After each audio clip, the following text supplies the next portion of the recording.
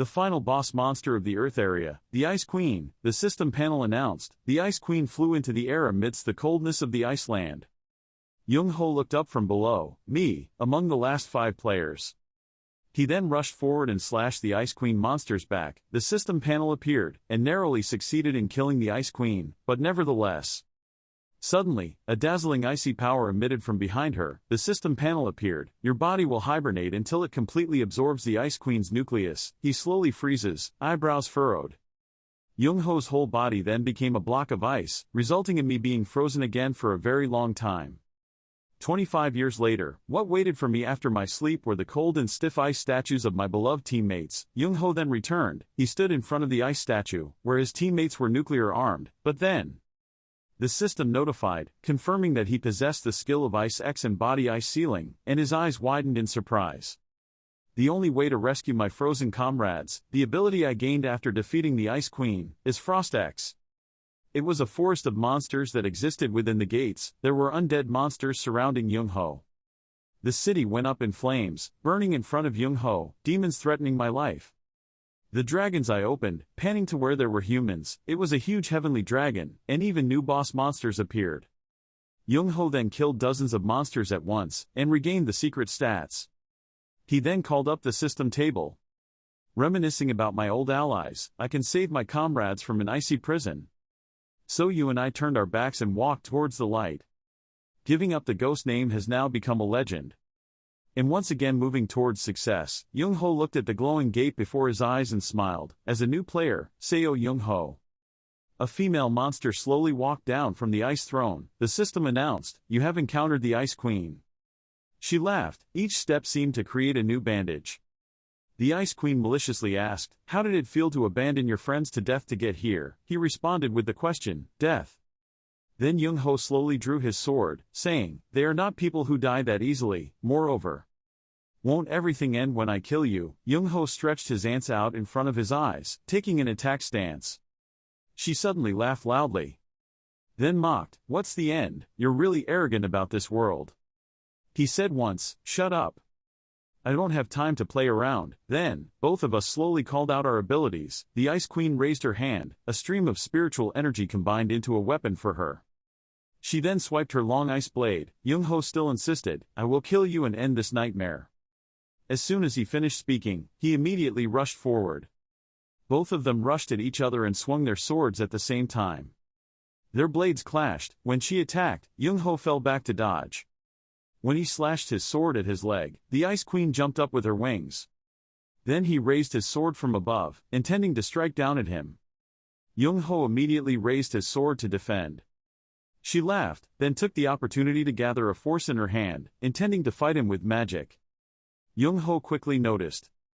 When she attacked, he immediately dodged aside. The attack immediately destroyed part of the castle. Young-ho quickly regained his balance and pushed back with his hands. Then he took the opportunity and once again took advantage of the momentum. In the end, Young-ho unleashed many slashes, seemingly blocking her. But without wasting any effort, he was able to touch her back. The Ice Queen knelt there. The castle had already been destroyed due to the battle between the two. She breathed heavily, responding to her failure with a smile, which was fun. He raised his sword and said, I don't see it like that. In a subjective moment, her back suddenly shone with a kind of light. Even Young-ho didn't expect her to use this trick. The ice force immediately shot onto his body, even though Young-ho used his hand to shield it. The system notices, you are absorbing the Ice Queen's power. Immediately, part of his body is frozen. Then the ice spread to other parts. His last thought was an unfinished curse. What the heck? The notification system. Your body will hibernate until it completely absorbs the Ice Queen's nucleus. Return to 76 hours ago, the south pole of the Ice Queen's lair, at the final maze there. A man banged his fist on the cave wall. Are you kidding me? This is no different than telling us to die. After quietly coming here, it was Night Kali Ramadat, one of your previous comrades. Only one person can go up. Another woman in the team also spoke up to calm down. Kali. She is the mage Skya Kililand, a female ally in Young-ho's team. She spoke up, we don't have much time left, we have to decide carefully. And I believe the ghost should be the one up there. He called out to her, Skya. Another male member grabbed his hat and said, I agree with Skaya's point of view. Besides ghosts, we are all at a disadvantage when confronting ice-type abilities. That person is Sniper Gilberto Green. When Ramadat heard it, he clicked his tongue. It was disappointing that I couldn't be the one to go up there. He sighed and explained, but there's really no one like a ghost, so I gave up. Mio then frankly said, since Kali had accepted so quickly, let's just consider it as an agreement, making him disgruntled. Hey, what's that about? She said, I don't think it's necessary to say this, but I also think it's best for the ghost to go up top. So it's decided. I stand in front of the four of them. Ask again, you probably won't regret it. Gilberto smiled and replied, regretfully, maybe, if you lost to the Ice Queen, and we all died in vain. But we believed in him. He then received trust from everyone. Skaya smiled and encouraged, I know you won't let our deaths be in vain, right? He stammered the last words before looking away from his teammates. Everyone, they smiled and replied, if it was you then he would have done it. His last thought was, I'm sorry. 25 years later, in a large flat-roofed building, a tour was being held inside. The MC spoke up, this is the year 2024. Monsters that humans cannot deal with have appeared. The Ice Queen is a monster, a logical monster that can freeze the Pacific Ocean with just a wave of her hand. Everyone is in despair when she appears. The MC stands in front of a large curtain and leads, but the 5 heroes still carry the fire hope and head towards the South Pole. A boy in the audience raised his hand and asked, what about the team attacking the lair? The MC immediately answered, yes, even though he is young, he is very smart. Legendary players who achieved the greatest achievements in history. Having said that, the MC snapped his fingers. In just a snap, the curtain was immediately pulled open, revealing 5 rocks that were the bodies of Young Ho and his teammates. The MC was leading. They were the people we call the 5 great heroes. Everyone please, pay respect. Thanks to the 5 great heroes, the Ice Queen was defeated. Countless safe zones appeared on Earth. Then, before finishing the sentence, Young Ho's hand had a slight fluctuation of melting ice. The boy immediately recognized it. Seeing that, he immediately stood up and pointed at Young Ho, saying loudly, the ice statue just moved. The MC laughed and said, I'm not sorry. The temperature inside the reinforced glass is controlled 24/7, as the ice on his body slowly dissolves. MC continued to say, if nothing could happen to the ice statues. Suddenly, there was a noise right behind her. That's right, the MC stammered as he slowly turned his head. At this time, the ice slowly melted due to Young Ho's body temperature. The MC continued to reassure, nothing could have happened after all that time. As soon as he finished speaking, Young Ho destroyed the ice that was covering his body, quickly unable to gain momentum and rushed forward. His head hit the tempered glass door. The startled MC immediately turned her head. The system announced that the absorption rate was 100%, and at this time, ice remnants were scattered all over his body. The system announced, congratulations. He trembled, saying while his breath was still cold, so cold. The system announced, you have completely absorbed the Ice Queen's nucleus. You have received the new skill Ice X. When Young Ho looked up, he couldn't believe his eyes. What the hell is going on? He wondered. Before his eyes, the security team had approached to take Young Ho out of the glass cage. Behind them was an entire audience with dazzling stage lights.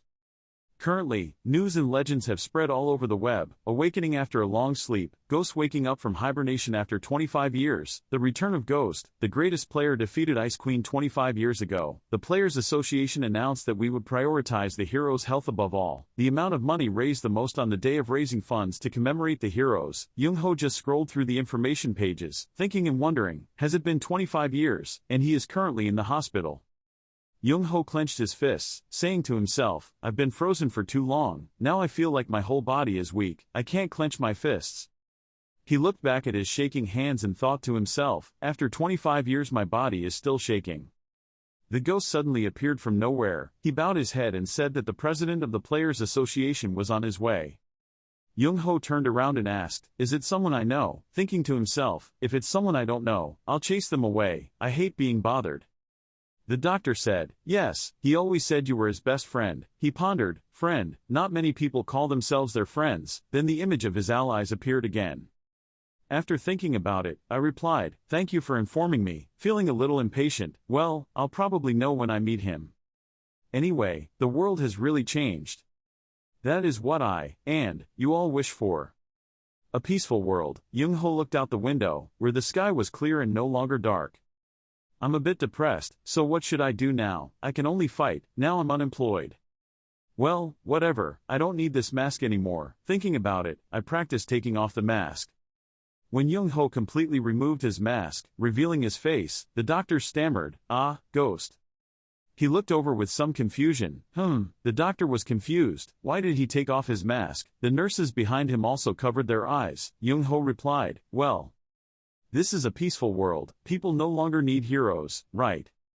The doctor was a bit awkward. "Well, I don't understand. Hey, what's wrong?" he stammered. From outside, someone arrived early. "Let me explain." A middle-aged man walked in. Behind him were two large bodyguards. Young-ho gasped. He was.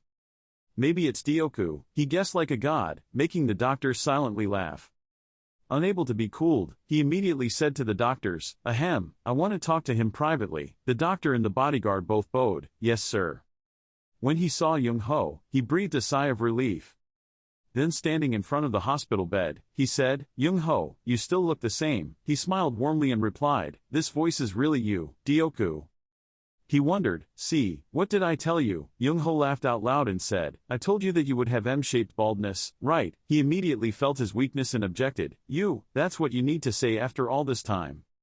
Then, the president was also speechless and said, "Hey, no bastard Seo Young-ho, I know is always like that. I was stupid to expect a touching reunion."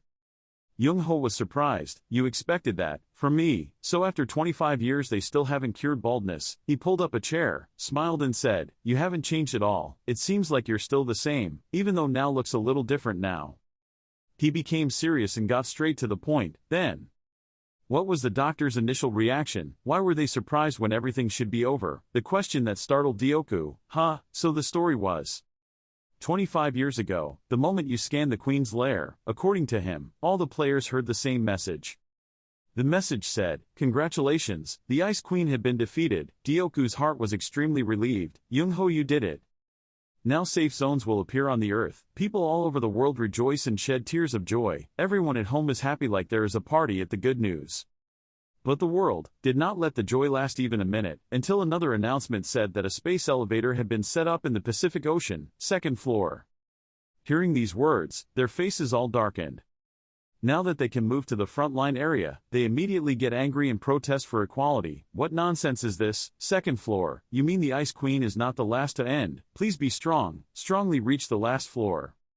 Then the world players, associations and politicians gathered for a big meeting. After a long meeting, they sent an expedition team to the front line. The second floor is the land of opportunity. Not only did humanity gain new magic and technology, but it also gained access to vast amounts of resources and knowledge. Young-ho wondered, and somehow, he replied, that created the prosperous Earth as it is now. He said, "That's not what I want to know." Dioku replied, "A total of 10 floors." He repeated, "There are a total of 10 floors in the space elevator." He counted, 10 floors.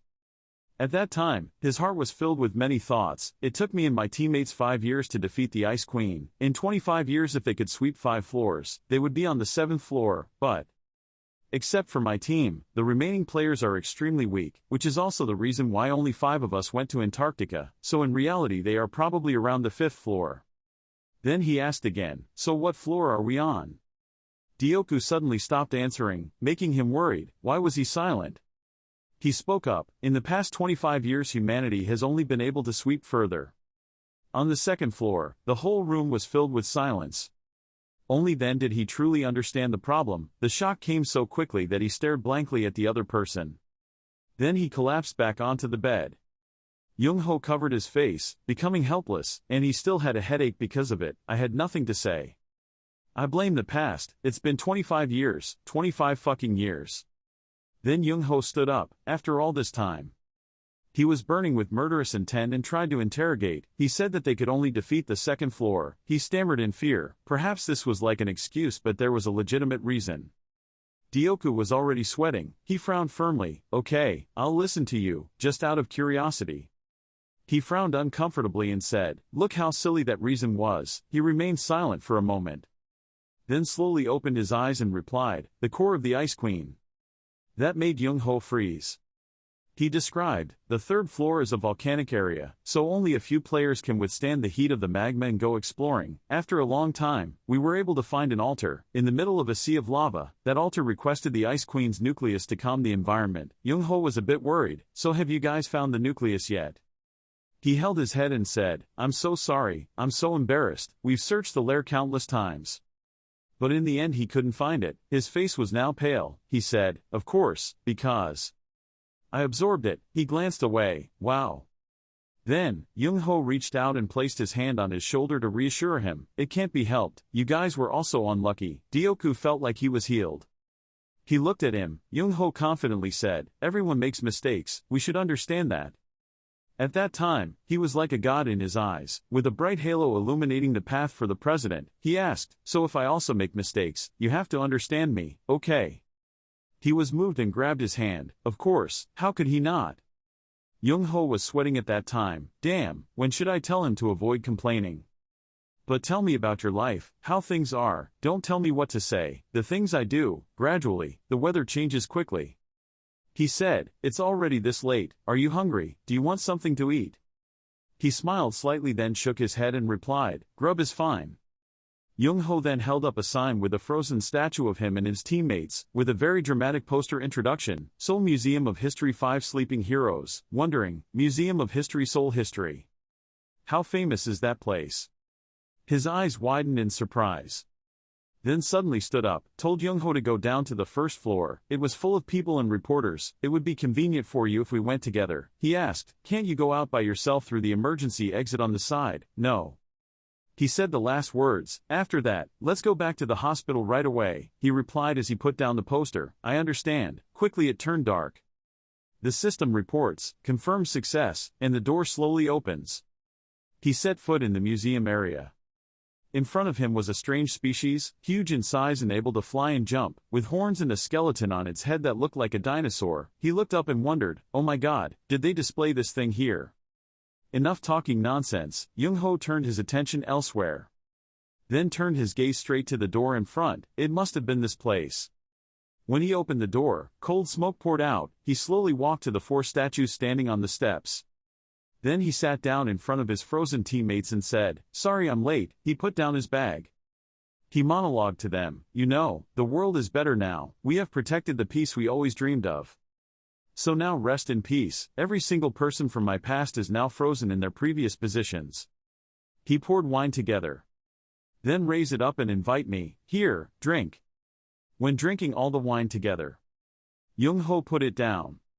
Then looked at Mio and asked, isn't the wine sweet? Her eyes had no light or soul, but the top of her head was dirty, making Young-ho uncomfortable. Ah, damn. He stood up and said, you guys are covered in dust. His hand placed on Mio's head, wanting to dust her off. But suddenly, a system message appeared, confirming possession of Ice Skill X. Monostat not enough, unsealing failed, with Ice Skill X. Young-ho was a bit stunned at first, but later realized what situation he was in. He looked at the ice statue with wide eyes. The system suggested, you can release the seal in the frozen state, making him wonder, what? He wondered, could I break the seal, could I bring them back? Young-ho thought and opened the system panel. He took the board, glared at it. What? My magic index is 18, is that intentional? He stood there silently after terrorizing the board. Then I slowly probed and read. It seemed like I couldn't do it in a day or two, but it was still possible. On the board appeared the information, Guardian of Darkness 5, Knight of Ghost A, Mind Hero A, Weapon Proficiency A, Intuition B, Special Status, Initial abilities have been drastically reduced. Initial abilities will gradually be restored over time and as you are promoted. You look at the word Frost X, this is the key. He thought, Ryoku always said rank 5 is the highest, I'm probably the first, but magic is the problem. Suddenly, he noticed something. This. Then use your hand to point to the board. You get this after killing the Ice Queen. On the board shows information. Special status. The initial ability has been greatly reduced. The original ability will be restored accordingly. Time. And when you level up. Title. Rank 5 Spring Starter. Defeater of First Floor Master. Ice Queen. Restore mana and stamina 500%. Each time you. Then he speak up. Wait. Young-ho strained his eyes to read. All stats increased by 30 every time he went up a floor of the space elevator, with this effect. He thought, if I could return to my original level when I went upstairs, I wouldn't just be stronger than before. But you can also use the Ice Queen's power. He reached out, placed his hand on his ally's ice statue again, and then he was able to melt the ice and save everyone. Thinking about it, Young-ho's fist trembled. He gritted his teeth and waited just a little longer. I'll help you guys get out of there, then I'll leave. At the hospital, a loud voice shouted, do you want to be a player again? Young-ho sat on the hospital bed and bowled his rice, leisurely saying, why are you so surprised, you already know, and asked further, why are you wearing a wig, I don't know anything other than that. Ryoku was worried, it was so sudden, before he would have hummed about how he wanted to retire, that was 25 years ago, he scooped up the rice and put it in his mouth. He clasped his hands in his hair and said, I don't think this is a good idea. Young-ho turned to wonder, why, he replied, then I want you to rest, and... Because of the demons, talking about this, he remained silent for a bit. Demons, players who use their awakened power to commit crimes, do not hesitate to kill and terrorize to satisfy their desires, they are a tumor of society. He asked, have they come back? Back then they didn't have space to breathe. He sat in the chair and replied, that was then. There is no CCTV on the second floor, and no other country has the means to contact them anymore, they must be celebrating. And since you weren't here, after listening, I slowly raised the rice spoon. Ryoku, I think I know why you don't want me to go back to being a player. He asked, they still hate me, right? He shrugged and answered frankly, they went crazy thinking about killing you. Young-ho was a bit scared, is that so? He finally said to forget about it. The only way he could return safely was to drop the ghost name, and return as Seo Young-ho, but why would he want to do that? He said, 10th floor, big question mark behind Ryoku. He raised his spoon and said confidently, I have to go there. He asked, why? He wondered, you still haven't found a way to get past the lava area on the 3rd floor, Ryoku honestly replied, of course not. Young-ho finished the last spoonful, I finished eating, then thought about it, what if? He glanced over, how about I tell you I know a way? He was frantic, what, do you have a way? Ryoku quickly got up from his chair, in such a hurry that he fell over. He slowly said, you said you still have the Ice Queen's core, right? After finishing the entire bowl of rice, he said, I'm full. He was surprised, you've finished eating solangtang. He looked away, his expression as if he wanted to avoid it. It wasn't that, he looked a bit dull, wasn't it solangtang? Both of them looked at each other silently, huge text could be seen between them, not solangtang. He shouted loudly, you ate a nuclear weapon, even the wings of the birds that landed on the hospital were affected and flew away. He was so angry that he was trembling. He tried to reassure, I didn't do it because I wanted to eat, as soon as I defeated her it entered my body, what could I do? Ryoku demanded, why you? Then he used his hand to press the back of his neck and complained, oh my god, my blood pressure, am I friends with this guy? Young-ho said apologetically, anyway, now I have the ice skill. He looked back and said, so you can use it to deal with the 3rd floor, he replied, probably so. Then Ryoku couldn't stop him anymore. He asked, is the reason you came back related to your teammates? He smiled and replied yes. Ryoku said, that's good, he continued, right. Then he touched his watch and said, so for now I'll deal with the doctors who saw your face, that's the least I can do. He happily replied, you're the best, Ryoku. Then, Young-ho fell back, and my ability was sealed, so now I'm level 1, he wondered, even my stats. He immediately reached out and replied, bingo, making Ryoku's blood pressure dance again, my blood pressure. Young-ho lay there and flipped through the book to read. The book was titled The Story of the 5 Great Heroes, then turned to ask, oh yes, can you get me the new player license? He turned on the screen on the watch, replied, oh, I forgot to tell you. The guilds are now stronger than the association. He immediately sat up, so can you get me the license? He said, no, I can. The major guilds have created a tradition of having to take a license test, and you can only get a license by taking a public test. I can't help. Hearing that, Young-ho was depressed lying on the bed. It was really annoying, he said, compared to before, that's true. But this is a good opportunity for you. He immediately raised his head in surprise. He laughed, said, think about it, if I want to fully support you, I need a good reason. How do you think we will get that reason? He laughed happily, oh ho. In my heart I thought, in other words, I have to achieve the best results so that everyone wants to have me. Young-ho immediately stood up. Okay, I understand. He smiled calculatingly and replied, I'm looking forward to the test. At the Players Association, check out the licensing area. The place was packed with people. An employee gave him the order number. His number was 75. Young-ho took it and thought to himself, I had to spend quite a bit of money. The employee spoke up, please wait here for your turn. As soon as he walked to the main door, he thought, the atmosphere here is quite normal. Young-ho sat down on a nearby chair, thinking to himself, it will be a while before it's my turn. Should I listen to what the other test takers have to say? As he thought, his ability began to burst out under his feet. The notification system, skills, Sentinels of the Night, and hearing enhancement had been activated. At this time, even if you sit still, you can clearly hear what people are saying. They are talking and watching the news. That's right, finally the ancient maze on the second floor. They said today's judge is none other than President Shimdioku. Ha, if I fail again it will be the fourth time. He was a bit relaxed, quite peaceful. The speaker announced, Number 1 invited in. A live broadcast appeared in front of Young-ho, making him a bit surprised. Speaker announcement, start, count from 1 second. He saw a candidate testing in the room and immediately made a loud noise. Immediately, the system created goblins for the contestants to fight. A person sitting next to him exclaimed, his fighting spirit is quite strong. The monsters are backing away from fear, they are watching the screen while talking, then the player points his spear at the goblins, they retreat a bit. The audience commented, it won't be easy for him, I'm so jealous. Young-ho feels normal, he said his heart out, who knows? He slowly analyzed that spears are good weapons to protect the space around the user. He sighed, but when his opponent began to close the distance, swinging his spear around like that was no small feat. Quickly, the monsters took advantage of the opportunity to attack. The loudspeaker announced that the first candidate failed. He thought to himself, so the test will continue like that. After a long wait, the organizers spoke up, finally, number 75, we're almost done.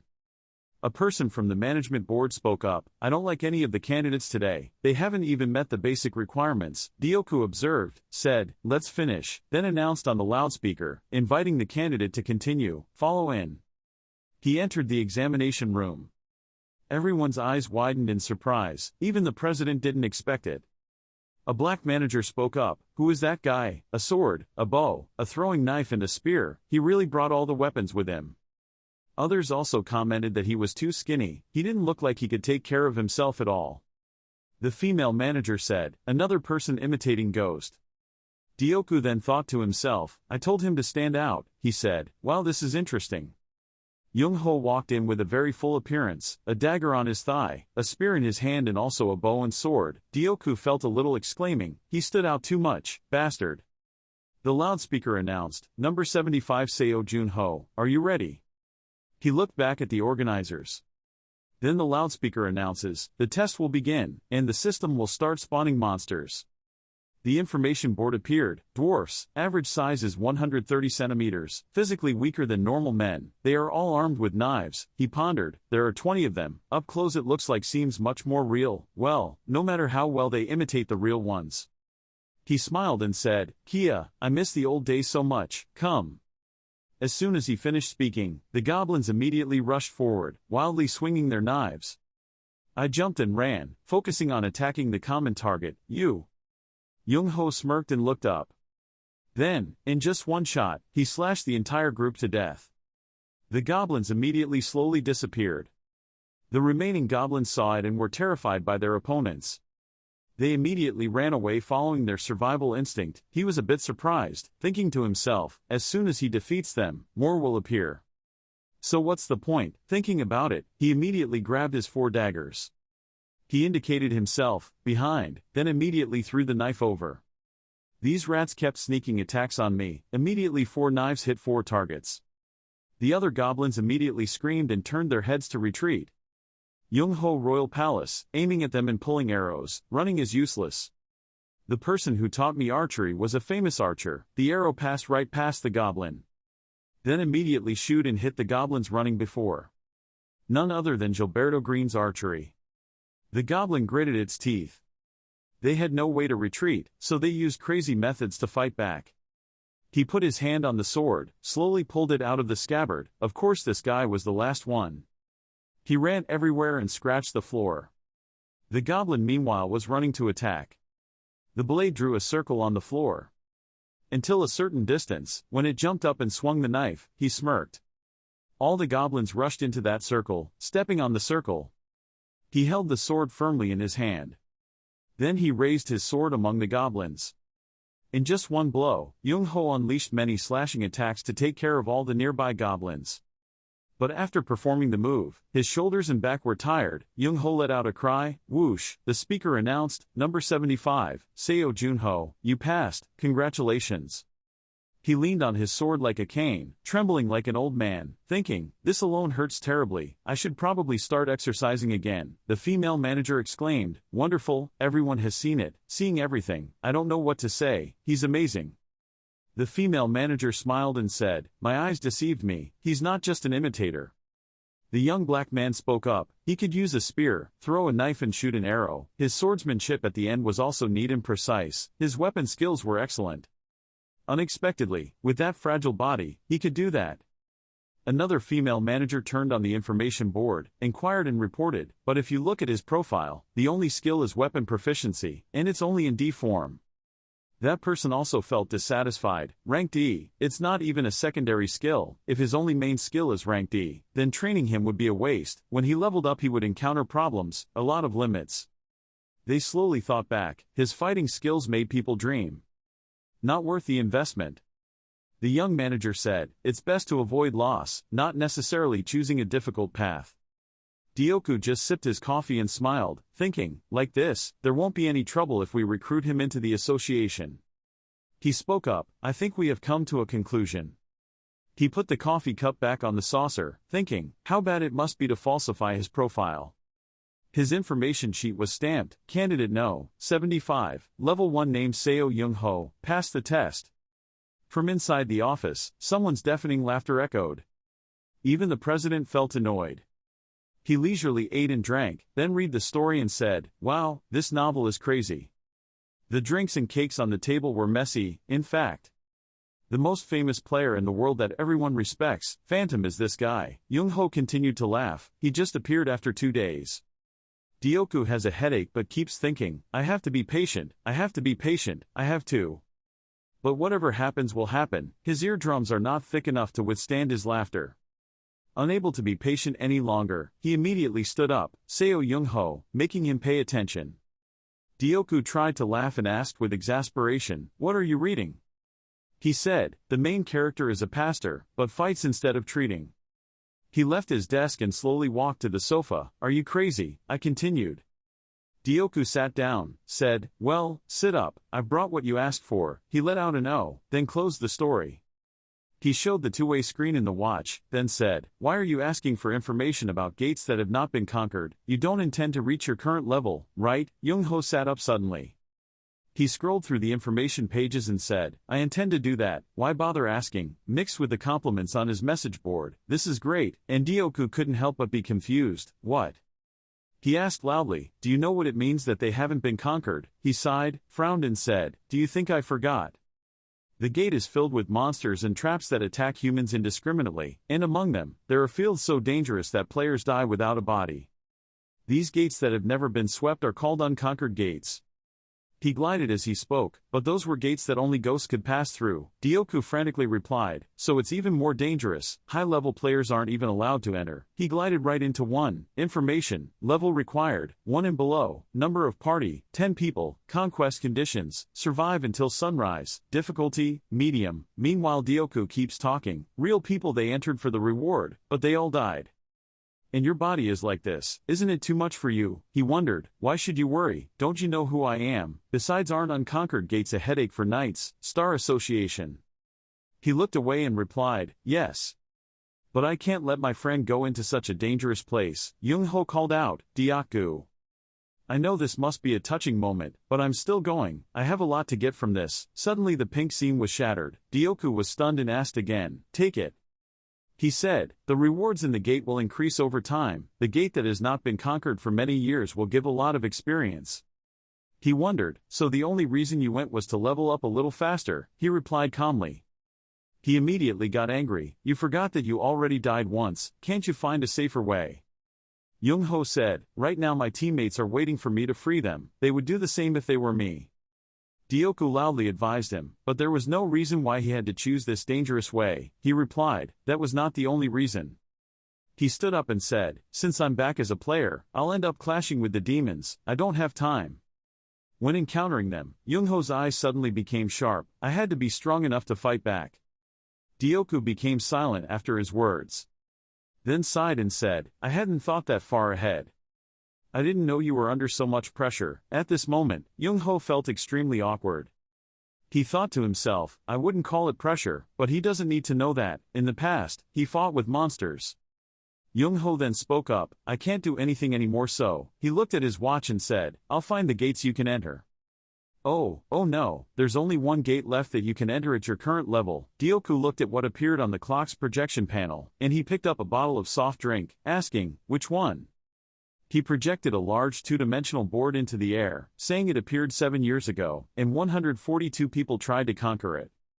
Then he pointed and said, only level 1 players can enter, so they call it the trainees' graveyard. He said, the conquering conditions seem quite easy. Dioku replied, anyway I'm quite confident. Suddenly, his watch beeped, catching Young-ho's attention.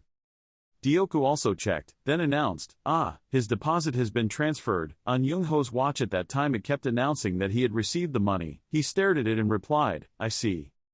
Dioku laughed, pointed at him and said, with this, you have a contract with the association. From now on, you will be my subordinate for 1 year. Seo Young-ho is world famous as a servant mine. Young-ho's eyes widened in surprise. What, subordinate? His expression was not quite what he expected. Young-ho immediately approached and threatened him. Okay, I'll show you what a servant really is. That new Dioku was sneaky. Calm down Seo Young-ho.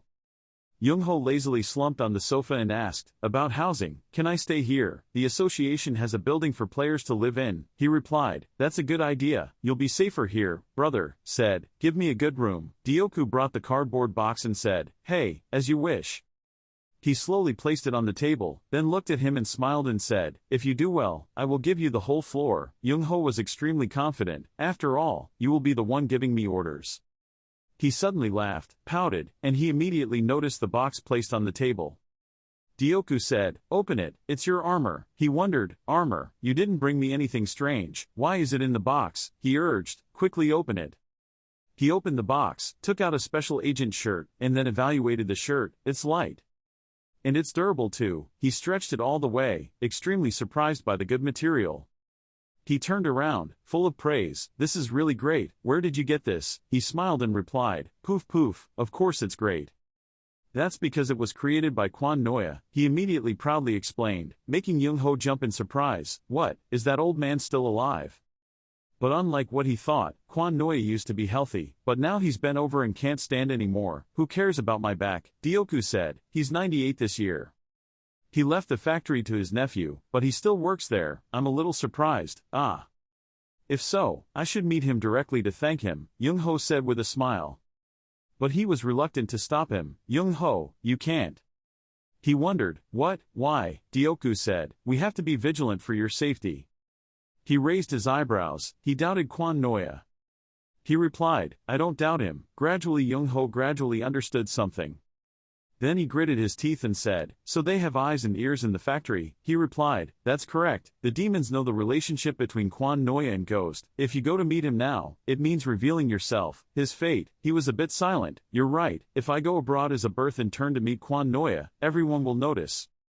Dioku put his hand on his shoulder and said, I told him that I support you, so he will understand. He shrugged and replied, we can't do anything else, I have to get stronger and go find him later. Tell him thank you, he replied, okay, just leave it to me. Young-ho continued rummaging through the box, saying, what weapon should I use? He said, the warehouse probably has some good ones, use whatever you want. He turned around, I was looking forward to it. Dioku laughed it off, well don't expect something at Kwon Noya's level.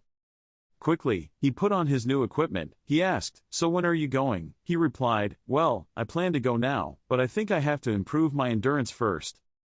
When Young-ho stretched out his arms to try on the uniform, he thought, just doing that test would already have exhausted all my energy. If my endurance is low I won't be able to fight against demons or monsters. These clothes are also large, again. Dioku asked as he adjusted his watch. It looks good. How long will it take? A month.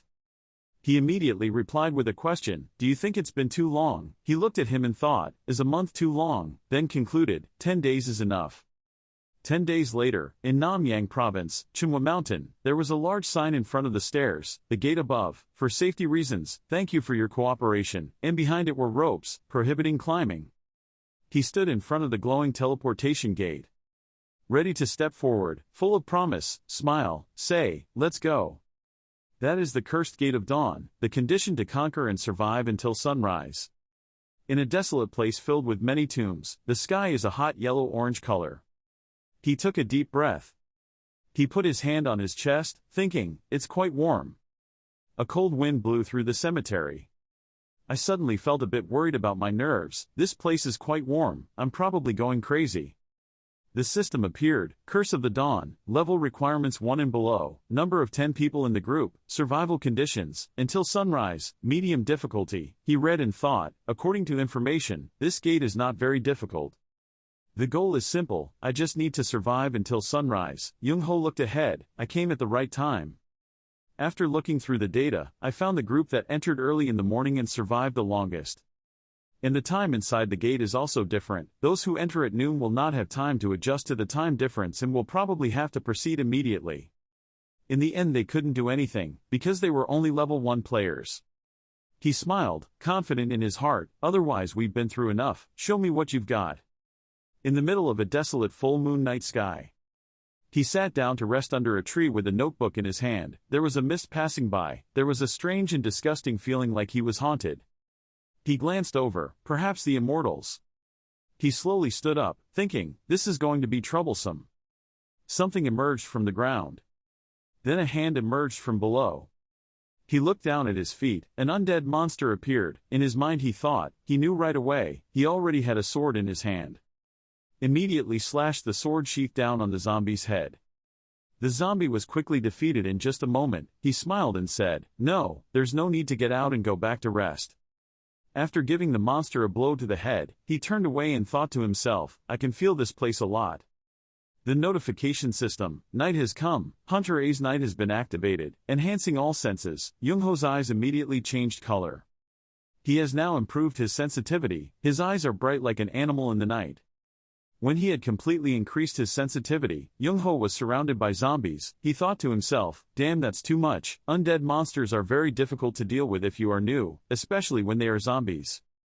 They don't know pain. At this moment, a zombie rushed forward, opening its mouth wide to bite him. But Young-ho quickly grasped the sword tightly. Then swing it back, slashing the monster's head, and unable to withstand the fatal blow, they ignore the player's wounded body and only focus on attacking. He immediately defeated the remaining animals with just a few sword strokes. Another slash aimed at their heads, causing panic. They were the perfect bunch. Now, he stood in the middle of a corpse of zombies, without any recovery skills for a newbie. He thought to himself, I understand why it is called a beginner's cemetery. Then, behind him the ground rose again. Another zombie intends to pounce on him. Immediately, Young-ho kicked it hard in the head. Then he laughed and said, but I've only been there twice, I'm not weak enough to lose to you guys. Suddenly, a growl came from the other side, and he glanced over. Wait, there are still too many. In front of him is another group of zombies, they continuously rush forward. After a while of punching and kicking, he sat panting tiredly. I wonder if it's over yet. He leaned his back against a stele, surrounded by corpses of monsters. The sky was also turning dark. Suddenly there was a voice from behind. Who? Someone. He was immediately surprised. What a voice! Young-ho stood up and asked loudly, where was he? That voice rang out again, a human. Over here. The voice showed him the way. Young-ho immediately ran to the source of the sound. When he arrived, it was a loosely buried coffin. From inside there was the sound of someone crying unjustly. He asked, is it down there? The person in the coffin replied, yes, here. Young-ho was digging through the mud and wondering why he came here.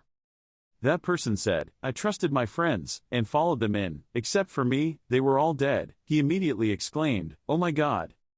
Even so, Young-ho's facial expression was still extremely cold. That person begged again, please help me get out of here. He replied, I understand. Before that, can you scream really loud?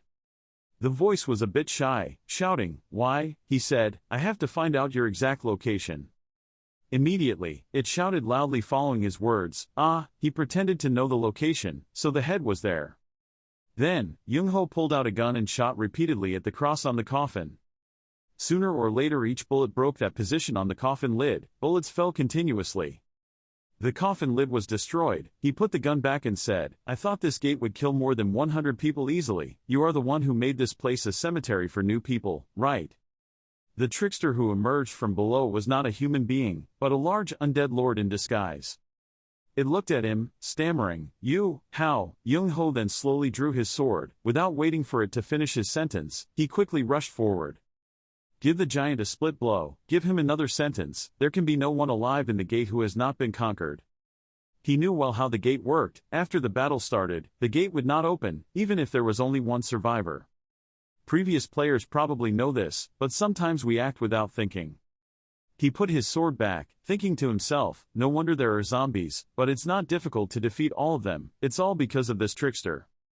System notification: all enemy monsters are killed, you have successfully conquered the Curse of Dawn. The system panel appears, Seo Young-ho level 5, Strength 30, Speed 35, Endurance 31, Magic 26, Ice Skill X. He observed and said, "I have advanced 4 levels, mastered the profession, the original ability has been greatly reduced, the original ability will be restored, over time and when leveling up. Titles, my stats only increase 5 levels at a time, not much but I should be happy." After that, he silently pondered, then asked again, "That's it, really, really?" Notification system: you received a conquest reward, a confession from the dead. He said, "Hey, scared me to death, I thought that was all it really was," then happily clicked on it. It was so fun, even though I thought I would get a rare item, but a new skill.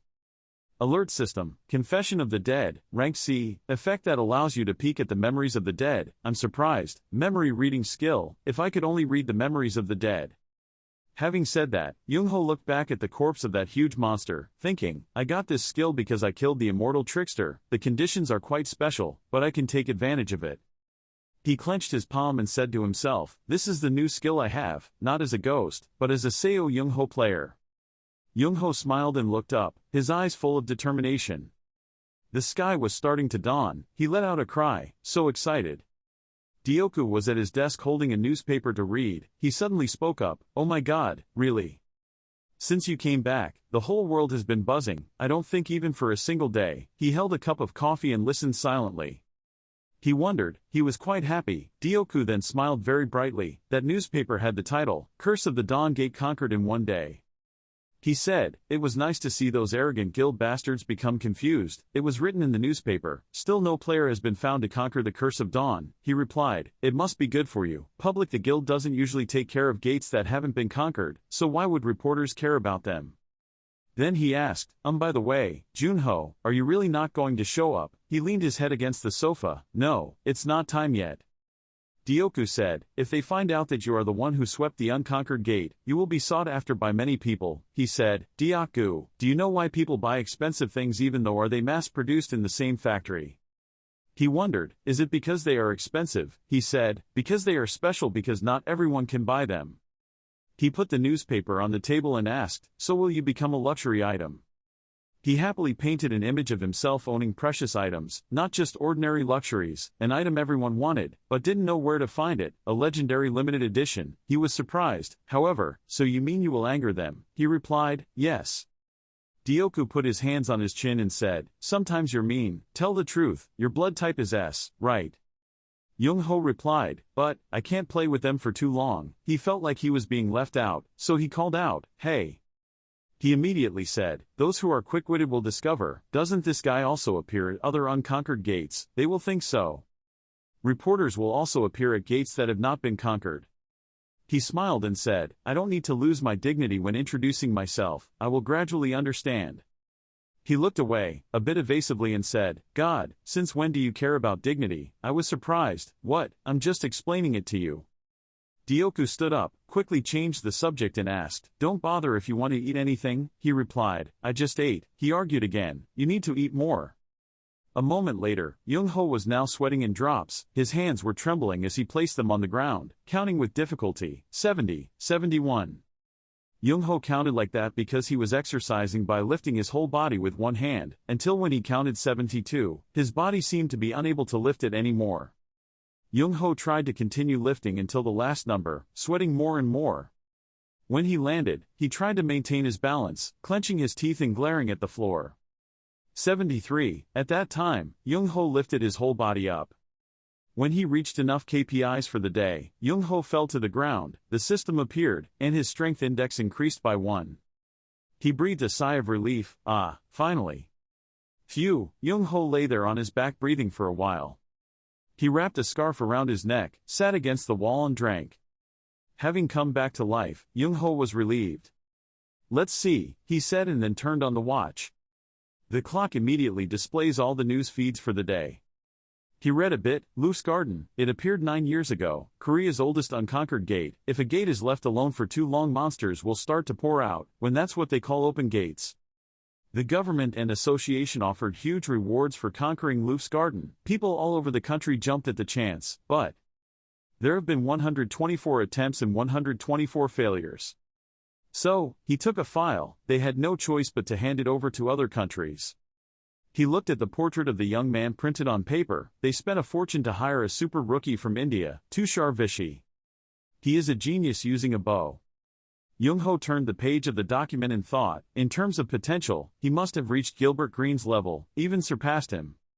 But Tushar Vishy failed, and everyone lost all hope of conquering Loose Garden. A 22-year-old player with a bright future just passed away. Regrettably, he closed the document page. Obviously it could be me.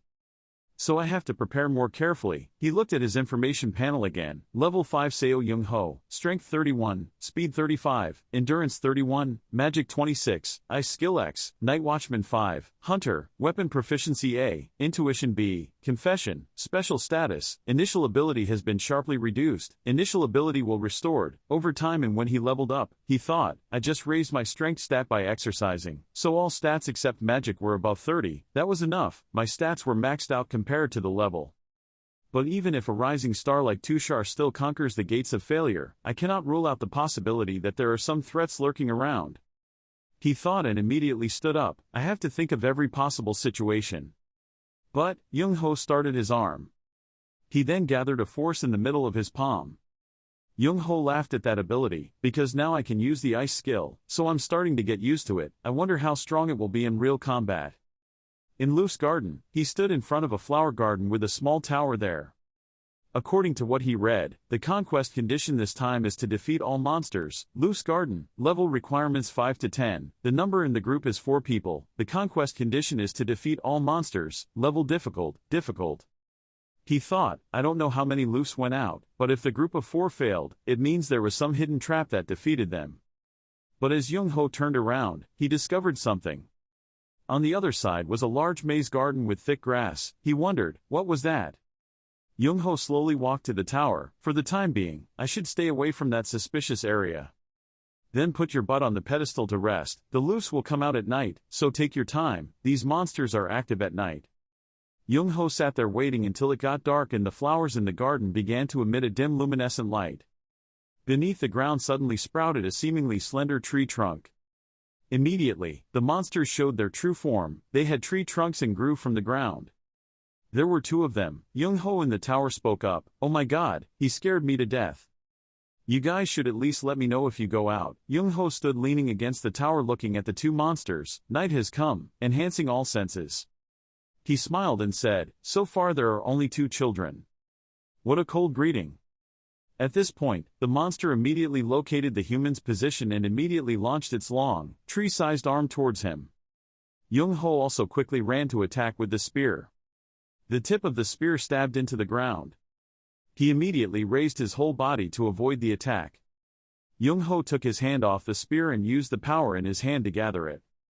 At that moment, the ice power merged into another spear. He aimed the spear at them. Then Young-ho frowned and used all his force to throw the spear. The light emitted from the ice spear shot through the monster's body, tearing both of them apart. He immediately landed behind the 2 dry corpses. He slowly pulled the spear stuck out of the ground. This one. That's great. He happily looked at the spear and praised, the power of the Ice Queen is true. Suddenly, a stream of energy shot past, and he reflexively dodged it. Is this a strange wave? Young-ho glanced over warily. All the monsters had been summoned, they were all targeting him, Young-ho exclaimed, 2 monsters were too few. He immediately took momentum. Then quickly rushed to attack. A human rushed into a group of monsters, with just a split second in a zigzag slash, but also easily cutting them into 2 pieces in just one blow. There is one remaining, it is still looking for prey. He immediately jumped forward and attacked from behind. Young-ho swung his spear towards the monster. The spear pierced the monster's neck. It is then defeated and collapses. Just as he was thinking, is it ending here? That's so fast, something from afar made Young-ho turn. It was another wave of monsters, twice the number. He turned around to face them, thinking to himself, since when did they gather in such large numbers? There must have been at least twice as many. Young-ho was confused just now, but now his face is pale, not to mention, they cloned themselves after being killed. Young-ho quickly walked away, the wind also followed his footsteps. He gritted his teeth, oh my god, how many of them are there, these bastards? Young-ho is trying to run away from the pursuit of dozens of monsters. One of the herd flew towards him, trying to catch him. But Young-ho quickly turned to use his sword to cut off its hand. He suddenly realized that he showed some vulnerability. Immediately use your other hand to gather energy. Then form an ice shield that blocks the monster's next attacks. They cut into the center of the shield. Not long after, the shield cracked, and the guy below took the opportunity to use his dark abilities. In just one blow, it simultaneously cut through half of the monster's bodies. They were instantly cut in half with just one slash of the spear. Their upper bodies fell to the ground. He slowly straightened up, sighed, puffed up, so tired, how many hours had it been? He walked over the monster's body and said, I'm really exhausted, but not to the point where I can't kill them all, but there's one thing that's bothering me. Young-ho continued to approach the last monster, muttering, even though he had an X-level ice skill, if it was only this difficult. Then 4 people should have been enough. He immediately jumped up and continued to attack. Among the players who have tried to conquer this portal in the past 9 years, there are people with a lot of potential. Not only that, super rookie Tushar Vichy is also one of them. From what I saw, he should have been able to destroy at least half of it on his own, and if he had teammates he should have been able to conquer it. He immediately aimed at the monster's stomach and then struck. The hand emits power that helps quickly create a large block of magical ice. Then he thrust it towards the monster's belly, but why did he fail? The system then announced, you have conquered Luff's garden. He breathed a sigh of relief, phew, I saw life flash before my eyes, dusk began to rise. Young-ho looked up ahead, well, as long as he doesn't die, that's fine. I don't know why I came here, I didn't intend to come here, but what is this place? In front of you is the large maze door. The cold wind blew out of the garden. He was a bit quiet. Then slowly enter that mysterious place. After walking some distance, he saw a skeleton lying on the ground, sword still in hand. Along the maze, blood was spread out on the walls and ground, I could smell the bodies. They tried to escape, there were too many groups, some people seemed to have died recently, their bodies had not yet decomposed. He looked at them silently, feeling a little pitying, the maze was just a waste of their time. If you can't block the monster waves, this is just a dead end. He walked a little further and then his eyes were blank. The road is over, in front of him is a dead end. But when he turned his eyes, he saw a dead body, along with a bow with a sparkling stone attached to it. The red bow, he was a little surprised. Then I approached the body and bent down to examine it, if I remember correctly, it was a storm. He quickly bowed to the body. Then he took the bow covered with cobwebs, confessed his sins, forgive me, he thought, the storm. If you shoot a shot with it, the arrow will fly around randomly like a butterfly, it is said that it is like the wind in a storm, just like the name suggests. He wondered again, the Indian government had rented it to Tushar Vichy, so this was him. When he paid attention to the skeleton's hand, he noticed a notebook, a notepad.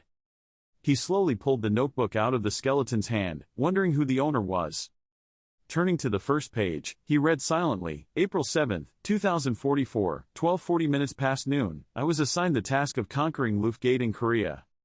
Tushar was extremely excited before, really, you asked me, I will do it at all costs, the other party called out, Tushar. Think back, that gate hasn't been conquered in all these years. The father tried to convince his son that perhaps he would not be able to return. Tushar was silent at that time. He smiled brightly and replied again, Koreans have come from far to ask for my help. How can I refuse? That is against Vishnu's teachings. In his heart he thought to himself, you are level 10, this is your chance to enter Luke's garden, you must do it. Are you really going with me? Tushar was a bit surprised when his wife opened her mouth. She turned around, looked at him and smiled, yes, of course I will go. She then holds his hand, I trust you Tushar, I will follow you to every corner. If you said you were going alone, I would find a way to sneak in. I'm very happy that you asked me to come with you, thank you, Tushar. Besides, I have to protect you, she said and giggled, making Tushar a bit confused. Protect me, why are you? Then he happily replied, I'm glad you'll go with me Zaya. I have no one else to rely on, you know that. She shook her head, of course I know, I'm your life partner. He replied yes. Then they both pressed their foreheads against each other. With a ring in both of our hands, we will conquer it at all costs. Somewhere, a little girl hurriedly ran out and called out, Dad. Dear child, I open my arms to hug you. When he lifted her up, the little girl asked, Dad, where are you going? He replied, Dad, going to work.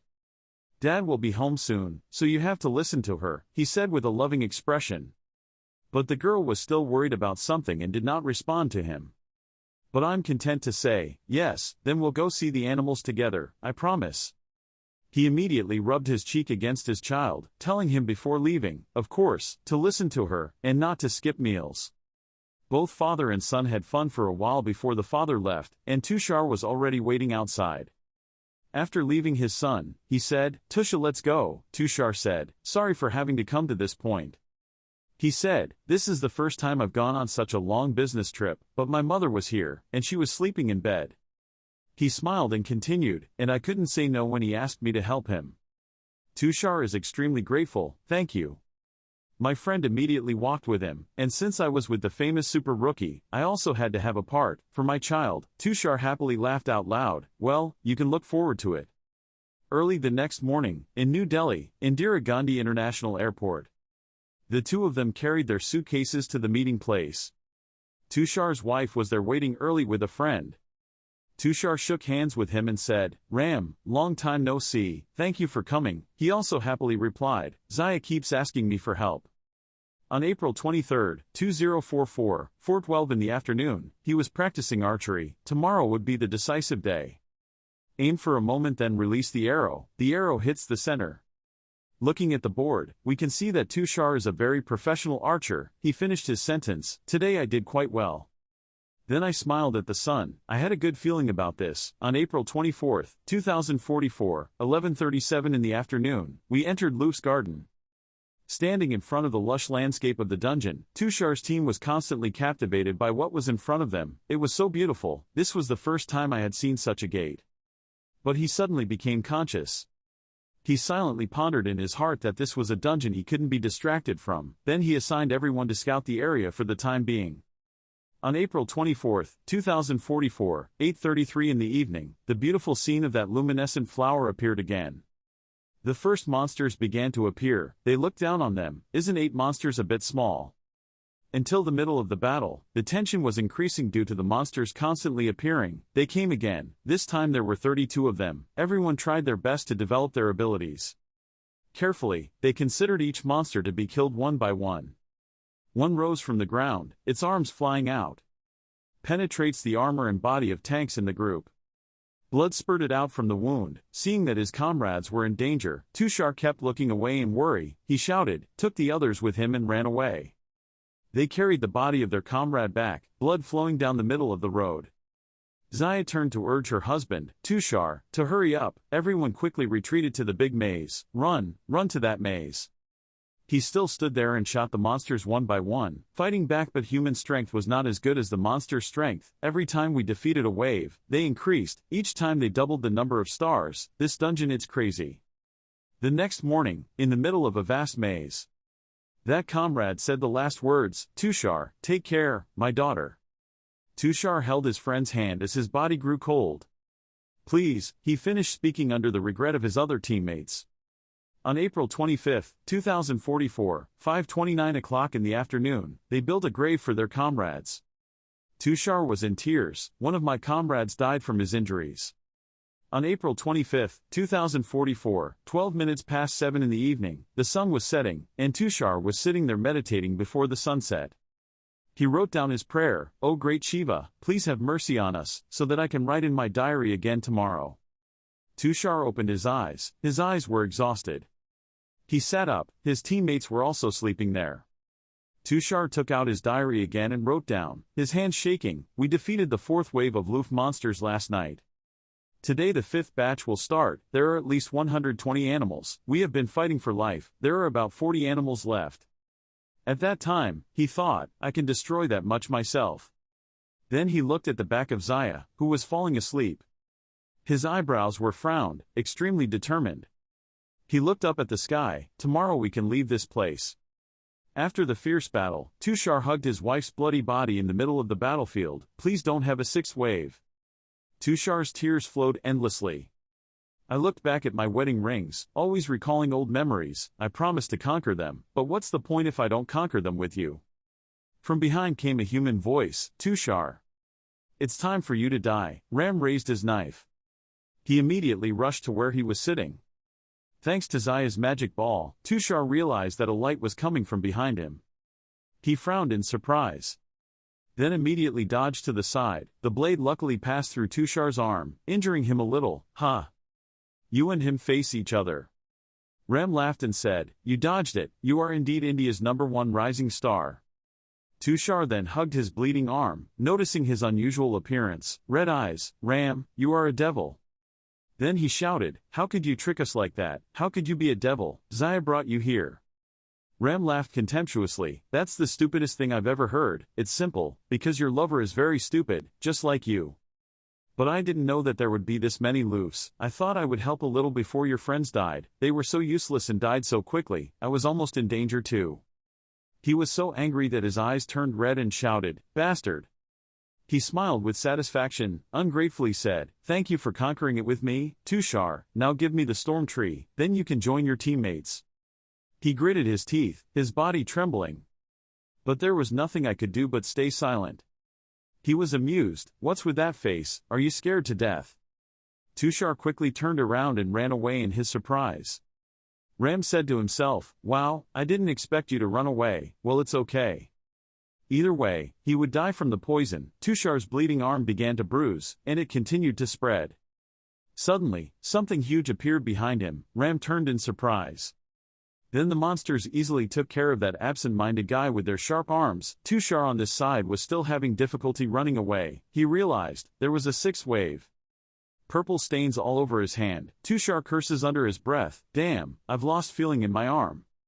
He quickly ducked and tried to run forward. But there was no way out, but the way back to the maze, not like this. Deep down he knew something. Along the road without hope. Blood dripped into a puddle below. Until he reached a dead end, Tushar stopped. He realized his fate and immediately panicked. No, he couldn't die like that. But after thinking about it, Tushar had to stay silent. Damn it. He sat in the corner of the alley. I had lost all feeling in my right hand. It seemed the devil had poisoned the dagger. Whether it was from the Lufs or the toxins, I would die. He immediately took out the diary and scribbled a few lines on it. "If anyone found this notebook, please tell our family that we are sorry." Young-ho also became silent after reading. The eyes are a bit regretful. He flipped through the remaining pages. It was over. Oh, there were a few more pages left. He kept his eyes glued to the notebook. At that time, Tushar used his last strength to finish writing the last page. If my comrades were still alive, we would have conquered it, wouldn't we? This was that devil's fault. Blood flowed from his hand, soaking the notebook page. The poison has taken over Tushar's right arm. He wrote the last line while glaring with hate. Damn demons. Oh great Shiva. Then the pen also fell. He looked up at the night sky in vain. Please let this Tushar become one with the eternal soul. The toxin slowly ate up Tushar's face.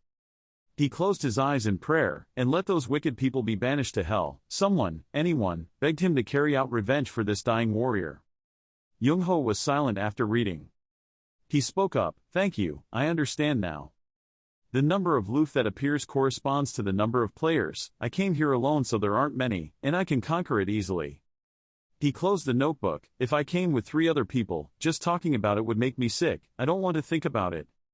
I'll bring this with me. Thinking so, he immediately put it in his bag. Young-ho turned to look at the bow, and this. I'll borrow it for a while. He picked it up. Then tell the skeleton, it's not like I'm taking this as a reward or anything. But I will definitely take revenge on those damn demons for you. Having said that, he turned around and said, see you later. The young hero of India, Young-ho left the place where the corpse was lying. Tushar was enlightened. In the building, Dioku's voice rang out, he was right. He slammed the newspaper on the table. Then happily held out other magazines related to you. We said nothing, but now the whole world knows. Young-ho covered his face. I told him that would happen, so tired. He added, I tell you, I really wanted to tell them at the entrance. He immediately stopped. Put that aside, why do you have to come here so early in the morning? You can notify me through Vita. He smiled and replied blatantly, we have to meet you directly to notify you. Furthermore, the Indian government has a message for you. They want to thank you for the diary. Their families have been notified, and the little girl will of course be extremely sad when she learns of her father's death. He hugged the back of his neck. Really, that's good. He turned away. This guy, you can be happy about it, he said calmly, clearly happy. Dioku put those magazines down on the table. But what a pity, I left the newspapers here. Young-ho wondered, what a pity. He said, Storm, it was created as a national defense weapon, but it was in Tushar's inventory. He realized, that. Here, look, he held up the bow he took out from his inventory. That sparkling thing left him speechless. Dioku's face was filled with surprise. Are you crazy? Finally, he shouted loudly. His eyes seemed to pop out. Why was it in your hand? Young-ho was immediately deafened by his sound. Oh my ears. He held his head and lamented, you should have hidden it, you knew it belonged to the Indian government. He covered his ears and said, I only borrowed it temporarily. Dioku held his head and wondered, my head, what are you going to say, that Tushar transferred it to you from his pocket? He finally gave in. Whatever, find your own way, he said, I don't intend to use it carelessly, so you don't have to be so sensitive. He immediately shouted, no monkey, they think it's gone. He replied, no, that's not what I meant. He immediately let out a sigh. He said, it's because of the devil it attracts. Dioku was surprised, but he died in the gate, right? He said, he probably wasn't the only one chasing the bow. That guy must have seen the article by now. But he wasn't stupid enough to believe them. When somewhere out there, a man stood in front of the bulletin board, India's national weapon was lost. That guy frowned. Young-ho continued, he was a crazy person who treasured weapons more than life. He put the bow away, continued, he knew I had it and would hunt me down. He replied, you're right. Dioku looked at his watch and said, I'm thinking of a guy. Then a wanted notice board appeared, the Demon Cow Singer. He introduced, he was famous for his bow collection. Young-ho felt interested, even other demons talked about him, quite cool. Dioku continued, but thanks to that, he was wanted all over the world. He didn't fit the level requirements, so he didn't enter Luf's garden himself. That's right, and if he was hunting me. Young-ho said, he will cooperate with other demons, to capture me at the next unconquered gate. He will be even stronger than Tushar when he was alive. He immediately became panicked. What? That's too dangerous, you can still return it, he said. Calm down, if we prepare immediately there will be no problem. Better again. Young-ho laughed, you think I'm easy prey? Dioku then was speechless and fell silent. Then replied, of course not, you are you, but... He put his hand on his shoulder. With full confidence, I still hope you will stay safe. He grinned. Then said, who do you think I am? I'm the unique Seo Young-ho. He put his hand on Dioku's arm and said, don't worry too much, it won't be like 25 years ago. He breathed a sigh of relief, okay. Then finally, he was relieved. Hey, you haven't changed at all. Young-ho replied, well, I'm still me.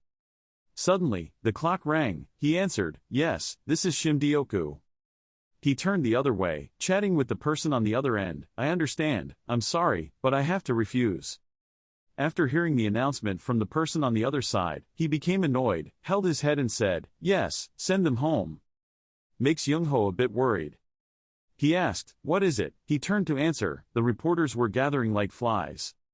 They all heard that he was the one who conquered the gates and wanted to interview him. He became interested. Then he spoke up, "Diaku, don't chase them away." It surprised him. Why not?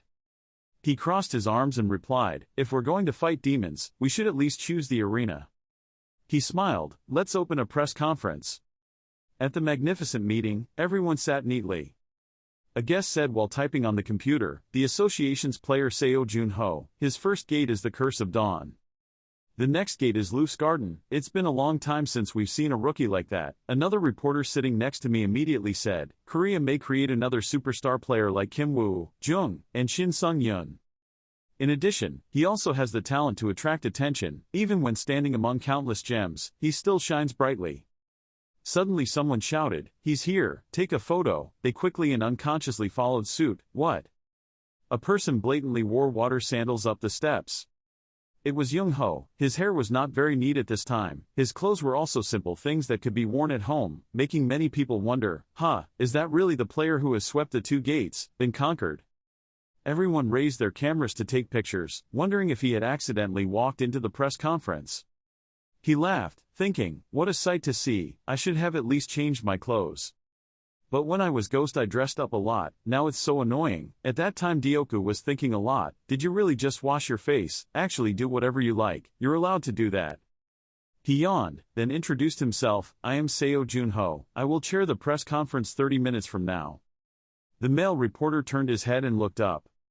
Everyone immediately raised their hands to ask for an interview. "Please tell us in detail about your experience in the gates, how you felt when entering. Is there any special reason for your debut through the gates? Has the gate not been conquered yet?" He finally replied, "Starting with the Curse of Dawn." After his long story, the male reporter and his sister next to him also became tense as strings and listened. What is this? It feels like he has encountered similar situations before. He has many more experience than he shows. Suddenly, he looked at the clock. Then he said, "I will take one more question." Someone immediately raised his hand. "Have you decided which gate to enter next?" Jung-ho smiled. Then replied, "No, there is a gate I want to enter, but my level is too low." The reporter wondered, "Where is that?" He smiled brightly and said, "West Sea Gate." The female reporter was immediately so surprised that she dropped her pen. They were all excited. The cameras immediately started shooting towards him. "What?" they loudly asked. "Mr. Seo Jun-ho, are you talking about the West Sea Gate? They always said it was the last unconquered gate in Korea. If he succeeded, he would sweep 3 unconquered gates, something that had never happened before." He smiled and frankly replied, "Yes, that's right."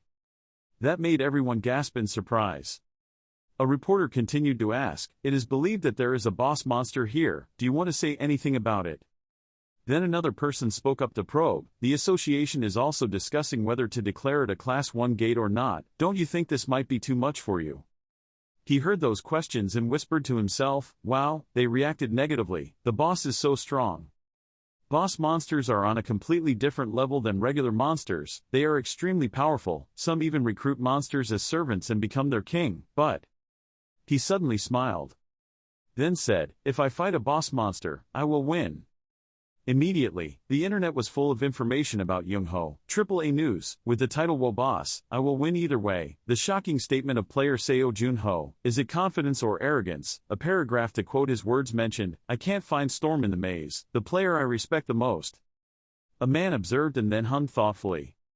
He spoke up, "Just because of a new recruit, there was a lot of noise." Another news, "I will win anyway." Player Seo Jun-ho's shock. The subordinate replied, "That shows that the gates have not been conquered. Dress is very important." He said, "It's been a long time since I heard something interesting like this from the first floor." The subordinate looked up. "If you're interested, do you want me to contact him?" He said as he tilted his head up, "No, I'm not that interested yet. On the contrary, actually." His finger rolled the sugar next to the coffee cup, saying, "If something extraordinary happens, people call it fate. If it happens twice, people call it skill." Then, he put the sugar cube in the cup, "But I think they should wait until the third case happens before judging. There's no need to remember every name and it will fade before then." The subordinate was a bit surprised. Then his hands and feet shook. He just replied, "I understand," thinking in his heart, if the player Seo Jung-ho creates another miracle, he will receive an invitation personally sent by Shin Sung-yeon. The president of the leading Korean Goblin Association, Jung-ho, now held the paper in his hand and looked at it. He said, "Forget it, this one too." Dioku immediately brought up another one, "And this one?" Jung-ho replied, "Not bad but not good enough, let it go." Then he gathered all the papers and said, "By the way, these are all commission requests." He smiled and replied, "It's because of the press conference, you're extremely famous now." Then add in, lots of experience, appropriate difficulty, and good pay. It's hard to find a requirement that meets all three of these things. He was a bit speechless. "To be honest, I think we can give up and choose the last one," he said. "No, your first commission will set a precedent." After a moment of checking, Dioku brought out another photo, saying, maybe this one, coming from a father who was looking for a cure for his daughter's incurable disease. The key to the cure is the core of the ash fox. He was a bit interested. "It's been a while since I heard the name Ash Fox," he wondered. "Did you encounter one when you first started as a player?" He replied, "I almost died." Dioku then clicked on the watch screen, saying, "It would be easier if I showed you." It was the Tianho National Level Gate, which surprised him. "What?" An image appears. It is a burning sand dune, level 5 to 15 required, group size of 10 people, conquering conditions, defeating all ash foxes, difficulty level, difficult. He said, "It only appeared 3 months ago, so it hasn't been declared unconquered yet, but the monster has already eaten 7 groups. Jung-ho said, "The level required is even more detailed than the Ash Fox Gate I conquered as Ghost. It will be more difficult than before." Then he encouraged, "It's not as difficult as you think. The player's standards have increased, the item's parameters are also better. I'm a bit apprehensive, since I came back, I haven't seen any good players, but I trust you." Dioku said, "Okay, if you want to admire my junior skills, then do this." Then he handed out a piece of paper. But he also realized something. "Yes, actually this is my friend's commission." He looked at Dioku in surprise. "Friend, who is that?" He replied, "Do you know Manhwa Group? He is the CEO." He wondered, "So is Manhyuk's son?" He said, "Actually he is the second son named Choi Pil-ho." There was a knocking sound from the main door, making Jung-ho and the chairman pay attention. A female heel entered. "It's Secretary Seon," she said. "Chairman, you want to see me?" He happily replied, "Welcome Ms. Cha Si-yoon. From now on she will be Seo Jung-ho's secretary and manager." He stared at the girl, thinking, no matter how famous a rookie I am, it would probably be very suspicious if the president kept doing everything for me. She then went to shake hands with Jung-ho. "I'm Cha Si-yoon and I asked you to take care of me." He politely replied, "Yes, I asked you to." Dioku contributed, "Mr. Seo Junho, I will talk to the president of Manhwa Group, so please work with Ms. Cha Si-yoon. She is extremely talented and you have to rely on her in the future." She immediately bowed. "I am grateful, thank you for your compliment." He said, "Then you two go, I expect a very good result." Both of you said in unison, clearly. Along the drive, Seon spoke up, "Mr. Seo Junho, do you know about Manhwa Group?" He replied, "Yes, they are #1 in Korea." She also contributed, "They are famous for their clean tax records and protect the royal family's private life." They went to a small path. She drove and said, "Their life used to be perfect." But tragedy struck, and suddenly, Seon's bright face turned serious. She said, "Choi Pil-ho's eldest daughter suffered from 9-yin-li syndrome." He thought to himself, it is a congenital disease that appears in people with high yin energy. The only way to cure it is to implant something that carries a lot of positive energy into the body to prolong life. Once out of the pipe, Si-yoon continued, "One of the ways to cure 9-yin-li syndrome is to use the core of the ash fox. 29 years ago, Mr. Ghost, the greatest player at that time, hunted the ash fox in his body, demonstrated its effectiveness." Suddenly, she said something that must have surprised Jung-ho. Mr. Ghost is an innocent person he admires. He was being talked to indirectly. He also became a little embarrassed and wiped his nose. Si-yoon noticed his actions through the glass and immediately asked frantically, Why do you look so shy?" He quickly replied, "I don't, I feel moved after listening to her story." When arriving, the car parked in front of the gate. He stood in front of the closed wooden door and said it still looked the same. She was surprised. Had he been here before? He replied, "A long time ago." Si-yoon walked to the door and said, "Please wait here, I will go in first." From inside came a human voice, "You are the one playing Seo Junho, right?" Both looked over. There was a middle-aged man with a bodyguard standing next to him.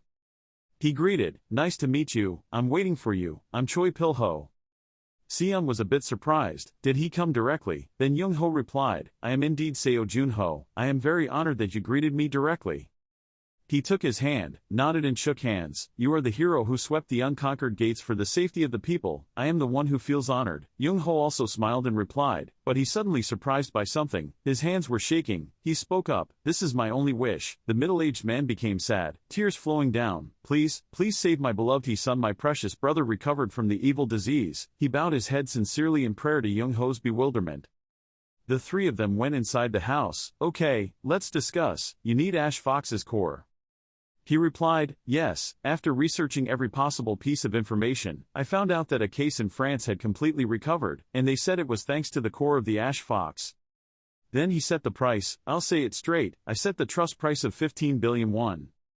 I will give you any items or materials you need for the gate, and any items or materials you need for the gate, and anything you ask for, as long as I can answer them. In response, Seon was extremely surprised at that time. She thought, the commission fee is a hefty sum, surely he will, but suddenly, Young-ho's words interrupted her thoughts. I'm sorry but I will have to refuse. Both of them were surprised by you, Mr. Young-ho. At this point, he frowned and thought of a way. Then turned to persuade, 25, or I will give you 30 billion, isn't that enough? He flatly refused. I didn't tell him to increase the price, 10 billion was more than enough. His words made Seon's pupils narrow, extremely surprised. Even Mr. Pilchoi is the same. He asked, can I ask why? He slowly replied, when Phantom accepted the proposal of the French entruster, he received 100 million. The entruster was willing to give up his entire fortune to save his life, daughter, but he refused and only asked for 100 million. The ghost held out his hand. My reason was the same as his. He was reaching out to the person who entrusted him at that time. He should not take advantage of the person who wanted to save his family. It was late afternoon when we returned to the building. He left the car, Seon said. I will park the car, you go first. He replied once, understood. Then she wondered something. He heard the story about Mr. Ghost from the association president. The question made Young-ho startled. Oh well, President Shim Deok-gu is Phantom's close friend. Then he asked, do you believe that story? Secretary Cha, Ghost is famous for being cold and mechanical. She immediately replied, no, actually. A good person like that day would definitely do that. Seon smiled with eyes full of hope. You wonder, is he a good man, Ghost? She replied, I think so, and I'm even more certain after hearing what you said. Then it was said that Mr. Ghost saw his parents die right before his eyes. The trustee has enough money to offer 10 billion won. If not, I think he would have proposed a price. People who couldn't save their families wouldn't want others to go through the same pain. He was extremely surprised to hear. Then she said, well, no one else knows except him. Young-ho laughed a few times. Inside the center, Deok-gu smiled and asked how Cha Si-yoon was. He replied while walking with him, we've only been together for 2 hours. She's very good at summarizing information. Deok-gu happily said, you'll quickly realize her true value. With just her ability, she could have worked at a famous guild or a large company. She decided to work here just because the guild would be taking care of the ghost. He was silent, listened to him. Until a certain gate was closed, Deok-gu went to the board and put his hand on it. It was a fingerprint recognition scanner. He looked at the door in front and asked, where are we? He smiled and said, this guy shouldn't talk about it because he's embarrassed. All 5 of Deok-gu's fingers were strictly scanned. Once trusted, the system automatically opened the door. He said, if he wanted to defeat a monster at Ash Fox's level, then you have to bring something useful. In front of him is an array of weapons and other modern technology to store. He said as he walked, in the past 25 years our technology has improved tremendously. Young-ho followed behind. He glanced over at the weapons placed in the glass cage. Deok-gu continued, we have created weapons made from materials you cannot imagine, and changed the traditions of players. Then he threw him the sword, and Young-ho quickly caught it. He said, try using magic on the sword. He was surprised, on the sword. At this time, the phantom power was cast around the sword. Then suddenly, the blade became so bright that even Young-ho was surprised. He said, if you use even a little bit of magic, an artificial sword will appear. It can pierce the ORC's skin. He silently stared at that light. He continued, and that thing creates a shield if you infuse it with magic, or that's a magic bomb. He asked, so today's players only using these weapons? He paused. Then turned around and shrugged, that's it. High-tech weapons are extremely effective, so why not? He continued to wonder, even rankers, he replied, I'm not sure, rankers often use self-designed weapons. He said, these are nothing more than toys, when confronting a real predator. Young-ho remembered himself when he encountered the Ice Queen. These would be useless, against monsters that could tear apart a player's magic. He asked the question, Dyaku, why do you think weak monsters appear at low levels? He also wondered, is it because you will die when meeting stronger monsters? He said, ironically accurate, when it comes to things like this the system is actually very fair. The information panel shows up, LV9 Seo Junho, Strength 34, Speed 39, Endurance 35, Magic 37, Ice Skill X, Sentinel of Darkness 5, Hunter of the Night A, Hero's Mind A, Weapon Mastery A, Sharp Intuition B, Confession of C Dead Person, Special Status, Initial Stats have been drastically reduced, Initial Stats will restore with time in title. Then further, the player must grow by facing opponents with the same stats, so that they can defeat stronger enemies later with the strength and experience they gain. Dyoku wondered, don't you think these weapons are effective against strong monsters? He replied indifferently. Dyoku then laughed and said, you're right, players who only use high-tech weapons will never achieve anything great, these weapons are only effective when conquering gates of the same level. I turned back, oh, is that so? Young-ho's eyes focused on a sword with a wooden scabbard. He took the sword and pulled it out, asking, what is this? He replied, that sword was also made from new materials, but it wasn't particularly useful so I threw it away. He asked again, really, then tried searching. Young-ho swung his powerful sword forward, a powerful aura quickly dispersed, so strong that even Dyoku had to shield himself with his hands. His force shocked the weapon's storage shelves. After the earthquake, he also became bewildered. He said, the world has really become interesting. Then looking towards him, the player's growth was hindered by this toy. The next morning, the cameras were ready to shoot. A gate appeared, everyone was there, the majority were reporters. Sion looked out from inside the car at the situation outside and reported back. It seemed like there were a lot of reporters and quite a few players. She turned around and said, everyone was excited about Ash Fox's core, including Junho. A group of 27 people would enter the gate, some of whom were sent by the guilds. When Sion handed over a cup of hot tea, for him, Young-ho also noticed. He took a sip of hot tea. Then she complimented, it's delicious. She smiled and replied, it's lavender tea, do you like it? He put the cup of tea on the tray in the car and said, when I get back, I want to drink another cup. Well, tomorrow you have to get up earlier than usual. Sion was surprised, why did he wake up earlier? He smiled as he left the car, saying, after today's conquest, I will receive dozens of commission requests. Outside at that time, there were many reporters taking pictures of the player. As soon as he walked out, dozens of reporters immediately followed. Many questions arose. Mr. Seo Junho, is it true that he was personally entrusted by Manhwa Group? This is the first time he fought with other players. What do you think? Ash Fox is a difficult boss, you can definitely defeat it. Other players looked at him, secretly jealous. Looking at him, people would think he was a ranker. Normal players like us are always pushed aside. He is currently a famous rookie, anyway, so they'll probably put him in the news. They started to mock Young-ho. Did that skinny guy really sweep through 2 gates that haven't been conquered yet? I don't believe it. Even his equipment looks shabby. He must have a lot of things in his bag. Do you really think he's going to enter the gate with that weapon? Young-ho just spoke up. I'll end the interview here. Another male player here ordered, prepare to go. His team consisted of 3 people, not including him. Minute Wu got in line, stood in front of the dungeon gate with his teammates, then they all went inside. It was time to depart. At 11:28 o'clock in the afternoon, the entrance to the sand dune gate was burning, in the middle of a desolate desert full of sand. The tired players trudged along. They whined, damn, it's a desert area, can we fight in this sand? It's crazy hot, the sand of the desert covers everyone's feet. A young man stood up as a commander and spoke up, please listen to me. They immediately felt strange. Who was he? He smiled and said, let me introduce myself, I am Cha Min-woo, a member of Korea's 13th ranked Chung-hae Guild. When hearing this, everyone was surprised. Chung-hae, the guild participating today is Chung-hae. They started talking, where only the elite can enter. Min-woo then said, come on, as you all know, you can't do much alone in a gate like this. With such a large group size, we don't want to fight each other and put ourselves in unnecessary danger, so I want to make a suggestion. To the other player's surprise, a suggestion. He smiled, bet, 1 million won. Our guild offered 1 million won to those who followed our instructions during the conquest. Then he continued, but we will take the conquest reward, Ash Fox's core, immediately surprising the players. What? They immediately objected, so what you really want is the core, you haven't even spent 30 million won to pay us, how are you going to get Ash Fox's core without help, Chung Hae's help? He spoke up, our guild is being very generous with you, if anyone changes their mind, we will only set the price at 5,000 won, at which point the players bit their lips and remained silent. Then I quickly raised my hand to apply, I accepted, hey Mr. Kim too, if we join, will you give us water to drink? Suddenly, another player entered. He entered the desert alone.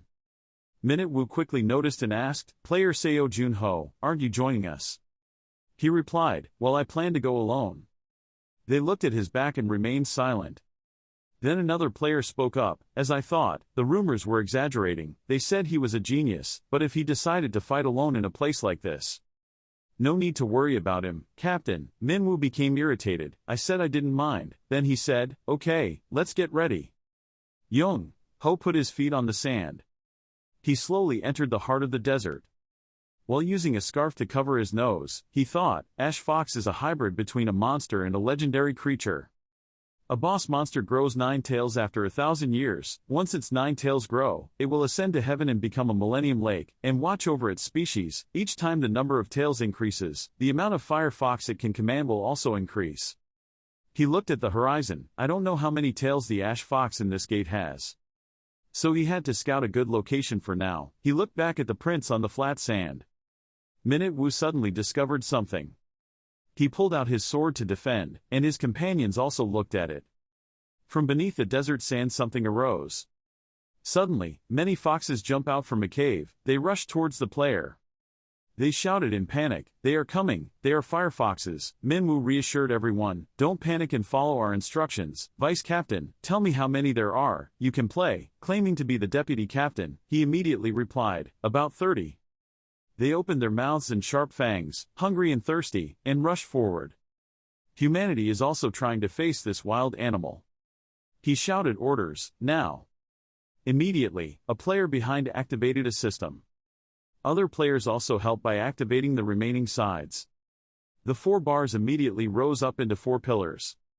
The fox immediately pounced within range of a pillar. The sickle was ejected by electric rays from the pillar, paralyzing it in the air. Gradually, they kept rushing forward and were shocked, forming an electrically connected circle. The players marveled and asked loudly, was it effective? Minute Wu was still very pleased, smiling and thinking, take a closer look at the monsters, this time is completely different from the era of weak weapons and fake traps. This is the technological power from the second floor. He immediately summoned a technological shield in his hand, and the fat guy on this side carried a cannon on his shoulder. The female mage in the distance was using her magic wand. Everything seemed to be carefully prepared. They took turns launching moves, some used magic to burn down the foxes, some used technological weapons. They shouted, we have dealt with more than half, Captain Cha, at this rate we will soon caught the Ash Fox. He smiled and encouraged, if you have time to talk, continue to attack. They were quite confident, killing them one by one. After hearing about Ash Fox, I was worried, but this is nothing, it's because we joined the Chung Hae Guild. Suddenly, after the small fox wave ended, a giant figure appeared. The 2 players on this side were extremely surprised. Huh? The young man looked up, wondering why it was so dark. That guy's pupils shrank in surprise. It was a giant fox with 9 tails, its fur emitted magical light, also known as firepower. It is also 100 times larger than those foxes. The player immediately shouted, yes, it's Ash Fox. The fox's eyes were fixed on the corpses of his comrades, along with the small humans below. Each corpse was breathless, blood was flowing all over their bodies. Ash Fox seized the situation. It got angry and immediately kicked up the sand, its tail also stretched. The system announced, boss of burning sand dunes, Ash Fox appeared. They slowly counted, 1, 2, 3, 7, 8, 9, it has 9 tails. The player immediately shouted, looking extremely indignant, it can't be, then it's a 9 tails, you what ghost narrowly defeated was a 6 tails. Minute Wu tried to calm everyone down, stay calm, maintain the same formation and focus on attacking. Those new players, who were arrogant with their achievements, have now become scared to the point of trembling. Mr. Cha Min Wu, the Chung Hae Guild is on our side, we have a chance. He tightly grasped the sword that was emitting aura in his hand, no matter what monster it was, stabbing it into the heart and head would kill it. He thought, the trap I have prepared is much stronger than anything we have ever done. If you get caught in the trap, you will not be able to escape. The fox then opened its mouth. Its mouth was full of ash, fire. Minute Wu was extremely confident and smiled at him. Today I will kill the ash fox, and overcome the ghost. The fox's eyes lit up unusually. Immediately, it spit out a large mouthful of fire, burning all the small players below. The battle was in favor of Ash Fox. There was fire and smoke everywhere, along with the bodies of other players lying on the ground. Everyone became hopeless, even Min Wu collapsed. The player's defense equipment was easily broken by Ash Fox's destructive power. Min Wu gritted his teeth. None of our weapons were ours. Whether the trap or the tactic worked, he looked at the sand and cried. The huge Ash Fox looked at Min Wu kneeling before him. He was hopeless. How should we hunt this monster? It's impossible. A spark appeared on its tail. He stared at the slowly glowing fire and thought, so I'm going to die like this. Suddenly, someone's back appeared to shield him. Minute Wu looked up in surprise. It was Young Ho. He was standing facing the fox. He was absent-minded. Seo Young Ho. Then he shouted loudly, "What are you doing? Get away!" He slowly pulled out his sword and replied, "I'll be fine," making him extremely surprised. The light emitted from the fire became even brighter. The ash fox spit out a stream of fire, gathering into a fireball. Then it immediately launched the ball towards him. Minute Wu squinted his eyes because of that blinding light, screamed loudly, thinking in his heart, "That's it." Thinking that was the end, Young Ho then slashed a vertical line, splitting that huge fireball in half. He looked ahead without fear. Minute Wu also became surprised at that dreamlike scene. Young Ho's hand holding the sword trembled. He thought to himself, they were doomed from the start. All players immediately tried to stop the bleeding and heal each other, but, was this enough to satisfy them? He spoke up, taking the survivors away. Min Wu wondered, what about him? Young Ho turned around, me. Then he laughed, raised his sword, obviously. I'll take care of it. Young Ho pointed his sword at the huge monster in front of him. Ash Fox immediately used his feet to kick the ground. Then he made a loud noise, causing the surrounding sand to be blown away by a strong wind. He said the last words, "Go." The player supporting Min Wu quickly advised him, "The captain, let's go." Min Wu silently looked at Young Ho. Everyone then pulled aside, leaving only him standing on the battlefield. Young Ho laughed and said, "Now the people who were stuck have all gone. Let's have a little fun, shall we?" Young Ho is not at all intimidated by his size. On the contrary, he is excited to challenge. The fox gritted his teeth angrily. Then many sparks appeared on its tail. He immediately took the initiative and jumped forward. The fox released many fireballs, landing to try to hit Young Ho, but he kept smoothly dodging towards the monster. 3 sparks of fire shot towards him. Young Ho called out the ice force. Then weaved them together to form a shield for its attacks. He thought to himself, as I thought it wouldn't let me get close. Young Ho easily ran to the fox's place. It is uncompromising. Then he opened his mouth and used the firepower from inside to form a much larger ball.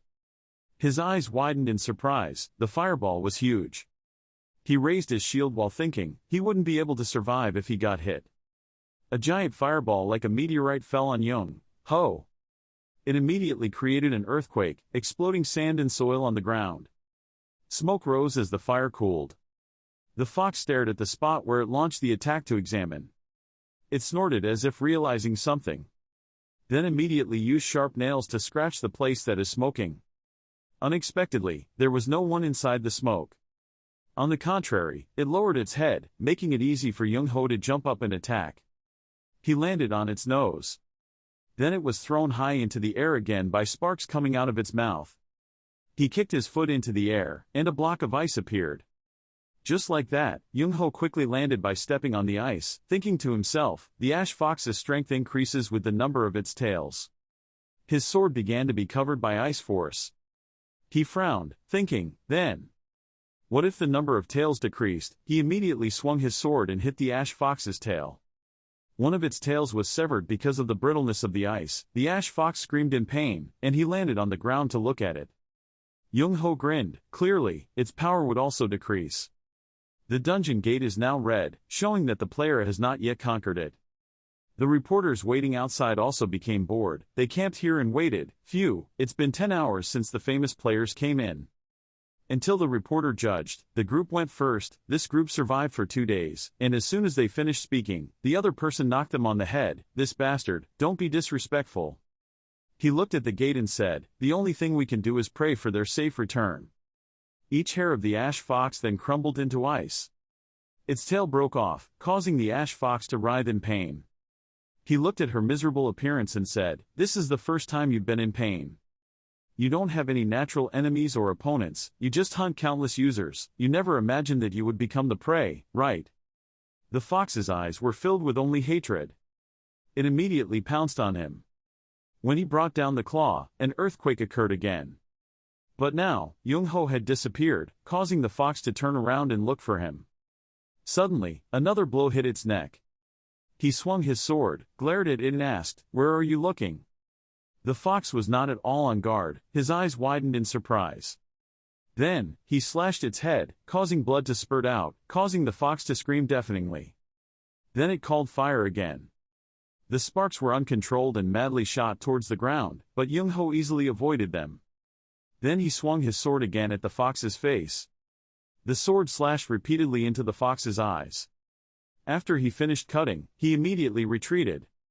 It finally opened its mouth, mustered its last strength and summoned a ball of fire. But this time the ball was so big that it was bigger than the fox's body. He laughed at that scene. What a tragedy, why do you still want to struggle when you know you will die? Then he raised his hand, creating a blast of ice, you know. Young-ho grasped that icy force. It was too late, he said the last word. Immediately the force of ice emerged from the sand following his direction. The sharp edge of the ice stabbed straight into the fox's neck. At this time, it died standing there with a large piece of ice piercing its throat. Young-ho, after putting all his strength into defeating it, was also breathing heavily. Then he fainted. The system announces, you have defeated Ash Fox, you receive the reward, Ash Fox's core. Outside, the gate turned green, all the reporters moved their cameras. Oh, they're out, it can't be, they really conquered it. They were buzzing, it only took them 13 hours, they conquered it faster than the previous team failed. The reporter began to speak up, and the players were heading to the gate that had turned green. A shadow of a person stepped out. The first player to appear was Cha Min-woo. Cha Min-woo is at the Chung-hae Guild. He is currently carrying Young-ho on his back.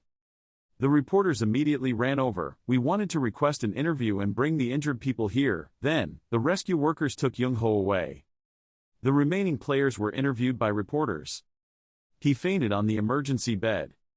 The doctor finished bandaging Min-woo, then asked, we have finished first aid, will you go to the hospital? He looked out, no, that. I feel like I will at least have to explain first. Outside there are a series of cameras pointing at him, the reporter speaking, the player Cha Min-woo. They were interested and asked if it was true that he led the players to conquer the dungeon. Please express your thoughts. Does the Ash Fox really have 9 tails? How difficult is it? Your name is the most searched keyword. You always said you wanted to become a hero. How do you feel about this conquest? He silently looked at everyone. In my heart I thought, so this is that feeling. This praise, even if directed towards the wrong person, becomes addictive once experienced a few times. Remember when he was young, in class, the teacher said, today, we will present our hopes and dreams, then let him answer, Min-woo or you should speak first. Min-woo brightly replied, when I grow up, I want to become a great hero like Mr. Ghost. Until the present moment, he frowned as if he wanted to cry. Then replied, I am not the person who should be in this position. From now on, I will tell you what really happened inside the gate. The next morning, Young-ho slowly opened his eyes. He saw the saline infusion line and immediately asked, hospital. Suddenly, there was a voice next to him, wondering if he was awake yet, making him turn around in surprise. It was Seon. She was sitting by the bed watching over him. Secretary Cha, he called out. Then slowly sitting up, she said, it's 6 a.m., this is Hanguk Hospital, how are you feeling? He scratched his head and replied, I'm fine. She laughed and said, when you were unconscious I looked through the commission requests you received, you were right about waking up early. Young-ho put his feet on the floor, really?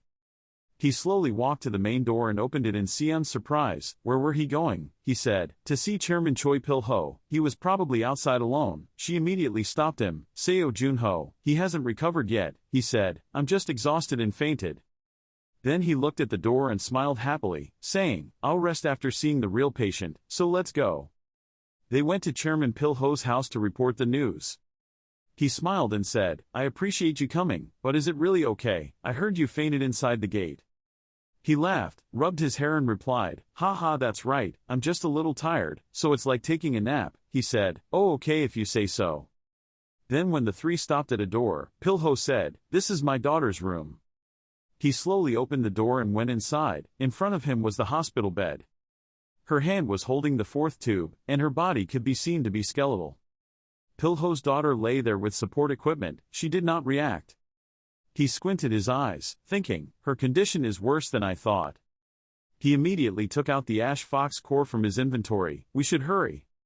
The heat of the ball quickly affected Mr. Pil-ho. He covered his face and shouted loudly, Starling Young Ho. He immediately put the ball away, saying, oh my god, I forgot, due to its heat, it is very dangerous for normal people to be near the core. Can you wait outside? He replied, I should have asked first, but is it really okay to use such a dangerous thing on my daughter? I'm very worried. He said, of course not everyone can handle it, but I know the method Ghost used, so you don't need to be afraid. He immediately said, so President Shim Deok-gu told you. Hearing that he was very close to Ghost, Young-ho was a bit shy and replied, yes, that's true. Then the two shook hands again. He bowed his head again and sincerely prayed, please take care of my daughter. He smiled and replied, it won't take long. When the door closes. That's when Young-ho approached the hospital bed. He took the ash fox core in his hand, thinking, her condition is worse than the patient he treated before. Temporarily I used the heat of the core to carefully melt the ice spell. When he looked at the girl's condition, his eyes widened in surprise. The girl's body now emits a stream of air. The system informs, you have felt medium-range negative energy from the target. You can absorb it with the ice skill. When absorbing your magic stat will increase, Young-ho exclaimed, what? He thought to himself, the ice skill X is a skill with no weaknesses, a skill that holds all the power for defense and attack. Yes, it can also increase my magic stat by absorbing it. Absorb negative energy. Even the Sentinel of Darkness S couldn't, the system said, when absorbing the stats will increase. He thought, no, this is the first time the ice skill can do that. What if, according to the words of there was a stranger in the waiting room that he eavesdropped on, did he hear anything? The dungeon was on the second floor finally. He thought, what if the Guards of Darkness found an equivalent spell with the darkness attribute? This would definitely be worth a try. Then he returned to the main topic, but we can find out later. For now, we should focus on treating Nine Yin Li syndrome, otherwise the patient will have more difficulties. Then he created an aura in his palm. I need to remove the negative energy inside her. Let's do it once. Saying that, the airflow begins to enter the body through the blood vessels, creating a magical light inside the body. He remembered that when he was still a ghost, he once healed by giving the ash fox core to the victim to absorb. When he was a ghost, he used the positive energy from the core to forcibly break the spell. The patient's body has to bear a great burden, but we cannot do anything else. This time will be different. I don't expel the negative energy, but absorb a part of it. At that time, a certain amount of energy is absorbed. A strange light emitted. For balance, this method was much safer than using the core. Outside, everyone became nervous and worried. Seon was surprised when the door opened. Then she placed her hand on Pil-ho's shoulder. He raised his head. Young-ho then walked out of the room, his face drenched in sweat. He wondered what was going on. Young-ho was a little silent and sweating. Then he smiled and replied, it was successful, she had completely recovered, and there were no side effects at all. That made him shed tears of emotion. I couldn't help but fell off the chair from crying. Their car then returned to the building. Seon spoke up, his vacation will start as soon as we return to the association. For now he should also avoid strenuous exercise. He replied, yes, yes. Then he said, I thought, I was able to complete this assignment well thanks to you, Secretary Cha, thank you. He sat back in his seat and continued to drink tea, while Seon curled the corners of his lips a little.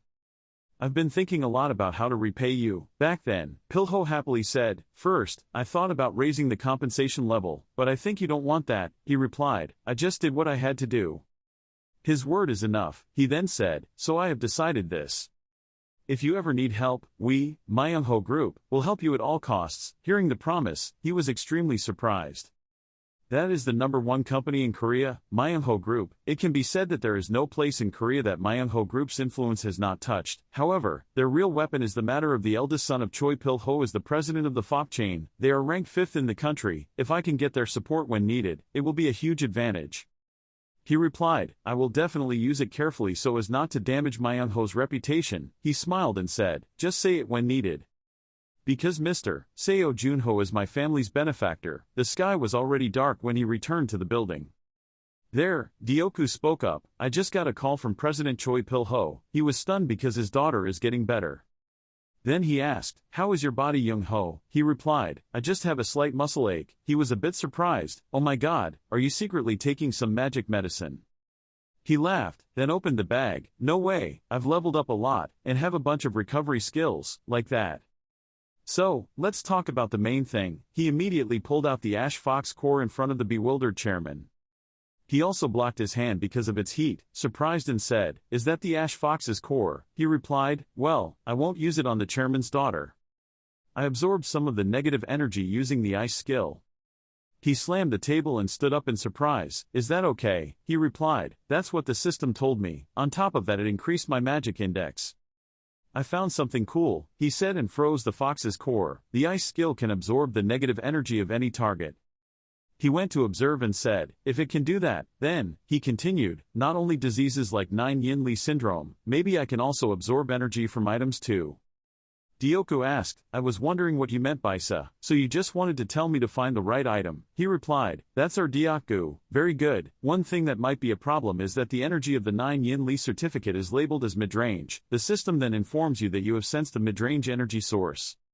He wondered, is a disease that cannot be cured, only average, meaning that absorbing normal items will not have any effect? He replied, probably. Then Dioku also rubbed his chin. I roughly understand. I will find suitable items, while you investigate the market. He smiled, said, player's market, it's been a while, right? Then Dioku told him, don't running around and causing trouble. He wondered, why did you think I would do that?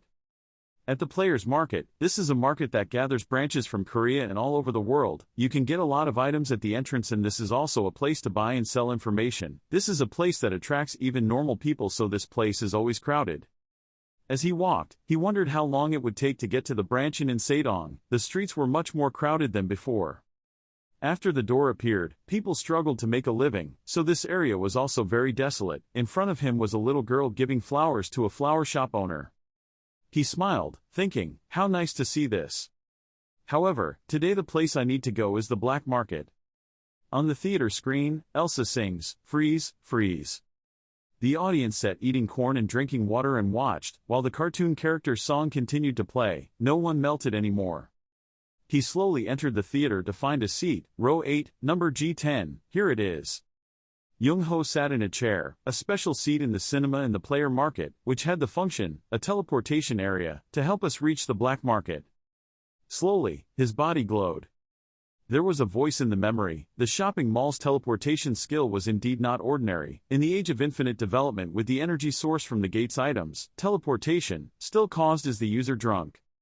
It was Skaya, she said. Oh, it's too bad, I'd rather use my own magic to move. He grinned, quickly. Then Young-ho teleported away. I wanted to see you guys again quickly. A line of red fabric stretches across the towers, which is the Ethiopian underground metropolis. He was teleported to that dark place, the black market, which was far different from the player's shopping district. If you are not a classified customer, there is no admission ticket. This place is just like a port that the market of players around the world is heading towards. Suddenly there was a voice, boy, where are your eyes going? He turned and saw a man being aggressive with the boy. He immediately spoke up and apologized. The people in the alley were also chatting. Have they heard the news? Lately no one has seen Ku Tian Kim Woo Young anywhere. Until when does the association plan to hide the dark monster? He slowly walked. In the black market there was no guide, no ordinary customers. This was an underground world where normal social norms were meaningless. Suddenly, someone discovered, look, that's Seo Young-ho. The person awakened from the gate hasn't attacked yet. He looked over, thinking, of course my safety is not guaranteed. What he was aiming for was a bar, but the odds of encountering players who could threaten him were very low. The good players have all gone to the top, someone has stepped out before his eyes. The two guards, he looked at them and thought to himself, the players here either didn't have enough strength to get to the second floor, or because they couldn't stand the pressure there, they returned here. Now that I have all my handicaps, these players of this class, he looked at that big man and said, stay away. They looked at him silently for a moment. Then he turned his head away. Young-ho became confused. Oh, if you say avoid it, avoid it. When entering the restaurant, the customer was greeted by an old man. He spoke up and invited him in. When he looked up, he stopped. He immediately became happy. Oh, who is this? A famous figure from all over Korea is here, he replied. I came to see the artifact. Note, an artifact is an item with added special abilities, special attributes and special skills. He pointed to the glass cabinet in the distance. The artifacts were all in the corner shelf over there, inviting him. He walked over, observed for a while, then thought, this is not what I was looking for. But they were all precious things. On the glass cabinet, gold jewelry was displayed, and the notification system made the opponent feel the lower level of cold air, causing the opponent to feel the negative energy in lower level of air. He felt a light level of frost power. He continued to think that even though he was a low-level person, having these items would increase his magic power. Besides, he spoke up, I heard that. He turned to look at him. I heard, in the store there was a private room, containing extremely valuable items that the probationer had accidentally sold. His glance made him sweat. Then he immediately pounded the table, shouting, it's just a false rumor. Who told you that? He said, hey, I knew that's why I came. It seems he's not good at lying. Then I put the gold necklace in front of him. If he let me look at it I will buy some of the items on display, and I gave him this item to keep it a secret. He reluctantly kept quiet. Then he slowly stood up and dragged himself to the door. Oh my God, who was the big mouth that spilled out that news? He pressed the password. Then he pushed the door open and invited you. He looked over. He stepped aside and showed him the items inside. These were all the top quality artifacts our store had. He observed the display shelves, thinking, they were very carefully preserved. There were no dark artifacts at all. That's right, dark artifacts are rare goods. Then when Young-ho came to take a closer look, he said, oh, ice attribute. He jumped and stopped, don't touch it. He continued shouting, because he was cursed by a very powerful spell, so everyone who used it froze. Young-ho did not listen and immediately put on the glove. That made the boss so dazed that he dropped his cigarette. The glove radiates ice force, notification system. The glove seals the ice fairy's resentment, rare level, curse, speed +1, force +1, magic power +2, the fairy's hatred ice. Occasionally the user will freeze, limited to level 10, speed above 40, magic above 5. Notification system, makes the opponent feel the light level frost energy, can purify the item through the absorption process. He smiled, thinking to himself, if it is mid-level, then the frost energy is the same as the whole 9 yin perfect veins. Can you help me receive magic power like that time? Then speak up. I will buy this and the artifacts just now. The boss panicked, well, thank you. Inside the bar, someone walked in. Bartenders also keep an eye out. The guests inside all had their eyes glued to that person. Young-ho sat on the chair, said, please help me teleport to Insadong Market, and give me a glass of wine. The bartender replied, yes sir, you have to wait 10 minutes to use the teleport system. He raised his glass and drank slowly. The team of people behind him also paid some attention to Young-ho. Then there was a voice, hey, he glanced over. They happily asked him, who is this? Isn't he the famous Seo Junho player? Young-ho continued to drink alcohol leisurely. They chatted in their ears. We heard a lot of stories about you, talented junior. The seniors in the same industry all thought you would die in a special way. He thought, it's true that there's nothing left in the black market, so we have to leave here quickly. Recognition is extremely important to every player. If someone applies but their superiors don't know, Bloodblade Kim Kil-soo, I've never heard of this name before, they will feel like they are being rejected. Humiliation, it has the power to influence accepting offers or joining a guild. However, if you mention achievements every time in the gate, it will be difficult to increase recognition, so some cowards resort to this method. Suddenly, one of the group used a weapon to smash the wine glass. He asked, did the senior dare to glare while he was talking? They started to mock you, you ungrateful bastard. Today we will teach you, thanks to you clearing the way, you guys can grow up normally, you know. The leader started to speak arrogantly, if I could speak with this body, then my entire experience of 5 years would shine the brightest. Suddenly, Young-ho mocked back with a laugh. He held his stomach and laughed out loud, making that guy quickly shut up. His laughter grew louder and louder, threatening those guys. What is that, this crazy guy? He smirked, clearing the way. Then looked at him and said, that's what first-generation players did, not you street thugs. He slowly put his feet on the floor. You guys only dare to bully new ghosts, putting your name on a line of a cheap newspaper, isn't that what you guys did? He gritted his teeth in anger, the bastard. You stand in front of them, challenging them, stop barking and come hit me. I have to teach you thugs a lesson so I can feel at ease. He stood facing all three of them. Everyone around them was glued to them, talking. That guy is Seo Junho, he's been getting popular lately, right? Yeah, hey, if he got punched and couldn't raise his head, he'd probably be in the news right away. Another old man also judges and bullies a new guy to burnish his reputation. What a pathetic bunch. The young leader of the group contemptuously whispered, just stay there and talk nonsense. Anyway, when the fight is over, everyone will know the result. Seo Junho, who defeated the fireworks fox, was actually defeated by Kang Nam Tam Tuat. Young-ho then opened his bag and pulled out a knife. He asked the bartender, how long until teleport? The employee replied, 4 minutes left. He said, 4 minutes. He immediately walked over. Just playing around, he smiled, facing the spear of a young man with a large physique. Then, that person raised the spear and turned it. Then point your nose straight at him. Say, I am Kang Nam Tam Tuat Jil Myung Chang, please consider it an honor to fight with me. Then he asked, but what is that dagger he's holding? He said, I just picked it up to check. This. He looked at him and smiled, saying, there's no need to use a knife to fight 3 bugs. He was immediately mad. Then quickly threw the spear at him, cursing, bastard. Puritanism almost touches Young-ho. He calmly dodged away. Then immediately grabbed the spear with his hand. Then he pulled the spear forward, pulling the guy holding it along, then immediately put his elbow right in his face. The elbow hit him in the face. It surprised everyone because the situation changed so quickly.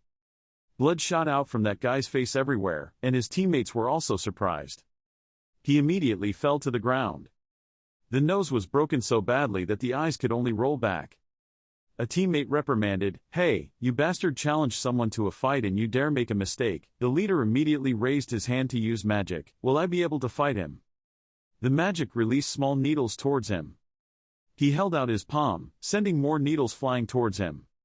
Young-ho easily avoided it by gliding down. He then ran towards them. The young man in the red shirt spoke up, hitting the other guy. The guy in red immediately slashed his sword. But no matter how you cut, you won't be able to defeat the opponent's defensive knife. The leader thought proudly, after all, he was just a chick who had only defeated a few monsters, but he had never killed anyone. But guys who can be dumb and win division probably also have moments of hesitation. That momentary hesitation will be the reason you die. He immediately composed himself to act out the scene where Young-ho was stabbed by his teammate. Then he laughed happily and said, ha ha ha, have you opened your eyes yet? That is the gap between us and that type of you. From the beginning, we had no intention of playing nice. This cocky guy, he pointed at Young-ho. But the illusion blinded him. Clearly he was the one who stepped on his teammate's shoulders. His teammate's shoulder was broken and he screamed loudly in pain. Then, Young-ho took his foot off that guy and turned to the leader.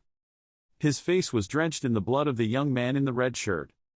The leader wondered what had happened, just a stupid guy. But can he still beat Kang Nam Tam Tuat to a pulp? After thinking about it, he immediately called out the power, worried in his heart, no, this can't be possible. It wasn't over yet, so he continued to release the needle. Young-ho easily dodged and ran over. He thought, in the Dark Elf era in the past, he could defeat countless demons. Thanks to his ability to predict his opponent's breath, he swung the knife at this moment, the blade and needle touching each other. Once he identified the movement of the weapon, he easily destroyed all the needles he created.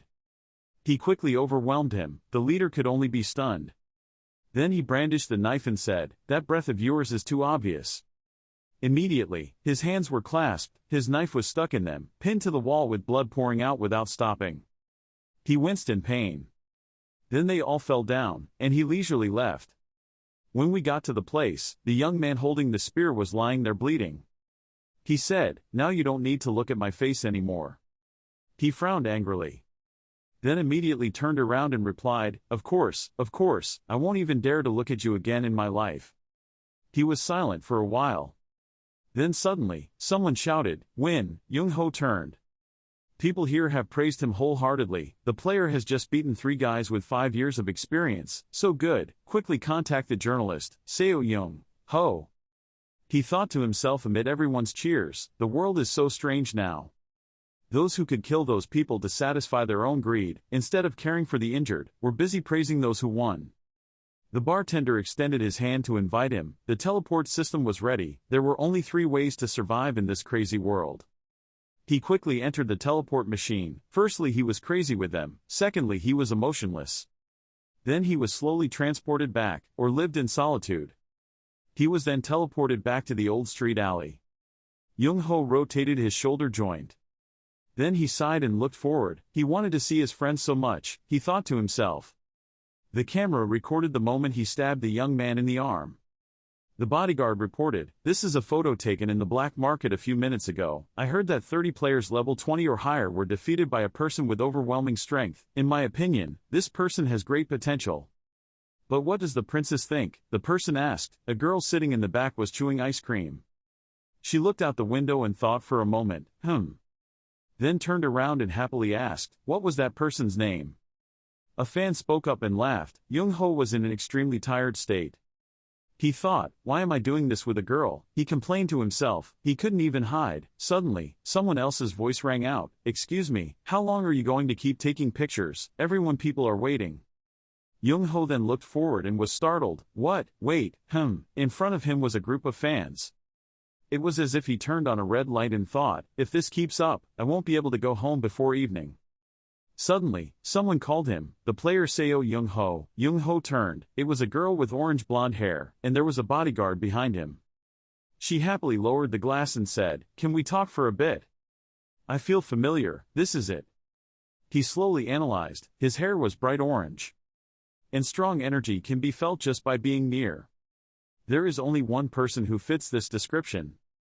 One of the members of the 6 great guilds, the princess of Captivity, Gong Yuha. Suddenly, she gave him a ticket, saying, yes, this is my business card. I'm not some strange person, he thought. He knew right away. Young-ho happily took that ticket. Being approached by Captivity, was she recruiting me? It felt so good. Yuha said, if possible, can we go to a nearby cafe to talk? He replied, okay, let's go. Then follow her. I have to get out of here. There are many fans behind me who are regretting. Why is he leaving? It's Seo Young-ho. A famous player must have lived a good life. He was successfully escaped. At the bar, she said, oh my gosh, I'm sweaty. Then added, I hate going out, I hate feeling hot, but I also have to wear these things. Yuha then took off all his glasses and mask. He wondered, doesn't she have fire powers? She said, that's the problem, I like cold things. After hearing that, he was silent. Rumor has it that even demons are afraid of her. Yuha's bodyguard gave her a glass of chocolate, iced chocolate. Princess, she was immediately grateful. Thank you, this ordinary-looking girl is really a princess of Captivity. No. When the bodyguard brought him a cup of coffee, Young-ho also said thank you, then opened his mouth. So, what does the Captivity Guild want from me? She asked, do you want to join us? He paused, then said, you said it as if it were a normal thing in the district. Captivity is not a market. Yuha calmly said, the vice president ordered me to recruit you like that. Following the process would take too long. I planned to make the final decision after meeting him, and he passed. He was surprised. In what sense? Yuha replied, first of all your achievements, they were more than enough for us to personally come see you. The so-called super rookie. Young-ho took a sip of coffee, thinking to himself, it's true, no one at my level can come close to what I have, she said. You also scored very high in close combat thinking and potential in combat, future. Then he said, so you heard about what happened at the market, Yuha, I like it very much, you are very good at fighting. And there's one last thing I want to confirm, is it true that your main skill is just mastery of D-rank weapons? He put down his cup of coffee, frankly replied, yes that's right, thinking to himself, on the lake, that's what nuns are like. She hummed, then said, if so, I want to have you even more. Think about it, you only have one D-rank skill, but at that level in career, what would happen if you had more skills? She immediately brought out a book. If you join our guild, you will have access to dozens of great skill books. Not only that, our coordinator will write a training course for you. He picked it up and read it, thinking to himself, great, not only do they have great benefits and resources, but the incentives and salaries are also higher than the association. That's why all the strong players left the association. The well-developed guilds had a reason. Young-ho absent-mindedly flipped through a series of pages. She said, on top of that, we are one of the strongest guilds in the world. We also have more information about the second floor than the guild. Don't you think coming to us would be better than staying in the association? She asked again. Why? He was silent. Then Yuha thought firmly, there is no way he would refuse. We are Captivity, and I came here to meet him as the captain. Suddenly, he said, I asked permission to refuse. Yuha thought he agreed, so he accidentally said too much. Oh well, from now on you can talk. Then she was so shocked that she slammed the table and stood up. What? Why? If I join Captivity I will accumulate money and honor, but nothing in the world is free. Their orders are absolute, and I will have to do all of their tasks. It may be good for me now, but one day, I will be tied down. Yuha was confused. Don't you understand what I said? He replied, I know the Captivity Guild made a great proposal. She asked again, and, Young-ho continued, have she ever? Have you heard the saying that a snake's head is better than a dragon's tail? Yuha then raised his hand. I understand.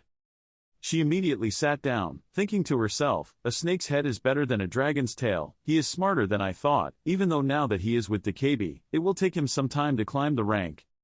After all, a place where only the elites gather will be fiercely competitive. She asked again, are you really not joining us? He replied, I'm sorry.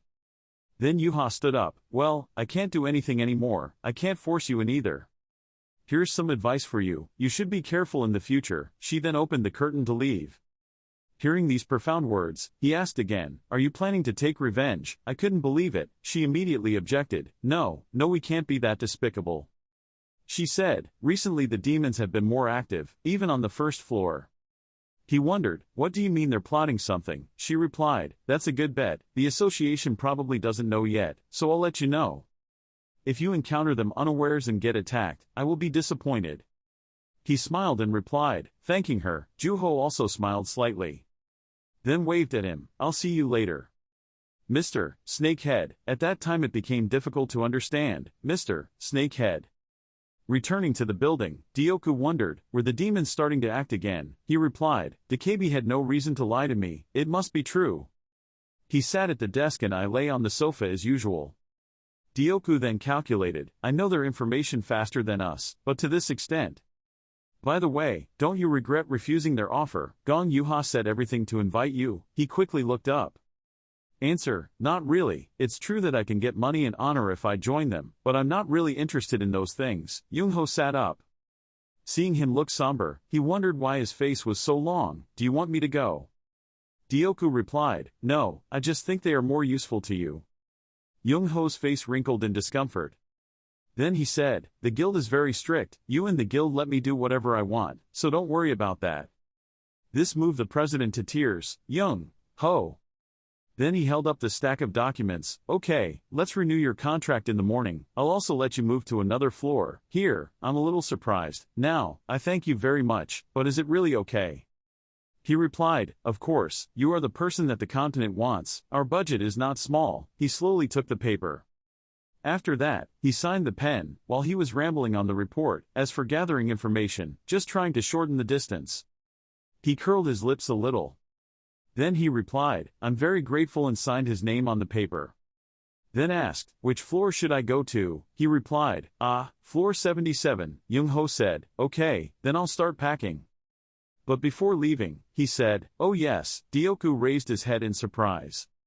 He told me to schedule the conquest of the West Sea Gate within a week starting from now. He was surprised. A week, that long?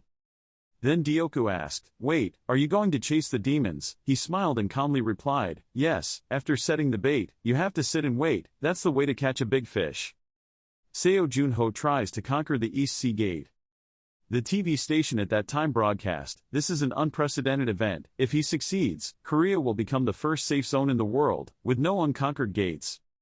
National Association insiders also announced that the Korean Players Association has confirmed that they will extend the contract with player Seo Junho, thus strengthening their partnership. The reporters gathered together to discuss, heard that player Seo Junho also refused to leave the DKB Guild and stayed in the association. What is the success rate of conquering the West Sea? That's right, Super Rookie of the association said that he would challenge the East Sea Gate. The whole world was watching because they wanted to find out, but suddenly, the screen turned off. A certain young man living in a cave was silent after watching it. He stood up and slowly walked out of the cave. Outside, where he stood was a towering wall with a view of forests and mountains in front. He ordered, "Come here." A stream of air appeared behind him. It asked, "You summoned me?" He immediately showed it the information board. In front of that strange force was Seo Young-ho's information. It asked, "This person?" He replied, "He is the one with the storm tree." He said, "They said it was in Tushar Vishy's pocket." He said, "Of course he hid it from the public. He is the one who found evidence that Tushar Vishy was killed by a demon. He will be on guard against us." He asked, "Should I go down to the first floor?" He replied, "They don't have evidence yet, and it's not worth the risk of running into the association, especially at this time." Then asked, "Yes, is there anyone else we can use?" It replied, "What if it's the first floor, or what about the Dark Brothers we plan to use for the auction in Las Vegas? They are very hungry for power, even if they are especially outstanding among the players." He said, "So this time send them to the East Sea Gate, it doesn't matter if they kill Seo Junho or not." Then suddenly he glared and turned around. He kept his eyes glued to the movement on the nearby cliff. A piece of mountain was then cut off.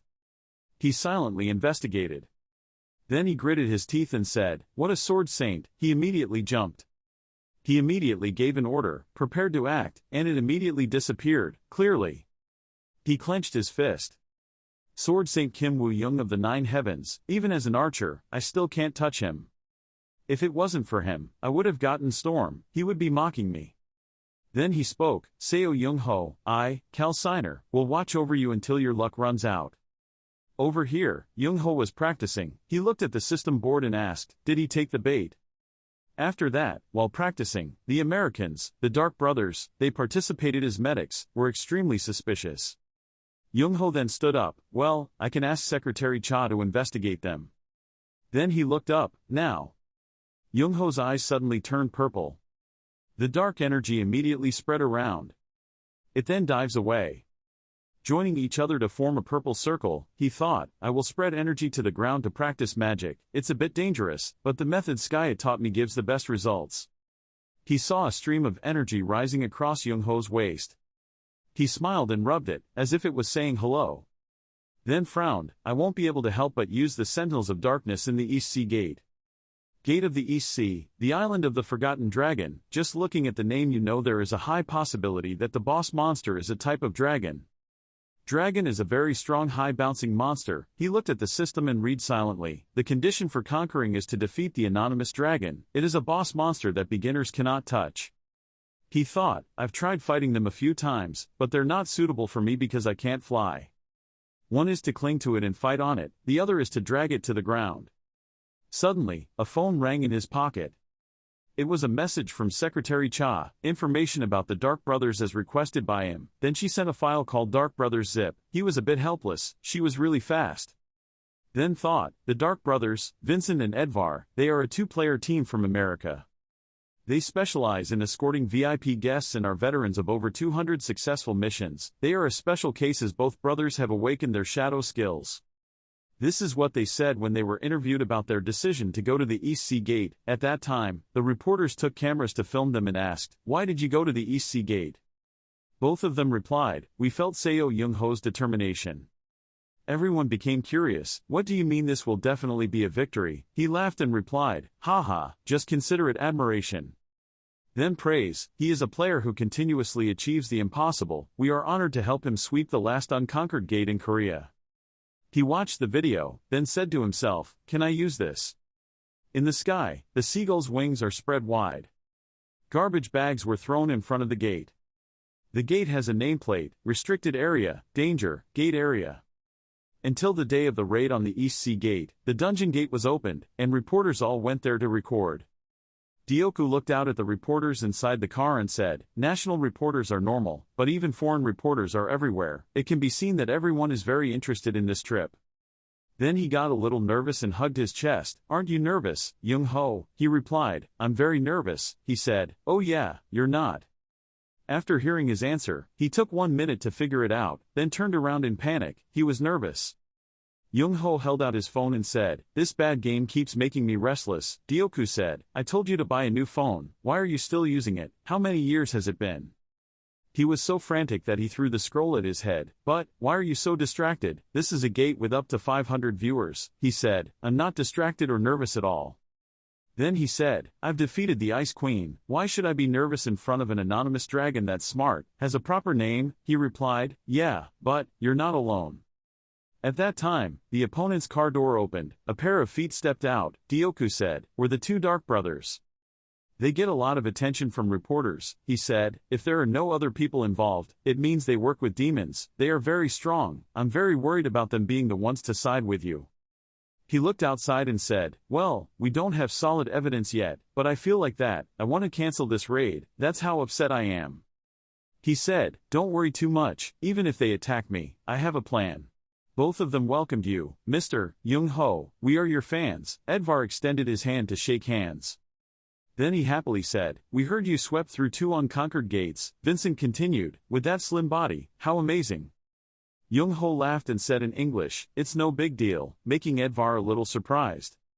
Then Vincent scratched his head, surprised and said, "Wow, that's so polite. I didn't expect you to speak English to us," he said. "I have a friend in England." Edvar quickly said, "Vita's translation feature was a bit slow, so I was worried." Vincent laughed, saying, "Well, it should be fine." Then he looked at him and said, "The last unconquered gate of Korea, we know what it means, and we'll give it our all." He smiled and replied, "Don't worry, I'm ready to do everything." The reporter leads, the players come from different countries, but they greet very friendly. If they succeed, Korea will become the safest region in the world. Dioku was sitting in the car, looking outside. He was a bit silent.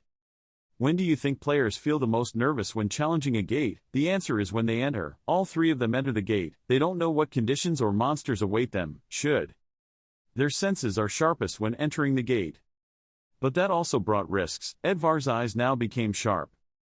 The 2 of them were dangerous following him, because they were so focused on the battle at hand that they were slow to react to attacks from behind. That was when the loophole was revealed. Edvar then pulled out his knife, intending to stab Young-ho in the back. But suddenly he stopped. Vincent looked at his brother in surprise. "What's wrong with Edvar?" His face then darkened. "Wait, Vincent. Is that really an opening?" At this moment, a stream of ice emitted in front of his back. He turned his head slightly. He quickly felt a chill down his spine and became worried. After passing through the gate, the smoke disappeared. He felt regretful. "Damn, I missed a good opportunity." Vincent looked up at the sky and said, "That's it. A star island. The island is clear and has many birds flying around." He looked back and told her, "This time we failed, let's find another opportunity." He nodded. Then he turned around and said, "It's quite windy, I didn't expect there to be such a place inside the gate." Vincent looked up at the sky, wondering where the monster, the nameless dragon or something was. "I didn't see any monsters around here." He asked, "Young-ho, did you see anything?" He immediately remained silent. "At that time I thought, something is wrong, the owner of this gate doesn't even have a decent title." Young-ho's pupils suddenly shrank and he frowned very uncomfortably. "But is this feeling from a 1-star gate?" Suddenly, from above, a large silhouette crawled past. It passed by, the wind and grass blades also flew along. Vincent and Edvar then stood still. Young-ho also reacted with an extremely surprised look. Vincent looked up. "What?" The dragon's snout began to exhale smoke. It was a huge heavenly dragon, it was flying in the sky. His eyes looked to the subjects he was about to face. He was surprised. There, that was the nameless dragon. Vincent was extremely amazed. "What size is that?" Edvar said, "We have determined the location." Then he turned his head. "How do we hunt it, Seo Young?" But when he looked towards him, Young-ho was no longer standing there. Edvar stammered, That bastard." Vincent was extremely surprised. "Where did he go?" He said, "It's impossible, you guys can't even feel my presence." Then suddenly, he felt something stand up on the back of his neck. Then Edgar glanced over. The dragon faced them. The system announced, the forgotten dragon had appeared. The sky immediately thundered, it quickly curved around. Then immediately let thunder strike where the player stands. Vincent and Edvar both quickly dodged. They were being played with by the thunderstorms, while on the side Young-ho stood on the tree canopy and observed. He said, amused, okay, now tell me, you guys work with demons, right? They continuously dodged the attacks. Edvar looked at the dragon and cursed under his breath, damn it. Then he called his first move, the Dark Soldier, and immediately the dark ghosts appeared. He turned and said loudly, Vincent, I will distract the dragon, you go find Seo Junho. He was worried, are you okay alone? Edvar replied, who do you think I am? If you find him, bring him here immediately. He immediately ran away, okay sir. The dragon was then distracted.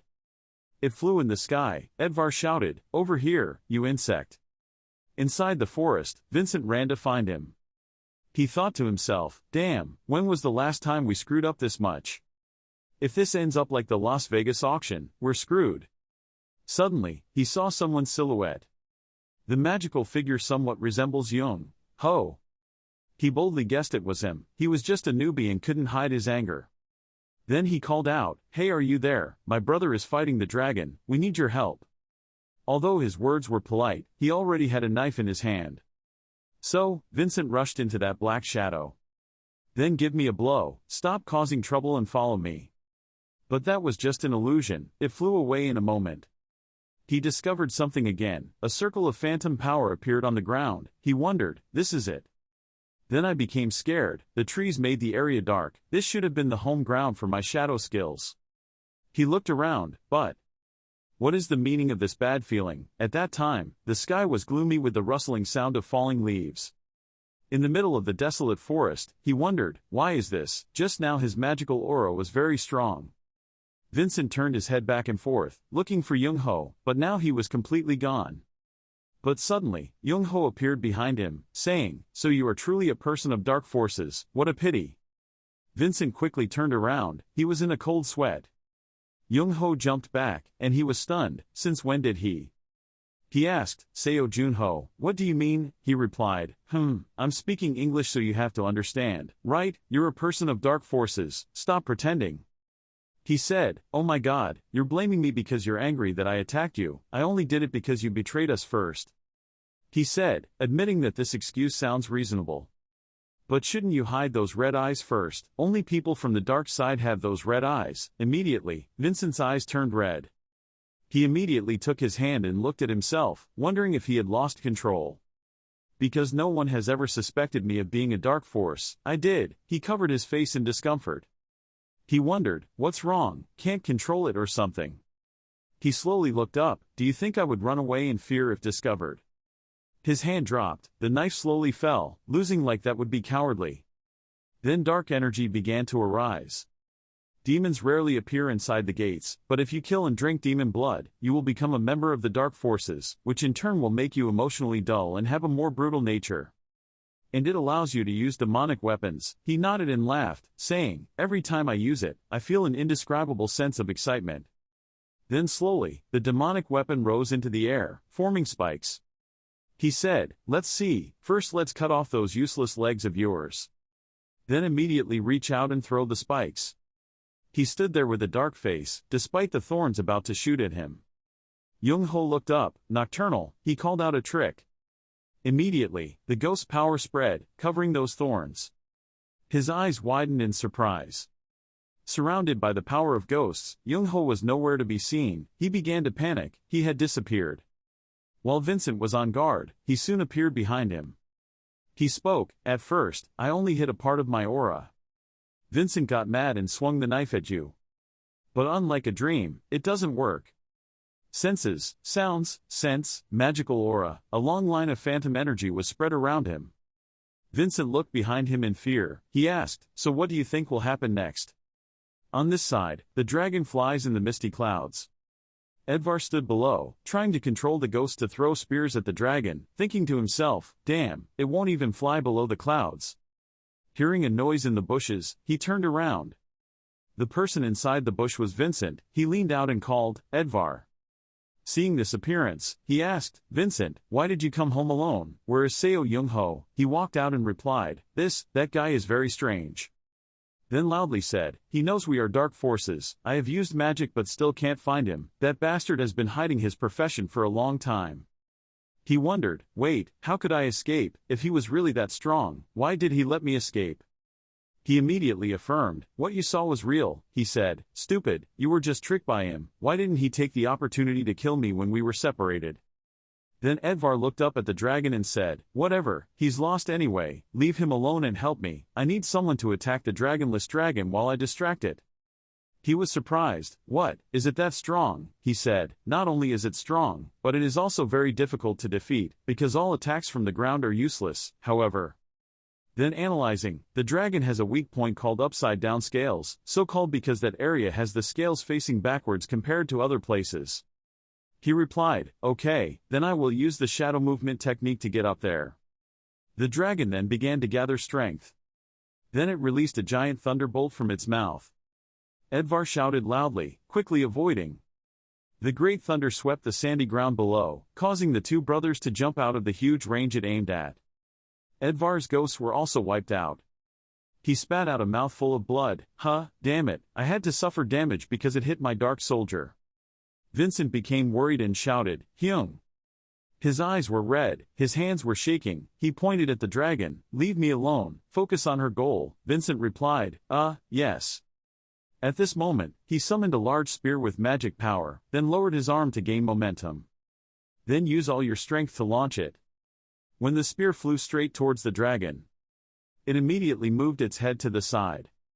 The spear flew across the dragon's cheek, but part of its scales were sturdy enough to protect its skin. Vincent then collapsed, gasped, missed, but now he flew lower. Then he cast a spell, the shadow movement magic. Vincent quickly used magic power to teleport to the dragon. He stepped on the dragon's body, then frowned and looked up. The dragon then flew up to another cloud layer. He thought to himself, "Is that place in a higher position?" Then I looked out at the bright scales, which were also an essential attack point, and I found them. Vincent quickly teleported over. Then he took the dragon's scale.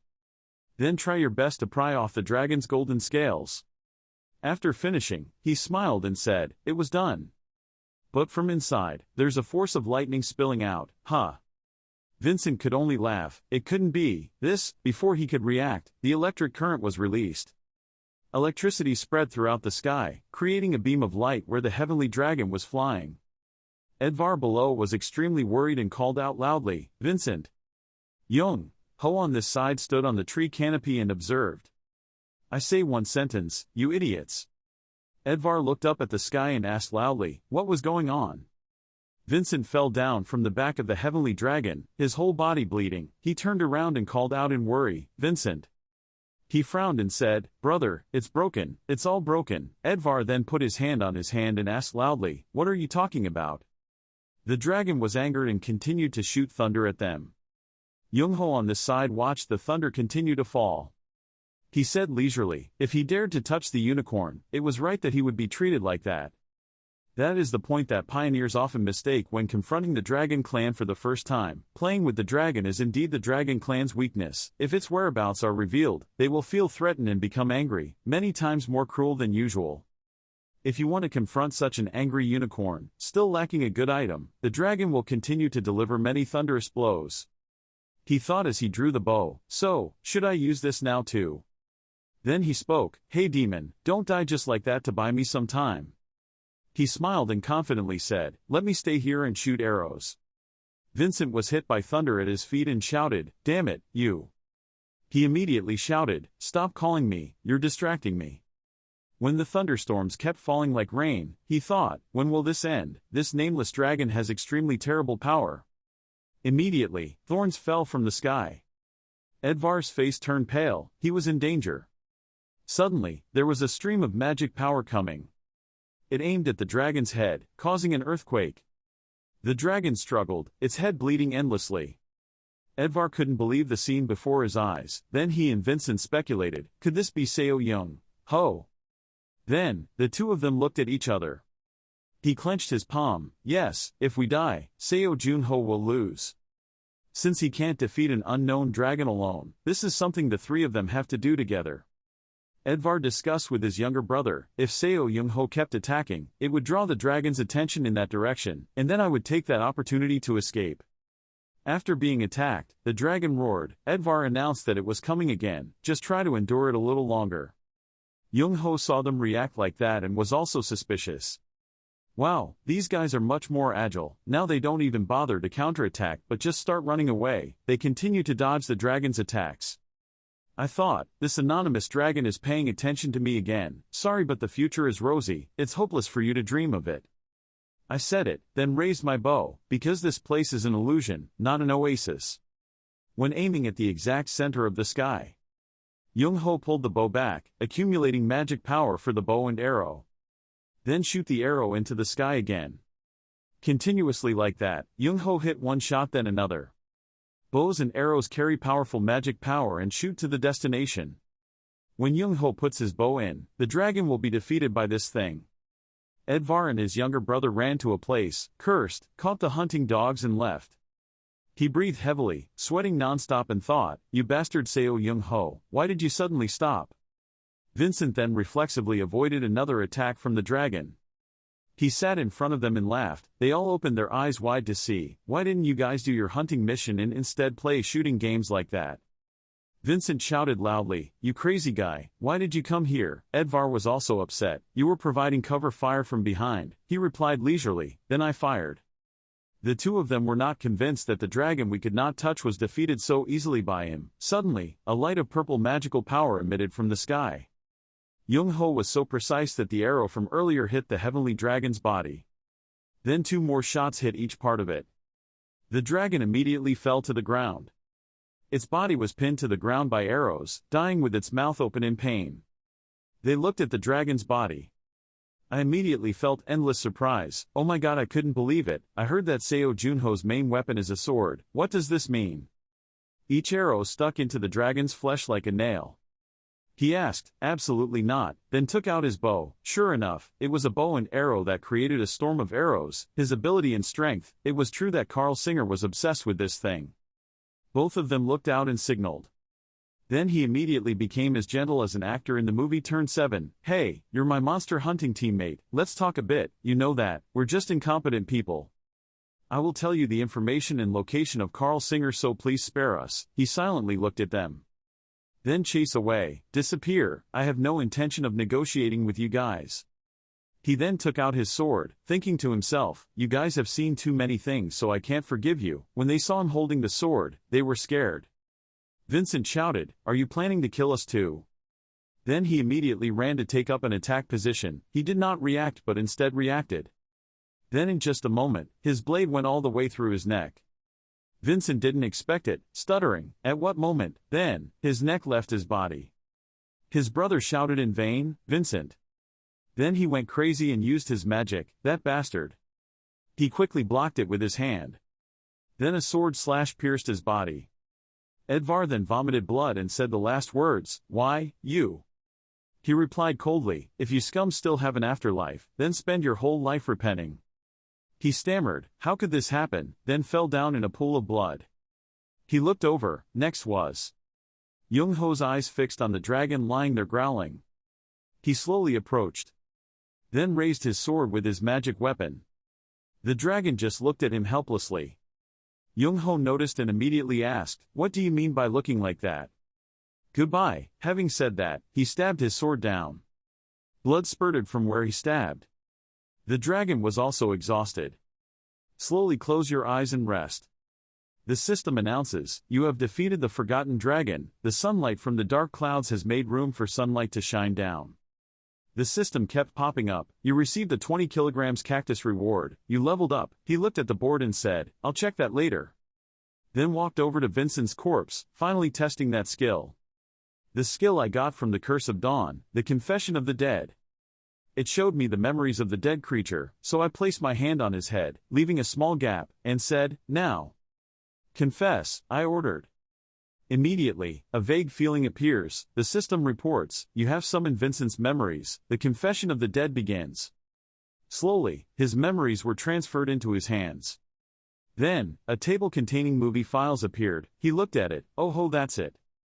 Then Young-ho kept pressing rewind. He commented, just like a movie, the image is also very sharp. Until one part, Young-ho started pressing search to see. Search showed me the most recent memory. Immediately, his memories rushed back. At this moment, he was standing in front of an innocent man. When he raised the knife, that person begged bitterly, "Why did he do this to me?" Then, the machine shot up everywhere. The man's painful scream came out, making Young-ho extremely surprised. Following that event, dozens of other innocent victims were murdered by him. The pitiful voices of people begged, "I will give all the money I have, just forgive my Iman, Dad, please forgive the boy, Mother." Until this point, he shouted and stopped. Then I said to myself, wow, I finished them off so easily. Then speak up, search, show me anything related to the Demon Association. Then, a memory appeared. At gym cleaner, Vincent opened the door. He slowly walked in. Inside was a man. He was ironing steamy clothes. Red eyes, always talking. "This is an order, join the Korean Association's new recruits at the gate of the East Sea." He was surprised. "What? We are preparing for the auction in Las Vegas," he said. "There is no use in telling me, I am just a messenger." He thought, so this is where they received orders, then quickly rewinded to before. This is one of the haunts of the Demon Association, gym cleaners. Then I wonder, is there anything else I can use? Suddenly, a piece of memory appeared. "Ho, are they brothers?" Young-ho jumped. That person stood in front of the two brothers and said, "I like their eyes. I will turn them into level 2 items." These words made Young-ho surprised. He looked down at his hand. Young-ho suddenly had a strange feeling. He immediately bowed his head in shock. The system announced, "The skill level is too low, you cannot summon memories at all." The skill was disabled for the user's safety. He held his head after the shock and wondered who that scene was at the end. Then think about it, does a demon have a higher status than them? Damn it, if I want to get more information, I have to level up my skills first. He suddenly realized something. That's right. This skill was not limited to human targets. He then looked back at the dragon's corpse lying on the ground. He touched its muzzle, a ridiculously powerful creature that even the ash fox could not match. At this level it should have a proper name. He spoke in front of its closed eyes. "Show me. What kind of creature are you?" At this moment, the memory fragment is restored. The first thing that appeared before his eyes was a monk. He thought, this is it. That person spoke. "It's been 5 years since the long war between the three nations ended. Have you heard the praise from the people about your peaceful reign?" The emperor replied, "You mean Quanping dynasty, we know better than anyone that this war is not over yet." He was so surprised that his jaw dropped. Both of them continued to answer, "The mainland was still entering our territory from the north. What use was the Quanping dynasty?" Caption: Mainland was the old name of China, Quoc. The emperor at that time suddenly covered his face. "My body still." The monk immediately worriedly called out, "Your Majesty." He coughed up blood, then said, "Baepsa, do you know the legend of the dragon god protecting the continent?" Then he grabbed the railing, looked out at the majestic scenery of the country. The monk tried to ask, "Isn't that just superstition?" He replied, "This is what I think. If the mainland really has such a dragon, then our people also need a dragon god to protect them. If I die, please cremate me and scatter my ashes in the East Sea. I will become the guardian dragon of this country." The monk spoke up, "Your Majesty, how can you reject samsara and your destiny?" Note, according to Korean Buddhist beliefs, becoming a dragon means the emperor will not be reincarnated and will not receive his destiny that he has accumulated.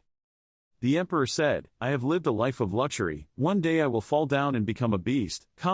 Mentioning the cycle of reincarnation, the emperor thought he had a bad fate because he had a beautiful life. Then he looked at the bird spreading its wings in the distance and asked, "Isn't that my destiny?" After finishing the recollection, Young-ho was a bit surprised. He looked at it and thought, is the nameless dragon a human, and if he becomes the guardian dragon of the country, that is, caption, the first emperor of unified Shilla, in the Korean peninsula Tien. He looked at the dragon's corpse. He was Munmu of Shilla, so I just happened. Suddenly, the system panel appears. You have witnessed a part of history through the confession of the dead. Your proficiency and skills have increased sharply. He stood in front of the dragon's corpse, thinking to himself, I killed my ancestor. Then, he knelt down. Then bow to it, this land is now safe, rest in peace. The dragon's scales began to glow. Then one by one they flew back to the sky. He looked surprised. The golden soul of the dragon flew high. It sent its last words, "You prayed for me, I thank you." The system announced, "You have conquered the hidden quest of the Forgotten Dragon Island. You received the item title Breath Flute. You received the title of Ascended Helper." The system pops up, "You have decoded the hidden code of the unknown dragon land." He was surprised. Was that a hidden code just now? Not only are you leveled up, but the game also gives you unique items. The Flute of Tidal Breath, unique level. When playing the flute will give you some of the following skills: 1. King's Army, 2. The King's Reclamation, 3. The King's Purity. The item will break after 3 uses, 0 out of 3, required level 30. He thought to himself, "I didn't think I would get such a good item like this." Then I scratched my head and looked at the dawn. Making a mistake like this wouldn't be so bad. At this time, the gate appears green. On the stage appeared the words, "Gate D has been swept." Everyone was surprised. Seo Junho came out alone, so that meant the couple was dead. I don't believe that the case of the pair of Shadow Brothers is death. No matter how great your profession is, death is only an instant thing. They are no exception. When Young-ho appeared, everyone pointed their cameras at him. The cameras didn't stop. "Wow, it's already started, go get news from him." He stood on the podium in front of all the lights. Then I said, "The reason I came out alone was..." Then, the reporters' faces changed color. He was crying right now. "Everything was my fault." Then with a guilty voice, "We got lost in the maze of the gate, not only that it also took us far away from the original entrance." When I found the way out of the maze, Young-ho grabbed my hair. The unknown dragon had already killed the Dark Brothers in battle. If only I could get out of there faster." The reporters became sympathetic. I will never forget them. The Dark Brothers, at the cave, Signer watched his livestream clip again. They heroically sacrificed themselves. Hearing these words, he became angry. "Brat, you are lucky." The other force spoke up, "Mr. Singer, so what do we do with the auction now?" He silently thought, "I was the one who decided to let the Dark Brothers go. I need to quickly prepare the first step, at any cost." Then he asked, "Aren't the guards sent to the second floor?" He replied, "Yes, the superiors said that if they let them go to the first floor, it would be a waste, too." He frowned, pushed them down. It was confusing, yes. But the CEO himself said, he continued, "Have you forgotten? The Monster Union only cares about the results. The mission at the auction must be successful. Don't try to stop our progress. Maybe I'll get a beating after this, but it's better than having my head torn off my neck." "Take the guards to the auction in Las Vegas," Signer said, "no matter the cost." Young-ho called out, "Secretary Cha." Then he wondered, why didn't she rearrange the personal mission request this time? In front of him were a bunch of documents. Sion stood with dark circles under his eyes, then tried to smile brightly and replied, "I already did it." He asked again, "So this is all a request for a personal mission?" She replied, "Yes, due to the impact of the sweep at the East Sea estuary." He pointed at himself and said, "But I said I was only helping a little." Sion said, "The report said. For players, luck is also a type of skill." And, hearing this, he paid some attention. Sion looked down at him. "I know, we should go fix your hair first." Young-ho didn't understand what she said at that time, immediately saying, "It's probably not necessary, I'm not a star or anything." Sion immediately replied, "Yes, his head looks like a crow's nest in the photos taken at the press conference." Then she started her watch. One of the portraits appeared. Sion introduced, "This is the profile of famous players today. Their jobs weren't as good, but at least they didn't look as poor as him." Young-ho then became sad. She pulled out the ticket from her wallet and asked, "You have a day off, right?" Young-ho replied, "Ah yes." Then she put the ticket on the table and suggested that you stop by this salon.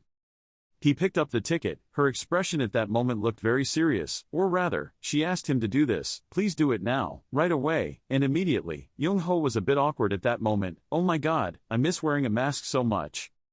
He said, "Okay, you can also rest a little earlier." Sion was surprised. She wondered, "Really?" He replied as he turned over a stack of documents. Yes, she had worked hard to organize this whole pile of documents. Sion seemed to have struck gold. Her eyes lit up with hope. Then I bowed, thanked him, wished him a good day, and quickly left as if liberated. She did not forget to loudly warn him, "Don't forget to get your hair done again." Young-ho was speechless at that time. She was excited. He stroked his bangs, wondering, are they really long? I should have trimmed it a bit, it's getting dark. Young-ho put on a shirt and a mask to hide his identity, blending in with the crowd to go to the salon. Going to an expensive salon isn't bad, but when I was a ghost, everything seemed more comfortable than that. Then I thought about before, if I took off my mask, I could go to any salon. But now things are a bit different. On apartment building bulletin boards, his face on the news is printed directly on the giant screen. He looked at it for a moment. Young-ho noticed a library of Korean stories, then thought, I should study anytime, anywhere. When opening the library door, the doorbell rang. The library was deserted, as usual, no one was here. Young-ho took off his mask. Then I took a book from the shelf, which made me doubt whether they were planning something or not. He held a few books and hummed as he walked, we can go to our familiar place again. And put some noodles. Suddenly, he saw someone. It's a woman reading a story while blowing noodles. She slowly put the noodles into her mouth. Young-ho looked at the bowl of noodles and thought to himself, isn't that too much to read just one novel? In her other hand there was a storybook. Young-ho thought at the same time. Many years passed, they met their teacher again in a few places. Oh no way, then he spoke, Secretary Cha. She was relaxing when she suddenly spit out all the noodles and her chopsticks also fell out.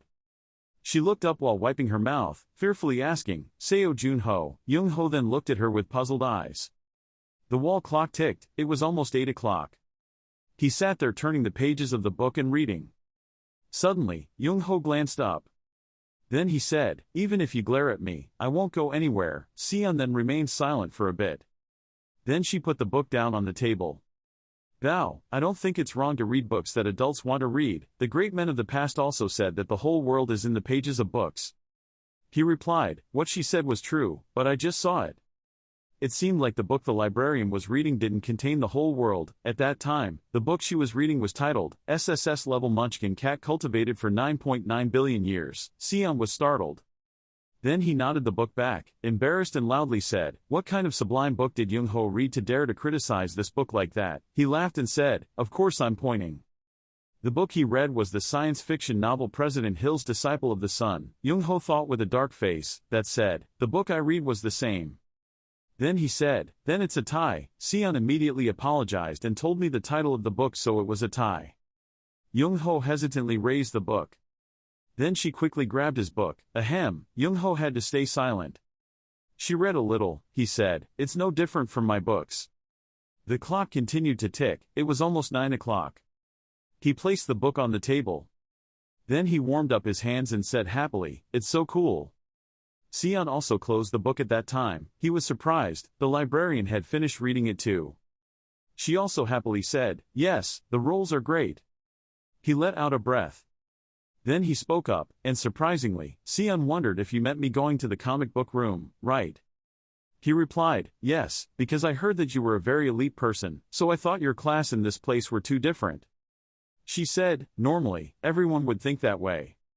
Then he put his hand on the cover of the book and said, but I like coming here, because I can comfortably read books here without fear of anyone bothering me. Besides, I like the feeling of flipping through the pages of a book more than reading an e-book. He also chats, so she must also like the smell of books, right? Seon put the book up to his nose. Yes, old books smelled of something, very noble as if they carried the scent of the years. Suddenly, her watch beeped. Seon then left the chair. It's already this late, I probably have to go, he said, I'll take a taxi for you.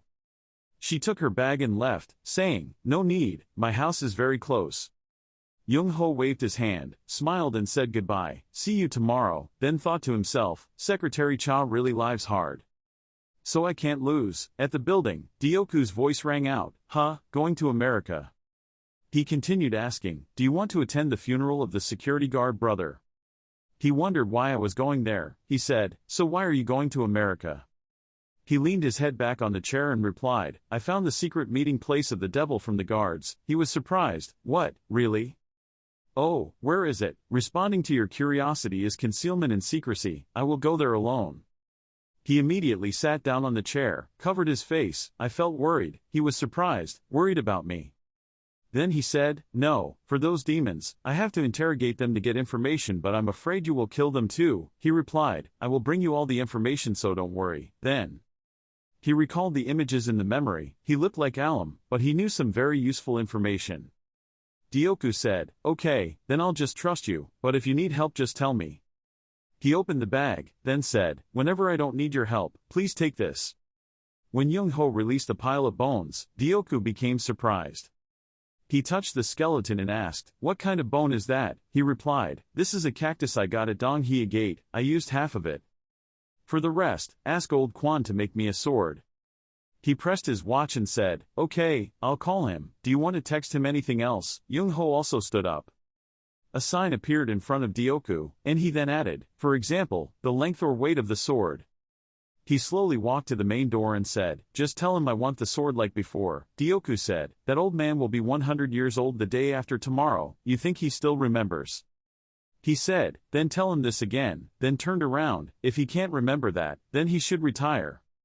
In the break room of the building, Young-ho lay face down on the bed after a long day. He then clicked on his watch. A message board appeared. It was from Secretary Cha. He sent a message, Secretary Cha, can you move my plane ticket to Las Vegas for me? Move it to tomorrow. She immediately released the emote to comply, command. He looked and breathed a sigh of relief. Then lie down on your back and look at the board, let's see. He took the flute from his bag, the magic flute that erased all the troubles in the world and called for peace to return, whose name was Van Ba or enemy. According to the description, the item will be destroyed after being used 3 times, 0 out of 3, being able to use it 3 times and then destroy it is really tough. But this is an extremely powerful item. He holds it tightly in his hand with magic energy flying around. In addition to having an Ascension Assistant to help level up his abilities, the system panel appeared, showing that he was level 20, although not at the level of someone who opened Spring, but it was enough. He happily cried and clapped his hands, saying, I finally lived until the day I had the highest magic power score among all ability points. He thought nostalgically, with the speed of development. The day when I use swordsmanship is not far away. Swordsmanship is a technique that requires knowledge of magic power. Surely you have high magic points and will gain enlightenment and use it immediately. Maybe this time it will be used faster than in the past. He continued thinking, with my current score, hunting on the 2nd floor probably won't be a problem, if I learn swordsmanship and get to the 3rd floor. Then his eyes sharpened, wondering in his heart if he could be considered on par with the great powerhouse of 9 people from under the 9 generations. Young-ho set his foot on the floor. Now 25 years have passed, how strong can the great men of today be? Outside, a plane was flying under the moon, and that demon is still a bunch of miscreants, right?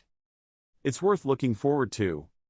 Las Vegas is where gambling entertainment takes place 24 hours a day, and also considered the city of sin. He was talking to himself in the crowd, but how long did it take to get here? Sitting in one place still hurts so much.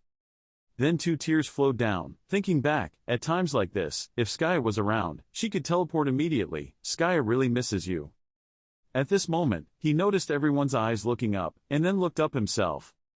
Above is a 2-dimensional image, titled MGM Grand Hotel Artifact Auction. He thought, the reason people gathered on the street is because of this. This is an artifact auction for famous people, languages from all over the world.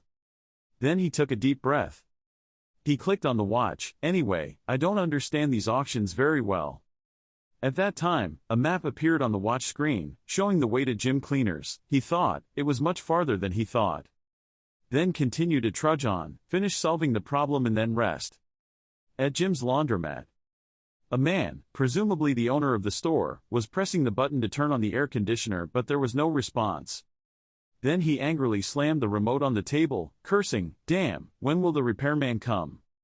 Then he complained that nothing came of it. The Dark brothers failed, the air conditioner was broken, and the employee next to him also had a headache. He was crazy hot, then said, I thought I didn't need to pay attention now. Even those crazy supervisors were fine, but still. The middle-aged man from the shop next door asked, crazy people, have I met them yet? He replied, yes. Then he said, because of him, I haven't smelled blood in a long time. He is also the one who killed my superior, making the person next to him gasp. When the door opened, he looked up in surprise. Then immediately announced, hello, the surveillance team is here. There are 3 of them in total, 2 men and 1 woman. The girl frowned and looked over, what is this? Then seriously asked, why is it so hot, do you want it to die? Making the 2 people on duty jump. They quickly bowed their heads in fear. I'm sorry, I'm really sorry. The girl held out her hand and said, TSK, bring the instructions here. As he trembled, he produced the paper. The girl immediately snatched it from his hand. She opened the paper and suddenly frowned. Then gritted his teeth and said, "Look, can you really change the mission?" A teammate next to him was also surprised. He said, "I can't believe it." So the plan to infiltrate the second floor also failed. She gave him the paper. "If you don't believe it, just look for yourself." After reading, the accomplice fell silent. He then crumpled the piece of paper. The girl looked at the big man and asked, "General, do you know if our superiors have officially stopped us and ordered me to monitor that thing, or not?" She continued, "At first Carl Singer was not my superior." He stood in front of the door looking at his two accomplices. His eyes carefully considered the situation for a moment. Then he extended his hand to his accomplice, intending to take the paper. He sweated and looked back at the piece of paper he accidentally trampled. Then carefully unfolded the crumpled piece of paper. Then he politely gave his hands to the guy, who only touched the paper. His hand immediately emitted fire, burning the paper in an instant, surprising the shop owner. The guy said, "Look away." He jumped. Then seriously asked, "Is there any other command besides this one?" The shop owner glanced down and replied, "No, no." He received the answer and glared at him for a few minutes. Then turned around and left, telling his accomplices to leave. When the door slammed shut, he sat down on the ground, as if he had escaped his fear. The person on duty with him became worried. "Brother, are you okay? They are the surveillance team." Then that guy commented, "Really scary, but that captain, he looks pretty good." The shop owner shouted, "Are your eyes for show?" The other person wondered why he was angry with me. He replied, "I will only say it once, listen carefully. People call the 9 best players in the world by the name 9 Heavens, and the captain of the supervisors is Arm, who is both one of the 9 Heavens and a high-ranking officer of the demon organization. He is a disciple of Najat Hollow." The middle-aged man was surprised. Half a year ago, the skeleton Arma wizard who caused the Turkish massacre was him. The shop owner replied, "Yes." Then he lifted the chair and put it back in its original place. The middle-aged man was stunned. This crazy guy, he continued, was rumored to have 5 people in the surveillance team. Because 2 of them offended him, he stopped, turned into skeletons. As soon as he finished speaking, the shop door opened again. They were immediately startled. "Huh?" Young-ho dressed in an alias entered the store, seeing that it was another player, not the surveillance team. The store owner was relieved. "What?" Startled. "Was it an air conditioner repairman?" He slammed the door shut. Then the shop owner reprimanded, "Why are you so late? I'm about to die of heat." He looked up, wondering, "Air conditioner?" Young-ho summoned Ice Force and said, "I can probably help with this." Then the shop was enveloped in the cool air of ice and snow. They were happy. "Oh, so cool, so you are the player. But can you stop for a moment? It's so cold." They're all shivering. "Yeah, that's right, stop joking, stop while we're still talking softly." "How can I stop?" Young-ho laughed, said, "I'm not joking." Then he took down his hat. "Well, then only stupid demons can die quietly." They immediately became tense and their eyes turned red when discovered. After a while, the first sight was of ghostly snouts munching on their bodies. There was blood all over the shop. He leaned back against the table, thinking to himself, "It's true that small fry have the power to give orders like that." He pressed his watch to call someone and say, "But if it was the supervisors, things would be different." There was a response on the other side. Dioku's voice rang out tiredly. "Hello," he confirmed again. "Dioku," he said, "Hey crazy guy. It's 2 a.m. here," he said. "Sorry for waking you up, I have a favor to ask of you." He wondered, "Are you in danger?" Young-ho replied, "No, I want to participate in the auction that is about to open in Las Vegas. But if you don't have an invitation card, you can't come in. Please get one for me." Dioku on the screen with messy hair replied, "What do you think the president of the Korean players is?" Then he said, "Of course I can find it. What is the room number and name of the hotel you are staying at?" Looking at everyone crowded there, I thought to myself, it turns out this hotel is where the auction will be held tomorrow. He stepped into the hotel. "Today I want to review the situation here first. And tomorrow I probably don't need to wear the clothes Doku sent me." Young-ho thought about Dioku's words again, and also the suit made from the Silkworm King's premium silk, even such an expensive outfit he prepared. At that time, Dioku said, "I will send you an invitation in an outfit for you to wear on the auction day. We have to show others that we are not average. I feel like it's going too far, just going to see the auction." When walking to a store with a large sign, Young-ho was surprised. Casino. Let's take a look, shall we? Then he calmly walked to the scanner. When touching the machine door, suddenly, the security guard quickly came from behind and stopped, making him startled.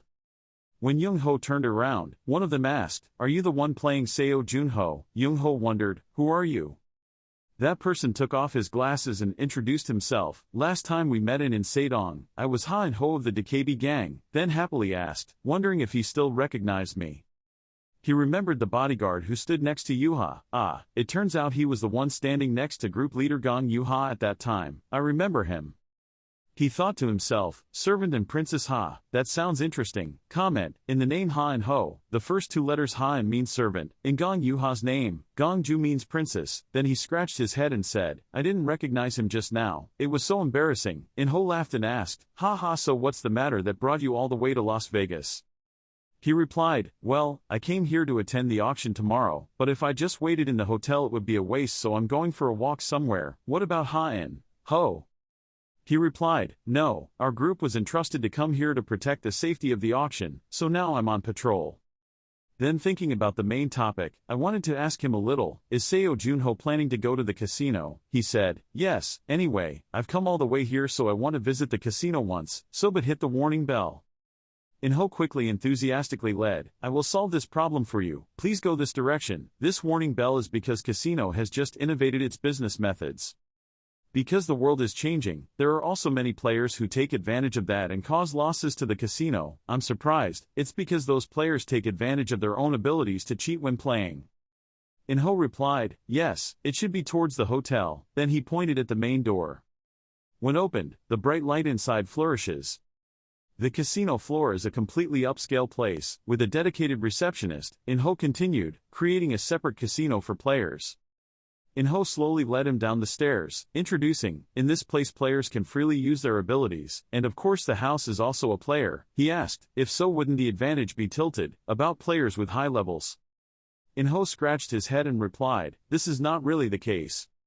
The player's level of strength has no effect on each other. Suddenly, on the other side of the chessboard, Yuha shouted indignantly. In-ho told him, typically our princess still doesn't know how to smell, ever win. She immediately hit the table, saying, yes, it's clearly number 2, isn't this a scam, making the dealer feel awkward. Then she put her face down on the table. I didn't believe it, seeing her depressed look. Young-ho was also surprised. He thought, this is not a scam, this is not a game of probability or fighting at all, but simply a game that is beneficial for players with good eyesight.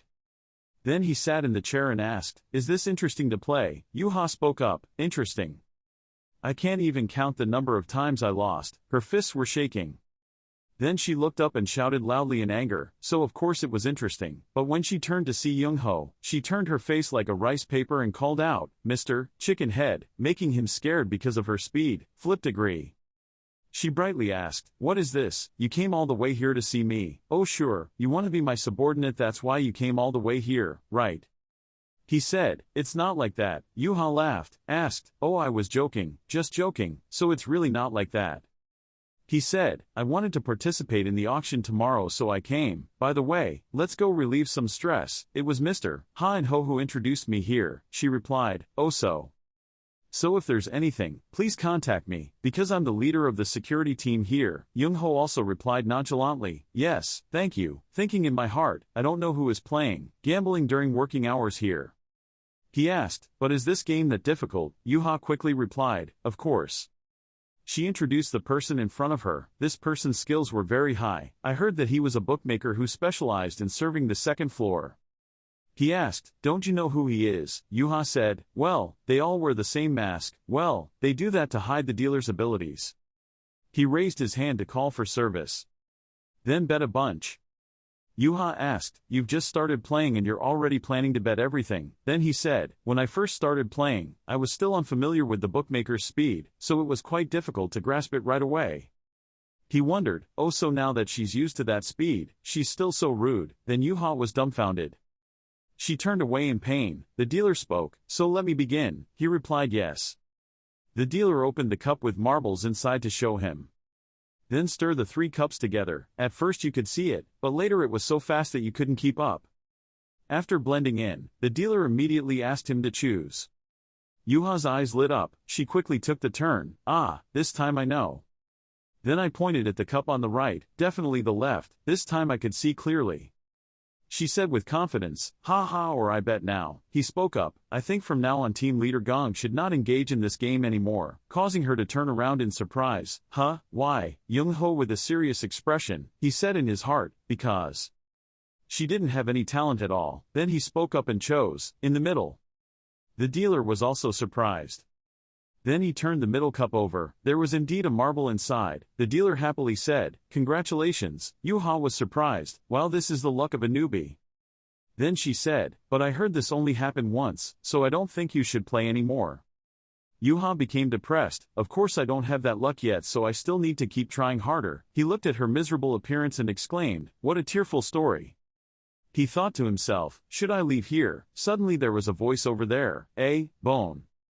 Those were the two people in the surveillance team. The girl looked at her accomplices and asked, let's win or lose with this game. This made Young-ho pause. The girl pulled out a chair to sit next to him, and he came up and said, I told you not to call me a bone. He thought to himself, wow, I met them here. He smiled and thought, so I won't have to bother looking anymore. But I can't fight them. When I don't have proof that they are people of dark forces, then the only way is to frame them. Then he looked at Yuha and said, it's a much more interesting game than I thought, I'll stay here and play a few more games. Yuha shook his head sadly, it seemed he was addicted. The dealer spoke up, because this time there are 3 players, so there will be 5 cups. At this time, the dealer brought up 5 cups. Then the speed of turning it together, the 2 people in the other surveillance team watched without taking their eyes off. When the game is finished, the dealer speaks up, inviting you to choose.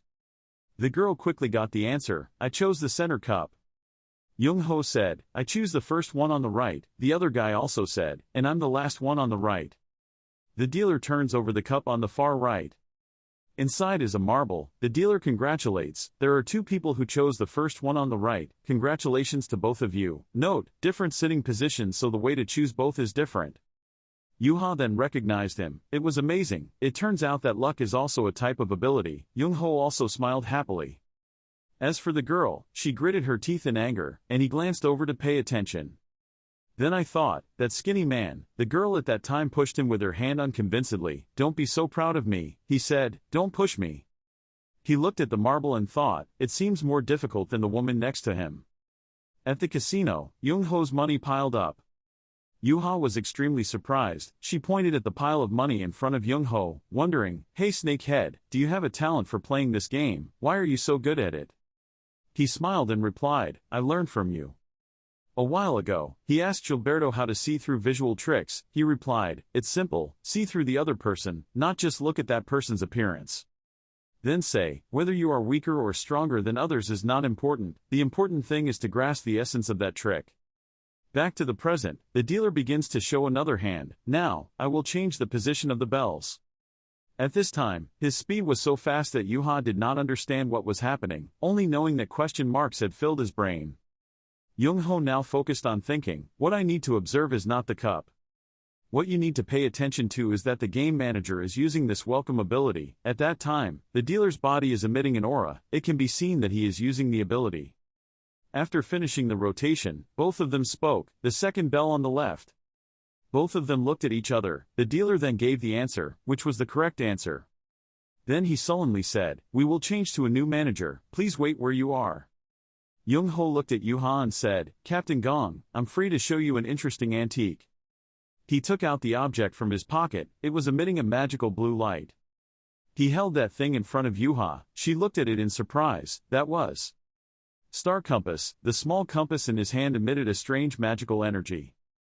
He explained, President Shimdiak-gu gave me this object. If magic is cast on this compass it will show us special people. She wondered, special people? At that time, 2 people in the surveillance team also listened silently to him. Young-ho said, of course those people aren't here. Then he turned the clock hands. Yuha was surprised. At this time, the needle was pointing towards the 2 surveillance team members. Yuha was extremely surprised. The compass needle was pointing towards the other people. Young-ho pretended to be confused. He looked back at the object in his hand. It was so strange. It couldn't be like that. Why did it suddenly become like this? Then Young-ho left the chair. "Excuse me, I'll go to the bathroom for a bit." She waved her hand. "Hey, go home quickly, I can't control my curiosity easily." The guy on the other side also left the chair. "I also went to the bathroom." The girl smiled and asked, "How long has it been?" He said, "No, just 5 minutes." In the alley of a nearby building, filled with smoke, Young-ho ran quickly to the end of the road. He stopped at a dead end. That guy followed him. He spoke up, "This doesn't seem like a toilet." He thought to himself, can that guy's compass detect demons? Knowing that we are demons, that's why he ran away here. Then Young-ho held out the compass. He dropped it to the ground, broke the compass. Made him surprised, thinking in confusion, antiques are not disposable items, why can they be broken so easily? Then they are not antiques, that is. No way, he nodded. He now had the sword in his hand. He got straight to the topic. "You lured me here, right?" He smiled and replied, "I felt it from the moment I was in the casino. I am truly a person with good eyesight." He also took out his weapon and said, "What have you learned from us?" He smiled and asked contemptuously, "Let's see, it's probably your entire schedule tomorrow." His eyes turned red, then he picked up the knife and said, "Then there's no need to be so long." Suddenly, after finishing speaking, that guy immediately rushed forward. In just a few seconds, he approached him. He slashed once, and he immediately dodged by backing away. Young-ho frowned, thinking, he's too fast. Then he jumped back, analyzing in his heart, he was not only physically strong. Young-ho landed, but he also had the ability to accelerate. He spoke, "I also grasp your ability." He looked up startled, then the guy looked back with a threatening glare. "Surrender and obediently die, because you cannot avoid the attack. Where's my next job?" He was silent for a moment, then slowly closed his eyes. Then he started thinking, that guy just needs to see that he can't keep up with his speed. That's not a bad choice. Then mark the points to attack. The parts that can kill the opponent with just one blow are the head and heart, in which the head seems to have the most loopholes, so I'll pretend to aim for his head and he'll jump forward, to strike a blow to his heart. He closed his eyes to feel it, and he was about to swing the knife. Suddenly, a stream of energy spread out. He gritted his teeth and wondered if there was smoke. Demonic energy covered that guy. He immediately rushed forward and said out loud, when he was busy using this trick, the tip of his knife was already pointing towards his heart. He screamed and brought the knife down. But in the end, Young-ho said, although it was regrettable that he had to look back, his hand was frozen, making him scream in pain. He said, but that was just the leverage part. He fell down with his hand frozen as hard as stone. He continued, if I can catch your attack, then it's okay even if I'm not as fast as you, right? He pointed at his head and said, with your personality, if I leave my head with many openings, I know for sure you will aim right at my heart. He gritted his teeth, still not running out of snails. He continued, TSK, what's the point of hurrying? I know exactly what you're going to do. He shouted, shutting the bastard's mouth, then summoned another sword with his other hand, but when he intended to attack Young-ho, he caught his hand. Quickly, that guy's other hand also froze. He completely lost the ability to fight. He immediately slashed his sword at him. He immediately fell down, blood splashing everywhere. He stood there seriously saying, after all, being too careful is not good. Inside the apartment building, the surveillance team girl looked out the glass window, looking worried for her accomplice. She turned around and said, I hate to admit this, but this skeleton, in close combat and one-on-one combat, is much stronger than me. But he hasn't come back yet, so I think he must have beaten him to a pulp. She turned back to the glass door again, then sadly said, the idiot said he would only be gone for 5 minutes and would be back, but then he took it all on himself. He asked, what does he look like? She described that, being Asian, she was also with Gong Yu-ha of the Goblin Association, so it was very likely that he was also a member of that association. Then he pressed the clock. Open a player information panel. Say, this is the profile of the players currently in Las Vegas. Found it. The girl looked over. She scanned the information panel once. Then her eyes widened in surprise. Then she told him, there. There was a portrait of him on the board, she said. It was definitely him. He clicked on his information. Then I thought to myself, how strange, a rookie who just debuted 2 months ago, can't defeat his subordinates. When he saw information related to Young-ho, he was extremely surprised. On the famous media with his image, he said, this guy, it turns out he has connections with the Dark Brothers. She was immediately surprised. Really, really, so he was the one who entered Dong Hye Gate with the Dark Brothers. He was silent for a moment. Then I thought to myself, it's very likely that he intentionally approached us. If that's true, then the death of the Dark Brother is not just that simple, but because of him. He spoke up. From now on, Seo Junho must be listed as a dangerous character. She looked at him in surprise. He growled, killing wherever he found. In a high-rise hotel, a security guard pushed open the car door. The person inside stepped out. It was Young Ho. He was dressed neatly with a black suit. When walking to the front door, a guard noticed. Then speak up, please stop for a moment, and invite the guests to present their invitations. He showed the card. When he saw the gold stamp on the card, he was surprised, then quickly invited him in and apologized to the guests.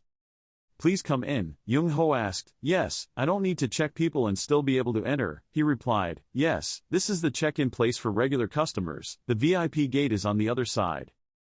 He slowly walked inside, thinking to himself, I'm a VIP. Did team leader Gong Yuha already remind them privately?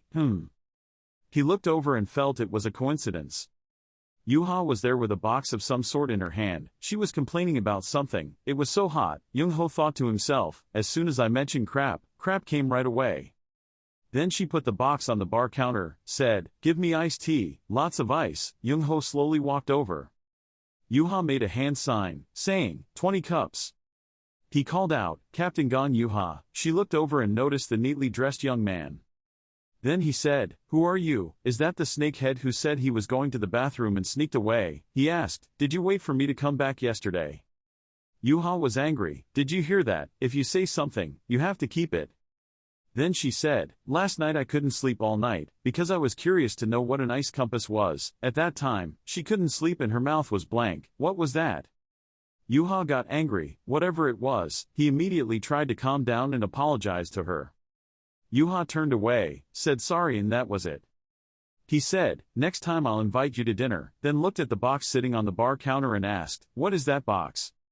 She replied, well, the ice box contained cold drinks and ice cream. When she turned around, her pupils suddenly shrank, making him confused.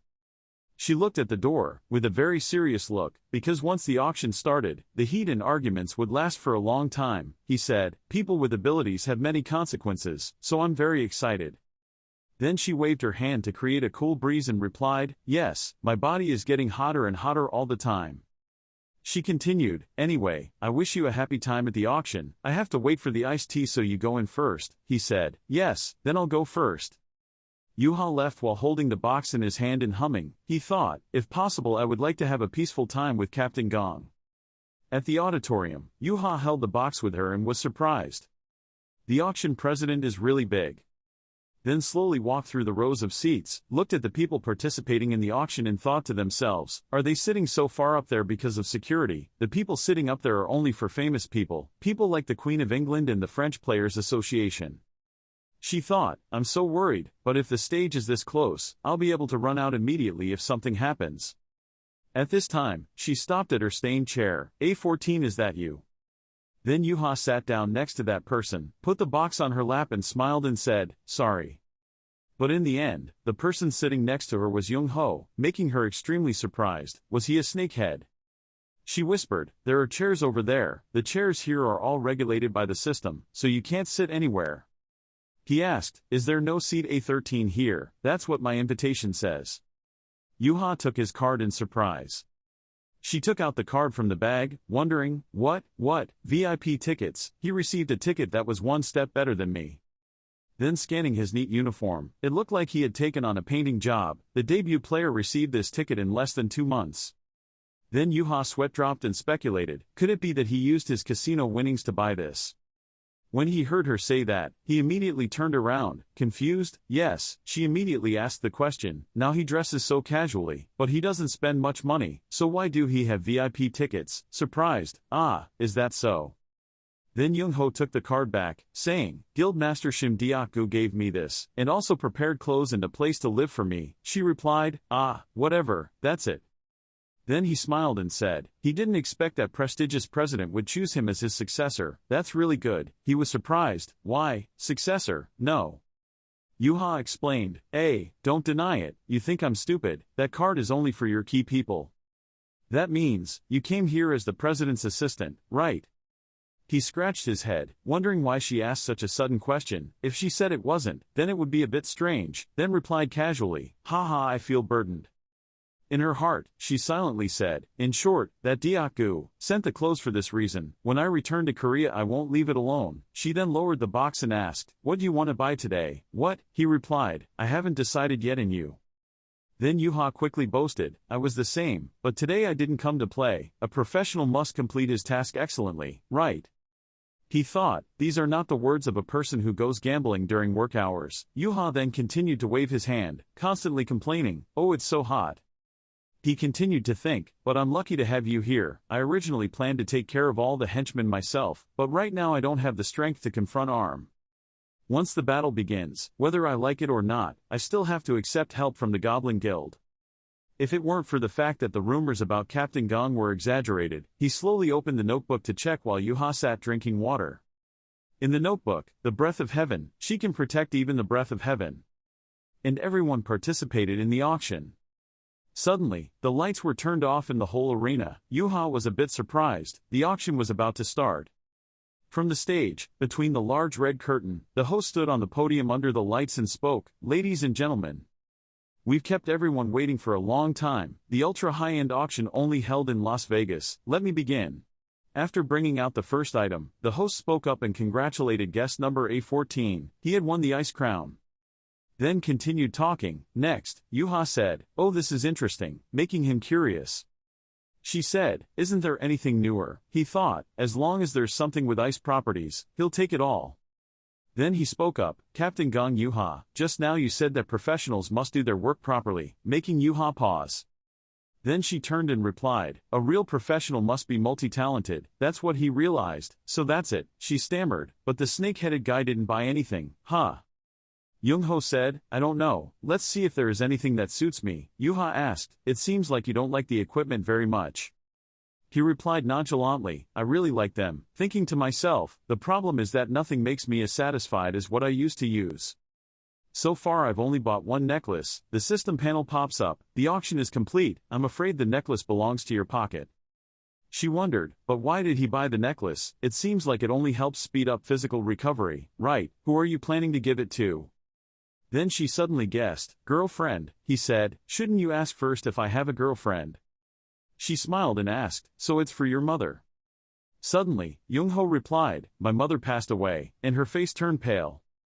Then he also bowed his head in guilt, I won't say any more. He immediately reassured me, I just want to buy a gift for my grandchild, you don't need to worry. The host continues to list items. Now, I would like to introduce an item that has not appeared again for a long time. If there are any guests below who have participated in our previous auctions, then surely you have had the opportunity to admire it then. He spoke up, number 84, the mysterious ball. In that glass shelf was a strange ball with golden light. He became more cautious when that thing was displayed. The alert system, activating the sharp intuition skill. Young-ho thought to himself, among the skills I have, why does it activate such sharp intuition? Does it react to that ball? A guest in the back was discussing, what is the purpose of the reward from the middle school gate? Over the past 20 years, we have not been able to find out the identity of this ball. Young-ho up here overheard what they said. Fuing replied, that said, moreover, a few years ago someone said they would learn about it but in the end they didn't buy it, right? If they put it up for auction again, that person must have given up. The other person said, so who bought this useless thing? He thought, then he said, thinking to myself, although I don't know why, my sharp intuition was suddenly activated, but nothing has happened since then. So should I believe it this time? Then he pressed the button to speak up. Yuha was surprised, Snakehead, do you want to buy that ball? The host spoke up, auction item number 84 had been sold for $6,000. He replied, yes, suddenly I found it very interesting, making her freeze. The host spoke up, today's auction. Finally arriving at auction item number 85, everyone was surprised at what was about to be auctioned before them. The top-level magic ball was discovered in the ancient dungeon on the second floor. On the glass shelf at that time was a glowing ball, magical energy clinging around it. The host introduced, the breath of heaven. Yuha kept her eyes glued to the glowing object up there, as if fascinated, praising it, oh it's so beautiful. Moreover, it also contains an abundant amount of magic. Rumors that the energy emitted from inside the sphere is enough to operate a city are not unfounded. Young-ho said, so how much does a magical sphere like that cost? She pondered, I think the price given would be huge but... In fact, it depends on the number given by the heads of state. The staff in the lobby began to consult each person one by one. He replied, yes. At that time, the price continued to skyrocket. Young-ho thought to himself, that's an expensive price. Suddenly, Yuha was startled by something. She frowned and stood up. Young-ho sat there silently. He calmly looked at that thing. It was time for them to steal it. The price list kept increasing, and the host announced that it was $450 million, $470 million, $500 million, $550 million. He constantly updated the amount. Suddenly, he spoke up. Someone offered $600 million. Yet, the ceiling of the auction area had collapsed, and the host looked up in shock. After the commotion, smoke and dust everywhere, everyone screaming loudly to save people, amidst the chaos of the auction site, the chairman looked up at the ceiling with a shocked look. In-ho on this side has consolidated the situation. He created a shield by pressing his hand against the floor. In blocking the crack from above affecting everyone, he turned and asked worriedly, are all safe? Yuha was happy then. In-ho.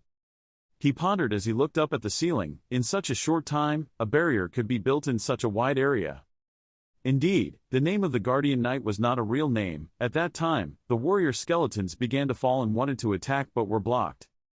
She couldn't help but be surprised, saying, only demons could do such crazy things. Who exactly was the thing that skeleton summoned? He spoke up, could it be the bone wizard who caused the massacre in Turkey? His abilities are not ordinary, but in his mind, if he wanted to hand them over to the bidding organization, he would have to share them, share information, then say, well, it's certainly possible. Juha communicates through the watch, everyone listens clearly, priority is given to objective evacuation. If there are still guests in here, they must protect the auction item. Then quickly ordered, In-ho, you go watch the breath of heaven, then find the bone witch. He brushed his sleeve, replied, yes, Captain. Then turned to look at Young-ho, well, the snake head will also help a little. Before I could say anything, I saw him disappear, then said again, where did he go again? Like last time too, this guy is really cool. But looking to the other side, she heard human voices again, wait a minute. That's the bodyguard who wants to keep the guests under control. Even though you're panicking, keep order and move calmly. Because there was a shield, everyone would be safe for the time being, but no one listened to the bodyguard. A middle-aged man immediately pushed him aside and shouted, what's safe? He looked up at the shield and said, it's broken, where's the safety? Let me get out of here quickly. Then a large stream of people rushed out of the hall. Don't get out of the way, don't push. Yuha then kicked his feet. This guy and that guy were really troublesome. Then she clenched her palm, summoned fire and took a breath. After that, Yuha immediately punched the wall hard, smashing the swimming pool. That place quickly became a wide empty hole. She pointed outside, told everyone to move towards that rickety entrance, then evacuated, telling them to go out this way. In-ho held her head and said, Gongju, this building is not worth cheap. If the wall is broken like that, what should I do? Is not possible. Then he replied, haha, I think this is a good thing. When you write the scorecard, please leave my name out. She looked over and said, really, what you say makes me sad. Suddenly, a teleportation hole appeared in the air. Bullets from that hole immediately shot towards In-ho. Not too late, it immediately flew over his chest. The machine opened. In-ho was assassinated in front of her. Yuha immediately panicked. In-ho. Slowly, the protective layer cracked, then it completely shattered, and she looked up. Then pondering, In-ho fell down and the mana barrier disappeared. Yuha looked at him one last time, then gritted his teeth. She immediately looked up at the skeletons and said, I was planning to buy enough time to gather enough mana to strengthen that shield. And the fire starts to break out, don't let them stop you. At this time, a stream of light spread out. That was Yuha's firepower. She used her fire fist to rush into the bones. In just one blow, the firepower released was so great, it broke a chunk of the hotel and pointed straight into the sky. Burn all the skeletons there. A bright light of fire rose from the hotel area. From the other side of the rooftop, the girl from the surveillance team spoke up, which was unreasonable. Is that really the ability of humans? She equipped herself with a sniper rifle. There is no doubt that she is the reason. Then the girl slowly analyzed Yuha's attack. An S-rank beauty queen, one of the strongest people in the world. I don't want to face someone like that head-on. Then I touched my glasses frame and thought, sniper guns are only used for sniping. The button to activate the surveillance camera on the glass immediately worked, clearly showing the segment of the outside door where guests were jostling to escape. And the scene inside, where Yuha's battlefield and In-ho's body are lying on the ground. On the ground near In-ho is a precious orb. She immediately happily said a sentence and positioned herself. Then immediately summoned a teleport cell. Then that ball finally passed through that teleport box. The girl held it in her hand, happily looking at it. This is the breath of heaven. Suddenly, the signal attached to her ear rang. She turned on the response signal. Yes, boss, he asked. Did you get the things? She immediately said, who am I? Of course. Then he said, good job, go to point B. She replied, yes. She looked towards the sky, talking to herself. Completing this task was too easy, but it was a pity that she couldn't deal with Seo Junho. Suddenly, the girl noticed a figure in the distance. When she looked closely, that person was a young man running here, she thought. He was. Looking closely, it's him. She immediately got angry. Seo Young Ho. Then quickly put his eyes on the sniper rifle and loudly said, you really are red and silver. At this point, the gun is aimed at your head. It won't hurt, one bullet is enough to rip your brain out. When the gun is loaded, a teleportation portal appears. The teleportation gate continuously moved to transmit the bullet to him. When it appeared right in Young-ho's head, he immediately reacted quickly by ducking to avoid it. Even she was surprised, she missed. I moved the bullet to make sure it hit him, but there was no way it could hit him. Then she angrily continued aiming, this time I won't miss. At that time, 2 teleportation portals appeared at him. Young-ho paused, then he shouted, the spectrum strolled. Quickly, a stream of demonic energy appeared to cover the place, and Young-ho disappeared. She was so surprised that she screamed, what nonsense! In my heart I wondered, how could a sniper of my caliber still miss? He was just a rookie. Then immediately realizing something, the girl began to analyze that place, where he was heading. Suddenly, from nowhere a stream of ice appeared. It froze half of her body. The girl looked back in dismay. She couldn't believe what was before her eyes. Young-ho then used his teleportation ability to go to the rooftop with her, and from there the ice force also shot towards the girl. He looked at her with a serious look. She shouted loudly, you bastard, what are you doing? Young-ho calmly walked to where the frozen girl was with the sword in his hand, asking again, what are you doing? Then raise your sword, your life is no longer valuable, tonight, we will disappear from the earth. Then I cut a line. In the auction hall, there was dust and fire burning. The monster skeletons were burned underground into pieces. Although Yuha fought, she still kept talking, it was so hot, her face was now dirty. It's okay, after this I'll go to the Arctic to relax, as she thought to herself. A guard was carrying In-ho all the time. Princess. She turned her head and he announced, there's something big going on over here, we've lost sight of heaven. She was surprised. What? The guard reported, maybe someone took advantage of the chaos and stole it, we are trying to find the suspect in the crowd. She stood there dumbfounded, thinking, any brash person who dares to take the breath of heaven must walk over my body. At that time, the bodyguard called out, leader, boss. Before he could say anything, that bodyguard was hacked to death by a force. She was so surprised that she couldn't say anything. Me. An iron-armored foot full of bones stepped out. It was a wave of bone monsters, but they were black bones. Making Yuha frown and wonder who the hell these people were. Yuha was surrounded by only the bones of warriors and bodyguards supporting her. She wondered in her heart, black skeleton. Then he glanced back at the bodyguard who was recovering. The members of his team were all talented people he had chosen. Perhaps they were too exhausted from previous battles so they were easily defeated, so. Then a bodyguard spoke up, Princess, what's so strange? She asked, what? He said, the equipment and things he used looked very familiar. Yuha was confused, what did he mean? The bodyguard said, 3 years ago, she still remembers the case of the player going missing while on duty that caused a stir throughout the second floor. She asked, what about the incident where the players infiltrated the second floor and disappeared without a trace? He turned pale. I was in charge of investigating that case, so I knew very well the information related to it, the equipment, the fighting methods used by the player who disappeared 3 years ago, all of that. Exactly the same as what these black skeletons are using. She was silent for a moment looking at them, then realized, so these were the black remains. At Youngho's place, he was reviewing the memories of the girl from the surveillance team. Arma ordered, I will attack the auction, then distract Gong Yuha, while you guys steal his breath. Heaven, she immediately replied, okay.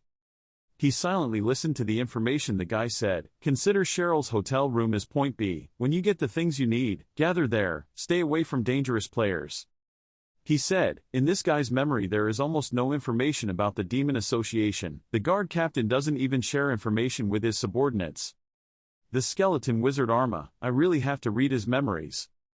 According to the memories of the guards, the skeletons attacking the auction room were the people who died for Najad Hollow, so Najad's disciple Arma was the one controlling those skeletons.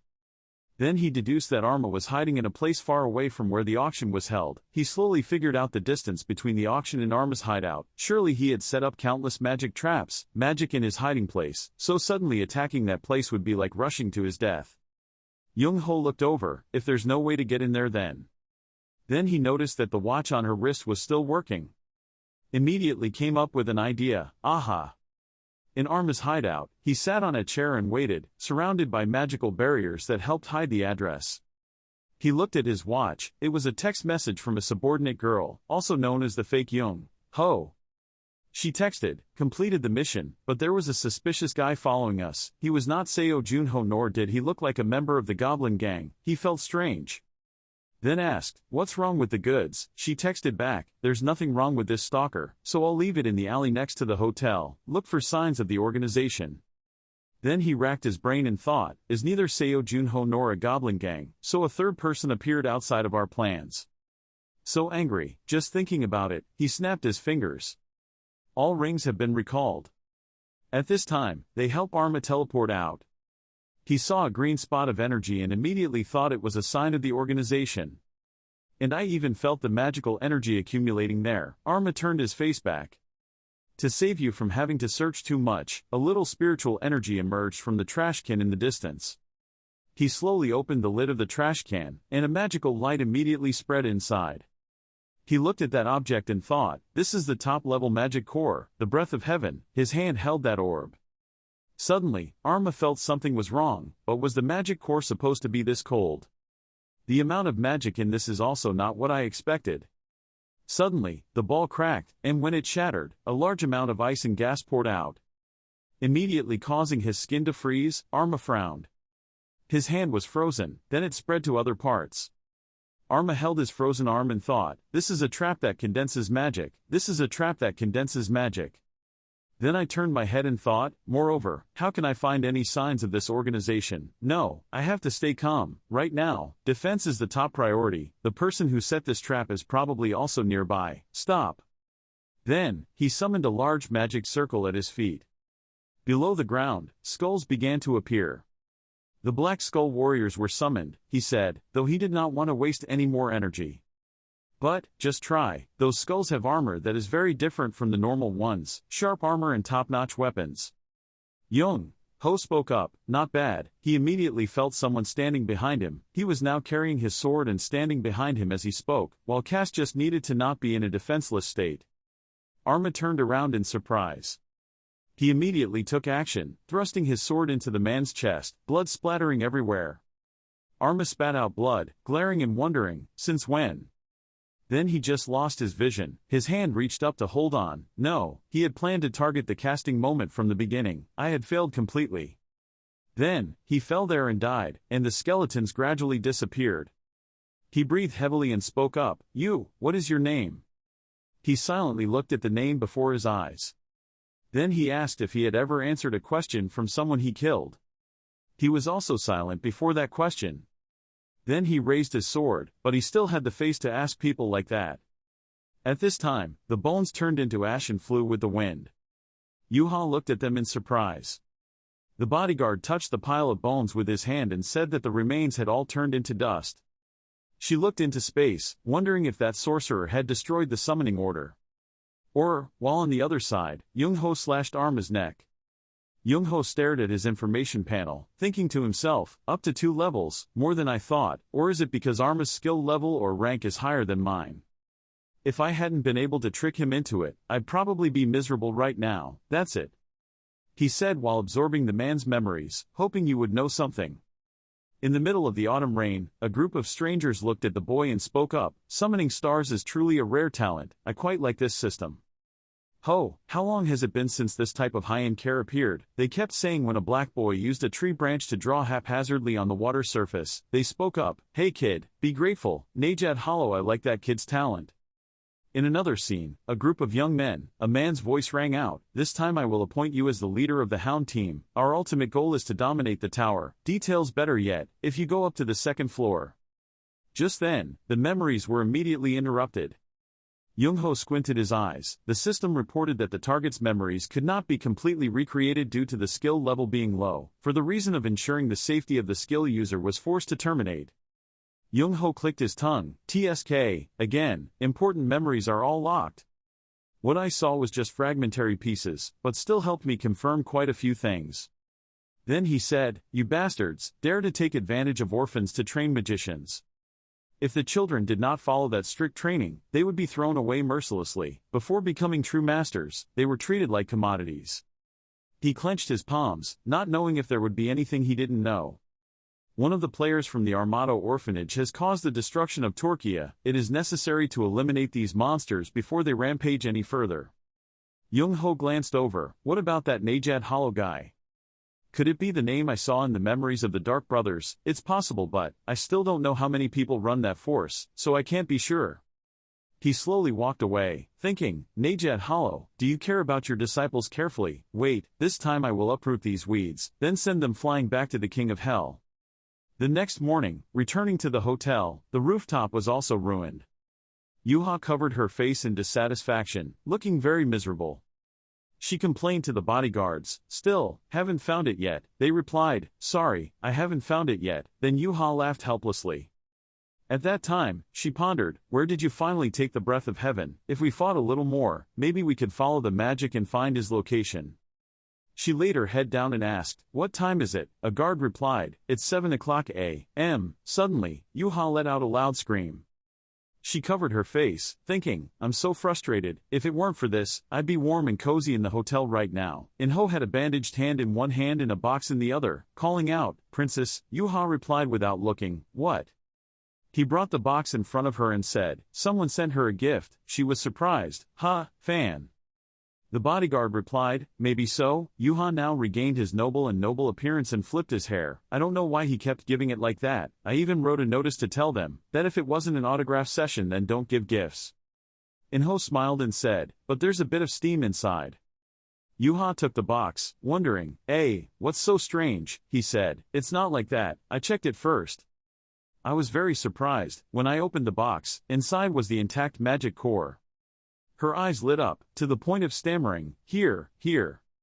Then asked In-ho, hey, it's very well done, it looks like the breath of heaven at real prices. He replied, it's real. She then narrowed her pupils and stood still for a moment in admiration. Then relieved the shock with a shrill scream, what? Yuha couldn't believe it and closed the box. It was real. It was taken by the skeleton soldier controller. He replied, that's why I said I was surprised. I looked strangely injured, like this. In-ho said, there's a piece of paper written in English in there. Do you want to read it? Yuha immediately replied, of course. When opening the paper, the message that person wanted to send was, having harmed 2 other demons besides the Bone Soldier Mage, taking back the breath of heaven. The Bone Soldier Mage was lying in the alley behind the hotel. 20. From a fan passing by, she was silent for a while. After thinking about it, she looked back at the bodyguard and asked clearly, did you, my fan, say everything is over? He replied, yes. She immediately froze. I didn't do anything. In-ho said, it's okay, thanks to that we weren't punished, just thinking about not being able to find it is enough to scare me. She immediately leaned her head back against the chair. Even though she didn't know who that person was, she was really grateful.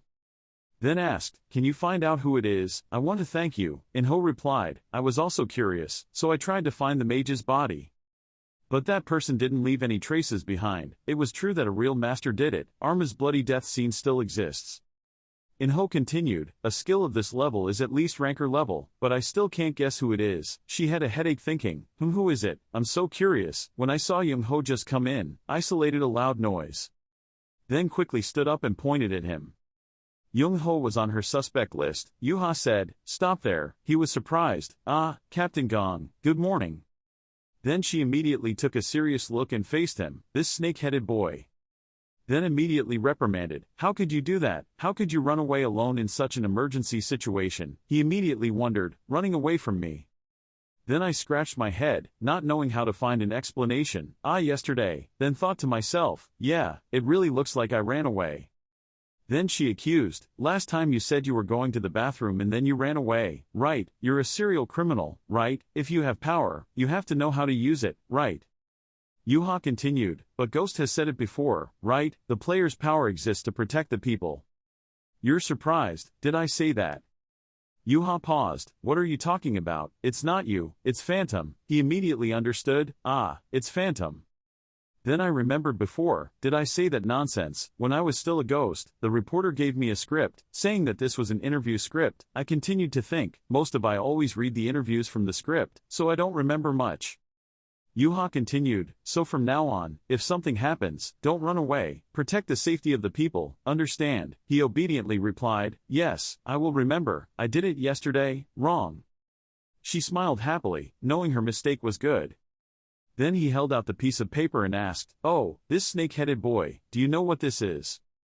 He frankly replied, "I don't know." Yuha then went back and forth, showing off. "No, well, a fan of mine slaughtered both the skeleton soldiers and the culprit last night, and then even sent it back. Breathe heaven for me too. I heard In-ho say that he must at least be a ranker, but I was quite curious as to who it was, so he immediately deduced, probably not a ranker."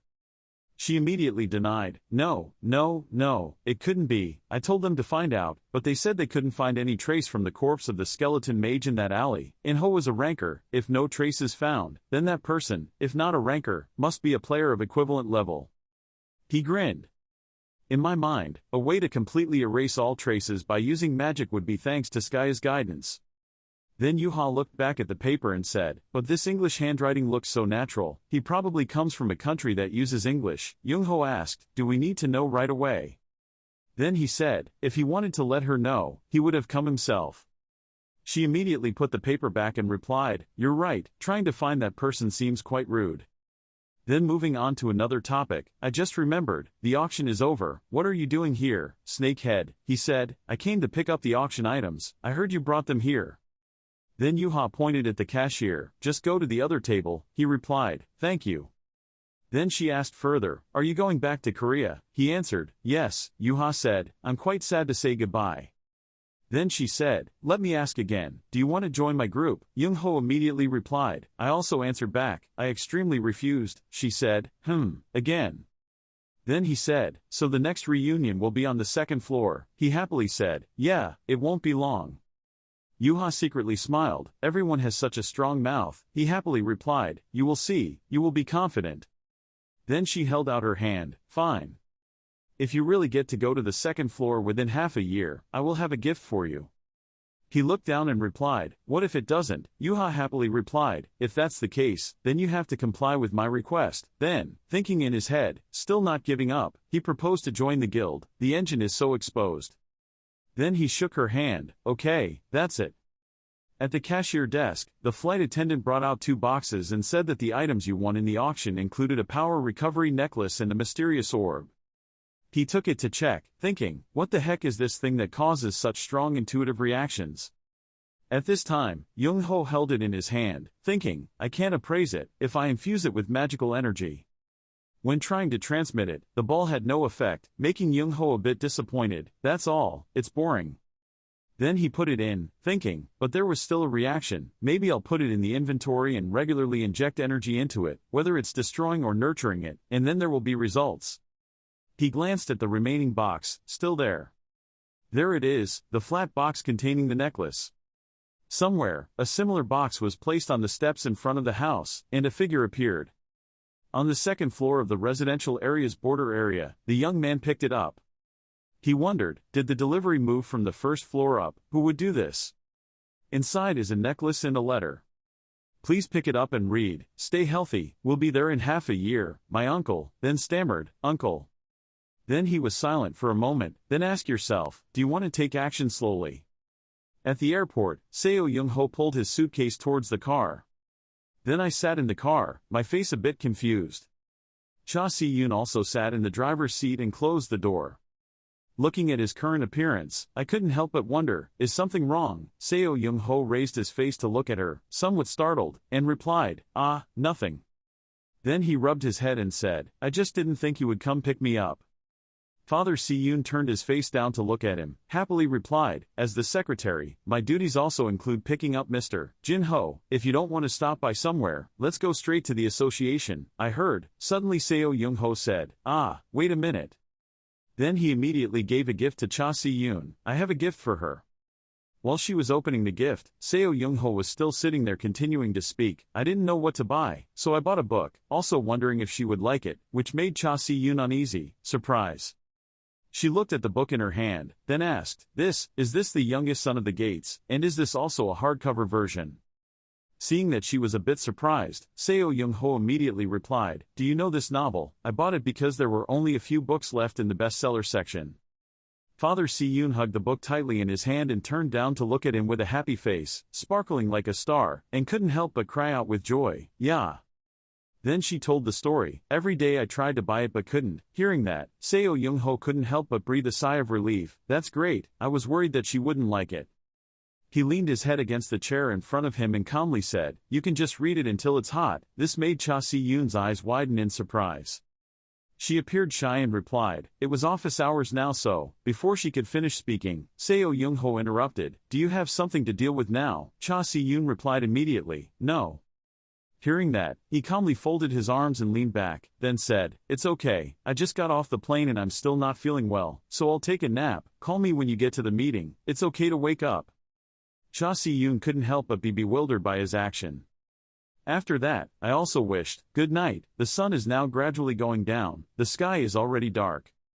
In another place, someone placed something on the table, accompanied by the voice, here, yours. Shim Deoku happily smiled and replied, is it expensive? It's alcohol.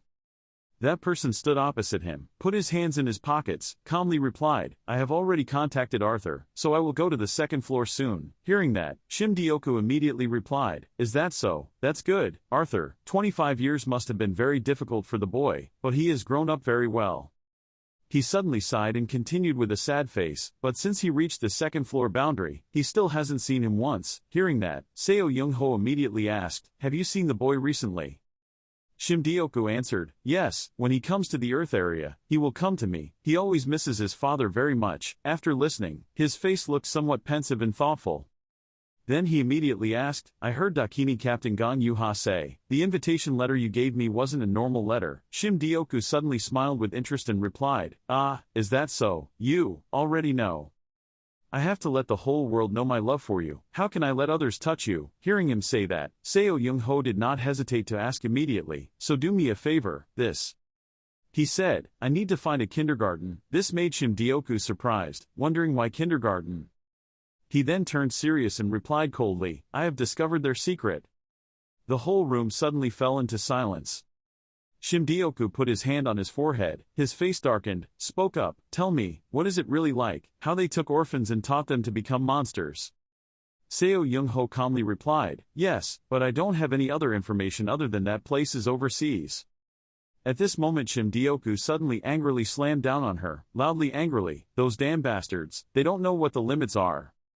Seeing Shim Deoku taking out alcohol to drink, Seo Young-ho immediately said, you said you quit. Shim Deoku said in annoyance, TSK, I don't know, I need to drink, He sighed heavily, then used his spiritual energy to put something into the wine glass. Wait a moment.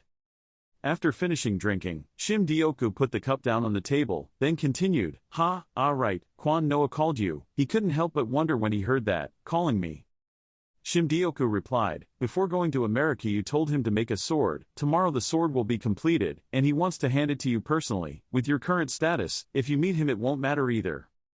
Hearing that, Seo Young-ho couldn't help but ponder, yeah, now my name is big enough to even accept the request from the Dakabi group. After talking for a while, he turned around and left. Shim Deoku couldn't help but remind him, let's go early tomorrow morning. He waved goodbye, then replied, okay, then I'll go rest first. Shim Deoku also waved back and happily said, can't wait to meet Noah, right son? After he left, Shim Dioku was lost in his own thoughts, his face full of thoughts. Now, I have to do what I can. Seo Young-ho wore normal clothes, leisurely put his hands in his pockets, raised his head to look and smiled and said, it's been 25 years but it's still the same. He is standing in front of a spacious and elegant house. Then he opened the door and walked in with a train of thought, thinking about it. It seemed like Noah's nephew was the heir to his store.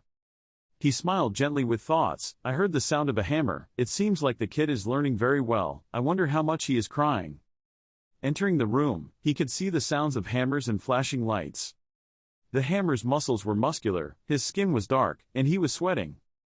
That strong man turned around and asked, "Who are you?" Seeing this person's appearance, Seo Young-ho couldn't help but be surprised and widened his eyes in surprise. He secretly thought to himself, this is Kwon Noah's grandson. What has happened in the past 25 years? Then he remembered the appearance of the crying boy when he was young. Hyung, you are scolding me. Even more so, the more I thought about it, the more unbelievable it was. Palmoa saw him and immediately asked, oh, it's the person playing Seo Jun-ho, right? The association has already warned. Follow me. Seo Young-ho's face kept staring at Palmoa, seemingly finding it difficult to believe his eyes. Then he followed Palmoa and turned his head to look at something placed on the table. Standing in front of the brightly lit, extremely tidy room, Seo Young-ho couldn't help but think, Mr. Noah is probably up here. Someone's footsteps were echoing along with a voice, damn it. Why is it so difficult to meet you, Mr. Noah was now standing behind him, clasping his hands behind his back and saying. Seeing Mr. Noah, he couldn't help but smile and politely said, long time no see, Noah. The man standing in front of him is Mr. Noah, an old man with wrinkles clearly visible on his face. Palmoa standing to the side couldn't help but wonder at this situation. You too, isn't this the first time you've met, Mr. Noah calmly replied, yes that's right. After that, he sent Palmoa, to go get another cup of agate tea. When Palmoa heard that, he couldn't help but be surprised. That thing. Mr. Noah replied immediately with a serious face, don't make him have to remind you too much. Palmoa rubbed his head, then immediately obeyed and left. Seo Young-ho slowly spoke up, the boy still listened to him so well. When Noah heard that, he immediately sighed, then replied, because you don't know, once he doesn't listen, everyone will.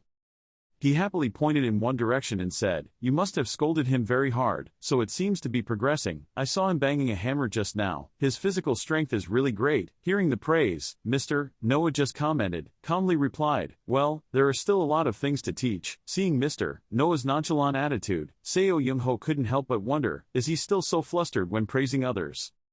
By the way, don't you welcome me? Aren't you happy because I didn't die but am still alive like this? Mr. Noah heard that and suddenly answered loudly, very happy. However, the next second his eyes became pensive again. Mr. Noah approached and patted his shoulder, slowly saying, I have been insulted enough. He smiled gently and replied, thanking him, very happy that he was still the same as before. However, Mr. Noah suddenly became confused and asked inexplicably why he did that. Seo Young-ho was surprised by his question, answered, how can I answer that? Mr. Noah continued, I've heard the news from Dioku, but I still haven't heard exactly why you became a player. Seo Young-ho replied coldly, it couldn't be helped. Then he snapped his fingers. An ice screen suddenly appeared, accompanied by a sparkling crystal floating in Seo Young-ho's hand, making Noah startled. Mr. Noah looked intently and said, there. Looking at what was sparkling with magical crystal snowflakes, Noah asked, is that the power of the Ice Queen? The two of them sat on chairs, under bright lights, talking to each other. Mr. Noah spoke up, so, with the power obtained from the Ice Queen, you can revive your teammates. Seo Junho calmly replied, yes, so I will try harder in the future too. Then he smiled happily and said, after all, we agreed to always be together, and there was a contract. After saying that, he immediately put his hand out in front of Mr. Noah to shake hands. However, the next second he said a series of words that made him startled, full of shock and amazement. The person I signed the contract with was the Midnight Sun, not the rookie Seo Junho.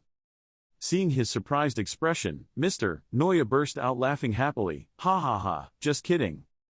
It's been a long time since I saw your stupid face, so I just wanted to meet you. Hearing this, Seo Junho couldn't help but cry and laugh. In fact, you didn't call me here because of the sword, you called me here to play.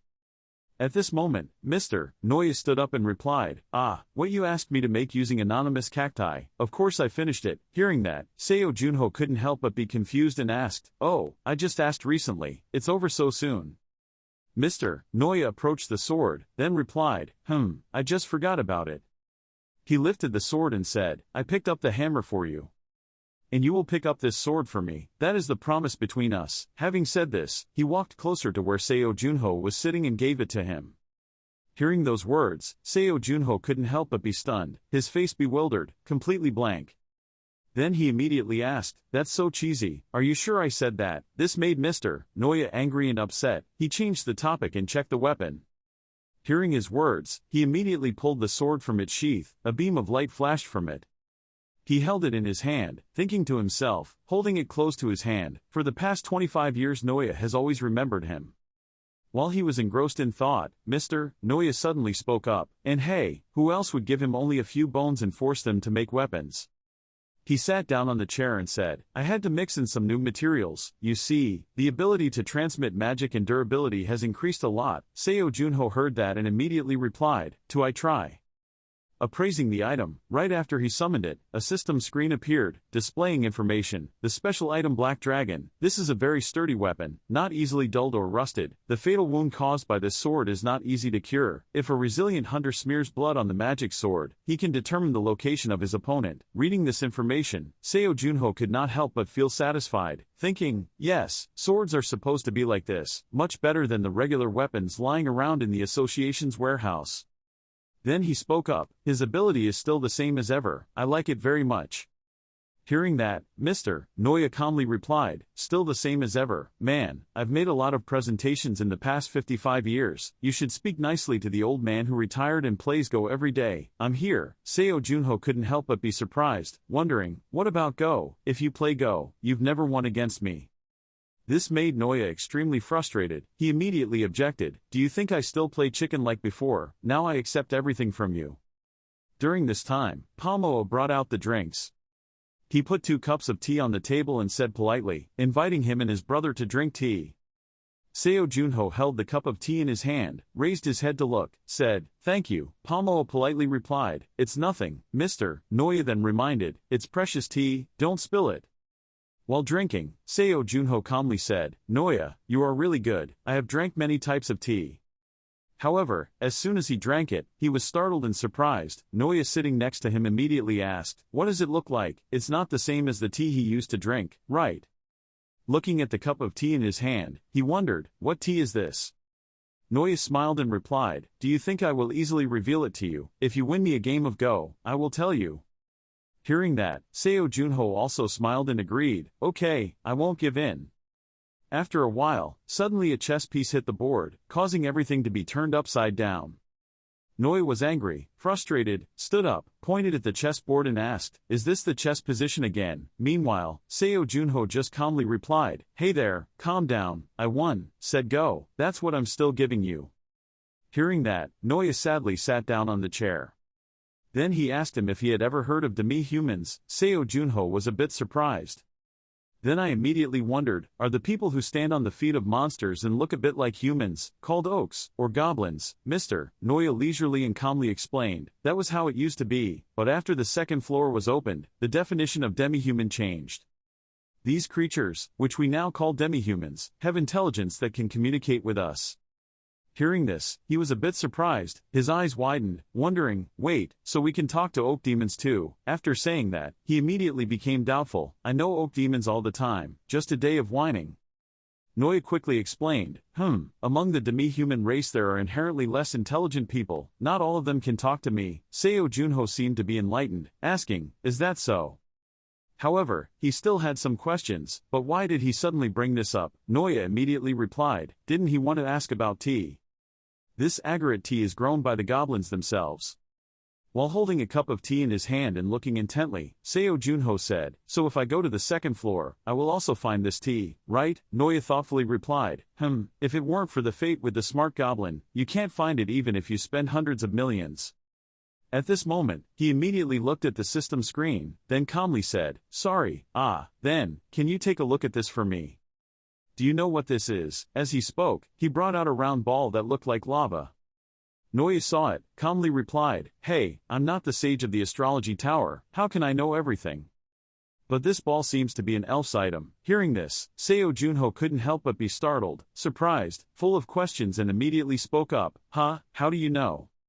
Noya replied, to briefly explain, I once met the elder of the goblin tribe."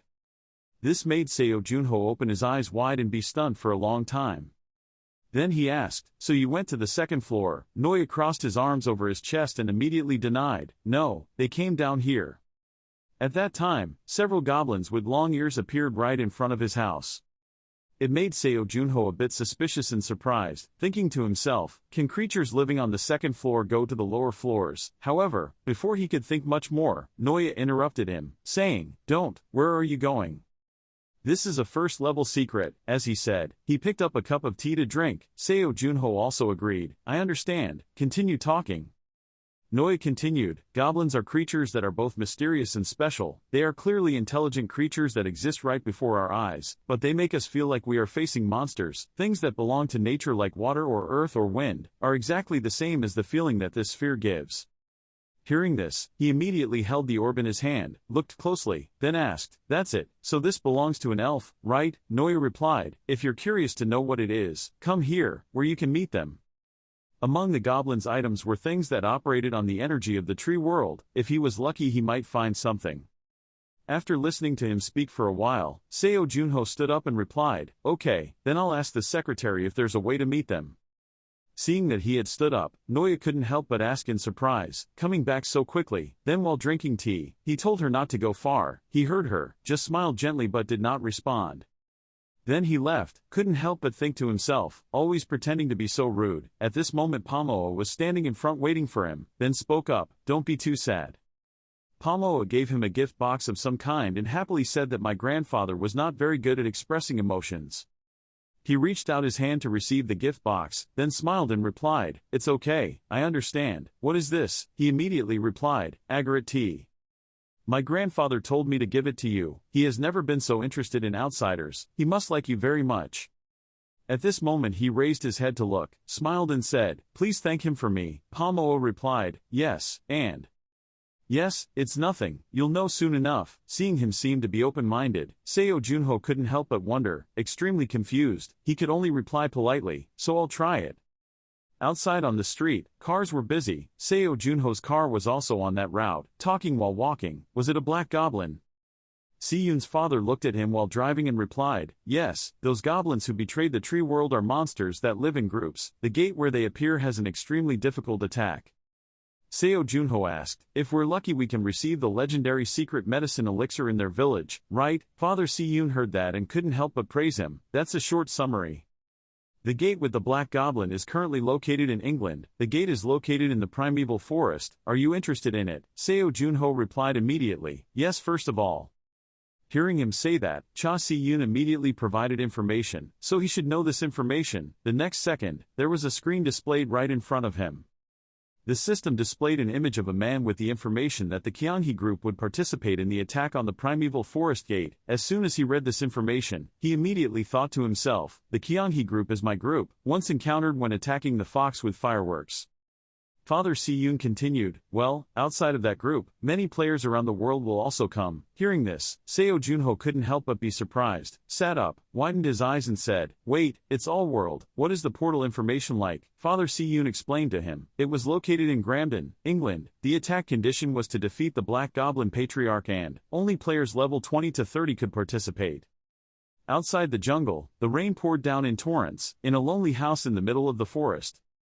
Suddenly, there was the sound of smashing dishes and dishes. Cal Siner looked at him with cold eyes and spoke up, "You said the hunting dog squad has been destroyed." "Don't talk nonsense." Faced with Cal Siner's terrifying attitude, the cloaked man falteringly replied, "Yes, it's true." The cloaked man reported that not only the bone spirit summoner, but also the subordinates under his command were all out of contact. Although it is not certain, it could be that they were counterattacked while trying to kill Seo Junho. Hearing this, Cal Siner could only bow his head to the table thoughtfully and silently.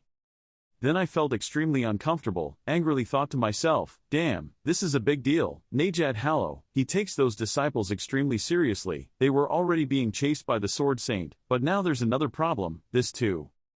At this time, it was still pouring rain outside the window. Cal Siner, after thinking for a while, asked if there was any reaction from the association. The cloaked man replied, I have already submitted a report about Seo Junho, but I don't know if they believe the story of the hunting dog squad, killed by a kid who's only been around for 2 months. The whole space was quiet for a while and suddenly there was a sound from outside the door. Cal Siner then looked out the door uncomfortably and asked if there was an uninvited guest coming. The door gradually opened. Cal Siner was stunned, frightened, his eyes widened in surprise.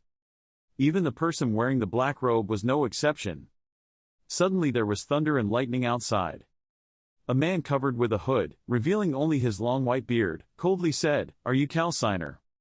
Without saying anything, both of them immediately knelt down, their faces full of insecurity and caution. Looking at the stern-faced man standing before him, Cal Siner thought to himself in disbelief, Najat Hallow. Before I could think too much, Najat Hallow interrupted my thoughts with the question, I read your report, are you sure my disciple was killed by Seo Junho? Cal Siner cautiously answered, the situation, that's it, although I don't know how it happened.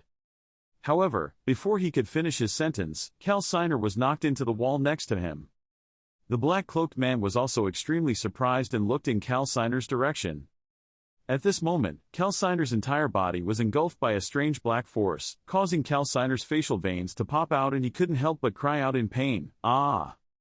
Najat Hallow coldly performed the move and asked, I don't know, do you think I came all the way here to listen to those nonsense? Cal Siner rolled his eyes, his whites reddening, trying to defend himself, I really don't know, but if you give me a chance, I will capture that Seo Junho and bring him to Mr. Najat. At this time, Najat Hallow's face was still very serious, his eyes were extremely cold, and he didn't even have any emotions. However, after hearing Cal Siner's words, he was a bit shaken. Then he let go of control. This caused Cal Siner to lose all strength and fall to the ground. Najat Hallow propped his staff on the ground and loudly ordered, I will give you half a year, within that half year you must drag Seo Junho to me. Cal Siner hugged his neck, which was red from the wound. He felt uneasy and cautiously answered, but if you want to take Seo Junho to the second floor to meet Mr. Najat, that guy's rank must be at least in level 30 already. That guy hasn't been a player for long, how could it be possible in 6 months? Najat Hallow explained again, don't be mistaken, making it possible will change your dog's life. As soon as the sentence ended, it immediately disappeared, leaving only Cal Siner looking bewildered. Then trying to stand up under the injury, I couldn't help but cry out in discomfort, damn it. Then he immediately ordered, find a guide. The cloaked guy heard that and immediately replied, the guide is, the person who can help us use the space elevator without being controlled by the association. Play detect. You, Mr. Siner, could it be that? Before you could finish your sentence, Cal Siner coldly interrupted, that's right. With a stern, determined face, Cal Siner spoke up, distract Kim Woo-young, I will go directly to the first floor. In another place, the sky is blue, the plane is flying in the sky. It was in Grandam, England. Putting the suitcase under the bed, there was a call, have you arrived at the hotel safely? The male lead replied, yes, thanks to Secretary Cha, I arrived safely. The person on the other side couldn't help but wonder, asking, there are still 3 days left until the time to conquer the gate, why are you leaving in such a hurry? Seo Junho replied, well, I plan to conquer some random gates nearby, by the way, it warms up a bit. 200 people, Seo Junho couldn't help but ask in surprise. Cha Si-yoon saw his attitude and immediately asked, yes, is something wrong? In this world, after the appearance of players and gates, a system suddenly appeared. The name of that system was very fair. The difficulty of conquering the gate was absolutely arranged so that players or monsters, neither side has an advantage over the other. If up to 200 players can enter the gate, then the difficulty of conquest will be just as high. Thinking of this, Seo Junho was a bit pensive, wondering, I can't protect 200 players while fighting monsters, this time the gate will probably be a more difficult conquest than usual, often. Right now, he was at home, thinking and curling his hands. 3 days later, more and more players gathered in front of the gate. Everyone had prepared their own weapons, walking back and forth. When the girl wearing the red hat saw this scene, she couldn't help but be surprised, excited, and overwhelmed, looking at the immense atmosphere radiating from the players. All strong players flocked here regardless of nationality, countless equipment had never been seen in the country. The captain also took a look. Captain Cha Min-woo, when he heard someone calling his name, Cha Min-woo immediately turned his eyes to look. The girl wearing a red hat appeared right behind Cha Min-woo, causing Cha Min-woo to turn pale and startled. He said, completely startled. The girl wearing a red hat asked, "Are you looking for someone, playing Seo Junho right?" Then he smiled provocatively. "He's been waiting for so long, haha." Cha Min-woo crossed his arms over his chest, politely replied, nervously waiting. What could he do? During the conquest of the nine-tailed fox, everyone saw Seo Junho's powerful attacks there. I was so shocked that I felt ashamed of myself because I had chosen the easy and safe path for myself. Anyway, in this conquest I will show that person my progressive appearance. Seeing Cha Min-woo talking for a long time, the red hat girl was somewhat bewildered and replied, "Oh hey, Captain." Then he pointed in one direction and said, "Player Seo Junho is over there." This made Cha Min-woo surprised. He was pressing his hand on some system that was displaying. Then Cha Min-woo called, "Seo Junho," seeing someone calling him, immediately turned around to look. At this time, Cha Min-woo was gathering all his courage to go forward. Seo Junho looked and said, "Oh, are you the one who participated in catching the nine-tailed fox before?" Cha Min-woo cautiously replied, "Well, so you still remember me. I'm Cha Min-woo of the Chunghae Association." Seo Junho scratched his head, smiled politely and said, "After the conquest I heard that you supported me, thank you. Although it's a bit late," Cha Min-woo replied, "We are thanking you, right? Besides, actually, in addition to saying hello, I'm looking for you to make a suggestion." "What do you suggest?" Seo Junho asked. Cha Min-woo replied, "Yes, I don't know if he is currently under the management of any association." Hearing this question, Seo Junho was somewhat surprised, his face full of bewilderment. "Have you joined any team? If not, do you want to join our Kyanghi guild in this attack?" Cha Min-woo opened his mouth. Hearing this, Seo Junho was full of thoughts. Kyanghi guild, not bad. After all, this gate is not very effective when going alone. There is no reason to refuse. Then they shook hands and Cha Min-woo happily said, "Good." At 11:20 in the morning, the entrance to the Wild Forest Gate, people were gradually entering inside. Everyone was mentally prepared, armed with all their weapons, and filled with joy as they entered. There are people who have no emotions at all, just coldly walking away. Seo Junho's team is no exception, gradually moving inside. Clothes started coming through the door. Then some of them officially went inside. Inside is all forest, dense grass and trees. Sunlight shines through each canopy, dazzlingly bright. Suddenly, Seo Junho saw a few people in front of him and couldn't help but think in confusion, why are they all separated? Then he immediately spoke up. Was there no tactical discussion meeting between the guilds participating in the attack? Cha Min-woo couldn't help but be surprised by his question, replying, "Well, these days people use terminals, so there's no need to meet again after entering the gate." Seo Junho asked in confusion, "What about terminals?" Cha Min-woo held out a glowing sword and happily answered, "So that players far away could communicate with each other, so people created a device to help build a magical communication network." Seeing that, Seo Junho seemed to understand the problem. Oh, so everyone had already dispersed as soon as they entered. The little red hat girl saw his senseless question and couldn't help but laugh loudly, teasingly. "What is it? Could it be that you came from the past in a time machine?" Hearing her words, Cha Min-woo came up. "Now, Seo Mi-rae, don't be so rude." Then he immediately raised his hand and politely introduced himself. Although it was a bit late to introduce, these were members of our Kyanghi guild. Choi Jin-pyo, he is the team's healer. He also plays the role of recording the work inside the gate to respond after the end of the attack. Choi Jin-pyo spoke politely, hoping to be taken care of. Cha Min-woo continues to introduce, and this is Seo Mi-rae, she is the spoiler. Seo Mi-rae approached Seo Junho, then asked, "It will be faster to understand if I let you experience my abilities firsthand, right?" This made him a bit confused. She came closer and closer to his face, saying, let me check your appearance." The next second, Seo Mi-rae's eyes lit up. This made Seo Junho a bit surprised, thinking to himself, "He's not looking at me." Suddenly, Seo Mi-rae let out a woe sound that made him startled. She continued to say, "You are so great, you can weigh 10 dark elves alone." Hearing this statement, Seo Junho was a bit surprised and confused. Did she have the ability to predict the future? Cha Min-woo explained, "Yes, she can see the near future of an object, but after using it, it will take a lot of time to reuse it, but there is also a limitation, which is must tell the other person what she saw unconditionally." Seo Mi-rae continued smiling, otherwise she would be seriously injured.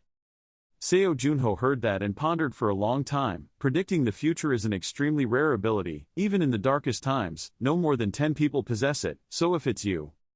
Suddenly, Seomi Ray spoke loudly, startling him. Please note that my ability is just a prediction after all. Not only can I not see the future too far, but there are also cases where the prediction goes astray, because the future always has variables. Cha Min-woo interrupted, but if he could foresee the future, he would be able to act more stably. Seo Junho also agreed. He would be able to foresee dangerous factors to take precautions against. Cha Min-woo replied, again, that's right. Then he smiled happily and said, continuing the introduction, I am the one who has the ability to increase physical strength and, by the way, Seo Junho has the ability to use weapons, right, so the team is balanced, is also quite good. So let's move slowly. We have to choose a suitable place to set up camp and build a communication network. Hearing that, Seo Junho also agreed, replying, okay. 5 hours passed. Someone's foot kicked the stick straight into the ground. It was none other than Cha Min-woo. As he placed it, Cha Min-woo explained that if we put this device on the ground, it would create a network of magic power, which made Seo Junho gasp in surprise. While looking at the map displaying the information in their hands, they talked to each other. Sangoni team, we are continuing to move east but can't find any Dark Elves, neither is our Purun Guild. Could it be that the Dark Elves are all afraid of running away? Cha Min-woo calmly replied, our Kyanghi Guild is also searching in the eastern area, so please contact us when you discover the Dark Elf. The other side replied, okay. After that, the few of them started talking to each other. With this progress of exploration, before they could finish their sentence, Seomi Ray interrupted, but still no team had discovered the whereabouts of the Dark Elf, so it seemed like fate. Their quantity is very small. Suddenly, Seo Junho spoke up, making the others have to look intently at him and listen. A bit strange. Because the area inside the gate is too large, it is not certain to conclude that their number is too small. 200 players are scattered and searching, but their whereabouts cannot be found, so it is too suspicious. Seomi Ray replied, were they ever afraid so they hid? He coldly explained, Dark Elves are monsters with very strong pride. Even if the tribe leader orders them to hide their whereabouts, if they see someone searching their area, they will still don't leave it alone. Miss Seomi Ray, because of the time limit, I can't use that ability right now, so the last time you used your ability on me, do you know when I fought those Dark Elves? Under this question, she pondered for a while and then answered, well, I don't know the exact time, it was dark all around so it was probably at night. Hearing that, Seo Junho silently pondered. Then he said, it's really interesting, this makes everyone bewildered and confused, huh? Without saying a word, Seo Junho took out the items from the system. He took out a cushion, making everyone bewildered when looking at it. Seo Junho calmly explained to everyone that the Dark Elves would probably conduct an attack at night, but now no matter how hard he tried, he couldn't find them. Hearing that, Seomi Ray clasped her hands on her hips, looked at him in confusion. Did they attack at night? So she had to let the others know. However, Seo Junho replied that sharing information it's just related to future possibilities so maybe they won't believe it. First let's just close our eyes for a bit and take turns resting. It's going to be a very busy night. At this time, the sun was slowly setting in the middle of the dense forest. Night had fallen, and there was a flash of fire lighting up the whole area. There were a few people sitting around the fire, talking to each other. It was really dark and cold. What would happen if the Dark Elves attacked at night? Dark Elves attacked at night, don't joke. They're just corrupt creatures that can't resist the temptation of power, and gnaw at the roots of the world tree. It's said that they don't even have intelligence, so they can't even speak, talk to each other. As he spoke, that person laughed with excitement. How could people like that carry out such a sophisticated military plan? The person next to him sat listening, not knowing what to say, just helplessly responding with a yes. Suddenly, someone's shining eyes looked towards them from deep in the forest. Those people were alert and stood up, holding their weapons and looking. One of them was shaking and said, "Money, Senior." At this moment, there was indeed a monster staring at them with cold, bright eyes. Then it gradually came out, looking like a wolf. Seeing it, the guy in purple couldn't help but breathe a sigh of relief. What is it? It's a wolf. Hey, calm down, they're not a threat, because they're easy to tame and afraid of fire. However, the person standing next to them still felt somewhat worried, insecure, and scared, but I'm a bit worried because they are too crowded. By the way, are they really afraid of fire? He said with a doubtful expression. Seeing the wolf's current appearance made him even more uneasy, saying, coming this close and not being able to move a step. Suddenly, the purple-shirted man raised his face to the sky. Then both his eyes and face became dull. Seeing something unusual in this attitude, the person standing next to him immediately called out, "Senior." The guy in the purple shirt just ordered immediately, "Wake up the other kids, this made you confused, huh?" However, at this time the guy in the heart shirt was pale, full of panic and anxiety and said loudly, "Quickly wake up those kids, right now." At this time, countless people appeared above the trees with bloodshot eyes looking at them, and next to them were wolves lying obediently. Seo Junho on this side suddenly opened his eyes and woke up immediately. Then sit up. His back stood tall in the dark, windy night. Seo Mirai was now holding a glass of hot water. When she saw him awake, she immediately asked, "Are you awake?" "Nothing happened yet, you can continue to sleep." Hearing that, Seo Junho didn't care much, just asked, "How are the other groups?" Seo Mirai looked at the watch on her wrist, then replied, "Well, the night watchman will call to report the situation every 30 minutes, now it's time for them to call." However, when she opened the system screen, she did not see any signs, which made Seo Mirai confused. Oh, how strange, the magic network could also fail. Now that no one has called, Seo Junho suddenly stood up and spoke, "So they probably won't call. Maybe that side is also found it here, those bastards." As he spoke, he showed an extremely cold, terrifying face, his blue eyes flashing coldly. The next second, he activated the Night Hunter effect, his senses became more sensitive. At this time, Seo Junho could see many people hiding in the trees, with his wolves, looking at them with red eyes full of excitement.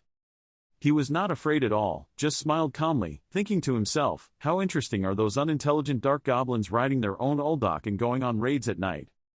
After thinking about it, I coldly pulled out my sword, then spoke up and told Captain Cha to wake up quickly. This made Seo Mirai standing next to her confused, in the middle of the night like this, but I didn't look, I don't see anything, what is it? As soon as she finished speaking, a wolf appeared right behind her, baring its sharp teeth to attack. Seo Mirai turned to look and saw its teeth with drool flowing down. However, before the wolf could do anything, Seo Junho quickly cut it off. The impact was not small. This also caused the goblin sitting behind the affected wolf to fly away, unable to help but cry out in pain. He calmly stood there looking at the burning goblin, saying, "It looks so disgusting." She went to wake up the other members. After finishing speaking, she thought to herself, "I probably can't use the sword Noi made for children to play with." Seeing his appearance, Seo Mirai couldn't help but stun for a moment. He stood tall amidst the red eyes looking towards him, loudly saying, "We are surrounded." Several goblins rode a wolf, each holding a weapon and boldly jumping down to attack. That guy slashed eloquently. He did not hesitate to counterattack, his face looked extremely calm. The wolf bared its sharp fangs, aggressively walked towards him, and was decisively killed by Seo Junho. Several goblins were also cut in half by him. They all cried out in pain, blood splattered everywhere. Both wolves and goblins were executed by Seo Junho in an instant. Another guy jumped out of nowhere, holding a sharp weapon in his hand, stabbing straight towards where he was standing. However, Seo Junho was able to quickly find out. He quickly equipped himself with a wonderful, tough armor and long, fierce red claws. The whole person is also equipped with sturdy armor. This makes it impossible for the goblin to attack from behind and not even be able to cause any injury, which makes the goblin himself feel surprised and uncomfortable. Understand? He just turned back to look, smiled with excitement, and thought to himself, they are exactly the same. I really like the features of the black armor made by Palmo of Quan's factory. Right now, as soon as I kill a goblin, the system displays information, special black armor items. The armor, this extremely light armor has weight-reducing magic, and this armor prevents people of sea level or lower from tracking the wearer's whereabouts. He recalled the memory of receiving the armor and thought to himself, after all, that kid Diakgu had given me full rights to use it, an armor made from the bones of an unknown dragon. At that time, on the letter was written the words, "This is the item that Chairman Shim Diakgu entrusted to you." The name of the armor only consists of 2 words, black armor. I hope you will like it. Best regards, Quan Palmo.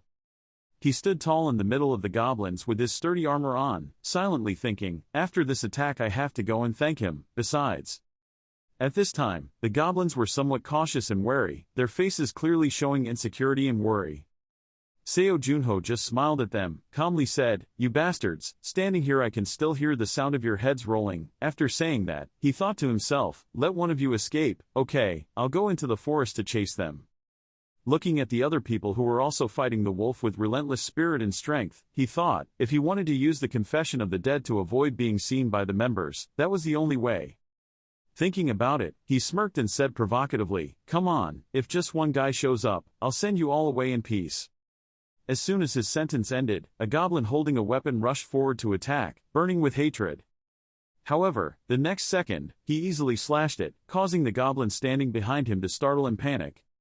That guy stood still, stunned, looking at the scene before him with an expression full of disbelief. Meanwhile, Seo Junho was filled with enthusiasm, saying, "Okay, now there's only one guy left."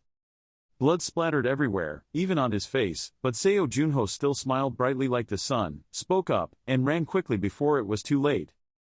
At night, the wind blows and makes the trees shake. Seo Junho was now standing in front of the corpse of a goblin, thinking to himself, this patriarch's history is indeed different. It's said that the goblin that gnaws on the roots of the world tree will lose all its thinking power instead of becoming stronger, but this guy is still so smart.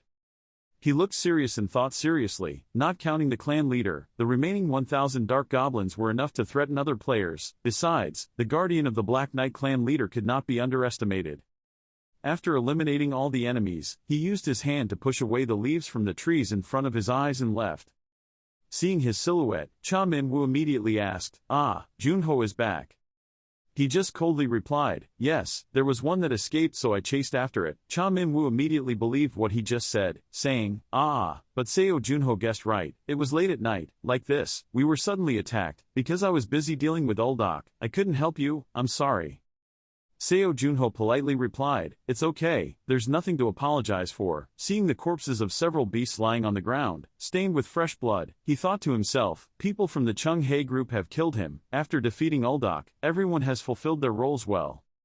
Then she asked again, but didn't know how the situation was in the other camps. Seomi Ray was depressed and bored and replied, "I can't contact anyone, if they aren't fighting fiercely, with the goblins, they most likely did." Hearing her say that, Seo Junho immediately said, "So we have to hurry up." This made everyone confused. Why? He calmly looked at the three of them, then replied loudly, he had to go save them. Smoke and dust flew everywhere. At this time, in another place, everyone was fighting fiercely. The goblin was riding on the back of a wolf and attacking the player, with only flames burning next to him. Unluckily, the wolf and the goblin held up their weapons and attacked the player directly. That person was pinned to the ground by the wolf's foot, his entire face was injured, he was shaking, trying to beg, "Please, someone please save me." The goblin is now pointing his sword straight at the player, intending to attack, and the wolf is baring its sharp, fierce teeth to bite and tear, making the player more and more afraid, scared, screaming, "I don't want to die here." However, the next second a spear was launched. It stabbed straight to the side of the player's face, making that player surprised, shocked, and wide-eyed. The goblin was now spitting out blood and falling to the ground. Seo Junho quickly appeared from nowhere, coldly holding the sword firmly in his hand, slashing straight down at the wolf's body. The next second, blood spurted out. The bloody wolf lay on the ground motionless. When the player saw him, they couldn't help but feel surprised, asking, Seo Junho." Then his face was filled with bewilderment, wondering, did he come here because he heard my signal for help? At this time, other people also quickly ran over, asking if the group leader was okay. That player stood up, grabbed everyone's hands, asked, "Are you guys still safe?" He pointed in Seo Junho's direction, then replied, "Yes, we were also saved by these people." Hearing this, that player immediately bowed his head to thank him. "Really, really thank you. Seo Junho is the lifesaver of our Blue Whale group." Seo Junho politely replied, "Everyone, you're too polite, but has anyone here suffered much damage?" The leader of the Blue Whale team was sad and distraught, sharing with a face full of wounds that we had lost 6 teammates. "It was all my fault. How could I repay the hatred of my teammates who had died unjustly? This is a waste." As he spoke, he cried and trembled pitifully. Everyone had to rub his back to comfort him, but Seo Junho still stood there, expressionless. Cha Min-woo's group then followed and chased them to the destination. Looking at the scene in front of them, Cha Min-woo immediately said, "It's too late." Seomi Ray also spoke up, "Did I run that fast?" A few of them stood behind and looked at Seo Junho who was talking. "Please ask the Blue Whale group to move north for me." Hearing this, the Blue Whale group leader couldn't help but be confused, asking, "What about the north?" He continued to explain, "The groups are still fighting the goblins. Hurry up and prepare and come help them. We have to minimize damage to a minimum." Having said that, he immediately calculated in his heart, there are still 500 goblins in this village, half of them have already participated in the night raid. As long as we make it through tonight we will have a good chance. If you want to win, all the scattered players must join forces. After thinking about it, Seo Junho coldly spoke up, go north and gather the scattered players. Once done, go east. The leader of the Blue Whale group faltered in replying to his statement, but we, however, had not finished speaking when Seo Junho stopped us and interrupted. I know your group has lost many people and is lacking in numbers to keep fighting, but even so, we still have to go. But if we are attacked piecemeal, this attack team will be destroyed sooner or later. So how could he avenge his teammates? His dream was also shattered. He heard those inspirational words of Seo Junho, the Blue Whale captain, with a dull look in his eyes, thinking silently, avenging his fallen comrades. Then, he replied loudly and eloquently, thanking me for reminding me that from this moment on, we, the Blue Whale group, will follow the instructions of the God of the Republic of Korea, Seo Junho. The guy sat there in pain, panting as if he had just gone through an extremely fierce battle. He frowned in pain and then shouted, those damn dark goblins. Then he continued, they poisoned the arrowheads. Damn, these dirty boring bastards. Suddenly, from afar, several wolves seemed to hear noises and the smell of blood. So they gradually came to growling. The guy trembled and pulled out the gun and pointed it at them. But that's not why the wild wolves are afraid.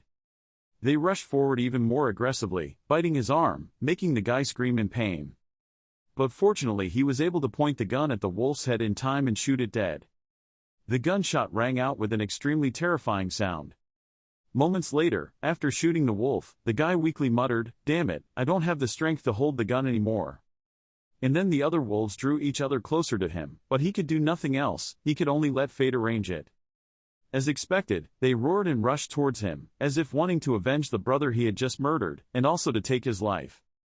But out of nowhere, those wolves began to rush up. But there is a power that stops them and attacks them.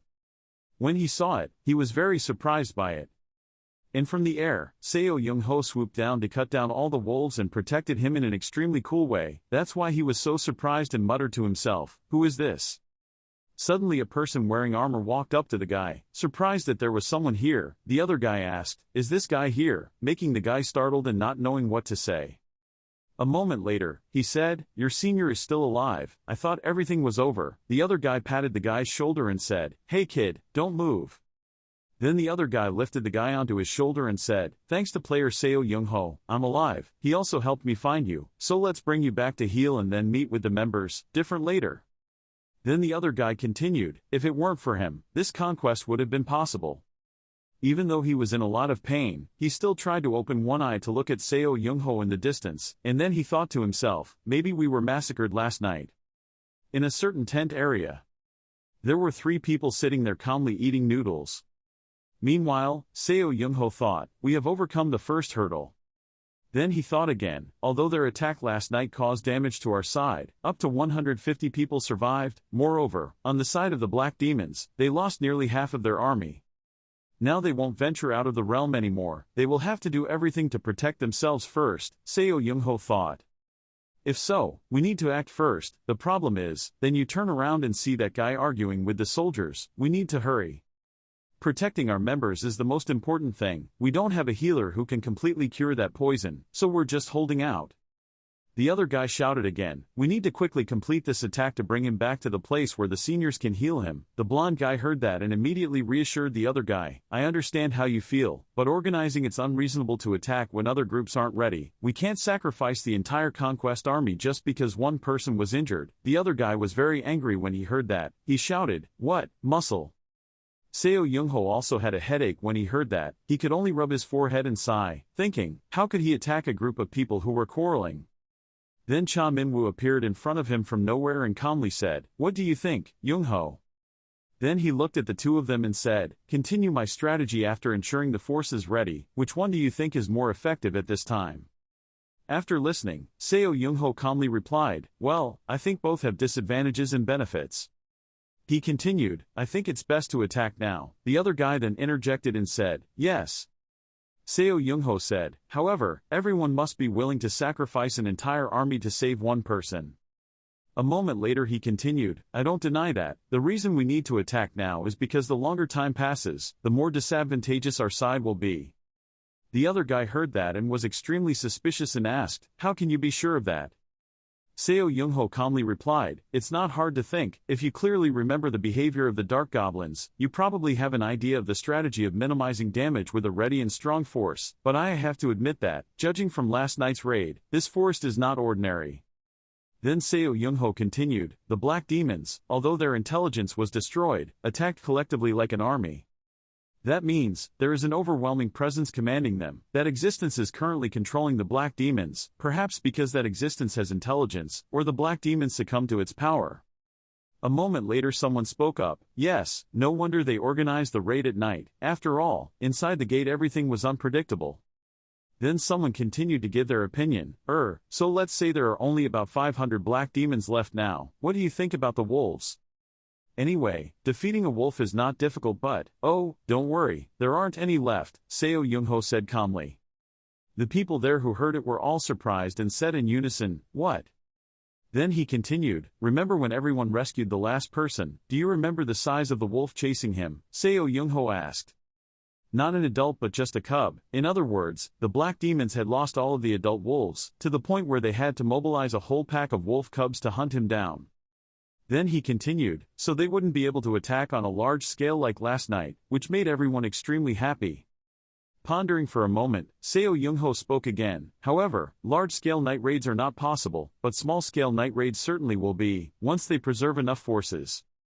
They will launch poisonous arrows into our tent and then run away, and repeat, not enough food, inconvenient places to sleep, few troops, then our players will be exhausted. Then he looked at nothingness again and continued, they will take that opportunity, at the moment they are sure to defeat us, they will attack in full force. The blonde guy hesitantly spoke up, I understand, what you say makes a lot of sense. Then he said to the other guy, I'm sorry about what happened earlier, because our lives would be threatened. The other guy also frantically said, oh, no, I'm also sorry for not thinking about everyone. Seeing that, Seo Young-ho had to sigh and think, now there is a bit of solidarity. Then he turned to look at the girl and said, this Seo Mi-rae. See me in a moment, Seo Young-ho said. What are you calling me for? Seo Mi-rae asked, then Seo Young-ho said, you can use your ability to see through now. The girl hummed and replied, okay, I'll look. Seo Mi-rae then used her ability to see through it. After a while, the girl spoke up, oh, it seems you found their village, you will go to the east tomorrow to kill the black demons. And as you said, their numbers are quite thin. Seo Mi-rae was extremely frightened, her pupils shrank, her mouth trembled as she spoke, among them was a guy radiating very evil energy. Then the girl looked at him and continued, there must have been 5 fully armed men around. Hearing that, Seo Young-ho immediately thought to himself, is she talking about the clan leader and the Dark Demon Knights? I saw the enemy's information yesterday, so it's not much use. Then he said goodbye to Seo Mi-rae and left, thank you, now please share with everyone what you saw, but in his mind he thought to himself, although I was motoring about other things, it's a pity, real? Then Seo Mi-rae called him back, yes, but this Seo Young-ho. The girl continued, what is that? I feel something like ice, is it your equipment? This made Seo Young-ho extremely surprised. A moment later he replied, that's right, it's quite cold, but you should go back to camp first, I want to stay here quietly and think for a while. Seo Mi-rae didn't ask anything else but just said yes and left. As for Seo Young-ho, he didn't say anything more, quietly watching the girl leave. But Seo Young-ho also had a lot of thoughts in his mind after Seo Mi-rae saw through it. Is the patriarch stronger than I think, to the point of having to use his ice ability? The sun began to gradually emerge from the other side of the horizon, lighting up the entire sky. Suddenly a voice spoke up, last night, our association's exploration team discovered their lair, and also confirmed the existence of the patriarch and the dark elven knight as Ems. Mi-rae had said, speak. That voice continued to speak, the dark elves at the entrance had lost their intelligence so they just wandered around.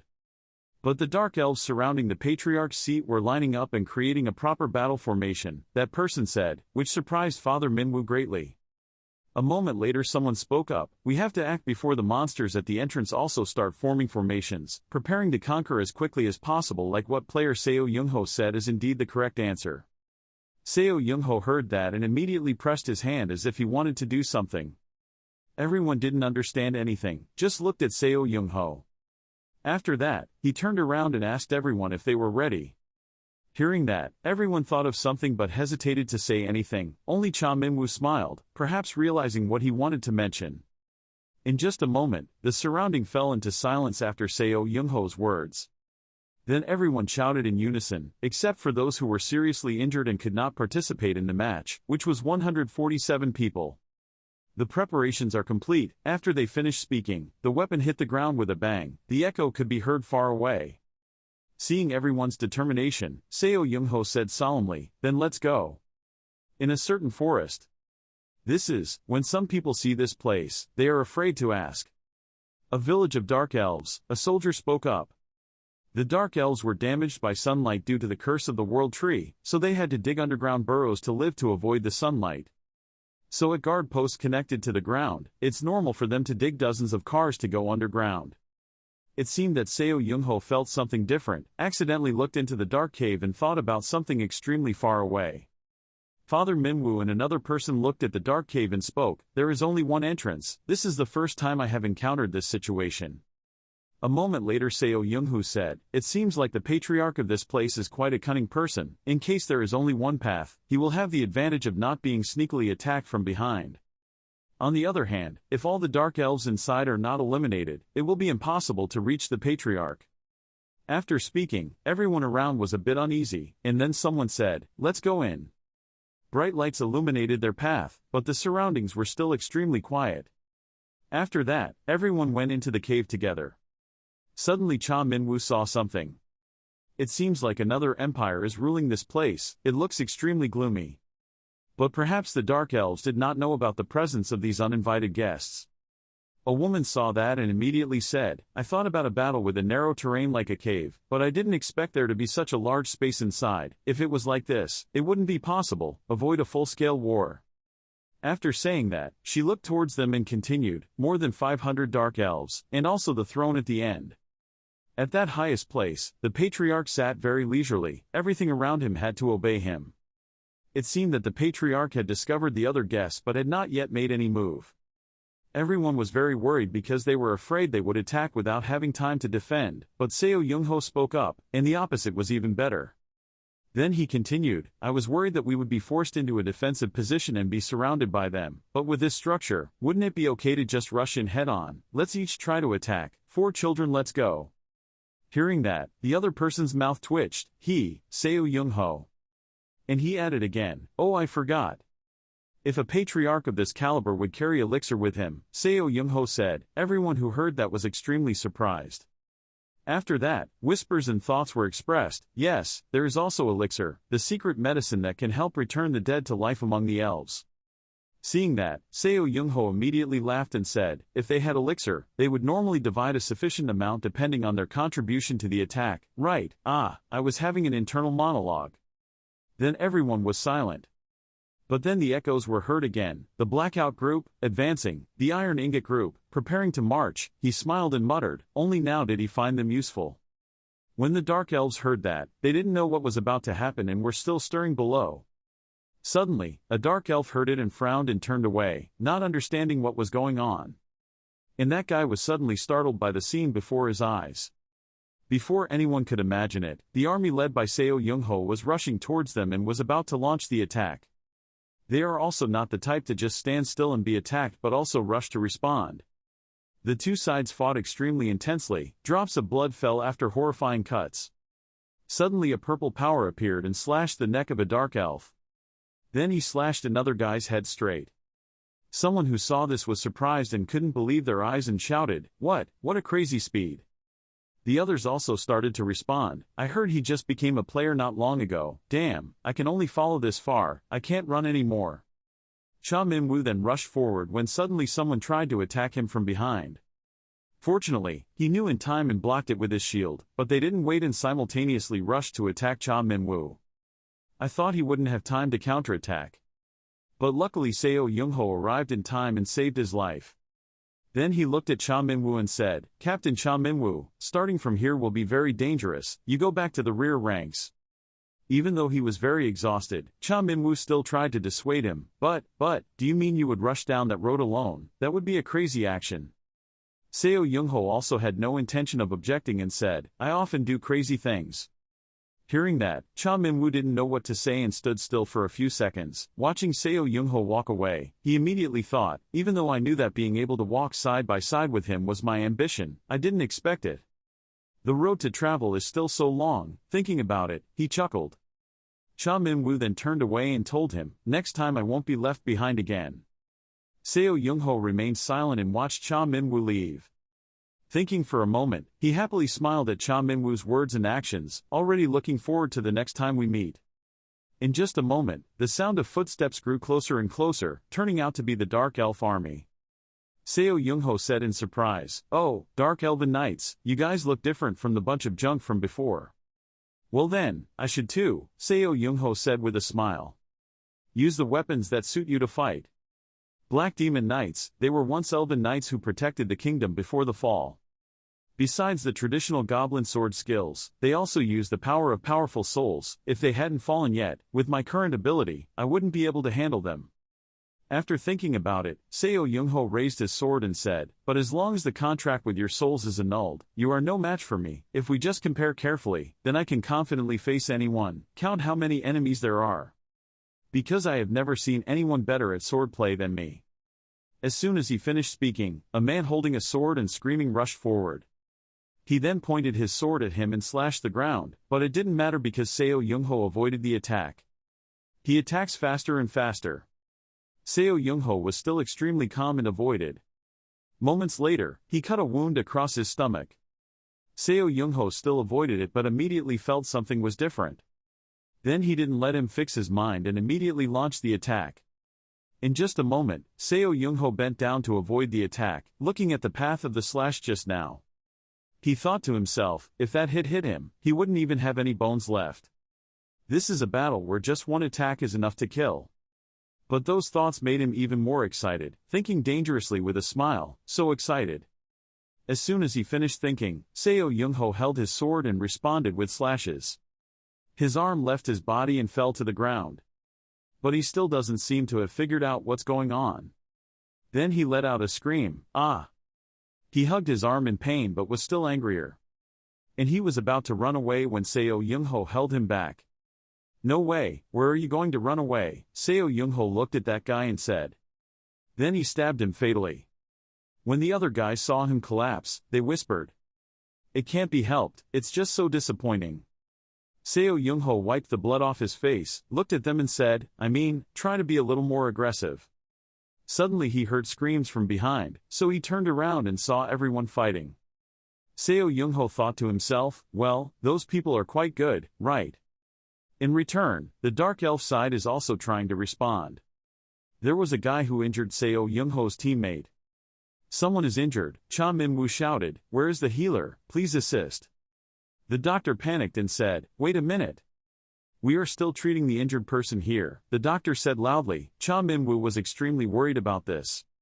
Father Minwoo looked around and said a little shyly, damn, there are too many of them. How many more are there? He whined. Another person saw this and immediately spoke up, 1 against 4 stars, 100 people against 500 is enough, they are distributing their strength by taking turns defending the front line. The person next to him also said seriously, I think we have defeated 100 people, but knowing this, if we keep going like this, we will be the first to get tired. That person turned to look at everyone and said, we have to attack continuously so that they don't have time to take turns. Suddenly, a strange noise appeared. Not only the army led by Seo Youngho but also the Dark Elves were also extremely surprised, not knowing where that cry came from. To that surprise, the Dark Elves suddenly ran away, making everyone unable to understand that. Someone asked, what were they planning to do? Why did they suddenly run away? Then a person appeared and slashed all the Dark Elves. Then a Dark Elf looked up. Then he ran in front of the others. One person said defensively, what are they planning to do? Why did they suddenly run away? One after another, he slashed one man after another. Screams of pain filled the surroundings. The Black Demon Knight. Screams of pain continued to rise from the Dark Elves. It seemed like he didn't care about those cries and just kept calmly killing. A person saw that scene and couldn't help but think in surprise. He didn't care about the lives of his soldiers, so he swung his sword like that. Why? And he kept chasing Seo Young-ho. This made everyone start talking. Player Seo Young-ho. Then everyone continued talking. Right, he was bringing the Black Demon Knights to the middle of the battlefield, aiming to break the Black Demon's formation to help us. A moment later, a few people around also spoke up. This doesn't even look like it's being prepared for women to eat, it's like feeding them. Damn it, but I thought I was doing quite well.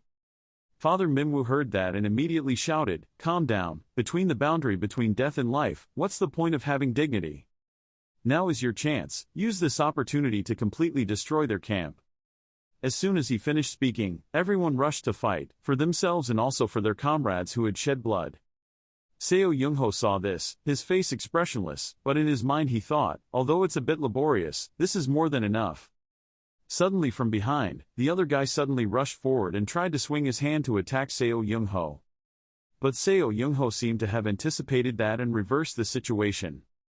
Then tell him, don't look at me like that, chasing me forever is too much.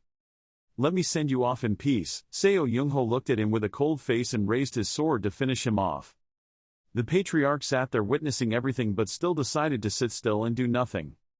But he thought to himself, it's really unbearable to watch.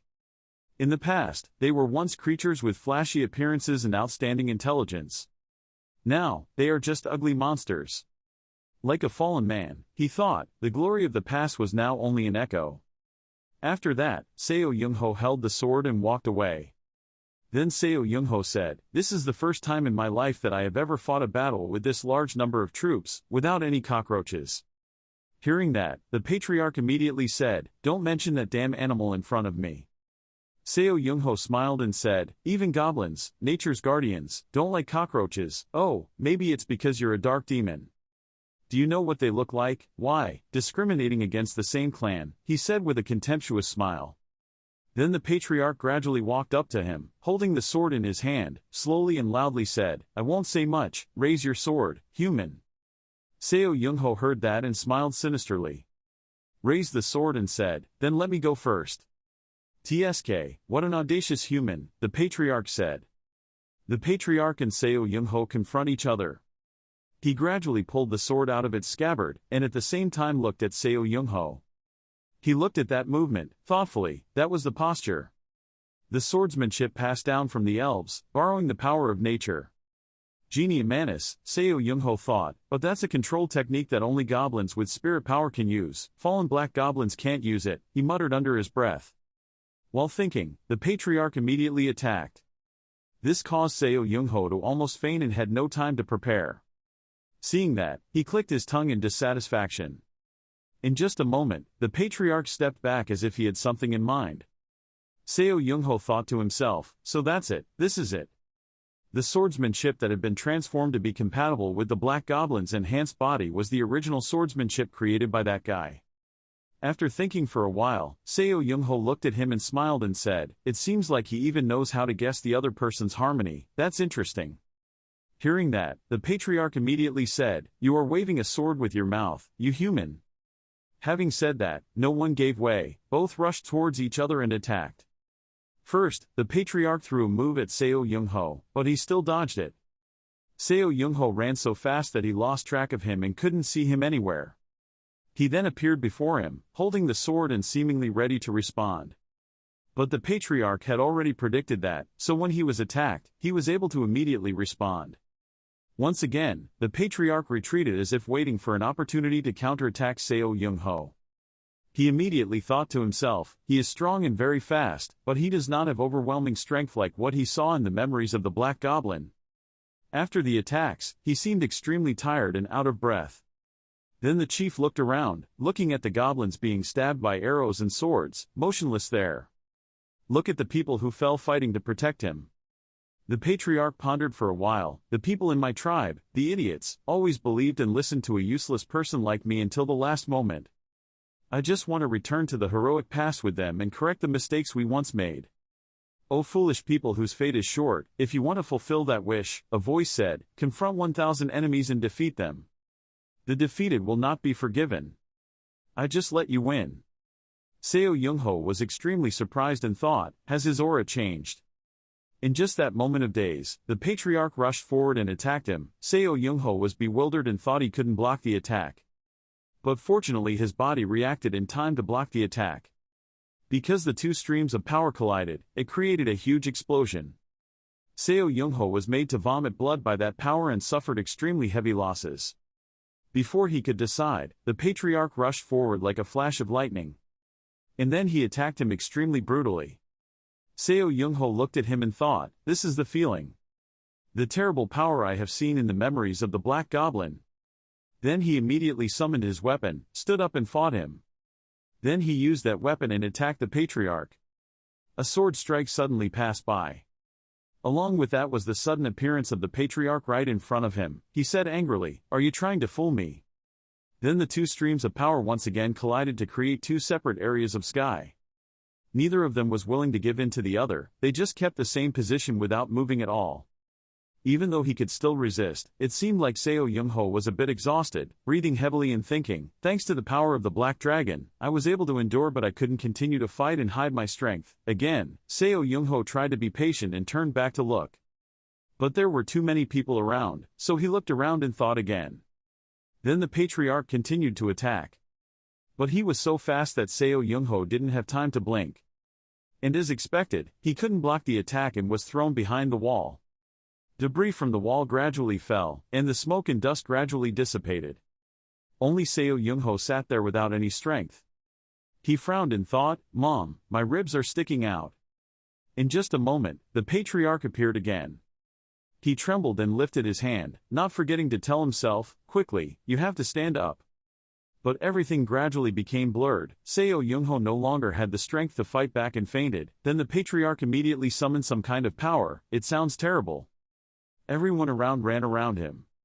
Cha Min-woo shouted, "Quickly cover Seo Young-ho." "Shoot, shoot, do your best," one person said. Seo Young-ho was extremely surprised when he saw that scene.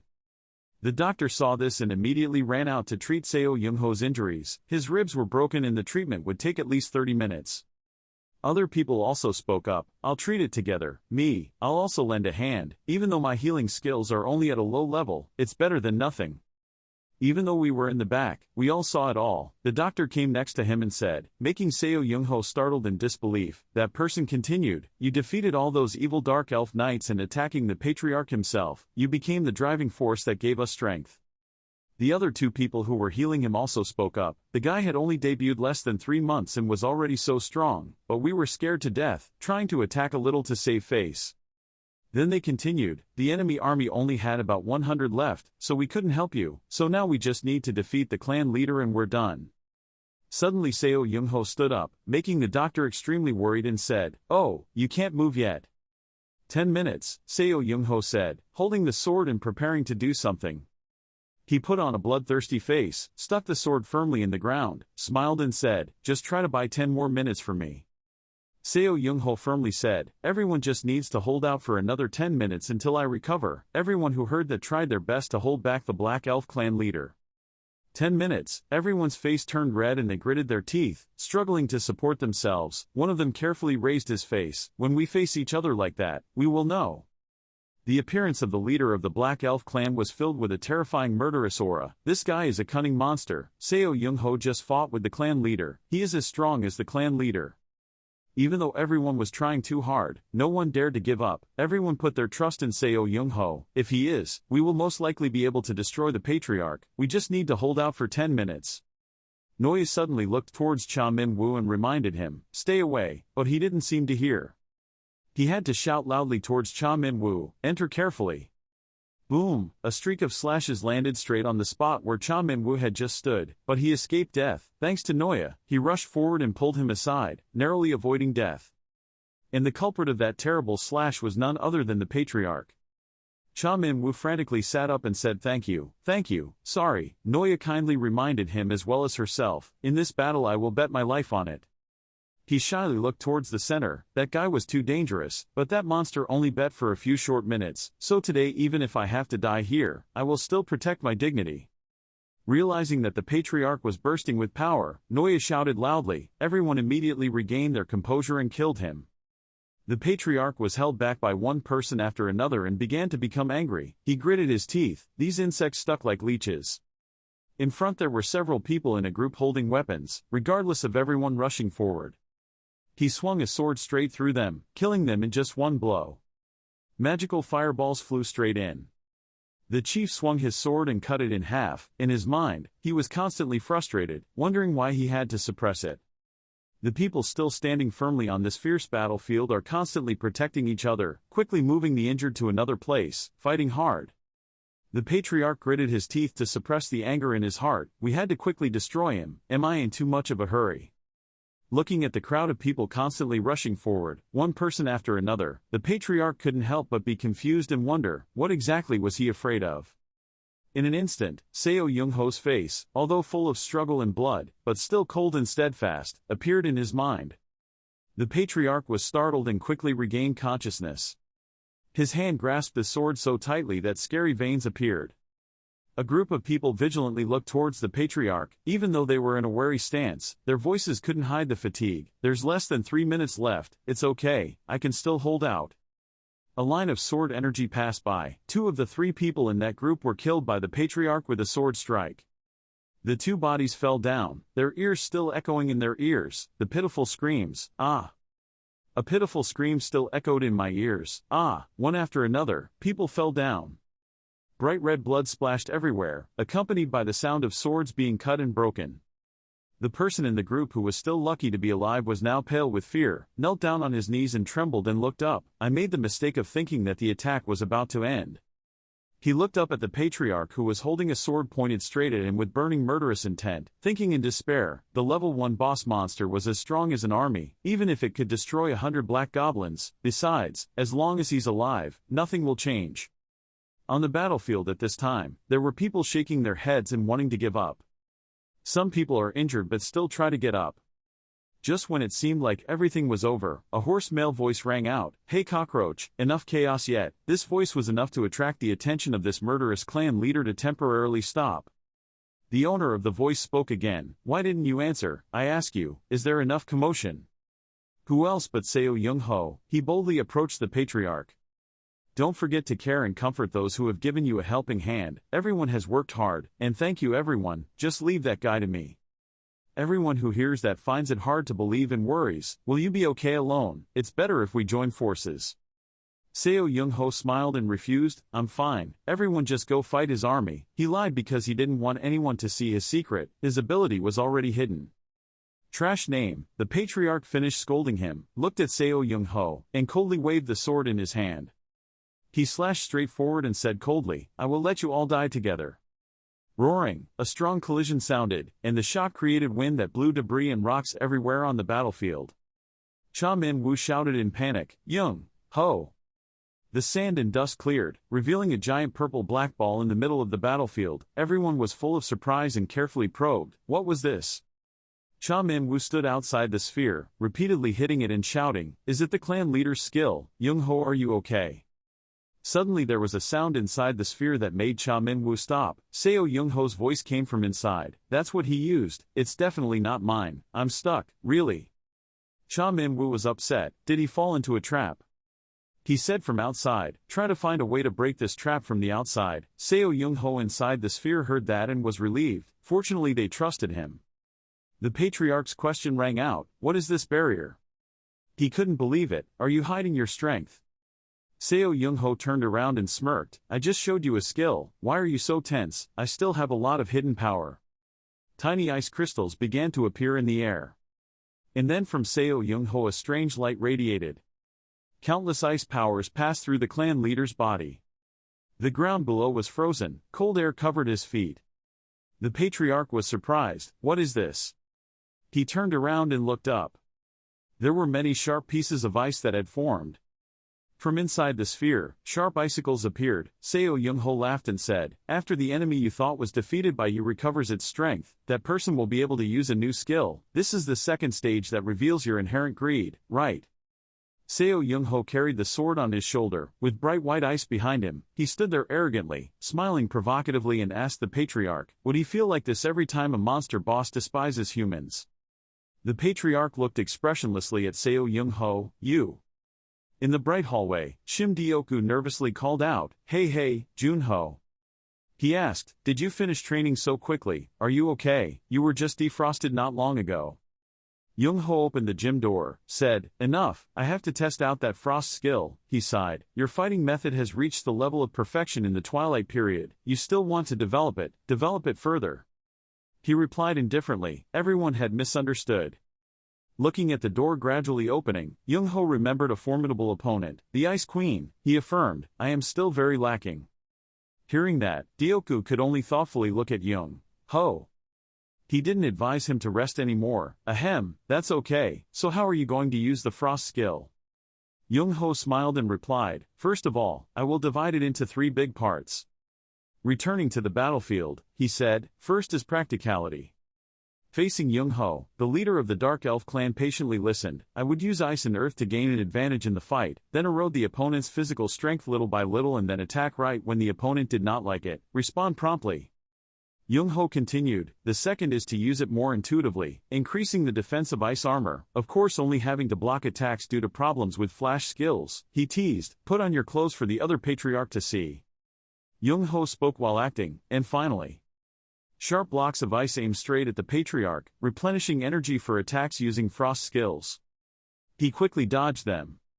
Without wasting any time, he continued to attack. The Night Sentinel's mana efficiency was not very effective. Creating a frost blanket that covered the solid would greatly increase mana efficiency.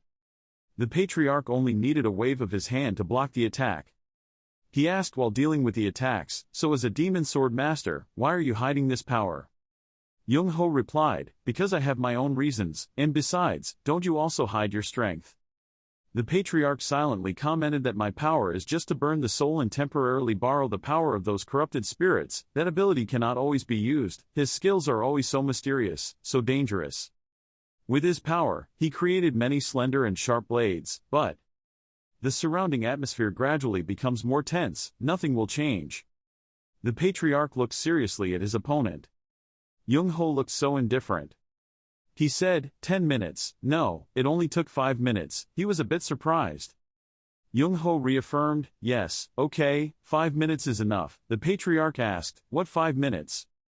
He didn't seem to care, looking at his opponent as if he just realized he was there. "Ah." Jung-ho gave the answer, "Time to treat him well." Hearing that, the patriarch burst out laughing, "Ha, ha ha ha." His eyes became sharper and crueler. "You are also funny, you look down on me too much." He said, "Don't distort what I said, I praise you." Jung-ho burned in darkness attribute magic power, even though it's no longer the same as before. "From now on I think I can use all my power to finish you off within 5 minutes. The patriarch was surprised, that couldn't be true. He speculated, sword and diamond. But as an experienced person, the patriarch immediately denied, "No, the sword in the mastered state would burn much brighter than that. This boy was just putting magical power on that sword." He commented that with its current magic power, turning it into a sword was impossible, but the power I felt was as scary as a sword. The patriarch could not understand what this strange skill was. Jung-ho laughed, "Ah, this one. You started talking about, like, 27, 28 years ago." Jung-ho recalled, "I confronted a boss monster named Iron Armored Turtle at the entrance. Its skin and shell were so hard that even sword energy could not hurt it at all. That was when I became desperate. I have to ask myself, do I have to die here?" He said, "But when death is near I hate it so much." Yet at that moment I didn't choose sword or diamond at all, and this skill was the skill I suddenly remembered at that moment. The sword in Jung-ho's hand seemed to spark. My magic power enhanced this sword. The power radiated became greater and greater. The darkness seemed to want to swallow everything, causing the energy of the darkness to collide. Ramadat laughed loudly, "Ha, that's great. Among the miscellaneous skills I've seen, this is the best." Sunset. Jung-ho immersed himself in the wind, mocked, and even gave it a cool name, Ramadat. A sword was thrown. He clearly understood and recognized death, so the path to life became even more open. Both rushed to attack. Kim Kwang Husu, Tattoo Tak Cinch. The patriarch was surprised and opened his eyes wide. Moments later, the ground was torn up. The battle was over, the sword stuck in his body. The patriarch commented with difficulty, 5 minutes, really, that's a good guess. Jung-ho asked, "Do you have anything to worry about?" He pointed at his neck, asking, "In this place, let's end it all." He agreed, and opened the bag. "Okay, then I will fulfill your request, so just answer me one question." Young-ho took out an item and asked, "Do you know what this is?" The clan leader shouted excitedly, "What is it? A spirit egg? Does that mean it will hatch into a spirit soon?" He couldn't believe it, sitting down on the same level as him. "The spirit egg, that means it will hatch into a spirit soon. Isn't it just a sphere?" The patriarch explained. "Where does the tree's power come from? The remaining worlds will all give birth to spirits." He pulled out his necklace and threw it to Young-ho. Although it wasn't much, the necklace still had the power of the old tree. "Tell me, if you put magic power into that egg, it will hatch. I accept it." "Oh, sweetie." Young-ho even boldly asked for more. "Don't you have anything left to give me, like the elixir sword, for example?" The patriarch was speechless. The loser cried out in pain. "Did I really lose at the hands of such a human?" Young-ho said, "What? If you don't have it, then just say you don't have it." Once finished, he pulled out his sword, preparing to carry out his previous request. The patriarch remembered the people around him, knowing that these were his last moments, praying, "O world tree, if you can still hear my prayers, please let him take my life." He secretly hoped that he would have compassion for my poor subordinates. Late at night, shrill screams rang out. "Who is it? Is it you?" Oops. A young man was beaten and bleeding, thrown against the wall, breathing in pain and panting. He looked up in surprise. A red-haired guy was standing there, stepping on another person's head. The color was flowing. The young man threatened, "What is this? Who are you? Do you know where this is?" That person glared and asked, "Where is Pathfinder?" The system announced that the leader of the Black Demon clan had been destroyed. Young-ho put his weapon away, still holding the spirit egg. He looked at the item in his hand, suspiciously examining it. But was this really a spirit's egg?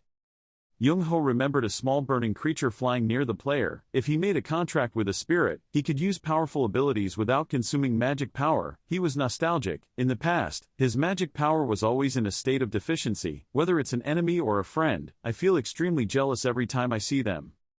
Young-ho brightened up with the thought, "So now I can make a contract with a spirit," he said, smiling and happy.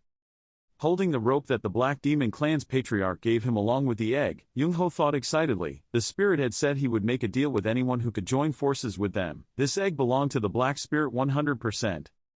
He thought to himself, "Black Spirit," in his imagination. That baby looked small and pretty even though it was a bit bulky. Young-ho happily thought about the day the two of them worked side by side to kill the imaginary monster too, the Dark Spirit. He couldn't stop looking forward to it, so he immediately crushed the rope that the patriarch had just given him, extremely excited. The Black Spirit.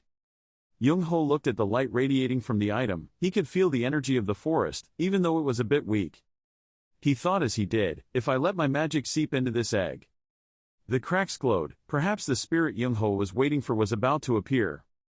He smiled extremely brightly, his face full of anticipation. Outside, many people are waiting. The boy wearing glasses wondered, "All the remnants of the Dark Goblins have been destroyed, but why hasn't player Seo Junho returned yet?" Everyone was extremely worried, wondering if something had happened. Not knowing the situation inside made me feel very uneasy. Suddenly everyone's screen appeared. A young girl read the notice on it. "You had attacked the gate of the primeval forest." She was happy, it was successful. After that, everyone was happy, shouting and hugging each other. "Whoa, player Seo Junho defeated him." They were all happy. "We can go home." Everyone was smiling brightly and chatting excitedly. "When we were fighting with the patriarch, I thought we were not going to survive. This time we were able to come back alive thanks to the player Seo Junho, right? So, I didn't expect him to be able to fight against the patriarch on his own." Young-ho is back, the people around said. "The barrier has opened." His facial expression was full of confidence. They called, "Junho." A person approached and asked, "You've worked hard, you're not injured anywhere?" They're worried. "If so, let's treat the wound first." Young-ho replied, "I'm fine." He slowly left. Everyone had a hard time. Those two people looked at Young-ho shyly. Their eyes were very sympathetic. It seemed like he wasn't seriously injured, but he didn't look very well. With his indescribable expression, Young-ho made them guess how intense the battle with the patriarch was, but he looked so tired. The plane spread its wings in the blue sky. The weather was perfect for a smooth journey.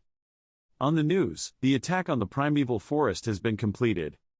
He turned off the screen and sighed. There was no benefit to being an MVP. Young-ho sighed miserably. Everything was just fleeting, useless. He was extremely bored, hoping that the black spirit coming out of this egg was greedy. Next to Young Ho, a small creature watching the world, he had never resented the frost spirit before. She sighed. Then, full of praise, the skills of the people in this place are truly miraculous, they don't need to use magic to still fly in the sky, he whined. Hey, I told you not to talk until I am done thinking. She objected, this lady is talking to herself, she's not that strange. Young Ho heard it and felt annoyed. You don't understand, the monster froze my comrades, and made the whole world tremble in fear. How could she now become my spirit? I even sent her to that world. The Ice Queen spoke up, changing many generations of wheeled vehicles. Now she doesn't need a car and can still fly in the air. But I think I've given you enough time to think. Young Ho whined. Oh, I told you not to talk. She said, hey, you came up to listen to my monologue again. He sighed helplessly. I don't know what hole she came out of. The Ice Queen explained, this girl is the spirit that best suits your magic power, that's why she was summoned, that is, the attribute that suits you best is frost. Young Ho doesn't believe it. Don't make me laugh, I've been using the Dark Sentinel for 5 years now, as for the frost skill, I've only used it for a mere 3 months. She shrugged, but the spirit that came out of the egg was me, so stop being stubborn and be obedient and sign the spirit contract with this lady. He was angry, he thought, thinking back to the things she had done to people before talking about this. The Ice Queen was puzzled. What exactly did this lady do to make him react so violently? Position. Young Ho frowned, she really didn't know anything. He was about to continue. She, the Ice Queen, waited. The spirit of aggressive condemnation was no longer there. He stammered, Young Ho's head is now just a mess, but what did she do? He said, she had frozen the Pacific Ocean. The Ice Queen was surprised. So he mourned for the fish that lived there. Young Ho condemned, and because the Pacific Ocean was frozen, the climate had become abnormal, thinking to himself, although there was an opinion that because of global warming, the unusually high temperatures of the past would return to normal, so this action of hers is beneficial to humans. He's still confident, but that's unrelated, there's still something extremely brutal that she did, Young Ho affirmed, she froze me and my teammates. The Ice Queen protested, you know and are pretending, I'm not the one who froze them, on the contrary I can also use my power to thaw them. She concluded for herself, that is, this lady has never done anything worthy of being scolded, and I even feel sorry for them because they have to die. He cleared his throat, sorry, so annoying, you look out the window. Then he quickly asked for help from an acquaintance. The message screen appeared. Young Ho sent it first. Hey, Diakgu. There was a response very quickly. The other person replied briefly. What? He really has to ask. Think about what the Ice Queen did. What are you doing? The other side was confused. What are you talking about when you're calm? Young Ho urged. It's urgent. Hurry up. He also answered. Really? She's the one who made the 5 heroes including you. What's wrong with that? This part has no use. I have to ask more. Is there anything else? The next message is my hope. Who knows? There must be something else. The Ice Queen hovered behind, looking very interested. She was happy, that machine was good, to be able to receive other people's opinions so quickly, while Young Ho was in despair. Having no choice, he admitted, yeah, good, it used to be that good in the past. Young Ho asked, so what benefit will signing a contract with you bring me? The Ice Queen confidently replied, I will become your guide and the one who directly teaches you. He looked at her with disinterested eyes. Young Ho said, I admit that you are strong, but you still lose to me. She thought about it and came up with a reason. Well, actually you beat me when I was weakened by losing my strength. I don't understand. Weak, where did you go to sell drugs? The Ice Queen denied. Selling drugs, I'm not a dealer. She affirmed that this body was once the queen of the Ice Kingdom of Niflheim, and was also the brutal monarch who ruled over all ice in this world. The Ice Queen sincerely said, I give my life, I swear that what I said is not a lie. Young Ho was convinced, this was the magician's oath to put all his power at stake. So was she really weakened? He asked, to what extent? She replied, maybe 1%. Young Ho shouted excitedly, stop talking nonsense, swear on your life. The Ice Queen seems to be quite interested in teasing him. She doesn't like it, swearing too much will lose all the noble dignity of the queen. There. Young Ho sighed, even your wife would dare to do that, then sign the contract, but I have conditions. He was determined, if you cause harm to me or the people around me, the contract will be invalidated immediately. The Ice Queen replied, always stating the obvious. She quickly prepared, the elf and the person who signed the contract are each other's soulmates, this lady cannot do anything to harm you. Young-ho frowned in thought, not knowing if this decision was right or not, but it had to be done. The truth was that he was still not strong enough to attack the one-star gate. He bit the tip of his finger to draw blood, but if he received this power it would be enough, so. Young-ho placed his hand on the mark. The contract glowed. He decided, he must gain power from the Ice Queen who had been turned into a spirit. At the Players' Association, at the training room. The Ice Queen looked around and commented, "Oh my god, this place is so boring." Young-ho agreed, "Of course, this place is used for training." She looked at him while he was working and asked curiously, "What are you doing?" He replied, "I plan to try out the artifacts I got in the last battle. They include, buff aura ring, goblin's blue bracelet." Young-ho secretly calculated that if I equip all of these things, my magic index will increase to 100, so I can complete the one-star gate alone. The Ice Queen smiled and said, "Equip those things and you'll look stronger than before."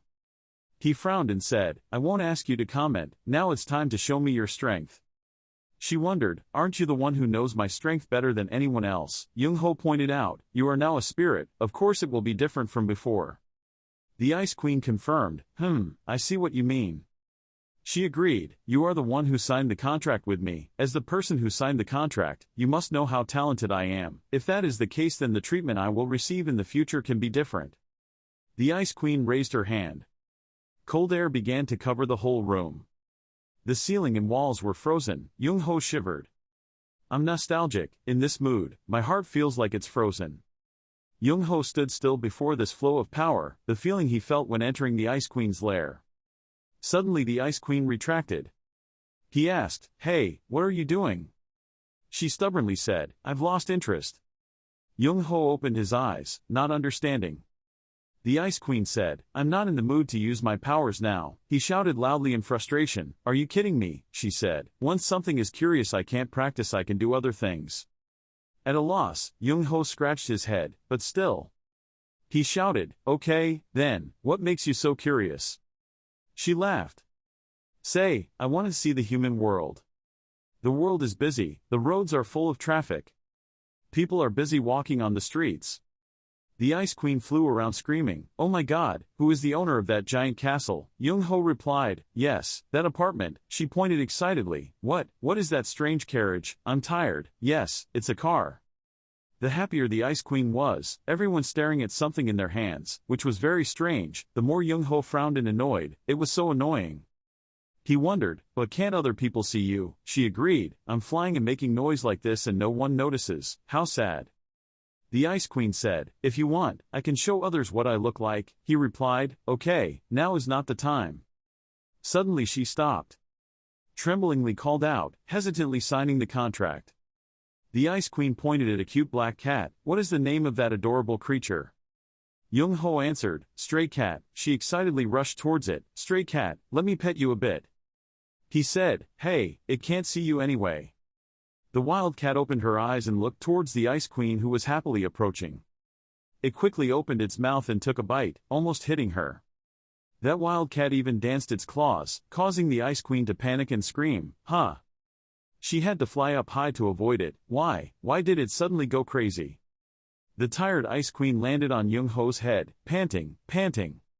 She was confused. Why were those ferocious monsters here? Was it okay to let that villain roam on the street? The stray cat approached the two, still staring at that small target.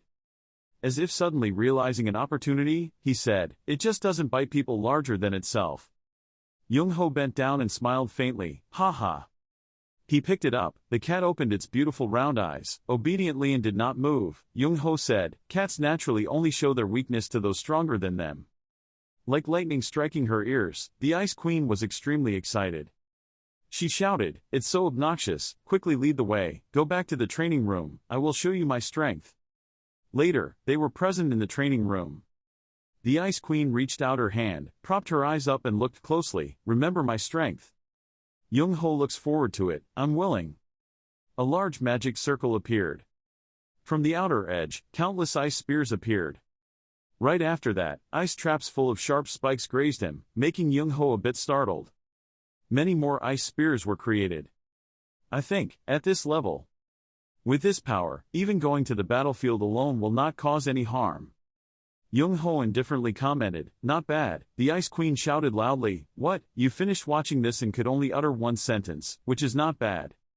She shouted, "You look at it again. I will show you that even if I am weakened when I become a spirit, my power is still terrible." He replied, "What you just said, these are all things we can create." The Ice Queen was annoyed, threw a spear right in front of him. "Nonsense, you watched carefully and still said that sentence."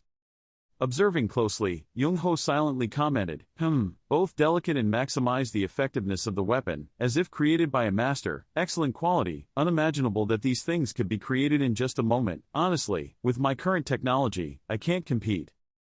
However, Young-ho did not change his mind. My answer is still the same. I can create these things myself at some point. I just need more time. That's what I expect from you, is something that we ourselves cannot do.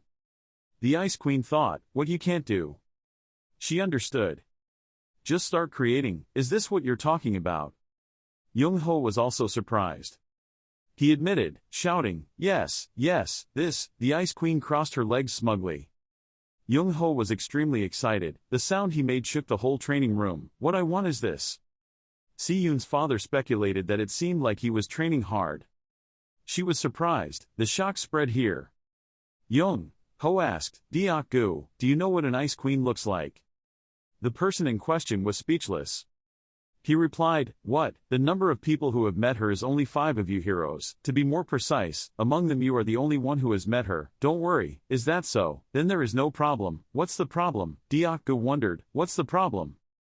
Young-ho said, "You can show your true form now." He looked at the documents and looked at his friend in confusion. Deok-gu asked, "Who were you talking to?" then screamed when he saw the Ice Queen. Too scared, he quickly hid behind the chair. What the hell, ghost?" The Ice Queen looked extremely judgmental. "That stupid-looking person is really your friend?" Young-ho admitted, "Yes, I'm sorry but that's true." Deok-gu whined, "Oh my god, when something like that suddenly appeared, everyone would be startled." She was surprised, something like that.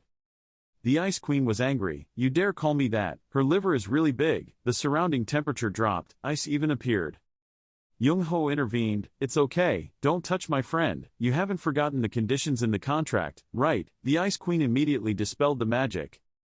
She puffed her cheeks angrily, warning, "If he ever calls me that again, even if he's your friend, I won't let it go." He said, "Deok-gu, do you hear me clearly? The Queen is in charge of everything, everyone in the world is inferior to you, so be careful." You turned pale, Queen. If she's the Queen, maybe. Deok-gu had difficulty receiving the information. "Okay, calm down." He confirmed again. First there was the Ice Queen. She was sitting on Young-ho's shoulder ignoring his discomfort. Deok-gu narrated the process briefly. The spirit egg he won at the auction in Las Vegas, hatched with the help of the chief in the primeval forest. He was sweating, that is to say, that egg hatched into an Ice Queen. Deok-gu had already accepted everything. Well, I somewhat understood. The person who hated the Ice Queen the most felt it was okay. Then I didn't need to do anything. Young-ho explained, "She will help me get stronger." "She is very strong." He asked, "So what level is she?" Deok-gu said, "The level of the spirit depends on their strength, and is divided into levels from lower level to ultimate level. In order from high to low, there are the following levels: ultimate level, upper level, intermediate, lower rank, normal, only when the spirit states its rank." He turned around and asked directly, "Hey, what level are you in?" The Ice Queen turned her face away and hesitantly replied, of course she's the ultimate level." Young-ho realized, it seemed wrong. She shouted, "Don't ask such disrespectful questions." Deok-gu and I discussed, no matter what, she looked like a low-class, she looked like a low-class spirit. Young-ho concluded, "In short, this kid is very strong, so next time, I will enter a slightly more difficult gate." He expressed that the difficulty of the gates he had attacked was quite high, and the gate had a higher difficulty than that. Deok-gu broke out in a cold sweat when thinking about, could it be that he planned to enter the one-star gate? He said indifferently, "The gate of the primeval forest, I successfully destroyed it. It was a one-star gate, right? Since that attack, I have become much stronger. Now I have enough strength to destroy the gate myself. Gate 1 is okay." He had no doubts, as he adjusted the device in his hand and said, "If you say so then that's it, but the first floor, Earth, only has 3 more one-star level gates left." Several images appeared, in South America, China, and Deok-gu was startled and swallowed. He was worried. Are you really okay? You have post-traumatic stress disorder, Young-ho replied. What? He mentioned that even if I had post-traumatic stress disorder, the person who caused me to suffer from this disease was sitting right here. There was no problem. The Ice Queen didn't know they were talking about her. Young-ho decided, the next gate I will attack is Sejong Base Station, Antarctica. The name of the gate, Dong Tien Tan. In the break room, someone announced, so the press conference will be held at 2 o'clock tomorrow. Secretary Cha will pick you up. He replied, yes, I know. Young-ho opened the lid of the can. Turning around to ask the ice spirit looking outside, don't you need to eat or drink anything? The Ice Queen replied, I am a spirit, I am a noble creature who does not need to have my own food and drink like humans. He said, is that so? Then you can save money on food. Young-ho put the can on the table and asked, by the way, I want to ask you something, do you know anything about two-dimensional elevators? The two-dimensional elevator, the origin of this damn world. He thought, if he learns about it, maybe he can survive until the end of this game. She pondered. Then he continued to look outside. I agreed. Young-ho was surprised. He excitedly retorted, hey, you used to be a floor master, but you don't know anything, don't hide it anymore, if you reveal it to me. But the Ice Queen seriously said, I don't really know, I swear on my life. She admitted, yes, I did know something about this world. The Ice Queen said, but when I was defeated by you I forgot everything. If I wanted to remember, my mind would turn into a white patch. Young-ho said, it's a pity, silently thinking, her memories were erased, so the system is really strong. She comforted her, don't be too disappointed, although the memory you wanted has been erased, but I am famous for being smarter than others, I will definitely help you a lot in the future. He accepted, that's good, right? There's one more thing. Young-ho asked further, as far as I know, spirits don't need to use the contract owner's magic, so where do you get your power from? I also can't feel the magic emanating from you. The Ice Queen flew in front of him, he really didn't know, there was a level of stupidity. She said that spirits need the Pact Master's intelligence to gain power from the spirit world, and, in other words, if your intelligence touches that, then I won't be able to use my power, strong as usual, if your condition is not good then I might be summoned back to the spirit world. He thought to himself, that's right, there's no way you can use such power indefinitely and not consume anything. The Ice Queen pointed out, just like when I used the thing I just showed you just now, no matter how good you are, if you want to fight for real, you still need to practice for more than a month. Young-ho laughed, what a month? I will make you change your mind during the full moon, he affirmed. On the day of the press conference, someone knocked on the door, a sound came from inside, please come in. As Cha's secretary, I brought an outfit, Junho, this is the outfit for the press conference, eh? Seeing him preparing in front of the mirror, Secretary Cha was surprised. Young-ho looked over. She walked over, today, you're not wearing pajamas anymore, I prepared this outfit just in case, he said, it's fun to do it just once. Young-ho put on his shirt. The appearance was neat, he asked, I'm ready, what do you think, Secretary Cha? She gave a thumbs up, then left with Young-ho, so let's go. At the press conference to meet Seo player Junho, the seats were full. Many cameras are prepared. There were a lot of reporters sitting there. One person admired, wow, looked at the crowd of journalists, only 3 months had passed since the last press conference and now there were much more people than then. The person next to him said, because of his growth, it's an unprecedented thing. Another reporter spoke up, I had seen Seo Junho live during the press conference when he conquered the Donghai Gate, I could already feel the aura emanating from him. He commented that Seo Junho is a monster with qualities no different from strong people like Kim Woo-young and Shin Sung-hyun. This person speculated that today, even if Seo Junho said that he would enter the one-star gate alone, I would not be surprised. Colleagues around him stared at him. They reminded him, hey, you've gone too far, you're doing too much, Dad. He was so embarrassed, yeah, that's all I said. From the backstage, a shadow appeared. Today's main character steps out. Lighting is adjustable. All eyes turn to Seo Young-ho. He appeared in a formal, polite outfit. They whispered to each other, today, he's not wearing gym clothes anymore. Countless cameras taking pictures flashed continuously. The loudspeaker announcement rang out and the press conference was allowed to begin. Now, next question. One person said, I don't know if Seo Junho intends to enter the Cave of Challenge. He replied, of course yes. Young-ho added, I'm still trying to rearrange my schedule to go there. The whole hall roared. A female journalist thought, it is a gate that any new player must definitely enter once. If a player with a growth rate like Seo Junho misses it, of course it will be a pity. The Cave of Trials is just a gate located in the highlands of Tibet. As its name suggests, players will be given tiered challenges, players participating in conquests, each time they complete a challenge at one level. There will be two choices, continue to do the next challenge or give up halfway and escape. It is different from normal gates in that even if you give up halfway, you can still be safe, released. Additional information is that, because the system's limitation is that it is impossible to tell what happens inside the gate, the reward for successfully conquering this gate is not specifically announced, but there are many people. If you want to conquer a challenging cave like this, there will probably be a reason. She excitedly took notes. Today she picked up content that could be posted. Young-ho added, well, also. He announced that after conquering the trial cave, I plan to conquer the Winter Castle gate. Everyone's eyes widened. The atmosphere was silent for a long time. Then boom, did you just mention the Winter Castle? Cameras flashed continuously. The news was shocking. It was one of the 3 unconquered gates in the world with a classic difficulty level. After the Ice Queen, that gate had once again brought to the horror of humanity. They were all extremely surprised. Are you talking about the Winter Castle gate? Young-ho admitted, yes. That evening, a helicopter took him home. The news has spread in the media. Seo player Junho's next goal is the 1-star gate, the Winter Castle. His face at the press conference was printed directly on the front page, with the title and experts. The gate expert wondered if he was bragging too soon. Player Seo Junho announced that he would enter the cave to test whether he could finally surpass Kim Woo-young's 9th level. Young-ho exclaimed, the news just keeps coming up. The Ice Queen asked, are you okay? Not to mention the 1-star gate, but most people think that conquering the trial cave is still too early.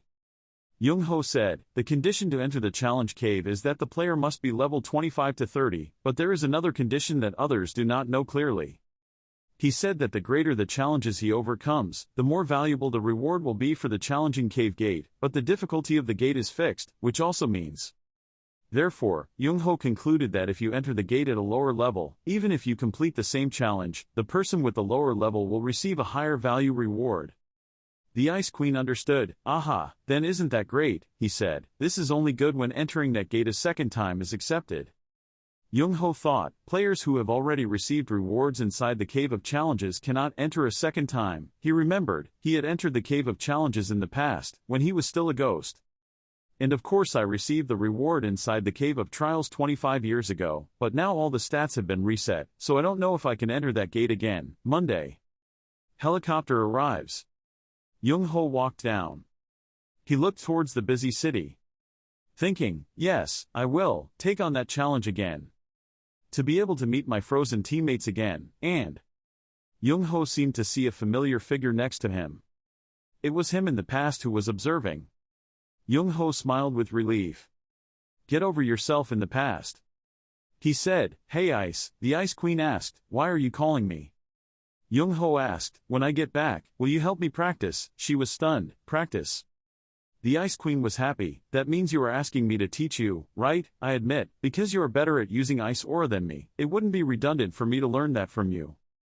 She was excited. It sounded like I was about to become your master. Young-ho was bewildered, indifferent.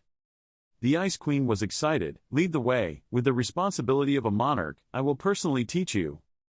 I can't help it, although I am not your servant or disciple. If you have the heart, I would like to thank you. They left together. She warned, you will have to practice extremely hard. Young-ho accepted. Okay, I will look forward to it. The castle is covered with ice. 4 heroes stood there. They are still frozen. Nearby there is a bottle of wine and 5 glasses. At the Korean Players Association. In the training room, ice was everywhere, from the ceiling to the floor. Ice flows and ice swords were everywhere. There were broken swords and continuous loud bangs. Young-ho was exhausted, trying to hold on with the sword in his hand. All around him was cold ice, the fatigue and struggle clearly showing. He raised an exquisite sword, waiting tensely. Young-ho asked, how are you, Ice Queen? The Ice Queen leisurely sitting nearby. She looked closely. Then he smiled and said, you've finally done something useful. I feel more interesting now. Back half a month ago, the Ice Queen said, now you can control two elements, the first is darkness, and the second is my ice. Young-ho wondered, why do you act like I don't know those things? She's hovering around, you think so simply. When using an attribute, you must understand it clearly, the better you understand it, the more skillful the technique will be. The Ice Queen asked, now let me ask you this, what do you think dark attribute energy is like? He thought, dark energy, the answer given is violence and arrogance, indifference and hatred. The Ice Queen was satisfied, that's a good answer, what about ice attribute energy? Young-ho summed it up in 2 words, ice, cold, it sounded so boring, she sighed deeply. But the Ice Queen also sympathizes, which makes sense, you've only learned ice attributes for only 3 months, listen carefully. She explained that ice is colder and more elegant than all types of energy, it can be affirmed that it is a comprehensive type of energy. He responded, I see, meaning it's very balanced. The Ice Queen confirms, yes, for example darkness, fire and wind have high attack power but lack defense, water and earth have defense but lack attack. More information from her, the ice skill user, used to be alone in the arena. The Ice Queen asked, you can guess why, right? Young-ho remembered the scene she created to prove herself, it was indeed very comprehensive.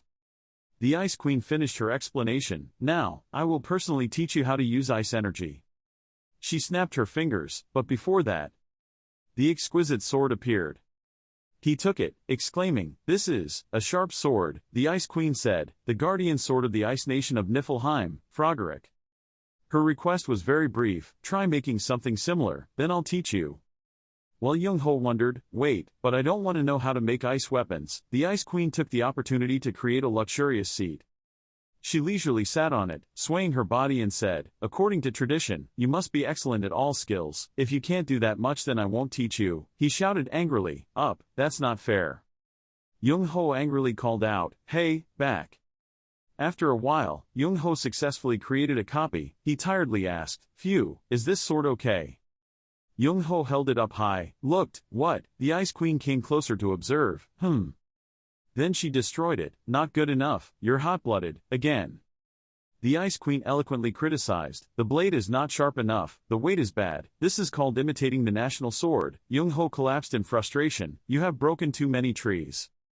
He continued to create, complaining, why is he so bored? The Ice Queen thought to herself, impressively, after 34 minutes, he was able to replicate 64% of Frogeric. She remembered the power from 28 years ago, thinking to herself, he was so strong that I didn't believe he was a human from Earth. Looking at Young-ho's efforts, the Ice Queen realized that she was probably creating a monster. She smiled faintly, and observed his progress. The Ice Queen scrutinizes, here it is, the blade is tilted 5 degrees, he seems to be running out of patience, she is looking forward to it, it's a pretty fun process. Looking at a new sword, the Ice Queen raised her voice, this is okay. She laughed, you only lost 1, fat, 15, Young-ho struggled, dark eye circles, I tried my best. He asked, so this tree can pass, right? The Ice Queen didn't speak, smiling mischievously, and another sword shattered. Young-ho screamed in pain, again. He collapsed, she gave the excuse that, oh, the sword was quite good, I just broke it because I was annoyed. The Ice Queen patted Young-ho's head encouragingly. She said, that's enough weapon training, you must be tired after staying up for 2 days practicing swords, go to sleep.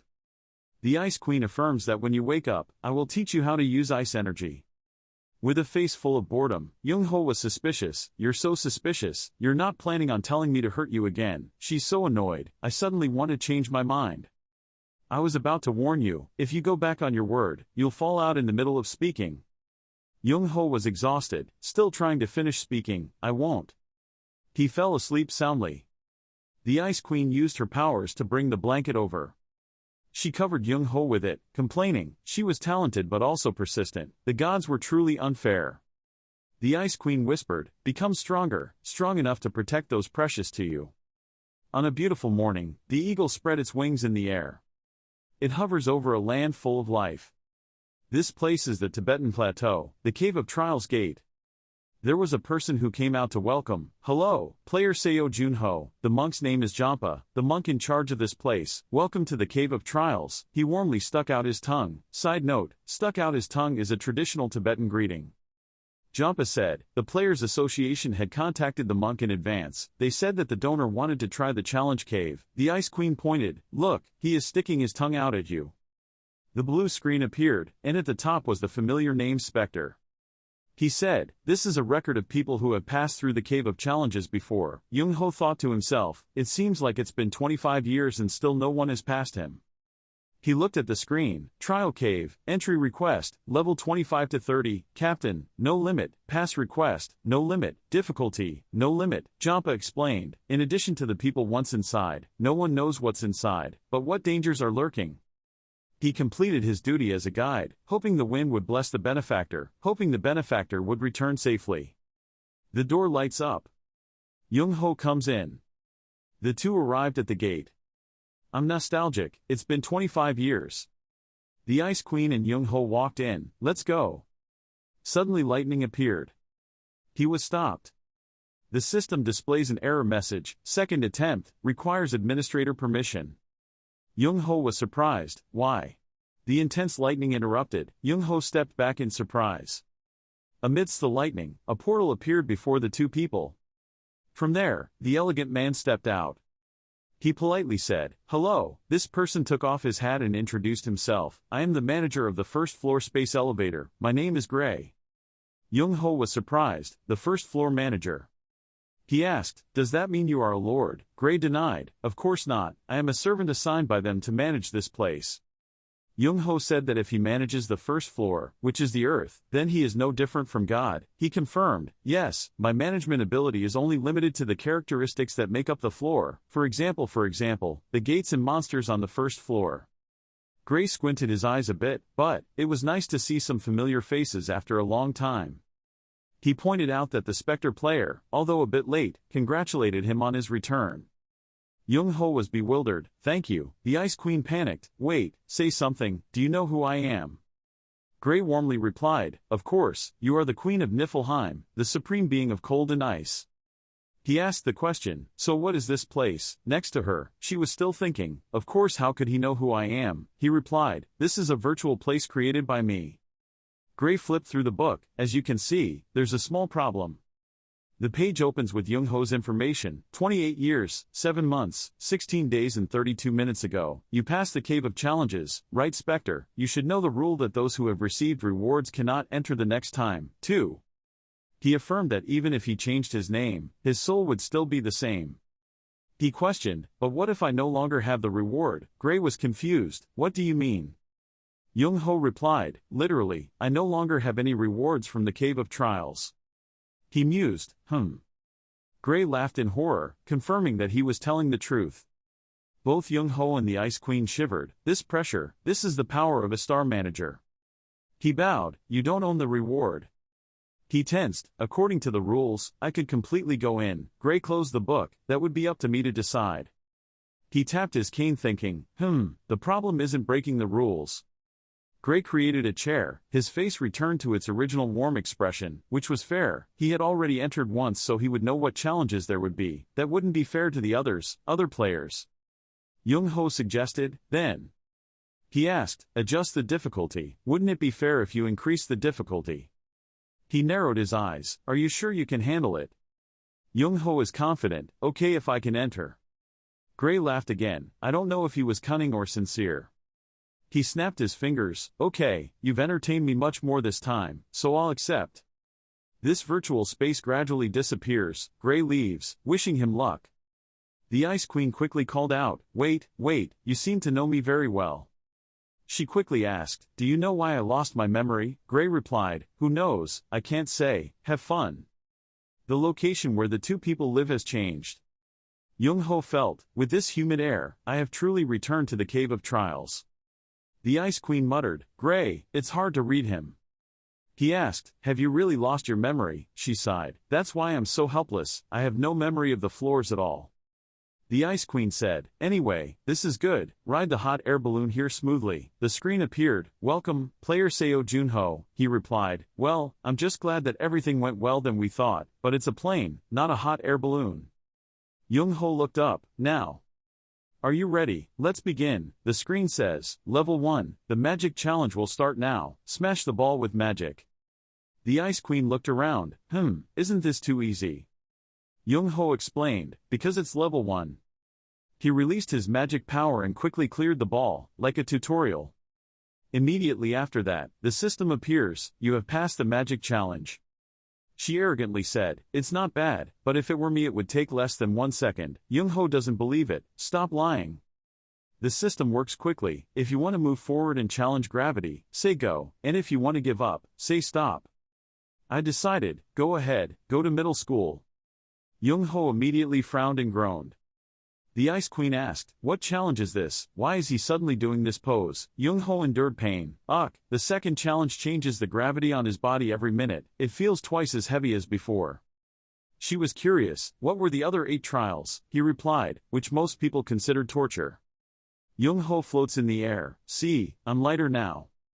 The Ice Queen quickly reminded, traitor, you don't intend to waste this opportunity, you don't understand, huh? She said, you don't have many chances to experience harsh situations like this anymore, practice, you're in the lead. Young-ho floats aimlessly, in this situation, I don't know if you find it easy or not but. He immediately slammed his body down, gravity changed again, it was so miserable. Young-ho tried to get up, but. He shouted loudly with determination, it doesn't mean we can't do it. The evil Ice Queen suggested, next I think you should run a little. Young-ho shouted miserably, oh my god, that's easy to say. After a while, he lay down exhausted. Sighing tiredly, it's finally over. Young-ho was devastated, oh god, how much did he increase the difficulty? She helped him cool down, good job. The system asked, if you want to advance then say so, but if you want to give up and get a reward then say so, say stop. Young-ho stood up again, go, the Ice Queen advised, you look so tired, you should rest a bit. He forced a smile, when I'm still energetic, it's better to do it all at once, thinking to myself, the harder the player struggles, the more generous the reward will be in the challenging cave, if I continue like this, I will receive a reward, more precious. She wondered what the next challenge was. Young-ho immediately replied, the Ghost Challenge. He thought vaguely, an illusion. Remember, last time I fought like crazy to save you from monsters. This challenge is really difficult, we have to remind ourselves that those ghosts are not our parents. Young-ho was struggling, and after half a day it was finally over. He thought, this time it would probably be another illusion. Looking at the Ice Queen, Young-ho hoped the Ice Queen would appear. The illusion gradually formed, he also gave up, but there was no such thing as that easy. Under her worry, Young-ho tiredly stood up and prepared to fight. I bet, 4 heroes appear. Mio questioned, Seo Junho. You want to continue, survive alone, you traitor. He held his weapon firmly, smiling wryly, yes, probably something like that. The 4 heroes asked, why did you abandon us? They shouted, traitors. Skya scolded Young-ho and lied. The Ice Queen quickly flew over to warn them, don't listen to what they say, they are all, you understand, I know, they are just illusions. Young-ho remembered, but, until the last moment, those idiots still tried to make me laugh. He painfully recalled the image of his comrades, even though they all knew they were going to die, so. Young-ho picked up his sword, determined, I can't let people insult them like that. Some information about the hero's abilities, Ramadat with his powerful ability to destroy and self-regenerate, Skya, who is omnipotent in both offensive and defensive magic, his amazing ability to support the 3 dragons, Gilberto, and Mio, who could appear with a sword at her side in just a moment. It was easy to see, trying to fight several of them at the same time would be fatal. He asked the Ice Queen if she could immobilize Skya and Ramadat. She was worried, yes, but it would drain a large amount of his mental power. Young-ho confirmed, no problem. How long did she think she could keep them like that? The answer was, about 30 seconds. He laughed, that's a lot. Young-ho starts the battle, I'll take down Gilberto and Mio first, both of them are weak in defense. The Ice Queen uses her power, my soldiers. She calls, awaken from the cold ground and crush your enemies, the ice shatters. Just then, ice dolls appeared. Skya was the first to act, she said loudly, here they come, everyone, get out of the way. All of the Ice Queen's soldiers attacked simultaneously. Truly an omnipotent magician, Skya completely stopped them. Young-ho wasn't in pain, damn, my mental strength was draining so quickly. Ramadat jumped up to attack. That muscular body was about to throw a powerful punch, he shouted, it's over. But it's not that easy. The Ice Queen uses her strength and freezes. A cold icy air swept through. Ramadan immediately froze. She reminded, don't pay attention to me, just do what you need to do. Young-ho said, great job, you just need to hold on a little longer. A sudden attack hit right under his feet. It's Gilberto. He adjusted his hat, filled with murderous intent. I will finish you off with the next shot. Young-ho laughed with excitement. Even though it was an illusion, it still materialized into Gilberto's magic bullet. Looking at the torn ground, he affirmed that if he got hit by just one blow, he would die instantly. He aimed straight at Young-ho's head, preparing to pull the trigger. But the next second, the target disappeared. Gilberto was startled. Where was he? The dark aura appeared right behind him. No. Dedu, Young-ho successfully ambushed Gilberto. He delivered a fatal blow to the man's back. Gilberto collapsed after letting out a cry of pain. Young-ho calculated, oh God, I don't think I can do this attack again. After Gilberto is the next target. Mio shouted, how dare you kill him? He was startled. The next target is you, Mio. Young-ho was tense. She was known as the #1 swordsman. Only a fool would want to defeat her with fencing, but Mio held her sword tightly in her hand. You will pay for killing my comrades, with your life. She quickly rushed over. The speed is extremely respectable. He gritted his teeth and calculated, I still have a chance. Young-ho carefully observed the target, taking advantage of her unsettled mood over Gilberto's death. He dodged one of Mio's swords. Young-ho grabbed his weapon tightly and quickly counterattacked. He would have a chance to attack. It's a fatal sword strike. Mio vomited blood. She collapsed. The sword fell from her hand. Mio's illusion stared at him, angrily asking, how could you do that to us? Then disappears into nothingness. Young-ho frowned in contempt. This challenge from beginning to end was terrible. The ice broke. Skye repelled the Ice Queen's ice soldiers. They gradually crumbled. She struggled to cope. Ramadan also escaped control. Young-ho turned around in horror at that noise. The tall figure stepped closer. His hand brushed away the remaining ice stuck to his body. Ramadan asked, he really thought. His expression was clearly extremely angry. Would he be able to keep me with this cheap thing? The Ice Queen called out, fake contract, I can't stand it anymore. Skye's staff lit up. The ice soldiers have been broken. The large ice block crumbled and fell, and the Ice Queen seemed about to be buried in the corpses of her soldiers. Suddenly something came straight to her. The Ice Queen is fine, Young-ho said. Thank you, Ice Queen. She is covered by an ice shield. He smiled and said, you did well. Ramadan rushed forward frantically. He threw a powerful punch. Ramadan said loudly, hey kid. Young-ho had difficulty defending with his shield. He challenged, do you think you can avoid me? Skye cast magic, calling, Ramadan. Without waiting for her teammates to dodge, she immediately launched the attack, scolding her and calling her stupid. I told her not to get involved. Young-ho jumped up to avoid it. He had difficulty breathing. Damn it, the two of them were a perfect combination, Ramadan with his perfect blocking ability plus Skye's long-range attack ability. In conclusion, they are the couple with the most terrible power. Young-ho calmed down. If I want to defeat that couple, I have to use all my body strength. He used magic to increase his strength. Young-ho glared. Delivers a powerful blow that hits Ramadan. He exclaimed, you cut a straight line on my chest. The wound healed quickly, it felt new. Ramadan threw his fist, but that was all. Continuing is a blow with extremely strong attack power. Young-ho narrowly avoided it. He was terrified. Just as I thought it had no effect at all, his recovery speed was crazy.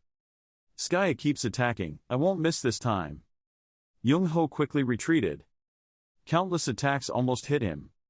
While moving, Young-ho calculated, with Ramadan's endless regeneration ability, continuously attacking like that would be ineffective. I couldn't use a normal strategy. I had to let him attack me. Ramadan shouted angrily, it was so boring. I wonder how much longer he was going to run. You provoke. Yeah, I'm tired too. Let's end it here. He was angry and yelled at you. Ramadan jumped up and shouted, you arrogant bastard. Immediately he appeared in front of Young-ho. The speed was too fast. Young-ho got hit in the stomach. He vomited blood. What a monster. I didn't expect that he could break all the ice shields and cause damage to me, but this is also an opportunity for me. Young Ho stabbed Ramadan hard in the chest. He laughed maniacally. It was useless, but I had to admit that he was also terrible. Ramadan praised, until the very end you were able to give me a feeling of enjoyment. Young Ho laughed. You were wrong. What stabbed him was an ice sword coated with dark magic. You were the one. Young Ho shouted. He was finished, activating magic, the law of life. The attack pierced Ramadan's body. He was finished. Young Ho stood there watching the other person disappear. Skya rushed up in panic. Ramadan. She watched in despair as her teammates disappeared. He determined that now only Skya was left. She knelt down. Skya was crazy, she muttered. I will kill you, I swear I will kill you. The Ice Queen is worried. That fake contract, that murderous aura seems very dangerous. Young Ho is wary, yeah, because she's the last one. He thought, if I want to defeat the crazy Skya, I have to use all my remaining strength. Come here. Young Ho summoned a weapon, the Death Scythe. Looking at the terrifying amount of magic over there, he calculated that if he wanted to overcome the ray of destruction in the 7-layer mana shield protecting her, there was only one thing that could do it. Young Ho was ready. That was the darkness and its contempt. The scythe was covered in a thick layer of magical power. He breathed heavily. This weapon consumed too much magic power, but there was only one option left. Skya is crazy, die. Young Ho rushed forward, preparing to swing his scythe to finish him off. A powerful blow fell. Young Ho was relieved, glad that she was just an illusion. He looked at her slowly disappearing, affirming, if she was the real Skya, maybe I would have lost. At the last moment, Skya's illusion smiled and said, Junho, we will still wait for you. Then completely disappeared. Your working system, you have passed the ghost test. It asked, if you want to continue to the next challenge, please say go ahead. The Ice Queen puffed her cheeks. Even though he had completed the challenge, the feeling was still too heavy. The cold system couldn't care less to human emotions, but the blue screen still shows the question, if you want to continue to the next challenge, please say go ahead. Young Ho was determined. No need to say anything, let's move forward. The vision was hazy. There seemed to be a familiar figure. The Ice Queen calls out, wake up, contractor. Young Ho with dark eye circles, looked up lazily. She said, you've been sleeping for 30 hours straight, I thought you had passed away. He replied with a pale face, less than I thought I had to sleep for at least 2 days. The Ice Queen commented that Death Side move was very strong, but in return it also left a pretty intense aftershock. Young Ho sat up and said, even though it was just an illusion, I have found 5 heroes, that price is nothing. She asked, how many more challenges are there? He hugged his sore neck, I don't know exactly. I predict, but I think it won't stop at level 10. The manager said he changed the content and difficulty, so everything is still uncertain. The Ice Queen is cold, so you those 6 hateful challenges too. Young Ho thought, the more he took a step forward, the more dangerous the challenging cave became. Until now, those challenges were still quite simple, but how long could I continue? He opened his bag, chose a jacket. She asked, are you okay? The Ice Queen was worried. After all, the opponent was his old teammate and he hadn't seen them in a long time. Young Ho replied, it's all just an illusion. He said, but also a little regretful, this time I couldn't meet my parents. She wondered, why did your parents appear in the illusion? Young Ho replied indifferently, but still asked, because they both passed away, right? The Ice Queen froze when she realized she had just touched someone else's sadness. She felt guilty. I'm really sorry. Fortunately he didn't seem to care. It's okay, it wasn't just yesterday. The Ice Queen placed her hand on Young Ho's shoulder to comfort him. My parents also passed away when I was 6 years old, so I understand his feelings very well. He was quite surprised. Then the two left the room together. No misfortune, no happiness. Young Ho said, I want to start the 4th challenge. The system immediately confirmed, preparing. The 4th challenge is, Level 4 Insomnia. Warning, when choosing to start Insomnia, you will not be able to sleep for 10 days. Without hesitation, he said, start. The clock immediately showed 240 hours. And the countdown begins. System notification, Level 4, Insomnia is about to start. When the counter was 219 hours, 14 minutes, 24 seconds left, 2 people were sitting on a block of ice. The counter kept running. The Ice Queen said, more than 20 hours had passed. She asked, can you still handle it? Young-ho replied, until now it's been fine.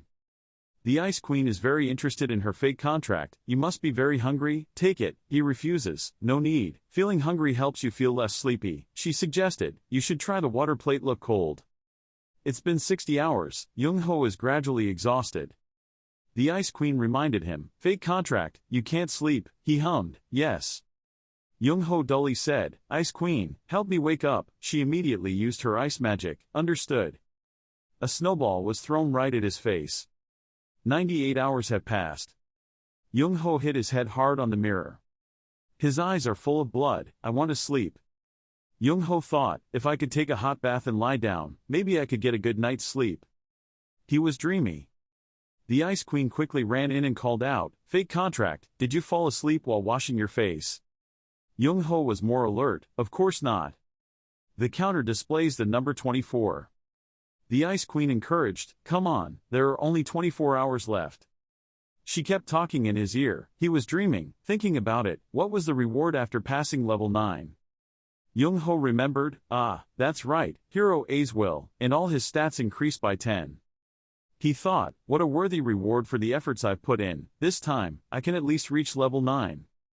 Images of his comrades rushed back. Young-ho was determined to save them. He gradually collapsed. I promise, I will save everyone. The voice of the Ice Queen woke up Young-ho. Fake contract. He jumped up startled. Panically asked, am I already sleeping? Am I really sleeping? She shouted loudly, no. The Ice Queen pointed towards the counter, look. All numbers are 0, so the challenge is over. Young-ho let out a breath. Then fell. He was happy, he won, she praised, you did it. Young-ho laughed, hey, easy. The system displays, you have passed the insomnia challenge. Immediately after the frame, you have passed the insomnia challenge. The next question appears immediately. If you want to start the next challenge, say continue. If you want to leave the room and receive the reward, say stop. There is information about the next challenge. The next level is taste. Young-ho pondered for a moment. Then he sighed tiredly and continued. What happened next was horrifying. This was a long road. I continued to challenge my senses after resting. Something terrible made Young-ho vomit. A challenge that challenges human limits in terms of taste, smell, sight and even hearing. Regardless of what has been experienced, the notification screen still asks, if you want to start the next challenge, please say continue. If you want to leave the room and receive the reward, say stop. Except for touch, all the pressure on all senses appears massively. Come, quiet challenge. Young-ho meditated, thought, noise and quiet combined to become stillness. If the two original challenges could combine, it would mean that more and more new challenges would be created. You're hot-blooded, and I have to endure all that nonsense. I'll find a way to end it, for sure. The Ice Queen tapped the ground. The translation is, can you eat? Young-ho shook his head. Look, since I taught her Morse code, she seems very excited. He waited. The next challenge was unknown. Most of the players who challenged the challenge cave gave up here. Nothingness, that is the primal fear that no one can easily overcome. Young-ho remembered the feeling at that time, when lacking all 5 senses, people became weaker, and if the mind was not strong enough, people could lose themselves into infinity. He recalls, before, he ran away. The system screen says, you have passed the unknown challenge. It asks, if you want to start the next challenge, say continue. If you want to leave the room and get the reward, say stop. Level 9 indefinite and level 10 time will happen simultaneously. Young-ho was surprised. What? The gentle blue color has disappeared, replaced by a blinding red. Warning, please leave if you think you cannot overcome the challenge. Your existence may be erased. He thought, uncertainty is already very scary, but with the addition of time, I will be stuck in endless space, unable to feel anything, including the flow of time. Young-ho inhaled, but still. He tapped the ground in front of the Ice Queen. The meaning conveyed is, I will return. Young-ho clearly understood. After all, this gate, you have to bet everything to have a chance to win. She smiled and said, good luck, and don't worry, I'll be here waiting for you. I'm determined, I can do it. System notification, level 9 and level 10, unknown in time is about to start. Young-ho looked at the door to the challenge that opened before his eyes. It looked really scary. Darkness quickly enveloped him. Young-ho was immersed in the ordeal, unable to feel anything, not even the power of the queen, or his own. He reminded himself, I am Seo Jun-ho, I am Spectre, I always win, and can overcome this challenge. Young-ho believes that I will overcome it. My consciousness, gradually sink deeper. Seo Young-ho was confused. He didn't know how long it had been since I fell into this place, whether it was time or my own existence. I couldn't feel anything. He wondered, why did things turn out like this? I had to practice ice skills as soon as possible, but was I too greedy? Unyielding cowardly thoughts overwhelmed Young-ho. Will I run away again, like last time? When the system announced that level 9, indefinite trial and level 10, time trial would take place at the same time, he was extremely surprised. What? Young-ho is determined not to give up. No, I have made a choice. I want to have power, even if I have to risk my life. I choose this because I am sure I can overcome the challenge. Before, you assured Gray that if I could enter the cave, I would do so. Young-ho's will is stronger than ever. I don't want to die in this horrible place. He reminded himself, I am Spectre, I am Seo Jun-ho. Outside, the Ice Queen is with Young-ho all the time. His hand suddenly moved. Young-ho slowly opened his eyes. This is it. She happily approached, welcoming back. He tiredly asked, yes, how long had it been? The answer he received was, 10 days. Young-ho sat up, silently cursing, this damn cave, I remember counting up to a month, it's only been 10 days. The Ice Queen looked closely, but the contract was fake. She commented, it seems like something has changed. He stood up and replied, it's no big deal, I'm just resting a bit, thinking to myself, my body is lighter than before. Young-ho checked himself, let's see. He realized with surprise.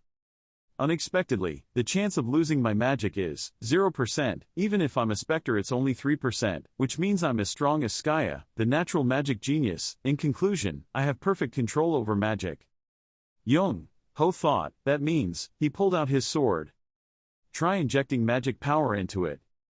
Use your best, slash strongly. The power is truly formidable. The slash created a large crack in the stone floor. Both stood and watched the results. The Ice Queen commented, your aura is much stronger than before. Young-ho was surprised, I thought it was perfect. The system quickly shows up to do its thing. You have overcome the unknown challenge in the time trial, calculating the reward of the challenge cave. He was happy, finally got a reward. But the screen just stopped there. Young-ho beat enthusiastically, hey, why doesn't anything appear? Is it lagging? Why is it slower than before? Even the Ice Queen followed him. The screen turned red, scolding the player, using it urgently, still calculating the reward. Message from Manager Gray. Young-ho quickly backed away. I understand. She was curious, how big the reward must be if even the manager participated. The screen finally changed. The numbers jumped continuously. His information panel has been updated. Seo Jun-ho, level 29, title, Bringer of Spring, Backroom Assistant, Limit Breaker, Sharp Intuition be increased A, Intelligence Heroes Alliance, A increases to S, Strength, 94 plus 20, Agility, 100 plus 20, Speed, 96 plus 20, Magic, 120 plus 20. Young-ho was surprised, 2 skills increased by 1 level, all stats increased by 20, he compared, double the reward he received when he reached the 9th floor before. Young-ho was startled to remember, before entering the gate, he asked to adjust the difficulty level. If it was made harder, wouldn't it be balanced? The premise is that the reward of the challenge cave is proportional to your hardships. Gray smiled cunningly. I didn't know if he was wise or straightforward. Young-ho understood, so at that time Gray had already predicted this. He looked closely, and there was another new title, Rank Limit Breaker, A, for people who overcome their own limits in the challenge cave. The effect is, every time you level up, a random stat will be added, course plus 1. Young-ho called out. She replied, yes, I asked, pinch my cheeks. The Ice Queen followed suit. Young-ho cried out, it hurts, it really wasn't a dream. He calculated, the stat plus 1, it's easy to say but difficult to do, but if it keeps like that, then when I reach level 130, I will have a total of 100 more stat points. Over time, Young-ho will stand at the top where countless other players want to go. The longer it takes, the farther the distance between him and others becomes. The Ice Queen urged the contract to stop rambling. Let's leave here, I'm fed up with this cave. He smiled and said, yes, let's go, if I stay here anymore I will go crazy. Young-ho opened the gate, walked out and said, even though I was delayed, I was really lucky. Behind the scenes, I was born at the wrong time, she whined. Why do you keep talking nonsense? Outside, where the portal of trial is located. Jampa thought worriedly, it's been a month, he still has no intention of coming back, could it be? Suddenly there was a big commotion. The player association guy was surprised. Mr. Jampa, the rankings have changed. On the system screen clearly displayed, rankings, 1, Seo Junho, floor 10, 2, Spectre, floor 9, 2, Ramadat Kali, floor 9. He was so overwhelmed, oh my god. Jampa looked up, we have a new legend, the name Seo Junho was at the top, completely breaking through when he reached the 10th floor. In a rather spacious house, children happily play in the yard. The mysterious, covered person knocked on the door. Very quickly, the door opened. A polite middle-aged man appeared. It was an honor to welcome him to this poor place. The other person was cold. Long time no see. Signer commented, yeah, this place doesn't look like much fun. Torres smiled and replied, because we are not doing this for fun, we are preparing for the second descent of the devil. Hot-blooded guy, heavenly devil, Torres Milo. Looking at the scene full of carefree children laughing and playing, he growled, how dare you call out his name in a place full of children like this? He snapped his fingers, but if you don't believe me. The children all stopped, their laughter stopped, their eyes were lifeless. Torres boasted, then look, all the children were standing in the same position, facing him. Signal sneered, the children were scary, Torres introduced, they were all training to become good devils like you, Mr. Signer. With another snap of the fingers, the children were laughing happily again as before. He welcomes guests, so please come in. In Rome, Italy. The road is crowded with tourists, there are many happy couples taking commemorative photos. The Ice Queen happily pointed to the big screen, look at the fake contract, people are praising him on TV. Young-ho reminded, don't be negligent. He said, we came here to find paradise and destroy it, let's go to the busy areas where Torres often appears. She wondered if she had to search in this faraway foreign country, was this the only way to find out what Torres was? Young-ho couldn't help it, there was no other way. A few days ago, Deok-gu with an extremely happy and pampered expression greeted him, oh my god, my precious Junho has arrived. His face turned pale, what's wrong, it's so creepy, he still has the same unconditional love on his face, come here let's hug, son, after you complete the dungeon trials, the sponsorship money comes, too much heaven and earth is not precious, what is it? Young-ho asked, come on, why do you call me? Deok-gu cleared his throat, He said, last time I learned a little about the orphanage you found in Paris, he frowned. The skeleton mage Arma has raided the auction site, in that desolate place, many children were raised to become demons like him. Deok-gu pressed the control, although the exact location could not be confirmed, we could find many related things. A cheerful face appeared. This man's name is Torres Milo, he was an active player on the second floor but has since retired. He added that it was not uncommon for him to operate smoothly for a period of time, then suddenly feel that his strength was decreasing and that retirement was not uncommon, but his behavior after retirement was quite strange. Deok-gu switches the screen, see the next image, on which Torres is walking on the street with two adorable babies. Young-ho was surprised. Children, he said, the investigator accidentally took the photo. According to people, they often saw him near Rome, but exactly where he lived and what he did was unknown. I know. Sometimes I see him taking some children to a busy area, that's all. There is a suspicious point here. The children Torres takes with him are always changing. Young-ho wondered, there really was something strange, but if he was related to the orphanage, wouldn't this be quite obvious? He nodded in agreement. I was also stuck there so I searched everything, crime records that occurred in Rome in recent years. Deok-gu switched to a data screen. See, from the day Torres appeared in the busy neighborhood, within a week he always received missing reports. He mused, this needs to be investigated. Deok-gu's words echoed. He said, he appeared in the busy area once every 2 months, just next week, the second anniversary will come, finding Torres in Rome is the top priority. Young-ho was tired and couldn't find it.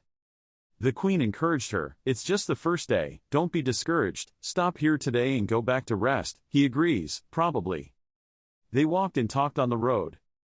A child bumped into Young-ho, he immediately said, I'm sorry. He sighed. Then he grabbed that boy, his face looked shocked. He yelled, what are you doing? Young-ho calmly asked again, what are you doing? He requested, quickly give me the thing you just stole. Immediately the watch was thrown out. He frowned and whined. He thought he was a good match. What are you looking at? Do you want me to apologize? Young-ho denied. No, he said, no. I was wondering whether I should hand him over to the police station or not, when the boy immediately turned pale. Young-ho was curious. Just one sentence made me scared. He speculated, could it be that you belong to some organization? That's right, you shouted. So what? Young-ho nodded, okay. He asked, you know this place very well. The boy asked warily, so what? The next moment, he was munching on the dining table. Looking at the child eating deliciously, Young-ho reminded him, his name is Marco, eat slowly, your stomach will be full. He was startled. He asked, what, do you want to order more? Marco quickly waved his hand, no, I'm full. He held the bread tightly in his hand and said apologetically, it's just that I'm the only one who's full. Young-ho calls for service, Hyung. He asked Marco, help me pack each dish on the menu. How many people does your organization have? He replied, 16 people. Young-ho immediately called out, 16 parts. Hearing that, he was extremely surprised. He hesitantly asked, where was his house or his parents? Marco answered, no, children with the same situation as me lived together in a place like a warehouse. Young-ho commented, there are no adults there, is it right to call it an orphanage? He said, well, once a month a priest would come to visit. I noticed, a priest. Marco added, definitely a bishop from the Vatican. He gave important information. They erased sins and helped people become pure, taking them to paradise. Young-ho grasped the key, paradise. Marco said, the priest said that if he went there, he could study, wear nice clothes and eat 3 meals a day. You're shy again, but, I don't want to go to heaven. Marco said, the priest there made me feel afraid. Young-ho thought, a feeling of fear, and fear, sometimes sensitive people feel this feeling when facing evil people. He asked, have you met the children in that place?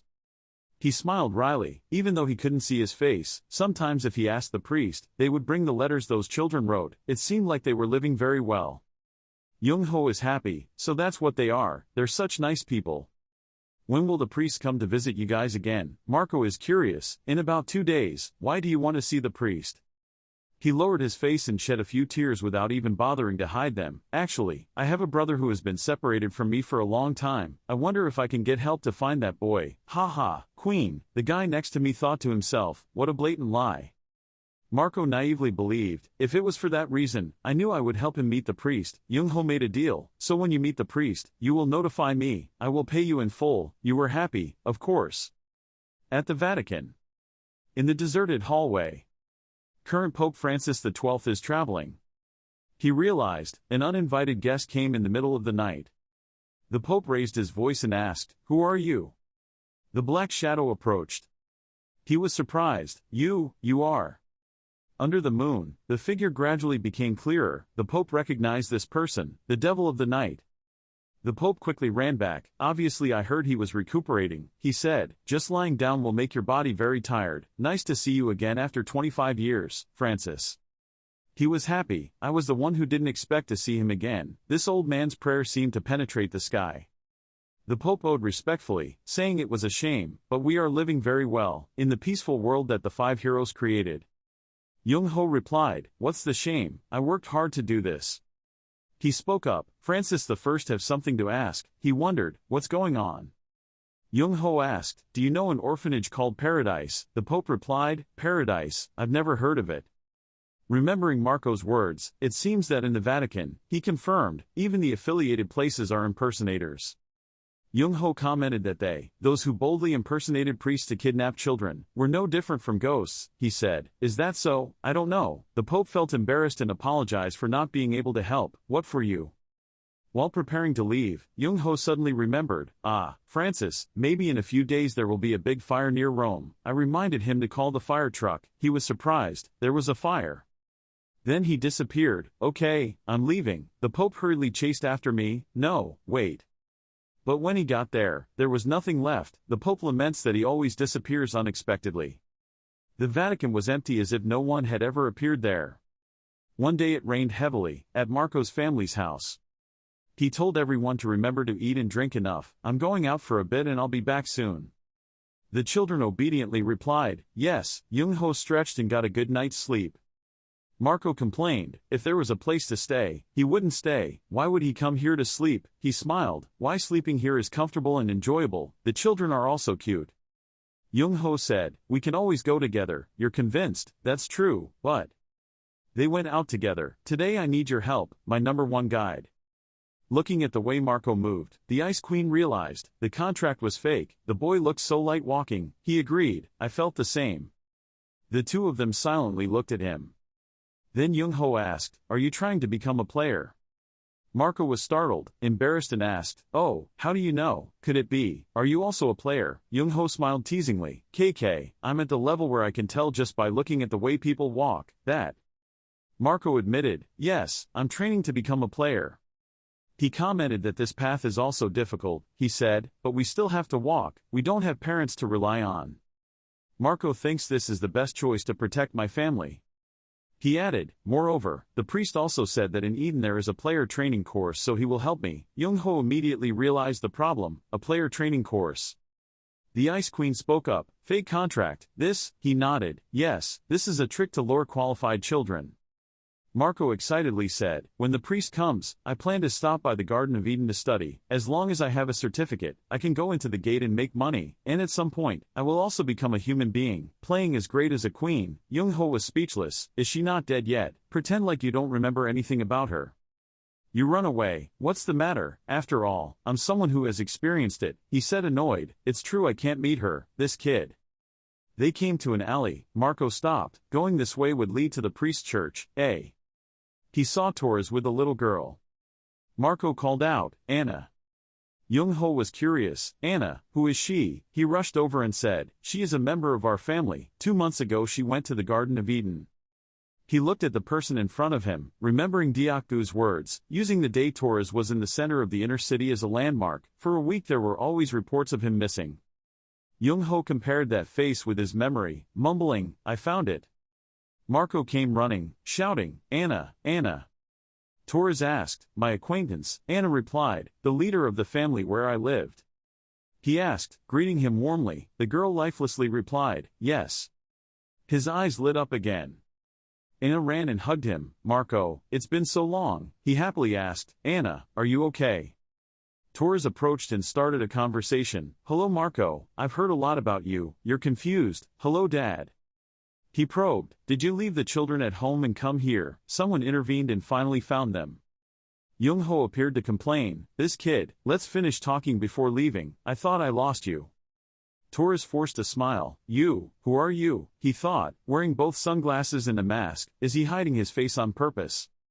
He warmly said, oh, I forgot to introduce myself, I'm a tourist, my name is Sunny, the boy is my tour guide. Torres also introduced, Sunny, that's it, my name is Torres.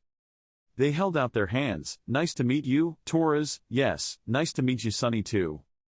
The hand force is quite strong. He frowned and thought, this bastard, what is he doing? Torres asked, your handshake is really strong. Are you a player? Young-ho pretended to be innocent. Ahaha, oh, how do you know? That's right, I'm a level 27 player. He gritted his teeth, level 27, that's the kind of annoying bug that I don't even want to touch.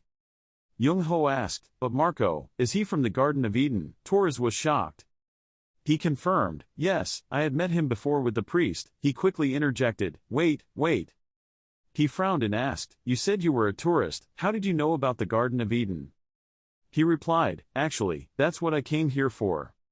Young-ho started acting again, crying bitterly, looking for his younger brother who had been lost 15 years ago. The bored Ice Queen, it started again.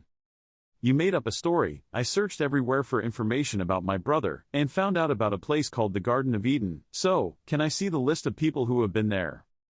Torres dodged. Well, it's a pity, our orphanage doesn't have any children over 15 years old, but he thought, no, if we let him go so easily, it's very possible that he would leak information about Eden out. If so. Torres invited, okay, let's go there together, he said. If you see it yourself you will be able to know faster. I am also glad to be able to help you. Anna asked, are you coming too? Marco happily said, okay, everyone misses you too. Young-ho said, Torres, thank you very much. Arriving there, Marco exclaimed in surprise, oh. He excitedly ran in. Is this all the grounds of the Garden of Eden? Taurus smiled and replied, ha ha, yes, it's quite big. He bowed as he passed a young teacher, greeting her, the principal. She smiled, greeting the teacher. Taurus walks by. He bent down and whispered, let's check to see if anyone is following behind.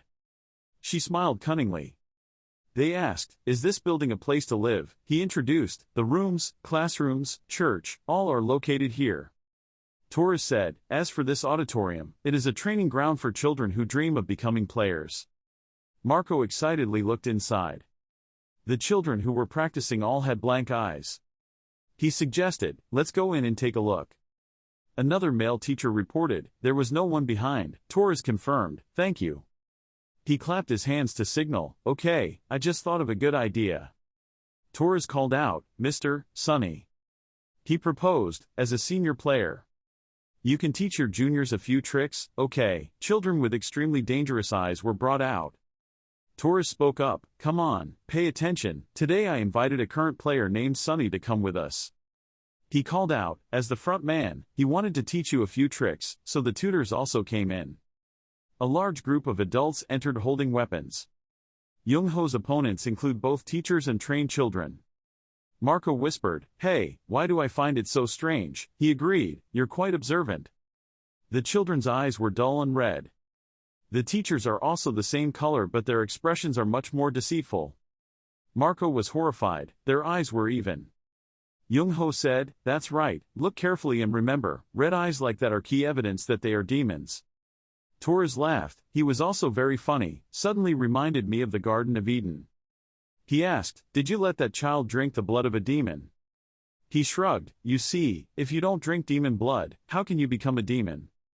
Taurus laughed madly, of course at first they all refused, I killed a few model kids so they cried and quickly drank it. Marco collapsed, what? He was surprised, that is. Looking blankly at his younger siblings, Anna, Lin, Leo, and Shu. Marco painfully understood, all of those children were, he remembered when the children were still at their house, but I didn't know about it, they cried and didn't want to go, but I still forced them to go.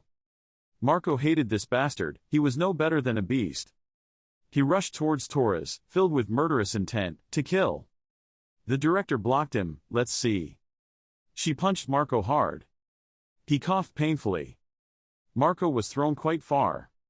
Taurus laughed loudly, ha ha ha. He pointed at him, looked at that boy's miserable appearance, and continued to laugh like crazy. Marco was crying and trying to get up. He clenched his fists, everyone. Marco shouted loudly, one day the night demons will punish you. Taurus exhaled, if you had said that 25 years ago, we would still be scared. He continued to chatter, but right now he was in hiding to recuperate, even if he came back, no demon would be afraid of him anymore. Young-ho covered Marco with his coat. You go, Marco.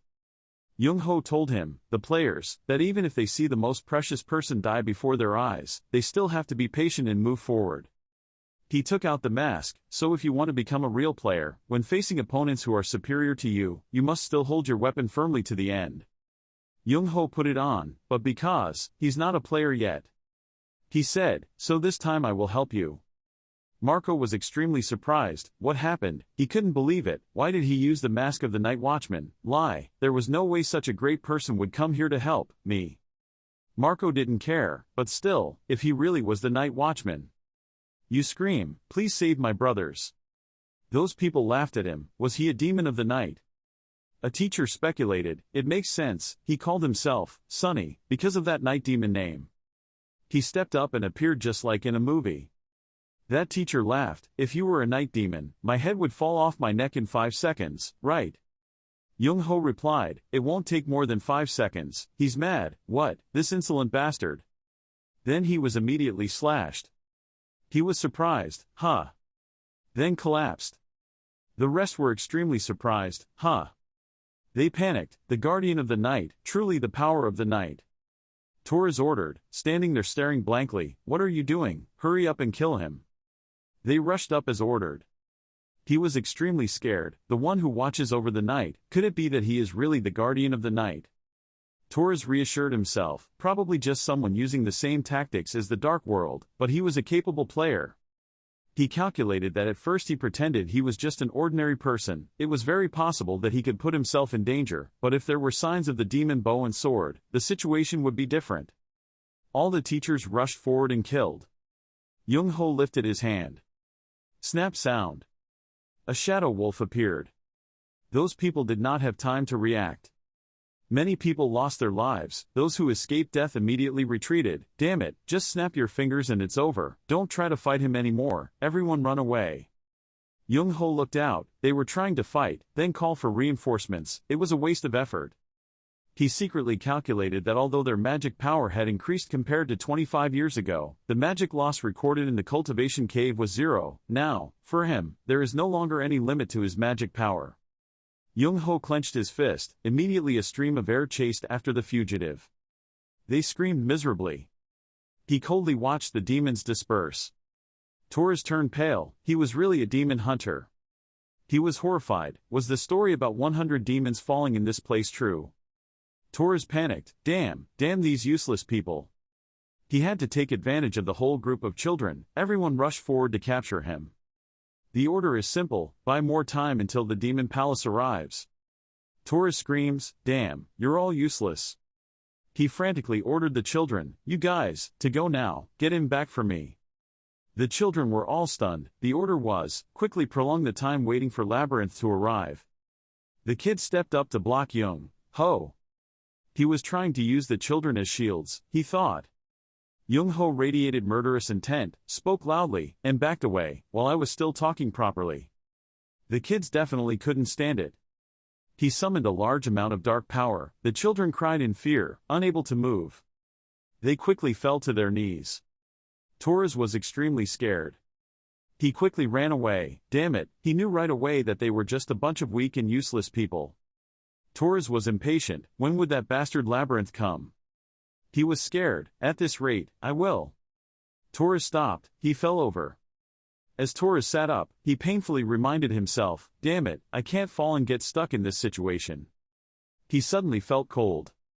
Then he screamed in pain when he saw that his leg had been severed. Vile man. Young-ho slowly walked forward. He spoke up, I want to ask a question.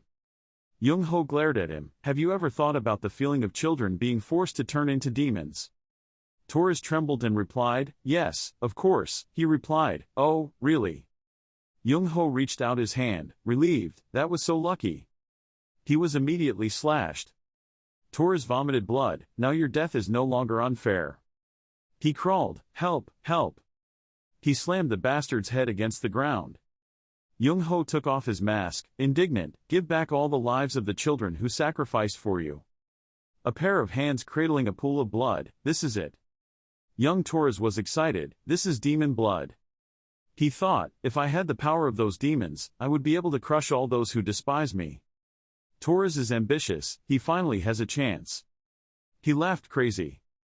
Young-ho and the Ice Queen were nearby looking on. He frowned. Instead of working hard to enhance your true skills, you were jealous of others' strength and chose to become a devil. The Ice Queen asked, fake contract, is this the kind of gossip you talked about? Young-ho denied, no. He explained, this was the skill, the confession of death, the ability to get information through the memories of the dead. She exclaimed, ho, such wonderful ability. Young-ho pressed the continue button while saying, if this is the manager of Eden, then there will probably be quite a lot of information about the Demon Association. A spacious building appeared. In the yard were still children happily playing. A man smiled lightly. He asked, are you Torres, the current manager of the Garden of Eden? He bowed close to the ground, yes. The person walked over, well, Torres Milo.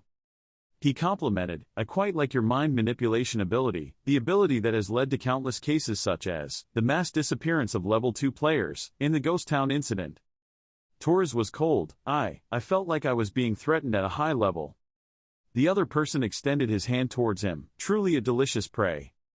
He reassured, you don't need to be afraid, I just have an appetite for your abilities. This guy is Chef Roxanne Azar. A small golden ball appeared in Azar's hand. He immediately swallowed it. Then I nodded, what an attractive taste, I wonder what creates such a taste. With the ingredients we have, we can probably create it. Azar said, anyway thank you, I think now I have a recipe that works, since you gave me great ingredients, so now I will tell you the reason why Eden is create. A delicious dish can only be made with the freshest ingredients, let's say. Let's say it was a bunch of trash kids running around in the playground. Do you think those kids could become strong demons with just demon blood? No, even if you let them drink demon blood, the result would be the best you can get is just a half ghost. As a result of the long process that they carried out, in the Garden of Eden for the past 24 years, only 5 quality demon blood legs were created. Initially, the Garden of Eden was not created to produce gives birth to powerful demons. 24 years ago, demons hiding in the darkness approached the second border and established an organization. But they were afraid of the awakening of the 5 heroes from the eternal ice, and of those demons being killed by them. It was because of the fear that those ice men created. One guy suggested that at that time, the leader's solution was to establish an Eden garden. That person clenched his fist, we need strength. They seek the ultimate power that the 5 heroes possess, the overwhelming power that we have witnessed with our own eyes. Those people target, we will have the strongest attribute, and we will create our own night demons. Torres is interested, so? He asked, was the Garden of Eden established with the purpose of creating a second night demon? Azar confirmed, yes. He said, this place is a raw material factory, used to select children who have awakened into demons. I will collect those ingredients and synthesize them all, then use the ultimate sense of taste, to create demon-like abilities. They calculated, if we could obtain half of the night demon's ability, no, just half of the night demon's ability, we would create the strongest demon. He said, of course we have created similar entities, but they are just crude trash. Azar is ambitious, but there is a better way to use Eden, because the night demon has indeed returned. He squinted his eyes, now I will return to the second floor and wait for him, everything will come, I am looking forward to this meeting. Stop skill. Young-ho trembled, the reason they searched and turned the children into demons. He was surprised, was it because he wanted to create a second night ghost? Young-ho was dumbfounded, perhaps the reason they kidnapped and turned the children into ghouls was to create a second specter. He was speechless. Young-ho kept thinking, so thousands of children were forced to turn into ghouls here, all because of him. He got mad and threw the specter mask away, damn it. The Ice Queen consoled, fake contract, this is not your fault. Young-ho is heartbroken, I know, but we can't stop feeling guilty. He gritted his teeth, once a player is turned into a ghoul, they will never be able to return to being human again, I understand that deeper than anyone. Thinking about the unconscious children inside, Young-ho felt sad, the children had been turned into hungry ghosts. He was determined that he must personally put an end to this tragedy. Marco shook and called, Anna, Leo. He helped his friends up, kept calling, wake up, why are they all fainting like this? Young-ho turned around, Marco rushed over, Mr. Spectre, those guys are not waking up, do you think they have serious head injuries? We have to take them to the hospital immediately. Then he remembered, his face turned pale and he cried, that's right, blood, the blood of a hungry ghost. He sadly looked at the child in front of him in despair, we have to suck them out, if we can suck them out, then, they will be normal again, right? Marco begged, please, save my brothers and sisters. Young-ho patted his head, I'm sorry, but that's impossible. He completely fell into despair. He comforted, I understand how you feel now, but the reason why ghouls are abandoned by society is precisely because of that. If a normal person absorbs the blood of ghouls, ghosts, there will be 2 cases, if not able to adapt, that person will die, or will become a hungry ghost. Anna opened her eyes, her pupils were red, calling, you. Marco quickly knelt down, Anna, are you okay? The other children were also looking vaguely, brother. I'm so happy, Leo, you too, are you all okay? He hugged Anna, thank God, I thought you two had some fate. The girl said, Marco, there's something strange. Anna gasped, her nails were sharp, I love Marco so much, but why do you keep wanting to kill me? She aimed her fangs and claws straight at his neck. Young-ho promptly pulled Marco out. He knows, by nature, all hungry ghosts are ferocious and bloodthirsty, no matter what the cost, their instincts urge them to immediately slaughter those who have drunk their blood and commit suicide, turn into a hungry ghost. Looking at Anna so fiercely, Young-ho was in pain and deeply apologized to him. He used his strength to attack the girl. Suddenly the system appeared, detecting demonic energy at the lowest level. Young-ho was surprised, what? The system says that you can take advantage of the Dark Watchguard ability to absorb dark energy. He was stunned. I could absorb dark energy, like being able to cure a sore throat by swallowing ice energy. Young-ho controlled Anna, still didn't understand, it was impossible. Young-ho was surprised. I had never heard of the Dark Watchguard having that ability, it couldn't be. He remembered what Azar had said, if he put ghoul blood into the bodies of non-human creatures, they would only turn into half-ghouls. He understood that when a non-human being is transformed, it means there is still a possibility of salvation. Marco stepped up. Mr. Spectre. He said, no matter what happens, please let me take care of everything for my brothers and sisters. I sent them to heaven, and then this happened. Young-ho was surprised. Are you serious? This memory will stick with you for the rest of your life. Marco raised his tear-stained face, the player, holding everything he had in his hands and trying to move forward. You're resilient, that's what you taught me. The two of them looked at Marco and smiled gently. Then let's pat his head. That's cool, so cool. He commented that there are not many players who are willing to shed tears for others. You will become a good player, Marco. Young-ho breathed out, but he's still so young that he doesn't need to shoulder heavy responsibilities too soon. He held out his hand to Anna. From the girl, a lot of dark energy radiated. Signer, wake up, what time is it? He looked at the time in surprise. What? I've been sleeping for 17 hours, silently cursing. Damn, it looks like chasing Kim Woojung took more effort than I thought. Signer is determined. One day I will repay this feud twice as much. He looked at the announcement, inviting you to the hall. There's something I want to show you. Signer scorned. Torres Milo, you dirty dog, he doesn't even know where this place is. How dare he order me to go there? He was filled with murderous intent. If he got there and nothing happened, I'll kill you myself. Then Signer went down. When he arrived, he was surprised.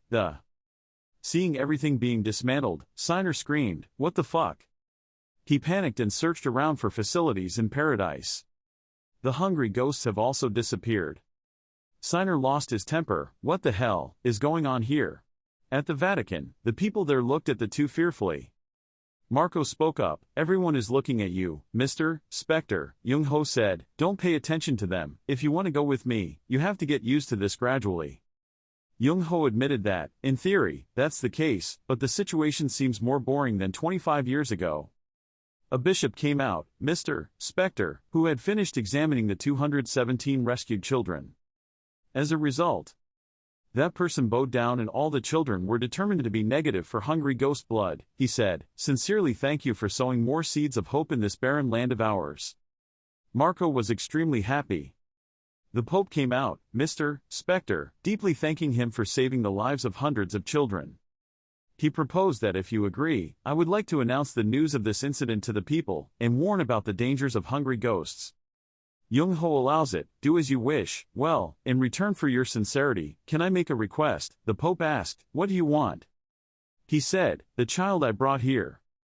They all have no parents or guardians.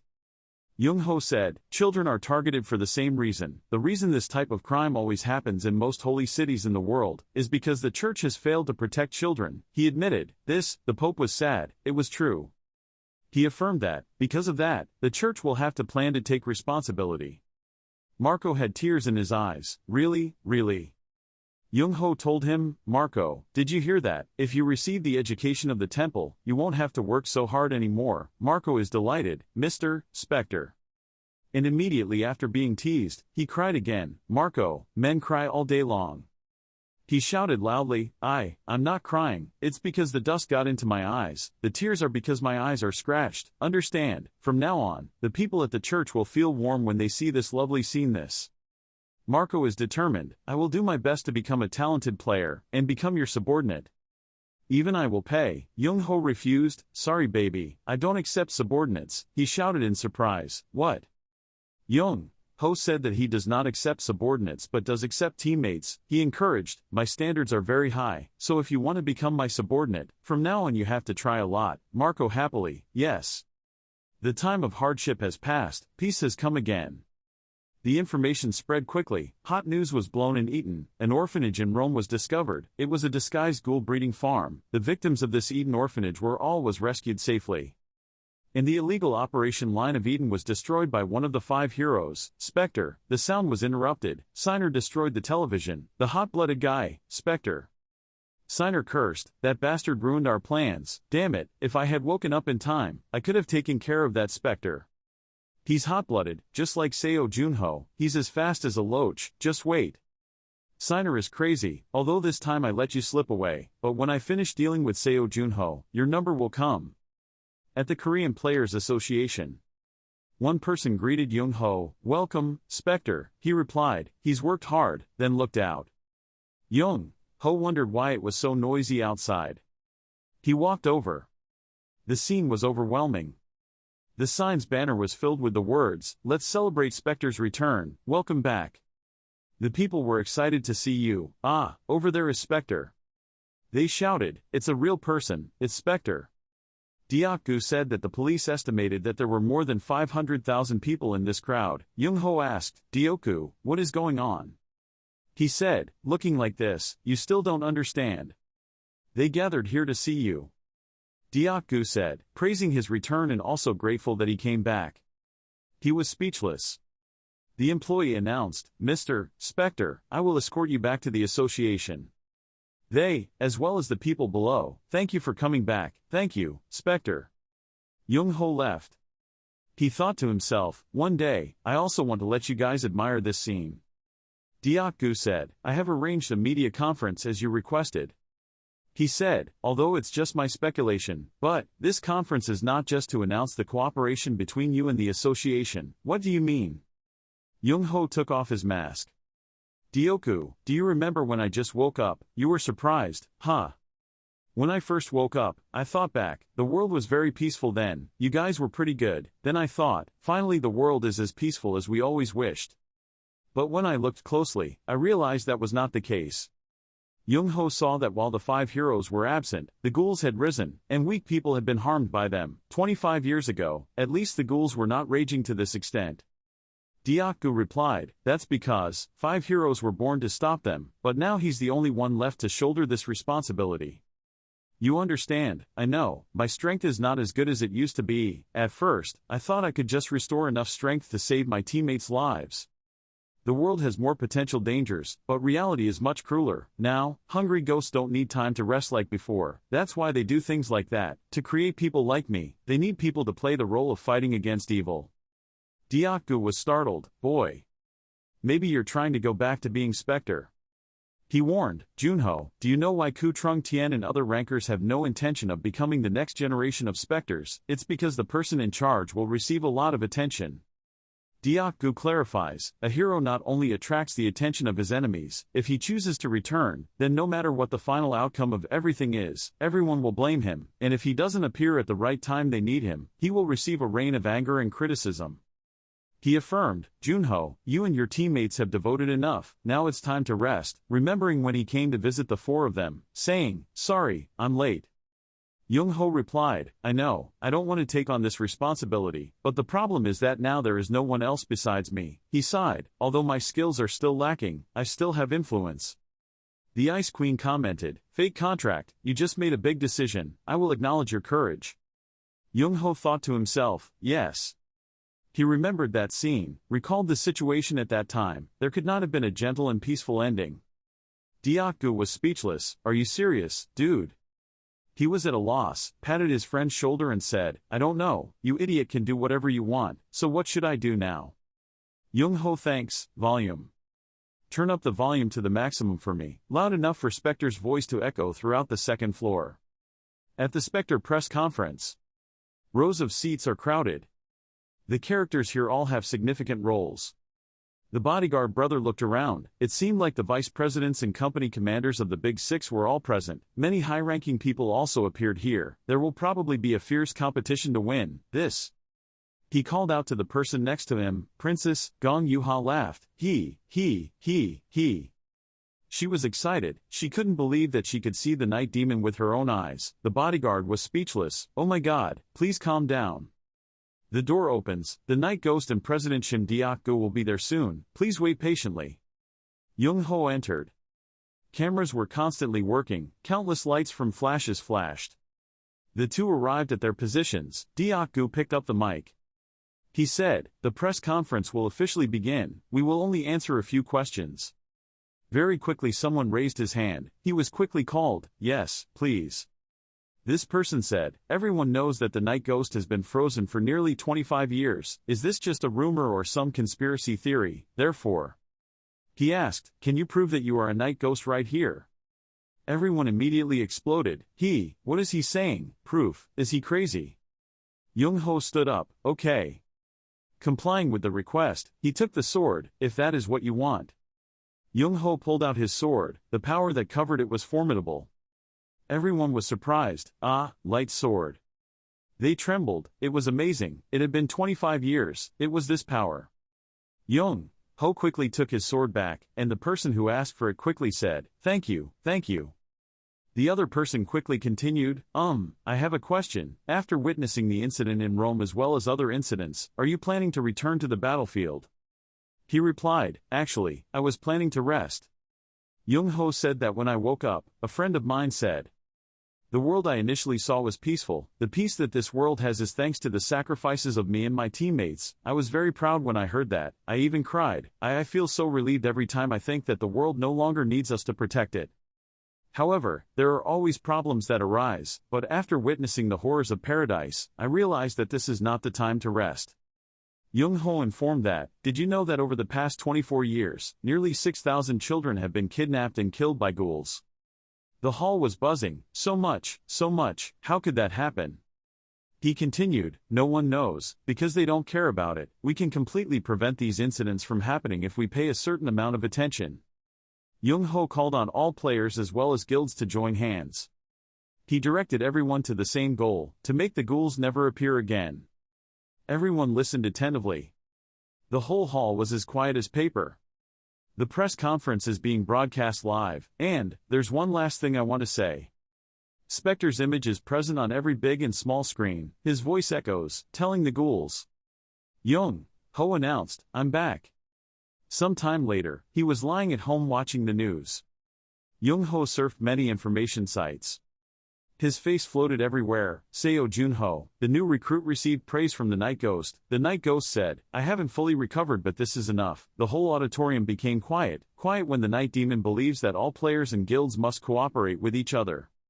Comments 99+, latest news, Night Ghost can really do that. Currently there are thousands of ghouls who have surpassed level 100, no need to worry too much, eliminating the ghouls is too easy. As for you, no need to say anything, we were shocked when the light sword appeared. Yup, is the Night Demon's magic still as strong as before? He thought to himself, good, it seems I have attracted a lot of attention.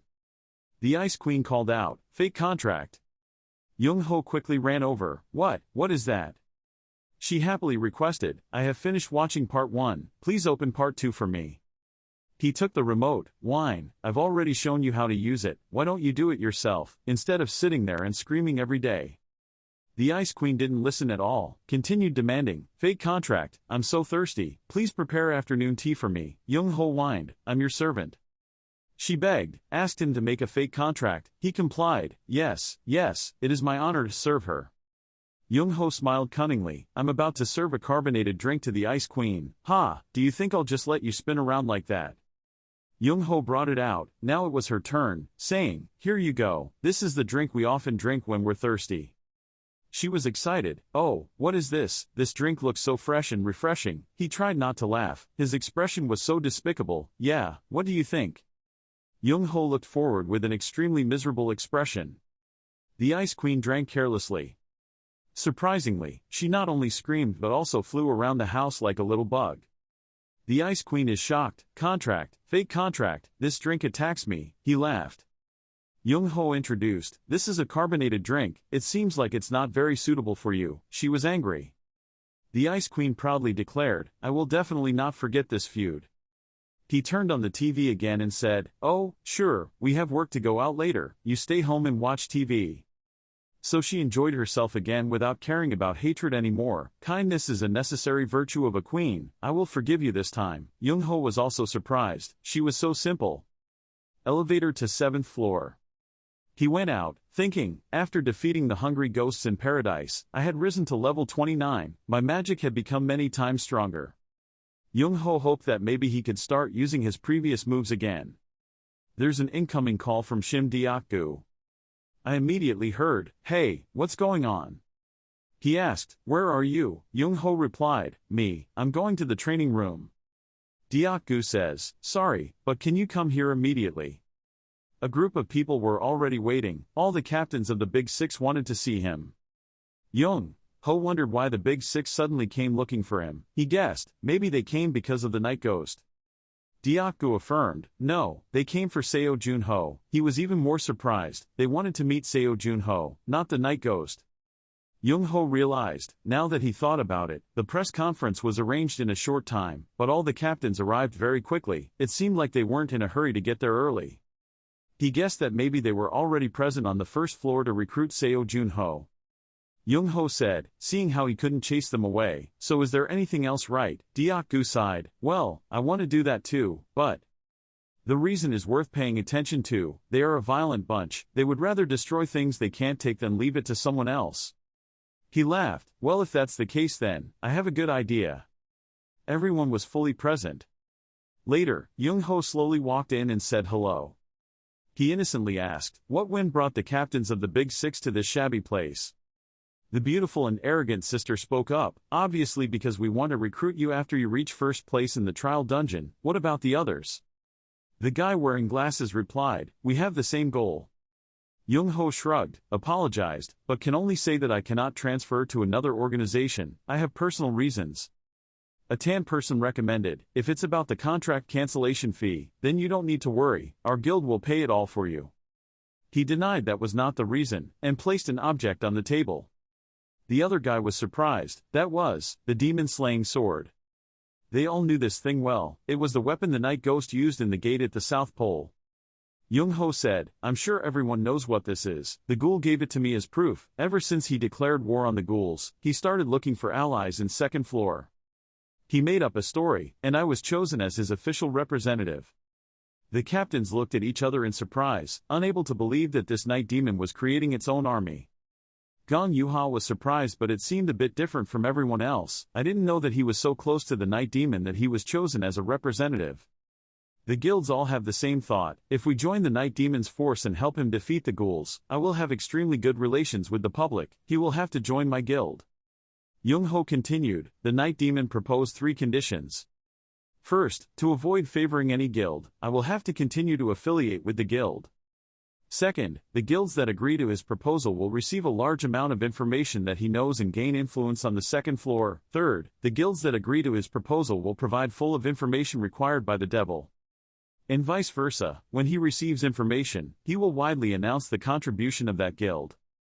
Gong Yuha swallowed hard. Honestly, no matter what he proposed, currently, Big Six had no choice but to accept in order to get his approval. It seems they are in a difficult position. Since that press conference, the guilds have been blamed and scrutinized for not doing their best to deal with the ghouls, because they only care about their own pockets. In general, the current situation is that, in the end, the night ghost is the one who holds the power in this situation.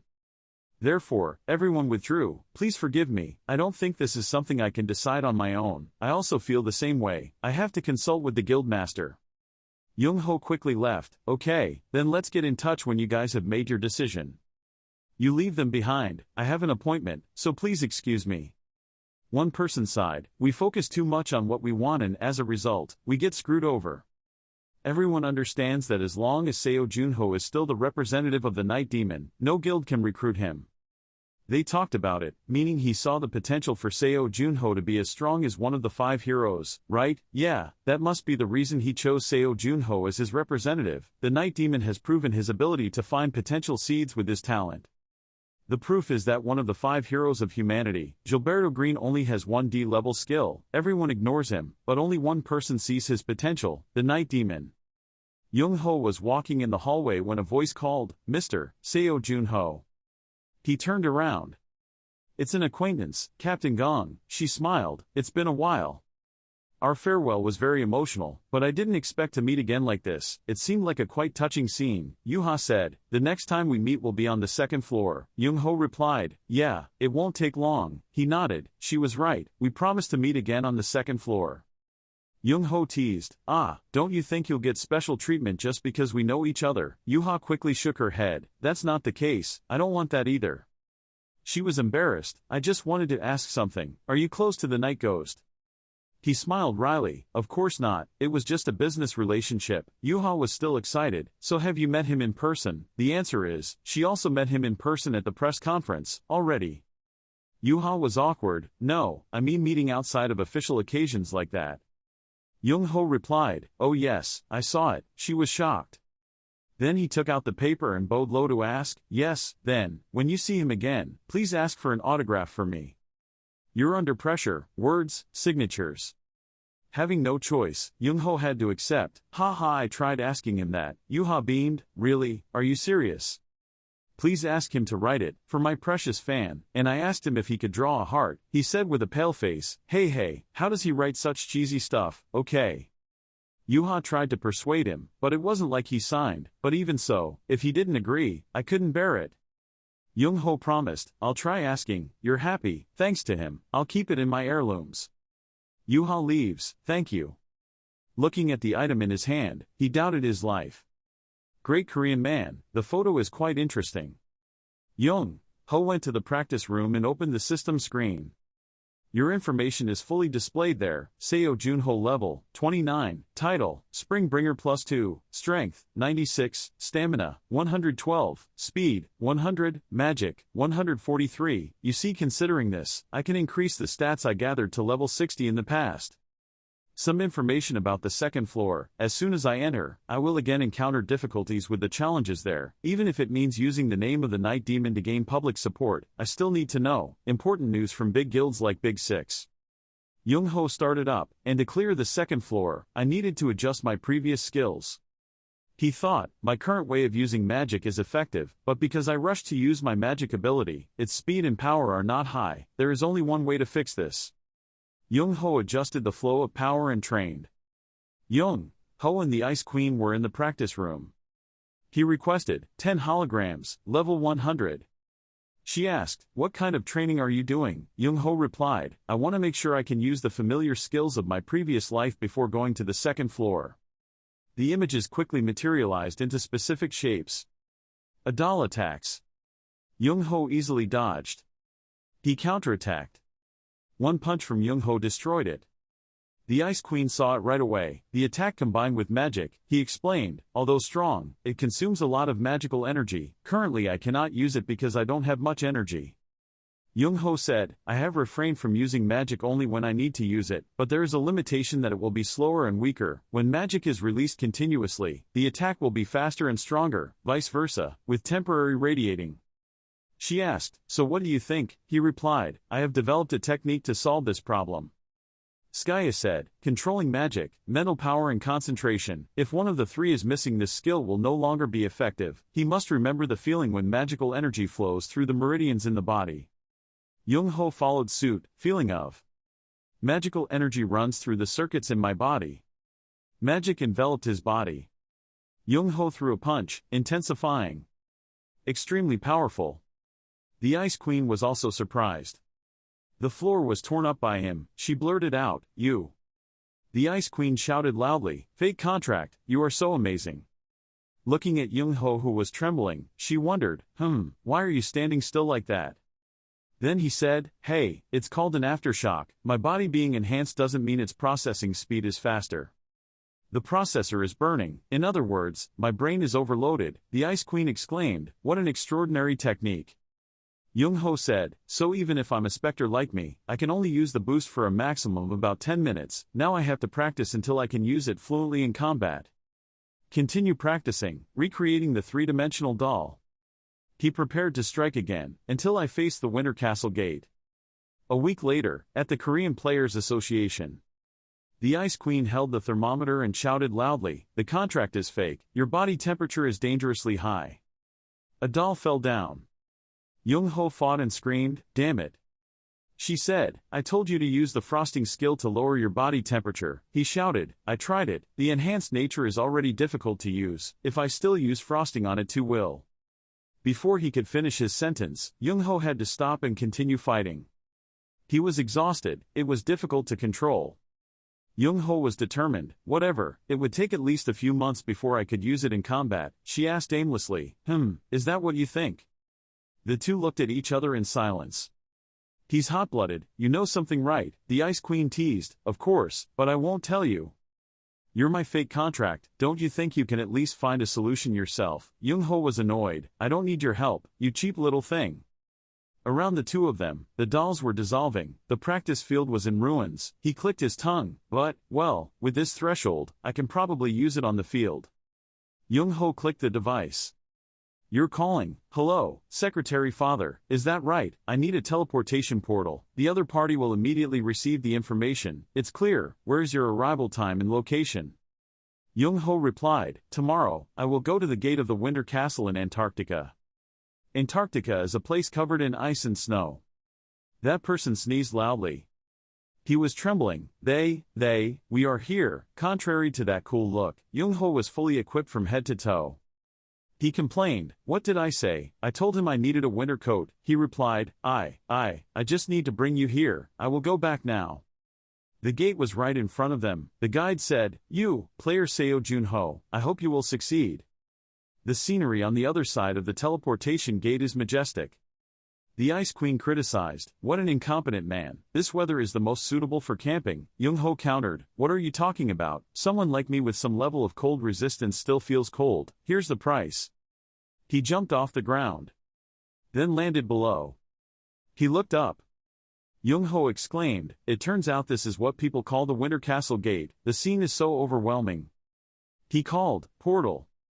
The system quickly appears. Information is complete. Winter Castle entrance requirements, level 80 or lower. Number of teammates, 30. Requirements, defeat the Winter Castle leader. Difficulty, brutal. Young-ho exclaimed, the gate that even second-floor players can't get through. The Ice Queen asked, do you need time to prepare yourself mentally? He walked over and replied, I finished a long time ago. They both headed straight to the Winter Castle gate. Young-ho narrowed his eyes. The snowy wind blew at him.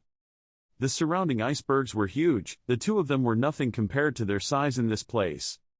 Young-ho wondered, the request was to defeat the leader of the Winter Castle, but where was the castle? The Ice Queen points, go northwest. I was surprised, hey, do you know where we are? She replied, of course. The Ice Queen said, this is the Ice Kingdom Niflheim. The majestic castle quickly appeared, she said, the country I once ruled. At the gate of the Winter Castle in Antarctica, he asked in surprise, is this Niflheim? Seo Young-ho entered with the Ice Queen in the snow and rain. The Ice Queen looked up at the castle, muttering a reply, yes, this is definitely my territory, but how could the Ice Palace gate still exist after I left? I thought we'll know when we go in. Seo Young-ho immediately took this opportunity, headed towards the castle and excitedly asked her, more importantly, do you remember anything else about that castle? She wondered, what else are you talking about? What's up? He immediately thought of essential information such as the soldiers and generals in the castle, then answered her, things like who the current ruler of the castle was, or how many guards there were, or is there any secret path, for example. The Ice Queen suddenly got angry and shouted, are you asking me to reveal national secrets to you? Seo Young-ho scowled at her. He grinned, a smile that made the Ice Queen suddenly feel uneasy. Seo Young-ho exclaimed, it was heartbreaking when she understood it that way. He sarcastically teased, now our fates are linked, remember, we will be together forever. Hearing him say that, the Ice Queen backed away in panic. She shivered and got goosebumps, screaming in fear, okay, I'll tell you, so stop that disgusting way of talking right away. Seo Young-ho curled her lips and smirked, that's why she should have said it sooner. The Ice Queen immediately flew in front of Seo Young-ho and asked him, do you remember the gate I appeared inside? He just put his hands on his hips, silently looking at her, waiting for an explanation. He wondered, what is the Queen's Nest? I don't think I will be able to forget it for the rest of my life. Why do you ask? The Ice Queen immediately began to explain. The final maze resides there. I originally planned to summon all my knights there. She remembered the gate hanging on the cliff. Seo Young-ho suddenly interrupted, wait, so the knights we fought on the first floor are not all? The Ice Queen replied, yes, they are only a small part. I failed in bringing Niflheim's entire force there. If compared on a circular map, the number of knights defeated was equal to exactly one corner of the blue triangle. Seo Young-ho looked up at the ice castle in front of him and exclaimed, "That means," the Ice Queen continued, "as far as I remember, there were 27,000 soldiers in the Ice Palace. However, when we entered the gate, I believe that the number will decrease a little." Seo Young-ho frowned slightly, a little worried. 27,000, that must be it, too much. The Ice Queen suddenly flew forward, muttering to him that maybe the only person here was Kis. He looked at her in surprise, wondering, who is Kis? She remembered the knight in dark armor, with the magical blue cloak. The Ice Queen replied, "Kis Brayman, he is my loyal knight, and the master of the ice." The Ice Queen thought of Kis's eyes shining with murderous intent, and continued, "Everyone called him the Sword of the Kingdom, and indeed, besides me, he was the best knight." Seo Young-ho and the Ice Queen walked towards the ice castle. He asked her how strong he was. The Ice Queen pondered, She didn't answer, instead just held up a finger. Seo Young-ho confusedly blurted out, "What is that?" He pointed at himself in panic, asked dumbfounded, "Are you saying I will only last an hour?" The Ice Queen shook her head. He asked confused, "No, wait, 10 minutes, or 1 minute." The Ice Queen put her hands on her hips, pointed at him and fiercely declared, "With just one finger, Kis will be able to rip apart something like you. Contractee, that's how strong my knight is." Seo Young-ho scratched his chin confused and asked her, "Doesn't that mean he's stronger than you?" The Ice Queen got angry. She howled angrily, "How many times do I have to say it? Boy, met me when I was in an extremely weakened state."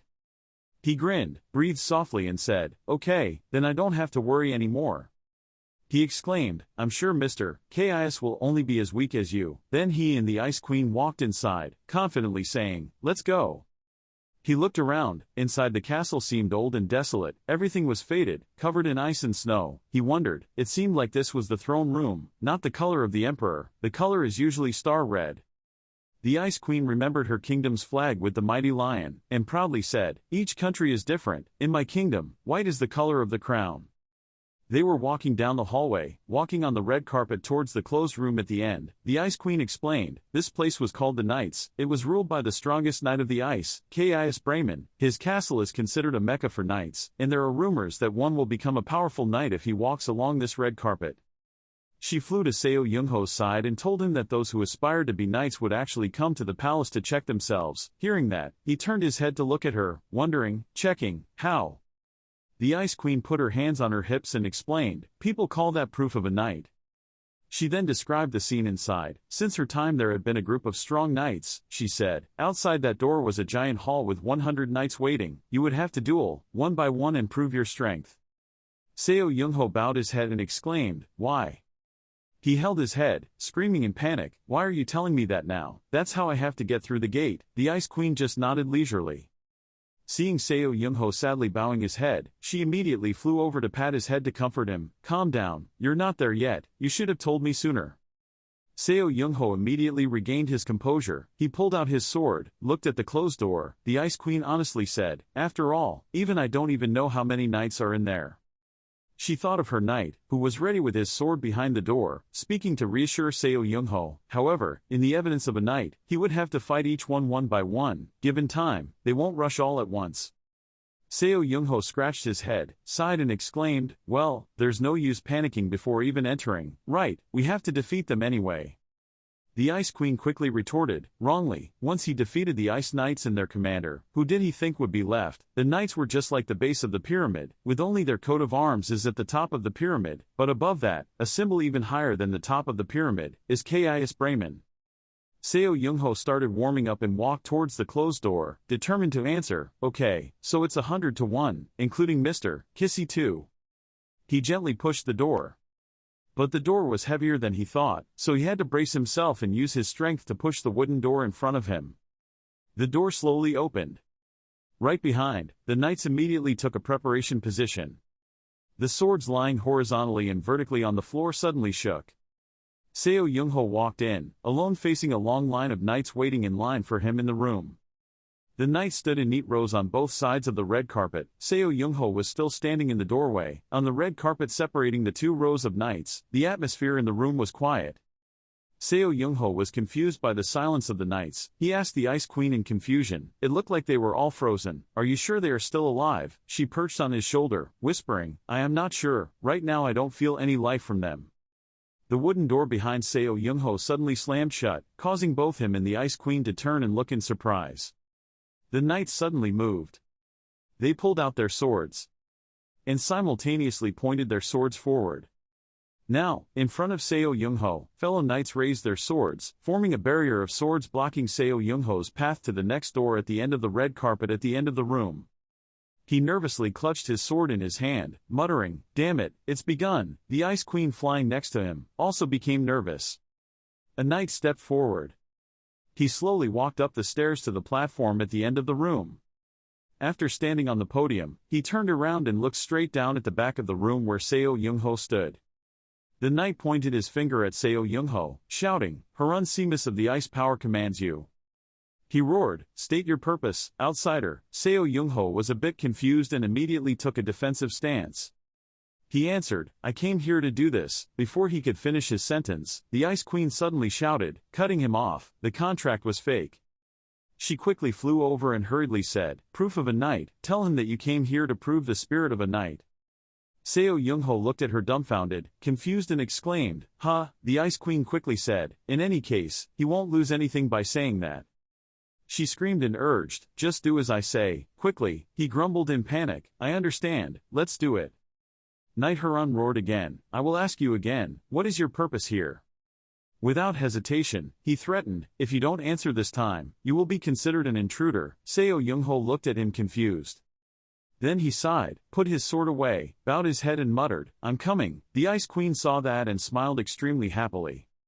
He stepped forward, propped his hips up, punched his chest and loudly shouted, to demonstrate his knightly spirit. The Ice Queen beside him smiled very proudly.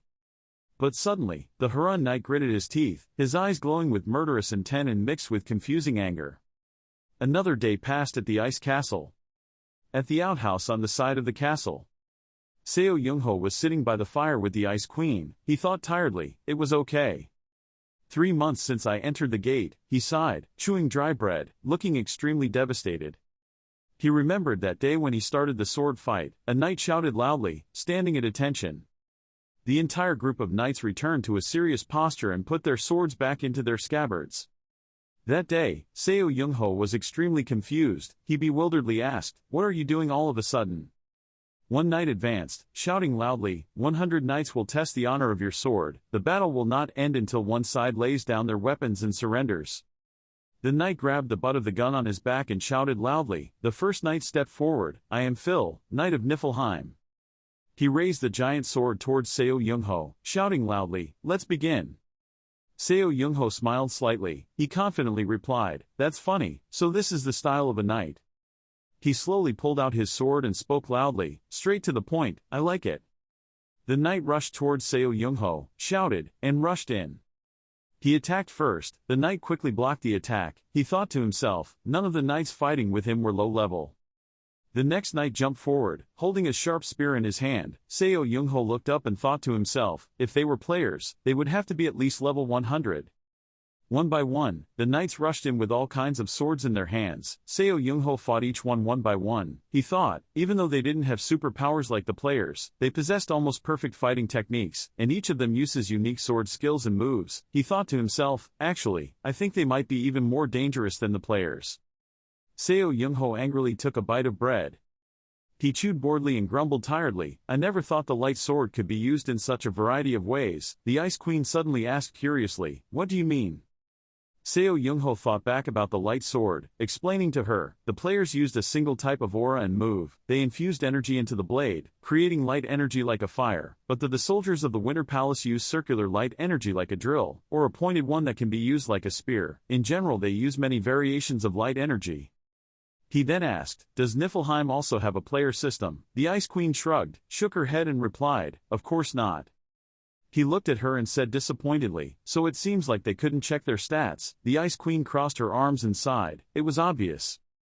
She thought of her resilient knights, explaining that knights could not gain the same stats or skills as players, but they still reached their level through training their bodies and magic all their lives. Seo Young-ho admired and praised, "So persistent."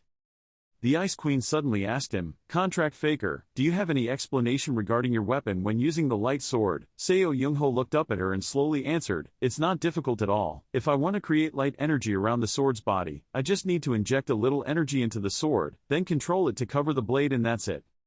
Hearing that, the Ice Queen said thoughtfully, "Knights are not bound by the weapons they use. The most important thing is the pride in their hearts. Knights look for the weapons they are most proficient at and are simple, generates the light energy that best suits their fighting style and weaponry." Seo Young-ho seemed quiet. He looked out the window, muttering, "Something that suits them." He thought to himself, "Thanks to my weapon master skill, I can easily use any weapon immediately. I just choose the sword because it's the most familiar. I don't need to consider the weapon, which gas is most suitable." Suddenly he felt confused. He turned to ask the Ice Queen, "But, we still can't be like them because we already have our own light sword, right?" The Ice Queen burst out laughing and replied, "Of course not." She immediately compared him, "You are like a bottle filled with pure water. If you add one more thing, what will happen?" Seo Young-ho replied confused, "It will change color." The Ice Queen immediately pointed her finger at him, proudly propped her hips up and said, "Yes, you can still use it to store anything you want. That's your current state, fake contract." Seo Young-ho felt excited. He patted his thigh and shouted, "Okay, that will be the goal of the gate this time." The Ice Queen still didn't understand. She tilted her head in wonder. "The goal?" He glanced at her, smiled confidently and replied, "I will learn more about weapons and create new light swords." He thought, "Just like that, I have trained for 3 months, and now it is time to return to It's a challenge." The door opened again. Seo Young-ho appeared with a giant sword in his hand. Immediately, the knights in the room chanted, "The wandering knight has appeared, prepare for battle." A knight stepped forward, brandishing his sword high, shouting loudly, "Come here." He slashed his sword straight down, the blade tearing through the air, creating a powerful source of energy. The source of energy shot straight towards Seo Young-ho. He was a bit confused, clutching the sword in his hand, silently exclaiming, "It was a really strong wind." But then he smiled slightly, thinking to himself, "But I'm no longer the same as when I first arrived."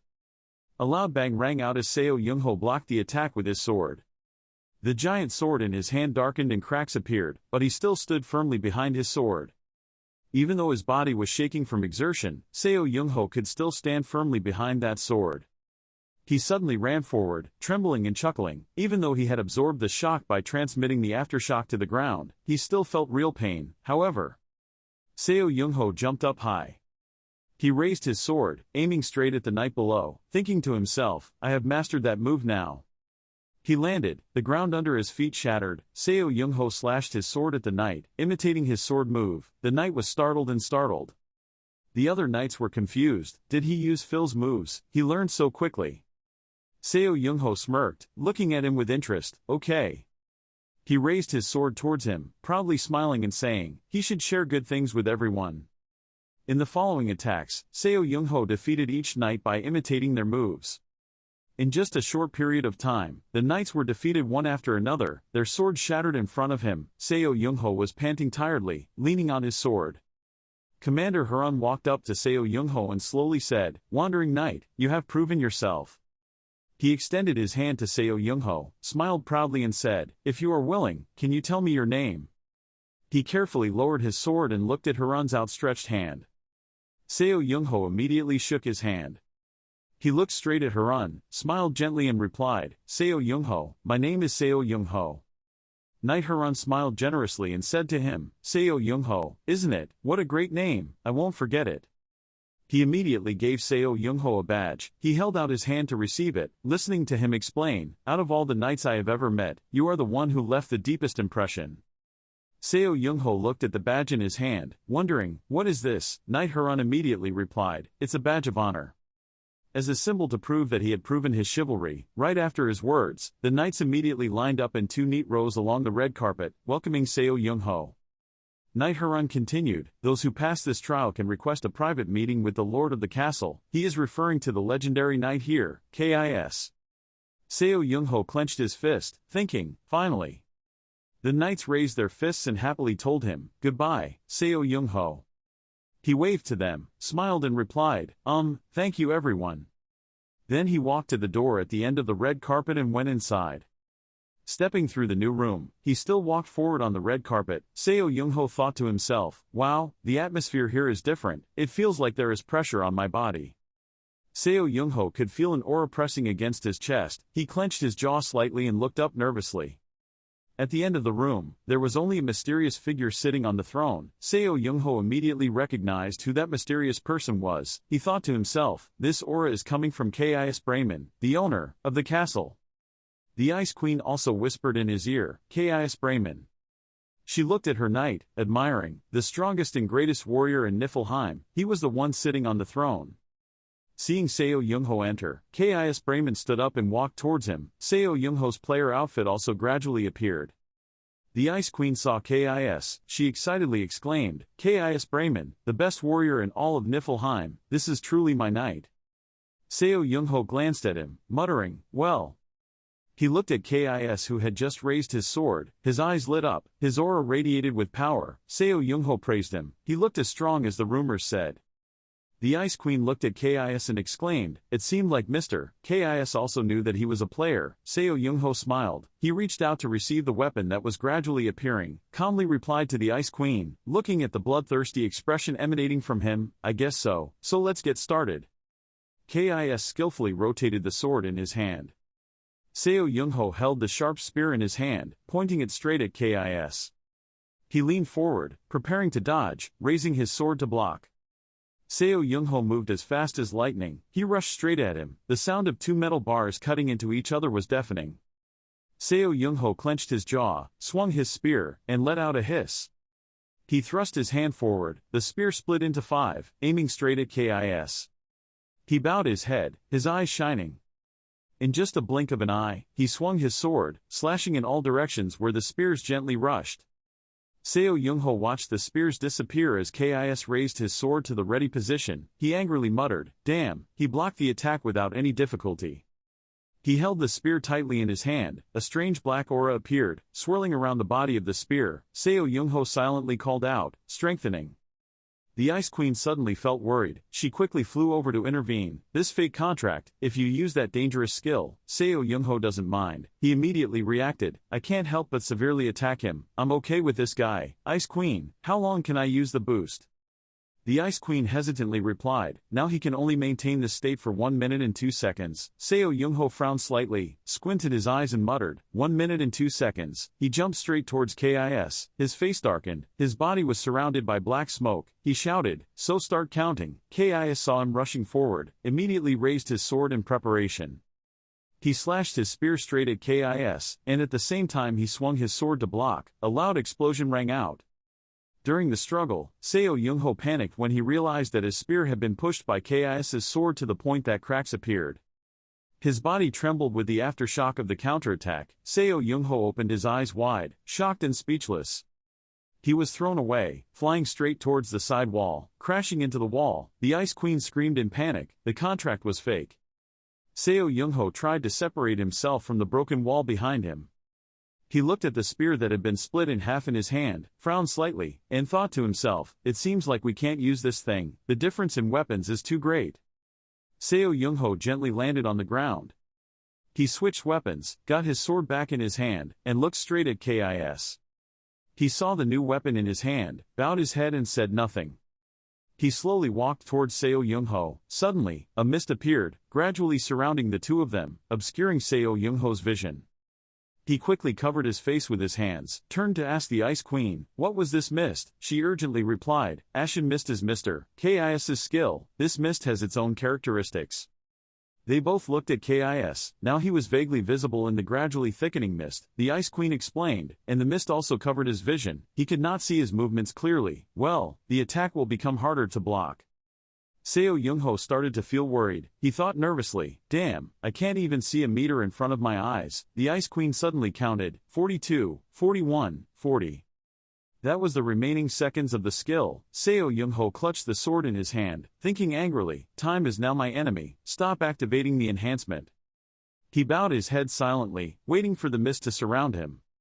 He could still see Kis' throne vaguely in the distance, thinking to himself, I could feel that I was being stared at, filled with murderous intent. Then he looked around again, trying to see through the thick fog. He angrily wondered where he was. Suddenly, Seo Young-ho felt Kis right behind him, decisively slashing his sword straight at him. Seo Young-ho tilted his head, dodged the attack in an instant, gritted his teeth, and let out a hiss. KIS missed the ground. Meanwhile, Seo Young-ho quickly jumped back. He took this opportunity to rush towards him again, shouting firmly, this time he wouldn't miss. Seo Young-ho swung his sword, attacking straight at the weak spots. KIS still easily blocked each of his attacks. In the next moment, he raised his hand. Then he easily grabbed Seo Young-ho's neck, causing him to scream in surprise. His sudden attack made Seo Young-ho unable to react in time. His eyes blurred for a moment and he coughed up blood. KIS roughly pushed Seo Young-ho straight against the wall. His hand holding the sword was raised. Seo Young-ho winced in pain as his body hit the wall hard behind him. KIS stabbed the sword straight at Seo Young-ho. He quickly tilted his head to avoid it, causing the tip of the sword to stick close to his ear. KIS suddenly stopped in surprise. The Ice Queen behind him launched a series of ice arrows at him. She screamed in panic. The contract was fake, and he turned around in surprise. Thanks to the Ice Queen's surprise attack, KIS let go of Seo Young-ho. He jumped back to avoid it. The Ice Queen successfully freed Seo Young-ho. KIS seemed surprised. He stood in the middle of the mist, looking towards Seo Young-ho. He turned his head to look at him. The black aura gradually surrounded him. He angrily thought to himself, damn, I can't let him keep attacking like that. Seo Young-ho walked towards KIS, anger flowing around him. The Ice Queen worriedly asked, hey contractor, why didn't you ambush him? Seo Young-ho bowed his head and replied, I can't hide my presence from a strong guy like him. He poured healing potion into the wounds on his body. He was a bit frustrated and tired, looked straight at KIS and worriedly said to himself, this is the worst scenario, I can't think clearly because I used too much reinforcement. He looked at KIS's figure fading in the mist, thinking angrily, this damn smoke, too, not only lost all the stats but also lost the terrain advantage that he had arranged. Seo Young-ho frowned slightly and muttered, it's time to turn the situation around, a determination shining in his eyes. He tried to feel in the thick mist, thinking to himself, he hides in the mist in a very impressive way. Seo Young-ho vaguely felt KIS's figure moving through the mist. He thought to himself, but I'm starting to feel his aura, he's very close. KIS was startled and suddenly turned his head. He saw Seo Young-ho appear dimly in the mist. He immediately rushed forward, arrogantly calling out, he found you. But in his surprise, he missed the slash. Instead, a beam of light flashed across his head. KIS paused in confusion. He was startled when he saw no one in front of him. Surprised, this is it. The red carpet in front of him gradually froze. He was startled to realize that sharp icicles were rising from under his feet, burying him in place. KIS realized Seo Young-ho's intentions. He was still very calm, muttering, a trap, but a simple trap like this would not be. In the midst of the mist, Seo Young-ho's anger suddenly crept in. His voice rang out around KIS. Hey, do you know how to form a mist? That is the manifestation of water vapor connection. He quickly looked around to search for Seo Young-ho. Seo Young-ho appeared behind him in a blur. He whispered, so as long as the temperature is lowered it will turn into ice. Only then did KIS realize that his dewdrops were gradually freezing into ice. He was startled and muttered in panic, I have to step back now. Seo Young-ho frowned and growled, it's too late. In just a split second, KIS's mist froze into ice, turning into a giant ice formation that blocked him in the middle. Seo Young-ho quickly jumped up. KIS's sword had frozen into frost. KIS's entire body was submerged in cold ice. He was imprisoned into an ice statue before he could even slash the last sword at Seo Young-ho. He stood silently in front of him, looking up at him. Seo Young-ho quietly looked at him, wondering to himself, KIS Brayman of Niflheim. He held the sword tightly in his hand. The Ice Queen looked at him silently. Seo Young-ho did not hesitate, decisively swung his sword and slashed KIS. Blood was soaked on KIS's black armor, staining the icy red under his feet. He let out a cough, making Seo Young-ho startled and blurted out, it couldn't be. KIS grabbed Seo Young-ho's sword that was stuck in his chest, but tears flowed down the corners of his eyes. Seo Young-ho thought in confusion, he's not dead yet. KIS suddenly turned towards the Ice Queen, moaning the last words, forgive me, Queen. She looked at him dumbfounded. Seo Young-ho glanced at the Ice Queen, confused and asked, he's calling you, aren't you planning on showing yourself? The Ice Queen whispered softly, I'm not worthy. She flew towards Kis, his blood splattered before her eyes. The Ice Queen looked at her courtier, painfully speaking, a queen must protect their people, the knights of the Winter Castle. The people are also Niflheim's subjects, but I cannot protect them. Seo Youngho asked in surprise, what's going on? The Ice Queen placed her hand on the ice buried around Kis, whispering, remember this. She told Kis, this is what losers have to accept, but he could no longer hear these words. He collapsed and left this world, hot tears still flowing, on his armor. The Ice Queen looked at the rare tears on the knight's face, whispered, crying alone, but no one responded. The notification screen appeared, you completed the mission at the Winter Castle. Seo Youngho suddenly read the notification.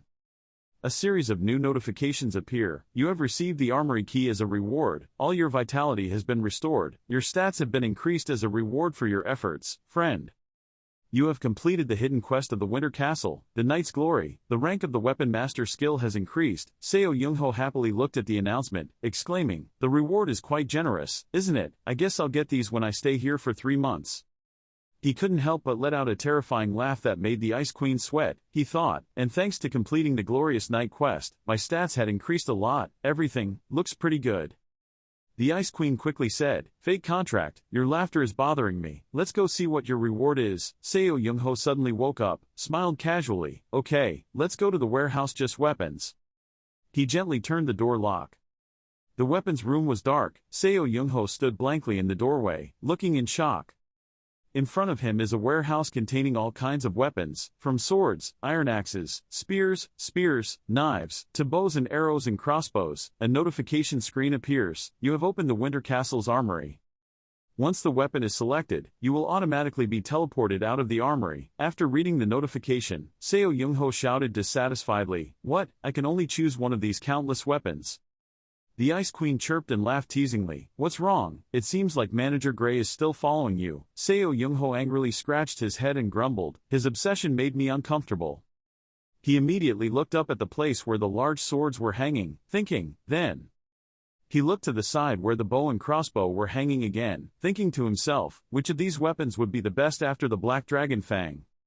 Seo Youngho stepped forward, holding a spear. He swung it up. Although it was big, it was surprisingly light. He looked at the sharp tip of the spear, wondering if this was a spear.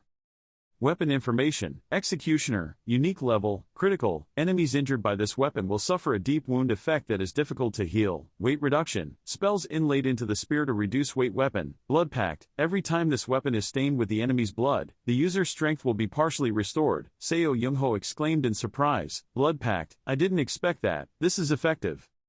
The Ice Queen flew over and asked, does this weapon appeal to you? Seo Youngho nodded in satisfaction and replied, of course, with the blood contract effect, even if I fight many enemies at once, I still can continue to restore his vitality. The Ice Queen crossed her arms and exclaimed, I see, that's the weapon you chose, right? Now let's go. The gate is about to close. Seo Youngho replied softly, yes. The two of them left the castle together, but suddenly he stopped on the way down. He saw a large picture frame hanging on the wall in front of him. The picture frame depicted a queen sitting solemnly on a throne with an ice staff in her hand. Seo Youngho looked up at the picture, admiring. He hadn't noticed, when I came here, there was a portrait on the wall. He kept praising her. She was so beautiful. The Ice Queen next to her was just silent. Seo Youngho suddenly realized with a start. He stared at the clothes and white hair of the woman in the painting, silently exclaiming, wait, that outfit and hair, somehow, they look so similar. He suddenly remembered what the Ice Queen said before they entered here. This is the Ice Kingdom of Niflheim. It is my domain. He glanced at the Ice Queen and asked frankly, Ice Queen, are you the one in the portrait? The Ice Queen suddenly blushed. She stammered, I think. Seo Youngho teased, please take off that mask. The Ice Queen roared angrily, shaking the entire castle. No, he stopped babbling and walked away. Seo Youngho returned to President Shimdioku's PKA building. He is being treated by doctors. He smiled and said to the doctor, thank you. The doctor in turn smiled and said to him, of course, you really did a lot. Even Secretary Cha Si-yoon had to look at him confused. She looked at Seo Youngho's pitiful appearance and exclaimed, Mr. Youngho, I know this is a strange thing to say, but you look like a man who was rescued from a deserted island. Seo Youngho looked at her in panic and asked, is it so bad? Do I really look like that? Cha Si-yoon tilted his head and smiled crookedly. No matter what he looks like, it doesn't matter. Luckily he's safe. Return. But other people around them gathered their heads and whispered about that man. They looked at Seo Young-ho's appearance and exclaimed. They said that he had completed the destruction of 3 unknown gates in a period of 3 months. Are you sure he is really a part of the association like us, or not? Secretary Cha looked at Seo Young-ho confused, smiled wryly and said, "You must be tired, I will take you home to rest." He immediately left with her. Secretary Cha suddenly bowed his head and smiled sadly. "I'm sorry, I should take you somewhere quieter." Seo Young-ho followed confusedly, reassuring her, "There's nothing to apologize for, Secretary Cha. I've been gone for about 3 months, so their reaction is not without reason." Cha Si-yoon stopped and whispered, "Even so, it was too bad." She felt sad when thinking of Chairman Shim, confiding that, while he was inside the gate, people's dissatisfaction was increasing. The sponsoring side of the association kept asking for explanations, and even as that some donors have asked us to return the funds they invested, the government and the association have had a difficult time. Cha Si-yoon smiled sadly and said, "But we can't do anything, you are the only person who has the greatest influence on the association's reputation." She hugged her arm, whispering, "Even if they don't trust us, we can't." Seo Young-ho suddenly interrupted her, "Secretary Cha." He looked at her and replied frankly, "It doesn't matter whether we have a good reputation or not." He said firmly, "We don't need to pay attention to anything they say or do." Cha Si-yoon turned to look at him, her eyes wide open in surprise. She walked towards him, confused and said, "Don't you care about it? Their attitude has changed in just 3 months." Cha Si-yoon awkwardly continued, "If I were in your situation, I would feel regretful, and would start to question why I fought for them." Seo Young-ho bowed his head, straight, replied bluntly, "Secretary Cha, I think there's something about me that you don't understand." He thought about the conversation over his bottle of wine and continued, "I have never fought for everyone's support, in fact the opposite." He thought again of the people who had frozen into ice, and continued, "The reason I fought so hard was to accomplish my own goals." He gently said to Cha Si-yoon, "I'm sorry if you feel disappointed, but it's the truth." Hearing what he said, Cha Si-yoon suddenly bowed her head. She whispered, "No, I think you're right." She smiled with a hint of sadness and said, "I should have lived like that sooner, but I still can't do it like you. My life is still constrained, I still think of myself as an idiot, so." Seo Young-ho smiled slightly. He innocently exclaimed, "She can be a bit stupid at times." Cha Si-yoon paused, confused and asked him, "What did he say?" Then she sighed softly and smiled. She turned away, shrugged and said, "Then I guess I'm too stupid to complete my task, like forwarding your messages to Big Six, for example." Seo Young-ho was startled and looked at her with wide eyes. She calmly said, "I'm going. See you later." Seo Young-ho quickly ran after her, howling, "Wait, Secretary Cha, wait." She calmly said, "I'm going. See you later." Seo Young-ho quickly ran after her, howling, "Wait, Secretary Cha, wait." The assistant knocked on the door. A voice rang out in the room, "Come in." The door opened. The person sitting in the room asked, "What's going on?" The assistant bowed his head and said, "I just received a text message from the devil." The person in the room who was in the middle of reading the report immediately stopped and exclaimed, "It's been 3 months." He was DKB captain, Shin Sung-yoon. He looked at his assistant, asked, "Okay, what did he say?" The assistant bowed his head and replied, "He asked us to collect information about the demons and send it to him within 30 minutes. Shin Sung-yoon replied, "Send him all information below medium security level, average." The confused assistant asked again, "Won't you think about it?" He quickly said, "I believe the Night Demon has made similar requests to other associations. I met different members from Big Six in the elevator." Shin Sung-yoon was silent.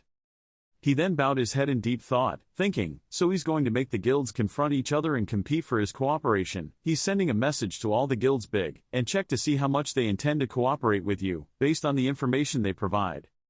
Shin Sung-yoon thought of Seo Young-ho's Black Masked Player interface, thinking, from there he will make his decisions, depending on what he receives. All the guilds are almost lies in the palm of his hand. Shin Sung-yoon immediately put the report on the table, thinking, "So." He asked the assistant to provide him with everything including classified and top-secret information. The assistant immediately bowed his head and respectfully replied, "Yes sir." Shin Sung-yoon clasped his hands in front of him, propped his chin and thought to himself with a confident smile, "I must show him my trust and show the potential of the DKB Guild, then the DKB Guild will become the only place with whom he wishes to cooperate." Seo Young-ho thoughtfully rested his chin, silently calling, "Sending all the information I requested within 30 minutes. He looked at the clock face and thought to himself, "I bet against the Big Six with this condition, using the guild leader's tricks against them." A message notification appeared on his watch, and he looked down in surprise. He smiled and thought to himself, indeed big organizations are always on time. He looked at the notification screen in front of him and exclaimed, I didn't even have to wait 30 minutes. He read the notifications one after another. This is Tin Naguyat. About your proposal. This is the Mercenary Guild, Hallam, DKB Guild Will, Silver Star, Labyrinth, Tianling. He turned off the bulletin board and exclaimed, the problem with smart people is that they are too skeptical. He remembered the time he was at the Winter Palace, thinking to himself, during the 3 months I was at the Winter Palace, the Big Six probably had an agreement to limit the level of information provided to me. They had more than enough time to doing that. He thought of them shaking hands with each other, wondering, but what if they had to compete with each other? They would try to provide more information than the other guilds to gain his support. Seo Young-ho leaned on his hands and looked at the screen in front of him, smiling and muttering, and thanks to that, I got information that can't even be bought with money, even though it's the Big Six, but it seems they still have a long way to go. Front. He thought of the Ice Queen, thinking seriously, I will enter the second floor of Frontier in 10 days. Meanwhile, the Ice Queen and I have to prepare everything we can. I've already prepared books and a movie. Seo Young-ho took the note and told himself, first, I need to remember all the information that Big Six sent, but when he saw the Ice Queen leisurely eating cookies behind him, he crumpled the paper, dissatisfied, mumbling, but why does it seem like I'm the only one doing it? Seeing Seo Young-ho turn his head to look at him, the Ice Queen innocently asked while chewing a cookie, what is that? He scowled at her, exclaiming, she seemed to be enjoying herself while I was the only one doing it, that thing. The Ice Queen quickly pointed at the TV screen, screaming, I'm absorbing a new culture. Seo Young-ho grumbled, you're obviously playing. He looked at the pile of papers covered with words in front of him, lamenting, I think it will take at least 4 days to go through all the information. The pile of papers covered with words, table of contents about the Demon Association, DKB, motivation strength of the Ruben Empire, Pure Moon, survey of cities, Hallam, religious history, Silver Star, how to deal with monsters in the frontier, Labyrinth, the most important families and nobility, Tianling. The vast Ruben Empire is the only empire that exists in the frontier. In other words, most of the second floor is under Ruben's control. The Big Six have spent the past 25 years creeping into every corner of the empire, and there are currently 3 main factions. First, Tin Naguyat and DKB are allies of the royal family. They focus on gaining power in the palace and have the most nobles of the 3 factions, followed by the aristocracy. Labyrinth and Tianling focus on gaining control of the remaining areas. Finally, the third faction, the Church, Silver Star, took control of the Temple of the Sun, the official religion of the empire. Besides, Hallam has established a new mercenary guild separate from the 3 factions. Currently they operate in many fields. Frontier is a new world that I have never experienced. Seo Young-ho smiled when thinking about the mysterious tower, excitedly thinking about what kind of place it would be. Chairman Shimdioku was sitting in his office studying documents when there was a knock on the door. He slowly said, please come in. The door slowly opened. He looked up, extremely surprised. He looked at his secretary and exclaimed, Miss Cha Si-yoon. He asked confusedly, what's going on? Cha Si-yoon just quietly put his hand in his pocket and answered, I came here because I have something to say. Shimdioku glanced at the envelope the new secretary placed on the table. She looked at the envelope and said softly, this is my resignation letter. Shimdioku looked at Cha Si-yoon's extremely serious face, confused and asked her, this must be a decision that has been considered for a long time. Can I ask what the reason is? Father Si-yoon felt uneasy and tormented his hands, hesitantly answering, do you remember the first day I came here? Shimdioku bowed his head and calmly replied, of course. Several years ago, there was a talented healer in Shuern, an area on the 3rd floor. They called her the Saint. She spent her whole life helping others, but when she fell into crisis, no one reached out to help her, except one person. She is Cha Si-yoon, and the only man who reached out to help her was Shimdioku. She recalled those memories, told him, I respect you as much as I respect the night ghost, so you are the only person who helped me in my time of need. She remembered the people who were frozen, continued, I want to continue working here, but then she hesitated to speak. However, after the conversation with Young-ho, I began to remember. Cha Si-yoon placed his hand on his chest and spoke loudly. His passion had motivated him in the past. Shimdioku heard that and smiled with satisfaction. He happily said, congratulations. He looked at Cha Si-yoon and proudly exclaimed that she had finally found her own path.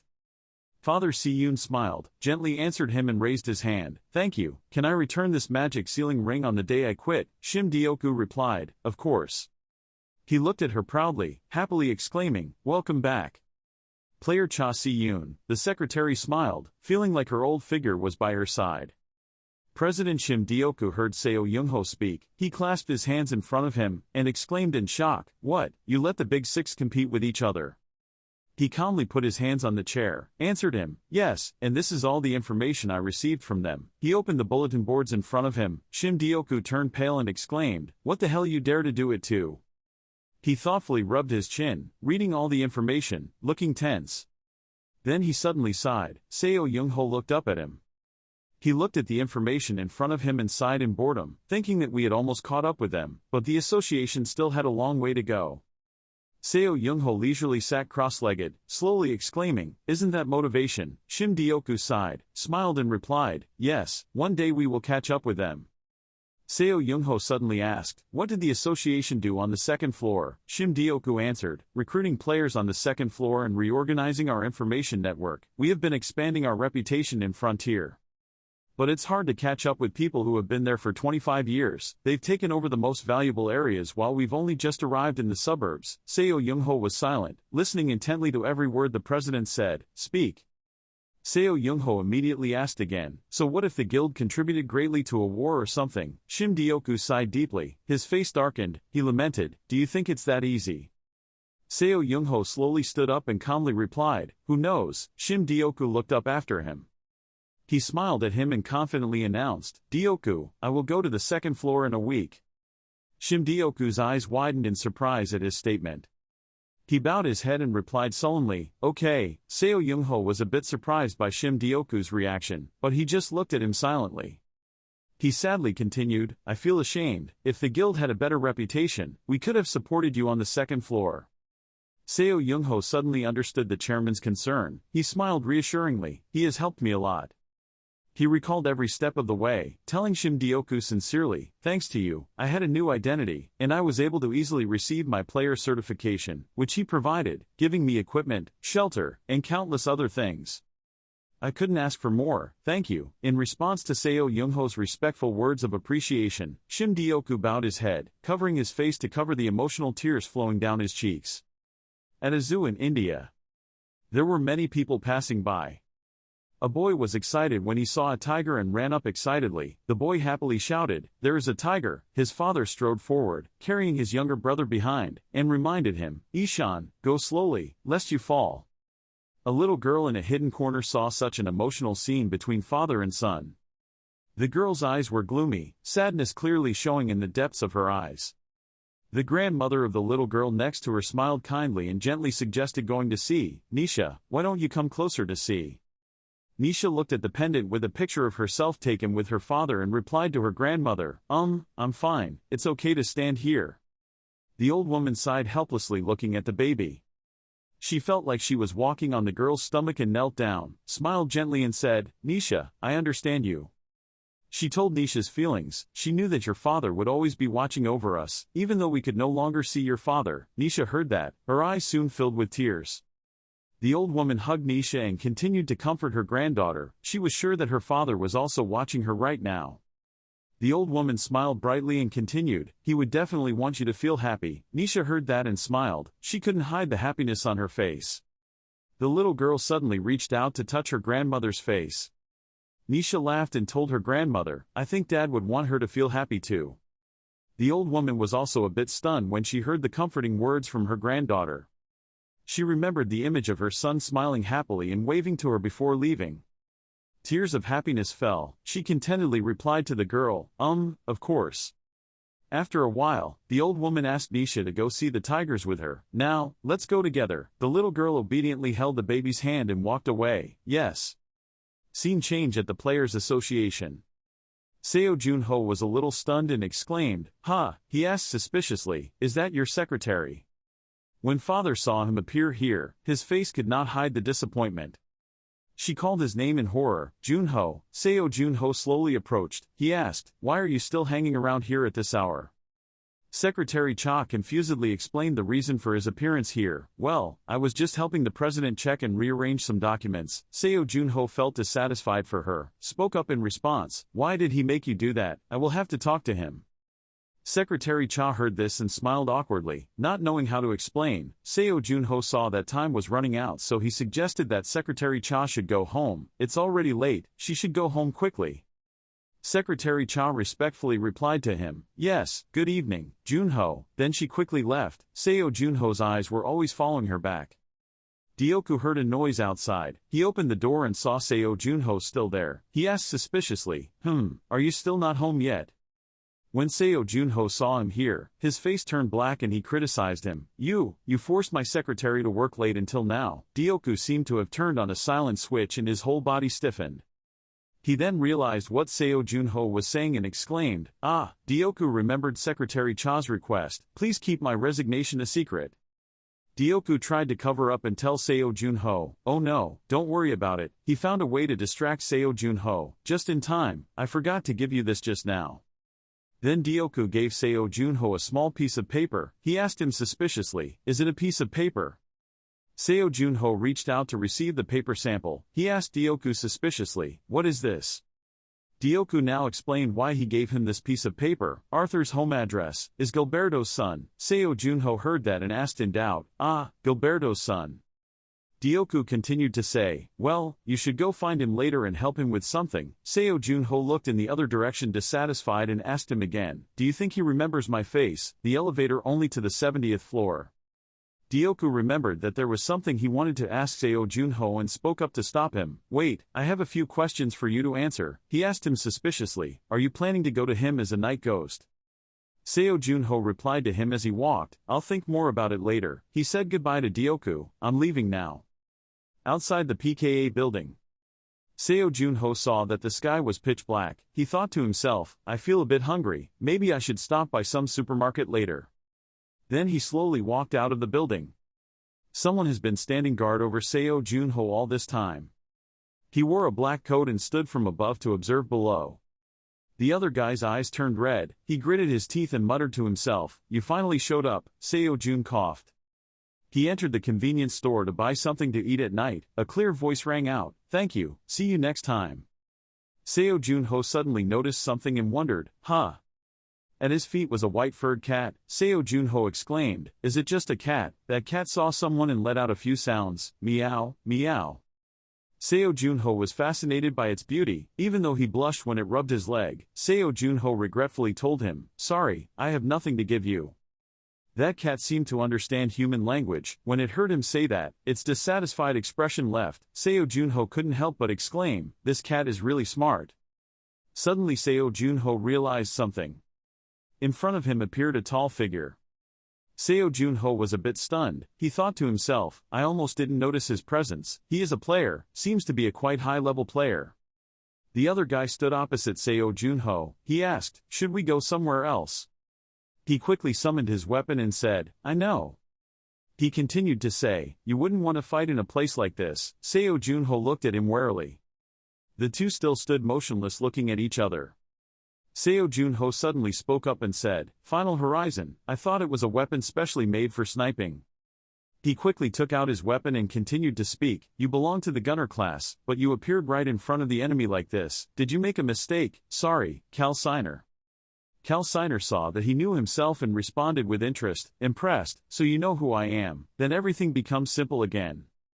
He still wanted to prove himself and spoke up, you say I made a mistake. Yes, usually your judgment is completely accurate. He continued in a loud voice, but it only applies when the skill difference between the two sides is non-existent or very small. Cal Signer raised his weapon. Seo Junho was a bit stunned looking at his actions. Cal Signer spoke up without mercy and threatened, now, following me while I was still talking friendly. Seo Junho, the scene showed in the veterinary clinic. Dioku is still in his office. Seo Junho was a bit scared when he heard him continue, unless you want to see everyone here die. Then the two moved to another place to fight. Cal Signer spoke with a cold face and said to Seo Junho with a sarcastic voice, first of all I have to compliment you, you still followed me here without running away, that's really brave. He was confident that he would be able to suppress Seo Junho and gave him two choices, so I will give you two choices. One is that you obediently wear the demon sealing bracelet, force and follow me. Seo Junho looked straight into his eyes. He confidently replied, I'm not interested in those things, but Seo Junho felt interested in the other thing. What about one more thing? Hearing that, Calciner just smirked. He glared at him, continued in a harsh tone, I will cut off your legs and drag you away like a dog. Seo Junho looked at him with a bit of weakness. He couldn't help but silently exclaim, just by radiating magic power, he already felt this threatening. Seo Junho looked at the name in front of him and thought, he is a Calciner, level 100. Seo Junho was not afraid at all before this threat. He calmly replied, so let me create the third effect. Calciner was a bit stunned. He asked in confusion, huh? Seo Junho coldly pointed his weapon at Calciner and said, coincidentally we came to the back of this cool mountain, this place will be your grave. Seeing this, Calciner was so angry that his eyes widened. He gritted his teeth and scolded him, this arrogant name. He still couldn't bear to be humiliated like that and quickly pulled out his bow and arrow to prepare to attack Seo Junho. Your imagination is too rich. The storm-like arrow quickly rushed towards him. Seo Junho quickly took a position to prepare to counterattack. A few of his skillful slashes were unleashed. Seo Junho, expressionless, blocked all of those attacks. Calciner saw that and his eyes widened. He was so stunned that he couldn't speak. Calciner saw himself defeated so easily and was unwilling to think to himself, impossible. He looked at Seo Junho, who still had a cold face in front of him, and silently exclaimed that such a low-level player could use that magic bow to take down all of Cal's arrows. Seo Junho seemed to understand Calciner's thoughts and spoke up, you must have found it very difficult to understand. He continued to tell this guy, a level 30 player can take down all the arrows of a level 100 player, but in this world sometimes unusual things happen. I'm just telling you, just saw something unusual like that. Calciner seemed to understand the truth of life and responded, I also did not admit my mistake, perhaps I looked down on the person who attacked the first floor tower alone. Calciner just remembered something important and thought to himself, it seems like there is no character on the first floor that is this guy's opponent. If this guy goes to the second floor now, he will definitely grow stronger. Calciner looked at Seo Junho with cold eyes. He thought to himself, that ability of his is even more terrible than he thought. Calciner secretly made his guess about him. In the near future, Seo Junho will probably be on par with Kuwin. Calciner once again pulled the bow. He looked regretful and said, I really feel sorry for you. He used more power this time. Calciner continued confidently, with that power you can only go so far. He firmly told Seo Junho, I will tear you apart. Then he used the attack, fish arrow. The arrow, like a weapon, quickly rushed towards Seo Junho. He was a bit stunned when facing them. Seo Junho quickly dodged those arrows. He saw that this technique had changed a bit, so he silently wondered if the direction of attack had changed. Seo Junho was still immersed in his own endless stream of doubts. He controlled the arrows by injecting magic power into them. Those arrows moved around him haphazardly. Calciner smiled devilishly and said, Welcome to my nameplate. Then an arrow rushed close to Seo Junho. It created a huge explosion. He unconsciously glanced at what was behind him. A deep hole was created after that explosion. Seo Junho still glanced at that hole. He was a bit stunned and wondered, was that the power of just an arrow? After a while, he also came to a conclusion about these arrows. He not only controlled the direction of the arrows, his magic power spread everywhere, making it difficult for him to move and avoid. Arrow! Seo Junho couldn't help but silently exclaim, as if he was falling into a real sea of arrows. His whole body felt like it was drifting into suspended space. Seo Junho quickly regained his composure. He strengthened his legs. Seo Junho muttered to himself, if he fell into this state just once, he would not be able to win, increasing his speed. Another arrow was headed towards him. Seo Junho was ready to counterattack. His eyes were filled with determination as the arrow gradually rushed towards him. When the arrow came, he sent it flying with one move. When Calciner saw that, he was a bit stunned. He couldn't believe his eyes and thought to himself, the fish arrow contained his magic power. Then another arrow rushed towards him. Seo Junho was able to concentrate so hard to block all the incoming attacks. Calciner saw this and wondered to himself, why was he defeated by a level 30 player? He still didn't give up and burst out laughing. So that's it. He still continued talking. Anyway, I found myself quite surprised when you avoided my attack. Cal Siner has already assessed his true character, he thought to himself. Seo Junho, this guy is not simply a lucky new player, luckily I still realized it in time, Cal Siner silently exclaimed. Seo Junho is an opponent who must use all his strength to defeat him, and Seo Junho looks at him with a murderous expression. Cal Siner suddenly smirked. He looked at him with a dark face, his veins bulging out in lines. Cal Siner confidently said, I won't be that careless again. Then he released something that surrounded the two people. Seo Junho saw this and silently wondered what was going on. He sensed the surrounding situation and silently assessed it. The stirring magic power that had been stirring up until now was strangely quiet. Seo Junho silently assessed his current situation, as if he was falling into the eye of a storm. Cal Siner raised his bow and shot at him again. He coldly said, You should be honored. He continued to say, I guess I really have to say goodbye to you now. Then Cal Siner used the attack dragon arrow, a dragon created with magic power that revolved around him. The arrow was quickly fired and launched towards him. A magical dragon quickly headed towards Seo Junho, while he remained motionless. Seo Junho glared at him with an expressionless expression. That arrow quickly shot towards him, creating an explosion. Cal Siner still peered warily into the mist. Suddenly he was stunned and his eyes widened. After the smoke dissipated, there was still no sign of Seo Junho. Cal Siner saw this in horror and wondered, what was this circulation of cold but icy magic power? Seo Junho walked out, he muttered to himself, the curtain of darkness. Something quickly rushed towards him. Cal Siner still stood still, looking stunned. Cal Siner still couldn't believe his eyes and wondered, does the player have two attributes? At this moment, he realized something and muttered to himself, so this guy is hiding his talent. A block of ice rushed towards him, Cal Siner said, especially with the night attribute, no way, this. Seo Junho thought to himself, just like this guy, if I had the ability, I would just want to show you the frost, the ice balls shooting down to form a huge block of ice. Seo Junho smiled helplessly and continued, at this rate, I have no other choice. He glared at him and continued to say, I must have sent you to the other world. Seo Junho turned black and looked up at Cal Siner in front of him. He silently made up his mind to finish this guy. Today, I will definitely kill Cal Siner in this place. Cal Siner laughed sarcastically at him. I didn't think you could calm down like that. He continued to say, if that's the case, I'll have to force you to open your mouth. Then Cal Siner summoned something on his palm. He shouted, opening the inventory. Cal Siner raised his hands horizontally. He summoned a bunch of arrows straight towards Seo Junho. He laughed loudly and said, leave me alone. Cal Siner still continued talking, ending your life with one attack with this type of arrow. Seo Junho remained expressionless. He lowered his head and muttered to himself, strengthening. Seo Junho looked straight into Cal Siner's eyes, his expressionless face silently thinking, if I continue to hesitate, I will probably die before I can solve him. The best way is before the arrows fly. His legs are strengthened. Seo Junho secretly thought about how to deal with this Cal Siner. He thought to himself, I will get close and cut his throat. Then he quickly rushed towards him.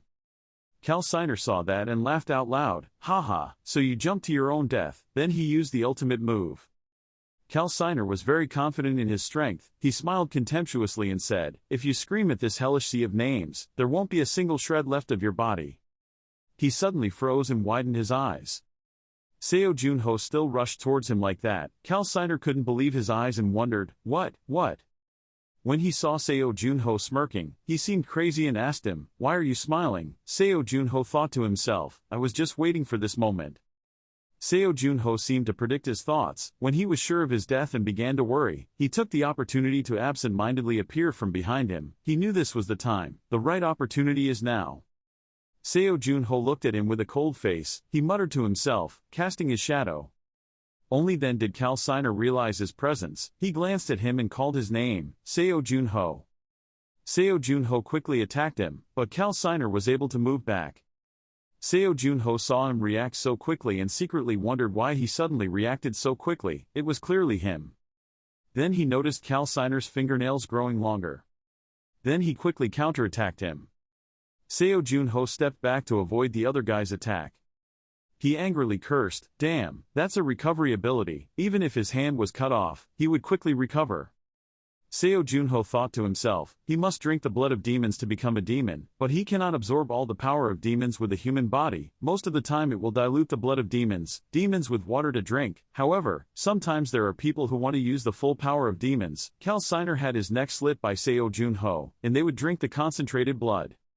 Seo Junho was still immersed in his endless thoughts, but usually they would say that they would die. Only a few could survive. Those survivors would be reborn as demons can use the characteristics of the owner of that bloodline. Seo Junho looked at this guy slowly walking towards him. He suddenly guessed something and gave his guess. That jutsu suddenly disappeared. You've been using it since the beginning, so there must be a limit to how it works. Moving, huh? Cal Siner had already summoned several arrows to appear next to him. He said coldly, I promised, this time I will send you to the other world. Seo Junho knelt down. A drop of blood fell on his hand. Seo Junho thought to himself, he has grasped my weakness. He looked regretful and said to that guy, in the afterlife, it's only been a while since we met. What a pity. Cal Siner was confident that he would beg himself and say, of course if you wear the magic sealing bracelet now then I will keep you alive. Seo Junho felt a bit interesting and said, He stood up, disdainfully raised his thumb and scolded the other guy, shut your mouth, you dog. Cal Siner saw you being so arrogant and understood. Ha, if you want to kill me. He arrogantly pointed at his neck and showed me how to cut my throat properly, then aim precisely at this neck, do you know? Seo Junho stood on tiptoe. He quickly rushed towards him. Cal Siner smirked at him. He confidently said, it seems like you really don't regret your life. Seo Junho had reached his limit like he was still trying to punch and eat sticky rice. Seo Junho silently exclaimed, his head hurts so much. An arrow hit his shoulder blade. Seo Junho still rushed forward. He gritted his teeth to reassure himself. He had to concentrate. Seo Junhai reminded himself, you have to focus, Seo Junho. He still rushed to attack that guy. The other guy saw that he was able to destroy all of his arrows and was a little unwilling to mutter to himself, you destroyed all of my arrows. Cal Siner was still not satisfied. His hand unconsciously tightened. He thought to himself, I clearly realized that he had a physical limit. Could he continue to use that skill to get close to me, or not? Cal Siner kept rushing towards him. He suddenly shouted loudly, go away. Seo Junho said nothing but looked at him with a cold face. He could easily destroy his pile of arrows. Cal Siner was unwilling and clenched his teeth. He watched Seo Junho quickly rush towards him, intending to cut his own throat, thinking, he's already rushed in. Cal Siner quickly raised his hand to stop him. He scolded him, this crazy guy. He was able to easily grab his neck very quickly. Seo Junho suddenly vomited blood. Seeing this, Cal Siner could not hide the joy on his despicable face. Cal Siner said confidently, finally, I finally won. His hand tightened on something that was slowly disappearing. Seo Junho appeared next to him. He glanced coldly at him. Seo Junho spoke up to explain, holding his eyebrows. He continued, it's my shadow, you idiot. Hearing that, Cal Siner was a bit stunned. Before he could react, his body was stabbed. Cal Siner was beaten so severely that he vomited blood. Seo Junho finished the attack beautifully. Cal Siner fell immediately afterwards. Cal Siner couldn't stand up. He turned his head to look at him unwillingly and exclaimed, how is that possible? Seo Junho glanced at him. He coldly ordered someone, you guys eat and clean up this place. Seo Junho called, ghost spirit. 2 wolf spirit ghosts appeared then. The other guy unconsciously stepped back. He spoke up, now I understand, you. He also realized who Seo Junho is. You are the night demon, the enemy of all demons. He couldn't help but point and scold him, you bastard, fooling everyone, what is your purpose in hiding your identity? Seo Junho looked at him coldly. He asked again, my purpose, this. He had no intention of telling him, so he replied, a dead guy like you doesn't need to know. Then 2 spirit demons quickly rushed up. Cal Siner was scared but could not resist. He was quickly eaten by 2 spirit demons, and his screams rang out in the air. In a certain movie, there is a scene where 2 people with similar facial expressions hug each other and cry pitifully. The girl sobs, sobbing excitedly, and the person who finds the lost little dog turns out to be the boy who had been separated for a long time, still small. The Ice Queen was eating popcorn and watching a movie. The girl said to the boy, I miss you so much, brother. The boy also responded to his sister, me too, I won't leave again. Suddenly she puffed up her cheeks. The Ice Queen felt that the popcorn in her hand was no longer delicious, so she did not reach out to pick it up to eat again. The Ice Queen suddenly knocked over the popcorn box. The Ice Queen lay down on the mattress dejectedly. She mumbled dejectedly to herself, "That fake contract guy, it's not like he told me to watch a movie. When are we going to leave?" At Seo Junho's side, there was a demonic aura under his feet. In the middle was something that looked like a skull. Seo Junho looked at what was under his feet. He thought to himself, Cal Siner, this guy. Seo Junho remembered the look on Cal Siner's face and thought to himself, is he going to arrest me alone? He must have been chased by the Sword Saint when he went down to the first floor. Seo Junho thought in another direction but couldn't hide his dissatisfaction on his face. He thought to himself, I guess it's not like he's chasing someone and I'm getting entangled. He scratched his head and muttered to himself, after all, I found a lot of information in his memories, so that's fine. Seo Junho muttered to himself, the location of the Sumeron Demon Church was on the second floor. The information found in the signer's memories matched the documents of the Dakiibi Guild, a group of people wearing black robes with bright lights, red eyes. He looked at the notice board and said with satisfaction, information of this size is enough to be used even on the second floor. The system displayed a notification, by using the skill to continuously increase your ability has increased. Confession of the Dead, C to B, Seo Junho exclaimed in surprise, oh. It was as if his brain had been refreshed and he wondered, so I can see more things that I couldn't see before. Seo Junho saw what was in front of him but was speechless, unable to use it on his opponent. The statue read the memory. He hit the screen. Seo Junho couldn't help but exclaim, it really wasn't easy. He saw that Cal Siner's weapon was about to be taken back as his own, so maybe I should take this heavenly bow and go home. But when he touched Cal Siner's bow, Seo Junho was a bit stunned and his eyes widened. He couldn't help but exclaim, feeling as if his whole body was being weighed down. Seo Junho made his guess. Could it be that it had already arrived? Behind the fog, a shadowy figure appeared. Seo Junho thought to himself, the seventh son of Guchen, Sword Saint Kim Woo-jung. He looked at him and silently exclaimed in confusion. The signer's memory clearly showed that he was on the second floor. He had already followed all the way here. What a terrible speed. Kim Woo-jung seemed to be stuck in his stomach. He pulled out his sword and asked, you didn't expect me to come here, did you? The other guy kept talking. The scent suddenly disappeared on the second floor, so I walked around a bit. Seo Junho looked dumbfounded when he heard him say that. Huh. He was still talking continuously, but the stench of dirty villains emanated from that guy. With the smell of incense sticks, no matter what he did, he couldn't erase it all. Kim Woo-jung was determined to continue. This time I absolutely will not let you go, Cal Siner. Seo Junho seemed to understand the problem and sprayed glue on the spot. He was sweating profusely. Seo Junho looked at the bow under his hand and secretly understood a little. Ah, maybe now that I'm holding this heavenly bow, he misunderstood. Seo Junho quickly spoke up to explain, hey, sorry but it seems you misunderstood something. The other guy still thought he was right and pulled out his sword. He replied, me. A sword quickly slashed through his body. Seo Junho was stunned on the spot. That guy had probably been tricked many times but said fiercely, I won't be fooled by that cunning tongue again. Seo Junho was scared and sweating more and more.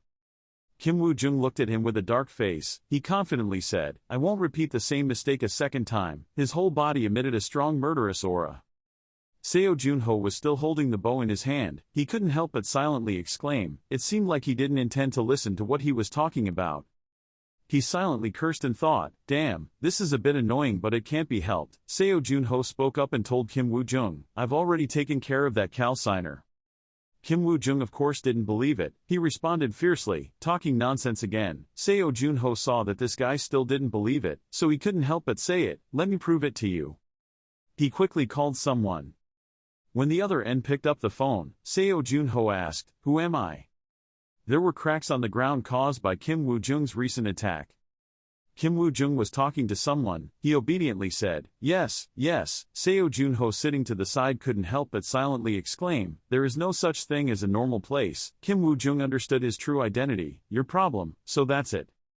Kim Woo-jung continued, I know, if I have a chance next time I will come. Yes, President. Seo Junho raised his face to look at him. Kim Woo-jung respectfully bowed. He said apologetically, sorry I misunderstood you, player Seo Junho. Seo Junho was a bit confused by his actions. He waved his hands and replied, it's okay, it would be the same if it were me. Kim Woo-jung is truly a gentleman. He still wants to compensate Seo Junho. Even so, I also want to compensate you. He asked, could you please move your face forward a bit? A drop of purple water dripped onto Seo Junho's deep wound. After that, his wound quickly healed. He exclaimed in surprise, oh, this is a miracle drug. Kim Woo-jung held the bottle in his hand and explained that it was helpful in treating wounds. Seo Junho was a little surprised and reached out to touch his face. He couldn't help but blurt out, what special legendary medicine did he use for such a small wound? Kim Woo-jung shook his head helplessly. I replied, don't feel too pressured. Around him seemed to radiate a sparkling light of the 10 Buddhas. Kim Woo-jung said fiercely, not only wanting to take responsibility for his mistakes, but inside he couldn't help but whisper, I'm sorry, recently there have been people playing this honestly. Kim Woo-jung spoke up, but I was a little curious. He came closer and continued, your strength Seo Junho, you have also successfully destroyed many dungeons, you have also surpassed my record. Kim Woo-jung voiced his doubts, but even so, I still can't believe that a player who is only level 30 now, can solve the Calciner Ghost Palace alone. Seo Junho looked up at him without saying anything. Seo Junho of course did not lose money. He made an offer to Kim Woo-jung, I can tell you how I handle the Ghost Palace, but instead if you do it on my terms, I'll tell you, he replied very curiously, just go ahead and say it. Seo Junho suddenly stood up, he slowly said, I'm dealing with Calciner. He looked straight into Kim Woo-jung's eyes and asked him to report that it was Kim Woo-jung's brother, not me, and as for my abilities, please don't say anything. Seo Junho also honestly expressed his wishes, and also, I hope that one day I can get Saint Kim Woo-jung to help me once. Kim Woo-jung heard that and said nothing. He opened his mouth to respond, it wouldn't be difficult to help. Kim Woo-jung continued steadfastly, but if the player Seo Junho uses power that goes against human morality, I will absolutely not sit still and watch. It was clearly shown in his eyes, his determination. Seo Junho helplessly smiled faintly. He firmly replied to him, that matter is not happening now or in the future. Seo Junho suddenly stepped on the needle, a thin layer of ice appeared under his feet. He didn't know what he meant by saying that. Seo Junho continued to say, I think we've become friends. The two of us were surrounded by ice. Seo Junho confidently said, I will show you my secret. Kim Woo-jung was a bit stunned. He muttered to himself that it was true. Kim Woo-jung continued to explain, Ice-type abilities can attack the weak point of that archer, right? S-level attribute abilities are also far inferior to this type of ability. Kim Woo-jung said, this is the key for the association to cover for me and help me get to the 3rd floor. Hearing that, Seo Junho couldn't help but exclaim, oh my god, I didn't expect he could understand that much right away. He asked Kim Woo-jung, surely he also knew this truth and absolutely must not let the demons know. Kim Woo-jung remained silent. He pulled out his sword and firmly replied, of course. A few basic sword attacks were launched. Kim Woo-jung continued to speak, of course I understood. Seo Junho saw that the glue spray was stiff. His ice blocks were quickly broken. Kim Woo-jung spoke up and said, are you Seo Junho? He put his sword back and said to Seo Junho with a cold face, I was the one who solved the Calciner here an hour ago. He admitted with confusion, yes, that's right. The sky was pitch black. Seo Junho has returned to his apartment. He opened the door and entered the house. Seo Junho's hair was messy and his clothes were dirty. He couldn't help but silently exclaim, he was so tired, he had to take a shower and then get some sleep. The Ice Queen has been waiting for him for a long time, she called out with a black face, fake contract. Seo Junho suddenly jumped up. He shouted, you make my heart want to jump out. The Ice Queen coldly asked him, do you know what time it is? Seo Junho looked at the clock and responded to her, 1 a.m. The Ice Queen still did not give up and continued to ask, didn't you say you were just going out to meet friends? Seo Junho stepped onto the floor. He confusedly replied to her, yes, but there were some problems. The Ice Queen no longer intended to pursue him. She reminded him and followed, next time come back a little early. Seo Junho replied, scratching the back of his neck, I know. The Ice Queen suddenly realized something. She noticed Seo Junho's dirty clothes and thought to herself, he looks so tattered. The Ice Queen asked what happened. Seo Junho reached out to open the refrigerator. Seo Junho took out a can of beer. He responded to her with a careless expression, it was just a rather troublesome matter. The Ice Queen asked again in doubt, quite troublesome. Seo Junho explained his trouble, just now I encountered a Calciner. The Ice Queen was surprised when she heard that. She asked, Cal Signer, who is he? Tell me. Seo Junho sat down on the sofa. He explained who he was. Hey, he's me, a hungry ghost. Seo Junho opened the beer can and continued talking. This guy is much stronger than the last ghoul. The Ice Queen was angry when she heard what happened to him. She questioned him. I was a bit surprised. Didn't you say you were just going to see friends? Seo Junho calmly replied to her. Then when I was leaving my friends and returning from the convenience store, I accidentally ran into him.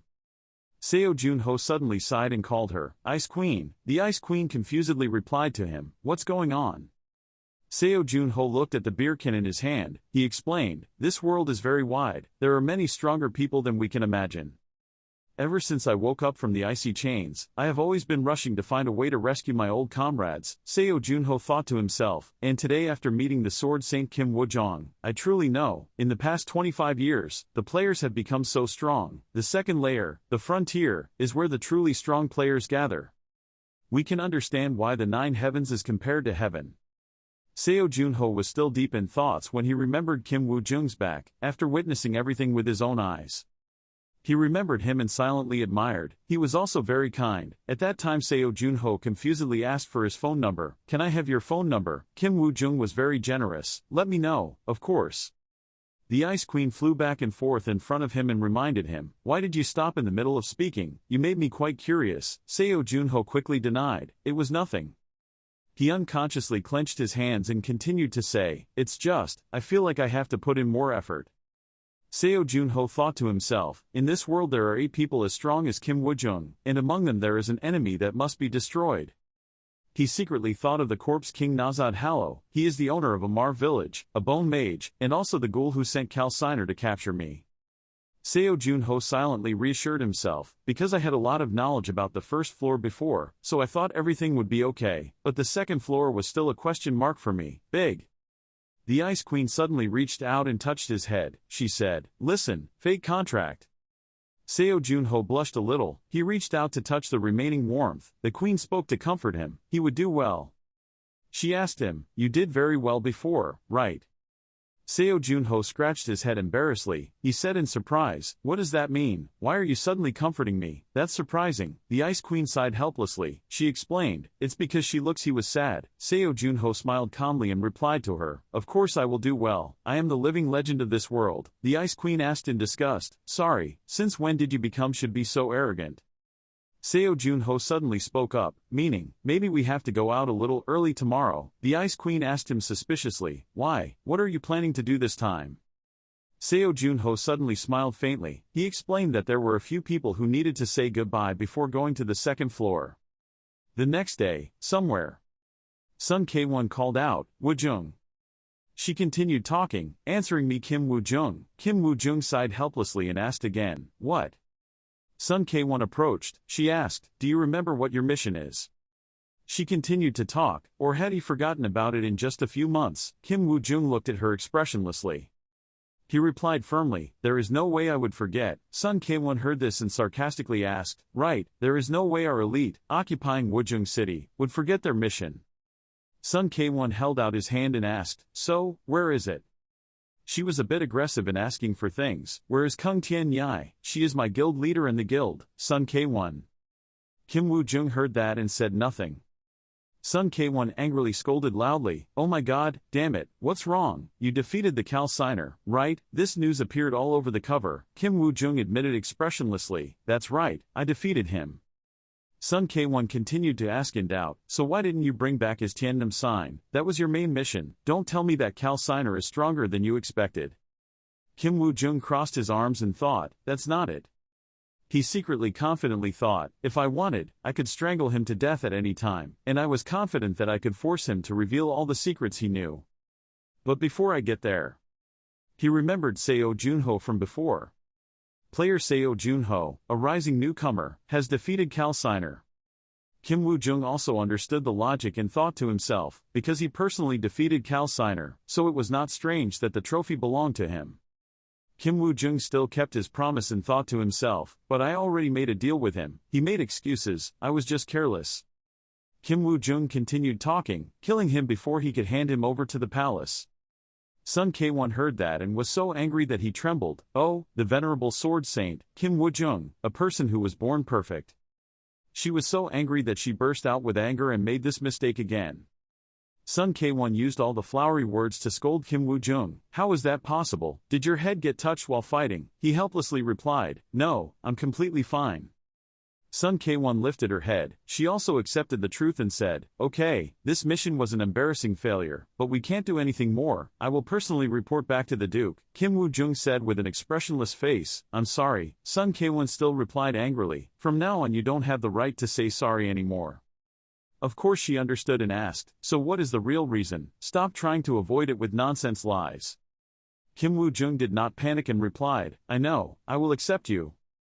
Sun K1 couldn't believe his eyes and exclaimed, what, I've never seen you smile like that before. He spoke up and said, I can't get Tian Yai's bow but I can get a much more valuable spear. Sun K1 asked confusedly, what exactly was that? Kim Woo-jung glanced up at her. The surrounding atmosphere was terrifyingly silent. Kim Woo-jung looked up at the blue sky. He suddenly smiled and explained, the future. The next day at a certain building, Seo Junho entered the bone-chilling ice room. The Ice Queen also followed him. Once inside, Seo Junho couldn't stand the cold.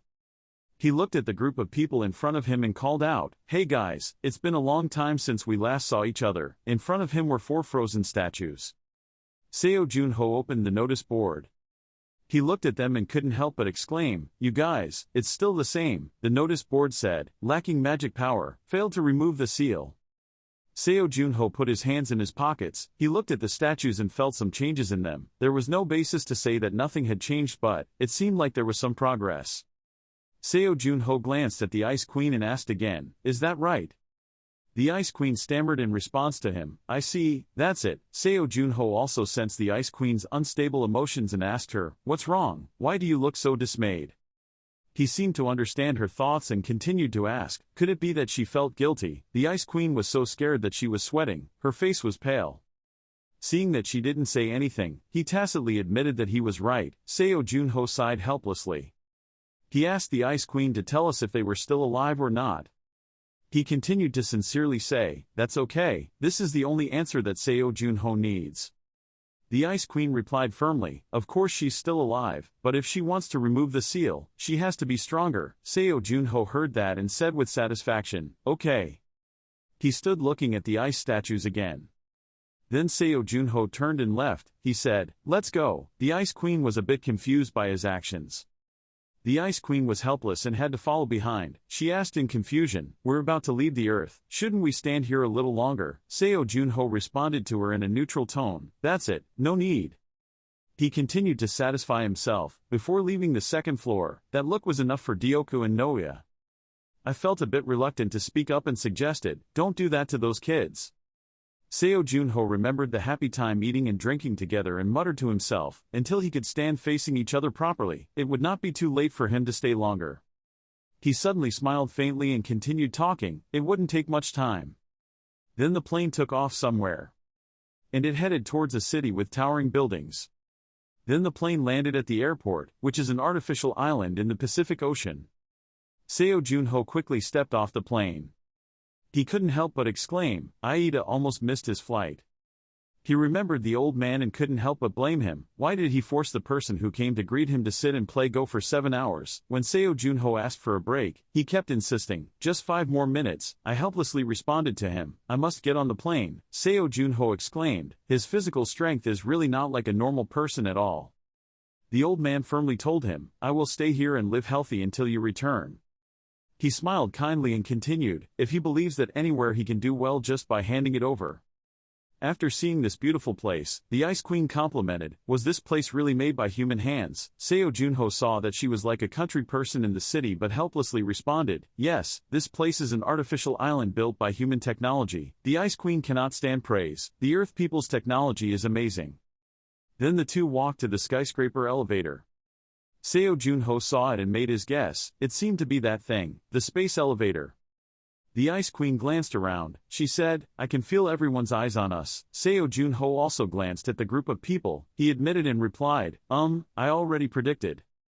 Suddenly someone recognized him and spoke up to talk, the player Seo Junho, right.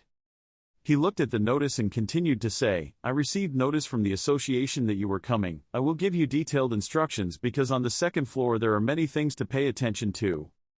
The young man continued to explain, first of all, if you reach week 2 of the frontier, it means you have entered the Ruben Empire. The nobles in the Robin Empire have immense power. The young man specifically reminded Seo Junho, so absolutely do not confront them, and of course, there are also demons in the frontier, so players need to be careful. He continued to speak, there are many people who take advantage of the association's loopholes to commit crimes.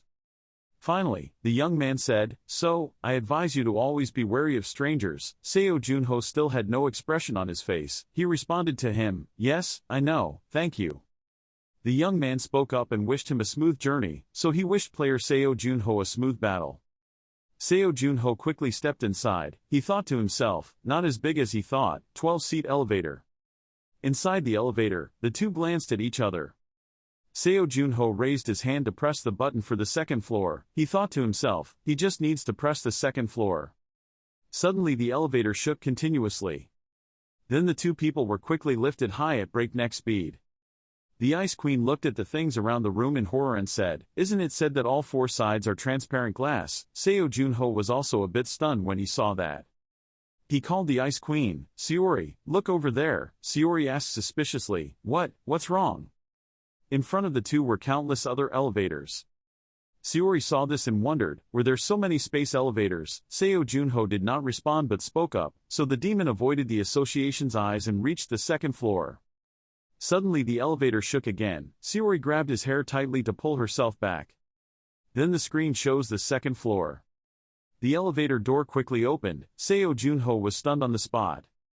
The system pops up a notification, has arrived at the second floor of the frontier. In front of you is a classic European-style village. The system continues to speak, launching the effect of the title of Spring Usher. All indicators ability increased by 30. Seo Junho muttered to himself. Seo Junho was very excited. He spoke up, this is the second floor, the Ruben Empire. He looked at the landscape in front of him and couldn't help but silently exclaim. The landscape was completely different from Earth, as if play a fantasy game. Then he clenched his palm. He thought to himself, adding. His whole body seemed to be empowered. Seo Junho looked at his body being surrounded by blue light. Seo Junho saw this and silently exclaimed, there was so much magic in the air that the Earth could not compare, floating. The other guys are fast. Seo Junho is like an alien with strange actions. A dissatisfied guy looked at him. He wondered, what is that guy?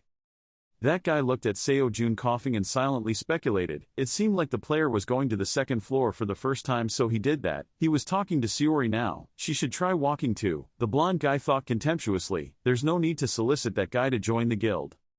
He was a little confused by his actions and wondered, what were he mumbling to himself? Another person walked from behind him. The other guy said emotionally, oh my god, so busy, so busy. The blonde guy saw someone coming back and asked, Senior is back. The other guy responded to him. He was looking to see what was going on that so many people considered. He's here, but why is he here? It's so noisy. It wasn't like that just now. The blonde-haired guy replied helplessly, I don't know. That black-haired young man was scared by something. He gasped and was speechless. Seo Junho was smiling brightly looking at everyone. He wondered, was that the person playing Seo Junho? He looked at the guys around him who also had the same surprised expression as him and whispered, could it be that all the people here are members of the Scout Guild? One guy is calling someone, he said, Director, right now on the second floor. The black-haired young man quickly slapped the blonde-haired man's face. He ordered the blonde guy about recruiting Seo Junho, that person, to immediately invite him to our guild. Then a blonde girl walked past him. She firmly spoke up, I won't let that happen. The black-haired guy glanced at her in confusion. The blonde girl continued, I was the first one to judge him. She smiled confidently and continued, that's why. She strode to Seo Junho and continued to say, the one leading him away should be me. Seo Junho walked down to the city. He spread his arms and muttered to himself, ha, oh, that's excellent frontier. He felt the abundance of magic power and couldn't help but exclaim, magic power in the air, is it this rich? Sayori saw him acting like that and couldn't help but sarcastically say, anyone who saw him would think he really came to climb the mountain. Seo Junho didn't pay attention to the gossip and calmly responded to her, so it's okay, I'm just adapting. Sayori looked around and couldn't help but evaluate. In a crowded place, don't act like that, look like a child who wants to die. Seo Junho looked at the blonde girl in front of him and felt familiar. Wait a minute, I feel like I've met this person somewhere. Hearing that, Sayori was confused and replied, where did I meet you? Seo Junho then realized who she was and asked, oh, isn't that Captain Gong? He called out, Team, Chief Gong. Seo Junho called out to her, Captain. Gong Yuha saw someone calling him and said confusedly, excuse me, I have an urgent matter. He shouted and waved his hands continuously to attract her attention. Here, on this side. Gong Yuha also responded to him, I was waiting for you, snakehead. Gong Yuha suddenly rushed up. She regretfully said, oh, what a pity, if you're 2 days late, does that mean I've won? Seo Junho put his hands on his hips. He replied without pity for the flower or pearl, Miss, I'm sorry, but I'm also someone who can't stand losing. Gong Yuha looked at the Ice Queen next to him and asked suspiciously, you don't have any problems with translation, right? After all, there's a Vita that explains it all to you. Seo Junho smiled back at her, haha, I only confided in the captain. Gong Yuha offered to take him around. Haha, follow me, I'll show you around. She asked him, do you like coffee? Then the two entered a coffee shop. Gong Yuha introduced this place. This is a cafe that only nobles can enter. It is a very suitable place for when you want to chat quietly. Seo Junho was just stirring his cup of coffee. He heard her say that and asked suspiciously, is Captain Gong a noble? Gong Yuha admitted in response, even though he was a semi-baron without a territory, but I'm still a noble. Seo Junho of course understood his status and mumbled to himself, so if I hadn't come with you, I probably wouldn't have been able to come in here. Gong Yuha replied firmly and then she asked about drinks. Of course, does the coffee suit your taste? Seo Junho was a little suspicious when he saw her asking like that. He asked in confusion, yes, but isn't this just Americano? Gong Yuha put her chin in her hand. She smiled and replied, what's the point? Sounds on earth, you can find them all here. Gong Yuha did not miss the opportunity to ask him about his impressions, but what was his first impression of this place? Seo Junho thought for a bit. He muttered to himself, first impressions. He looked down at the person below. It didn't take long for Seo Junho to give his answer. It felt very new. It felt completely different from Earth. Gong Yuha poured some more sugar water. She seemed to understand Seo Junho's feelings and asked, it felt like going to a virtual world, right? She continued firmly, it would take some time to adapt. Gong Yuha suddenly had a question she wanted to know, so she asked him, Snakehead, have you ever thought about this? Gong Yuha gave his hypothesis. If 30 years ago humanity could not close the gate, what will it be like? Seo Junho somewhat understood Gong Yuha's meaning. He replied to her, she means what will happen if the monster behind the gate of his superior star cannot be stopped. I'm not sure, maybe it won't be the case. What a pleasant situation. Gong Yuha then spoke up and said, this place in the frontier, that happened. Seo Junho was a bit surprised when he heard that. 1,000 years ago, this place had many gates. The monsters attacked humans randomly, so the streets were chaotic. Gong Yuha continued to explain, as we were unable to stop the monsters coming out from there, and humanity was destroyed. Once, monsters raged everywhere. Gong Yuha was reminiscing about those old days. She continued to say, even though a long time has passed, all the attacks in the frontier have disappeared, but there are still monsters bred from things that came out from that gate. Seo Junho heard that. He was a bit thoughtful. He silently wondered, has a world perished once? Gong Yuha suddenly blushed and asked him, but hey, what I asked you last time, like how's it going? Seo Junho took out a magazine with himself on the cover and confusedly asked, is this? Gong Yuha couldn't help but exclaim, wow. Gong Yuha cherished that magazine and couldn't help but happily say, ah, thank you, I really like that night ghost, and here's a heart. Seo Junho could only helplessly respond to her, luckily she likes it. Gong Yuha suddenly gave him a piece of paper. She said, take it, you won, so I have a gift for you. Seo Junho received the letter. He asked Gong Yuha suspiciously, it probably wasn't a handwritten letter, right? She quickly explained what it was. It was a letter of introduction. Gong Yuha pointed at the letter and smiled and continued to say, using this you can have a meal with the previous Prince Hoseo of Malaiva territory. Seo Junho was a little surprised and asked again, nobles, still have a meal with Viscount? Gong Yuha then said the greater benefit of having a meal with this noble, it was just a meal, but if the death's anger was satisfied, who knows, maybe he would receive a mission. Seo Junho was puzzled, asked her again, mission, do you mean mission like in the game? Gong Yuha smiled and admitted, yes, if you help people in this world, they will repay you. She explained more about this place, so everyone wants to be close to the nobles because they reward a lot, much. in front of the inn there is a bit of a mess. Seo Junho quickly walked in. There are still a few people inside. Seeing this, the Ice Queen couldn't help but exclaim, "This place is really bustling, a fake contract." Seo Junho silently assessed the inside of this place with a serious face. It really felt like he was in a boarding house, in-game. In this, players from Earth mixed with adventurers of this world. Seo Junho scratched the back of his neck in confusion. You can differentiate between players and adventurers by the fact that only players have life. Seeing this, the Ice Queen asked him suspiciously, "What kind of information are you planning to get?" Seo Junho calmly replied to her, "I have a plan." He chose a table and went to sit. The waiter came forward and asked what you would like to order. Seo Junho looked at the menu, he smiled and said, "Give me the best dish of the restaurant, a bottle of wine and a cup of tea." The waiter gave him a suggestion, "Do you want to order lamb, beer, Heinel, and black tea?" No. Seo Junho felt that this was quite good, so he immediately accepted. "Okay, give me those dishes." Before ordering, the waiter asked him to pay for his meal, a total of 51 dong, and he had to pay. Before the math, a few guys sitting far away noticed his actions just now. Seo Junho was recalling Gong Yuha's words, "Just consider that 1 coin is equal to $1, 100 coins are equal to 1 silver, 100 silver is," he thought to himself, 51 coins.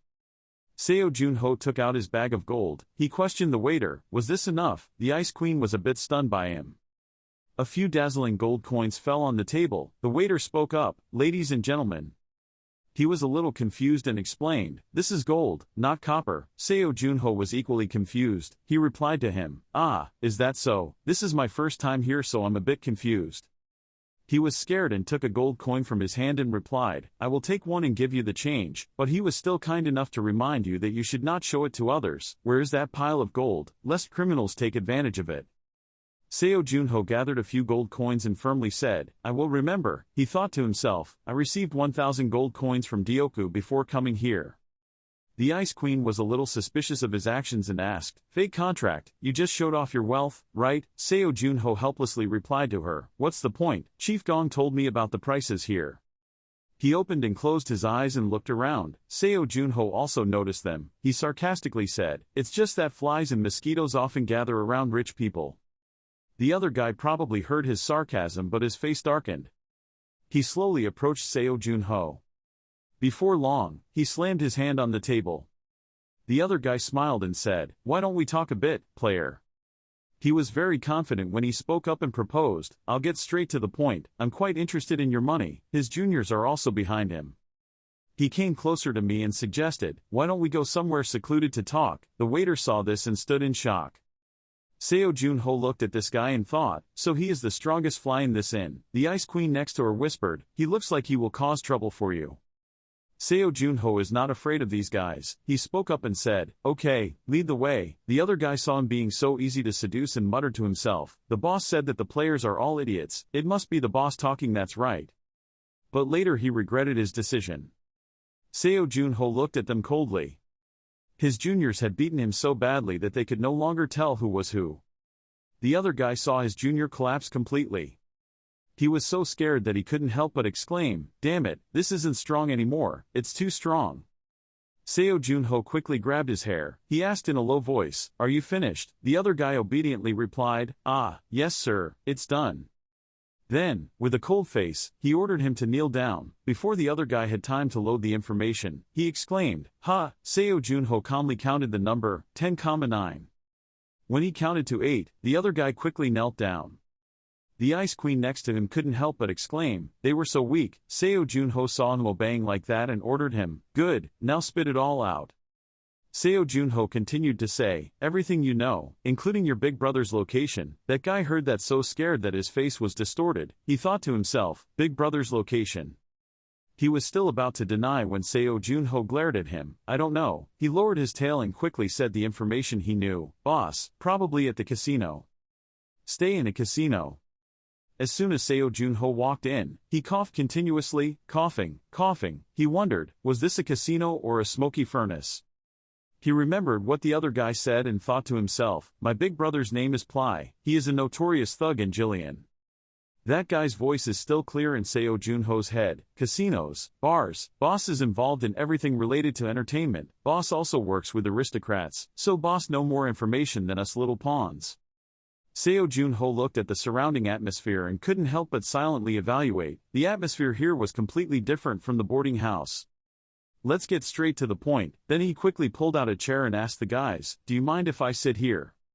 The guy with the zinc beard saw that Seo Jun-ho was a bit strange and asked, "Oh, I've never seen your face before." He smiled back at him. "That's because I just arrived at Jillian." The other guy thought that this person was really interesting and laughed and talked. "I didn't expect that the first thing you did after coming here was go to the silver room. I can guess how you've lived before." He was a bit disdainful. "I often ask again, but the stakes here are a bit high. Do you have enough money?" Seo Jun-ho smiled confidently in response to him. "More than enough." Then he started gambling with them. The other boy was always staring at his actions. Seo Jun-ho was still focused on the cards, and the other guy had something on his face that showed an awkward look. He squinted at him and muttered to himself, "What the hell is this?" The other guy looked at Seo Jun-ho, who was still focused on playing cards, and thought to himself, "I thought this bastard was just a ghost, but it's been an hour already, and we're still playing." He was not willing to be weak and thought to himself, "His opponent is me, Fiverr, I am a gambler." Then Fiverr looked at the number of chips that Seo Jun-ho had won and wondered. He had earned 350 chips. He wondered, was he a professional from another place? And he was always focused on playing cards. But he didn't know that Seo Jun-ho had Shiori's support. She flew back and forth, holding both sides, announcing Fiverr's plan to Seo Jun-ho. From left to right, the second card had no pair and the first card had a pair. "Ah, Fiverr has a pair of two. Seo Jun-ho is sure of winning," increasing the bet. A guy up high noticed the situation below. He muttered to himself, "He's good. Today is his day. This is the first time I've seen Fiverr lose money." The other guy saw that Seo Jun-ho was a bit strange and wondered, "Who is this bastard?" He made speculations about him. He seemed to be a very good player and gambler, but Seo Jun-ho had Shiori's support. She kept flying back and forth from side to side. The bald man wondered, carefully, "Good at gambling. Are you sure he doesn't cheat?" He was not willing to watch his money slowly being siphoned off and ordered his subordinates, "How dare he touch my money? Bring him here." The subordinate respectfully replied, "Yes, sir." The guy's face turned a bit black after a while of playing. He thought to himself, "Damn it, at this rate, I'll have to leave the game without being able to do anything." Then he glanced at the waiter. The waiter said, "I will shuffle the cards." After the Ice Queen realized that the guys were playing tricks on her, she spoke up and said, "The contract was fake, and the dealer was playing the game of dealing the second card." The Ice Queen continued sadly, "They are trying to cheat, even the bookies are on their side." Seo Jun-ho remained unchanging in the midst of life's constant changes. He still calmly let me put down the cards. Seo Jun-ho thought to himself, "Wow, I've thought about that too. Actually, I thought they would act soon more." Then he spoke up, I guess I'll stop here." The other guy saw Seo Jun-ho stand up and leave and said, "Are you serious? Why don't we play a few more games?" Seo Jun-ho shook his head in response to him. "I've spent so much money now that I feel a bit scared. Now if I continue playing, I'll be sorry if I lose." The other guy has something else to say but can't say it, but still. A person stepped up from behind. He said, "Please wait, sir." Seo Jun-ho turned his head to look at him. He questioned again, Me." The other guy spoke up to explain, "Our boss wants to buy you a drink. Please follow us upstairs." The Ice Queen lay down lazily. She made her guess. The boss was definitely the big brother of the group just now, right? Seo Jun-ho agreed immediately without thinking. "Okay, lead the way." Then he was led into a room. Someone said, "This is a regular VIP room. Only nobles can enter." Shiori looked around and reminded him, "It's dark here. Be careful, fake contract." As soon as Seo Jun-ho walked in, someone said, "Welcome." The big guy from the Three Kingdoms spoke up and asked him, "The players who come to the casino always use all kinds of special powers to cheat. Can you guess why we still let them in?" He glanced at me and continued confidently, "That's because I'm confident in my ability to get my money back." And he also knew the identity of Seo Jun-ho. "It seems you are quite famous, player Seo Jun-ho." Seo Jun-ho still had his hands in his pockets and looked straight at those guys.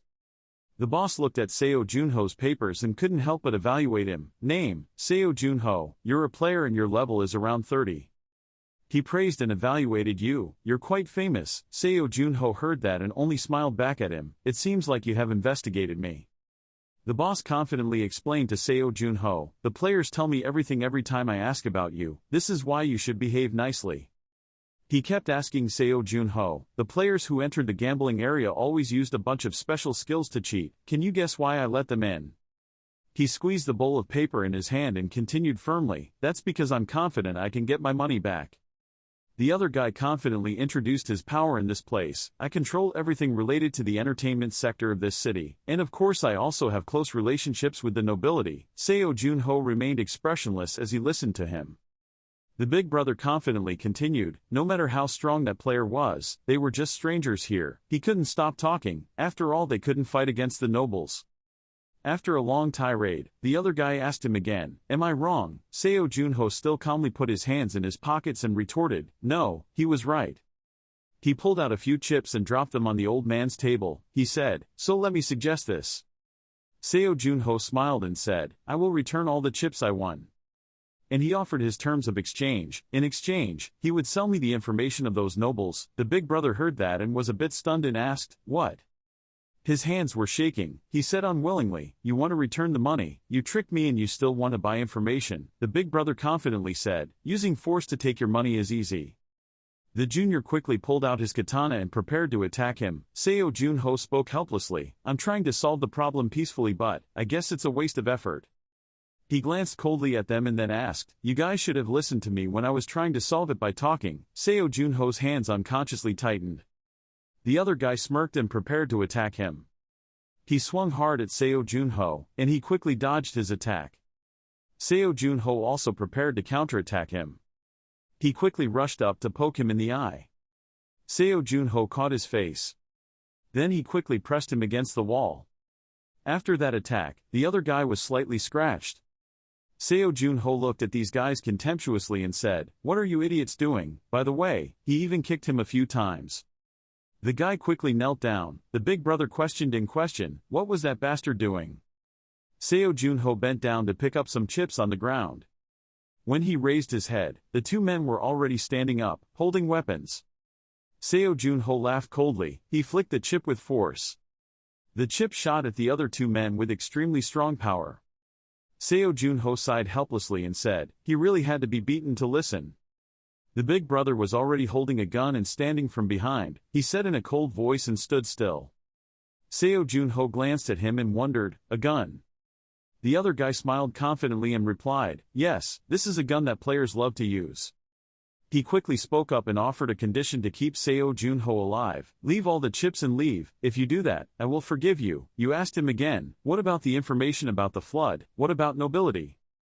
"That guy is not easy to compromise," he replied loudly. "You think I will give it to you?" He was about to say nonsense to you. "I advised you to leave while I was letting you live." Magic power surrounded him. The big brother saw his weapon being taken away and wondered in horror, "What?" Seo Junho is now holding his gun. He smirked back at him. "That's right." Seo Junho repeated the other guy's exact words, "While I was letting him keep his life." Seeing this, the big brother sweated profusely. He secretly wondered, since when was he really only level 30? The big brother was scared and reminded him, "Think carefully about the bastard." He realized he was being disrespectful and corrected himself, "I mean Seo Junho." Even though he was scared, he still stubbornly told me, "You will get in trouble. Remember to pull the trigger. This is not a problem between us." Seo Junho was a bit confused. He responded with an expressionless face, "Who cares?" The big brother was so scared that his hands were shaking continuously. He thought to himself, he was really going to shoot. Would I, the captain, really die like this? Seo Junho glanced coldly at him. He muttered to himself, "It seems you are braver than I thought." The big brother was scared. He stammered and said, "I will say." He was scared and begged, "I will say so, don't shoot." But then Seo Junho still shot. The big brother closed his eyes tightly in fear. When he opened his eyes, the bullet was coming towards him. Seo Junho quickly appeared next to him to save this bullet. He spoke in a low voice, so he should have said that from the beginning. He asked him, "Now let's chat together." The next day, Seo Junho smiled brightly and said, "Everyone has worked hard all week. Thanks to everyone, I have a ton of information about the second floor." Seo Junho spoke up and said, "You two can go. The other two were forced to work so you were out of breath." One questioner asked again, "Really? You're not kidding, right?"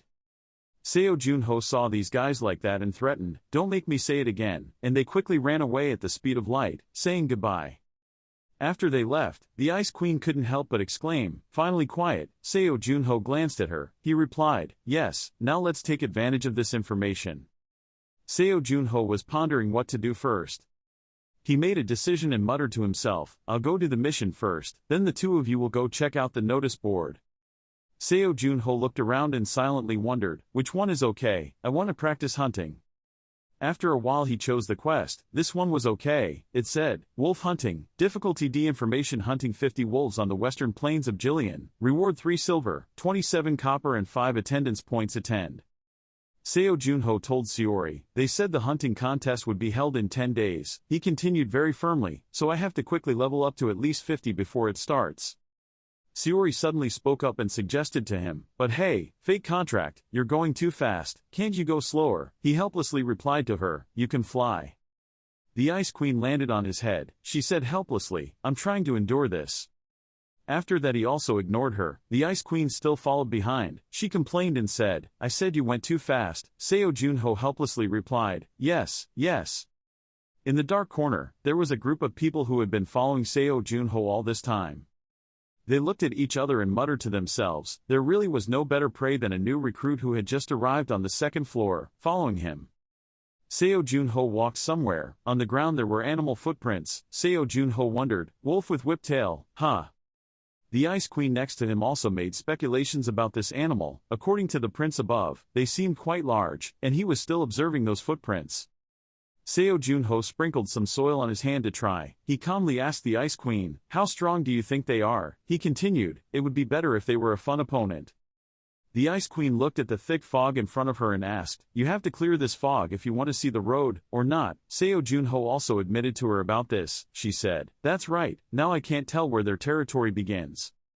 The Ice Queen did not show any mercy and spoke up to expose Seo Junho. He said that but his face was full of joy. Seo Junho scratched the back of his neck and replied to her, there are no monsters like this on Earth. He continued, this is an opportunity to measure the strength of the border monsters.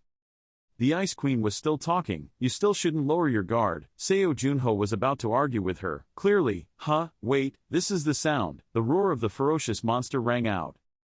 Seo Junho quickly got into a position to prepare to attack, he muttered to himself, the wolf tail finally appeared, then he used the attack, violent knife. A group of wolves surrounded Seo Junho's body. Seo Junho spoke to the Ice Queen, look at their tails, they look like real whips. It's true what he said, their tails are like whips. The Ice Queen responded to him, that's it, it's called a whip-tailed wolf. Seo Junho didn't pay much attention, he quickly rushed up, okay let's see. Seo Junho used his sword to block their attack.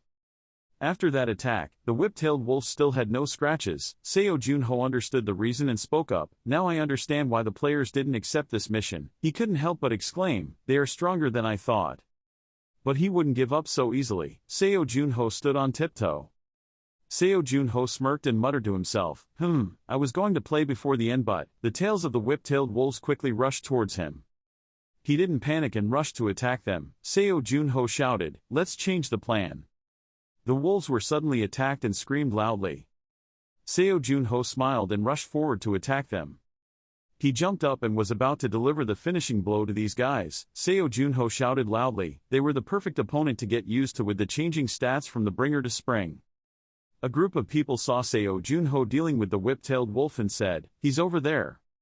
One guy was hiding behind a cliff, he confidently said that he and I were the only 4 people, so why did we hesitate? Another guy saw that this guy didn't know anything about Seo. Junho was frightened and asked Lee, what, is it Seo Junho? Well I don't think anyone here knows about him. That guy spoke up to tell his accomplices about Seo Junho's identity. That guy over there is Seo Junho, he is a famous super soldier on the first floor, they say he can equal Kim Woo-jung in terms of talent. When someone heard that, he exclaimed in surprise, that's terrible. The red-haired young man is very confident in his own abilities, but it hasn't been long since he set foot on the second floor so his level is around 30 while mine is 70. Another guy noticed Seo Junho's weapon, his eyes showed lust. The other guy said, I think just that weapon he's dancing with is worth hundreds of gold. He wondered. Ting continued, we will jump on him at the same time, he won't have time to react. Then the other guy spoke up and suggested, I would approach him without letting him get suspicious. Then it was everyone's part. A few accomplices glanced at each other. They couldn't help but silently exclaim, why is he get the easiest part again? The more that guy thought about it, the more excited he became, but he still kept going on and on. If it was really worth 100 gold, then our lives would start to be happy, he said excitedly. The collection was successful, there are still wolves left. The whip continued to attack Seo Junho. These monsters were no problem for Seo Junho. After a while he stepped on a wolf's head to the ground. Seo Junho turned his head to look at the Ice Queen. He said, "Phew, when I return to the mission, my honor will increase." The Ice Queen replied to him in confusion, "Isn't that little fox girl mentioned?" "I mentioned, the benefits will increase when you have higher honor." Seo Junho heard Saori call Gong Yuha like that and asked in doubt, "Why do you keep calling Commander Gong a fox?" He continued to say, "Anyway, I don't think it will be easy to increase honor just by completing solo mission. It will increase a lot if I might meet a criminal somewhere." "The Ice Queen is powerless against this bull-headed guy," she said. "You bet too much on luck." Fake awakening. Seo Junho rubbed his forehead with his hand. He helplessly responded, "Isn't it okay to be lucky just once?" The Ice Queen suddenly realized something and happily said, "Oh, it looks like your wish has come true." Seo Junho didn't understand what she meant. He asked suspiciously, what did she mean? A foot was slowly approaching him. Saori then explained what she meant. Someone had approached her. "It's been a while, don't you realize?" Seo Junho glanced behind him. He made his guess. "Maybe they are my fans." The Ice Queen is completely helpless against this brainless brat. She asked again. His brain works like, what did it take to get to this point? Seo Junho still maintained his point of view and hypnotized himself. "They must be a fan who walked through the crowd just to see me." He smiled and asked again, "Right?" The other guy heard his thoughts and admitted, Yes, you're right, extremely correct." His whole body suddenly trembled continuously. He asked him, "Can I have an autograph?" Seo Junho smiled brightly like a flower. He was very willing to ask him again. "Of course, did you bring a pen and paper?" The other three saw that and thought in horror, "It's okay." Seo Junho was still very enthusiastic and asked, "I will take a photo with you if you have some photos." The other guy confusedly refused. An autograph would be fine. The Ice Queen saw him react like that. She wouldn't. I can't help but exclaim, "This is a fake contract." Seo Junho still very enthusiastically asked the guy, "Do you want me to write something special?" The guy confusedly replied, good luck, or something okay. Someone hold the child. The dagger slowly approached. One person in the other group thought to himself, "Good job, Del." Several other guys were already preparing to attack him. The Ice Queen on the side looked at that guy slowly approaching Seo Junho and couldn't help but laugh a few times. "Fake contract, don't you realize that they are trapping you?" "Of course it is. Why are they?" "Maybe she's your fan." She deliberately reminded him of what she said. "What did I say?" Of course Seo Junho also knew. He helplessly muttered to himself, Don't tell me they think I don't notice. Those guys have already surrounded him." Seo Junho continued to say dejectedly, "They look down on me to this extent." One guy seemed to see something and wondered, He looked at the corpses of whip-tailed wolves and thought in surprise, "What? How many did he catch? I thought he was only level 30. The other guy held out his hand. He smiled harmlessly and asked, "Can I shake your hand?" Seo Junho did not refuse but immediately agreed, "Okay." He stopped pretending and bluntly exposed these guys. "But do you think 4 people is enough?" The other guy still didn't understand Seo Junho's meaning and questioned again. What do you mean?" He transferred his strength while holding the other man's hand. Seo Junho said in a harsh voice, "Meaning is it enough to defeat me?" That guy's entire arm was frozen. He screamed in pain. Seo Junho looked at him expressionlessly. He confidently said, "Don't bring at least 40 people, if you want to play for real." The other guy was caught. He suddenly lost control and raised his knife to attack him. He shouted loudly, "Damn it, die." Seo Junho was not afraid at all. He withdrew his hand and prepared to strike. Then he placed his hand on the other man's neck.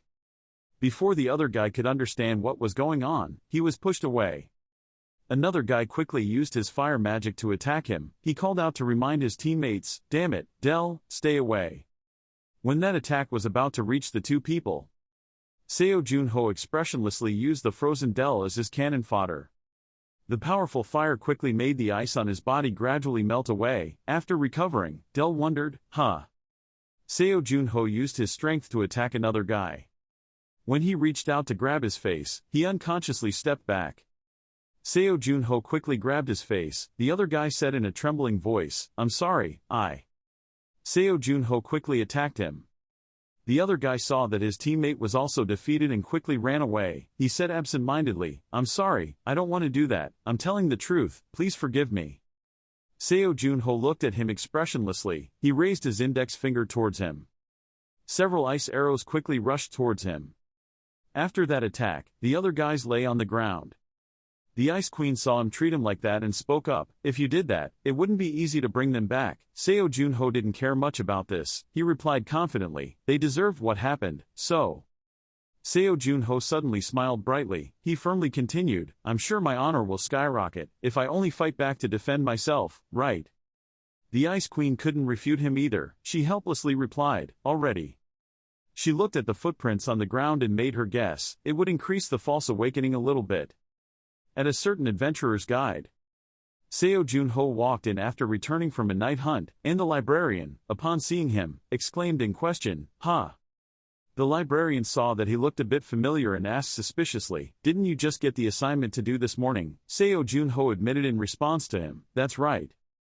When he saw what he said, he still had doubts and continued asking, so why did you come back, eh? Suddenly Seo Junho took out a few pieces of leather and placed them firmly on the table.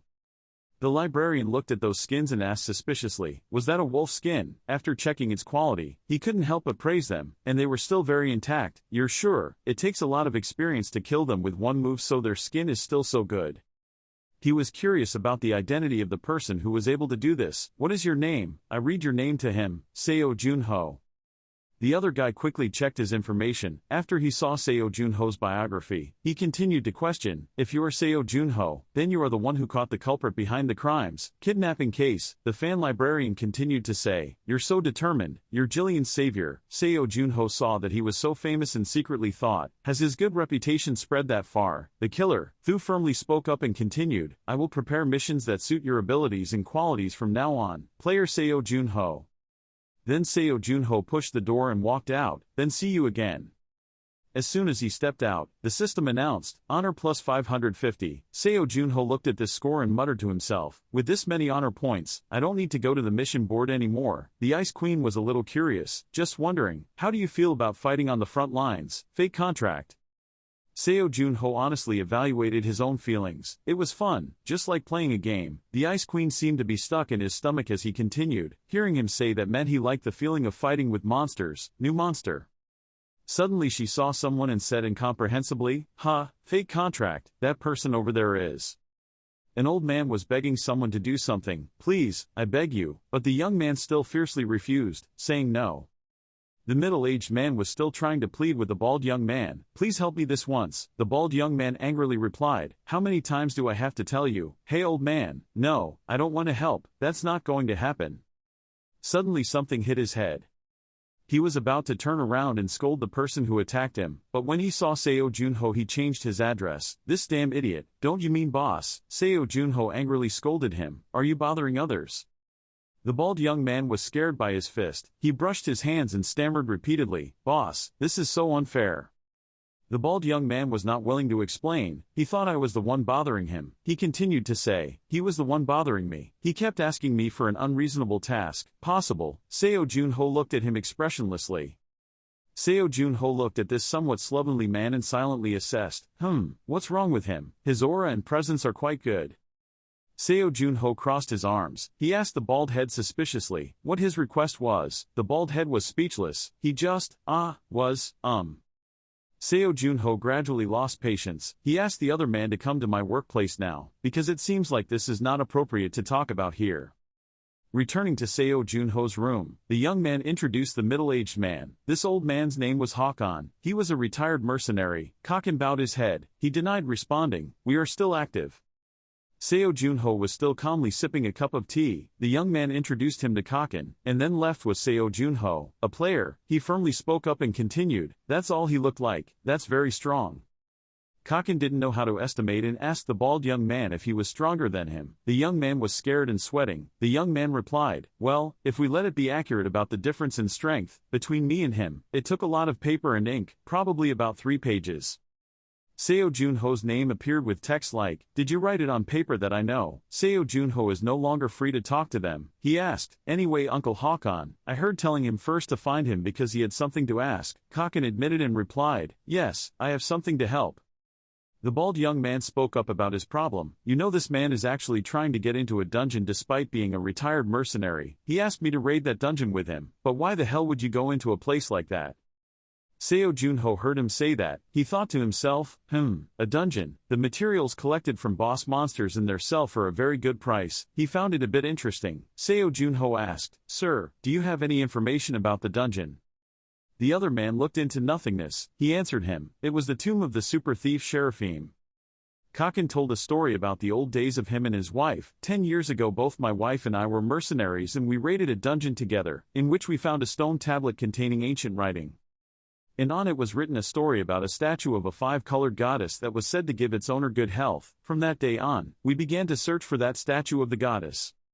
We originally intended it to be our last adventure before we retired, but Kakin was heartbroken as he continued. Last year my wife suddenly became terminally ill. To be exact, she had a tumor in her body that had not been discovered for many years, so it had developed to the point where it could not be cured, nor could it be cured. Surgery can be performed to remove it.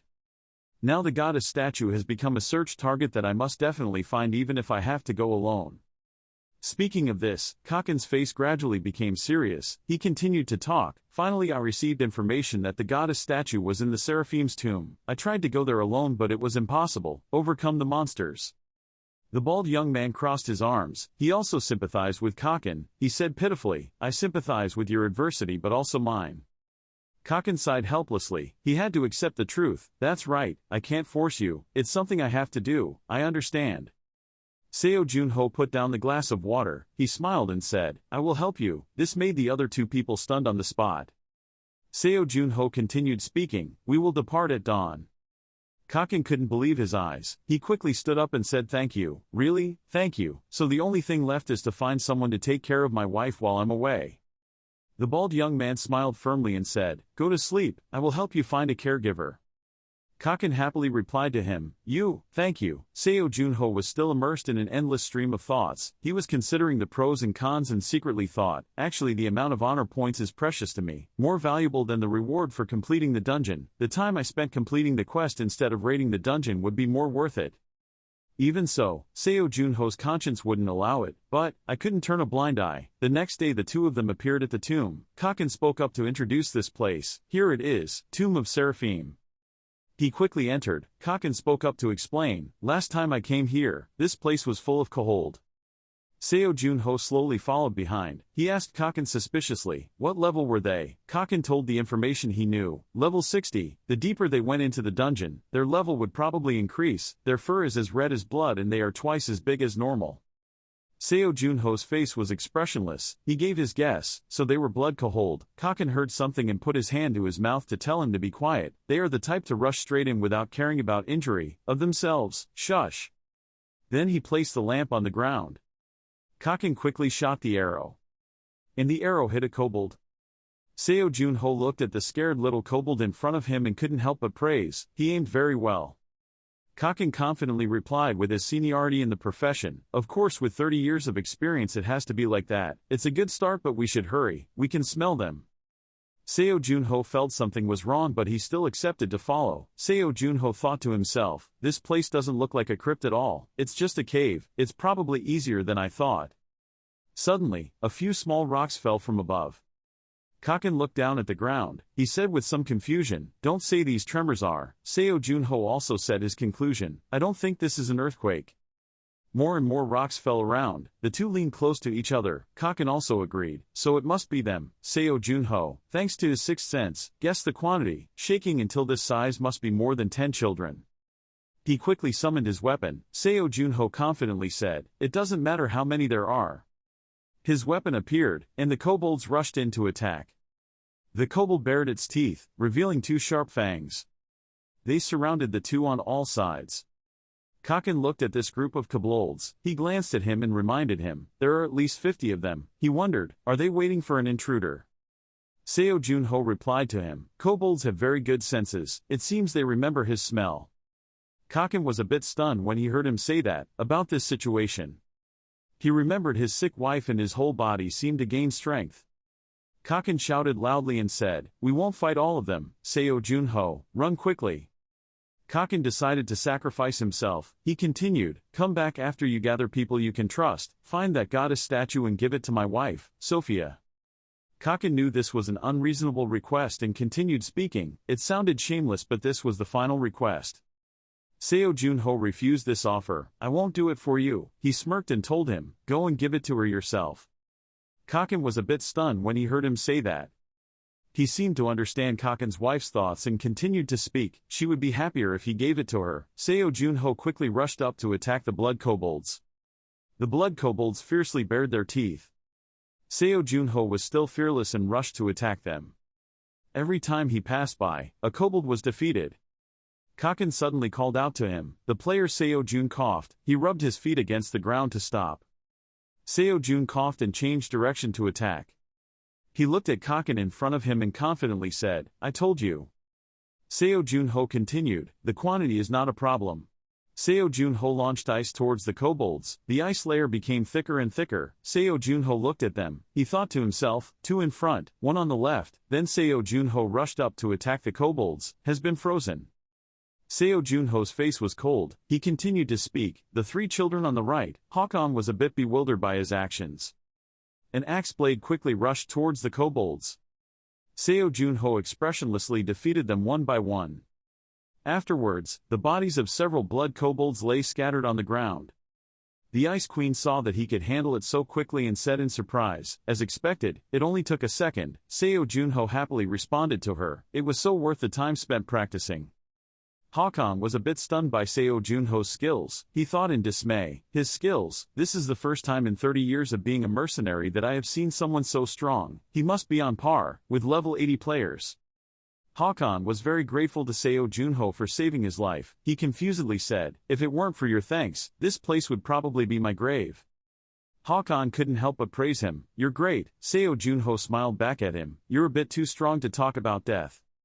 Seo Junho also highly appreciated Hawkon's abilities. He continued to say, "You're not bad with a crossbow either, let's go together." Hearing that, Hawkon laughed loudly in response, thanking him for the compliment.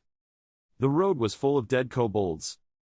After Hawkon smelled it, he didn't smell anything anymore. He spoke in confusion and said he couldn't smell their scent anymore. Hawkon looked around and imagined a future together with his wife. "After this I will retire and enjoy the rest of my happy life with Sophia." Seo Junho glanced at him and spoke up to stop him. Wait, whatever you want to say, wait until we successfully raid this dungeon. I've never seen anyone say those words and return safely." Hawkon also quickly corrected his words and replied, let's pretend I didn't say anything." Wait, suddenly Seo Junho stepped on something.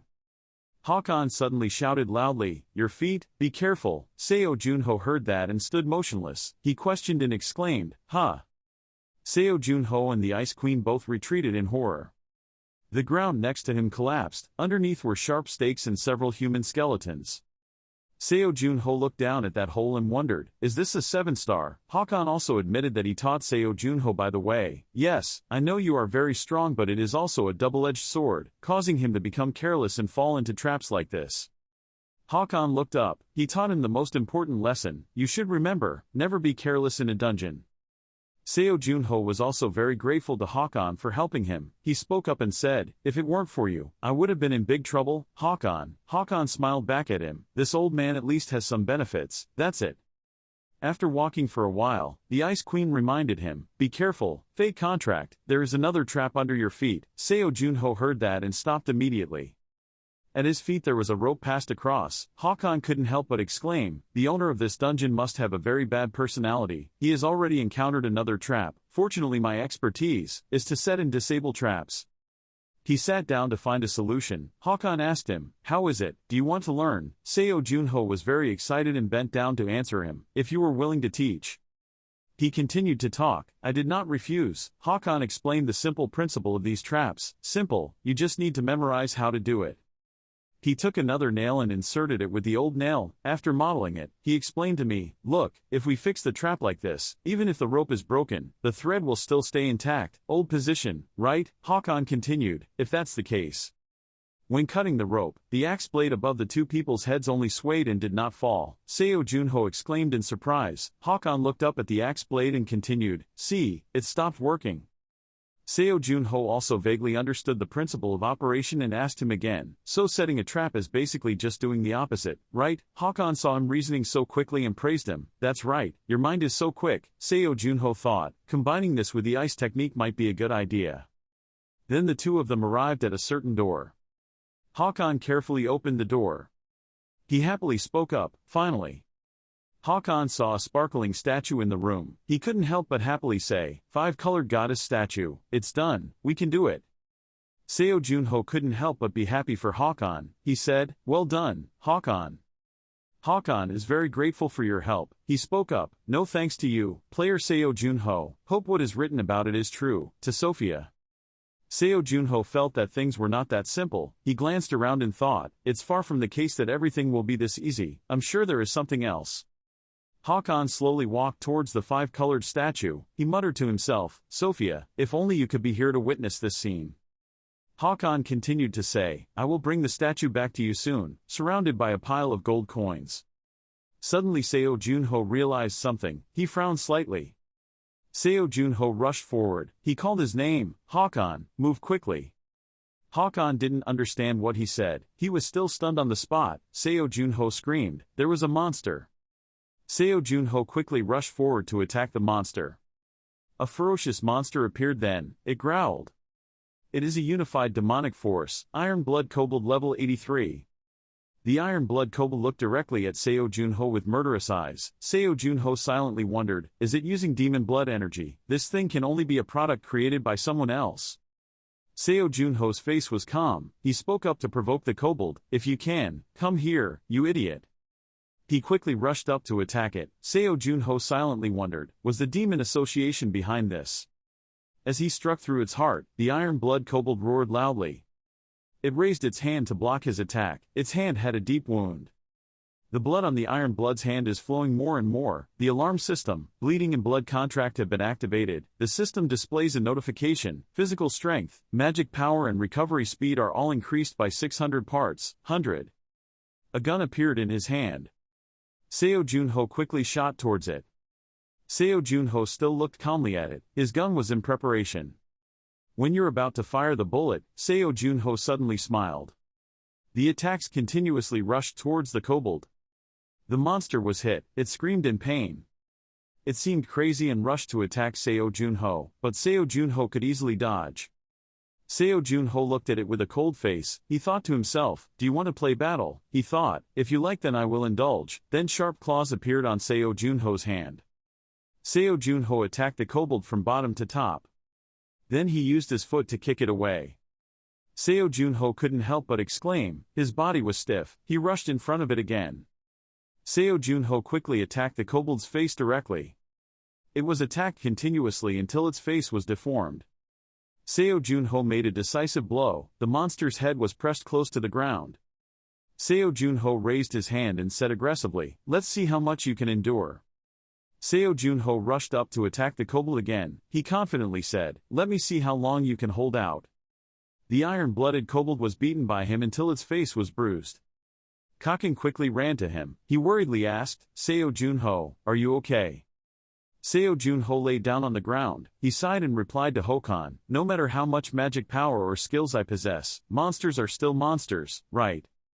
Hakan worriedly continued to say, "Your body is hot like fire. What happened? And the Ice Queen is treating you." Seo Junho calmly replied to him, "I'm fine. These things happen like every day." The system displayed a notification, "You have increased your level." Hakan quickly helped him up. He worriedly said, "Now you should at least drink some water." Seo Junho replied politely, "Thank you." Seo Junho drank water and spoke up, "Instead of worrying about the small monsters, it would be more effective to deal with the big ones." His system displayed a notification, increasing his stats by 3 points, level 43. Seo Junho spoke up and asked Hakan that he could take the Lord's treasure. He was a bit surprised when he heard that. He stammered and asked again, "What, really?" Hakan looked at that 5-colored statue. He muttered to himself, "I finally have it in my hands." He couldn't help but be excited and said with satisfaction, "You can take all the other treasures. This is more than enough for me." Seo Junho saw him say that and wondered, "If you said that, what should I get, huh?"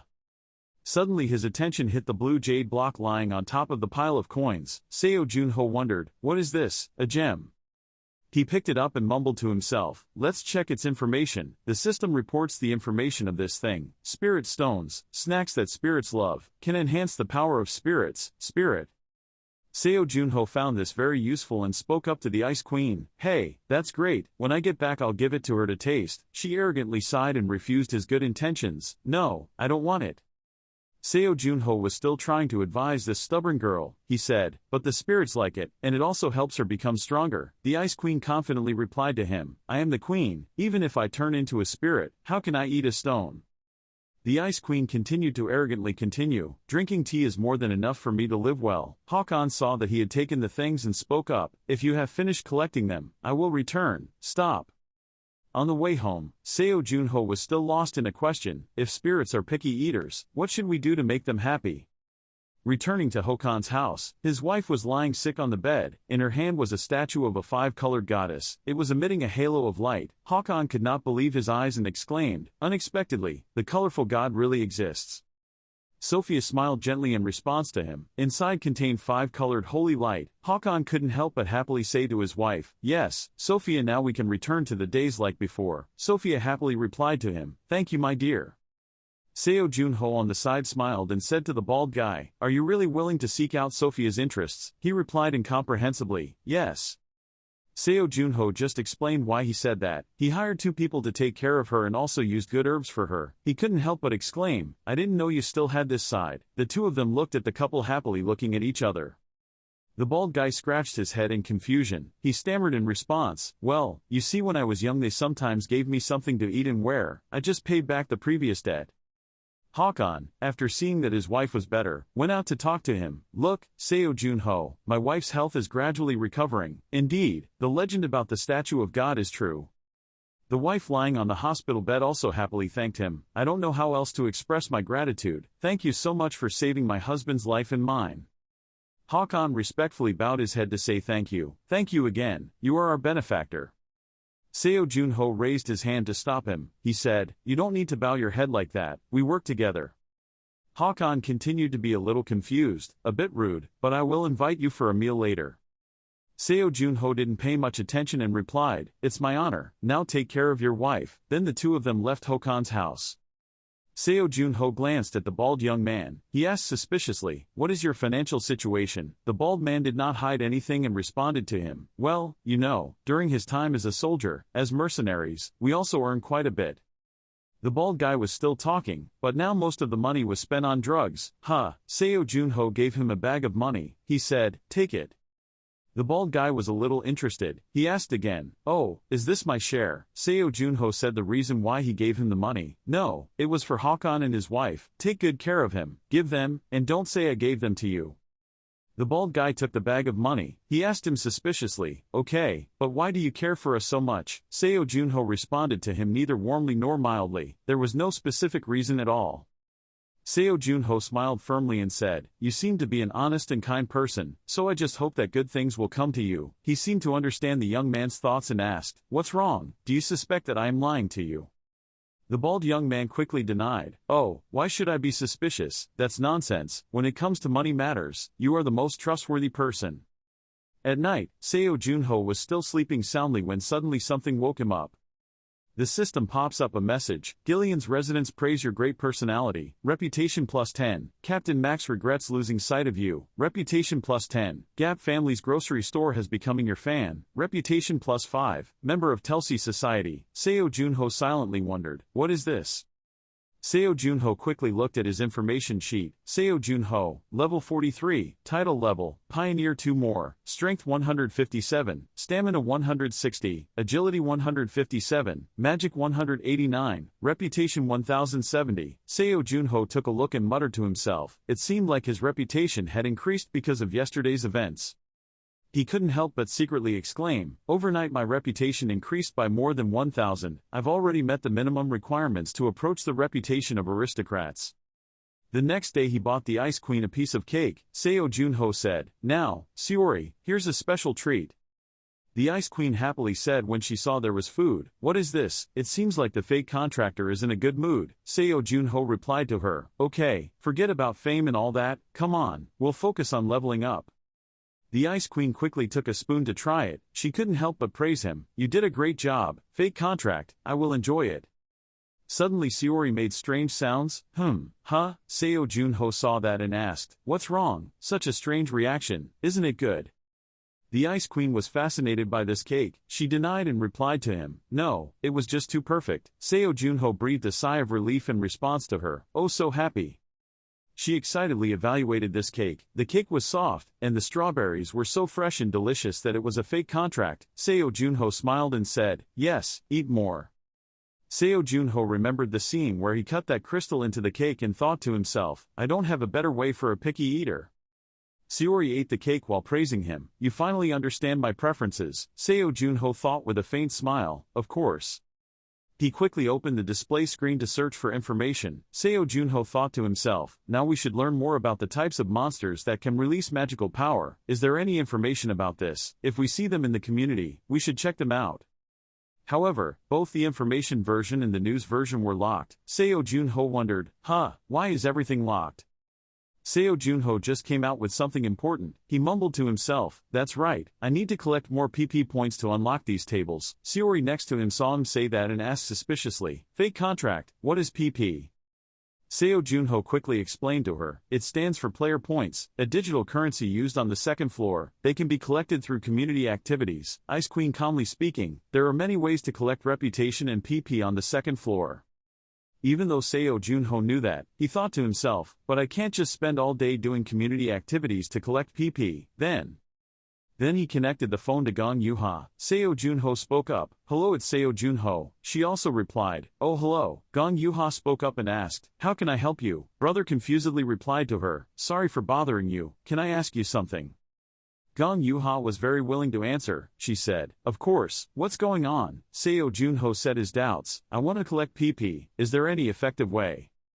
Gong Yuha thought for a bit and then gave him a solution. If it were him then the video board would be suitable. What is Seo Junho surfing? He asked again in question, video board. Gong Yuha now explained to him, yes, videos of hunting monsters or fighting bosses are very popular. The more views we have, the more PP we get. Seo Junho got his answer. Wish, he happily replied to her, so I can both earn PP and level up. Thank you. Gong Yuha continued to ask him, do you have any other questions? Seo Junho voiced his doubts and asked her, have you ever heard of monsters being able to use high-level magic? Gong Yuha quickly stood up. She replied honestly, do monsters use high-level magic? I'm sorry, but I've never heard of this. She asked him in doubt, why did he suddenly mention this? Seo Junho replied to her nonchalantly, I was just curious so I asked, thank you for answering me. After the two ended the call, Seo Junho drew his conclusion. It seemed like even Captain Gong didn't know anything about this. The Ice Queen of course didn't believe it. She refuted him. Fake contract, you're so naive. Maybe she just pretended not to know. Seo Junho replied to her, I don't rule out that possibility again. Sayori heard him say that and was confused. Seo Junho raised his cup of coffee to make his guess. Big Six probably already knew this information, but they may have agreed to keep this secret. He said with a straight face that he felt more grounded in the situation, but in my opinion, there's a high possibility that Big Six, including Captain Gong, don't know anything about this. It has been 25 years since the border opened, and until now there has been no information about monsters being able to use advanced magic. This means that these entities have only recently appeared. Seo Junho walked somewhere. He looked out the window and muttered to himself, we can't waste any more time. Sayori was a little confused about what he meant. She asked suspiciously, what do you mean we have to go hunting right now? Seo Junho quickly admitted, yes. Seo Junho looked outside. He said with determination, I must become stronger. The next morning, in the hunting area near Gillian, Seo Junho spoke up to the Ice Queen, remember what I said last time, this time we will cooperate together. Sayori responded excitedly, I'm also looking forward to it. Seo Junho asked Sayori if she could do the task herself to defeat the swamp slimes. The Ice Queen questioned him again, do you mean we have to do it alone? Seo Junho honestly admitted what he meant, yes. He smiled and said in anticipation, let's see how much power she can wield. Hearing that, Sayori happily replied, oh, it's not a bad idea. Seo Junho asked her suspiciously, do you need anything from the black market? Sayori thought for a moment and replied, something I need. The Ice Queen explained that the Guardian's power was based on the spiritual power of the contract. She continued, so you just need to stay focused and calm. Seo Junho confidently replied to her, if it's about that then leave it to me. Sayori sat on his shoulder. She pretended to be embarrassed and said, anyway, this is a fake contract. This is the first time I gave it to her. You see how we hunt. Sayori smiled brightly and said, just wait and see, it will be a magnificent scene. Then surrounding the two was a crowd of slime monsters. The slimes have spooky shapes. Seo Junho glanced at Sayori and couldn't help but exclaim, for the first time in my life, being surrounded by slimes like this, it feels really strange. Seo Junho worriedly asked her, Sayori, are you okay? Sayori snapped her fingers. She confidently replied, contract person, don't underestimate the Guardian like that. The surrounding trees were covered with a layer of snow and ice. The slimes were also frozen. They were all standing motionless now. Seo Junho looked a little bewildered at the things around him. Sayori clapped her hands and confidently said, of course it's not over yet. Ice crystals shot out and attacked the frozen slimes. Sayori laughed and said, this is the power of the Guardian. What do you think? Seo Junho honestly commented on this move. It looks really impressive, but it's too messy. Seo Junho continued to say, our mission is to collect 100 slime cores. We shouldn't destroy them all. Sayori heard that confused and scratched her forehead. She hesitantly replied, that's right, some cores. Sayori continued to say, okay, let's move to the next location. This time let's show them our true abilities. Seo Junho intentionally reminded Sayori of his mistake, and this time don't break it, destroy the cores too. Then the two walked to another place. The slimes all went behind him. Sayori confidently said, now watch carefully, then she snapped her fingers. The huge slimes were frozen again. Then Sayori created several more sharp ice blocks. Then they quickly rushed towards the slimes. The arrow pierced the slimes' hearts, and it took out their cores. Seo Junho reached out to hold those cores. He exclaimed in surprise, she had taken all the cores. He intended to praise and continued, the ice spear conception time is quite fast, the accuracy is also very high, however. Seo Junho looked at the mucus on the ground and made a guess. It seemed like the flying speed of the ice spear was still a bit low. Sayori saw him say that and asked the question again, so it didn't help, star.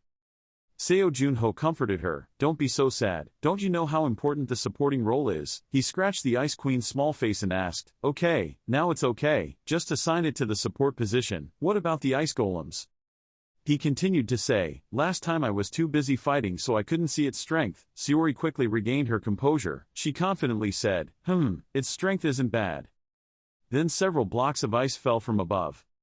Then a complete golem appeared in front of him. Seo Junho exclaimed, wow, that's huge. Seo Junho had some doubts and asked Sayori, from what we saw last time, they can move freely, so do they have their own consciousness? Sayori quickly answered him, they still have a little consciousness, certain consciousness, but only at a low level. Sayori continued to say, so when they fight, it's best to let the owner directly control them. Seo Junho heard her say that and asked the question, she can use different magic and control golems at the same time. Even though Sayori had turned into a spirit, her aura still remained. She confidently introduced herself, I am the Ice Queen of the Niflheim Kingdom, the one who froze the whole world. Even now I'm just one, a high-level spirit, so it doesn't matter to me. Seo Junho glanced at her. He suggested, now prove it in real combat, let's go find some new slimes. In the afternoon, the sunset gradually fell on this place, and the ice on the ground gradually melted away.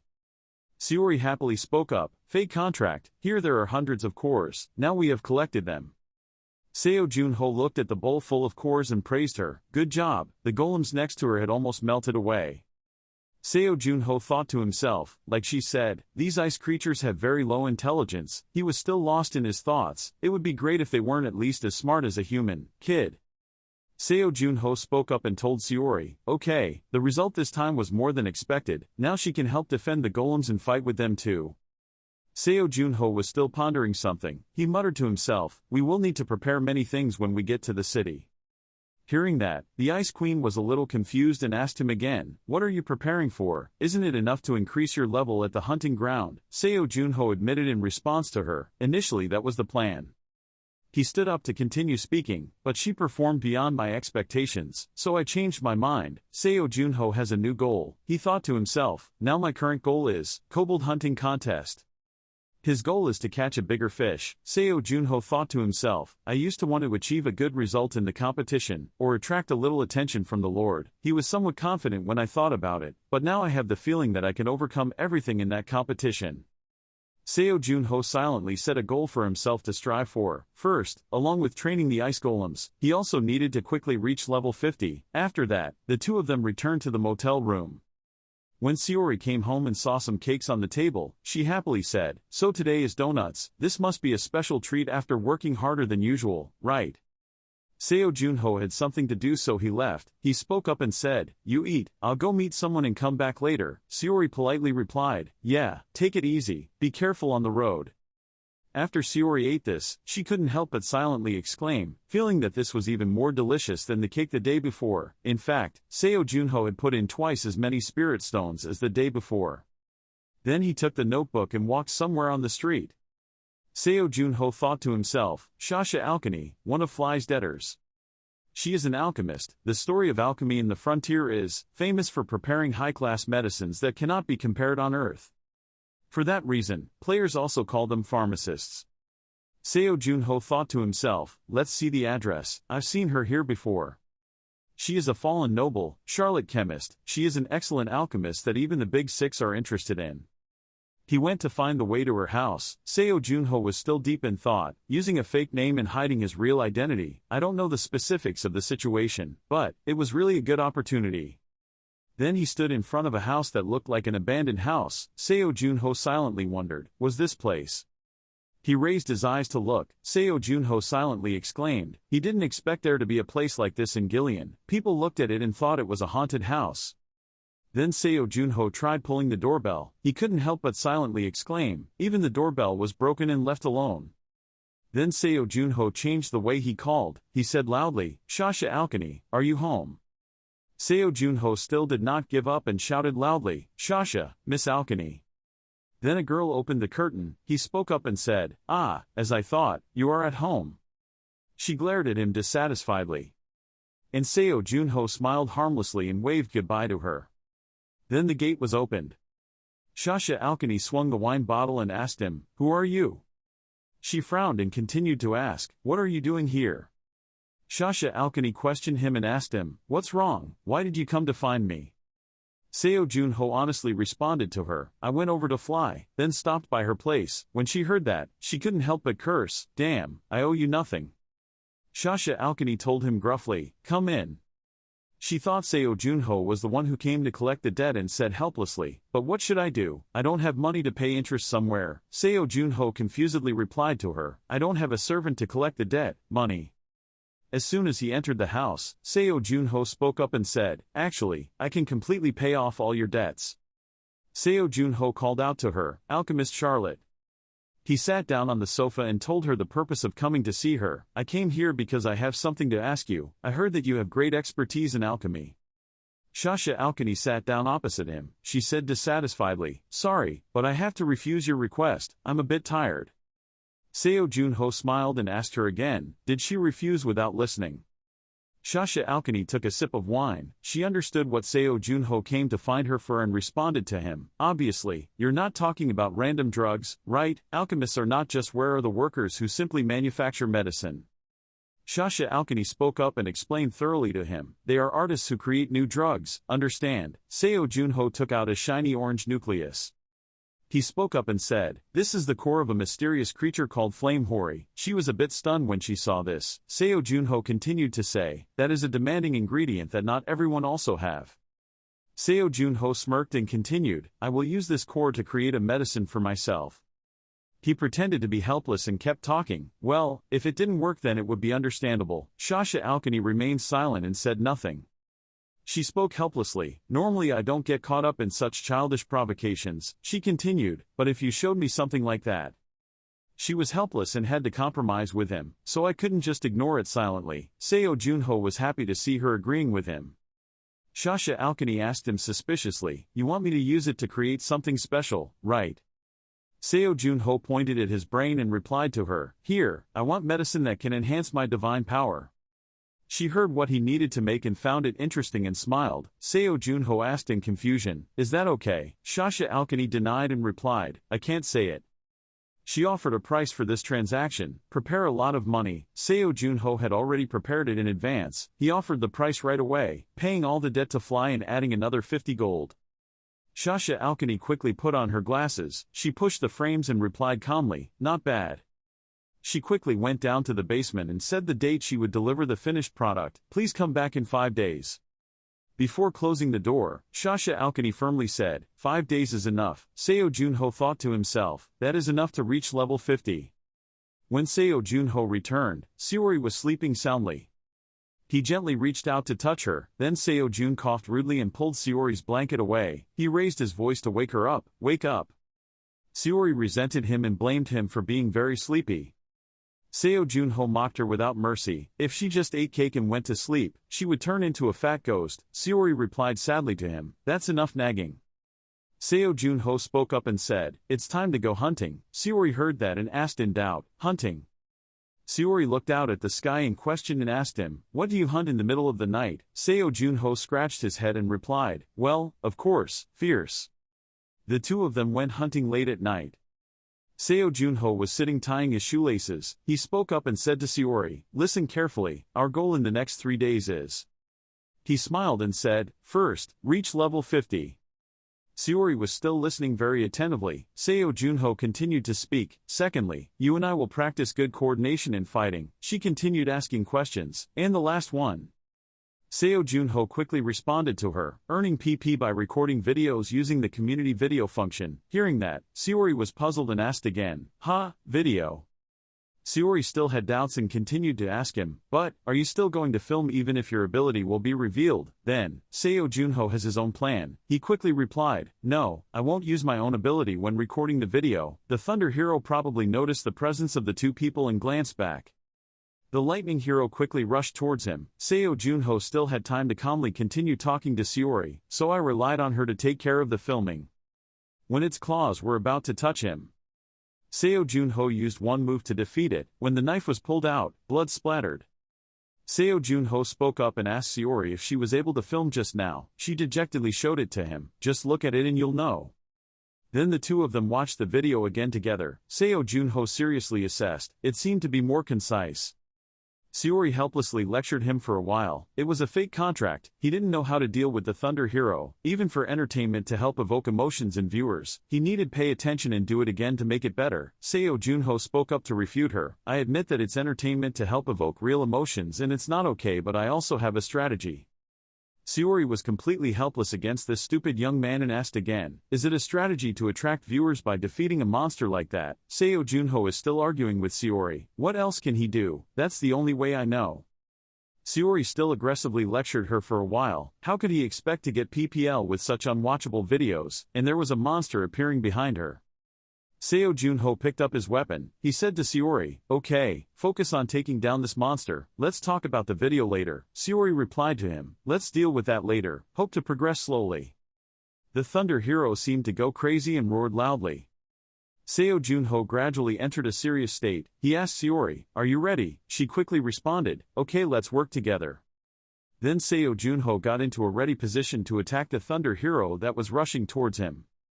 When it was about to rush in, Sayori quickly froze its hand. Sayori shouted loudly, the important thing is, Seo Junho responded to her, our thoughts are in harmony. Then he quickly rushed up. After that, the Thunder Hero was quickly attacked by him, its entire body covered in blood. It still did not give up and prepared to counterattack. Seo Junho was a bit stunned and didn't have time to react. Suddenly there was a shield in front of him and narrowly saved him. Sayori was still trying to maintain that shield. The Lightning Hero was quickly attacked by Sayori's ice arrow. It was then taken down. While still barely alive, the thunderstorm screamed loudly. Sayori happily spoke up, it's only been 4 seconds, I don't even use magic anymore. She continued excitedly, what an unexpected joy. After Seo Junho watched this video again, he regretfully said, if we meet a monster insect, we can shoot another great video. Sayori suddenly changed numbers. She spoke up, fake contract, I have this idea.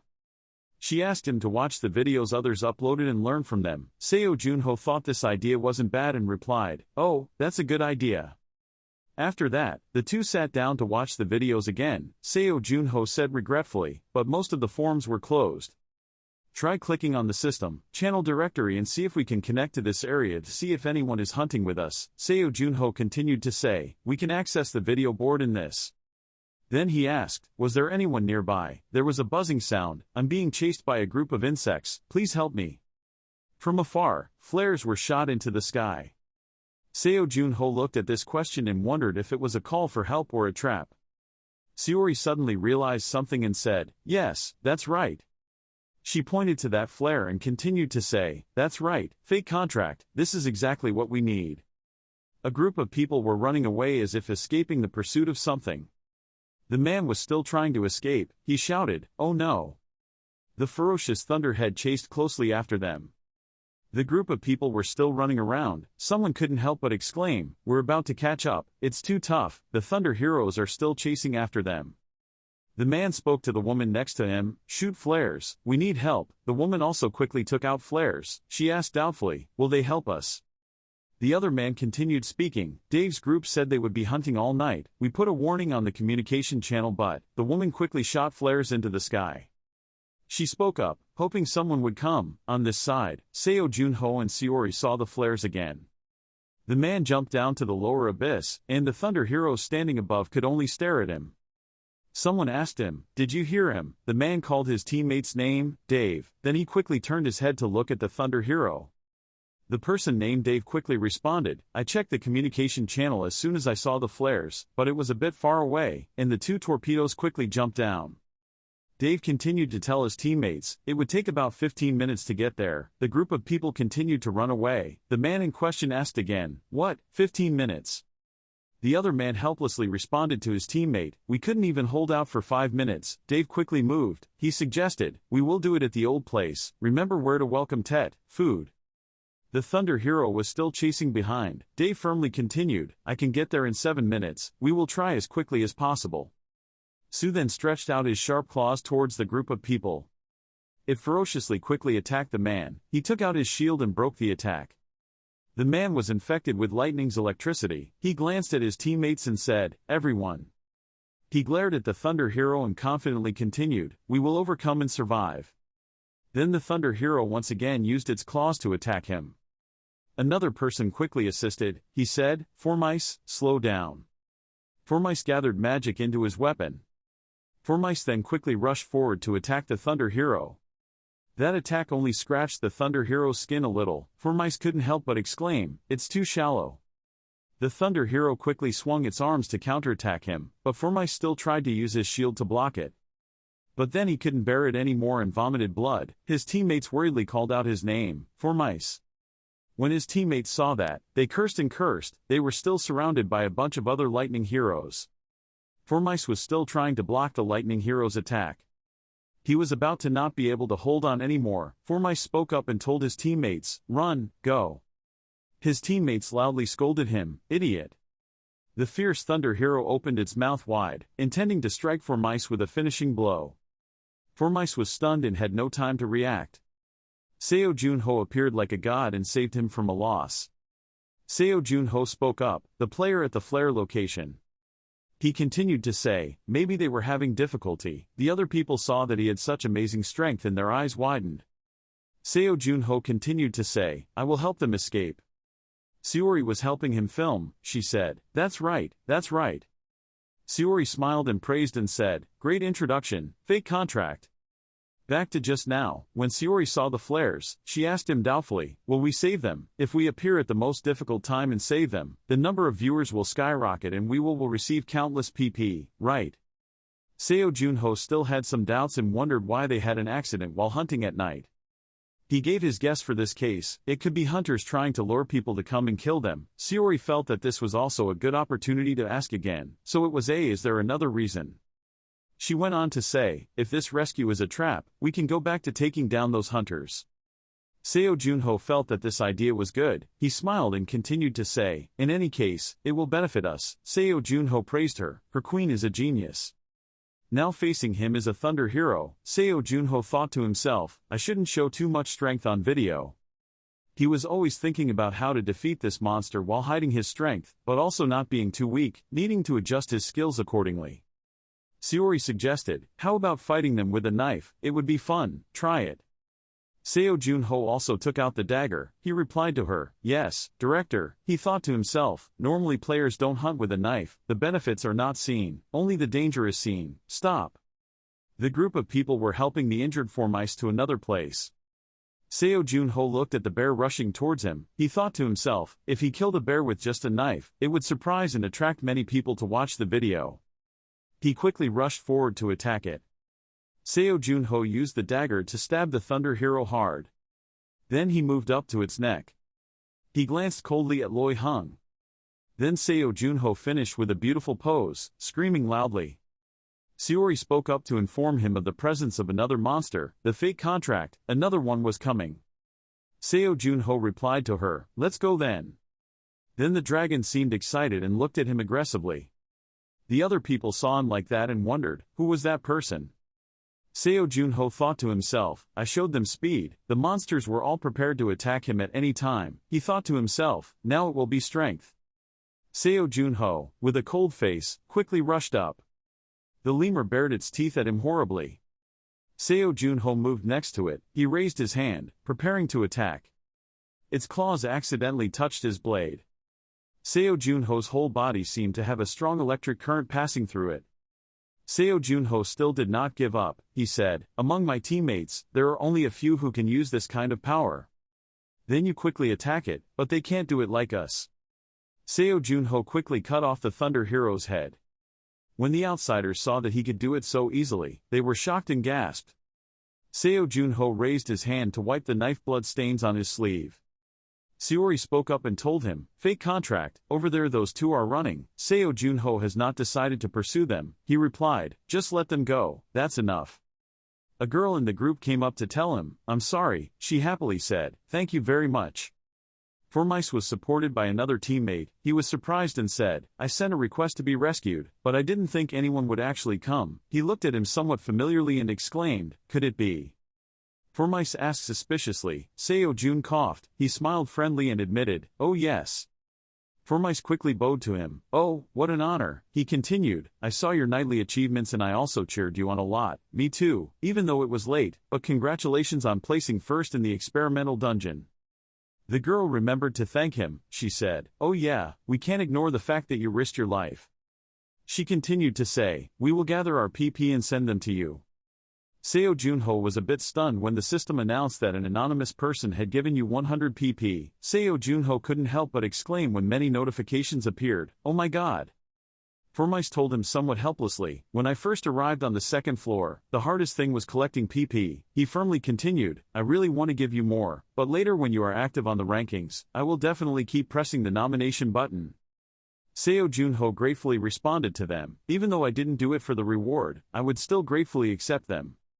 After everyone left, Seo Junho sat and rested on a rock. He couldn't hide his surprise and exclaimed, I never imagined I would receive a PP as a gift. Saori was also happy, seemed to respond to him. They were really good people. The system displayed a notification. The recording would stop. After filming finished, Seo Junho excitedly said, let's see how good her filming skills are. Saori also looked forward to asking him if I could watch it too. The screen shows the scene of Seo Junho bravely fighting the mighty Thunderbolt. The system displays an editing notification. This function allows editing very easily and quickly. Saori is extremely tech-savvy. She said, cut the part where you get the PP here, and adjust the landscape a bit higher here, and this part should also add a slow effect. Next was choosing a title for this video. Seo Junho couldn't help but say to himself, well, anyone who watches this will think I'm a professional director. I recommend Seo Junho. Let the heroine decide the title. Saori seriously pondered for him the title of this video. Let's see, what about the Return of the Black Knight? Seo Junho felt that this was quite childish and quickly refused. No way. Saori thought of another title and suggested, oh well, I can think of a better one. Seo Junho had entered that title. Okay, let's leave it like this. On that bar is for testing purposes. Saori saw him enter this title and exclaimed in horror, why did you do that? Seo Junho saw her react like that and couldn't help but tease her. Maybe she wasn't a queen at all, more like a child. And his video was quickly posted. After that, the two of them went to fight the lightning hero again. Seo Junho hugged the lightning hero and slammed its head on the ground. The ground was frozen by Saori. Seo Junho quickly retreated before the Thunder Hero was completely frozen. Seo Junho couldn't help but praise her. Good job, Sayori responded. Heroine is improving very well, Seo Junho happily announced, among the 3 plans we outlined before coming here. He continued speaking, 2 of them had already completed, synchronized with her and reached level 50, the Thunder Heroes were completely frozen. Sayori was very curious and asked, "Oh, speaking of that again, when will you check the comments on the test video?" Seo Junho remembered something and asked her, "Oh, right, do you want to have a snack first and then check the video results?" Sayori replied, "Watch the video first, I'm really curious about the results of Heroine." Seo Junho also admitted in response to her, "Of course, it wasn't like queuing in real time." Suddenly he saw something and exclaimed in surprise. When Seo Junho saw that the number of views was 175,000, he wondered, "Wait, is this number of views considered good? Is it an average number?" Sayori also agreed with him and replied, "Well, I suppose so. After all, the other videos only have a few hundred views at most." But what he cares about most is the number of PP he receives. He mutters to himself, "The number of PP he receives through this video is..." When Sayori saw the number of points, she was surprised and said, "You have received nearly 3,000 points, right?" The system displayed a notification. The number of PP received, 1760. The number of PP received through donation, 1,153. Sayori then realized and happily said, "This is definitely not a small number." Seo Junho scrolled down to the comments section. He said, "There are also a few comments here." Everyone in the comments section enthusiastically said. A group of people saw his strength and made their own guesses. "By the way, does anyone know who he is? He's definitely at least level 50. He hunts dungeon bears like he's hunting such a goblin, and he's only level 50, maybe 80. Others couldn't help but exclaim, "They only came back at least a year ago, and they're already creating quite a stir." Another person saw this and said contemptuously, "Is it so impressive to climb up the real-time rankings with this video? I can do it too." Another person saw that he spared the last 2 Thunder Heroes and asked in doubt, "Why didn't I see the last 2 killed?" Another person said contemptuously, "It still seems like he hasn't passed the amateur level yet." Another person spoke up to protest, "No, clearly no one can chase them." Seo Junho tapped his head as he read the comments. Another comment was posted, "It seems I missed it, something is up." Then his attention landed on a comment that read, "Next time it will be my turn to say ha." Wearing armor from Quan Noya's workshop and carrying a golden hand cannon, it's not necessary to reach that level, of course.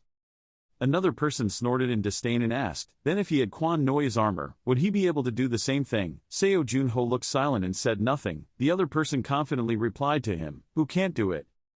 Sayori saw this group of people arguing over trivial matters and said in frustration, "Earthlings always quarrel over trivial matters every time they have the chance. They really lack self-esteem." Seo Junho called out, "Her series." Seo Junho saw that he was being despised like that and said in a harsh voice, "It seems like I have to show my real skills in the Comet tournament, so that no one can doubt me anymore." Sayori was a bit surprised, scared by his expression. Then the two recorded another video. Gong Yuha and someone else saw this video. The other person exclaimed, "Great, it seems like you chose me as your proxy for a reason." Gong Yuha's focus was on something else. She hesitantly made her guess, "It seems like I won't be called a snakehead anymore." Gong Yuha questioned the other man, "But snake, no, did Seo Junho receive instructions from him?" The other man puzzledly asked him again, "What's wrong all of a sudden?" Gong Yuha stated the evidence that he came to this conclusion. "I have seen all of his skills without missing anything, but his sword-cutting skill seems strangely similar." Strange. The other man asked her in confusion, "Well, if you wanted to learn, you should have learned swordsmanship. Why did you have to turn to learning short sword skills?" Gong Yuha saw him admit it and smiled in response, "Of course, I guess you're right." Gong Yuha continued to speak up. After all, a few days ago, he asked how to get PP. She still watched the video attentively and continued, "Now they don't have to worry anymore. Somewhere, someone is holding a skull with their hand." The man wearing a coat sat seriously on a chair. Another person wearing a black cloak came in and said, "Sir Nazard Hallow." He continued talking, "I found out Seo Junho's location and his room in the inn." The other guy asked, "Should I bring him here?" Nazard Hallow rejected his good intentions. "No, this location is still not suitable." He continued to speak, "There were too many eyes and ears in the city." Nazard Hallow ordered his subordinates to keep an eye on him. When he appeared, it would not be too late to start moving. The subordinate gave an assessment of Seo Junho's current ability. "Understood. Through watching his videos, I found his physical ability to be quite good." He confidently continued to say, "A level 90 person would be enough, but..." The other guy continued to say, just in case, I'll go too. Nazard Hallow squeezed the skull in his hand. He said nothing. Hazard Hallow ordered, bring 2 of them too. The subordinate asked in confusion, so you mean all 4 of us should go? Hazard spoke up, not knowing what he meant, 3 times. He continued in a harsh voice, that bastard had escaped 3 times. Hazard Hallow's whole body was full of murderous intent and continued to speak. Among those 3 people, Carl Seiner is also your superior. He allowed his subordinates to I dealt with Seo Junho the way he wanted, so make sure you avenge your superior properly. The subordinate replied respectfully, thank you. Nazard Hallow rested his chin and closed his eyes in contemplation. He continued to speak in a harsh voice, but if it happened, he would eventually survive this time. In his mind now is the image of Seo Junho. Nazard Hallow opened his eyes firmly and muttered to himself, I will personally intervene. The next morning, the morning light filtered through every window. Sayori was still sleeping soundly in the toilet paper roll. Seo Junho looked at her sleeping so soundly and made up his mind to mutter to himself, I should buy a proper bed soon, he exclaimed in admiration, unable to believe that she would use toilet paper as a mattress. Seo Junho walked out the door. He muttered to himself, okay, now. Then he appeared on the street. Seo Junho looked at something far away. He said, let's join the kobold hunt. Seo Junho had already entered the queue. In front of him was a long line of people. Seo Junho couldn't help but exclaim, damn, the line doesn't seem to be getting any shorter. Someone spoke up about the information they knew. I heard that we will be able to meet with nobles if we perform well. Someone recognized Seo Junho. He said in surprise, hey look, no, is that him? The guy in the dagger video. The group of people kept whispering. The person whose name was in the 3 most searched keywords. Another person agreed to discuss. That's right, it's Seo Junho, the Dark Knight. They were still staring at Seo Junho's direction. The other group was still enthusiastically discussing. He was the most famous rookie today. At the selection venue, Seo Junho said in surprise, there were so many people, it seemed like there were not only players but also adventurers.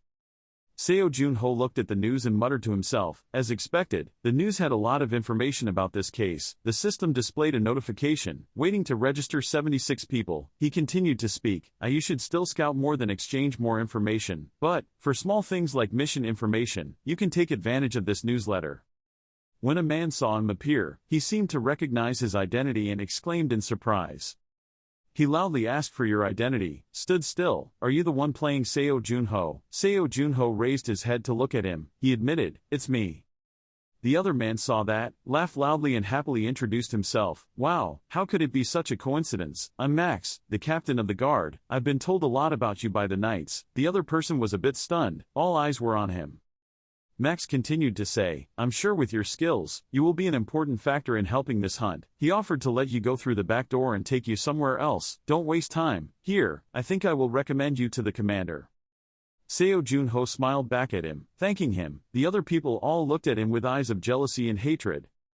Max enthusiastically led the way for Seo Junho. Okay, in this way. Then the two entered the battle area. There was also a group of people here waiting to test their abilities. Max spoke up and told him that the entrance exam was being held here. He pointed to the man in there and introduced, Commander Fiver, this is the skilled player I met recently. Let's say hello, it's Knight Captain Fiver. Seo Junho was brought before him. He introduced himself, pleased to meet you, I'm Seo Junho. A Fiver player just saw you and commented, you look quite strong, there. He asked him about his current level. What was his level? Seo Junho answered him honestly, I am level 50. Fiver did not evaluate his level. He said, level 50 is not really high. He stated that the reason why he needed to recruit high-level people was that the Lord wanted to minimize unnecessary casualties in this hunt, and so it was necessary to test the skills of the candidates. He pointed to where 3 people were sitting and suggested, why don't you sit and wait over there? Fiver continued to say, move on to the training lesson when it's your turn. Seo Junho found a place for himself to sit down. The group of people were discussing excitedly. One person wondered, are our opponents the Knights of Jillian? He exclaimed, they look quite strong.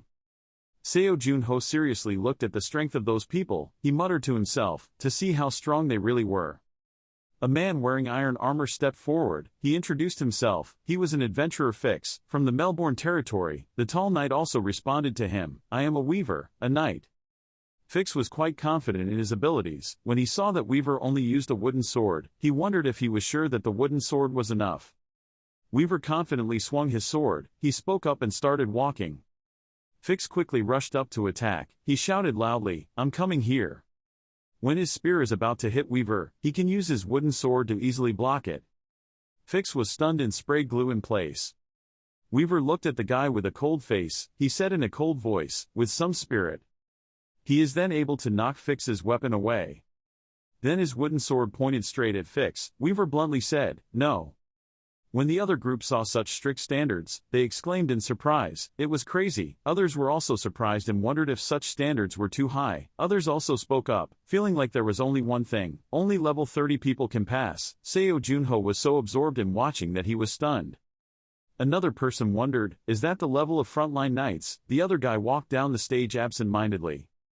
Suddenly the person sitting in front of him stood up and challenged him. He had a muscular body and introduced his name. "I was the Baek Jenwoo player." The other person replied briefly, "I am a weaver, a knight," a person who, when he saw Baek Jenwoo coming here, couldn't hide his surprise and wondered, "Whoa, that uncle, is he still alive?" When Weaver saw that Baek Jenwoo was carrying nothing, he asked again, "Are you playing with your bare hands?" "Probably not." Baek Jenwoo replied very firmly, "Sure, please invite me." Weaver replied to him, "Let's start." Seo Junho took this match seriously. Baek Jenwoo's hand was clenched into a fist. Baek Jenwoo quickly rushed up to attack Weaver. As soon as he entered, he grabbed his opponent's weapon, but Weaver still calmly stopped him. Then the two separated for a while. Baek Jenwoo quickly attacked again. Weaver, expressionless, counterattacked. The group of people sat and watched and couldn't help but evaluate Baek Jenwoo. "That uncle is famous because he has no talent, right?" Another person admitted, "Yes, he started being a player when he was 16 years old, but 16 years later, still no progress at all." Another person gave his guess. It seemed like he had gone to training somewhere. He continued disdainfully, but the skills were still the same. The two of them still fought back and forth.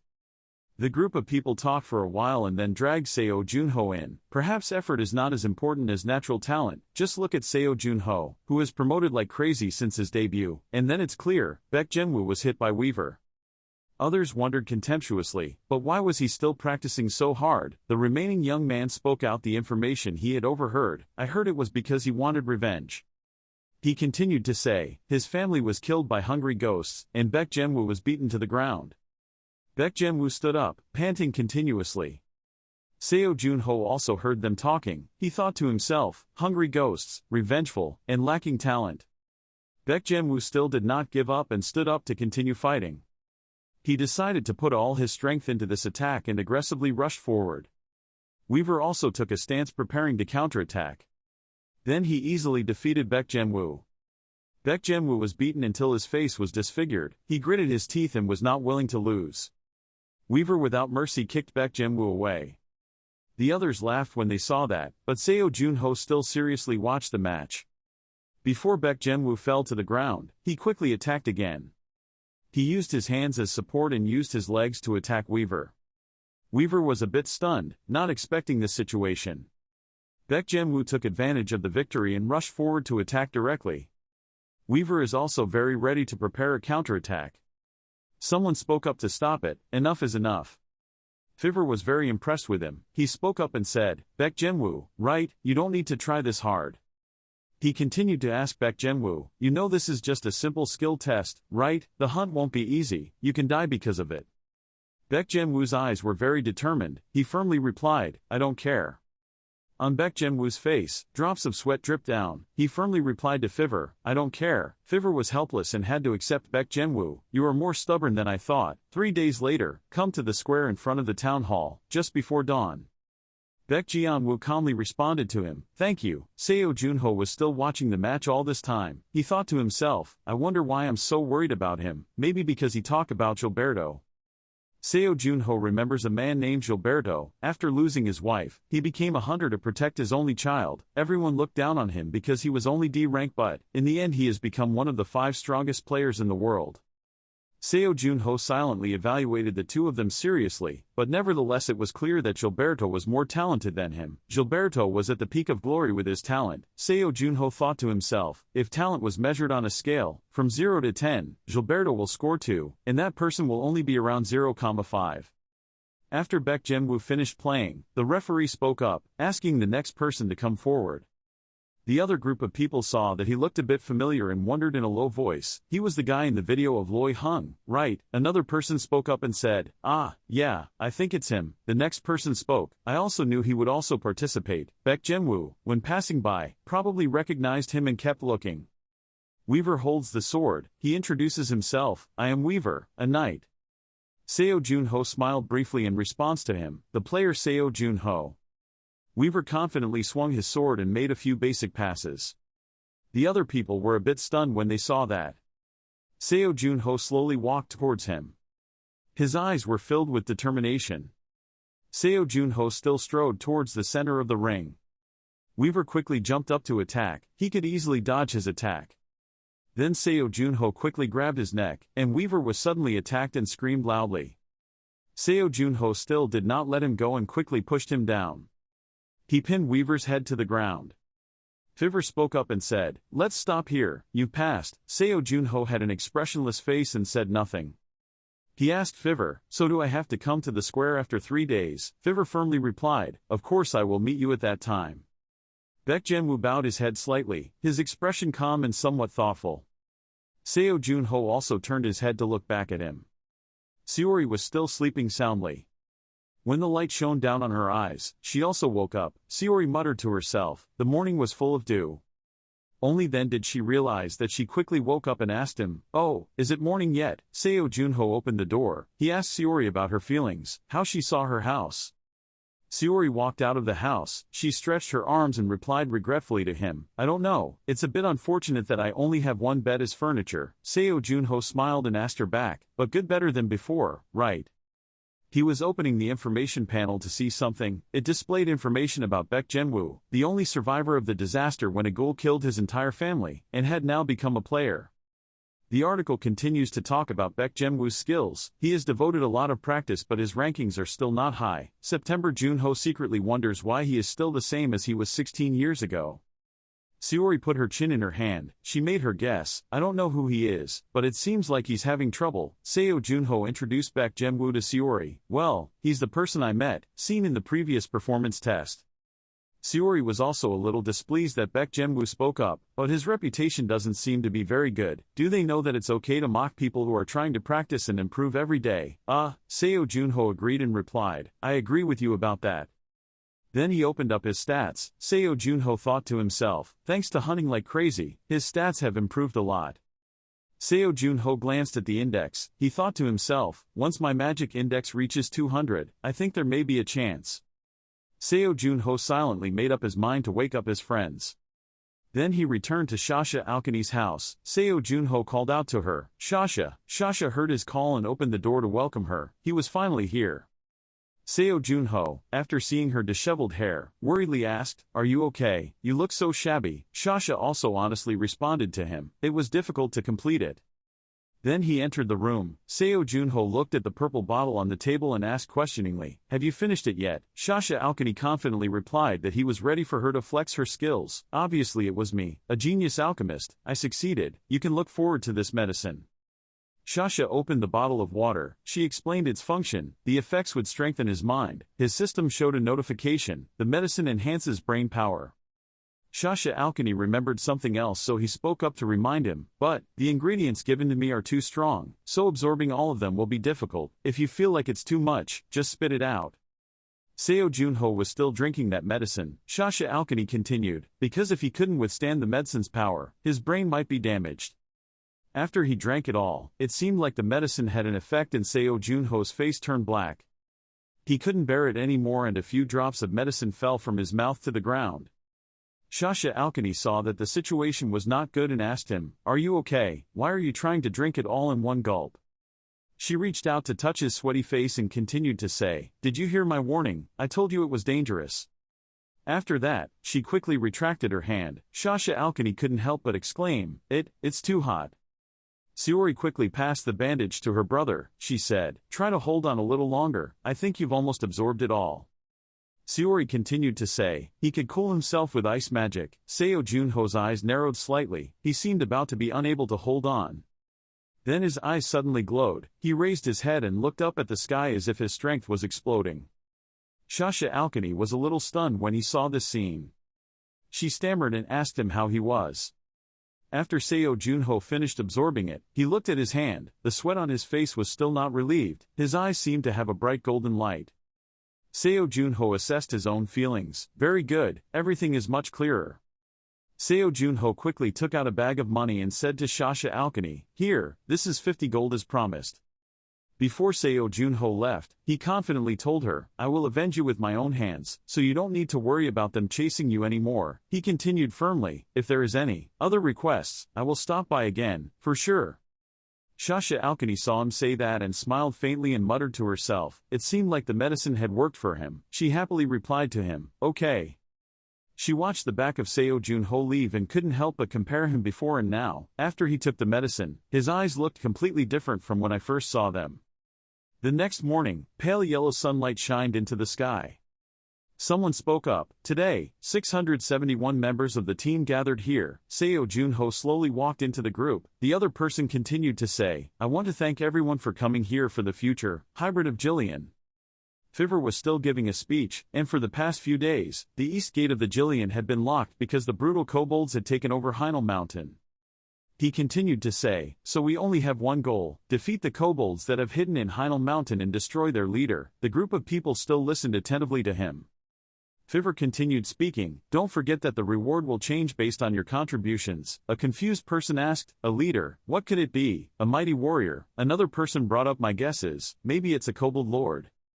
Seo Junho silently made up his mind and thought, "I will do everything to meet the leader of the city." Fiver continued speaking, "Now from this point, we will maintain the formation to advance to the east gate of Jillian, and the announcement system. Events at Jillian Castle, you are participating in the kobold hunt. Horde." Everyone below simultaneously raised their hands and shouted loudly, "Immediately." The group is still departing to the east of Jillian. Leading the way were Jillian's knights. A certain young man looked at the rough road in front of him and wondered, "Is this the entrance to Heinel Mountain?" He continued dissatisfiedly, "Mom, I fucking hate mountain climbing." Another young man also laughed and continued talking with the other young man, but stopped trying hard for a while longer. He continued to say, if he could find a trail, he could climb the mountain to find a source of water. The young man complained about climbing the mountain helplessly and replied that he had no choice but to try for the sake of water. Seo Junho still had a cold face in the middle of the crowd. Siori flew next to her. She looked at the squad and evaluated it. Everyone still seemed very comfortable. Even though it was a hastily patched together team, it seemed like they didn't feel much for each other. Seo Junho didn't care very much. He calmly replied to her. He would know when the battle broke out. Seo Junho looked at the group of people in front of him and thought to himself, what should I do? Quickly rush to the front line, clearly affirming the gap between the strength of the two sides, or slowly attack to avoid being surrounded by enemy troops, restrain. He looked up and down, secretly thinking of the best plan, but soon there would be more high-level monsters appearing, so it was best to observe the situation first. Someone raised their hand and ordered the group of people to stop. Some knight spoke coldly. I smelled the characteristic scent of kobolds. Seo Junho struggled to put on the shield, then he remembered something and thought to himself, right, I should admire everyone's skills a little. Someone realized the kobold's appearance and his face changed color. The leader shouted orders to the people. There was a group of kobolds attacking the mountainside. Our side maintained the formation. A few kobolds on the cliff attacked the people. The group of people quickly got into a ready position to attack. The leader looked at this number and wondered how many animals there were in total. The kobolds roared loudly towards everyone. Then they quickly jumped down and attacked them. A knight counterattacked one. He said harshly, this. The other kobolds were also quickly defeated. Seo Junho only used a shield to attack them. He gently walked past them. Seo Junho used a dagger to attack the kobold at close range. It had no time to react and could only scream loudly.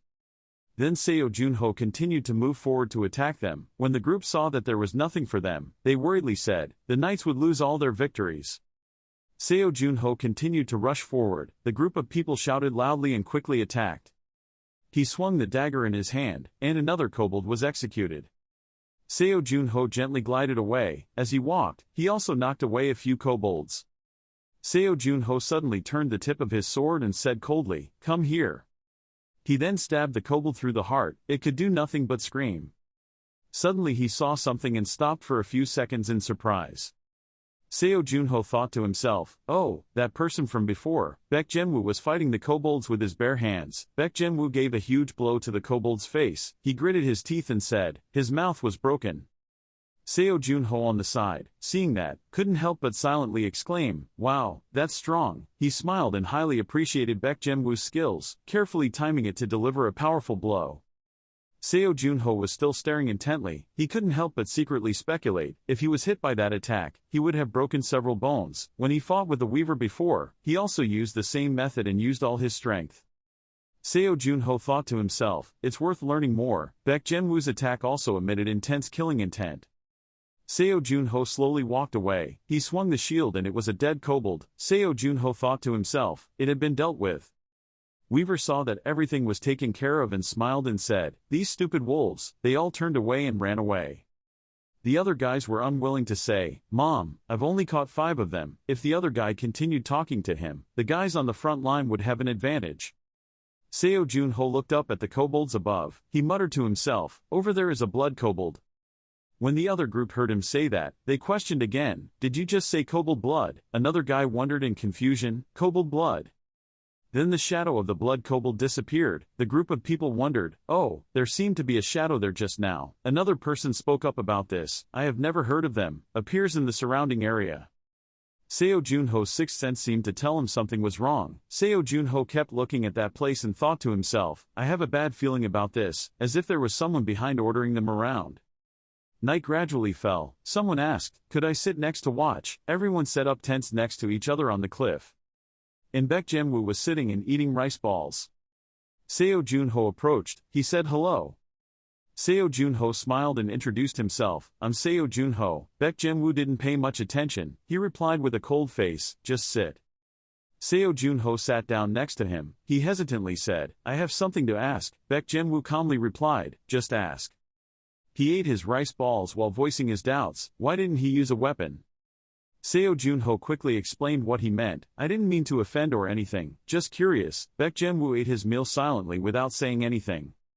He replied confusedly, that was due to my special ability. It's not convenient to tell you. Seori couldn't help but exclaim, it's too heavy, the atmosphere is too heavy, the fake contract, the atmosphere, the air is so heavy it's suffocating. Seo Junho calmly replied to him, ah, I see, I'm sorry for bothering you. To avoid embarrassment, Baek Jinwoo quickly went on patrol. I'm going to patrol this area and then come back. Seori saw that and said, he's gone. Seo Junho helplessly muttered to himself, I'm bored, I want to do it. The body tried but it was difficult to spread.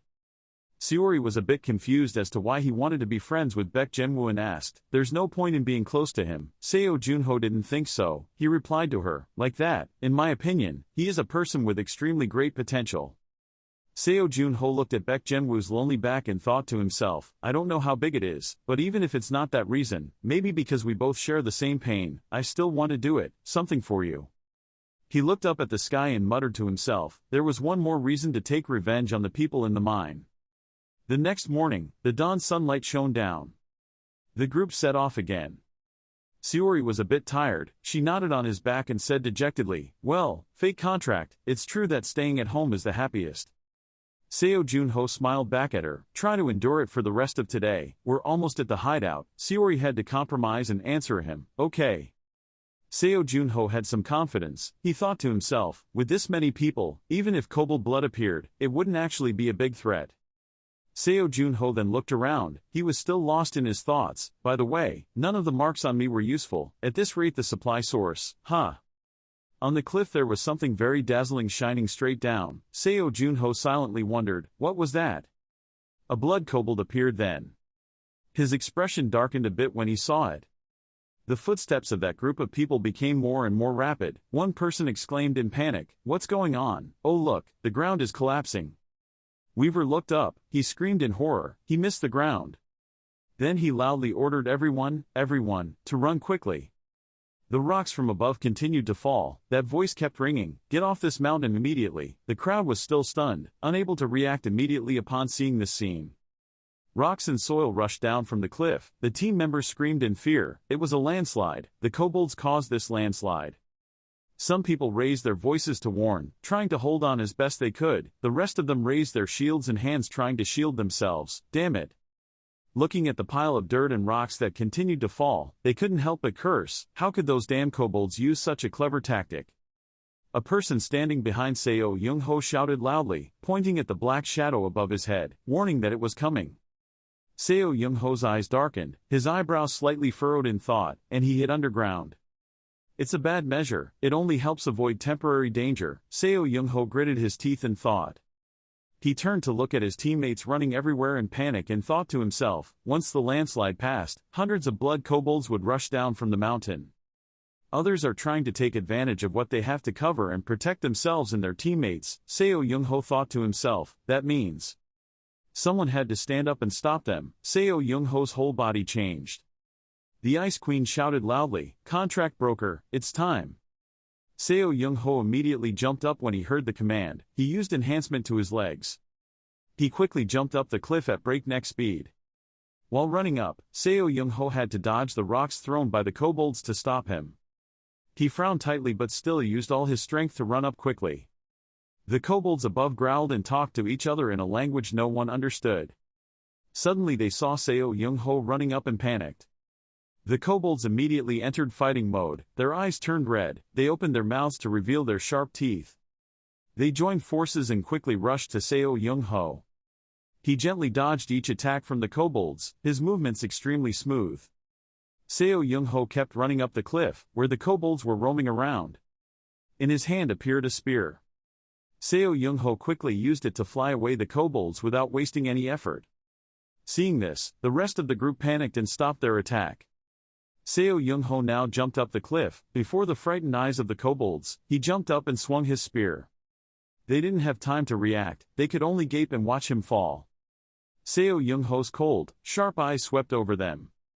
Then he swung his spear and slashed hard downwards, causing the kobolds to fly in all directions, their bodies shattered. His movements were so strong that they created a column of light that shined straight to the ground, forming a huge commotion. Then from inside in a cloud of dust, Seo Young-ho appeared with a bow and arrow in his hand. His eyes were sharp as he aimed his bow at the kobolds. The others still didn't know what fear was, they still roared and rushed forward wanting to fight Seo Young-ho. He calmly released the arrow and rushed towards them. The kobolds were knocked down by Seo Young-ho's powerful arrows, the monsters screamed in pain, each of them fell down, dead without closing their eyes. Seo Young-ho quickly moved to another place, with every step he took, arrows were fired, destroying the kobolds in sight. The monsters with arrows stuck in their bodies growled and screamed but still stubbornly wanted to oppose him. Seo Young-ho intended to pull out the arrow from his back and shoot again, but discovered he was out of arrows. It seemed like the kobolds also knew about this, they proudly growled and mocked him in their own language. But it was not easy for the kobolds to get their wish. Seo Young-ho summoned his own spear, accompanied by a sturdy shield in hand. The kobolds were not aware of the problem but madly rushed forward, wanting to join forces to attack him. Seo Young-ho, holding a spear in one hand and a shield in the other, also rushed towards them. A heated, unbalanced battle began, with Seo Young-ho taking it 1 against 100. He held his spear and knocked each kobold away. Seo Young-ho frantically stabbed forward, causing countless monsters to fall. They still tried to attack him but were blocked by his shield. Looking at the blood stains of his compatriots on Seo Young-ho's spear, a kobold madly rushed forward. Seo Young-ho frowned and wanted to move aside, stabbing hard at the monster. But for some reason, the kobold was able to bite the spear so hard it broke. Seo Young-ho immediately put down his weapon and ran away. He threw the shield towards that kobold. The monster fell due to the weight of the shield and his sudden action. Seo Young-ho jumped onto the cliff and ran along the trail. A kobold discovered him and quickly chased after him. The cliff had no way left. Seo Young-ho immediately put his strength into his toes and jumped up. A sword appeared in his hand. Seo Young-ho somersaulted around and cut off the kobold's head, the head falling to his own surprise. Seo Young-ho landed on the ground, ignoring the kobold crowd behind him. He still calmly said, "Let's continue." Seo Young-ho turned his head coldly to provoke them with an expressionless face. Because of that, the kobold's blood boiled even more, their red eyes and sharp teeth drooled. Seo Young-ho tightly grasped the sword in his hand. With each powerful sword swing, the slashed monsters fell down. Strong ocean waves crashed against the shore, each panting sound that should not have appeared here came out. Baek Jian-woo lay in a pile of rocks and soil and cried out, "It's too cold." He looked at his hand holding the stone tightly and remembered, "That's right, landslide, I was knocked unconscious by the stone, had to find a way to escape." Baek Jian-woo thought determinedly that he must get out. Thinking about it, he quickly emerged from the pile of rocks. He coughed and complained, "It was so cold." Baek Jian-woo turned to look for his teammates, everyone was still alive. The Ice Queen stood high above, casting her magic and watching nervously. Besides Baek Jian-woo, the other team members also quickly emerged, when suddenly Baek Jian-woo heard a strange noise coming from above.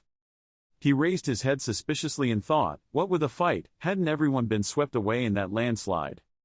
Baek Jian-woo looked at the light flashing on the cliff and the sound of fighting. Several kobolds were sent flying off the cliff. Then he fell to the ground right in front of Baek Jian-woo. Looking at the dead monster that couldn't close its mouth, he became even more suspicious that someone was really fighting there. "I have to quickly go there to fight with them." Thinking about it, Baek Jian-woo quickly climbed up the cliff. The closer we got to the top of the mountain, the clearer the kobold's screams became. When he climbed up, what caught Baek Jian-woo's eyes were the corpses of kobolds lying on the ground. In the distance there is still a fierce battle going on. Seo Young-ho was at his best at this point. He struggled to destroy the kobolds, but his movements were still very strong and powerful. Baek Jian-woo's eyes widened in surprise. The player, Seo Young-ho. He looked at Seo Young-ho's deadly sword as he slashed the kobold. Then observe how he moves when attacked, and then know what it means to retaliate when the monsters are defeated. One by one, the blood kobolds fell like straw. Baek Jian-woo looked at Seo Young-ho's cold, murderous eyes. And with neat and powerful monster-killing moves, he stood there bewilderedly. He thought to himself in fear, no matter how long it had been, he had always been fighting alone. Baek Jian-woo opened his mouth to call, "Seo Young." But before he could finish his sentence, he stopped and clenched his fist. Suddenly Baek Jian-woo saw a kobold rushing towards Seo Young-ho. Baek Jian-woo hurriedly shouted. Player Seo Young-ho startled him and turned his head. Seo Young-ho quickly moved aside to create conditions for Baek Jian-woo to rush forward and swing his fist at that kobold. He grabbed the monster's neck and pressed it hard to the ground. After that, one person held a sword to slash the monster, and the other person repeatedly punched the monster in the face. Surely the kobolds would never know why they were so tormented. Suddenly Baek Jian-woo spoke up and thanked him, making Seo Young-ho look over in surprise. He smiled and said it again, thanking him for staying alone and continuing to fight. Seo Young-ho pulled out his sword, sighed and asked, "What about the others? How are the other players and adventurers?" Baek Jian-woo was about to answer, them. Suddenly, a lamenting voice rang out from behind. "These wretched kobolds, what are you guys planning to do? Are you planning to rely on the crowd to bully the weak?" The two turned their heads. I only saw that other people had already climbed up and were slowly gathering. Looking at the pile of trophies in front of them, some people exclaimed in surprise, what is this? He was able to defeat that much by himself, even though he was constantly surrounded by hundreds of kobolds. They kept exclaiming, "What a monster!" Even though it was true that the more they contributed, the better off they would be, they still had to save their lives to enjoy it. There were a few people who went to check on the dead kobolds and said, "He was clearly far superior, in the entire attack team, not in all of us. Man, this bastard was also terrifying." There were some people who only cared about the kobolds and cursed them, "Those dirty bastards, thanks to them, I drank so much mud that I probably had to skip dinner." Suddenly someone noticed, there's kobold blood too. The crowd excitedly said, "Just in time for me to hunt for kobold blood. Hey, if you're not sure enough, don't make a move and stick close. Don't make me laugh, you're the one who should be careful, don't pull my back." Seo Young-ho helplessly laughed at their optimism. No more joking, the group of people took a fighting stance and rushed forward simultaneously. The growling monsters also began to attack. The oldest adventurer shouted orders and the team attacked. "We must defeat them on the spot." The other group of people obeyed the order and rushed forward. They joined forces and supported each other to destroy each kobold that came their way. When the kobolds saw how excited they were, they began to panic and growl and talk to each other. In the distance, the leader boss sat on the throne with red light flashing in his eyes. The kobolds simultaneously opened their mouths, a stream of energy converging in their mouths. As soon as the adventurers saw them, they knew their intentions. They quickly rushed forward, attacking and scolding, "I will not let you do that. Suddenly a huge explosion occurred, sending the kobolds flying. Seo Young-ho stood in front facing the explosion, only covering his face with his hands a little. He turned to Baek Jian-woo and said, "Thank you, I was almost attacked by those kobolds." Baek Jian-woo answered affirmatively, "I'm sure, even if I don't have time to do anything, you will react in time." His eyes were full of trust as he looked at Seo Young-ho and said, "I should go." Seo Young-ho asked suspiciously, "Where to go?" Baek Jian-woo looked at the final boss on the cliff in the distance and replied, "Go to the Blood Kobold Lord's place, you have the right to hunt him first." Player Seo Young-ho, "Let us take care of this." After saying that, he immediately bent his legs and ran towards the kobolds to destroy them. The Ice Queen flying above asked, "How's your head? You must have used a lot of mental force to wake up those chicks." Seo Young-ho smiled and replied, "It's nothing, Shasha's medicine is right, is very effective." The Ice Queen angrily kicked him in the head and then sighed and said, "Anyway, focus all your energy on the battle ahead, I'll have to scold you later." Seo Young-ho closed his eyes and thought, "Although I really don't want to exhaust myself too much, but," he spoke up and said, "You say that and I feel like I don't want this battle to end." While the group was excitedly fighting and cursing, "Those bastards." Suddenly someone noticed behind him, a few more people also turned their heads and smiled to look. I only saw Seo Young-ho slowly walking forward through the crowd. He looked at the final boss's throne above. Seo Young-ho frowned and provoked the boss, "Finally getting out of that doghouse of yours." It seemed like that statement angered the boss. He clenched the arm of the chair and growled.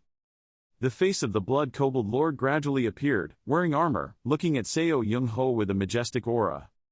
The Blood Kobold Lord jumped into the sky, leaving his throne.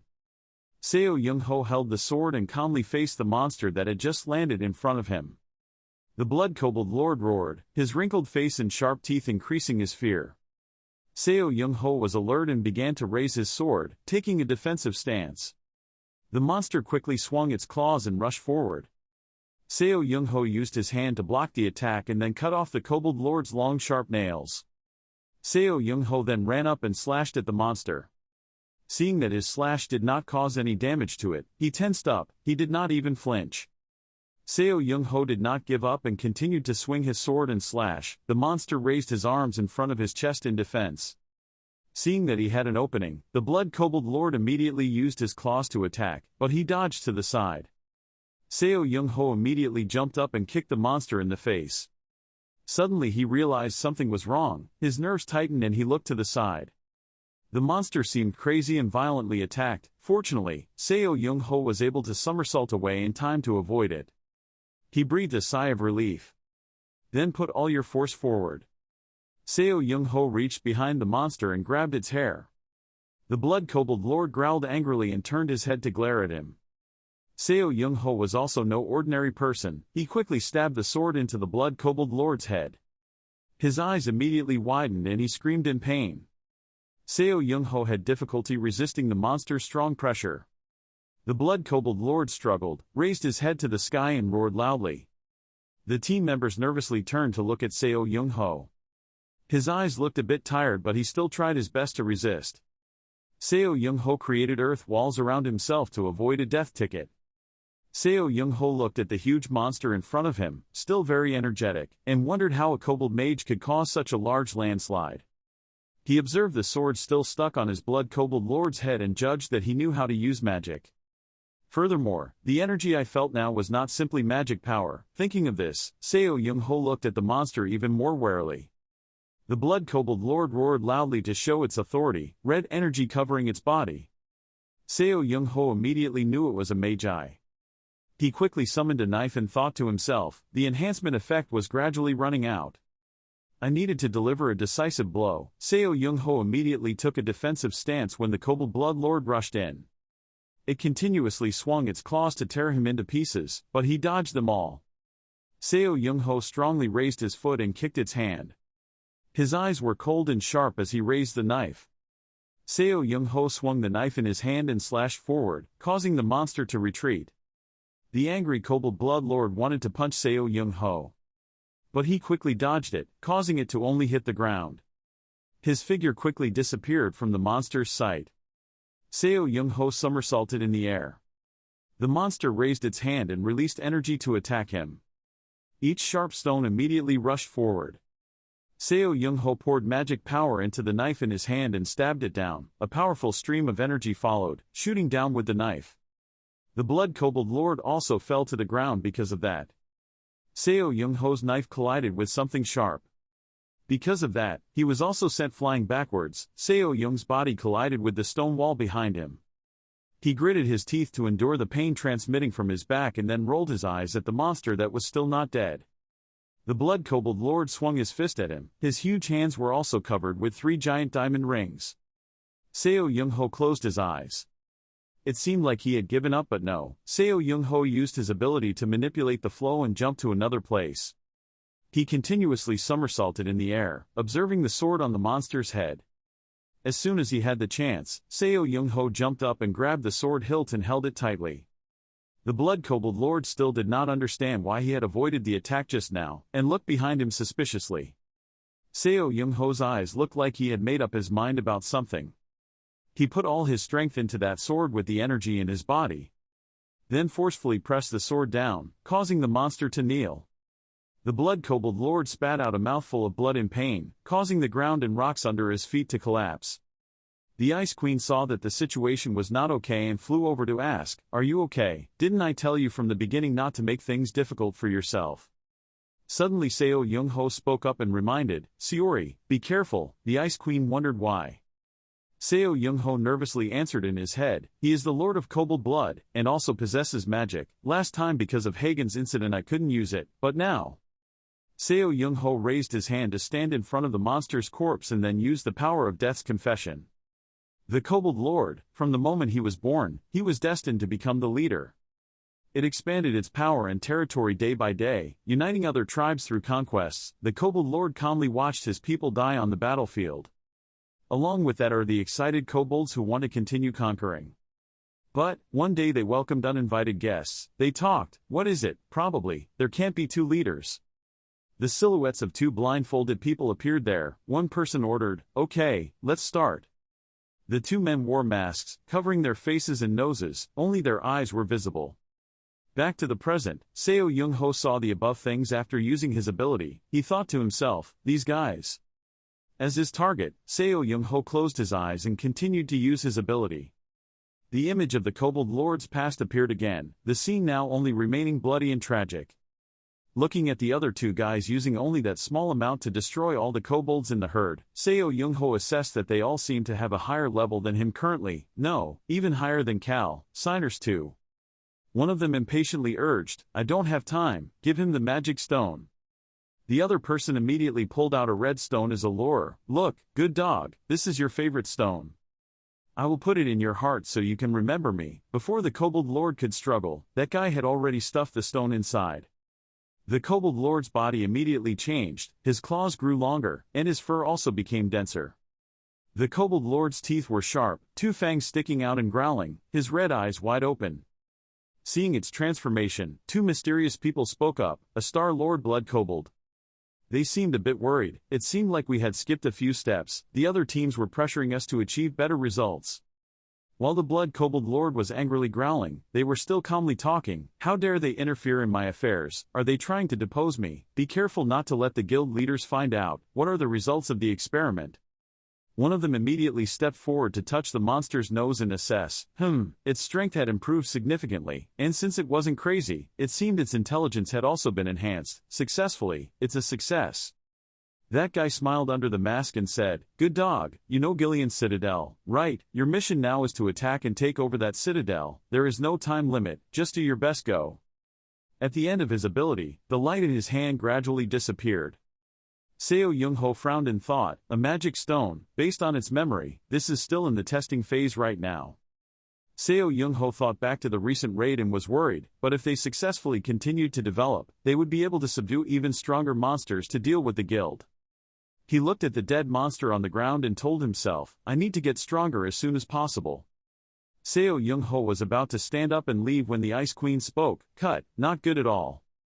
Seo Young-ho was confused and didn't understand what was wrong. He only saw the Ice Queen pointing at him and scolding him. It was too boring. This scene wasn't lively at all. He had to get into his mind, wipe his sweat, and stagger out, then lean your back against the wall.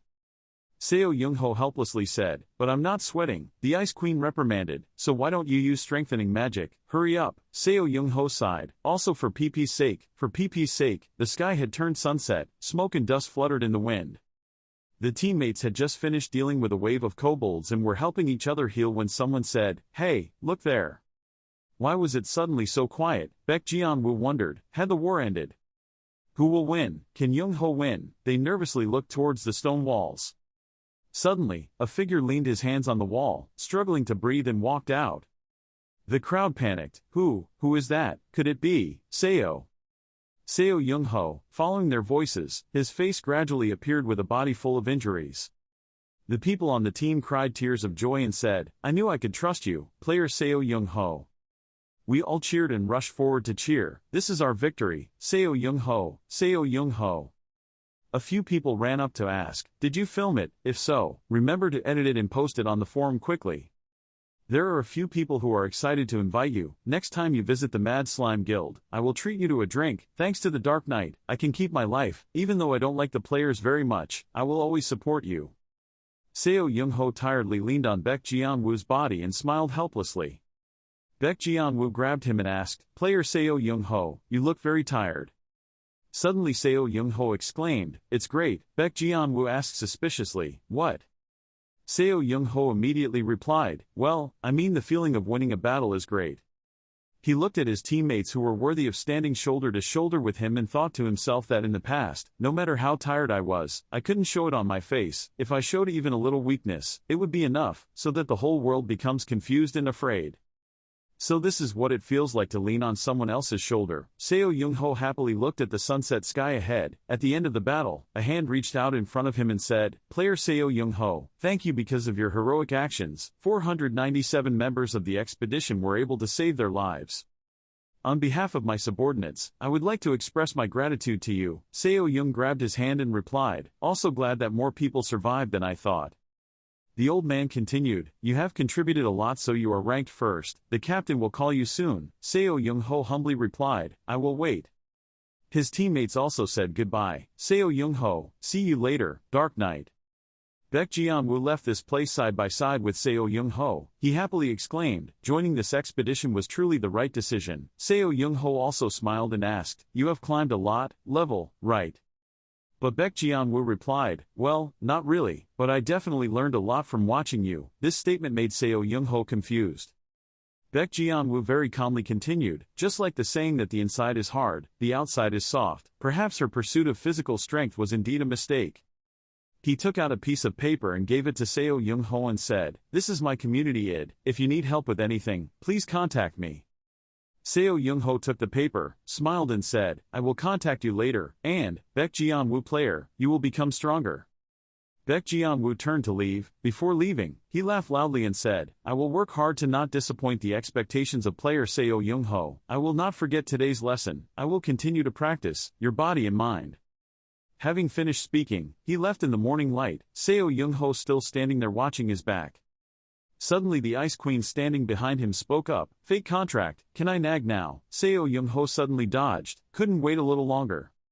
Returning home, the Ice Queen started a song criticizing Seo Young-ho for not being a hero anymore, so there was no reason for him to sacrifice himself for others. Do you understand that if you sacrifice yourself, it also means sacrificing the feelings of those who care about you? If my knight dares to arbitrarily risk his life, I will hate him, remove the title and severely punished him. Seo Young-ho seemed to be too used to this. He calmly lay on the bed without saying anything. The Ice Queen angrily scolded, are you listening? Are you still listening? So from now on, always consult me. Faced with the Ice Queen's instructions, Seo Young-ho tiredly turned away, defensively said, okay, I remember. Suddenly he heard her say, I was very worried. Seo Young-ho opened his eyes. He sat up and affirmed, from now on we will be more careful. Okay, the Ice Queen said hatefully, you sound so reluctant. Even if she was a high-ranking spirit, the Ice Queen suddenly fell silent. Seo Young-ho opened his eyes and looked over at her. The Ice Queen looked at her body suddenly glowing and panicked. Oh, what is this? Seo Young-ho bewilderedly called, Siori. It turns out the Ice Queen has advanced. It seems like she also discovered that. Could it be? The next morning, the sky was clear, the sunlight was gentle, and the birds were fluttering in the air. Seo Young-ho just woke up at home and is currently brushing his teeth and washing his face. He turned to look at the Ice Queen sitting in the bathtub and asked, "She has grown up a bit." The Ice Queen used a desperate face to reply, "Not really, I'm still very young." Seo Young-ho immediately objected, "There is no such thing."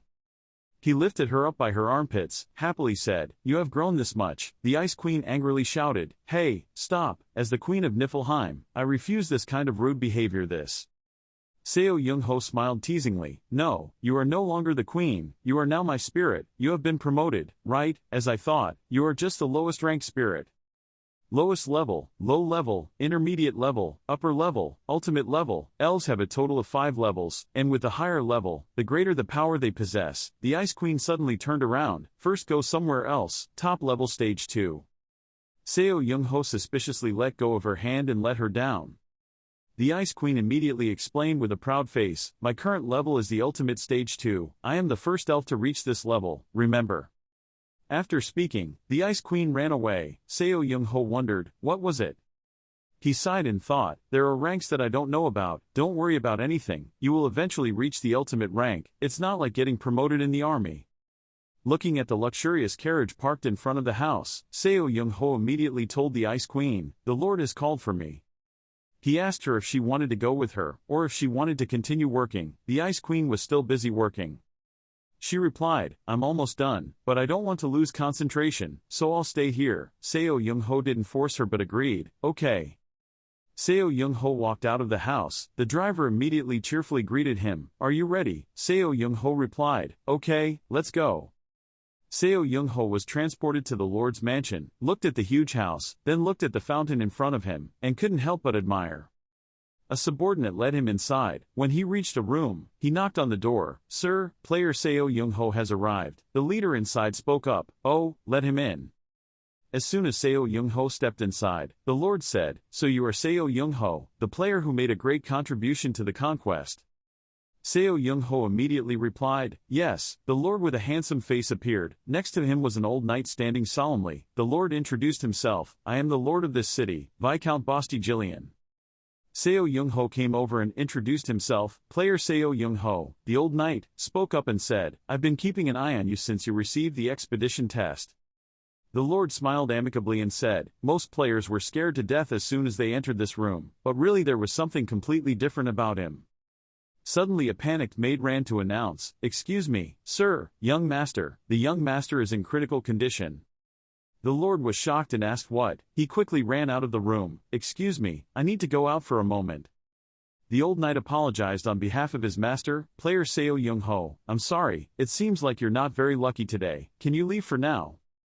Seo Young-ho calmly asked, "Commander, can I take a look at the hospital room?" The old knight asked suspiciously, "What do you mean?"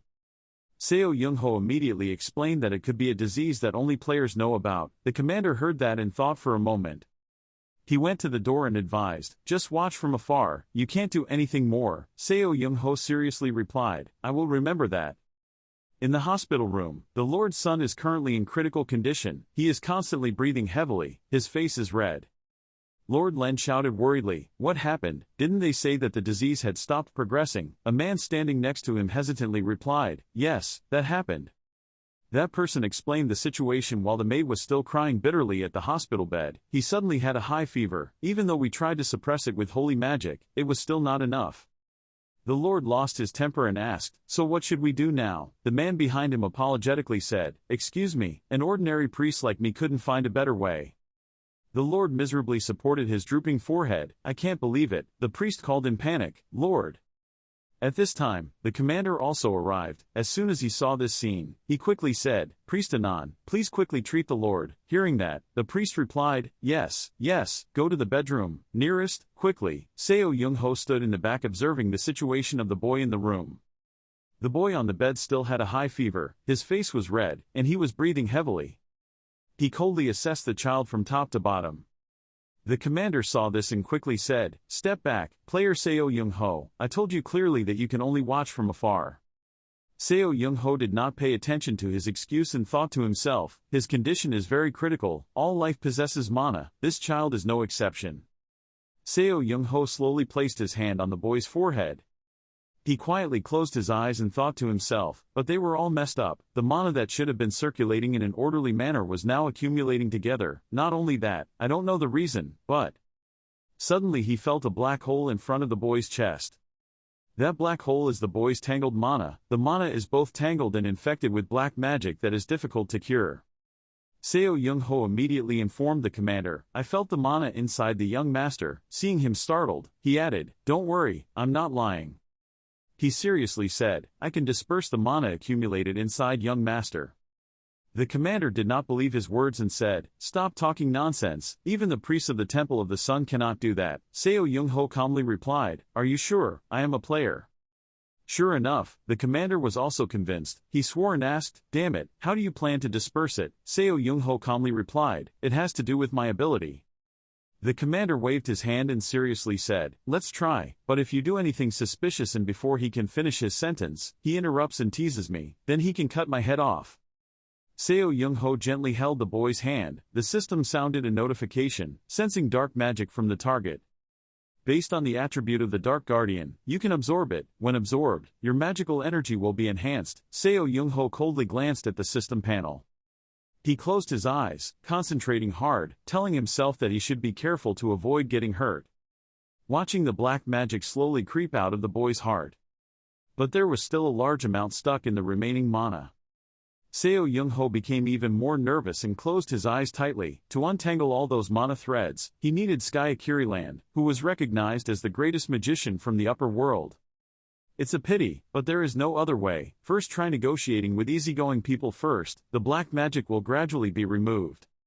The commander stood and advised the Lord and his wife. "Lord, you should rest a bit." The Lord asked worriedly, "How can I rest? How is Seamus?" Looking at the boy on the bed whose fever had subsided but was still breathing heavily, the commander replied that thanks to player Seo Young-ho, he was better. The Lord and his wife happily looked at their baby son. He asked the commander, "I should show my gratitude. Where is he now?" The commander replied, "He has already left." He said that he had a friend who was capable of completely curing the disease, and said he would bring that person over to take a look at the situation. The Lord was surprised and didn't know what to say. He looked out at the clear blue sky outside and exclaimed, "He has given me a huge debt of gratitude." At the president's office, a man hurriedly opened the door and rushed in. Seo Young-ho calmly sat and ate black bean noodles. As soon as he saw him come in, he said, "Ah, you're here." The president pointed at his face, speechless. You. The chairman angrily asked him, "What happened so suddenly? You didn't even bother to contact me." Seo Young-ho calmly replied, chewing his noodles, "Something urgent happened, so I came here to meet a friend." Deok-gu comes over. "A friend?" Young-ho is eating. He smiled and asked, "God, do you miss me that much?" "Are you kidding? What? I didn't tell you." Deok-gu, sit down. "It's not me, but you don't have anyone else but me, right?" He conveniently took a bite to eat. Young-ho said, "Yes, why not? This time I came down here to talk about Ice Seal." Deok-gu was surprised. Ice Seal? He meant other heroes. Young-ho nodded. He was happy. Everything is ready. Finally, the heroes of the past will once again gather in one place. He said, "Let's see how it goes." By the way, Young-ho asked, "Do you have any news from Frontier?" Deok-gu pondered. "Magic Stone, those demons are planning to do bad things again," he said. "They have taken a few steps. This time I have destroyed their plot, but if they join together, nothing can stop them." He discussed, "They'll start taming even stronger monsters, and if they do, we'll be screwed." Young-ho requested, "So give some information to the guys at the guild. I can't afford it alone." He thought, "I don't know if they know yet." Deok-gu proposed, "Okay, then I will let them know, because Lord Jillian's Lord's son is also affected, and what you said just now was magic stones that can be used to implant the people of the frontier." Young-ho is also vague. "I'm not sure yet. There is still no trace of the stone and Lord Jillian's son has not yet demonized, so I think, perhaps that person has absorbed a miniature version, or a fragment of a magic stone." Deok-gu said, "If the nobility and royal family in the Ruden Empire were affected," he continued, "it would be a disaster, a terrible disaster." He decided, "I will present this matter at the council, next international conference." Deok-gu sighed, "Wow, I really want to live in a world free of demons." Young-ho promised, "One day I will make that dream come true." He didn't understand. "What do you mean?" He said, "If those frozen people are truly awakened," Young-ho explained, "I had planned to go to the second floor first, but couldn't wait any longer." He decided, "I need to do something." He thought to himself, you're right, the 5 heroes of the past will go up to the second floor together. Diakgu was excited, just hearing it made him feel nervous, but no one knew how the person involved felt. He suddenly realized, and by the way, not the Ice Queen, I mean the Queen came down here with you, she was waving in the back seat, did we come down? He was curious, what was she doing, what's there? Young-ho replied, watching dramas and movies, the Ice Queen seemed to be enjoying herself very much. Diakgu shrugged his shoulders in confusion, he said, don't look at me like that, I don't know anything, how about editing videos, wow, you know that skill too, isn't it cool, yesterday, I even got promoted, there. They happily laughed and joked until late afternoon. Young-ho brought out his things and said, I'm going, by the way, can you download some dramas and odd movies onto this tablet, because I'll take it with me to the second floor. Diakgu agreed immediately, he asked, no matter what genre he liked.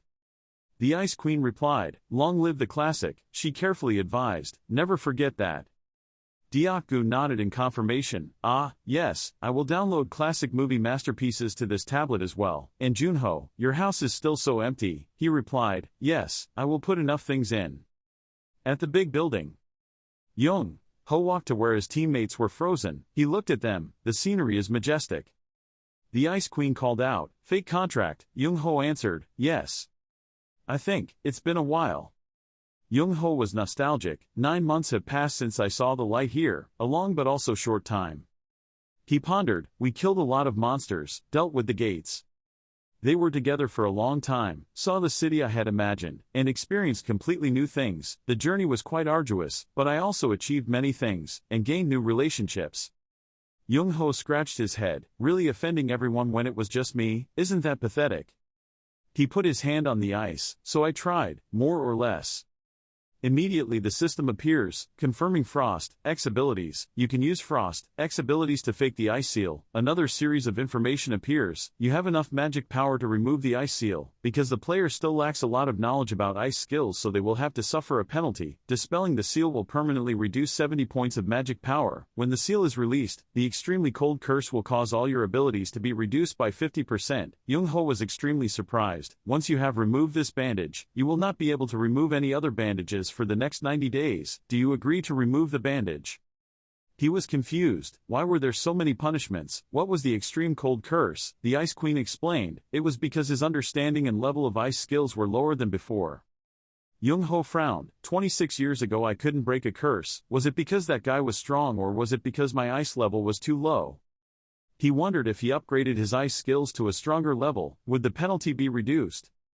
Young-ho had a hard time thinking, but the current problem is which of these people can wake up. I think Gilbert will level up regardless of Arthur's sake. He hypothesized, Mio, if her personality remained the same, she would still only listen to the orders of her prestigious family.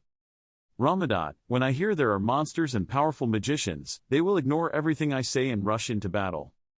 The last one, Skaya, this magic crazy person would be so happy that he would go crazy if he heard about the existence of a fantasy world. Awakening the right person would make him go faster, then. The Ice Queen urged, this contract, you haven't decided yet. Young-ho is determined, yes. Warning from the system, once this seal has been removed, you will not be able to remove any other seals within the next 90 days. He asked, do you agree to remove the ice seal? He scolded, give my friend back to me, you bastard.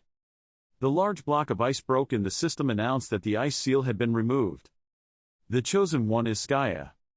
Young-ho is in pain, having permanently consumed 70 magic points. You are currently under the curse of extreme cold for 30 days.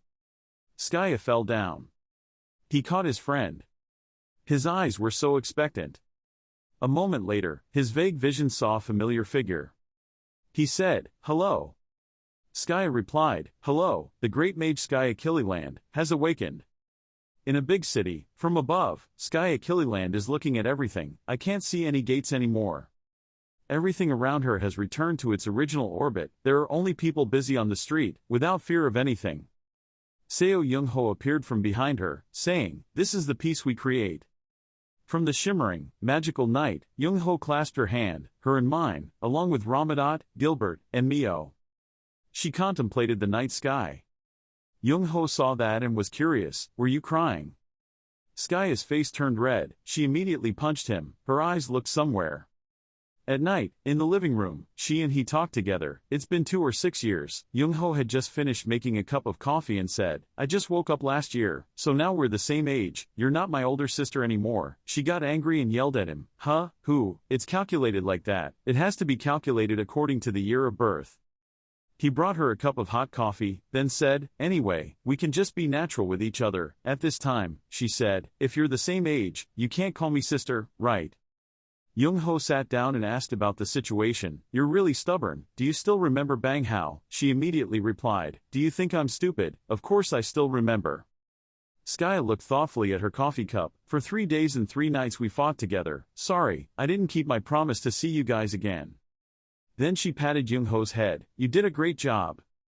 She even praised her wholeheartedly. Without you I wouldn't be able to defeat her. He also agreed.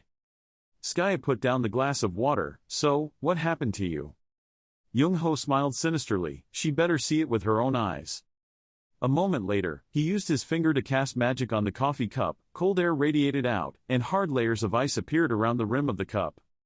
This mysterious phenomenon surprised Skye. It's not magic. What is this? A new ability, Young-ho explained. Ah, it's X-level frost, never seen before, right?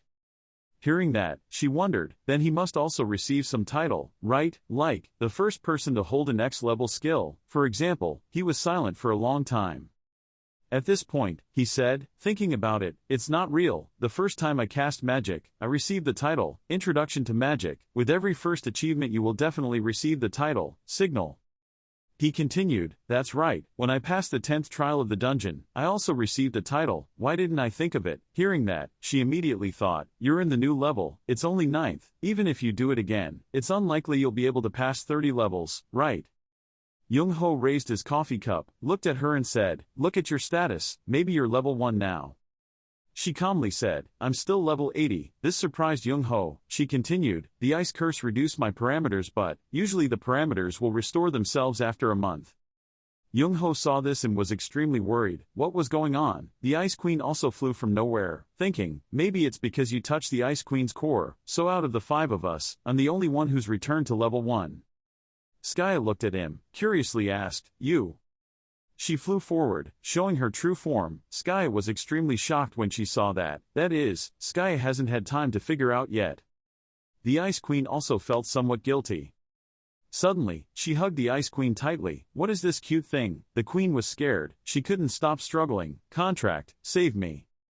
Before her actions, the Ice Queen was scared, shaking like a leaf. I am the Ice Queen, the Queen of the Niflheim Ice World, the one who freezes the world and was the one who froze the world and Young-ho watched silently. Then the Queen hesitated, while Skye hurried. What else? The Ice Queen had to answer. It was an invader who attacked your planet, she said. It's Ice Queen, that's all. Panicking, Skye immediately released her. She was the Ice Queen. The Ice Queen repeatedly admitted her guilt. I'm sorry, my selfishness has caused you a lot of harm, sorry. Feeling her sincerity, Skye immediately forgave her. Okay, I am a generous person, I will accept the Ice Queen's apology. Then she made a request. In return, could she satisfy my curiosity? Young-ho admires her, she's really great. At a massive PKA corporation. Skye and Young-ho entered the lobby. Everyone was curious. Who was the beautiful girl with him? She looked so much like Miss Skye Achilleland. It couldn't be. Shim-deok continued, it seemed more serious than I thought. Young-ho said, losing 70 magic parameter points is a shame, but if I can help my teammates, I won't hesitate. Shim-deok heard that and said, in reality, this will ease the burden, heavy for you. Skye smiled. In fact, you like this word. Then she suddenly remembered, I just realized we have met before. Young-ho didn't care. So what? Shim-deok interrupted his thoughts, about that punishment. You continued, reducing magic parameters by 70 points and having all parameters in 1 month, huh? He replied, yes. The parameter table immediately shows each skill with his level. He looked at them, sighing, even though the parameters would be restored after a month but. When Shim-deok saw the notice board, he couldn't help but toss and turn. The second floor was a bit difficult to deal with. He suggested, either heal God's son inside and come back down, or do you want to spend about a month as a kindergarten teacher? To explain a bit, the kindergarten class is a place to train young players who have just awakened. After hearing that suggestion, Young-ho immediately refused. It sounds good, but right now I'm not very interested. I will have more reputation in Jillian. Then he turned to look at her. Skaya, what about you? You were also surprised. What do you mean? He said. She said her level hasn't changed at all so she can go to the border right away. She replied bluntly, of course, there is also a magic tower at the border, right? Hearing that, Skaya smiled. She was about to witness new magic, so excited. If we were going to take action, we should announce it again today, so as a precaution, let's move someone else's ice statue. Young-ho replied, I've already done that. Skaya heard that and was surprised. It had been 26 years since she was awakened and she was immediately asked for help. The screen displayed Skaya's rarity. After that, Shim Deok immediately gave him a mysterious black mask, changed the plan, and postponed the border incident. He wondered why it suddenly happened like that. Skaya smiled. The ghouls will have to be careful of us. Shim Deok also agreed. Good idea, I will hold a press conference this afternoon. Ho also reminded him to publish this photo as well. He looked at the tablet, very surprised.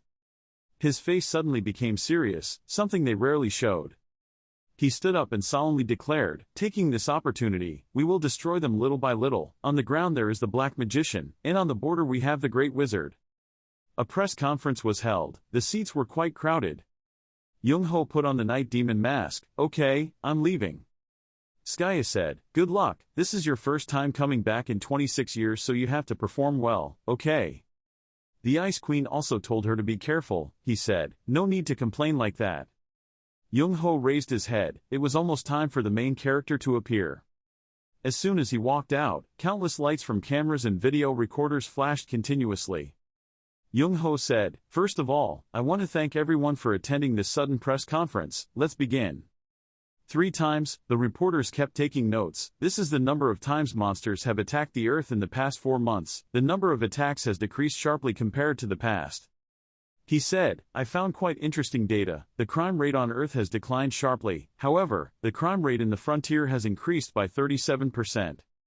Deok-gu and the Ice Queen seemed to be enjoying themselves listening to Young-ho. The press conference was being broadcast live. His voice echoed, for a long time, I've been thinking about how to destroy all the monsters. It would be great if I had 2 bodies. Every day I think about this, also appeared countless times in my mind. Under the row of seats, a person commented, this is the Silver Star Association. First of all, our association fully supports the chivalrous actions of the Night Ghost. The other person asked, have you found the answer to your problem? What about my worries? Young-ho admitted, yes. He replied, if I can't have 2 bodies, then I can still find someone with similar powers to me. Young-ho changed scene. I'm not the type of person who likes to be long-winded, so I'll introduce my partner, who is also a great magician. Skaya interjected, don't steal my line. She appeared in a flashy and impressive manner. It was me, Skaya Killialand. The hall immediately exploded.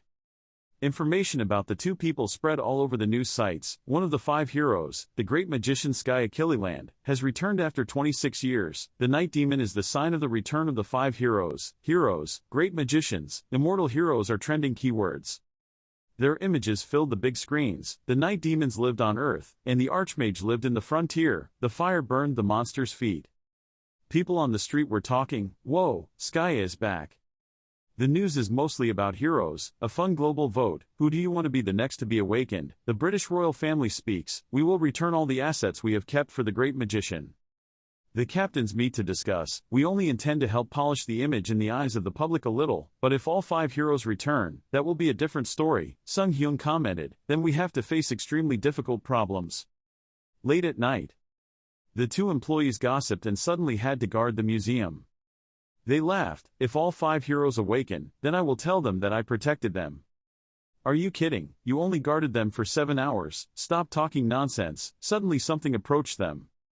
Eyes white, face pale, both were ambushed. They fell down. An intruder poked the guard's cheek and whined, "Ha-ah, what a nuisance." The younger guy was upset. If it was a frontier we would have killed them. Older people advise you to be careful and patient. If a guild member dies, a signal will be sent back, he ordered. Get information from him. He did. Okay, the younger guy can probe. There are only 8 recent players. They're not too good anymore. Currently the heroes' ice statues are still inside. They threw the other 2 into the bushes. The old man was still cautious. What about the location of the Night Demon and the Great Magician? He subjectively replied, they are a bunch of country people so they don't know. He carefully reminded, they are 2 opponents we have to be careful with. Two intruders cleared the museum of people. He announced, "Ah, damn it." The door was made from mithril. The old man went up and moved out of the way. He looked around, probably on guard duty, but the young man tried his best to break down the door. He threw a punch, the door was thrown away. He reminded us, "We don't have time, let's get the statues first." He obediently followed. What a pity, okay. Placing his hand on the ice hero statue, the young man used his power, toy in hand. There was no reaction at all. He was puzzled. Why didn't it get smaller? He urged, "Stop joking, hurry up, this guy is confused." Okay, it's over now." The young man cursed silently. Damn it, he didn't have to do anything, but why was it so cold? His hands were gradually covered with ice. A golem appeared suddenly. The young man was immediately attacked. He threw a strong punch and shouted, "Fuck it." Then he fell onto the ice floor. It was a trap. Many stupid golems appeared. Can you kill him? Skya protested. No, don't overdo it. I need to see how weak I am now, he thought.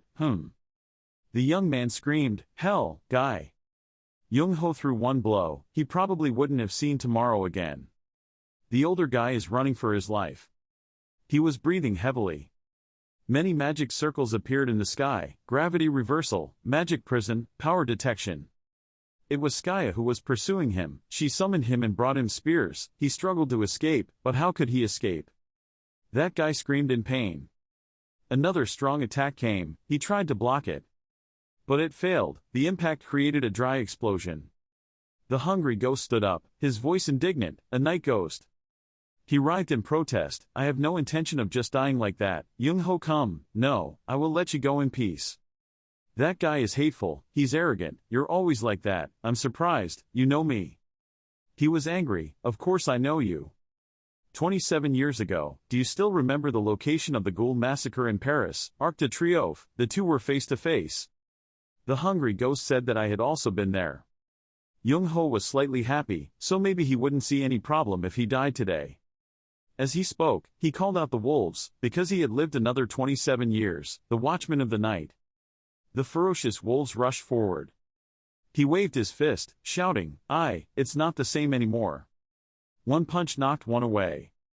However, the energies from the dark attribute enveloped him. This ghoul was angry. The damned attribute system. As expected, it was impossible to fight a long battle with the ghoul. He struggled to deal with the thing that controlled him. Young-ho took the opportunity to sneak behind him. This guy decided, I have to finish him off with one blow. He threw a powerful punch, which he promptly blocked. The aftershock from the punch made Young-ho's whole body tremble. He attacked frantically. He can dodge most attacks. A powerful punch was suddenly thrown, surprising Young-ho. But he can still handle it without any difficulty. He was persistent, he couldn't give him a chance. This guy once again dispelled Young-ho's darkness. Yell, you still intend? How long will you mock me? He rushed up.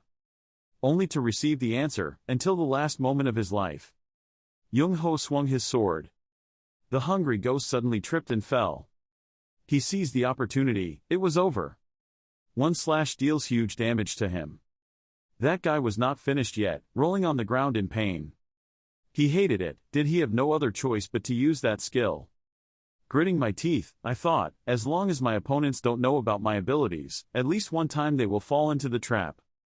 Continuing is a punch with great damage and wide area.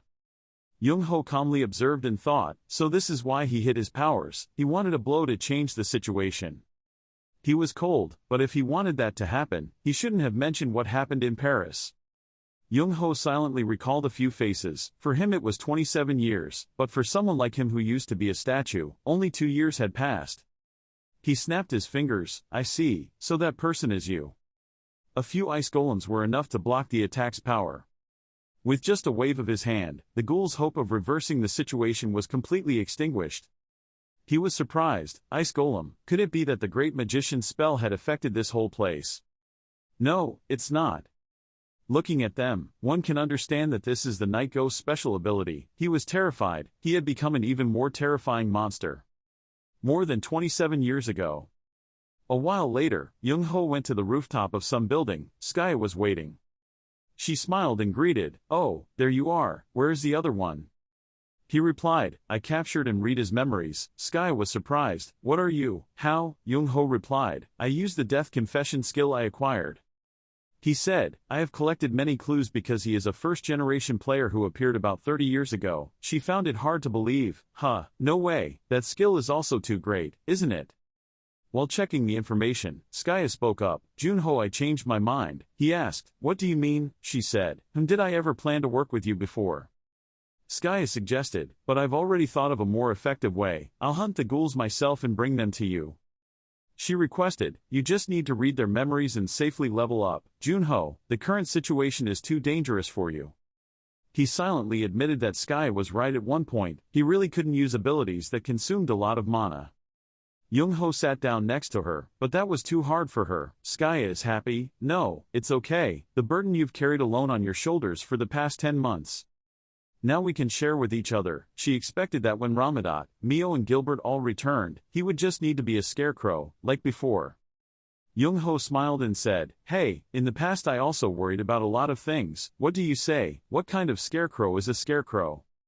Skye teased, that's right, whenever you need help, Skye, help me do this and that. He cleared his throat. Ahem, the two of us agreed. Haha, help the leader's son, Lord Gillian's first. Two people take the elevator. The system announces, you have reached the second floor, the door is open. The towns look impressive. Looking around, Skye exclaimed, it's amazing. She expected, they had engineers, mana environment. I wonder how far my magical knowledge will expand. Young-ho bowed, I'm here Miss Skye, I'll be your bodyguard on the way to Gillian's manor. She's a bit unfamiliar. Oh, okay. Skye happily said, protect me, player Seo Junho. On the magnificent second floor, people were crowded together. There was the great magician, so the rumor that Skye Killiland had awakened was true. Skye was having fun on the waterfall. Oh, this place is so wonderful. I don't know how many wonderful discoveries people have discovered here. Junho replied, if you have free time, you can also visit the magic tower. Junho was below the water tower. He heard that the master of the tower was also the commander of the royal knights, and the archbishop of the powerful temple. A voice appeared from behind. Player Seo Junho, is this the friend you mentioned, the one who can heal our young master? Seo Junho quickly introduced, yes, none other than the great mage Skye Killiland, one of the 4 greatest heroes in our world. The butler was stunned. Wait, she's Skye Killiland. Junho was surprised. Oh, it turns out you know her too. The man immediately explained, of course, the legend of the 5 great heroes is also famous in our place. Not only that, their stories are also performed by wandering artists everywhere. Junho shook his head and thought, oh, are we that famous? At this time, Skye slowly went down. Honored man, to personally meet the great mage of the earth, this is my honor. Skye gradually walked over, and he was. The man politely introduced himself, I am Fiver, the royal knight commander. Droplets of water happily followed the footsteps of the great magician.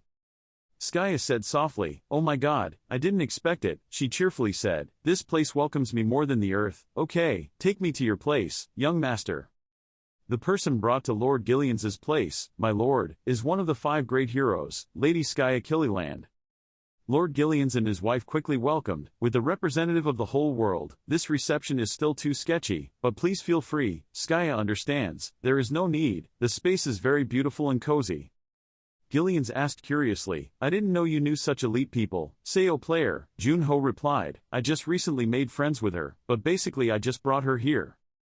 Gillian's continued, well, you two became fast friends. She just returned. The Lord's wife continued, Seamus is probably in the room. Please follow me. They went into the boy's room together. In his hand was a mana control book. The lady said, Seamus, the one who can cure your illness has arrived. The boy was still attentively reading the book. Junho walked over with Skye. Do you remember me, kid? I'm Seo Junho. The boy politely replied, hello, I'm Seamus Gillian. Seamus said sadly, sorry for not being able to come out and say hello properly just now. Because of my illness I sometimes fainted. Seamus looked at him with an irritated expression. It's okay Seamus, it's just a trivial matter. Let's cure your magic veins. The boy quickly agreed, so thanks to you. Skye couldn't help but praise her. What a lovely, pure child. Skye flicked her hand, causing Seamus to be stunned. It's not like I came here in vain. The treatment will take about 20 minutes. Junho and Skye both became tense. Skye spoke up, okay, come on. Then placed his hand on Seamus's chest. an aura filled with darkness appeared. Skye placed the name on the middle of the boy's chest. The dark energy in his heart is being compacted. Skye meticulously makes every detail. Seamus's entire body has returned to normal. Skye breathed a sigh of relief. Phew, it's over, the boy's pulse has stabilized. Junho and her happily looked at Seamus. So good, wow, after so many years helping someone again, it feels great. Scene change, Lord Jillian said sadly, actually, my son always dreamed of becoming a magician. He said, if he didn't have that disease, I would have let the boy study magic at the Royal Magic Academy. I want to consult the great magician. Whether Seamus, Skye is enjoying tea and listening to their stories, can she still pursue her dream? Skye said the matter directly, regretfully, but I have to say that it's impossible. Magic circuits are not like the clothes on the body. Once they stretch, they cannot return to their previous state. Jillian closed his eyes tightly in pain. Even though his son's magic circuit had stabilized, he could no longer use magic. According to player Seo Junho, it was all the ghoul's fault, right? Skye replied, yes, the energy I purified from your son's body definitely has demonic properties. Jillian sadly said, thanks to you for this. It's true that I'm thick-skinned, but Skye and Junho remained silent to listen. Lord Jillian suddenly burst into tears. Please, please exterminate the ghoul that crushed Seamus's dream and avenge my son. Skye was silent for a long time. I ask you as a father, I'm so pathetic, I can't even protect my son's dream. Junho sat next to him and remained silent, letting the two sides resolve it themselves. As expected of a great magician, Skye quickly agreed because of her kindness. I accept your request, the son's opponent, C rank, to demonstrate and defeat the ghoul that poisoned noble Seamus Jillian and kill them. Reward 100 gold, reputation 1000. Jillian immediately took out a precious book. This is a gift to thank you for saving my son. Skill book, circuit strengthening, passive, B-level, continuously enhancing the user's magic. After that, the two of them went somewhere else to feel more comfortable. Junho gave the book to his friend. She was the one who needed it more, right? It was used to strengthen the magic circuit. Skye replied, what are you talking about? You are the one who needs it. I guarantee that using it your strength will double. Junho was surprised. I am twice as strong. Skye quickly enjoyed the delicious food. Wait a minute, maybe you haven't thought about it. Give me your hand, eh? She felt his pulse and said, your magic pulse is much stronger now. Skye thought, I don't think at this level you'll be consuming mana anymore. Are you serious, Junho? Do you remember how I learned magic? Let me summarize for you as a friendly neighbor who is also a magician. She took out a machine. I'll take the computer we often use as an example. You know they can overclock.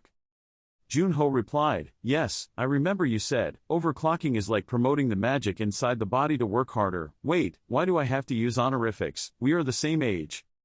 He recounted, yes, she said something like I need stronger magic circuits to be able to circulate magic better, then I need one more condition. Junho used to practice very hard, to be able to run everything smoothly. Skye smiled and said, exactly, congratulations on meeting both conditions. By the way, I will always be your senior. Junho was surprised, I have fulfilled both. Junho wondered, I know I already have a solid magic circuit and a circuit strengthening skill book in hand, but what is the remaining condition? Skye replied, you need a new overclocking coolant to overcome the problem, break the limit. Junho was stunned for a moment. Ice was the perfect coolant, otherwise his veins would burst and his brain would melt quickly. Skye took out the ice. But I've tested it many times. The ice is still not enough to overcome the overheating when I strengthen my strength. Without a smart sister like me, how will you live? Listen, hey, it's not your body that needs a coolant, but the magical essence in your body that needs to be cooled. Junho will probably have difficulty in that new challenge. He needs energy that can overcome the overheating that his magic can withstand. Skye explains that trying to balance like that is risky, but if he can do it, he will be even stronger and faster than when using enhancement. She stood up. It's up to you. If you calculate, you will have the answer right away. Junho immediately asked, where are you going? The Ice Queen was hiding behind them listening to them talk. I'm going to visit. I said after I finished my treatment, I would go on a trip. Junho was confused. Yes, but I thought a few days ago you said you would stay here. Skye happily teased, crazy, there's no such thing. We were just talking about the ghouls threatening the people. Something flew past his ear. Junho caught it. Junho realized something. What? She threw him a coin. The lucky coin I always carry. At least it will ward off the banishment once. After that, Skye left and didn't forget to tease the Ice Queen. By the way, your Ice Queen hasn't returned from the spirit world yet. I'll find a way to get to the spirit world in the future. Junho replied, just calm down, spirits also need privacy. Skaya said, I'll think about it after dealing with the ghouls, bye. The Ice Queen breathed a sigh of relief when she saw Skaya had left. The girl said, lucky coin, she is a magician but also very spiritual. Junho replied, I know, she will be too much, I'm so worried. Skaya had gone to another place. I have been fighting alone for the past year, so she thought it was her turn to bear this burden. Junho clearly understood that she intended to do her best for me. He thought of his frozen teammates. Before he regained full strength, he still had to try harder. The only thing he could do was level up quickly and become stronger again. Junho determinedly said, I have to master overclocking if I want to catch up with her. Kuum asked Seo Junho, hey Seo Junho, is that red and black lump of yours? Seo Junho looked at the broken armor on the table and replied softly, it must be my black armor. He smiled wryly and continued asking, do you want to fix it? I can't fix it anymore, actually it's better to make a new one. Seo Junho's face looked bewildered when he heard him say more. It was shattered like this and its durability was worse than a thread. He could only exclaim, ah. Kuum picked up the piece of armor and marveled in surprise. Don't apologize, it's very sturdy. Hearing that, Seo Junho quickly spoke up, it's nothing, this black armor has saved me countless times. If you can, it's okay, please make me a new one. Kuum held the two pieces of armor in his hand and confirmed it again. Really, can you see that? Seo Junho shook his hand behind his back and replied firmly, yes, actually, I was still looking forward to it. Kuum heard that and immediately told him, okay but I need your help, making a new look so I want to add more things to make it more perfect, please help me find some mithril. Seo Junho did not answer hastily, thinking, mithril. He pondered, where could I find it? Oh, so last time I broke Mr. Mine's door, it must have been made of mithril. Thinking so, he asked, how much did he need? Just listen to Kuum's reply, the more the better. Seo Junho has no opinion, smiling, I think I will earn it. After a while, Kuum looked surprised and exclaimed, no way, where did you get this? Seo Junho rested his chin, looking at the shiny pile of mithril on the table. Still not enough, Kuum quickly said, not too much. He continued, I will mix them. Hearing that, Seo Junho was surprised. Huh, mixed? Kuum's eyes were glued to the pile of mithril on the table, pouring out a series of procedures. Initially, I only planned to use dragon bone and then mithril to cover the joints, but this much is different. I will grind the dragon bone and then melt the mithril, to create the best mixture of ingredients. Suddenly, Mr. Noya suddenly appeared from nowhere, scolding him. Brat, the guest should at least know how to say hello. Seeing the things on the table, Mr. Noya also had to admire. He did not expect to see so much mithril. Seo Junho heard the voice and happily greeted back. Long time no see, Noya. He asked him, is mithril so scarce lately? Mr. Noya replied, mithril, it's been more than a decade since I've seen it. Seo Junho let the queen play freely on his neck, thinking, mithril must be hard to find these days. Mr. Noya reaffirmed, it's extremely rare, so you're planning to recast the armor. He waved his fan and said in a serious manner, just leave it to my nephew, Kuum, to do it carefully. Kuum rubbed the pile of mithril and hesitantly asked, do you want to do it together? Mr. Noya's eyes sparkled after hearing those words, but his expression was very disdainful. What am I doing? Don't ask me to forget that spring. Seo Junho was speechless, so he asked, Noya, are you free, or not? I just heard him yell back, what's the point? If I were to take orders now, I'd probably be busy for billions of years. Seo Junho smiled lightly and continued, so, even if I asked you, you probably wouldn't be able to do it. Kuum next to him was suspicious, but he didn't accept any orders. Mr. Noya blushed shyly, but still said, why are you still standing there? If you're going to mix the ingredients, then prepare the mold and make a plan. Then he made a few small noises to attract attention. Have you met that night? He helped Skaya awaken. Seo Junho looked at the burning stove, spoke, yes. Old man Noya complained and said, he still chose to come and participate one more time. He could tell him when he had to. If he met him, he would give him some advice, but it seemed he already had his own path. He went ahead, came to him, touched his shoulder, said softly, and when your equipment breaks, just come over here, you've worked hard. He looked at your back and smiled kindly, you have accomplished great things. Seo Junho was expressionless and replied, if I'm going to praise him, it's not yet at that level, I still have a lot of work to do. Old man Noya looked at him very confidently, maybe if you can do it you will free them all. Seo Junho was also straightforward, okay I believe I can do it. He looked up at the starry night sky and thought to himself, very few people can support me unconditionally, and truly encourage me when times are difficult. When those 3 people are free, I will have 3 more people like that. Surely that day will come. Just like that, a new day begins. Light shines on every corner of the street.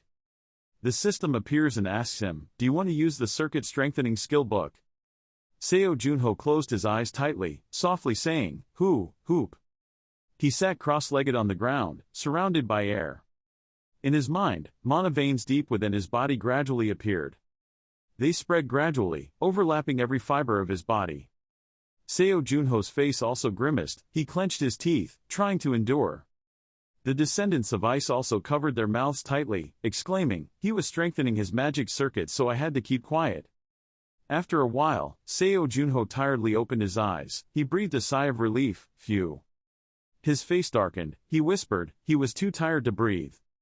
The Ice Queen quickly flew to him, asking if he was okay, if his mana veins were okay. Seo Junho knelt down, one hand on the ground, and replied, in the past, I only had 2 magic veins, but now I have only 2 magic veins, 4 already.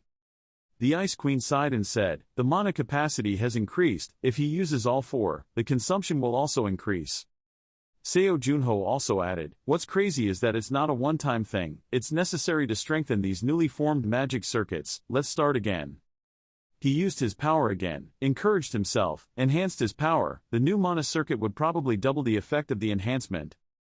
Hearing that, the queen advised him to be careful. At this moment, Seo Junho's heart was contracting more intensely.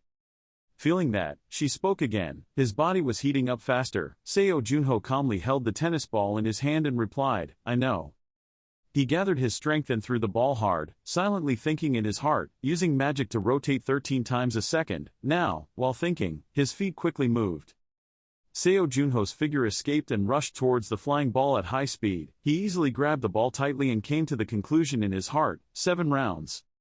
His arms were covered in sweat, but he still held the ball firmly. Seo Junho's eyes were full of determination and perseverance. The doubled mana made his body stronger, but that didn't mean the magic was stronger, it just helped him maintain using magic longer. He felt every vein of mana flowing through his body, now, redirecting the amount of mana in the veins to circulate more slowly. At the same time, countless mana veins began to swell, causing the energy source inside to reach its maximum, replacing the ice energy. Seo Junho felt countless magical powers flowing into his brain. They overlapped each other, winding all over his body. Seo Junho had difficulty controlling his mana circuit and crashed into the brick wall. Behind him was a long streak of cold ice, spreading around. The queen quickly worried, are you okay? Seo Junho looked at the countless pieces of ice spreading around and exclaimed, line pulse, like going from winter to summer in an instant, cold and then hot again.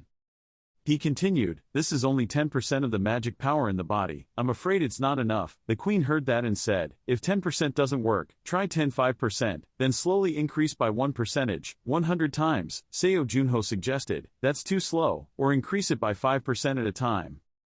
The Ice Queen looked at the frozen tennis ball on the floor and reminded him, remember the fate contract, ice energy can't penetrate anything that fast. If the ice energy outweighs the fire, it will freeze your magic circuit, you will no longer be able to use magic. Seo Junho gasped in discomfort, but still replied, I promise to do as you say.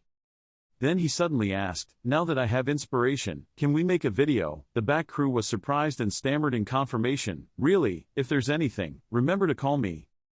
Seo Junho didn't answer, just panted non-stop, sweat pouring down like a stream.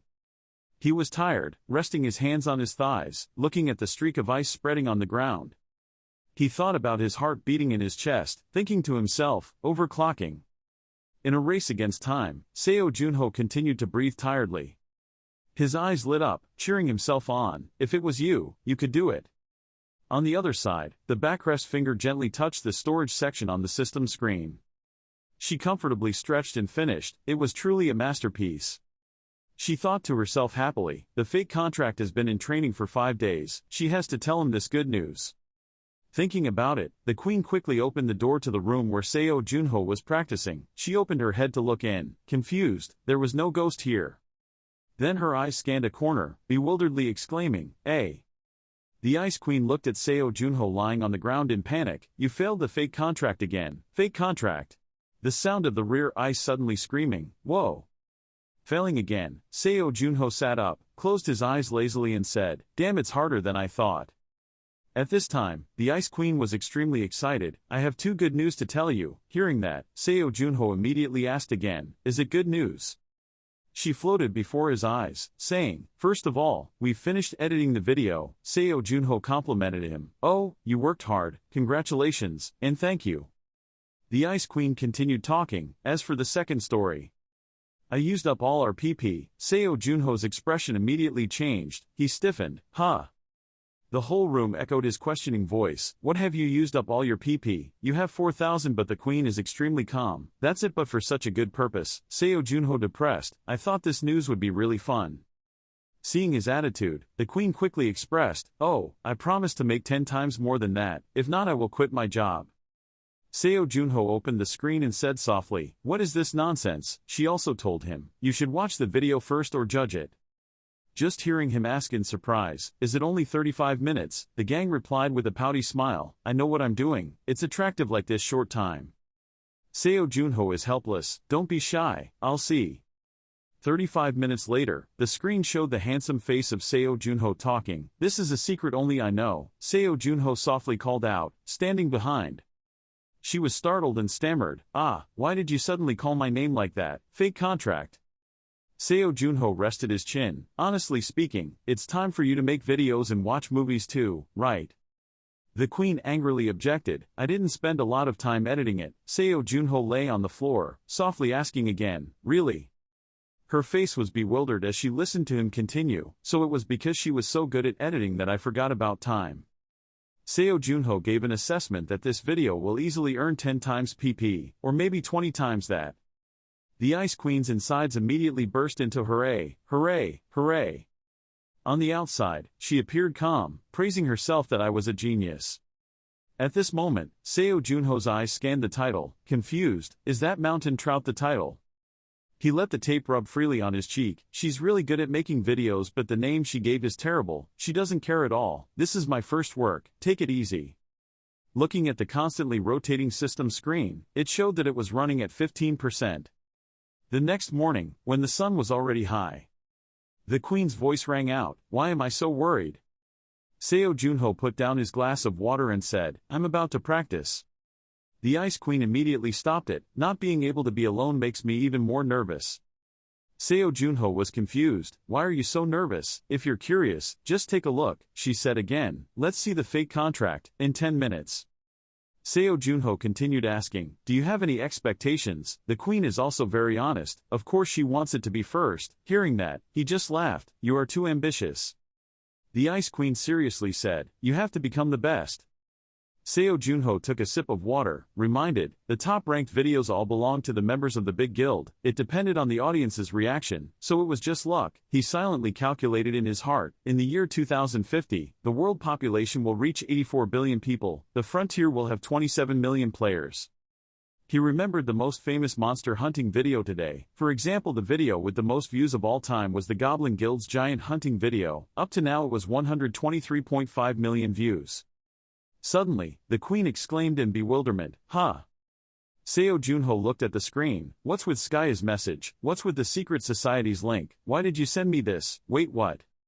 He was surprised. "She has 1,004 million followers. That's impossible."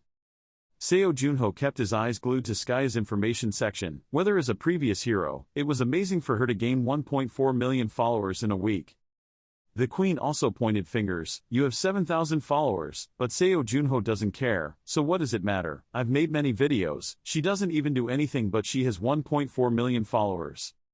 Hearing that, the back crew was suspicious. She really didn't do anything. Seo Junho's finger quickly scanned Skaya's page. What is this again? A series of cards appeared before his eyes. Mining mines. 26 years later, why is it so weak? Exploring mines. Looking at the photo of Skaya looking cute, behind him was a big guy holding a weapon wanting to hit her. Seo Junho was confused. Why the hell was he still sticking out his tongue? The gang immediately enlightened him. Girls on social networks are like that to appear cute. In the video, 3 muscular young men are tightly wrapped in vines and cannot escape. Skaya's eyes showed coldness. It had been 26 years. She was beautiful, calmly sitting on the cliff, lightly flicking her fingers. The vines behind her had tightened their bodies. Why were they still so weak? Another guy didn't falter and took the opportunity to rush towards her. Skye didn't pay attention, went back to adjusting the video recording screen. Oh, just one more attack, I have to use the backlight to brighten it up a bit. The other man held his weapon tightly, slashed it down, and slashed it. Seo Junho saw this and also exclaimed, "It seems like she is very diligent in hunting demons and now making videos." He texted her, congratulating her, "Superstar," only to see Skye quickly respond, "Thank you, you too." Seo Junho immediately texted back, "There's no way I'm not famous yet." Skye immediately texted, No, I mean your video. There are so many comments. Reading the comments I almost died laughing." Seo Junho read it too surprised, The Ice Queen also turned around and told him, the contract was fake, it's been 10 minutes. Seo Junho also stood up, "Open the video, so come here, let's see how the public reacts." At this time, countless comments also appeared. "Oh, it's Seo Junho's new video, it's Kobolo My friend at the scene said it was very bloody." "Yes, they are Kobolo, but CLGT, isn't this a game?" "Eggs also make the ground bloom." "Seo Ho is really strong, this is like self-destruction." "What a precious gem, both scary and it's great." "Whoever made the video is really cool, I'll share it with everyone." "Why have I never met him before? It's my first time watching it, the best video I've seen recently." "Yes, they are Kobolo, but CLGT, isn't this a game? Do eggs even hatch the ground?" "Seo Ho is really strong, this is like self-destruction." "What a gem, both scary and good. Whoever made the video is really great, I will share it with everyone." "Why have I never met him before? It's my first time watching it too, the best video I've seen recently always." Seo Junho happily asked her. There were so many positive reactions that he wanted to see if the rankings were right. The queen was still a little scared, but still replied, "Of course." Looking at the name, Mountain Salmon, ranked 43rd. I was happy, 43rd place is already the best, we are not even members of the guild, the queen is weak, but I still expected more. Total income 38,747 pp. Looking at the overall profit table, Seo Junho was also surprised. "Oh," he said, "nearly 40,000, that's too much money, and the queen is so tired, I don't know anymore." She took out a cup of tea, spoke up, it seemed like she would soon reach 8 million views, at least she wouldn't have to worry about PP. "Well, it's true that tea tastes best when it's successful." Seeing that, Seo Junho just knew. I thought to myself, no, I need more than that to buy spirit stones. Somewhere, the screen showing Seo Junho's face appeared. Someone said, "Isn't it him, the one we're looking for?" The assistant quickly replied, "Yes." At that time all 6 major guilds were actively looking for clues about him. Shin Sung-hyun immediately praised, "Very good." He leisurely cut his nails, gave orders, "Bring me the documents he prepared," and the secretary continued to speak, which was also very strange. He grew up in an orphanage, studied moderately, then became a slave, with someone special like him in the past. Shin Sung-hyun continued, "A bit too normal, right?" He replied, "Yes, it seems the association has intervened." Shin Sung-hyun continued to ask, "Besides this file, did he receive any other information?" When the sun gradually disappeared, the secretary could only apologize. "Sorry, it seemed that association president Shim Deok-gu had arranged to cover it all up." Shin Sung-hyun spoke up, "He had rejected us before." He replied, "Yes, he said he wanted to be the head of a snake rather than the tail of a dragon. Yuha said so, they were like best friends." Looking at the photo of the red-haired girl, Shin Sung-hyun ordered, "Then tell her to invite him to join. Maybe next time I will go dungeon hunting, invite him to come along." He dropped the nail clippers on the table and thought to himself, he said he wanted to be a snake's head. Looking at the screen showing Seo Junho's face, he exclaimed, but inside he thought he was a dragon. Shin Sung-hyun looked thoughtful. "There are things that you can only understand when you think carefully. If you cooperate with us, it will be better." In the dark room, there was only light from a flickering candle. Seo Junho didn't know how long he had been practicing. His face was covered in sweat and he was constantly panting. He looked at the 2 logs lying cut in half on the ground. There was also a sharp sword and countless pieces of ice around. In the coldness of ice and snow, Seo Junho gently closed his eyes. Another week has passed and the number of viewers is still very stable. Seo Junho said to the queen next to him, "The final PP profit value was 42,250. Congratulations for earning just enough points to be able to stay in this game." She heard, immediately teased, "Are you worried about me?" The queen liked it but still had to act shy, quickly changing the subject, "I knew this would happen. How is your practice?" Seo Junho didn't expose you, I can maintain it, strengthen for at least 4 minutes. The queen looked at the chaos in the distance, wondering what had happened here. Seo Junho was tired, but I couldn't surpass the 42-minute mark. It was quite difficult to keep my strength maintained at 46% when enhanced. The Ice Queen asked again, but isn't that enough? Seo Junho said, I think I can still develop more, and there's nothing to lose by doing that. Wouldn't it be better to continue practicing? The queen agreed, saying so also not wrong. Then suddenly her expression changed. She screamed, does this sound like a bad omen? Seo Junho was speechless and quickly reminded him, it's open, just go in. Skaya appeared. She used magic to drag a man who had been knocked unconscious, asking him if he could read this man's memories. Seeing that he was unconscious, Seo Junho agreed, okay, let's see, so I can take notes if needed. Later, the two of them sat next to each other. Seo Junho regretted it, he was just the last guy who didn't know anything. Skaya spoke up, I was still guessing he was around level 120, why are there so many strong people here? Hearing that, Seo Junho promptly comforted her, it's been a long time since she last fought, so it's normal to feel overwhelmed. She quickly regained her composure, then asked, putting that aside, how are you doing these days? Only to hear Seo Junho honestly answer, I'm still learning how to stabilize my body temperature while enhancing. Sitting in a space filled with ice caps, the two started chatting. Seo Junho said, I think I will reach 50% of my strength when enhanced soon, but do you think I can surpass that mark? Skaya exclaimed, it's only been a few weeks. Yet you've already reached the 50% mark, there's no need to rush, just go slowly. Seo Junho replied leisurely, probably. At this moment, Skaya immediately wondered, but where does the queen go every time I come here? Seo Junho avoids her, she's busy. Later, Seo Junho walked her out the door, not forgetting to remind her, when you finish that hunt, come back and take care. Skaya teased, are you my mother? Seo Junho took it as it's normal, every time I worry about you. When the two of them left the room, they saw a polite woman greeting, hello player Seo Junho, on the 5th day the king wanted to discuss with you about the reward that has not yet been given to you for capturing the flood. Kobold, please follow me. Skaya blinked, LHH, someone is so famous. Seo Junho was suspicious, I thought that book was already a reward, right? At the Baron's mansion, his voice rang out, Seamus, please say hello to this false awakener, yes he is your benefactor. Seo Junho politely knelt down in front of the boy, it was such an honor to meet him like this, how are you feeling? The boy replied, I'm much better and it's all thanks to you. Seamus continued smiling, I've been having a great sleep lately, I'm going to become a really good banana like my father, I can do that, right? Seo Junho bowed low, firmly affirming, of course, you will become an extremely great lord. At this time, the commander suddenly spoke again, sincerely apologizing for calling you so late. Actually, I heard that you haven't left the room for a while so I avoided contacting you. Seeing that, Seo Junho quickly explained, I was just practicing by myself.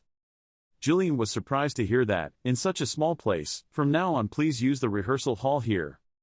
Seo Junho also did not refuse, my lord, I heard that players are extremely discreet in using and revealing their abilities, every day, allow me to ask for permission to use your private practice room. I'll tell you, are you sure? If I say so, I won't be polite. He thought to himself, there is no reason to refuse this, right? Jillian was satisfied and continued, now player Seo Junho, perhaps you have heard about this already but I called you here today, was to reward him again for stopping the massacre of the kobolds. Seo Junho voiced the doubt in his heart, to be honest, I thought you had already given me a reward, just heard him answer, it was a reward for restoring Seamus. Having said that, Jillian held out an exquisite box before his eyes, here. He opened it, facing the mysterious blue light shining inside the box. Seo Junho was also extremely surprised. He opened the box, inside was an elixir sparkling with blue light. Seo Junho wondered, what is this, Baron? Jillian humbly replied, he didn't receive much, it was just an elixir. He began to explain, it's called ice pomegranate, it's grown in the northern snowfields and is only harvested every 100 years, are you sure you want to give me this precious thing? Seo Junho felt a bit embarrassed listening to Jillian continue, if it weren't for him, I would probably be considered incompetent and responsible for the deaths of hundreds of people, moreover, you also treated me, for my son. Having said that, both Jillian and the commander bowed their heads, please accept it as a worthy reward, thank you very much for what you have done. Later, Seo Junho returned to practice, his body became faster and faster, and the mana pulse in his body became more and more secure. Seo Junho's eyes focused and rushed forward. He looked at the target candle ahead. I thought to myself, 38%. After absorbing the ice pomegranate, all my stats increased by 10 points, but my magic index increased by 10 points. I thought to myself, 38%. After absorbing the ice pomegranate, all my stats increased by 10 points, but my magic index increased by 10 points. Seo Junho's expression was tense. 42%. 43%. He gained momentum and jumped towards the candle. At this moment, the queen's voice echoed in his mind, asking, "Is this belt good enough?" Going back a bit in the past, old man Noya once gave him a white belt. The belt was equipped with him to increase the ability to control his body. He advised, "The magic sense has increased a lot. Even if you get injured on the battlefield, this belt will help you a lot." In addition, he also wrote a letter, "Don't break it, I'm tired of working, and the name of this armor is white armor, but if it's broken, feel free to bring it here and I will personally fix it." Seo Junho laughed at the old man's love beating. It seems like he tried quite hard. The Ice Queen who was next to her munched on a piece of cookie also said, "Because of Mithril's special quality, it must be difficult to make. The name white armor sounds good, those guys have no talent for names at all." Seo Junho put on the belt and protested, "I heard it was good, but for you, I didn't expect someone who names salmon on the internet to have a better name." The queen got angry when she heard that. He said, "What? I thought you said salmon, that's my nickname." The belt was immediately activated. Seo Junho also told himself, 44%. He put on the armor, put on the belt, swung the sword, creating a powerful magic stream.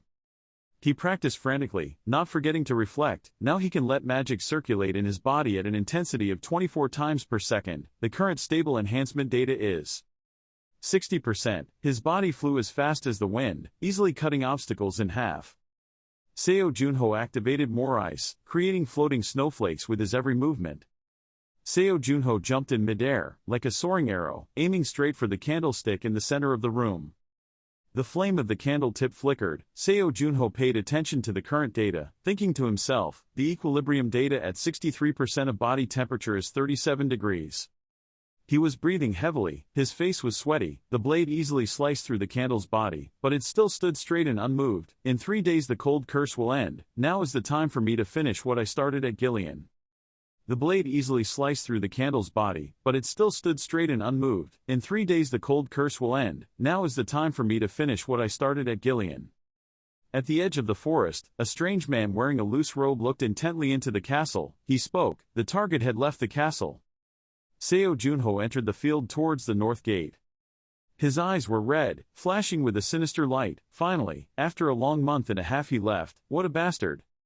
Another guy asked quietly, "What about Skya Killiland?" 3 weeks ago Seo Junho escorted her to Gillian.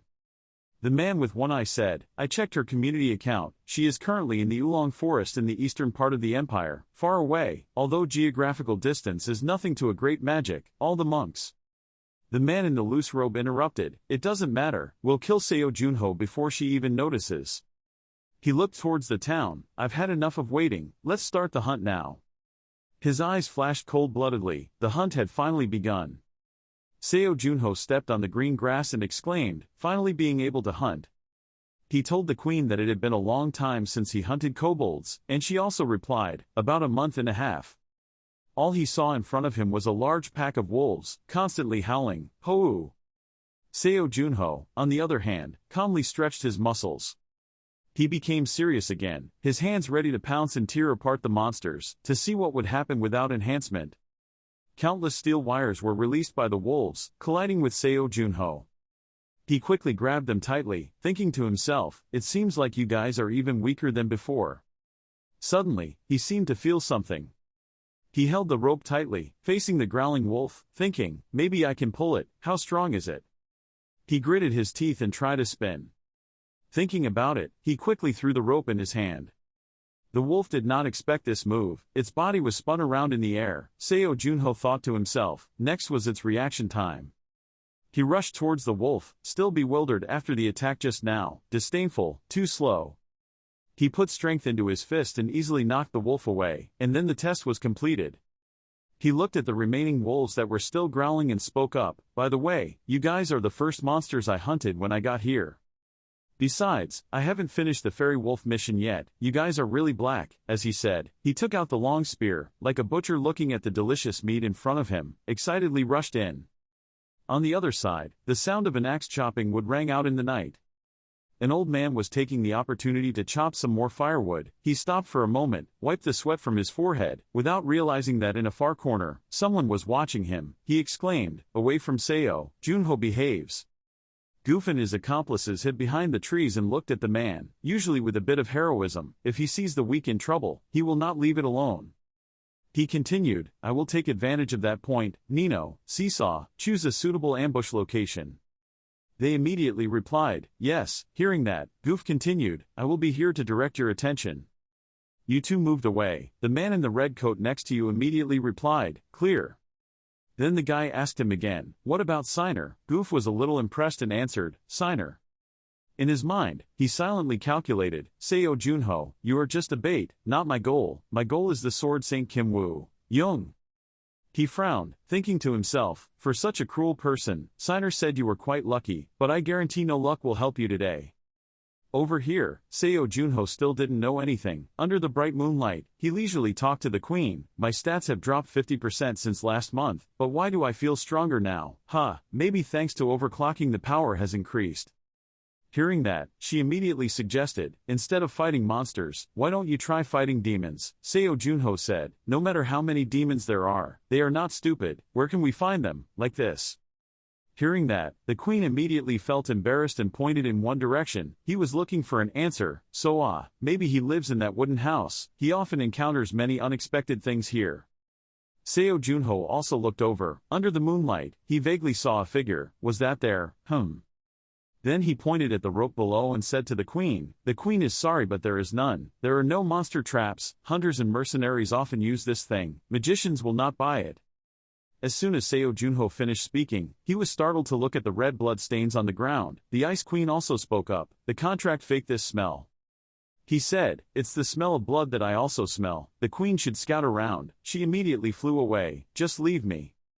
Later, the queen passed the news back. The fake contract had no monsters. Oh my god. Seo Junho also saw the man who was chopping wood just now, but now he was sitting there dead. He spoke up, "Someone died, here."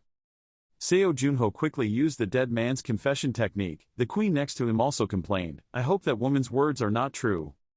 At this moment, a voice suddenly rang out, "Uncle." The man in the red coat walked up to Seo Junho and shouted, "He's the one who did this, right? You're not going to answer me."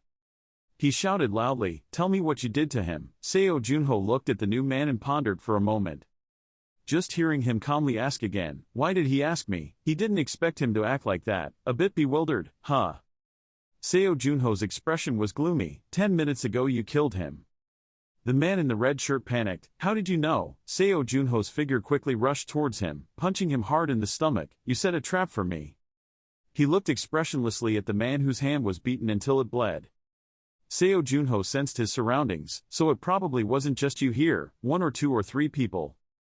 Goof's face darkened, setting up another world battlefield. Immediately, the space around Seo Junho also changed. He looked admiringly at the sandy desert surrounding him. Arg! Looking at the sunlight shining high above, Seo Junho thought to himself, "He is Carl Signer's right-hand man. I have seen his ability in Signer's memories." The twins' voices rang out, "Damn, why is it the desert?" Seesaw looked excited. It was so hot. Seo Junho's hand tightly grasped the spear in his hand, listening to the two of them bounce around. "Deal quickly, I'll go first, don't leave it to me this time." His eyes darkened, exuding murderous intent. Seesaw looked mocking, the strongest hunter on earth. Nino was next to him, but he avoided it. Having said that, he rushed towards Seo Junho, but he easily dodged. Seeing that, Seesaw continued to make moves, not forgetting to praise him. He was quite good. He spoke up, "The speed of our moves is much faster than the naked eye. Anyone who cares about how lucky they are to dodge will die." Seo Junho's face was expressionless, listening to him say more, "Can you also see our actions?" Goof's face was tense. Seo Junho steadily rode on the broken ground. Seesaw and the others exclaimed, not thinking this guy had real power.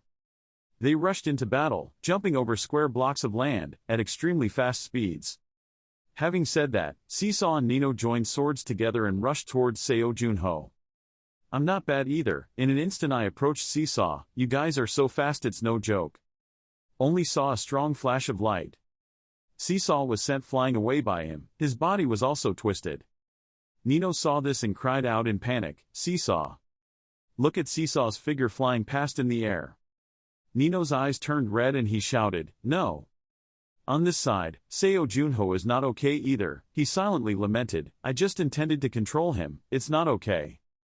He looked at Nino who was crying next to his brother's body, thinking to himself, this speed affects moving targets so differently, and he is moving at the speed of sound, so when he collides, he causes too much damage. Nino cried, "No, ah!" The guy glared at him, "I will kill you, I will kill your whole family, you bastard." Seo Junho was very calm in his confrontation, "That's not what you guys usually do." Nino's eyes were bloodshot, listening to him say, "You don't feel anything when you kill someone, but you get angry when it happens to your accomplices." He gritted his teeth, "You're dead to me you bastard, it's too late to apologize now." Seo Junho's face darkened and he coldly asked again, "Do you want me to apologize to the people I killed before? Death is right, what are you scum like living for?" Goof then spoke again, "Nino, how long did it take you to cast magnetic field without Seesaw?" The guy replied, "About 10 minutes.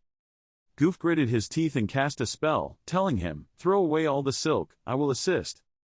Immediately, Seo Junho felt an invisible force pressing down on his body. Nino shouted loudly, "Yes, just support me and I will definitely kill you." Immediately, Goof gradually cast magic, the ground under his feet gradually became cracked, spreading to Seo Junho. He laughed crazily, "Ha ha ha ha, it was such a great feeling." Nino was filled with satisfaction and shot out countless arrows. "What is this Seesaw, you bastard?" Countless arrows suddenly appeared and rushed towards him. Seo Junho calmed down, looking at the rain of arrows above his head. The arm gently swung the sword. He did not dodge, but instead rushed straight towards the arrow. His eyes flashed with light. Seo Junho thought to himself, 63%. I only saw his body as fast as the wind, suddenly disappearing and appearing in the rain of arrows. He moves continuously. The arrows grazed him, piercing, hit the ground, creating a huge commotion. Nino and Goof saw this and were angry, "You little rats."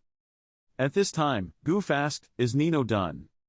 The guy looked at him still moving unharmed in the forest of arrows, helplessly replied, he couldn't play anymore. Then he threatened, "You won't be able to dodge this attack." Just saw a large rock suddenly appear above Seo Junho's head. Without hesitation, he cast a teleportation image, always behind the man. A purple light flashed. Seo Junho took the opportunity and used his sword to graze his body without any unnecessary movements. The corner of Nino's mouth vomited blood, his eyes full of anger looking at him. Seo Junho didn't stop, aiming for Goof, his fist only a few centimeters away from his face. Goof calmly closes his eyes, "He will wait for you in hell." Seo Junho replied, "Why do I have to go down?" Having said that, he directly punched him and flew away. The punch shook Goof, his head seemed to be cracked. But he also rushed away like a ray of light. The queen stood outside to watch the match, only to see that Seo Junho, after defeating all his opponents, still did not stop. His body seemed to be injected with drugs, constantly moving at high speed.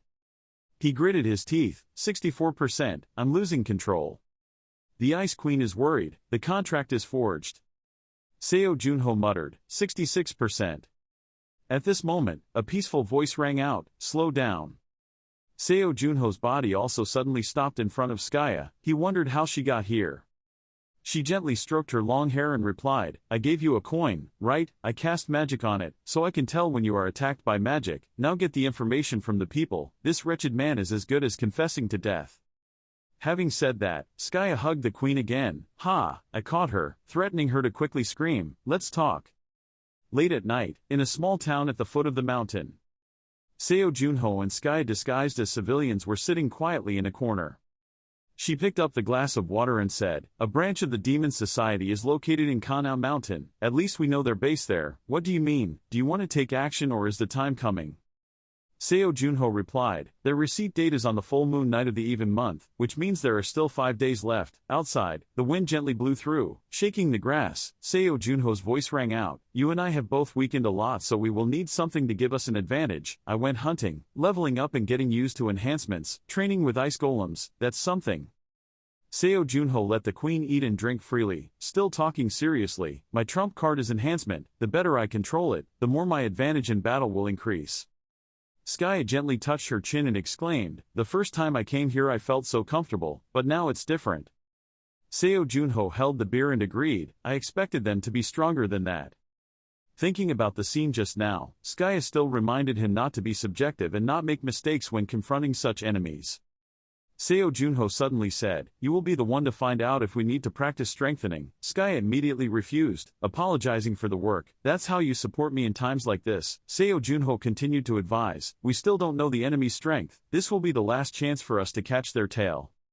He looked at his reflection in the water. If he blindly rushed in and they were stronger than us, it would be the end. Instead of rushing straight in, why didn't I disguise myself? Skye was surprised. Disguised? The Ice Queen had already finished eating and heard Seo Junho speak. Yes, they won't be able to recognize you. I will create disguise medicine, so you just need to do well.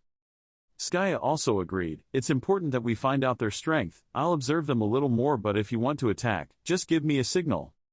The Ice Queen also excitedly commented, yes, try hunting and using enhancement at the same time. That method will be very effective. Just like that, Seo Junho successfully achieved his goal. He stood up and said, okay, thank you. Skye also replied, yes, good luck. Seo Junho looked at the surrounding scenery, wondering why he had to go this far just to hunt. The queen pointed at him and explained, we shouldn't attract too much attention. Don't worry, there aren't any players around here. She looked into the distance. There was a shadow of a monster, asking him if the contract, the Iron Hero, was strong. Seo Junho honestly replied, I don't know, I've never seen them before. The queen showed me. Hey, is that it? She whispered into Seo Junho's ear. It seemed its entire body was made of steel. He analyzed, if we used enhancement we could easily catch it, but not today. Seo Junho put on his hood and thought, first strengthening. It took more time to stabilize than I thought. I had to concentrate. Seeing that the Iron Hero was gradually approaching him, the Ice Queen announced that it seemed the bear had noticed him and forged a contract. Seo Junho did not answer, holding the sharp sword tightly, thinking, using enhancement to fight something out of control is very dangerous, most importantly, controlling its speed. At this moment, the Iron Hero also rushed towards him. Its heavy body was like a thick wall, blocking all light. He frowned. Was this really a monster from Canal Mountain? It was like a mobile weapon. If it appeared on Earth, how could humans handle it? Tiet Hung didn't care about his expression. His eyes flashed red and he scratched Seo Junho. Even though he used his sword to block him, he was still thrown away. Luckily, Seo Junho promptly stabilized his body and was still able to stand firmly on the ground. The Ice Queen told him that with a fake contract, you cannot confront it with strength. Seo Junho replied comfortably, then I know, I cannot compare its strength with it. He reminded himself, the lighter the better. His eyes flashed with light, looking intently at the Iron Hero, hoping to find a breakthrough. Seo Junho started to attack. He ran along the curved path, aiming straight at the target as the Iron Hero rushed forward, his hair blowing against the wind, his eyes flashing, full of pressure. His sharp blade successfully approached, cutting a long line across its body. Seo Junho's face was tense. Silently, the faster the better. Then Seo Junho directly cut the beast's body in half. He turned around and looked, bewildered when he saw Iron Hero lying on the ground. Phew, no way you could die so easily. The Ice Queen ran to him and spoke up. He still couldn't control his power. Seo Junho explained, I was just trying to attack it, but, she replied, in my opinion it's not yet time for you to actually fight. Where? Hearing that, he asked again, so what should we do? We have to go hunting now that our level has increased, but we are running out of time. The Queen suggested, why don't you try my way? She sat on his head and continued, continuously using enhancements but not using skills when hunting. Seo Junho was surprised. It really sounds possible, but... Under the magical light of the moon, the Ice Queen was proud. Although it was an old-fashioned method, it was very effective. Seo Junho felt, sigh, it will probably be very difficult in the near future. Seo Junho rushed into a crazy fight with the Iron Hero. It was angry and growled at him. But Seo Junho was still very calm, attentively observing the monster. His arm swung the sword vigorously. Countless sword lines were drawn. Tiet Hung also lost an arm. Seo Junho thought to himself, 10 to 5%. He pulled back his hat, thinking, I can control my speed enhancement at 10-5%, and I've also leveled up 60 years. The Ice Queen suddenly called out to him, "Huh, contract faker, look, it's almost a full moon," Seo Junho replied. "I see, let's go see Skya." As he walked, the queen was scared. "The effect won't last, right? You need to pay attention when you disguise yourself like that." Seo Junho very patiently replied, "Okay, I understand." Looking up at the sky, he thought, there were only 7 hours left before the cold curse closed. In a warm room, a strange bottle of water appeared on the table. Skya asked, "Manhua, has the freezing curse been completed? Once you use it, you must move carefully and calculate carefully. However, controlling enhancement will be a bit more difficult." Seo Junho shook the water bottle. "I knew you would complain. Is this the potion you mentioned before?" She replied. "The effect only lasts for 6 hours. I quickly made it for the effect won't last long." Then Skya threw a skull badge on him. "Oh well," took it, making Seo Junho confused. "What badge is this?" She answered, "It's a magic badge that can transmit sound. If you get into trouble, someone will come to save you." Seo Junho was also surprised. "That's great, let's prepare carefully and then we can go." Seo Junho was also surprised. "That's great, let's prepare carefully and let's go." The Ice Queen held the water bottle. "Suspicious, but this fake contract, are you confident in your acting skills?" Seo Junho didn't care, replied, "What do you mean? Thanks to Death's confession, I have that guy's memories." He took back the water bottle and confidently affirmed, "In other words, no matter who it is, I won't be arrested. The gang doesn't think so. Oh, I'll keep an eye out and see." It wasn't until he disguised himself as Goof, standing in front of the crowd, that he felt regretful. "Damn, I said it too early." An arrogant voice rang out, "How dare you come here again?" Followed by countless teases. "I thought you would follow the twins, but you were the only one alive. Are you a cockroach? Why do you live so long? I thought you would fall like Carl Seiner." Seo Junho encouraged himself, kept quiet and thought, how would this guy behave in this situation? Think about it. He learned Goof's behavior. Respond, "If you dare to open your mouth to mention Seiner's name again, I'll split your beak in half." Immediately, teasing sounds rang out. "Oh, even though the master is dead, you are still loyal. I'm so jealous that he has a loyal dog like you serving him. He's dead and still alive. What's the use anymore?" At this time, a voice suddenly rang out, "Is everyone here?" A man with long hair leaned on the railing, introducing himself, "I am Wang Hyun, a member of the Badge of Honor." Seo Junho immediately confirmed that it was him. Wang Hyun continued, "As everyone knows, the reason we are gathered here is to help us raid the dungeon." Seo Junho looked at him intently, listening to him talk. "I gathered everyone based on each person's personal ranking." Wang Hyun's eyes flashed coldly, "But you guys are just tools. My orders are absolute and if you dare to resist, it means death, understand?" The crowd below replied, "Yes sir, clear." Wang was satisfied, "Jump down, okay then. Get ready, we'll leave soon." With just one jump, he made the floor cave in. Seo Junho thought to himself, there are only 2.5 hours left before the medicine wears off. I won't have a chance to use the enhancement when the freezing curse appears. He followed the group, still calculating in his heart. Just his Shadow Guard skills were enough, but he needed to know what Wang Hyun's abilities were. After a while of moving, the group saw a large gate. Some people say that it is a dungeon like an entrance. Only when we clear the dungeon can we escape.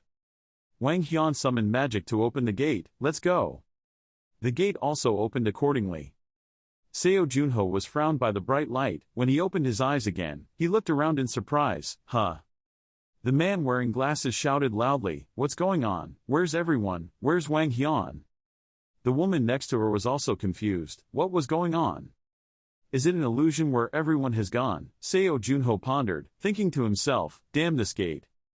The woman roared, "Is it a trap, you bastard Joff? Did you do it?" At this moment, Seo Junho spoke up, "On Earth there are also dungeons like this. Once you enter you will be transported to other places, random location." The Ice Queen was worried. "Are you okay with the fake contract?" Seo Junho replied, "Don't worry." He gently shook his neck, exclaiming, "This is the labyrinth gate, where we must together defeat the monsters in the labyrinth. The darkness like this is our home yard." The girl touched the wall, angrily said, "Damn, is this a maze-like dungeon?" The man with glasses replied, "Maybe so, since we were separated from the group." She heard, added, "Okay, then I think we should join Wang Hyun first." "Right." The man is still a bit skeptical. "Do we really have no other choice?" The girl frowned and shouted, "Of course it is. If we go with Wang Hyun, we won't need to worry about our lives, right?" The man was convinced. He adjusted his glasses. "That's right, let's go." Seo Junho walked in the back in disguise, listening to the two discuss. So we are not allowed to lower our guard. Let's check the equipment first, he thought to himself. If I kill them then I will know about Wang Hyun with the confession of death. His eyes were quiet, but now I need more information, such as how big this dungeon is, and whether the rooms are connected or not. Seeing him suddenly open a door and go in, the woman shouted loudly, "Hey crazy guy." The man also said, "Hey, you should ask us first before opening it." After a while, both of them were still following him. Seo Junho carefully observed the surroundings. The walls were very high, and there were many traps. It seemed like this was a normal maze. Looking at the deep hallway, the man couldn't help but exclaim, "This place is bigger than I thought. I didn't see any monsters at all." He asked him, "Why don't you share your opinion with us?" Just hearing Seo Junho speak coldly, "Even if I said it, you wouldn't understand." The girl immediately got angry. "What's wrong with this bastard?" The man wearing glasses immediately said, "I have never liked him since I knew him. Carl Seiner, he only trusted this bastard and followed him." Seo Junho didn't pay any attention to those words. His consciousness was still quickly exploring along the corridor. With a maze like this, can't find any monsters around here. The Ice Queen sat on his head and asked, "Fake contract, what are you doing?" Seo Junho replied, "I will calm down and everything will be fine." The girl following behind saw him muttering, laughing and ordering, "Ha, who are you talking to? Go ahead and be a meat shield for us." Seo Junho's face darkened. The transformation wouldn't last long. It would be better to kill them all, but... Seeing him suddenly turn around and stare at him, his body still exuding magic, the man shouted back, "What's wrong, you bastard?" She picked up a sharp knife, threatening, "Hey, do you want to try? No luck." The man teased, "Your master is not here to protect you anymore," she continued, wanting to follow her master that much. Seo Junho just reminded, "Be careful of what's behind you first." The girl muttered, "What's behind us? What kind of cheap joke?" But their expressions changed after looking behind them. "I only saw that a giant bug had been standing behind the two of them ever since." The man stammered, "Wall mantis star." "I only saw the monster brandishing its sharp pincers, easily cutting through his body." The girl next to me saw that and was also scared. It was crazy. The girl next to her saw that and was also scared. It was crazy. Seo Junho was surprised. It was finally revealed, the true horror of the labyrinth dungeon wall mantis, the predator at the top of the labyrinth dungeon hierarchy, using the walls as weapons. At this time, the monster was still very interested in looking at the girl next to him. The woman spat, cursing, "Stupid." The shock made him freeze in place. She was holding a sword in her hand. "I don't want to have to deal with monsters like this. There's a wall like this. How can I get through?"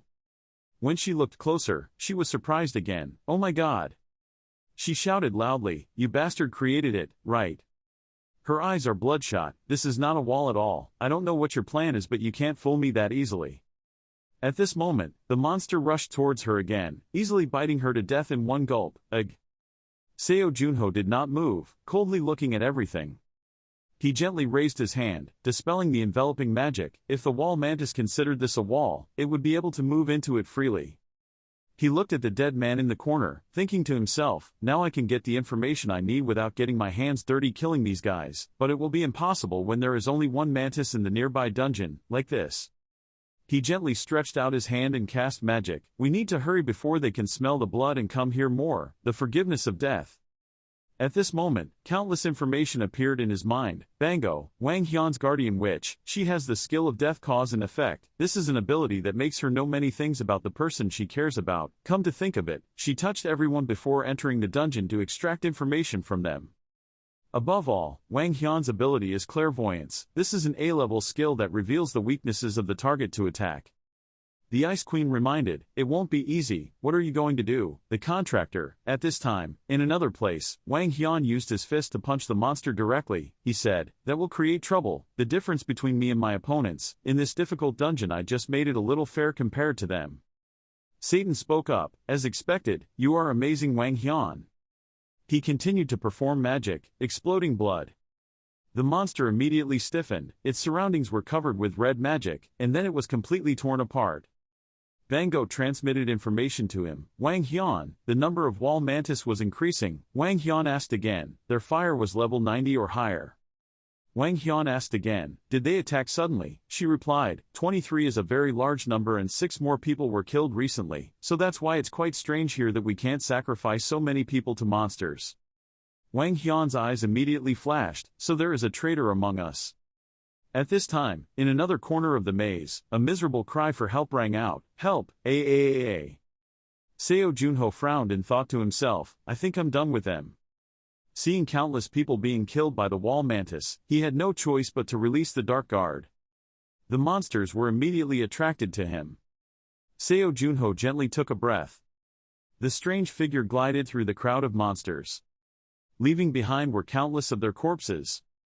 He told the Ice Queen, I was wondering if transformation was disabled here, but it seems not like that. She asked again, and the cold curse will be restored quickly, right? He replied softly, maybe about an hour. The Ice Queen reminded again, we don't have time, let's get their memories first. The two were busy talking, unaware that someone was peeping behind them, holding two sharp iron bars, wanting to stab him to death from behind. Seo Junho is still busy talking, there's no need to worry like that. I only saw him gently turn around and gently grasp his neck with his arms. He smirked, the longer I live, the more of their memories I see. Hex is scared, even Wang Hyun can't see through my abilities. Seo Junho looked at him coldly, moved his hand slightly, and easily strangled him to death.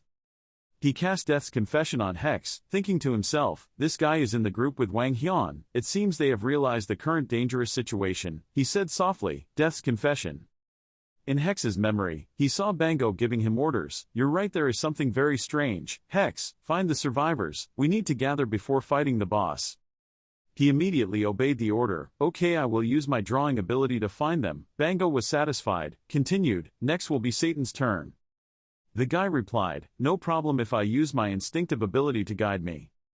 I can go to Hex's location, see here. Seo Junho immediately panicked, what? He watched as Hex's body was gradually surrounded by red magic. Silently screaming, is the guiding instinct, damn it has been activated, I have been subjective. Wang Hyun immediately appeared, he stepped on Hex's head, smirked, really surprised. His eyes were red, looking at him dangerously, doesn't the insect that betrayed us look very familiar, don't you think so, goof? Wang Hyun looked at him with interest, really surprised. Seo Junho tensed as he continued to speak, the face of this destructive bug looked familiar. He used his foot to coldly kick Hex's body back, a surprise I didn't expect. The Ice Queen reminded him that the current situation of the fake contract seemed unsuitable for fighting, and he was also under the ice curse. How long would it take for him to end? Seo Junho calmly replied, about 50 minutes. Satan spoke up and asked Bango, goof, that guy is sending us a message, why is that so? Seo Junho over here was busy thinking, I became stronger than when I fought Carl Seiner, but... He looked gloomy, with his incomplete strength enhancement in the ice curse, fighting was too risky now, maybe he should use the power of ice to fend him off. Wang Hyun gently shook his neck and asked him, they said you came under the command of Najad Hollow, right? Although this dungeon attack seems to be more successful than the last time, why did you kill others? Seo Junho was expressionless, had no intention of speaking. Wang Hyun said, it seems like you have no intention of answering. He rushed towards me, so we'll find out for ourselves. Looking at his fist a few centimeters from his face, Seo Junho exclaimed, he was so fast. Seo Junho brandished his sword quickly. Wang Hyun just walked past him. As for Seo Junho, he successfully blocked his attack. He turned to look, only to hear Wang Hyun speak, can he react to my attack? Having said that, he rushed towards him again. Wang Hyun's eyes were red, are you really goof, why don't you have such strength up there? Seo Junho was in a passive position and could only use his sword to block his punches continuously. Wang Hyun's strength was not low at all, directly forcing him to retreat a long distance. Seo Junho breathed heavily, thinking, he was stronger than he thought, if he let him attack directly and pressure him, it would be quite dangerous. Wang Hyun looked at him again, very interested, ho-hoo. Satan spoke up, Wang Hyun, that guy is mine so I can punish him. Bango stopped him in time, okay, just leave it to him. The Ice Queen passed on the message, the fake contract, just speeding up is not enough, he replied softly, I know. I only saw Seo Junho perform strange magic, startling the crowd. The back row quickly dodged. Satan's crowd shouted loudly, that, Goof's unique move, the move that made him famous. Wang Hyun cracked his knuckles, is this really a battlefield in another world? Wow, I've heard this move before. He looked at you holding a sharp sword, talking leisurely, I always wondered what talent you had that could make the commander crave you so much. Wang Hyun took a defensive stance, provocative, let's begin. Seo Junho thought to himself, Commander, do you crave this goof's power? I have another memory. I only saw countless magical wolves appear, rushing forward. Wang Hyun's feet stomped hard on the ground. He sneered, the otherworldly battlefield where even dark energy could be controlled, but it was useless. Having said that, his one punch easily destroyed all of Seo Junho's magical wolves. Seeing that, Seo Junho could only look in surprise. Wang Hyun approached him again and spoke up, now I understand why the commander covets your abilities. With your abilities, creating a second dark army is completely possible. Seeing that his fist was approaching, the Ice Queen quickly shouted, dangerous contract. At this time, ice quickly appeared around Seo Junho's head. Wang Hyun's punch was blocked, he was amused, even ice cold. His expression was crazy, from now on. If you want to add another shot, all thoughts about the first person's actions are in your calculations. Seo Junho didn't have time to dodge, the ice layer was also broken, the Ice Queen saw his body being blown away, and cried out in panic, fake contract. At this moment, Seo Junho thought to himself, strength enhancement, 30%. Wang Hyun also quickly followed, but Seo Junho successfully blocked his move. Wang Hyun did not stop and attacked again, but was still avoided by Seo Junho. Seo Junho did not give up and quickly took the initiative to attack again. The two of them continued to quarrel with each other. Moved continuously along the long corridor. Seo Junho held his sword, emitting a huge magical aura and rushed towards Wang Hyun. He clenched his fist again and spoke softly, neutralizing the adverse effect. Having said that, Wang Hyun directly hit Seo Junho on the chin, causing him to fall backwards. Spit out a large mouthful of blood and rushed out. Wang Hyun looked at the hole above, bewildered, what had pierced him, right? He was surprised, that's not another world's battlefield, what are you? Seeing that Seo Junho had returned to his original form, Wang Hyun was bewildered, was that a clone technique? He thought to himself, he's a spy, but how could he use Goof's ability? Wait, that's not another world battlefield, right? At this time, the system sound rang out, the state was unstable, Dispel was looking for magic to remove, Dispel removed the frost curse, the duration of the frost curse was reduced by 1 hour. Wang Hyun here is still confused, what the hell is going on? That guy has memories that only Goof knows, and has the ability to imitate otherworldly battlefields. It seemed like no one knew he was a spy, but looking back now, his body and skills seemed to be worth a lot more than Goof's. Having the ability to condition both dark and icy energy, Seo Junho approached him and asked, are you exhausted? He let go of the sword, his hands forming fists, provoking me, now I'm starting to wake up. Wang Hyun let out a small breath, phew. He frantically rushed towards me, I won't kill you right away. Seo Junho's face was expressionless. But the sudden change, the attack was very fast, causing Wang Hyun, who was rushing forward to take the full punch, only to hear the system notification, the time of the ice curse has ended, all the reduced stats are now gone, is restored. Countless fresh blood shot out, Seo Junho punched Wang Hyun in the face, his eyes were angry, blood flowed from the corner of his mouth. Seo Junho put all his strength into that punch, directly sending him flying away. Wang Hyun's eyes widened, this guy's hand. So fast that he couldn't even see, Seo Junho didn't give him any time to rest and continued to attack. Another blow to his face. Wang Hyun took a series of punches, his eyes widened, as if he was about to lose consciousness.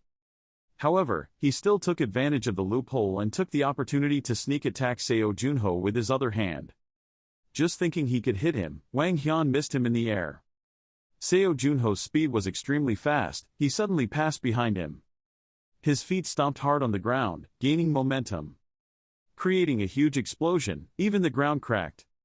Wang Hyun and Seo Junho collided with each other's faces at the same time, neither one willing to yield.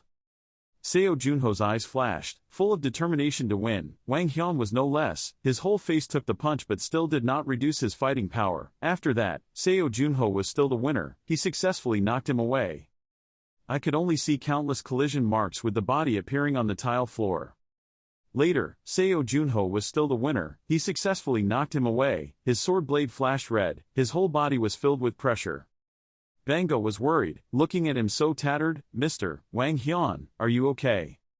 He roared, hurry up and kill the boss, solve the dungeon. She was confused, what do you mean? Wang Hyun's face looked crazy, he rushed towards Seo Junho, giving orders, right now. Seo Junho on this side also took a preparation position, strengthened, 15%. In an instant, his figure disappeared from its original position. Wang Hyun shouted loudly, "Is he more dangerous than the boss?" He seemed crazy, provoking him. Moreover, "Come here." The two collided again and battle broke out. Magical power radiates in all directions. Seo Junho's eyes flashed, gritting his teeth, wanting to defeat the opponent. The two of them compared tricks with each other countless times, and were injured countless times. Wang Hyun facing Seo Junho was still full of energy, exclaiming, he could see all the enemy's movements and thoughts. At this time, one side of his cheek received Seo Junho's punch. Wang Hyun whispered, but could not keep up. Indeed, in his eyes, Seo Junho's weaknesses appeared extremely clearly. Wang Hyun wondered how to stop him now, but at this moment his body was also covered with cold ice.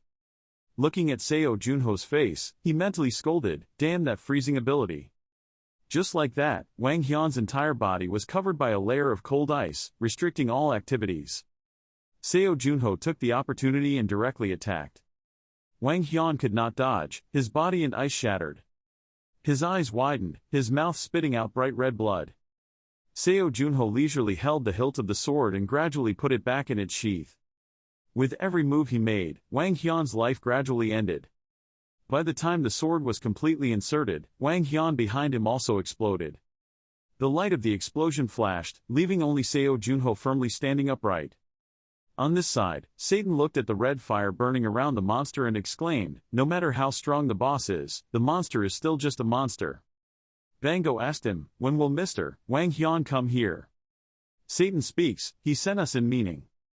Bango continued, "We couldn't contact outside the dungeon so he sent us in first. He was fighting outside but, there was no way Mr. Wang Hyun could lose to that guy."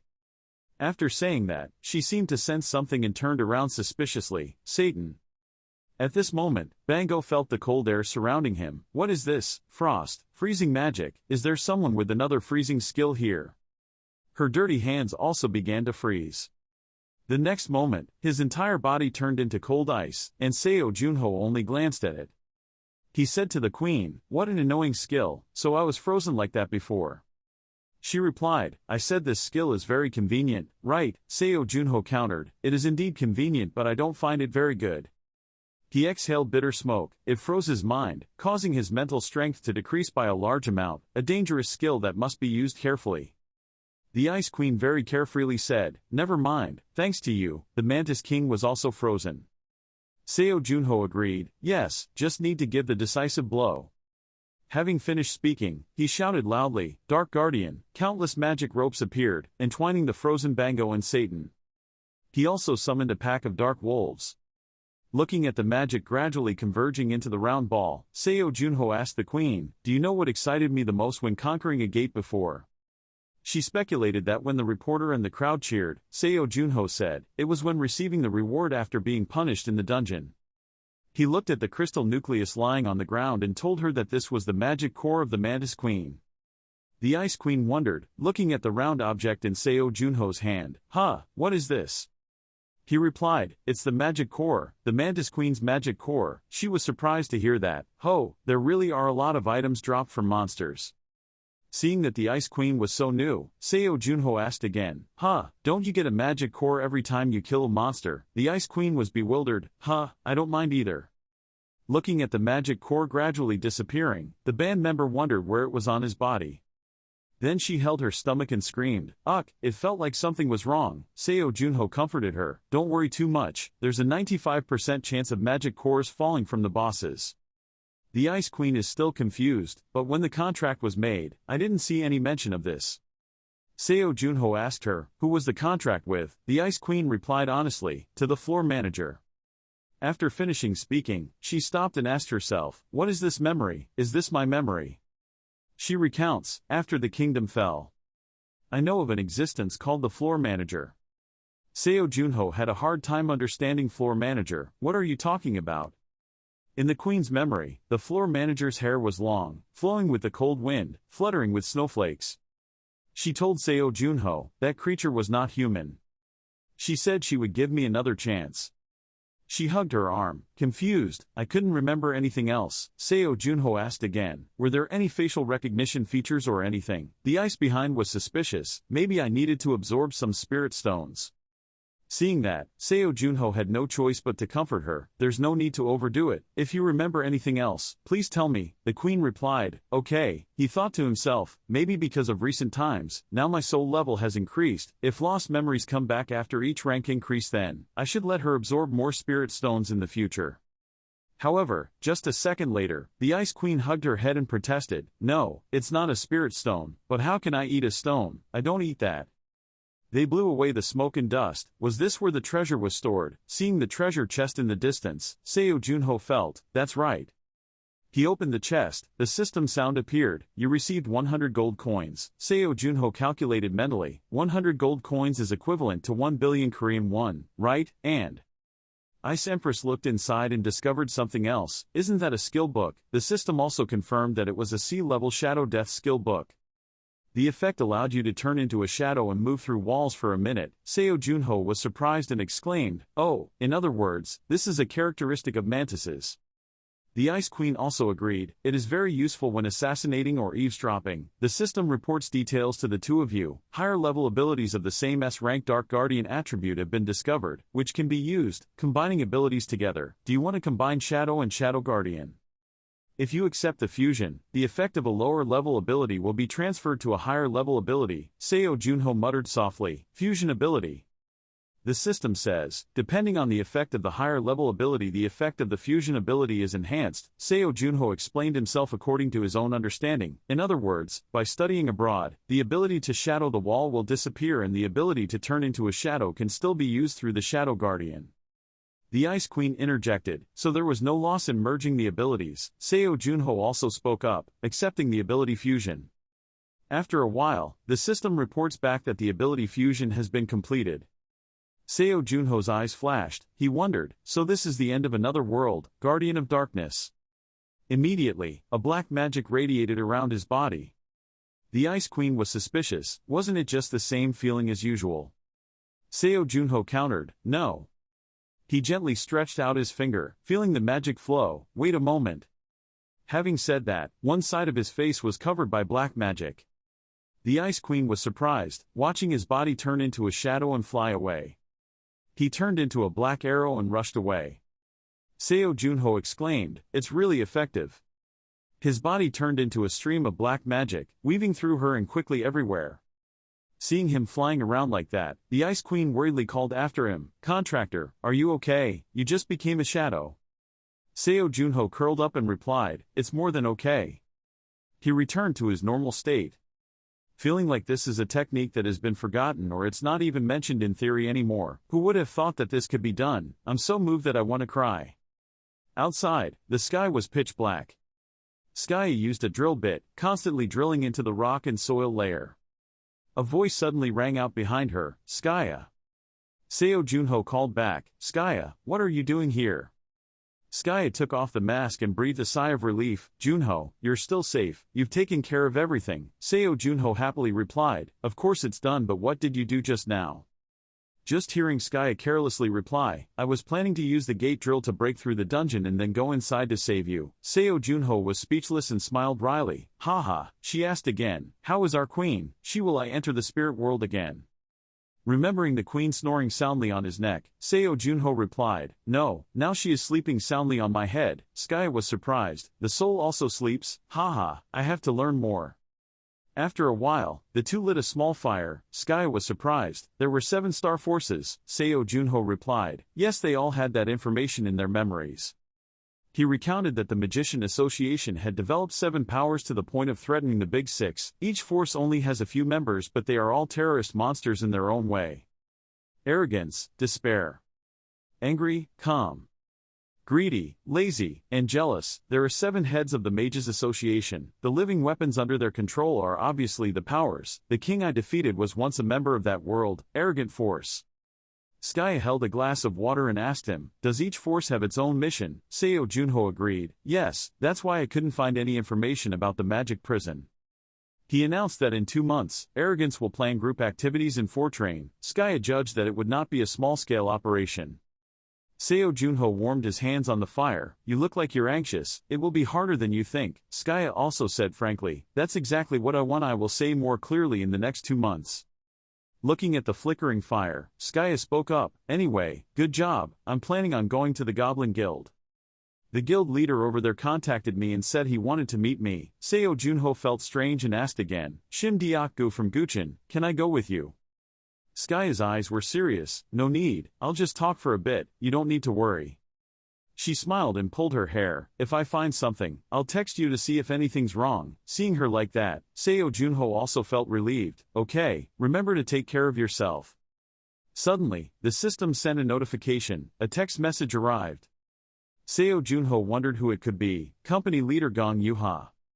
He was startled when he saw the message. It says, hello Kim Woo-jung, if you're not busy, could you spare some time for me, player Seo Junho, I need your help. Seo Junho stood up straight, confused, Sword Master Kim Woo-jung. In the extinguished firelight, Seo Junho texted and asked if he was really a sword saint. The other person immediately texted back, hee, that's right. Seo Junho contemptuously thought to himself, if he impersonated himself, how could the holy sword need my help? If it were night time, I would still be able to understand, but now I'm Seo Junho, should I ask for proof? While I was thinking, the other person sent another message. Seo Junho immediately pressed the screen, oh, something is being sent. It turned out that Kim Woo-jung sent a photo to prove himself first. Seo Junho was surprised, it was really him, that word was engraved with an ice sword, it's beautiful to write, but selfie skills need to be practiced a lot. After the evaluation, Seo Junho didn't care about the sleeping ice queen but texted back, thank you for proving it, but why did you specifically contact me? Seo Junho sat with his chin in his hands, waiting for a response, but after a while there was still nothing. He asked himself doubtfully, you're not replying, you must be busy. Ah, here it is. Seo Junho excitedly looked at the new message. I only saw Kim Woo-jung texting him asking if it was possible to meet face-to-face to discuss. Seo Junho also saw him taking another selfie and sending it to him. Seo Junho said helplessly, that's the end of it, crazy, took another photo. In the white snowstorm, we see a figure leisurely walking, and it is none other than our male lead, Seo Junho. The Ice Queen asked him, fake contract, where is this? Seo Junho explained, Bram's ice and snow area, thanks to Class C cold resistance, this place is not as cold as we thought. The Ice Queen came out from Seo Junho's chest with a runny nose and lamented, but I felt a bit cold. Seo Junho said helplessly, tell the truth, you're not an ice spirit, right? The Ice Queen quickly protested, no, that's not it, it's because I just woke up, and at this time the two of them had already arrived at the same house. Seo Junho knocked on the door of that house. Seeing someone coming to greet him, he immediately hugged his body to warm him and smiled to say hello, long time no see. Kim Woo-jung stepped aside to lead him into the house, you must be very cold, you must have gone on a long journey, please come in. In front of the fireplace with flickering firelight, Kim Woo-jung spoke, I will explain why I contacted you.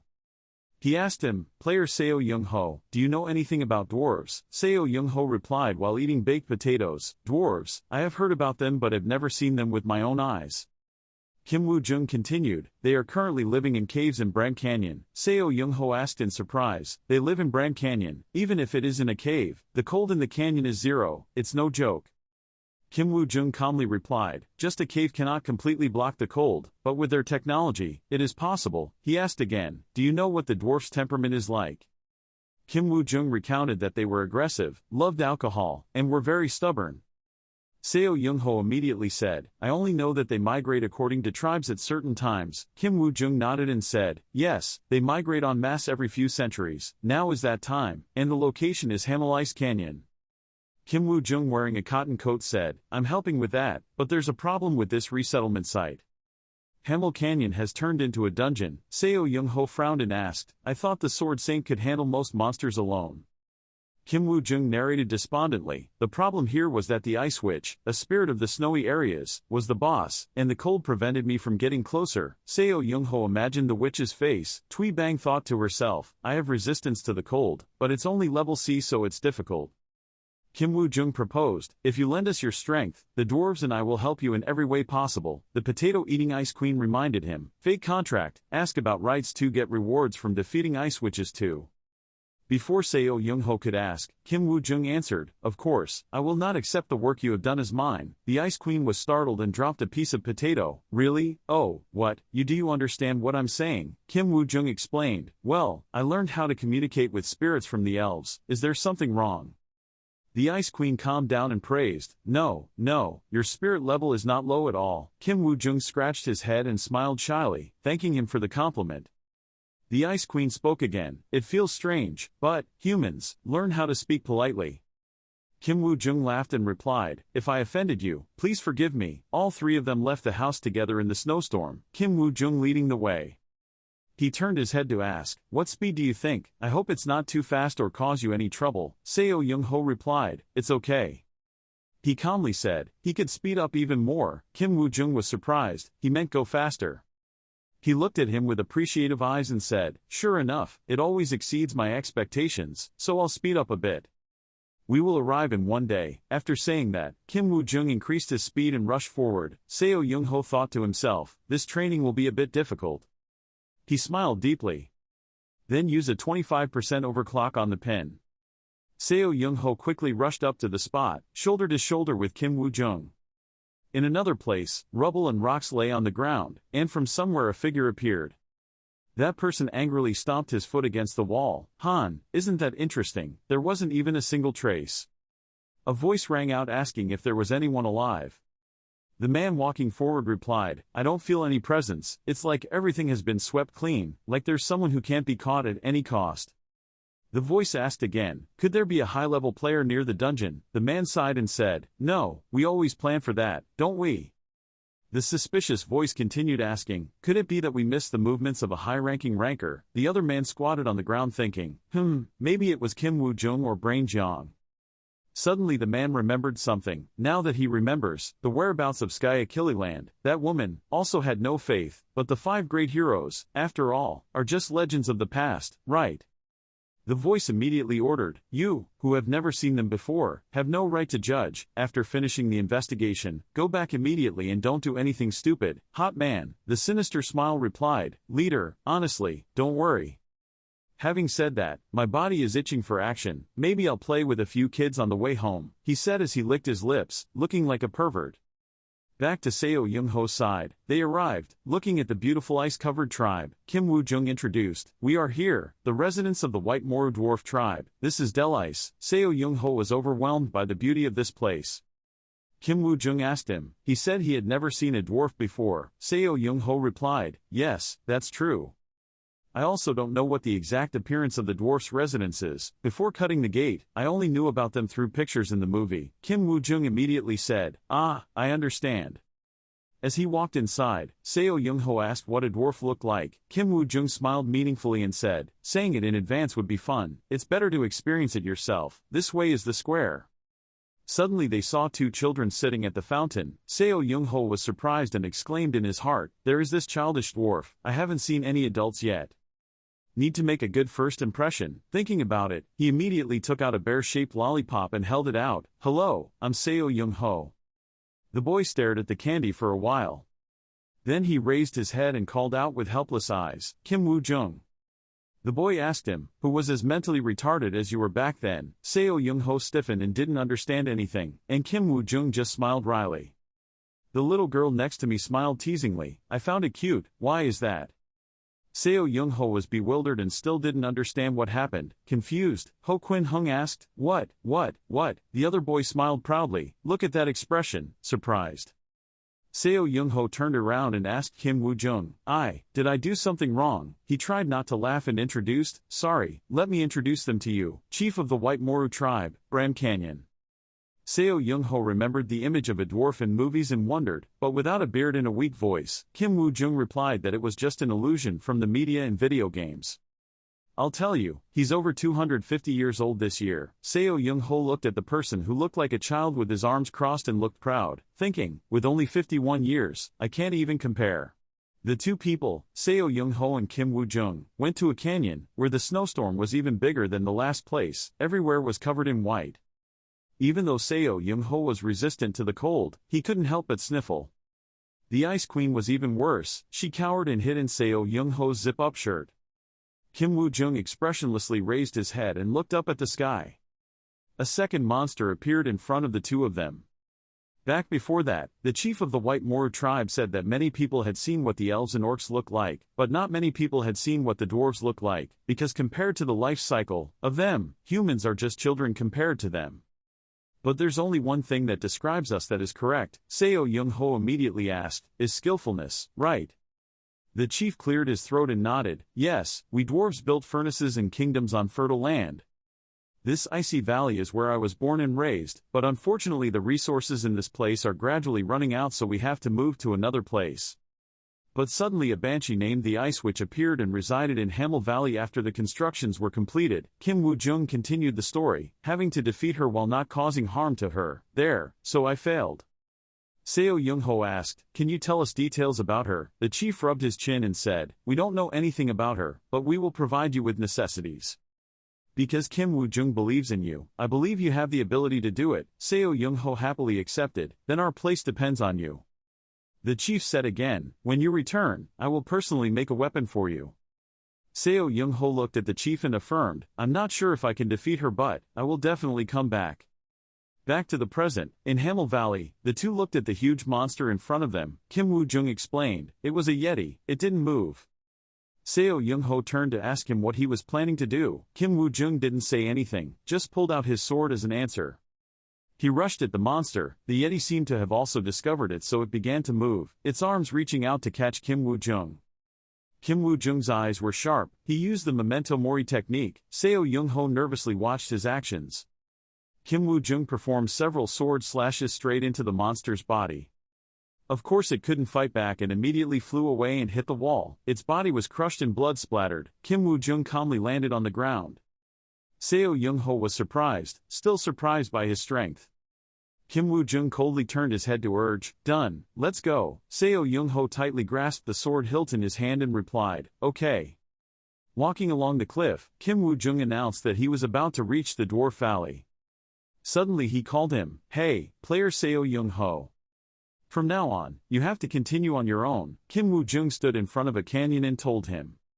Seo Young-ho went up and asked, so Hamel Valley was in that snowstorm? Kim Woo-jung nodded and replied, yes. Seo Young-ho turned around and smiled to say goodbye. Okay, thank you for leading the way. Kim Woo-jung only said one sentence, good luck.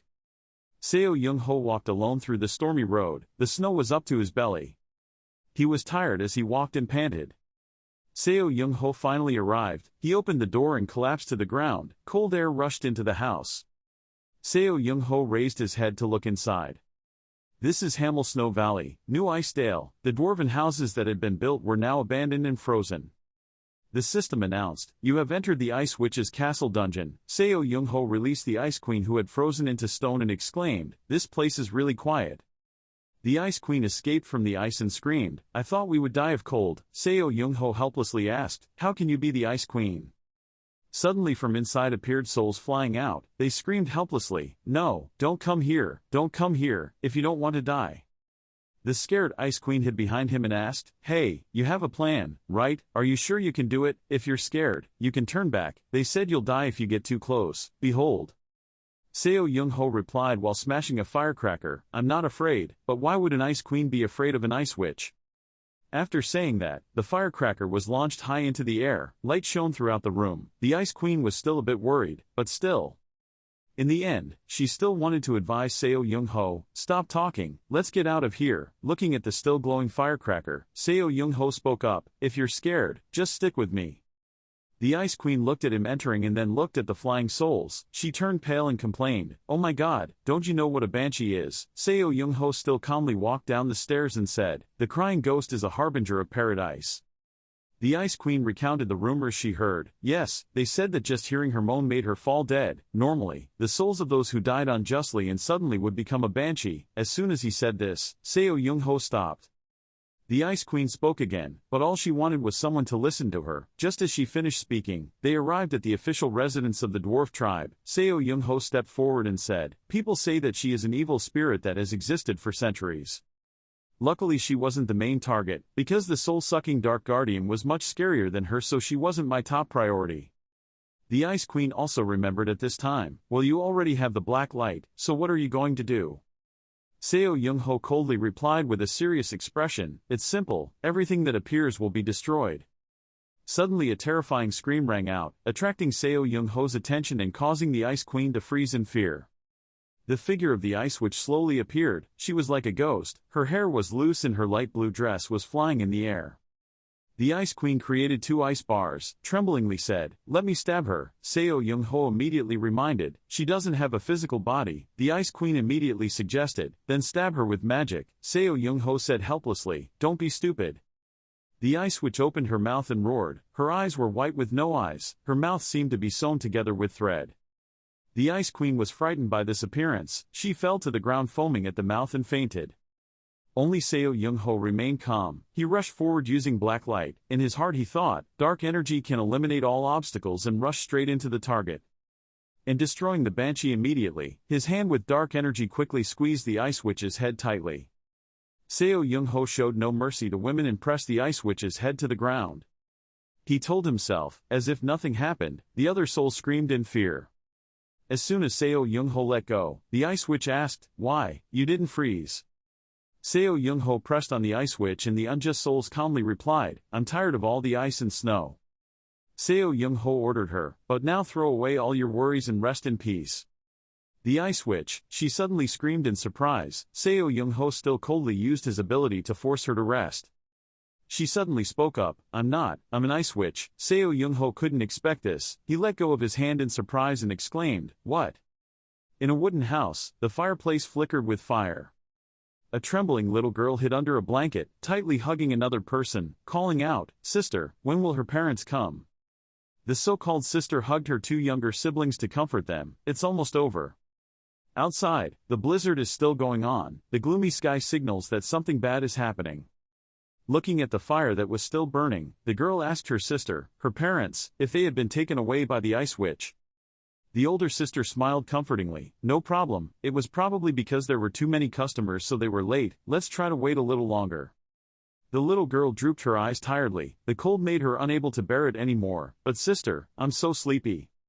The older sister tried to call her 2 younger siblings. She had to stay awake and wait for her parents to pick us up to eat together. The little girl cried, but she couldn't stand it anymore. The older sister hugged the 2 of them tightly and begged them not to sleep. The fire finally went out, and the 3 of them couldn't bear it anymore and closed their eyes. Suddenly there was light outside the door. The sound woke her sister up. She slowly opened her eyes. The blizzard outside had stopped completely, and sunlight appeared above and shone down on the house. The older sister heard a knock on the door and called suspiciously, "Mom." "Dad," but the person outside didn't respond at all. She still thought it was her parents. Her sister shed tears, couldn't hold back her joy, asked, Why are you 2 so late? Why didn't you pick us up until now?" The lock suddenly turned. What the older sister was waiting for was not her parents but something that made her panic, and her eyes widened. Back to the present, that older sister is the person Seo Young-ho mistook for an ice witch. After he finished viewing her memories, he couldn't help but feel sorry for her. The Ice Queen reminded him that the fake contract and the ice witch had been separated from each other. It seemed like she needed a substitute for a certain plan. To make this, he murdered the child and his family and cast an ice spell on them. The ice witch has turned ordinary people into demons, and used them as bait for many years. After the Ice Queen finished speaking, the atmosphere immediately fell into silence. The older sister lying on the ground struggled to speak. "You, no." The souls flying in the air ran to comfort. "Sister, don't cry, sister." The Ice Queen reminded him, "At times like this you have to be rational. Fake contract, your opponent is a witch who has cast ice spells on countless people." Seo Young didn't mind, calmly said, "No matter how strong he is still not as skilled as the master of the magic tower." Surely that was the case. Seo Young-ho looked at the countless unjustly murdered souls floating in the room. In another place, dark and gloomy, with stone pillars sticking up into the sky, looking very scary, the figure of a person sitting in front of a table busy doing something appeared. She poured some kind of water into the jar. Holding the test tube in her hand, the thing was smoking. She spoke up, "Starting experiment number 3184, this time I increased the ratio of zinc and combined magic quite a bit. Then your vitality will soon be restored." Having said that, she poured that liquid onto a white skeleton. Her eyes were dark and expressionless. Looking at the unsatisfactory results, only a part of her skin was regrown. She said in disappointment, it had failed again, this experiment needed more vitality. Having said that, she turned to order the goblins, Team 1, to deal with all the failed specimens and clear the table, and Team 2. I need more experimental objects, bring them here. At this time her face is revealed, not human, not ghost, her face looks like a skeleton, completely sucked in. After saying that, she also threatened the goblins, if you guys hesitate, I will bring the other group to replace them. It seems her words had an effect, the goblins cried out in fear. They quickly left this place by the unique route of climbing down from the rope. Suddenly she discovered something. Opposite her was a photo of a beautiful and noble woman. She wondered incredulously, since becoming an immortal witch, how many times had I failed? I didn't bother to count. She looked up at the sky and exclaimed, I want to feel the touch, the taste, the pain, the beat of a living heart. That guy made a wish, I want to become human again. At this time, Seo Young-ho stood in front of a mysterious cave. He asked the Ice Queen, are you sure this is his lair? She firmly affirmed, it looks exactly the same. The older sister in the back was worried. He told me he would die if he went in there. What are you going to do if you meet the Ice Witch? Seo Young-ho replied coldly, just give it your all. Seo Young-ho frowned and said, you and the others were captured by him, and I was stuck in this world that needed to escape. The older sister hesitantly asked, brother, have you thought about it? Seo Young-ho lost patience and said, if you want to run, then run, don't ask again. He quietly said, from this moment on, I don't want to get into trouble anymore. As soon as he finished speaking, he raised his hand to cast black light, spreading the darkness under his feet. Following Seo Young-ho's command, each beam of energy shot forward. The goblins guarding inside were quickly captured by the darkness, unable to resist. Darkness even covered the icicles on the wall. Seo Young-ho opened his eyes wide, a ray of light emitted inside. He immediately used explosive magic. With just a snap of his fingers, the pillars supporting the cave crumbled. The bone-white guy sensed the changes in the cave and was confused. Was there an earthquake? It couldn't be, they had stopped for hundreds of years. The goblins, unable to stand firmly, fell to the ground and were sucked out. She angrily ordered guards to leave. Seeing what was going on out there, a few wolves came out from the corner and roared, revealing their sharp teeth. They led the goblins to rush out. Seo Young-ho calmly raised his hand to control the darkness. The wolves were immediately stopped by his black magic. Seo Young-ho's coldness made them disappear quickly. I request her, stop sending your subordinates out and face me yourself. Having said that, Seo Young-ho snapped his fingers again. The darkness spread wider, destroying all the wolves and goblins. The cave was destroyed, leaving no place to hide. The white skeleton had no choice but to go out. She shouted angrily, how dare you? Seo Young-ho still calmly stood facing her, his face cold and said, show your face, Ice Witch. The Ice Witch hesitantly looked at Seo Young-ho, who continued to cast darkness around the cave. She gritted her teeth and asked in a harsh voice, how could you get through the magic barrier and get here? Seo Young-ho's face was still expressionless and cold as before. He raised his hand, said yes, broke. The Ice Witch was surprised, her eyes widened in surprise. Seo Young-ho put all his strength into this technique. He frowned and looked straight at the Ice Witch. A powerful stream of power was released and passed by the Ice Witch as she dodged. The Ice Witch looked bewilderedly at the documents she had painstakingly collected and tested flying everywhere. She couldn't believe it and screamed, ah, no. The research project, mine. The papers paid no attention to the Ice Witch's desperate attitude and continued to fly away. The Ice Witch was so angry that her blood boiled. She was unwilling to shout loudly, it's my effort, the treasure of a lifetime that I've researched to get. Do you know what you just did? The Ice Witch suddenly flew up, spreading her arms wide to cast magic. One by one, zombies emerged from the ground. That was the Vanista army. They quickly grabbed their weapons and surrounded Seo Young-ho. The Ice Witch looked at him vigilantly, holding his sword to face the undead, and said, hundreds of humans feared and respected my power. They could not understand my great ambition, not even the monks. My mother can't understand me either.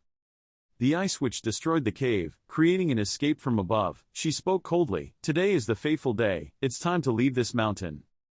I will return to let the world right my existence. From behind the Ice Witch appeared a giant snake-shaped monster, but with wings on its back, along with horns on its head. Looking at Seo Young-ho slashing his subordinates, the Ice Witch continued, I'll let you know. Who is wrong, who is right? The ice witch clenched her fists, gritting her teeth and declaring every word. The older sister below clasped her hands in worry. I have to leave here, there is no way I can defeat the ice witch. Suddenly the Ice Queen spoke up, don't panic yet, what you should be afraid of hasn't appeared yet.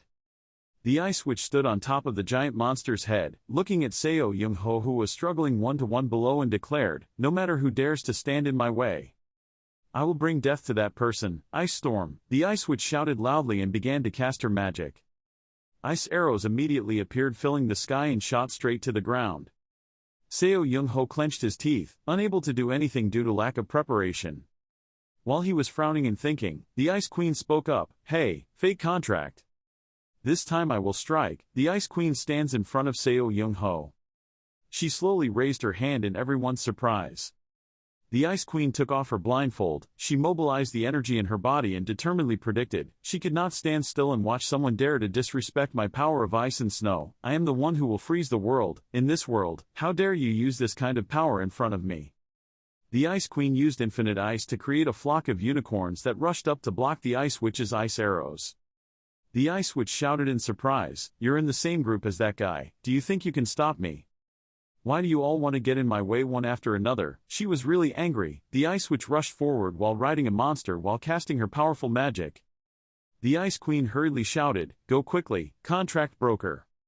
Seo Young-ho asked bewilderedly, what are you talking about? The Queen urgently suggested, let this boss give me a fake contract. Seo Young-ho frowned slightly, disagreeing, I'm not done here yet. Having said that, he immediately strengthened his body and put on his armor.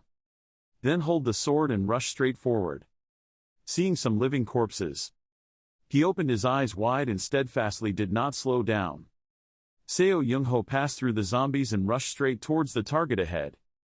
He combined swordsmanship with dark energy to slash the monster, causing the Ice Witch to fall.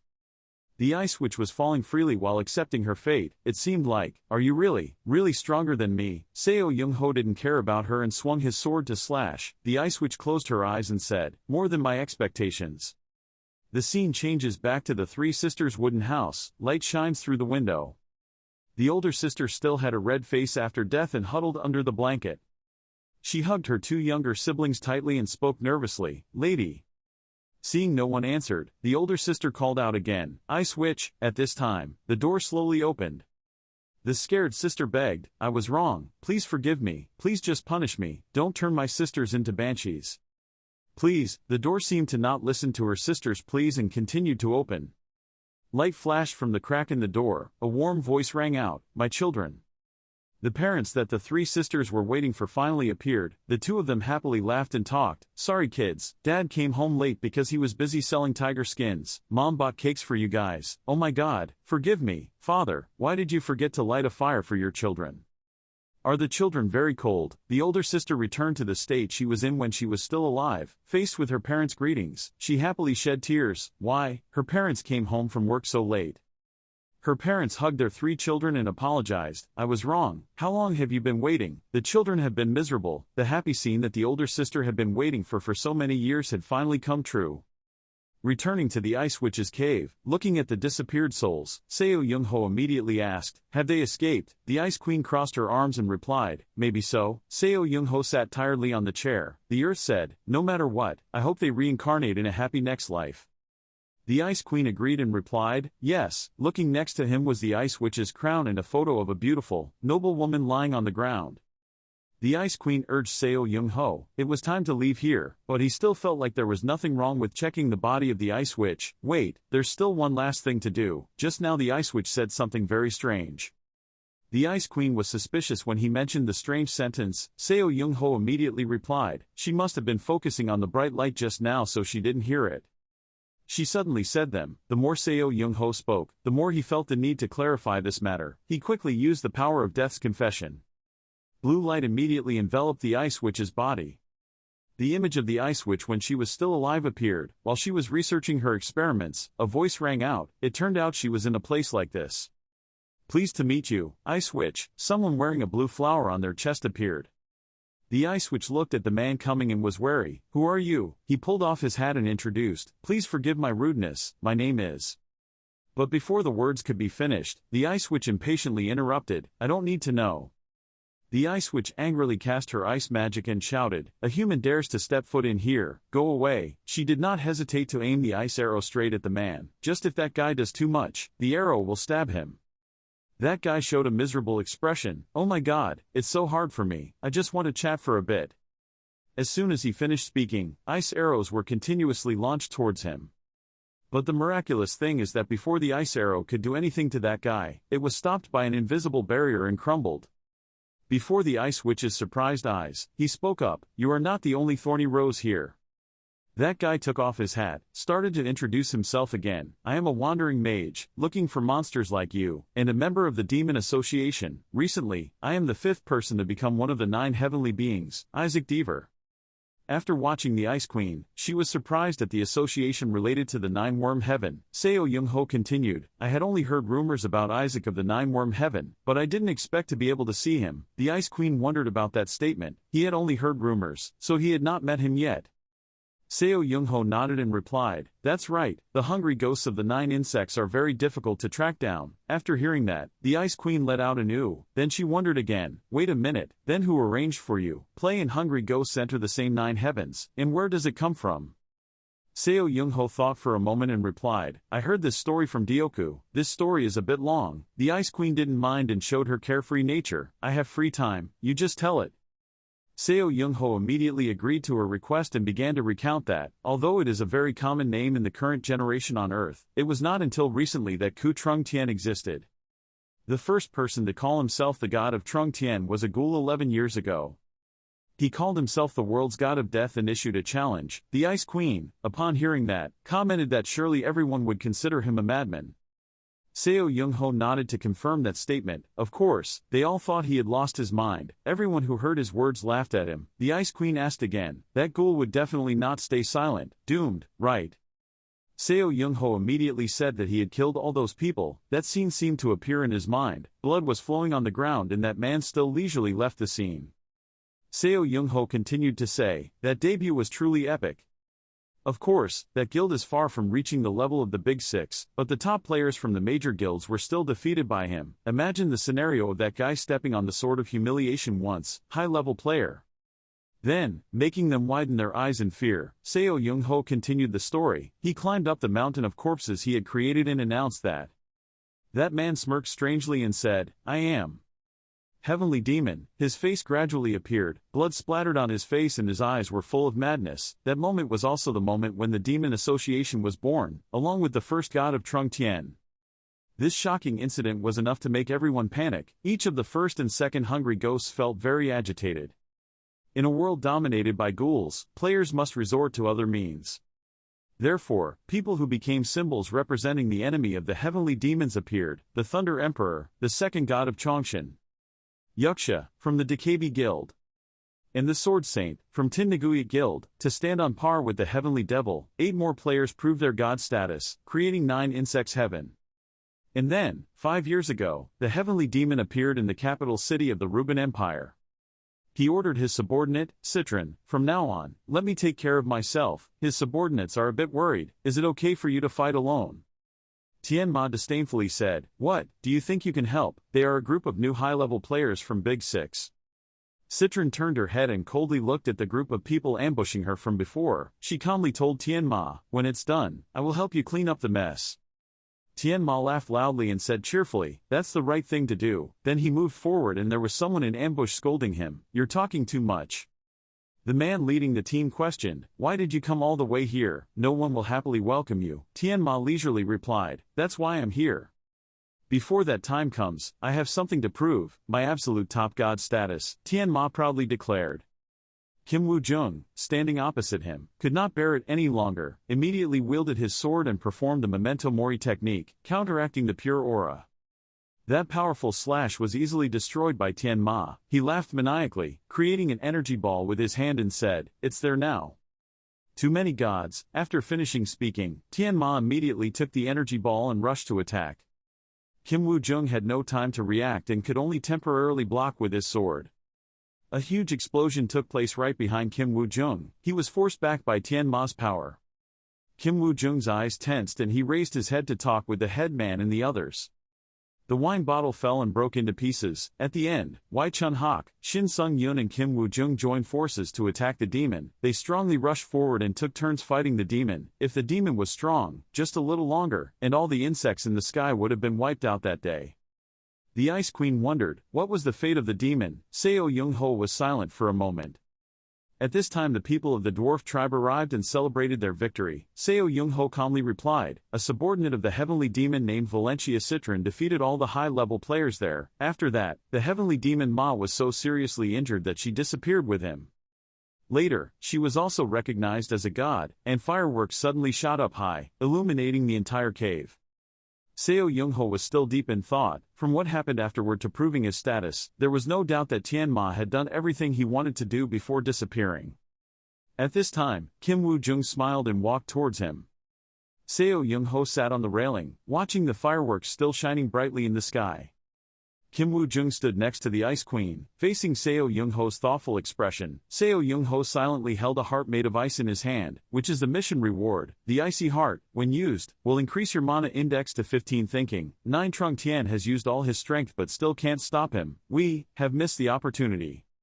Since then, the devil has not made any movement, but that is not because he is recovering from injuries. His injuries should have healed a long time ago. Seo Young-ho pondered doubtfully, not knowing the purpose, his destination. That year, before leaving, Tian Ma laughed loudly and declared, very well, I will also participate in your play called Ku Trung Tien. Next time I come back, remember to make me happier than yesterday. Now, I will give you 6 years to try your best to stop me from leaving. Seo Young-ho frowned and thought, that guy's goal is to become the strongest person in the world, and win the highest position in Trung Tien. So I have to become stronger, because just because of one person this world can be destroyed, Seo Young-ho told himself with determination in his heart. The Ice Queen nearby munched on an apple, looking very adorable. Kim Woo-jung spoke up and asked Seo Young-ho about his plan when he met the dwarves. Had he decided what weapon he would ask the dwarves to make? Seo Young-ho responded to his question about his plan. I already thinking of some things. Kim Woo-jung surprisingly asked back. Some. He reminded him of what he said before. I didn't say there was only one. Kim Woo-jung smiled as if he remembered. Well, he really didn't. He complimented you on your preparation. You thought about it. He was looking forward to it for you. It would be nice if you could get to the 3rd floor early. Seo Young-ho immediately asked him for suggestions about the conditions. Speaking of which, can you tell me the conditions to get to the 3rd floor? But Kim Woo-jung he really couldn't give you any information. He helplessly laughed at Seo Young-ho's question. Haha, even if I wanted to say it, I couldn't, but he still gave you a hint. Boy, you know the Cave of Trials, right? Seo Young-ho nodded in understanding. Ah, I understand. He continued, perhaps I can tell you this. In my guild, Tin Naguyat, we suspect there is a floor master on every odd-numbered floor. Seo Young-ho looked at the Ice Queen nearby and thought, floor master. The Ice Queen is the final boss of the 1st floor. Young-ho thought thoughtfully. He made his guess, so there is no final boss on the 2nd floor. Then he wondered, what are the conditions to get to the 3rd floor, when there is no need to defeat the boss? Kim Woo-jung spoke up to reassure him. It probably wasn't too difficult. After all, many people were qualified to go to the 3rd floor. He suddenly remembered the obstacle to using the weapons. However, they could not be activated due to environmental conditions. Kim Woo-jung asked him about the weapon as if he had some intention. Do you still have the Tian Yai bow from last time? Young-ho replied, still. He gave me his advice, so go find Duke Schubert. He told me more about the Duke. He is one of the 2 Grand Dukes of the Empire. Go meet him. While Woo-jung was engrossed in talking, Young-ho received a new notification from the system that surprised him.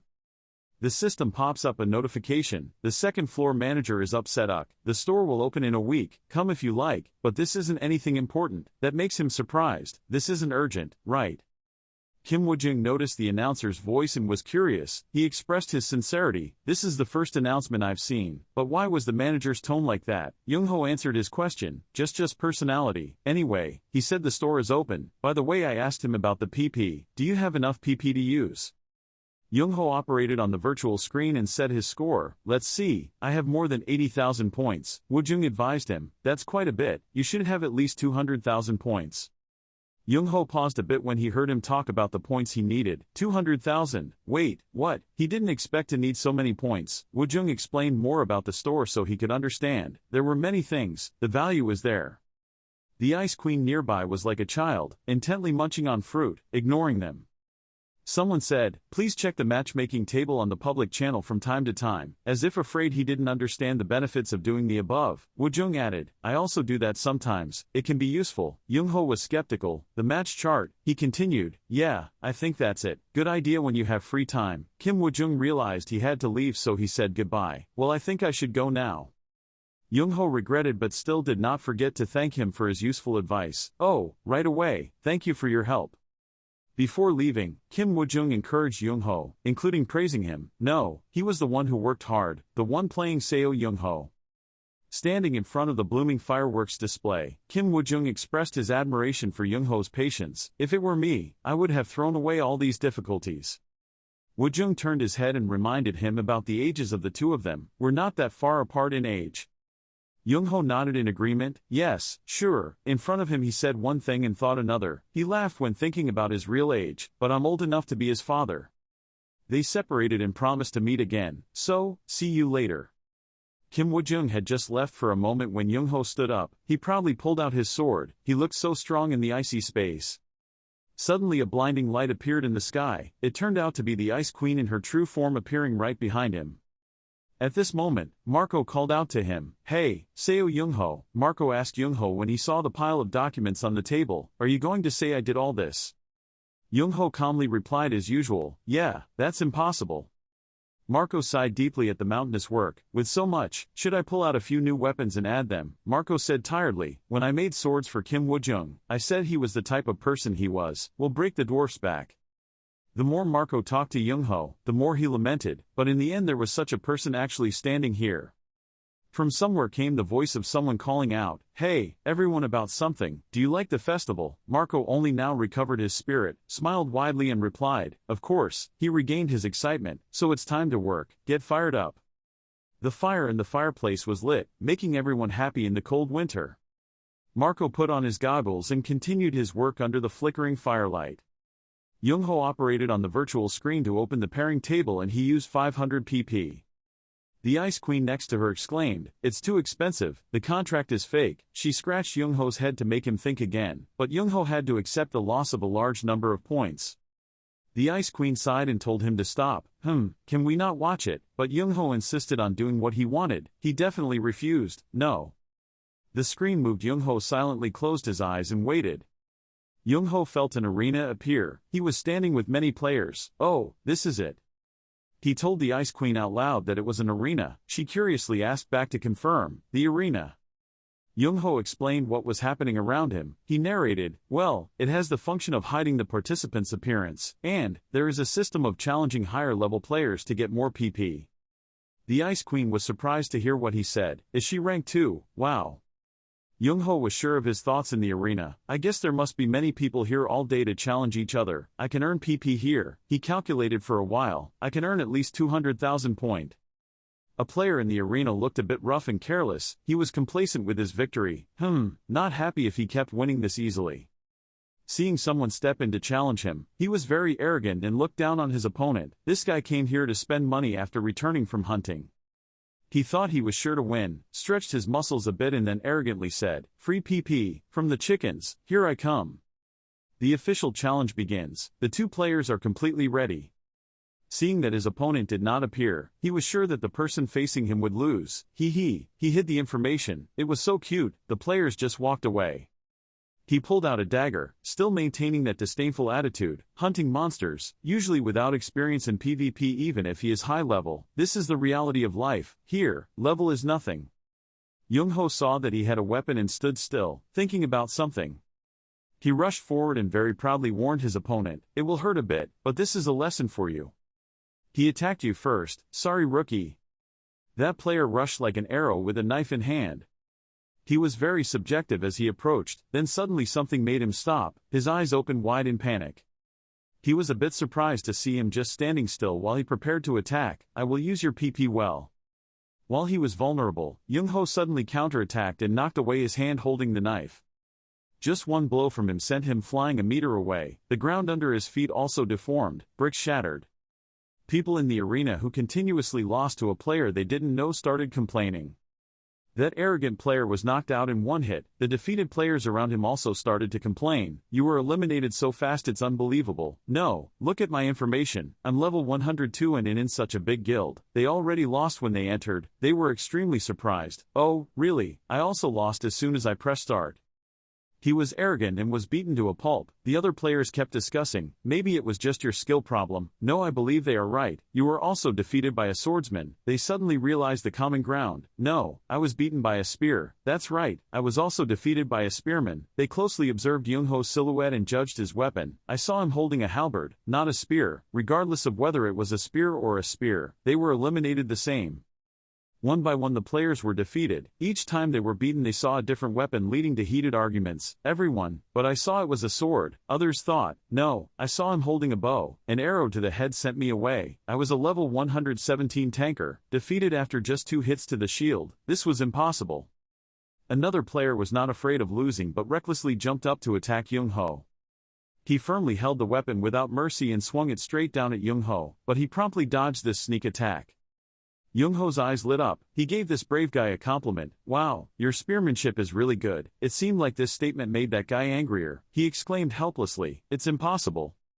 That guy was scared when Young-ho understood it so clearly. How did you know what weapon I was using? A huge stream of power emanated from Young-ho's body. He replied leisurely, there was an opening. Young-ho did not hesitate and raised his gun towards his opponent. He quickly defeated that person with just one shot. After killing the player, he was pleased to have achieved a high score, reaching 80,000 points. Young-ho gently blew a breath through the mouth of the gun. He calmly assessed that earning points was not as difficult as he thought. The system displayed a notification for Young-ho. He leisurely lay down and waited for the new challenger to arrive. Now they had to hesitate forever before daring to accept the challenge. The Ice Queen next to him smiled mischievously. He was so brave that he was suspected of fraud. Young-ho closed his eyes and relaxed. I have to earn at least 500,000 points. The Ice Queen blew to cool the cup of tea in her hand. Probably in time. The speed at which you earn points is so scary. I wonder how many points the richest person will have. Seo Young-ho silently estimated the richest person's huge score, maybe 10 million, maybe even billion. At this time, he suddenly received a message through the system. The system immediately transferred him to another dimension, which made him suddenly say, whoa. This is a strange room. The system displays feedback from players and administrators. Shouldn't everyone go after the hacker? Hacking problem is raging in the arena. The administration decided to how long can I ignore this? They turned from denunciation to threat. If we can't catch that hacker, the whole guild will send 100 denunciations every day. The female manager there gave Young-ho a compliment. His strength is really great, but she still doesn't know his identity and who he is. She complained and asked him clearly about the reason why the player reported and what he was doing, so that I received hundreds of reports on a day like this. The female administrator continued to say, normally, I just run the program, leave it there and sleep, ignoring the accusations, but this time I can't. Young-ho expressed that he understood what she said. Yes, I know. The female administrator waved her hand for him to come closer. Come here. The Ice Queen next to me was still innocent when even I was teleported here. Oh God, why did I have to come here again? The female manager said, you've seen my name too. The female administrator complained about work, saying I'm quite lazy, but my superiors forced me to carefully monitor this system, so it was quite troublesome. I'll check a bit and let you go, so just wait a bit. Young-ho carefully observed the female administrator sitting in the garden and thought to himself, she is not angry but lazy. She stared at Young-ho and told him information. His name was Seo Junho. He was a tower climber, born in Korea, born in, year.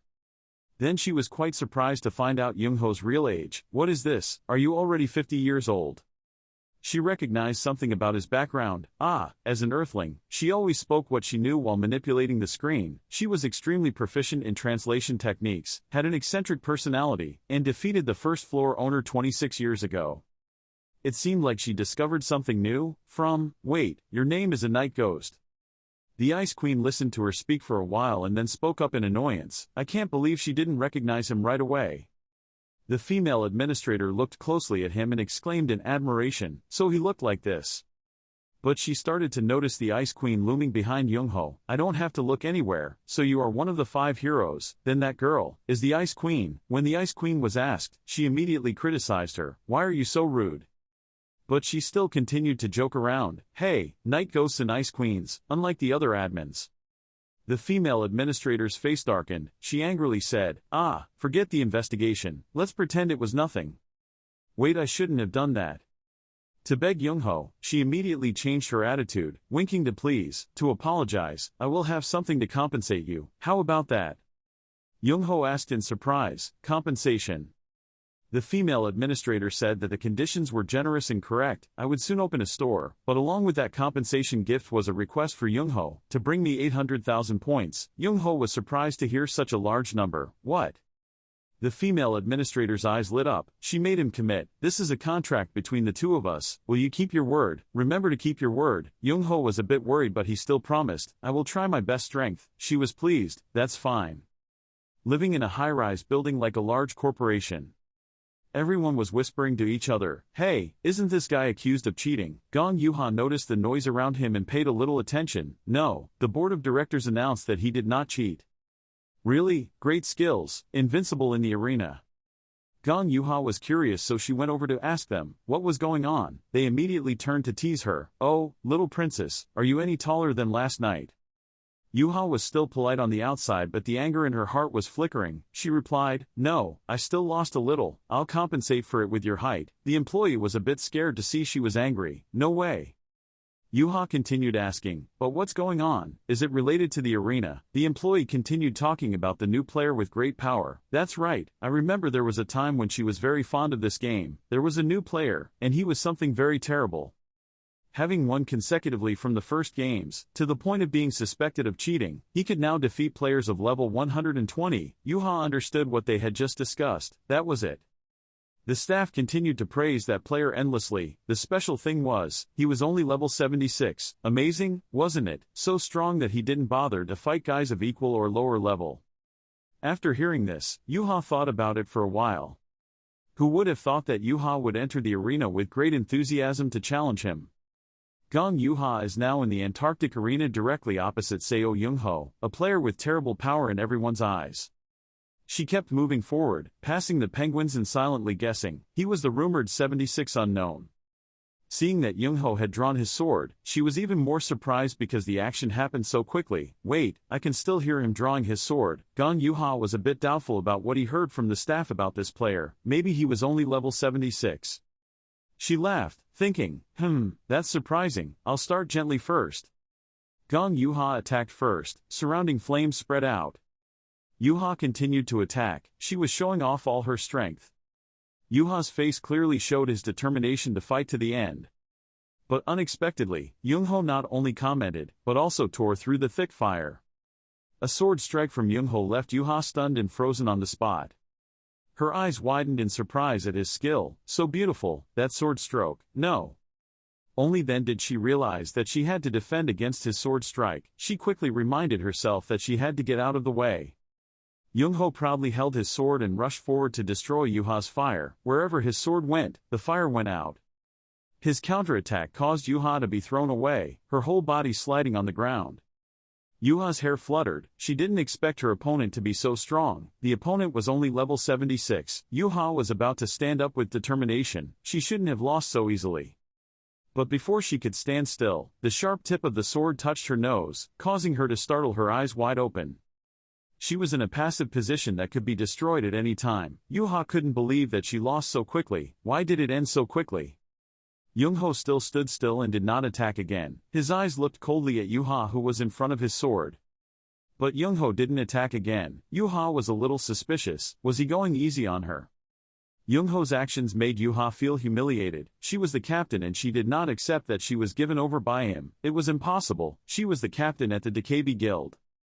Yuha tightened her hair tie. Her determination was very firm. That's when I made a mistake, Junior.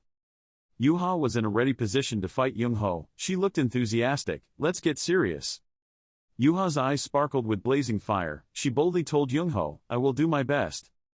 Then she continued to launch moves and fire bursts. Every spark of fire rushed out in the middle of Antarctica, making the space brighter.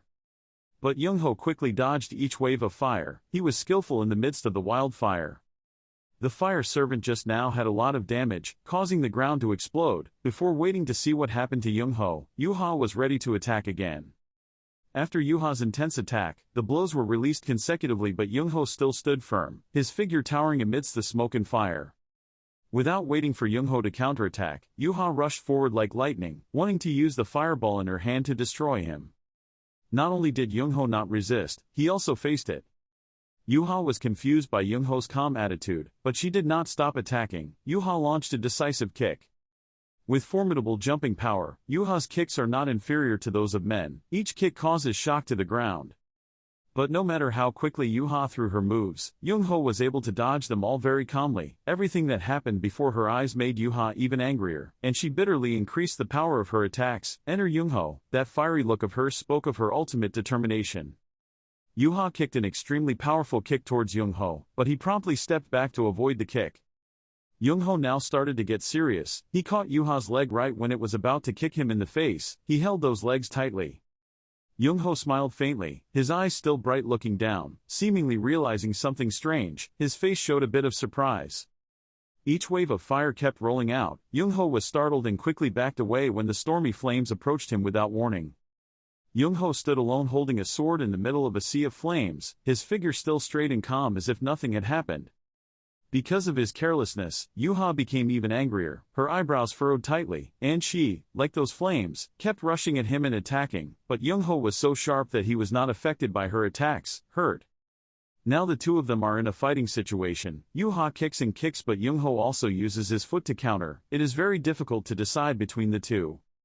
Yuha realized that his last defense was very similar to hers. She was shocked at Young-ho's technique, the same technique.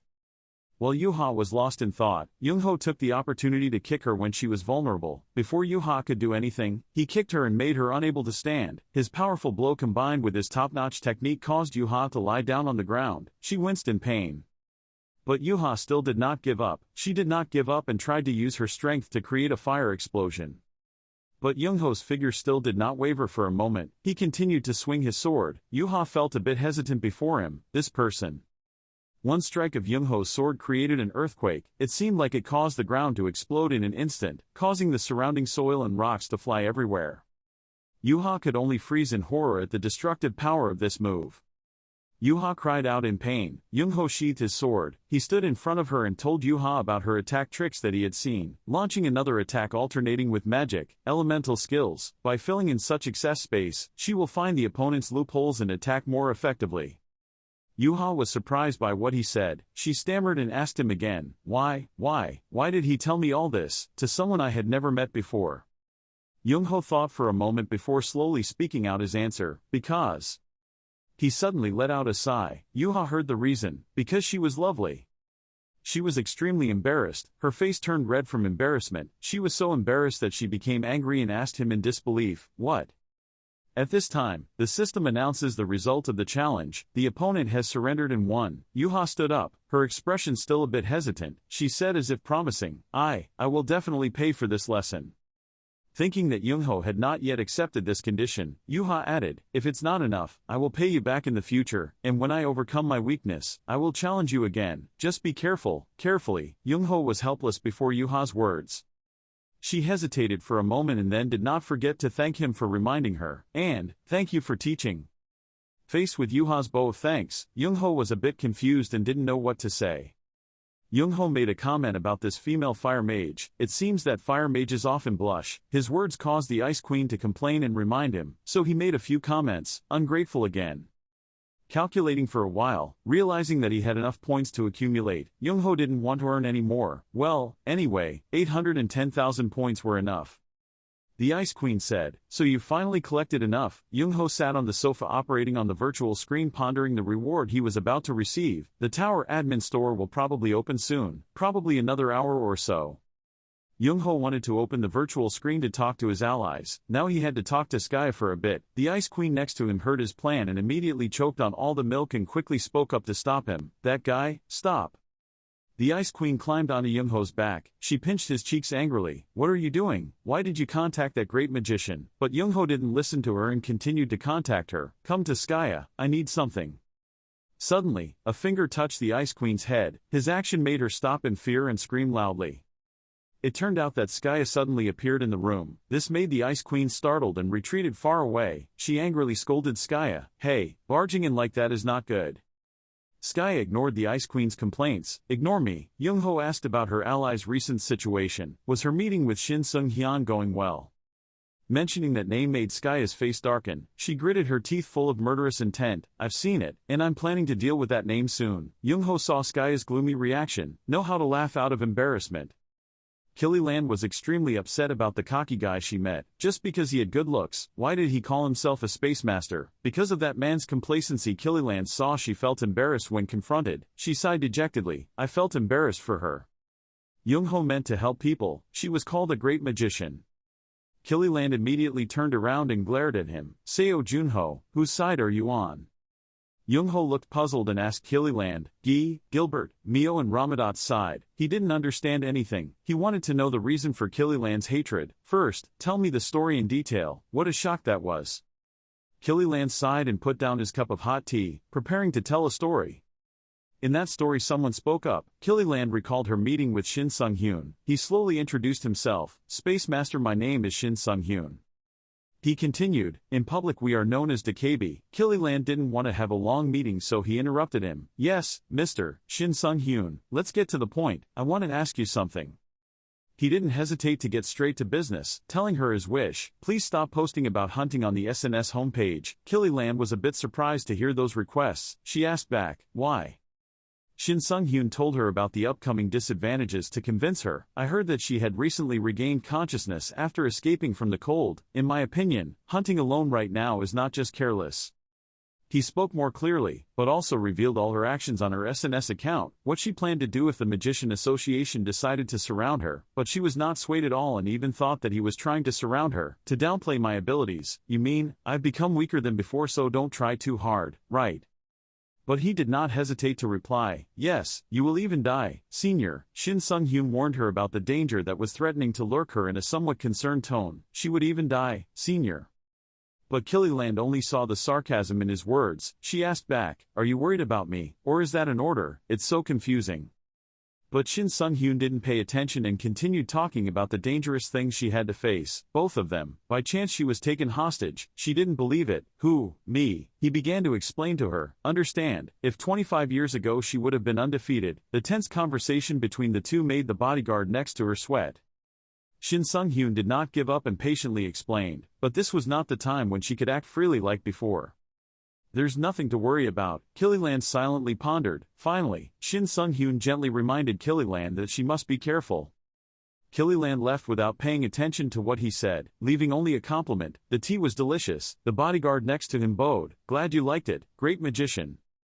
That bodyguard complained about Sung-hyun's disrespectful attitude. "What are you doing, master?" "Even so, she is still a person recorded in history books." But Sung-hyun still believes that what he said is completely true. "What am I doing? I'm just telling the truth." The bodyguard advised Sung-hyun not to act like that. "Though, to be honest, she is at the level of she has a much higher status than you. Why do you hurt her self-esteem so much?" But he still indifferently looked down on her. In comparison, she was on Young-ho's level.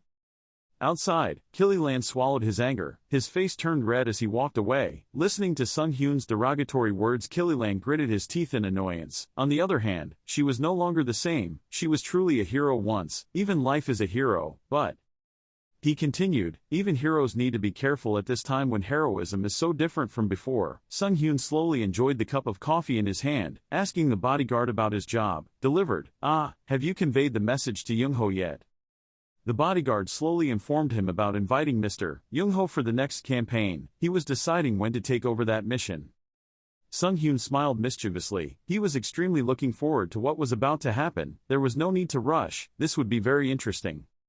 After Killiland finished telling the story, her anger increased, her face darkened, her eyes flashed a scary red light. She slammed down on the table. Young-ho quickly calmed her down. "Calm down, Killiland." Young-ho also sarcastically said a few more things, but what he said was also true. "Wasn't that right?" This sentence of his made her even more angry, retorting at him immediately. "What do you mean, being slapped in the face by the truth?" Young-ho had to explain more clearly to help her understand and also to ease this tense atmosphere. I also think so, and if the 9 insects themselves warned her, she should know how much they had to think about it. Brother, I regret wasting so much time. If we hadn't been frozen, we would be 10 times stronger right now. He reassured her and then talked about the benefits if they could return to the way they were before so that she would be less angry. Once they returned to their golden age, she could just go and tell Shin Sung-hyun to his face, stop prying into other people's lives, again. But Killiland still hasn't gotten over her anger. She blames that complacent guy. What does this junior know to want to teach his senior what to do? But she changed to another topic and asked Young-ho, what about that? But he was even more confused than her. What happened? Killiland had to remind Young-ho about his purpose. He said he had something to talk about when he contacted me. What's the matter? Young-ho now remembered something to discuss. That's right. I came up with this while confronting a high-ranking Demon Guild member last time. Young-ho took out a bracelet and put it on the table. Killiland recognized it. Oh, Mithril, he talked about why he wanted to meet you and why he pulled out the bracelet, so I hope you can cast a spell on it for me. Killiland picked up the bracelet and asked Young-ho again if he was sure. Do you want me to cast a spell for you? Young-ho smiled and replied, yes. But Killiland is concerned about the time issue when helping Young-ho enchant this bracelet. It's not impossible, but it will take a lot of time and trouble, so Young-ho has to give Killiland a condition to agree to help him. In return, again, if I can do it, I'll give you this.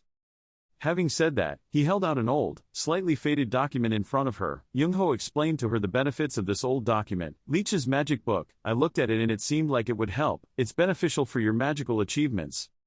Even Lich had a thorough retirement plan. This precious document made Killiland's eyes widen in surprise. Young-ho continued talking about its benefits. He recorded the theory of magic in it. That's it. Killiland wanted it so much that she quickly grabbed it, but Young-ho couldn't let her. Wait. There must be a requirement. I need to cast 3 spells on the bracelet. Can you do it, my dear?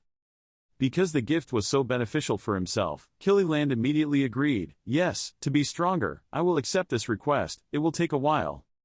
Besides, the Ice Queen was slumped down and gloomily sitting on the floor. The contract was fake. My mission is over. Young-ho saw her expression and wondered, what's wrong?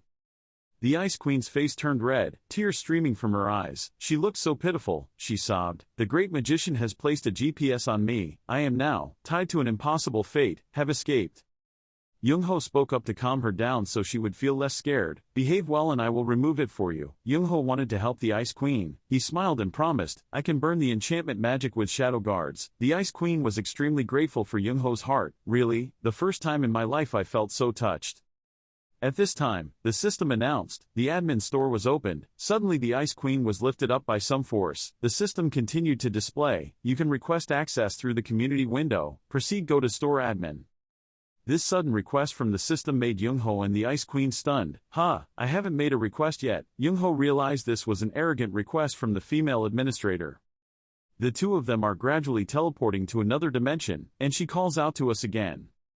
Elsewhere, the female administrator was leisurely sitting reading documents. In front of her were shelves filled with mysterious medicine bottles and strange items. She asked Young-ho about the scores he had accumulated. Have you collected enough points? 800,000 points, Young-ho replied. Oh yeah, I've collected enough but... She continued, I already took notes to explain to you so obviously. Looking closely at this store, Young-ho still doesn't seem satisfied. This is the admin store, but it looks smaller than I thought. The female administrator reminded her while Young-ho and the Ice Queen were looking around. After all, I am the administrator. Reviewing prohibited items, so think carefully. Young-ho still doesn't know why the female administrator told me to earn so many points, so why did she tell me to earn 800,000 points? But she doesn't even remember that she said that to you. What did you say? When did I say that? So it's not that she doesn't remember, but she's just pretending to fool her superiors. She reminded Young-ho, you realize that what you say will be recorded. If your superiors hear it, you'll be in big trouble. Just be quiet and choose what you need. The Ice Queen didn't expect the female administrator to be so arrogant and dare to do that to her superiors. She really does whatever she likes. It seemed like Young-ho had found something interesting. Was this a miracle drug? It looked good. What Young-ho saw was a miracle drug that looked quite similar to ginseng. The female administrator explained to Young-ho information about that miracle drug, the Centenary Royal Crystal.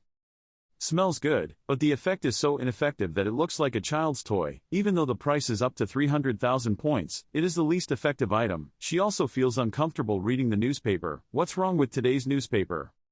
He stared at the shelf in surprise. Ah, no way. Young-ho touched a nearby medicine bottle. The female administrator talked about its information. Plasia essence was very good at enhancing health, but he would be enveloped by the floral scent, the essence Young-ho was aiming for, that is both beneficial and harmful. Young-ho laughed happily. He seemed to like that trait quite a bit, making stealth or surprise attacks impossible. Oh, that's interesting. She reminded him of the matter of time here. Remember, no, there is no time limit for staying in the store. She freely gave Young-ho advice to help him regain his spirit as well as help him trust himself more, so just relax and trust your own decisions and luck.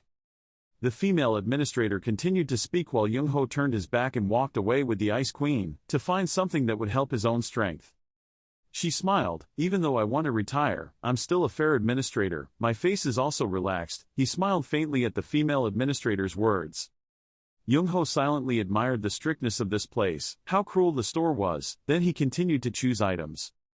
He felt a bit resentful because the female administrator did not clearly tell him about the items in the store. Without knowing any detailed information, how could he buy the goods? Then he calculated everything a bit. Should I buy Cyclops Crystal Nucleus? It costs 700,000 points. The female administrator saw that Young-ho kept going back and forth but still couldn't choose the right product and complained, "Why are you so slow? And for a hero, you really lack knowledge," she thought, wasting it for him. He figured he would just throw the points out the window, and Young-ho still looked at her with confusion when she spoke. But actually he was thinking about something. His eyes lit up. That's what he said. It turned out that he understood how to use his points properly. Young-ho carefully observed each item. There was a more effective way to spend these 800,000 points. Well then, found it, holy water Mita and Gritson's heart. The female administrator is now giving Young-ho detailed information about the nearby items. If he doesn't stand the cold, he will most likely freeze to death, right? As for Gritson's heart, if you don't have the dark attribute, the female administrator reminded Young-ho, you won't be able to touch it. Are you sure? These two attributes are 400,000 points each, total. But Young-ho was satisfied with these two essences. He thought about their perfect combination. For others I don't know, but for me, these two essences fit perfectly. He decided, yes, just buy it. Unexpectedly, the item Young-ho chose would transform into two items. Only then did he realize why he needed to accumulate so many points. This was the reason he was told to prepare 800,000 points. Female, the administrator calculated for a while, rounding out 800,000 points. Young-ho bought the item he needed. He spoke up, "Thank you, Rage." The female administrator felt strange about his thank you. "What thank you? For selling you the item." Rage stood up and turned around to say, "Young-ho, please correct your behavior." But Young-ho still has something to ask. "But hey, can I ask you a question? Because time is quite short." Rage urged Young-ho. "Time is tight. Ask anything. Hurry up." Young-ho said something I've always wondered about this store. This store is open to everyone, right? So, doesn't that mean minors can also come in? He continued asking, why didn't she let them buy things? Rage rolled up the newspaper in her hand, smiling mischievously as it fluttered in her hand. After hearing Rage's reason, he became even more curious. He asked why. Rage answered as if it were natural. The rules set out above were the rules, so she only knew how to follow them. Hearing Rage mentioned above, Young-ho immediately asked about their identities. Above, do you mean the gods? Seeing that Young-ho was curious about so many things, Rage immediately reminded him to stop, saying that was too much. To refuse Young-ho's question, Rage immediately thought of an excuse to avoid it. "It's time for my nap. Please, I'm sorry but I have to invite you to leave now." Young-ho still wants to learn more. "Let me finish," Rage replied. "No, I don't want that." Young-ho seemed quite happy when he received the item he wanted. Looking at it emitting a mysterious smoke, he exclaimed, he only made a profit on this trip, no loss. That girl really did things too haphazardly. But that said, either way, this trip is a great deal. Seeing that the Ice Queen was not completely okay, she warned Young-ho about the danger of the item. However, the evil spirit surrounding this thing was too strong. I was afraid he wouldn't be able to stand it. Young-ho also hesitated a bit, telling her, even the current ice technique isn't enough to resist. But Young-ho couldn't wait any longer. He was still stubborn, which was sad, but no matter what he said, the anger wouldn't fade away with time. He still had to absorb it. The Ice Queen didn't interfere any further. "Let's see how your numbers are." Young-ho stared at the object. The surrounding darkness gradually increased and covered everything. He tried to concentrate as much as possible. "Let's concentrate." He took out the object from the box. It was black and purple. It looked extremely scary. The hidden gas kept surrounding this place. Young-ho took it and slowly absorbed it. After just a moment, the object caused his body to change surprisingly. His eyes turned black. His eyes widened. Waves of hidden aura around him continuously emitted. Youngho's body kept emitting electric currents. The system also displayed a notification. Magic attribute had increased by 50 points. Dark attribute talent had increased. Seo Youngho was level 76, title, Bringer Spring, and 2 other titles. Youngho exhaled a breath full of hidden energy. He thought to himself, with this, Youngho seemed to transform into a new person. His body was burning with hidden energy. He also felt a clear change in himself. He had completely surpassed his previous peak. But Youngho is still hesitant after swallowing that. But then my stats will drop. It's really hard to decide. Move somewhere icy. Suddenly Marco appeared. He put one foot on the wooden crate, humorously said, "People like that cannot use equipment made by dwarves." Marco slyly informed Youngho, "Take it, Kim Woojung look-alike, the rest will be done soon." Youngho was completely awake. He smiled softly and said to take care of the 2 of them, "Thank you, and please take care." Killiland turned around and waved at him. She smiled and said goodbye. Youngho quickly increased his speed and ran through the forest. As he ran, he paid attention to the time little by little. It turned out that he was rushing to the place where a new battle was about to happen. A big battle was about to break out in Portran.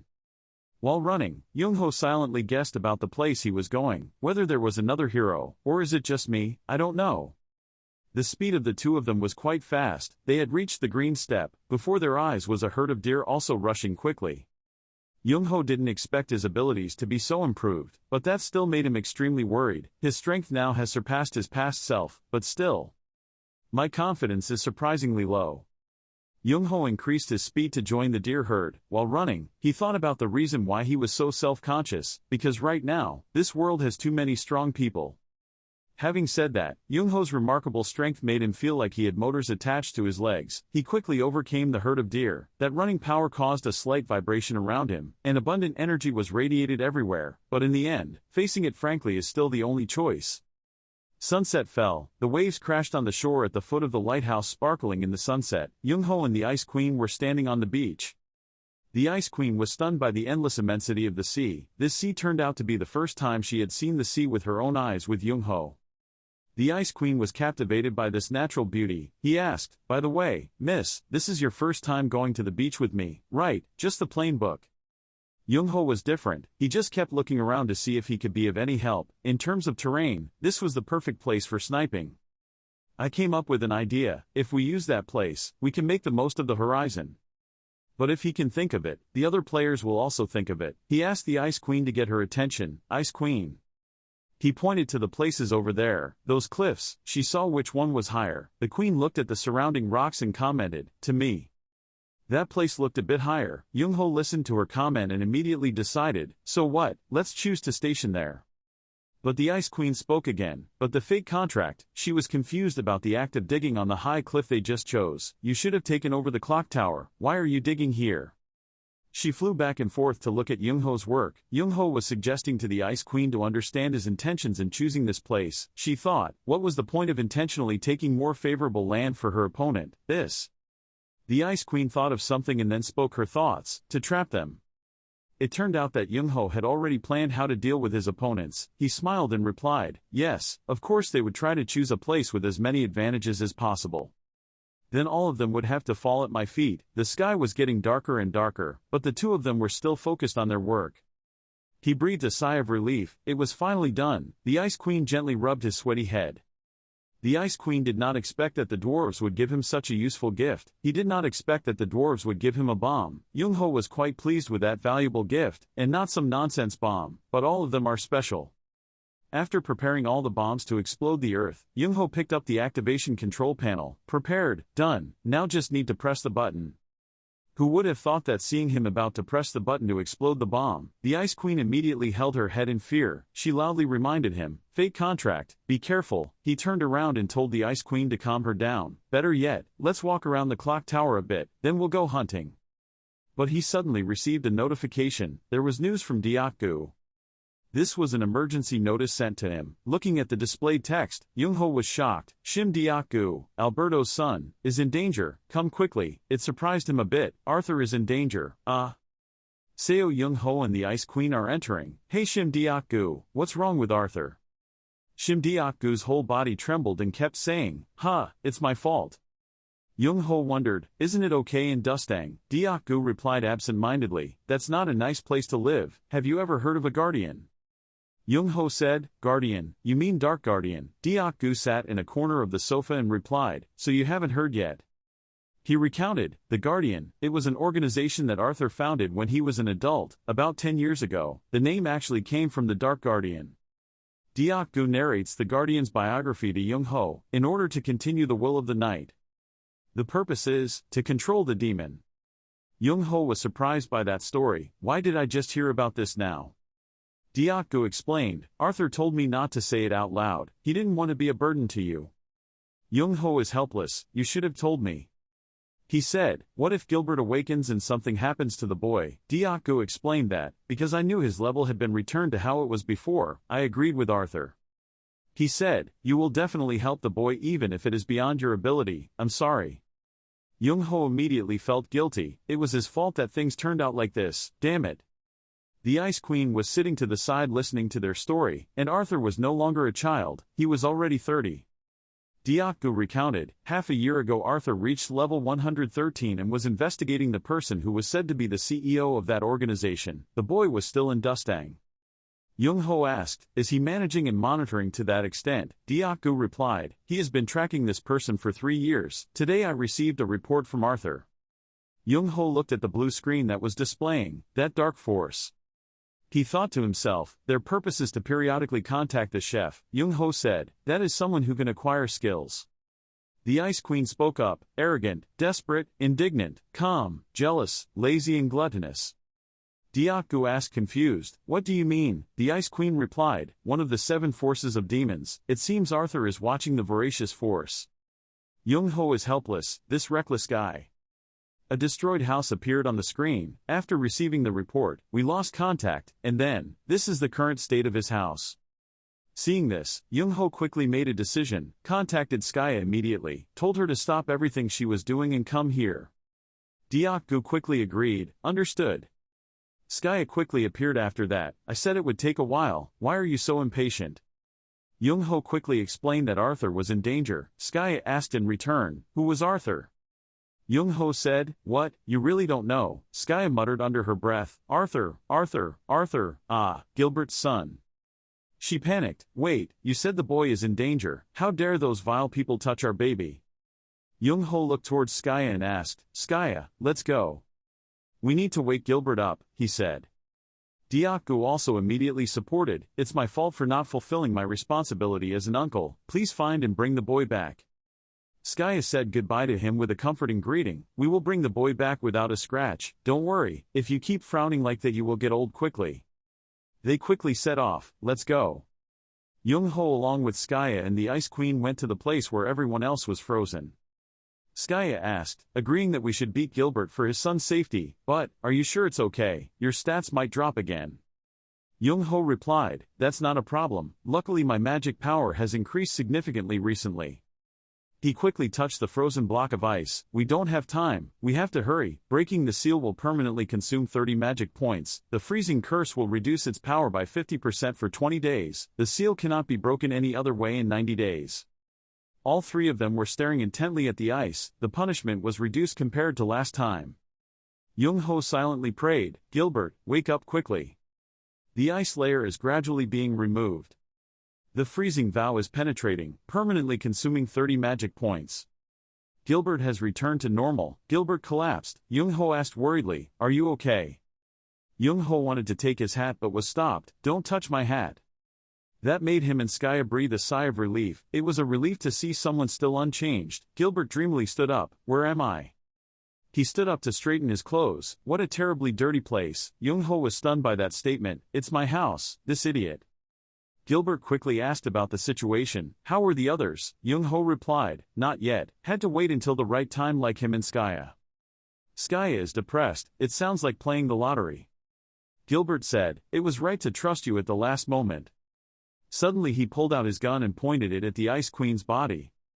Makes her scared, huh? Gilbert said, I felt the chill from you just now. Young-ho immediately stopped, hey, calm down. Gilbert wondered, quickly explain everything exactly. Young-ho hesitantly said, I'll tell you everything, but there's a more serious problem going on, your son. The statement surprised Gilbert. Arthur is missing. Young-ho narrates, listen carefully, Gilbert, it's been 26 years since we were frozen. Gilbert gradually relaxed his arms. Arthur had grown up and was chasing demons, perhaps a bit confusing, but the reason we woke him up now. Gilbert quickly left, telling the story as he went, leading the way. Young-ho suddenly spoke up, wait, before we leave, Skaya, can you give me the bracelet? Skaya asked worriedly, are you planning to use it too? Young-ho replied, probably, the current situation is quite bad, Gilberto and I are both under the ice curse. Now that the bracelet has been taken out, it's time to use what we've prepared.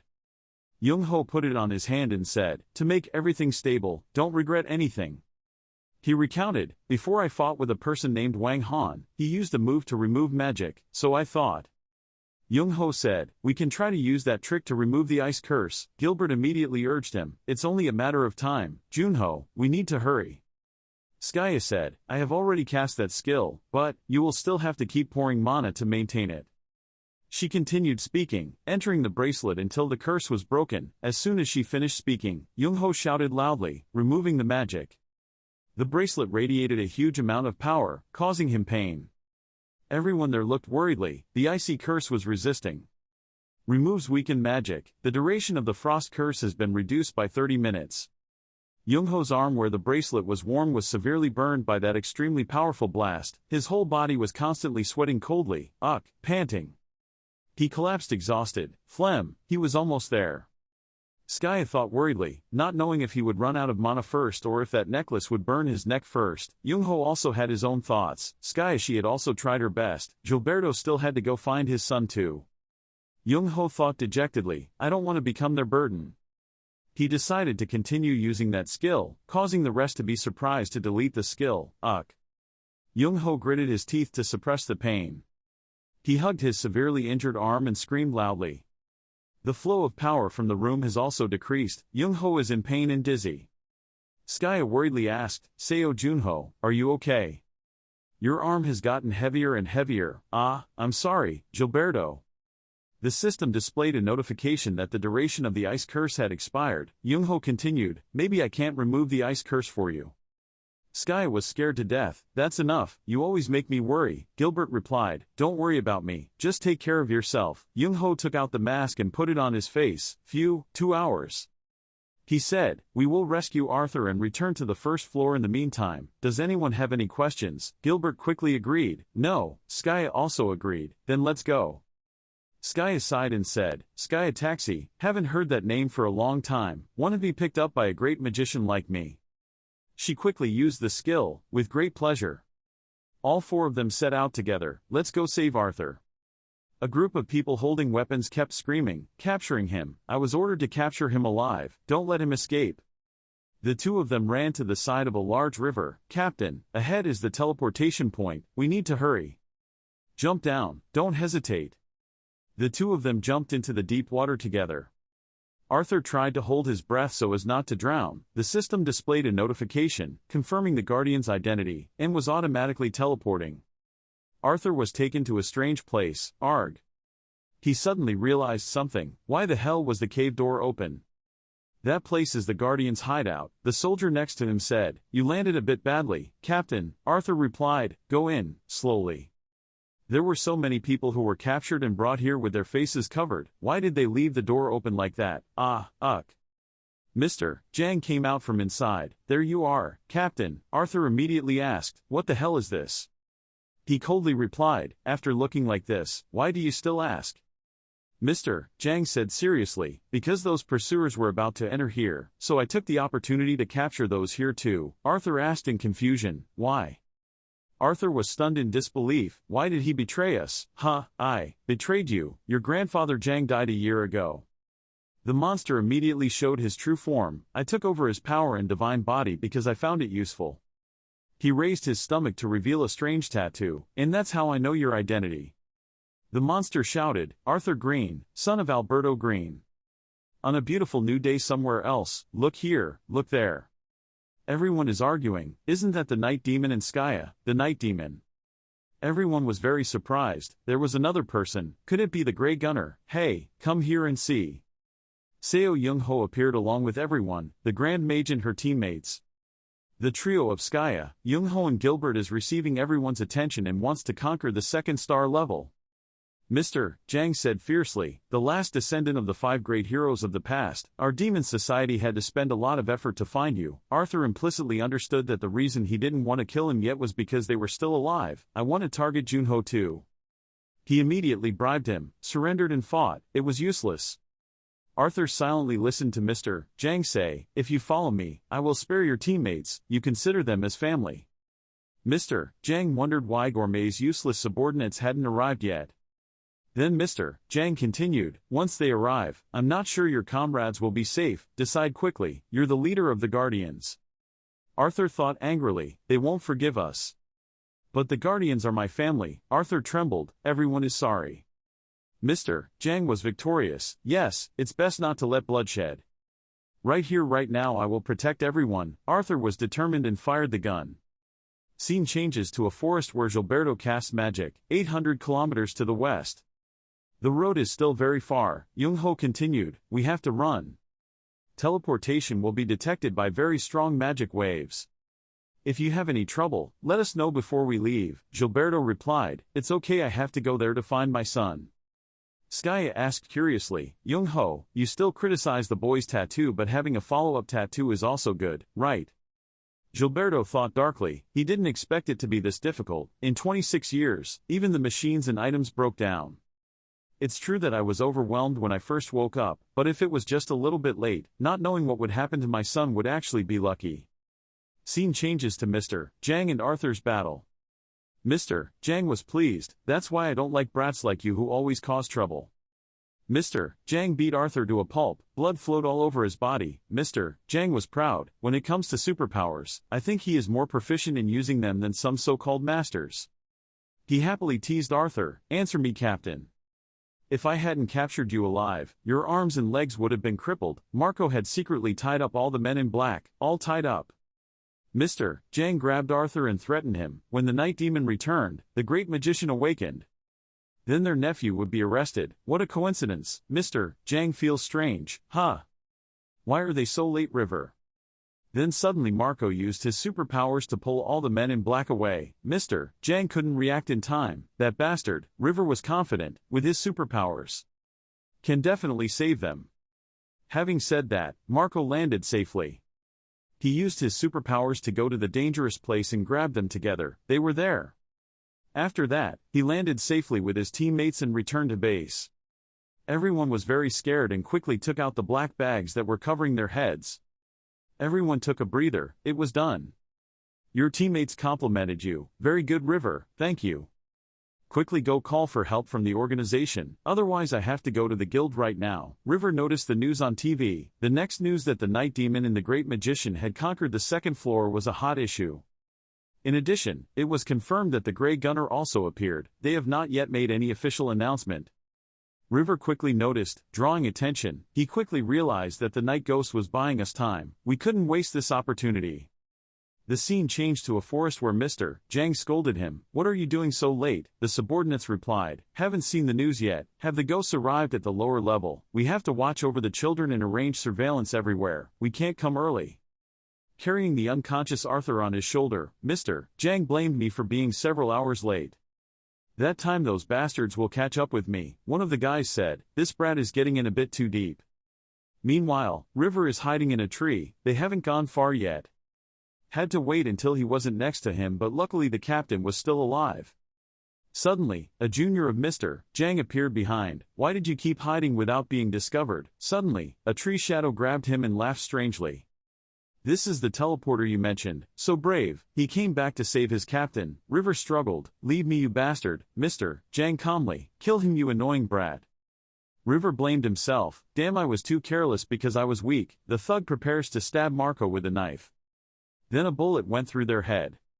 The thugs panicked. What's going on? Gunner, Mr. Jang is holding a sword in one hand and strangling Arthur in the other. Mr. Jang is holding a sword in one hand and strangling Arthur in the other. Mr. Jang threatens. Hey, sniper, are you here to save your nephew? One more time this kid will explode. Don't do anything stupid, understand?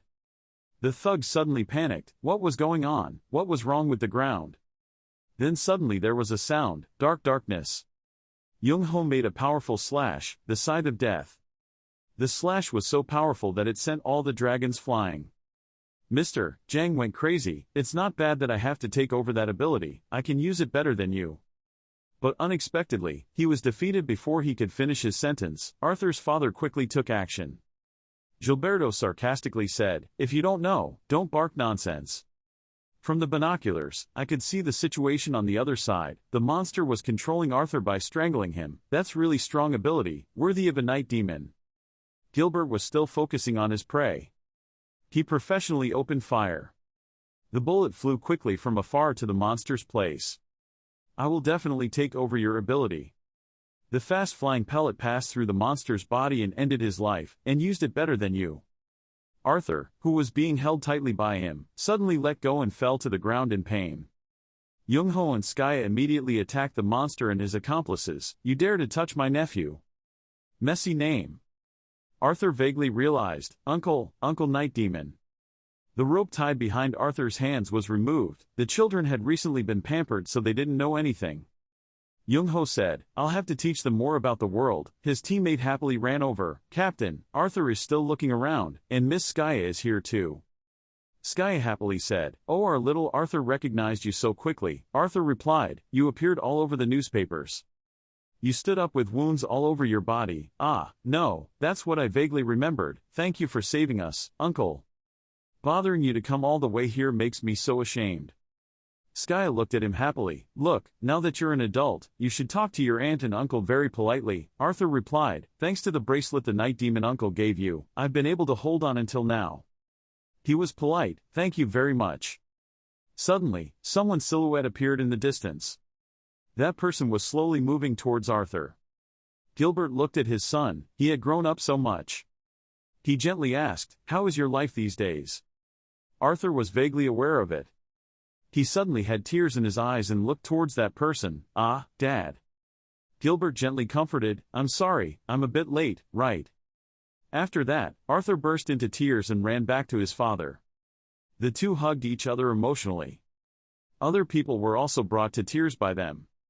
Arthur was like a child crying in his father's arms. Gilbert also happily patted his son's head after so many years of separation.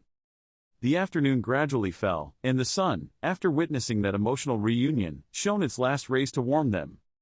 They returned to base together. Am I dreaming? Arthur's teammate was happy. I couldn't believe it. I got to meet the night demon directly. Young-ho was shy. Hey, just keep it quiet. He seemed to be very excited. Wow, there's also a great magician there here again. Everyone was very surprised, even the messenger with the gray gunman. I never thought of this in my wildest dreams. Arthur recounted that thanks to that travel point, your teammates survived, but now that our base has been exposed, perhaps we need to change to another location immediately. Skya asked, why did everyone set up their security system with that old magic, meaning, why not just use it on the door for convenience? Arthur then explained, as you know, that magic was cast by a magician of my guild, Dolorosan, and it was supposed to have a more complex structure, but the scrolls and spells were all corrupted, destroyed it all. Gilbert quietly listened to their conversation. Tell me the address, I'll take everyone there. Arthur was surprised. What? She can teleport everyone in one go. Gilbert was still gently watching his son. How surprising, I am a great magician. The Ice Queen, who was happily enjoying the tornado potatoes, asked, Fake contract, why are you so absent-minded? The message displayed to Young-ho, Confession of Death, promoted to rank A, memories will now be automatically saved. A person with a strange face has appeared, I can help you become stronger. He shot and held the others back. I am a talented chef, tying all the hostages to chairs and holding their mouths tightly in one position. The food we cook is so delicious that if 10 people eat it, 10 will die. Enough talking, let's proceed with the leveling process. He picked up a piece of coal that had been heated and was still burning, his mouth still in the mood to sing and sing. Then make all the hostages eat them. Bear with it, if you spit them out you will die. Bear with it. He even smiled with satisfaction after the horrors. Their survival rate was 10%. Hundreds of thousands of people were killed. Where those tamed ghouls were used to do bad things, it was known as the team. It's like a demon cleanup team of the Fake Awakening Association. The number of people they've experimented on to increase their strength is already extremely large and is increasing rapidly. They are like bloodthirsty demons, perhaps even on par with a large guild out there. Their leader is named Guladin. The Ice Queen said, "The most terrifying enemy is when we don't know their true strength." Young-ho asked, "Why isn't the Awakening Association still suppressing them?" He said, "With just one organization behind them, they could probably overthrow the whole world." The Ice Queen replied, "That's why power is so important." The two of them stopped the conversation to pay attention to the other party. "Oh, great mage, don't try too hard, let me help, it's okay, little mage." Skaya is using a skill to teleport people, but wide area teleportation is a very mana-consuming magic. She replied, "I don't want to refuse your help." Skaya tries to take many people to another place. It's not easy, but doing it alone will be easier. A moment later, the teleportation magic was completed, sending everyone to a new place. Wow, teleporting more than 13 people at the same time.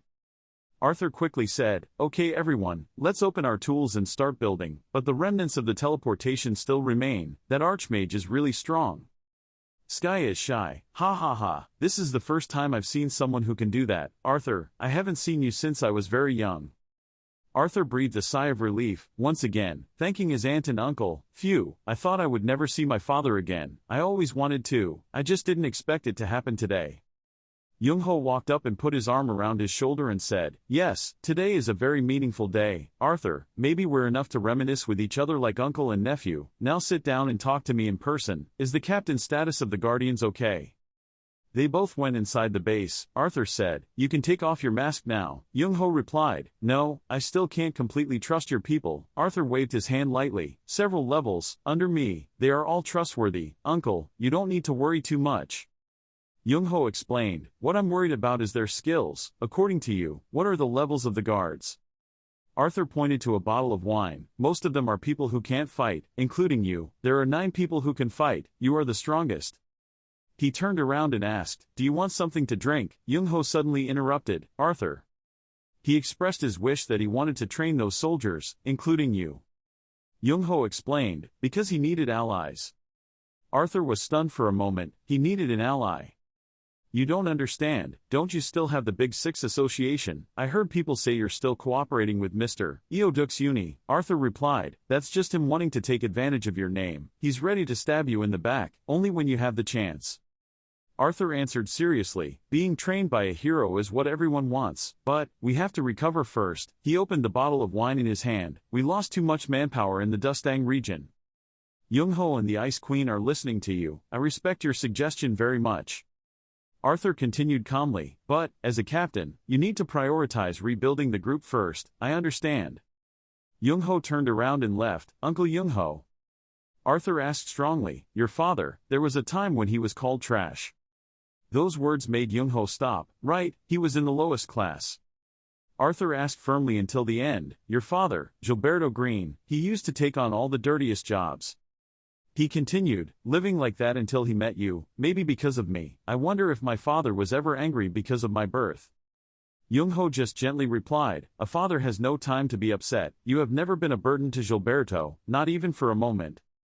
Arthur silently listened to everything. "Instead, you were the motivation for him to overcome his mental barrier." Junho left after answering, "Don't forget what you said today, Arthur."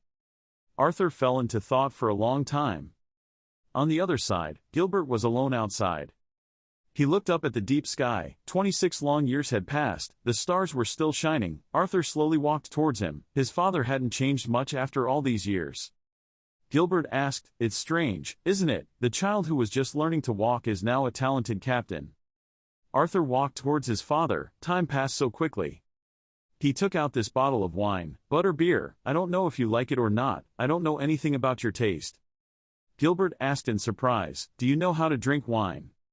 Arthur obediently replied, Hee, I'm also an adult, and I always want to sit and drink wine and chat with my father." He sat down on the ground and smiled brightly, saying, "It's just a small wish of mine, but Dad, do you want a drink?" Gilbert gently sat down next to his son. If it was wine, he could drink any kind. "The two of you sat by the cliff and talked, but don't drink too much." "Phew, I don't know much, but you must have had a difficult time too." "Dad, it's okay, we'll return safely now. Then, you should put all your worries away." Arthur said, "Father, I have something to tell you." He looked at his father. "I will practice with Uncle Junho, and so will my colleagues." Gilbert was surprised. To him, why? Arthur replied, why are you reacting so surprised? It's a great opportunity, but... He said seriously, I want to practice seriously, not just practice normally, I want to help my father and uncle. Gilbert silently watched his son grow more and more. After all, the two of them needed more allies. Arthur's childhood appearance came rushing back. Father. Arthur is still like that child, can you allow me to do that? Gilbert stood still for a few seconds. He thought to himself, he didn't expect that he had grown up like this, then said, he's grown up, his affairs must be decided by him. Gilbert took out a small notebook. What is this? Give it to Arthur and say, that's my diary, I've been writing it for a long time, so that one day you can read it. He happily said, it turns out being frozen is a good thing, now I can sit here and talk to my son. Gilbert said, that reminds me, if you count the time of your combat activities, you might have more than me. The two of us sat together in perfect harmony under the starry sky. Really? Haha, can you tell me your stories? Of course, father. On the other side, Ghuladin is sitting on the throne. Destruction. His subordinates came to report that, according to information from the Heavenly Gate, it was a plan that Iadaskini cooperated with the great magician to carry out. He said, contact them directly, you mean use the desperation command. Ghuladin ordered, yes, if I fail to prove my worth, I can be eliminated at any time. The subordinate was obediently waiting for orders. That was the nature of the demon association. Tell them. Ghuladin, stand up, I will personally participate in the plan. Arthur finally accepted Youngho's offer. They started their practice session. That's enough physical training. Youngho is the one who leads them. If you feel like you're about to die, that's when you get stronger, to become stronger. Arthur is also among them, just needs a little talent and luck, the rest is effort. Youngho continued, regardless of whether he is an ordinary person or a natural warrior, that is the immutable rule. Everyone is exhausted, you have all conquered the second floor, so you are qualified. Now, I will proceed to practice each person's individual skills. Youngho changed the way he trained, through sparring and actual combat. He said, from now on, one by one, everyone will come up to fight with me, whoever is ready will step forward. Seo Jun coughed and looked at them, then he slowly said, from now on, one by one, everyone will come up to me, whoever is ready will step forward. Arthur had difficulty breathing out heavy breaths while frowning at him. Moving to a room made of wood, the fan on the ceiling continuously rotated, a calm voice rang out, but this fake contract, you intend to give them only physical training. Seo Junho, who was looking at the control panel, heard that and immediately replied, no, from tomorrow, we will switch to actual combat, how to become stronger, I will only teach them the most basic things. In the warm room, a cup of fragrant tea emitted smoke, oranges were placed on a beautifully arranged plate, the Ice Queen flying in the air repeated Seo Jun's words again, how to become should be stronger. Seo Junho was comfortably sitting in a chair with the Ice Queen's suggestion in his ear. Before he fought the monsters in Portran, he should practice more with the training master. He felt it was reasonable. Seo Jun suddenly coughed loudly. She held a cup of tea in her hand and calmly said, even if you are teaching others, sometimes you have to look at yourself. Then the Ice Queen flew towards him. Her hand gently touched Seo Jun's nose and coughed. Did he intend to keep his ice skill level so low forever? Having said that, the Ice Queen folded her arms and said warmly, as the representative of the Night Demon, and prepared to use ice techniques to resist the scorching heat of the third floor, you need to train first. In her opinion, those people, wouldn't they be attracted to Seo Junho? The black mask lay still on the table. Seo Jun's coughing voice gradually became quieter. You're right, we also need to become stronger. Back to the present, Arthur was holding a gun in one hand and a heavily injured hand asking, can I use the gun? Seo Jun coughed and created a baseball bat while comfortably replying, I can even launch a rocket. Arthur's face turned a little dark, his face had drops of sweat flowing down his chin. In the blink of an eye, Arthur moved behind Seo Jun and coughed, but this movement was seen by him. He picked up the gun and aimed to shoot. A series of bullets were fired at Seo Jun, but he only blocked them all with a baseball bat. Next, he lowered his body, swinging the baseball bat with one hand to block all the bullets. Arthur saw that and immediately glared at him and scolded him, damn it. Besides, his surrounding teammates were extremely worried when observing the match. Knowing that this method could not hurt Seo Junho, Arthur immediately threw away the gun. He jumped forward and raised one hand to release power. A series of daggers flew out, creating yellow streaks of light. At the same time, his mind also speculated, I had no other choice but to use my power. However, Seo Jun coughed without holding back. He reached out his hand and easily created a pack of black and blue wolves. The wolves from his power fiercely rushed towards the daggers. Arthur, on the opposite side, felt the chilling force and thought to himself, unexpectedly holding back our abilities. While Arthur was still bewildered, Seo Junho seized the loophole and rushed forward. He quickly swung his sword powerfully. Black and blue lines of light shot out on both sides, in the middle of which Arthur leaned forward and luckily dodged, caught the tip of that fatal sword. He observed all of Seo Junho's decisive movements and immediately wondered, was there such a big gap? When Seo Junho faced Arthur to evaluate, his eyes became sharp, sharper now. Arthur's expression became serious, his eyebrows furrowed, his pupils lit up slightly, sweat dripped, and his teammates standing outside also silently observed. The sun is gradually rising behind the Rocky Mountains. The sound of Seo Jun coughing loudly. Are you going to give up? Hearing that, Arthur immediately shouted, no. In the hospital room, seawater was slowly flowing down. A woman's voice rang out, you see, you just woke up and you've tried too hard, right? The seawater flowed down the needle in the man's hand, and the woman's voice became gentler. And how about this, about him going to see his much-grown son? Gilberto Green lying on the hospital bed slowly spoke, the boy looked a lot like me, and the woman who spoke earlier was Sky Achilleland. She listened attentively to Gilberto Green's confession, his appearance also resembled his mother's. He lowered his head, his eyes were a bit sad and his voice was heavy. I was feeling confused, regretful and relieved. After all, it wasn't too late. Sky Achilleland heard that and quickly comforted him. Yes, a lot of time had passed, enough for the body and mind to change, but it was not too late. But Gilberto Green on the bed heard her say that and immediately scratched. The head replied, what are you talking about? You didn't miss anything, did you? As soon as Seo Jun walked in, he heard Sky Achilleland's voice. He didn't need to know. As soon as he heard that, he took off his mask and said, hello Gilb, Arthur is about to find a secluded place to practice. Hearing Sky Achilleland's voice, he suddenly asked, who decided that? Upon hearing that, he replied with an expressionless face, it was him, I have no obligation to stop him. Then he calmly asked again in an obvious tone, but why? There's nothing bad about training outside. And Gilberto Green sat on the bed and said with an extremely worried expression, the boy was very determined to follow you. It's clear that the boy will find stronger opponents for you. Seo Jun coughed calmly to correct Gilberto Green's sentence, it was for us, Gilberto. Suddenly, a sound rang out on the TV. The third hero to return was the Grim Reaper. As soon as Sky Achilleland heard a sentence, she quickly turned her head towards the source of the sound. The image of two men was shown on TV and the host continued to talk. The saviors of the world were returning. The Destiny Guild was preparing to hold a press conference. Seeing those two men, Sky Achilleland immediately annoyed and said, is that old man still alive? Hearing her say that, Seo Jun coughed and immediately reminded him, hey, you're talking about Mio's father, be careful with your words. It seemed like Sky Achilleland didn't pay attention to what he said. Her tone was negative, deep voice, I don't like him, neither do those other oppas. Another host's voice rang out, Reporter Hong, which hero do you think will come back next? Reporter Hong vaguely replied, this is hard to predict, but there is a possibility. Hai would be Tenmei Mio. Hearing that, Seo Jun smiled mockingly and said, it's really funny, has the return of the 5 heroes been confirmed? Gilberto Green sat on the hospital bed while holding a bottle of wine and said, isn't this what the media specializes in? There's some random news but it's also making a big deal out of it. Seo Jun coughed helplessly in response to his words, even though no matter how much time passes, some things never change. Gilberto Green absent-mindedly brought the bottle of wine to his mouth and said, so I said something wrong. Then he suddenly said, what's going on? Why isn't the beer flowing out? The mouth of the bottle of wine was sealed by a blue gas. Sky Achilleland walked over and snatched the bottle of wine from Gilberto Green's hand. She happily said, you need to focus on recovering your strength, Mr. Gunner. You must not drink alcohol until the next mission. Followed, Gilberto. Gilberto Green immediately got angry when he heard that. What are you talking about? Are you my mother or something?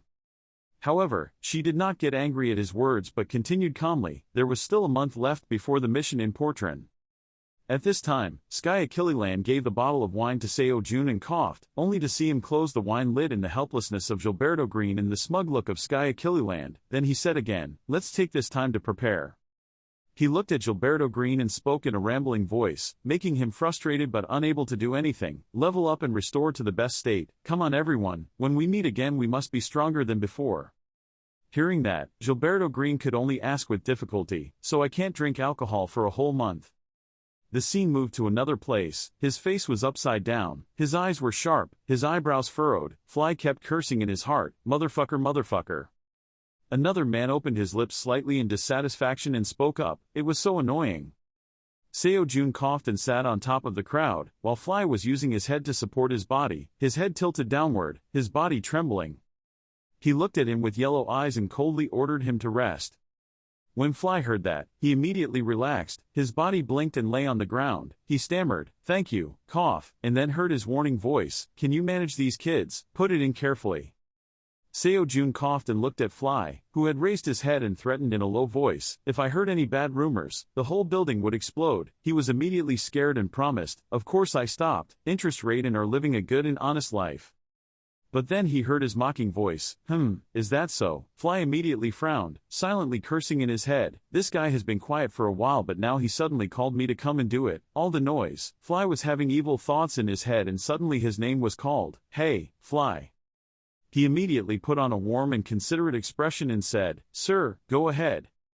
Then I saw him move a little closer to his ear and use a low, intimidating tone to ask if there was any way to make a lot of money in a short time, in that legal way. Fly smiled cunningly and said, "Are you on any mission?" "Currently on a bounty hunting mission." Hearing that, Seo Jun immediately asked again, "Bounty hunting, is the target human?" Fly immediately denied it and explained, "No, nowadays dangerous monsters can also be targets." He asked curiously, "How common?" At the same time the Ice Queen was behind him, "Eat cookies." Hearing him ask that, Fly quickly answered, 150 gold coins. Seo Jun coughed and looked at the group of unconscious people lying on the ground and said, 1.5 billion, that amount of money would attract a whole bunch of other hunters, right? Fly was a bit hesitant. In response, "Many people have tried but..." He opened his mouth to explain, that monster was too strong, more than 100 players and mercenaries had been defeated by it. In Fly's mind, he thought of its massive body, and its red eyes filled with anger. He then showed a worried expression and said, "I heard that a certain group will launch a raid soon. After all, the location is the Western Territory." As soon as Fly finished speaking, Seo Junho asked again, "You didn't propose this mission to see me fail, right?" Fly's voice immediately became weaker when he heard that question. "No way, how dare you? You will definitely be able to do it." Seo Junho closed his eyes. A thought appeared in his mind. Thinking about it, "It's been a while since I went hunting, maybe I should go out and exercise a bit." Thinking about it, blue lights appeared around. The system sounded a notification, activating the gate, coming to the west. In just a blink of an eye, the image changed. Seo Junho and the Ice Queen were standing in front of a majestic natural landscape with two crescent-shaped rocks facing each other. In the middle was the sun that was gradually going down. "This is the double snout." She clenched her hands and excitedly said, "Those double peaks are so majestic and eye-catching." Unlike the Ice Queen, he looked down at a castle and said, "I spent all my money on the teleportation portal and then it's gone. There's still a long way to go before I get paid next month." He rubbed his chin and seemed to be thinking at the same time, mumbled, "I had 1 silver coin left in my account and 22 coins, which was about 120.0001. Although I was a bit worried, this was still a quest worth 1.5 billion. I had to quickly visit the Adventure Guild."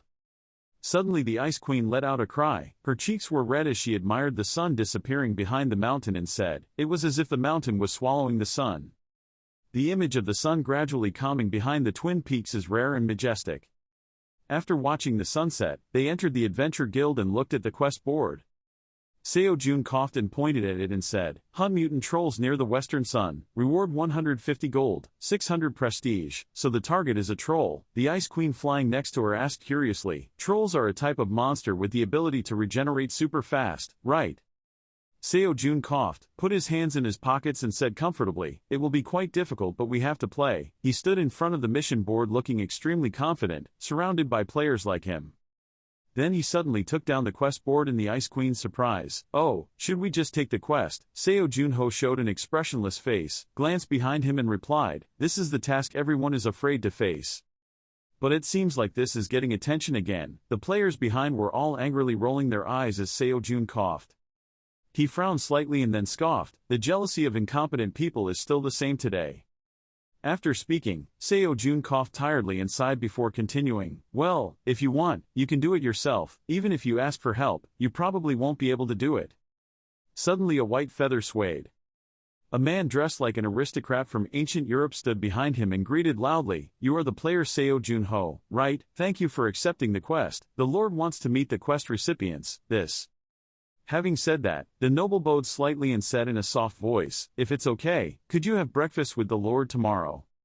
Here, the Ice Queen flew to Seo Jun's ear and coughed softly. It looked really familiar, isn't it a bit stereotypical? But Seo Jun coughed back in an obvious way, "All lords are the same." The next morning, in a beautiful flower garden, a dog was snorting. Then it lowered its head and happily drank water. Next to it was a cat. At the same time, a joyful voice rang out, saying, "Hello, you must be the player Seo Junho." Pausing for a moment, he cordially introduced himself, "I am Pabo, Lord of the Western Sun." A large plate of lobster was brought out. Lord Pabo said kindly, "Please have a delicious meal before leaving." Lord Pabo sat at one end of the table, next to the cook. He showered praise, "You are quite famous, the embodiment of darkness." But Seo Junho, sitting at the other end of the table, humbly said, "Oh, I'm just an ordinary person who's a little famous. Do you have any information about the target?" Lord Pabo picked up a piece of vegetable and presented it. It's a mutant compared to a normal troll. It's about 4 meters tall." He raised his head and continued, "Larger in size than a normal troll. It appears to possess super regenerative powers, and is clearly hostile towards humans." The Ice Queen on the side happily ate cake, singing and eating deliciously. Seo Jun coughed while chewing his food and said, "After swallowing more than 100 people, it was only natural." But Lord Pabo over there was not optimistic. He said gloomily, "It must be a disaster." Lord Pabo clasped his hands together with a sad face and recounted, "The initial bounty was only 10 gold coins, but that was not enough. Even though the bounty was increased to 150 gold, it still could not be defeated. For a lord, the responsibility on my shoulders is quite heavy. If the mutant troll is defeated, the territory can prosper again. Every time I see the villagers living in fear, the guilt keeps pressing down on me." The image of the big, ferocious troll opening its huge jaws, sharp teeth roared. Perhaps it became an obsession for both the people and him. After Seo Jun coughed, he immediately wiped his mouth and firmly said, "Don't worry, I will handle that disaster for you." Lord Pabo immediately thanked him. "Thank you, he will start moving when dusk falls."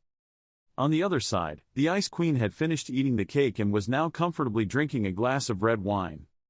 The sun gradually set behind the mountain. Lord Pabo's words rang out, "Please come back safely." At this time the sun had disappeared. The Ice Queen suddenly spoke up. The Lord seemed like a good person. Seo Jun looked at the Queen flying next to him and replied comfortably, "Yes, he gave us dessert like this." Hearing that, she immediately praised, "Wow, it's so delicious that it's hard to resist. By the way, are you sure you want to go alone?" As soon as her words fell, Seo Jun's eyes turned dangerous as he glanced to the side. But he didn't say anything but leisurely put his hands in his pockets and continued, "Ice Queen, alone, you're with me." Until he was far away, a pair of feet appeared behind Seo Jun and coughed silently. 3 men suddenly appeared, each with a fierce murderous intent on their faces. A man inside spoke heavily, presenting a reward for the head of a mutant troll belonging to our guild. Then he glared and shouted, "Illusion." Meanwhile, the Ice Queen flying next to Seo Jun didn't seem to realize anything, so she whispered to him, "Hey fake contract, every valley is this wide, we've been walking for quite a while." Seo Jun coughed and closed his eyes. Then he opened his eyes and the person suddenly became dangerous. His voice was also filled with murderous intent. "Yes, someone is helping us warm up." The Ice Queen heard that and immediately asked again, "Warming up, what are you talking about?" Elsewhere, a hand reached out creating a blue stream of power. The man said maliciously, "Put down your ego, we can't confront directly." He glared and gritted his teeth and said, "Just go, walk to death in my virtual space." Seo Jun coughed. The image of Seo Junho walking was cloned into a row, but the strange thing was that the faces of those clones were cunning. He looked at the row of clones of Seo Junho and said proudly, "Before you can destroy the barrier, my guild will take down the troll first. Even if you get there it will be too late." But as soon as he finished speaking, a black lightning bolt appeared, causing a clone to close one eye. Seo Jun's shoe-covered foot coughed strongly and kicked the ground, bringing black lightning with it. His voice was strong. "Big Bang, you're really prepared, but I'm sorry." With just one foot, Seo Junho broke the illusion. The clones were thrown out and disappeared. The black space gradually dissipated. Streams of white light radiated everywhere. Seo Junho's voice becomes more dangerous than ever. "We don't have time." The image of a group of people being thrown up by monsters, their bodies covered in wounds and discoloration, the space covered in a bright red color of death. A huge monster with 4 heads and arms swung vigorously. Nearby there was a man holding a sword with heavy breaths. His eyes and the monster's seemed to collide. A woman just ran to ask, "President, are you okay?" As soon as she finished speaking, the monster's hand grabbed her neck, causing her to vomit blood in pain. The person called the president quickly rushed over with his sword and cursed loudly, "You damn monster." He swung a red sword and cut off the monster's wrist, allowing the other person to escape. Then he angrily shouted, "Oh my God, when did Finn get in here?" At the same time the falling woman also took the opportunity to fire bullets towards the monster's head. Each bullet was fired, aimed right at one of the monster's heads, emitting streams of golden light. That shot caused a huge wound. The woman who had just been rescued quickly came to the president's side. She said, "I don't know, maybe we all accidentally fought together." Hearing that, the president gritted his teeth and scolded, "Damn, I'm wasting my energy on these monsters. Look, it's recovering again."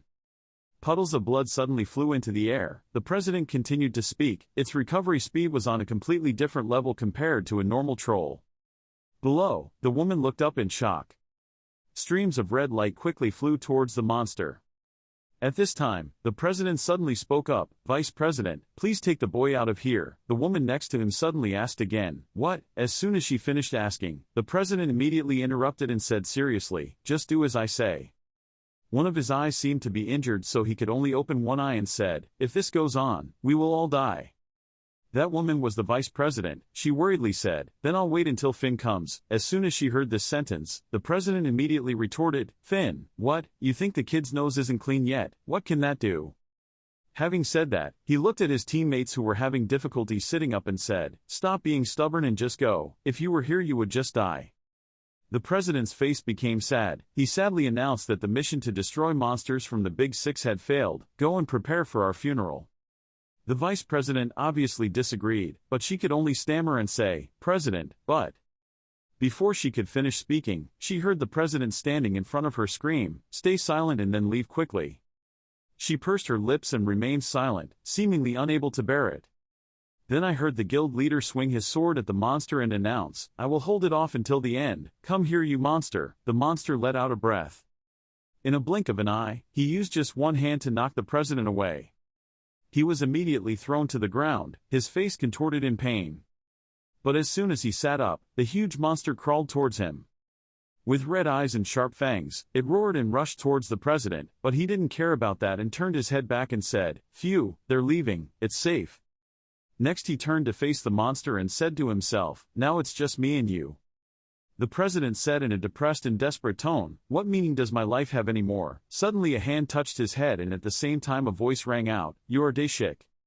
That voice continued to echo, "You are the president of the Lamb Daeshik Association, right?" The president heard that and turned his head back and heard a shout, "President, I'm sorry." He asked again in confusion, "What?" Seo Jun coughed with an expressionless face and calmly recounted, "Those kids told me that. Are you hunting monsters in this area?" As soon as Daeshik saw him, he glared at the man and stammered, "No." Seo Jun coughed, "Have you already saved everyone?" Then he looked back and saw a group of kids with dirty faces and apologetic expressions. But Seo Jun didn't care about this issue. His eyes lit up and asked the Ice Queen, "Saori, do you feel it?" The Ice Queen flying next to him immediately responded, "Yes, I feel guilty. That troll must have absorbed the demon stone." Suddenly Seo Jun coughed and put his hand on Daeshik's head and said, "Daeshik, keep your position well so you don't get caught in the fight." As soon as he finished speaking, the monster roared fiercely. But Seo Junho just calmly said, "I'm here." Seo Jun's outfit suddenly changed, a sword also appeared in his hand. He confidently confronted the oncoming monster, but Daeshik on the other side was not calm enough. He worriedly reminded him, "Remember, be careful, that thing's healing ability is faster than regular trolls." At this moment, the monster's two huge hands were rushing forward. Seo Jun coughed and swung his sword vigorously, but as soon as Daeshik saw this scene, he immediately shouted loudly. He couldn't kill it by normal means. His sword created a strong blue light, cutting off the monster's wrist. Immediately after that, he continuously slashed many times towards the monster. Each slash seemed to kill the monster. The object that was continuously injured immediately raised its head and let out a painful roar. Outside, Daeshik saw him quickly and lightly make an incision right in the monster's stomach and couldn't help but be surprised and said, "At this speed." Hearing Daeshik babbling outside, Seo Jun immediately ordered silence, but the monster was also screaming miserably. In just a blink of an eye, Seo Jun's figure coughed past, carrying the monster's head up into the sky. He glanced slightly at the monster, which was also glaring at him, then he continued quietly, and watched. The monster's pupils suddenly had red veins. A deep voice rang out in the quiet space. Rolang remembered to never take off his hood in front of others. That advice was conveyed to a hooded troll who was devouring a cake, noodles in hand. That voice kept repeating the instructions, no matter what. Remember, a sound, grunting, rang out in response to the instructions. A sumptuous table of meat and water was placed on the shelf. The lids on the plates and glasses, at first glance, did not look like they were prepared for a troll at all, because a wild creature like a troll would never eat and drink cleanly like that. The other person reached out and took away the loaf of bread that Rolang was eating in his hand and said, "I will provide food for you, so never attack or eat humans." After taking away that loaf of bread, the other person put a spoon in Rolang's hand and continued to say, "Promise, Rolang." Right after that, Rolang raised his hand to take the spoon from the other person and obediently agreed. Suddenly a man walked up and asked, "Can you teach Rolang swordsmanship?" The man wearing iron armor immediately responded without hesitation, "If it's your order, I will definitely carry it out." The other person paused for a moment and then continued to speak. Previously, elves and dwarves were also treated like monsters. After finishing speaking, the other person turned to look at Rolang, who was holding a spoon as he was devouring a piece of cooked meat, and told him, "Probe. The first step is very important. Become the first troll mercenary, Rolang." Returning to reality, the Ice Queen was flying around Seo Junho and asked, "Fake contract, did you kill it?" Seo Junho, wearing iron armor and holding a sword, slowly walked towards the troll, was knocked out and replied, "Well, let's see." She then continued, "No matter how mutated the troll was, it seemed like its ability to regenerate had a limit." Pausing for a moment, the Ice Queen broke her chin and said, "Defeating it with unexpected speed, not bad, but if I fight it, I will freeze it and smash it into pieces." Seo Junho glanced at her and replied, "Next time I meet another girl, I will try." After saying that, the iron armor he was wearing also slowly disappeared. The troll's corpse lay silently on the ground. The Ice Queen did not care but only admired Seo Junho's previous answer. "Oh, he is indeed someone recognized by the darkness." After ending the battle with a single blow, Seo Junho turned around and walked towards Daeshik's group. When Daeshik saw him, he immediately raised his hand to shout, "What an amazing battle!" Finn saw that and immediately agreed, "I knew it would be difficult to defeat that troll, but I didn't expect it to be so fierce." A grateful voice rang out, "Thank you very much, player Seo Junho." The troll's body lay in a pool of blood with no signs of life. Seo Junho looked at everyone and calmly asked, "Daeshik, even though there is no one competing, how can a guild monopolize a hunting ground like this? This will leave wrong ideas for the next generation." Hearing that, Daeshik quickly smiled and explained, "It was embarrassing for his junior to say that, but it was because I was worried that he might get into big trouble if he boldly rushed in." Daeshik's voice carried a bit of helplessness as he continued to explain, "If I knew you were this good, I would have asked for cooperation." Hearing the other person say that, Seo Junho could only sigh.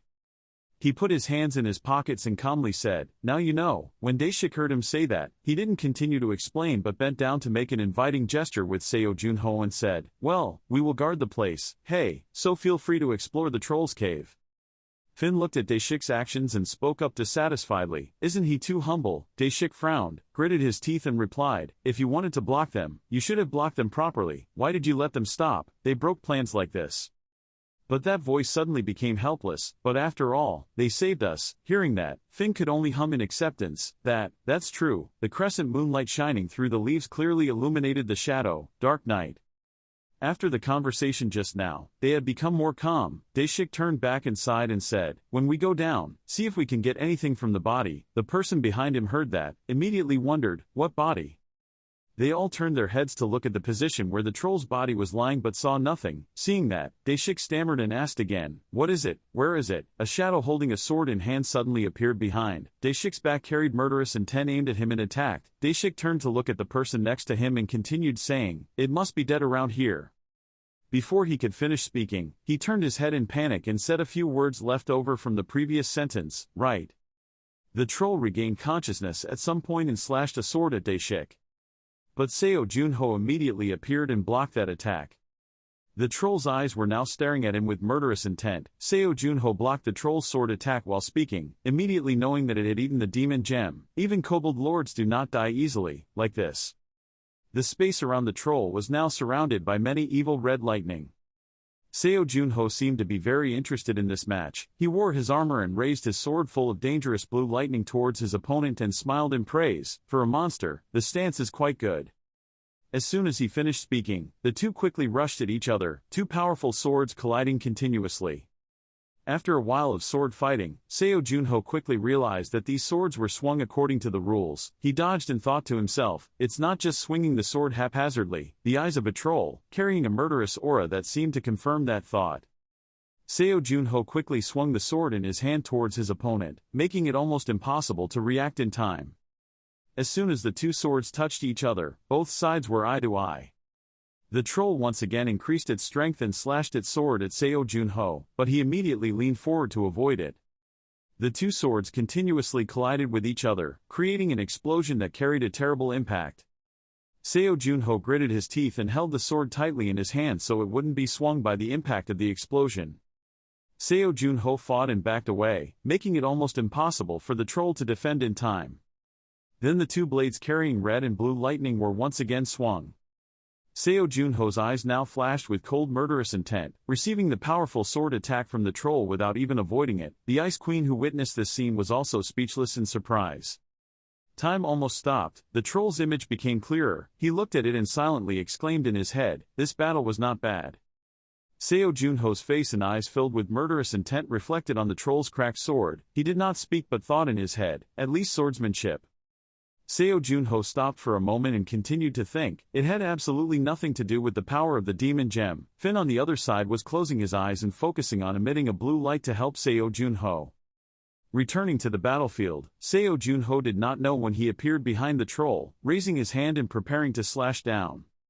Realizing the murderous intent behind its back, the troll immediately turned its head and glanced back, its face reflected on the nearly broken blade, but Seo Junho also gave it a deathly look. He jumped high and without hesitation swung a sword towards the standing troll, attacking him while shouting the name of the move, Memento Mori. A sword slashed directly at the troll, leaving it unable to react or avoid, and the ground under its feet was also affected and almost broke. Returning to the battlefield, Seo Junho did not know when he appeared behind the troll, raising his hand and preparing to slash down. Realizing the murderous intent behind its back, the troll immediately turned its head and glanced back, its face reflected on the nearly broken blade, but Seo Junho also gave it a deathly look. Seo Junho jumped high and without hesitation swung a sword towards the standing troll, attacking him while shouting the name of the move, Memento Mori. A sword slashed directly at the troll, leaving it unable to react or avoid, and the ground under its feet was also affected and almost broke. His hair fluttered in the breeze created by that powerful sword strike. A stream of crimson blood spewed out from the troll's throat after receiving that attack, the ice moving at breakneck speed spread to its neck. The troll's body was frozen and stuck to the ground, unable to move.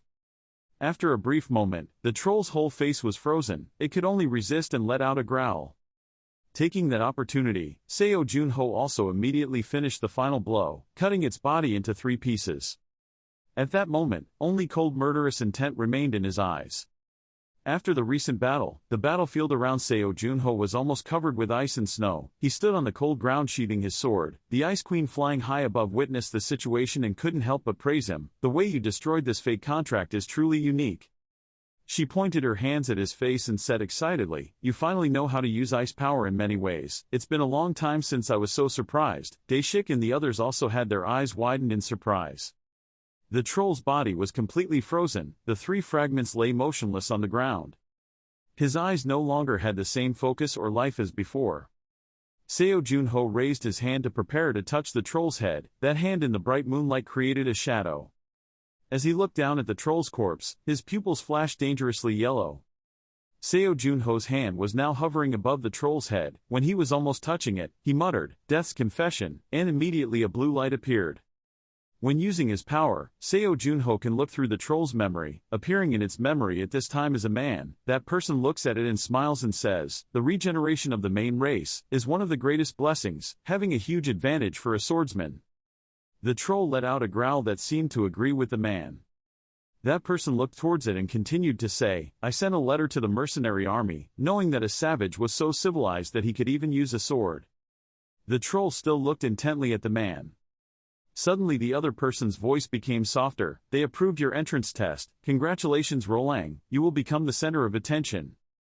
The man wearing iron armor looked at the two people in front of him without saying a word. The man's voice kept ringing, "Don't worry too much, you can do it." The troll's plate seemed to be giving that affirmation. The man kept his gentle voice continuing to speak, "Be confident and don't be discouraged even if you fail the test. Good troll, good answer, whimper."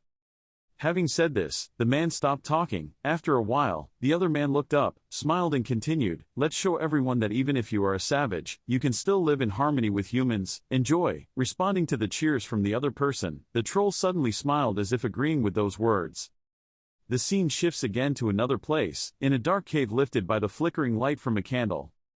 The light from the candle shines on a book. The characters on the other book are carefully written according to a clear pattern that can be easily recognized as letters. A troll was sitting in front of the candlelight. Two voices, one male and one female, came from behind the troll. "Is that it?" "Yes." That conversation quickly made it discover it. Looking at the scene in front of him, the voice suddenly became excited. "Interesting that a savage was raised by humans." The other person's footsteps slowly entered the cave. The troll quickly turned its head to look at the two strangers and then growled in alarm. The girl raised her hand and asked the person next to her. She also knew how to use a sword. "Have you ever heard of such a case?" The girl's eyes suddenly became more dangerous. She said excitedly, "This will definitely be a great test subject, but before that I was a little curious about his skills." Looking at this, Seo Junho's pupils flashed gloomily. He thought to himself, again in the same way as last time. Returning to the subconscious, the scene was filled with the red color of blood. A sword fell and made a deafening sound. The man looked at the scene before him and said in disgust, "Stop imitating humans here, monster." The girl let out a breath and said, "Is that all?" The troll had now fallen and was lying in a pool of blood. The girl sat on the troll's fallen body and couldn't help but laugh mockingly. What kind of savage could be this weak? Hearing what she said, the man immediately replied, "Because its violence had been restrained." But this thing, saying this he suddenly stopped and stared at the strange red flashing iron stone in his hand. The man brought the red stone close to the troll and continued, "Will release the wild nature in you." After saying that, he immediately swung his hand and stuffed the stone into the troll's head, causing blood to splash. His voice rang out in the dark space, "Just kill as many people as possible, eat as many of them as possible. If you don't do it, we will come back, and we'll kill all those you spared." The troll's pupils suddenly turned a strange red color. Pausing for a moment, the other person continued his words, "Right before your eyes, isn't it fun?" The troll that was initially lying on the ground suddenly stood up and became more ferocious than ever. Images of people defeated by it kept flashing by while his voice kept echoing. "You said you wanted to get close to humans, so let us help you spread the news. People will flock to find you, please." The face of the troll named Rolang now lost its inherent gentleness and was replaced by the ferocity and irrationality of a wild beast.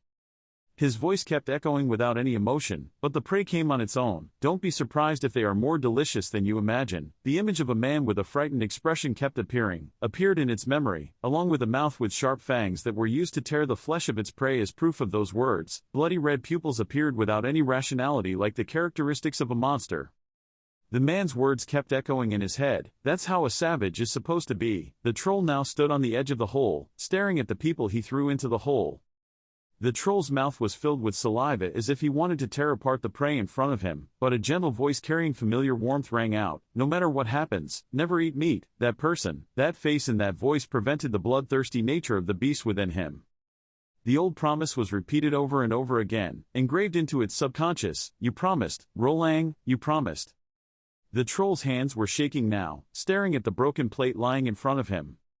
It motionlessly held the knife and fork as if waiting for the old dish. Its gentle voice rang out once again, "Let's show everyone that even if you are a savage, you can live in harmony with humans." Back to reality, Seo Junho and his group had now entered the troll's cave. Everyone quickly searched around while he calmly put his hands in his pockets and stared at the broken plate covered in dust. On the stone table in front of him, Daeshik observed the scene in the cave and then spoke in surprise. "What is this? Why is there nothing here? There must at least be bones scattered around or something. This cave is quite normal, right?" The Ice Queen looked at his actions and asked curiously, "Hey contract, are we late?" Seo Junho bowed his head in response to her, unsure. Daeshik looked around and suddenly saw a hole. He turned around and called out to his teammates, "Come here, Finn." The group quickly went to the crater to observe. Unexpectedly, the thing inside the hole was a human. Looking at the scene before his eyes, Finn couldn't help but exclaim in surprise, "Who the hell are these people?" Daeshik observed for a while and stammered, "These people.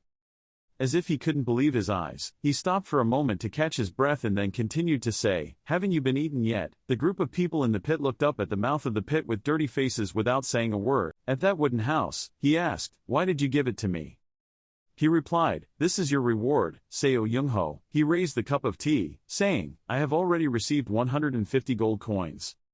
The Baron said, "Haha, that's just official payment, but this is my personal reward. You can use it to open my safe deposit box." The Ice Queen was sitting on the windowsill, also looking at us. They are chatting. He raised his head, said, "What's inside?" He said, "Have you ever heard of Tears of the Sun?" He wondered, "What is it?" He put the tea near his mouth and replied, "Whatever it is." Then said, "I believe you will know how to use it, because you are a warm person, the person who plays Seo Young-ho."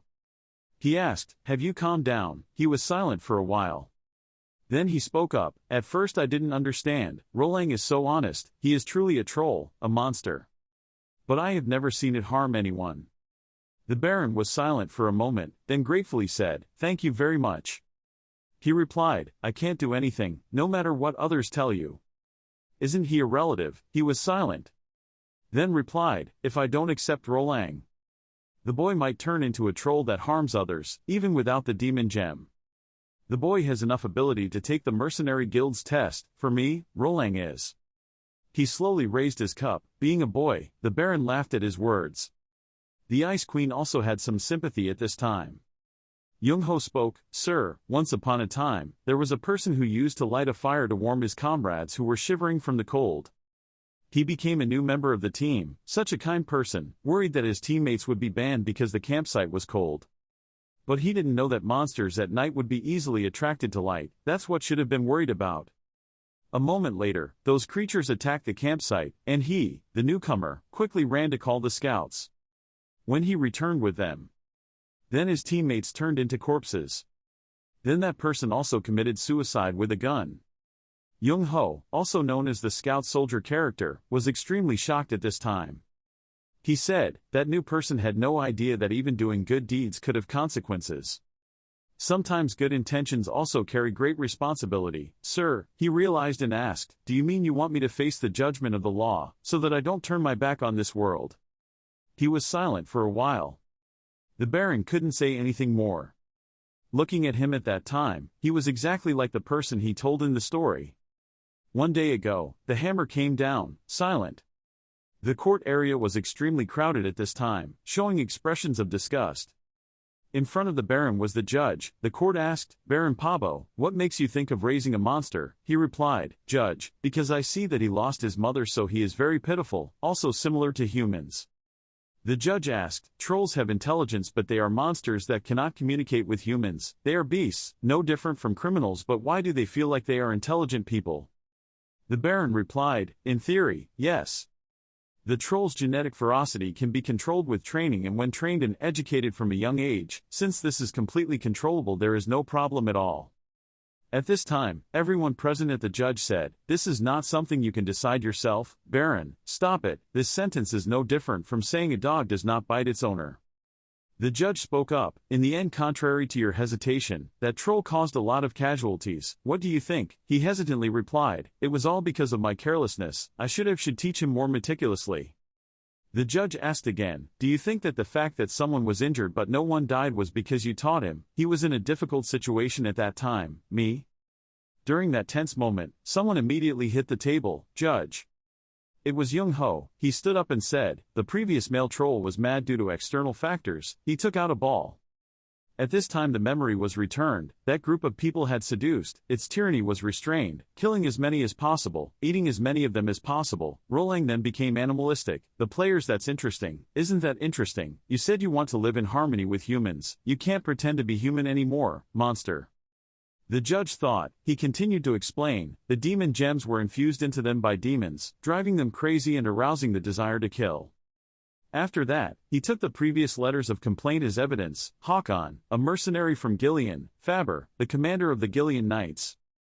These documents are all testimonies from people who have encountered similar things. The evil person's purpose is not only to experiment with the brutality of the demon jade, but also to cause controversy and conflict, leaving people confused. Carry. The Baron then gritted his teeth and remained silent, listening to his defense. The judge wondered, Faber, I've heard this name before, isn't he very enthusiastic in the kobold case? One person spoke up, however, there is no troll here. Who told you to raise a troll like me? Hearing these words, Young-ho frowned and faced the judge. That person continued, if that's true, then we've been played a trick by those evil demons. He thought and said, I will now announce the final verdict. The Baron prepared himself. The judge spoke up. The defendant had injured and frightened many people by raising the monster without permission. The defendant admitted that he had raised the monster, so he was guilty. The defendant will be removed from the lordship of West Sun immediately. Then he knocked the gavel, and performed 5 years of public service at the Royal Animal and Human Connection Committee. Many people whispered, what is it? Is stripping the title too harsh? What are you talking about? This is the punishment. It's still light. He should have gone to jail. That's very lenient. He looked up and smiled. Remembering that time, Rolang was asked by him, I'm sorry, I won't come closer, he's still nagging me. He quickly reassured it with words, calm down, I'm just going to pick mushrooms. It continued to growl. Then he held out the cake, asking, hey, do you want to eat this? It immediately knocked his hand away, causing him to fall over. Whoa. When he looked back, he adjusted his glasses and smiled. He learned to eat the cookie you gave him. Then put it in your mouth and chew it. He smiled happily and asked, let's eat more. When he gave Rolang all the cookies in his bag, he kept nibbling on them. He smiled and ate them slowly, but they all fell out. The Baron said, under the pressure of the evil people, Rolang had never died. Go humanity. If he can do it, so can the other trolls. My son's dream is not over yet. He smiled and replied, if I have a chance I will visit you, Lord. The Ice Queen behind him also sent the Baron off. He said, haha, West Sun is about to welcome a new lord. Next time you see me, just call me Pabo. The Ice Queen whispered into his ear, this reminded me of what my father once told me.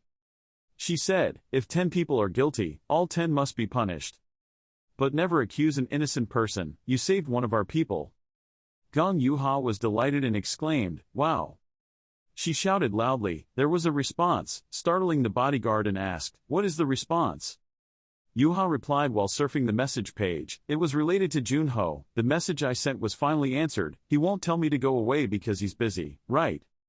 The bodyguard said, as far as I remember, Junho is not that kind of person. She smiled and said, right, then I believe you. Prepare to open the response.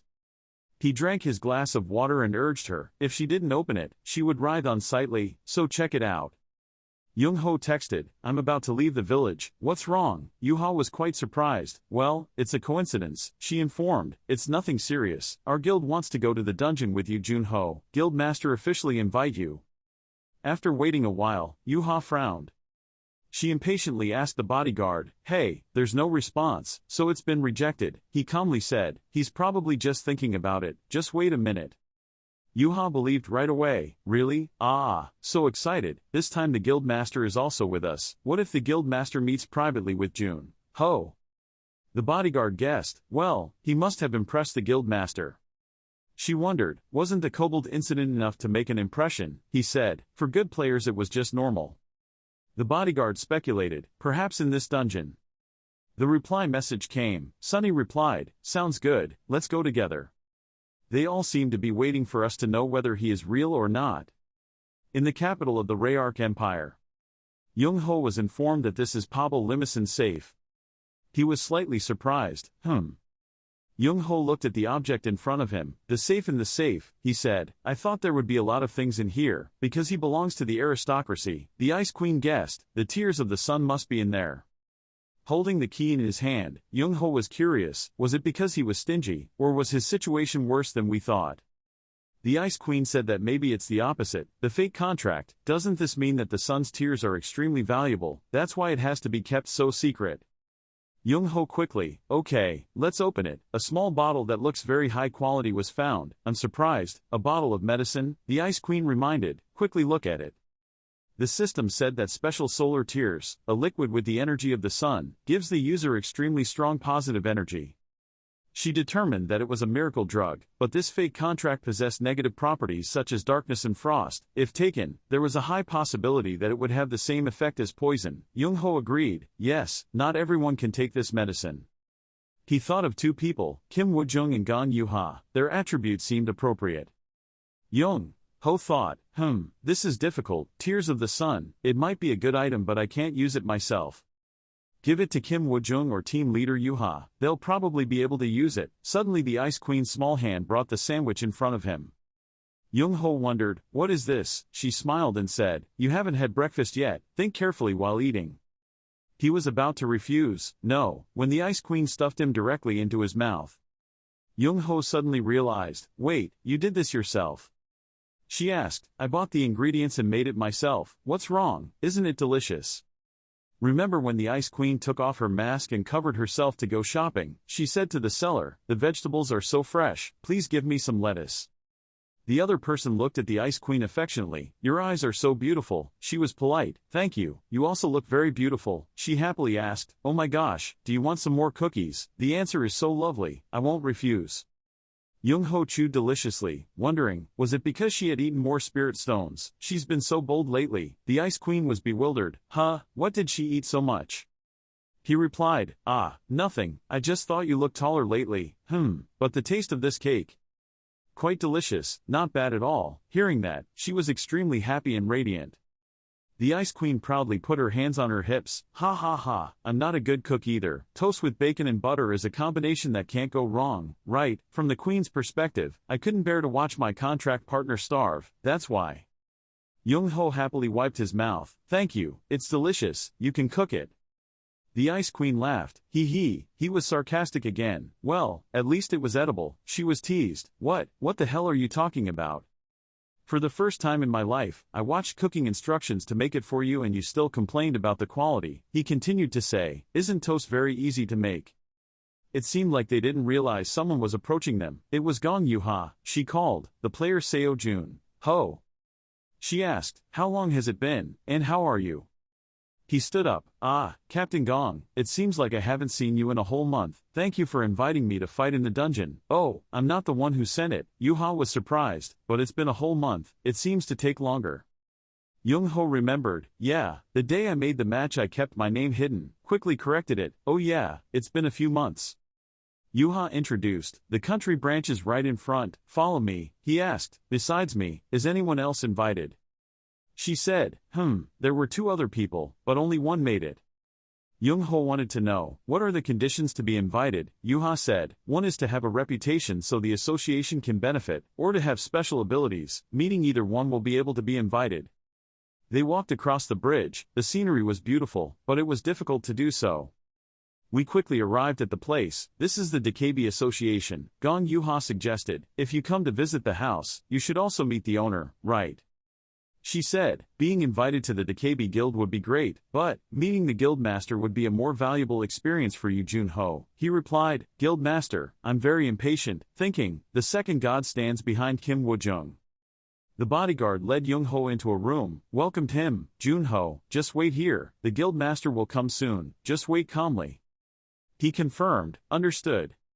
And Young-ho stood there quietly. The room is very large, the layout creates a rather mysterious atmosphere. Footsteps echoed. The Ice Queen waited. The other person stepped out, finally met.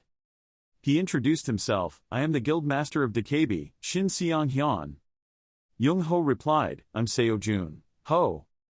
Shin Sung-hyun said, happy to finally meet you, I'm Shin Sung-hyun, president of the Dakabi Guild. Young-ho introduced, I'm Seo Jun-ho, the Ice Queen is always hovering near him. He smiled and said, sure, I've heard a lot about you from Lady Yuha, nice to meet you. Young-ho replied, I've also heard a lot about you from Captain Gong.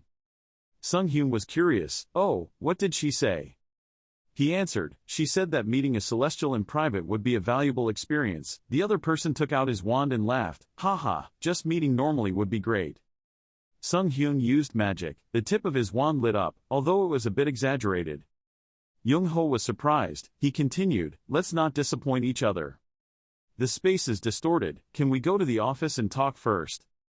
The surrounding layout had changed in the blink of an eye, replacing the previously ancient-looking room was a common modern office. Young-ho exclaimed, he is the one who controls the space, I just feel like I can see it, that's the magic here. Sung-hyun said, well, and, even though it's late, thank you for accepting the invitation. He replied, no, I'm the one who should thank you for the invitation.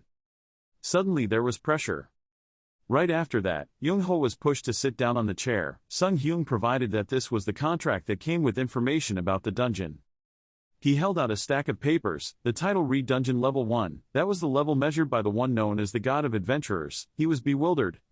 God? Sung-hyun confirmed that it is true. That can be considered that person's name. He called a pen and asked, "We will depart in 3 days. Do you need more time to prepare?" Young-ho thought to himself, "Since the day we agreed to meet at the port town, I've had a lot of time since then." Said, "No need, 3 days is enough." He looked carefully. The other participant was also listed, a high-ranked person, level 120.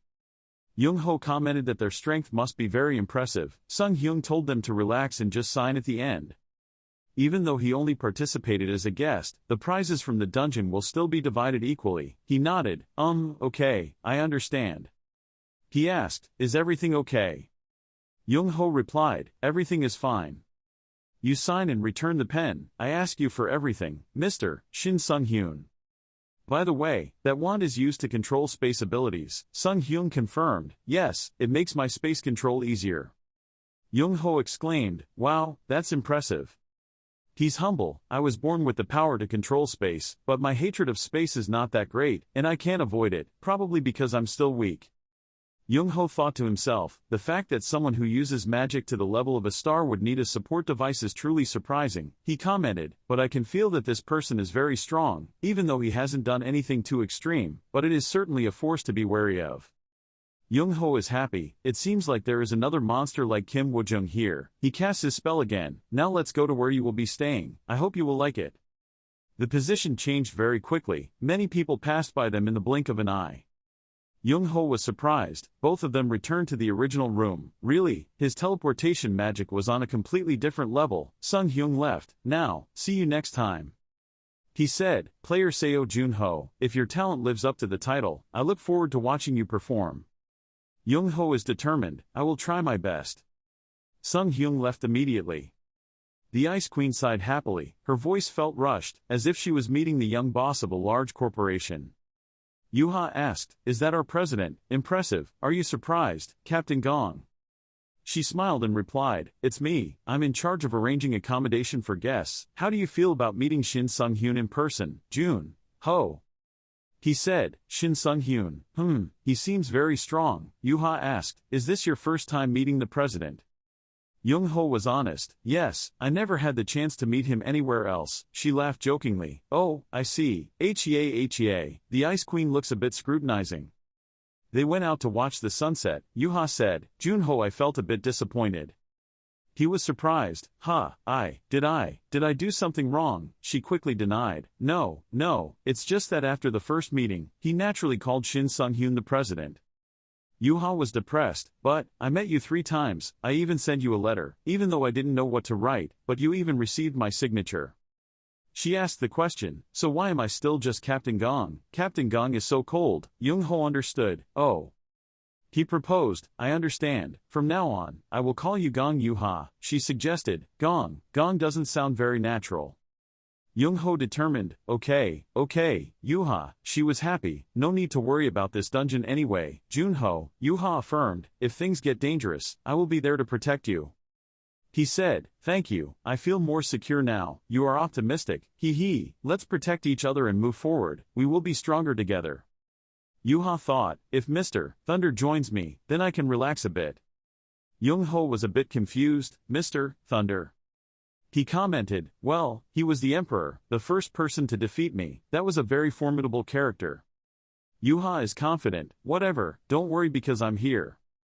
Sung-hyun sat alone in the office. He remembered asking earlier, "Was everything okay?" Young-ho looked at the information and replied, "Everything is fine." Sung-hyun probed, "Newbie Seo Jun-ho, isn't it strange for veterans with level 120 to go together?" He replied immediately, "It was not strange for the highest level player to voluntarily go into a dungeon." Sung-hyun wondered, "Do you not care about that?" He replied, "They probably didn't hesitate at all. They knew that even if they reached the highest level, they still had to keep trying." Looking at the pen Young-ho was holding in his hand, Sung-hyun said to himself, "More." He observed carefully. The pen reacted positively to the elemental controllers, which reacted to him. Sung-hyun is happy. "That's strange, very interesting, Seo Jun Ho." He is pleased, it is true, when he wants to know more about someone. Yuha and Young-ho are still outside together, we have to pull them closer.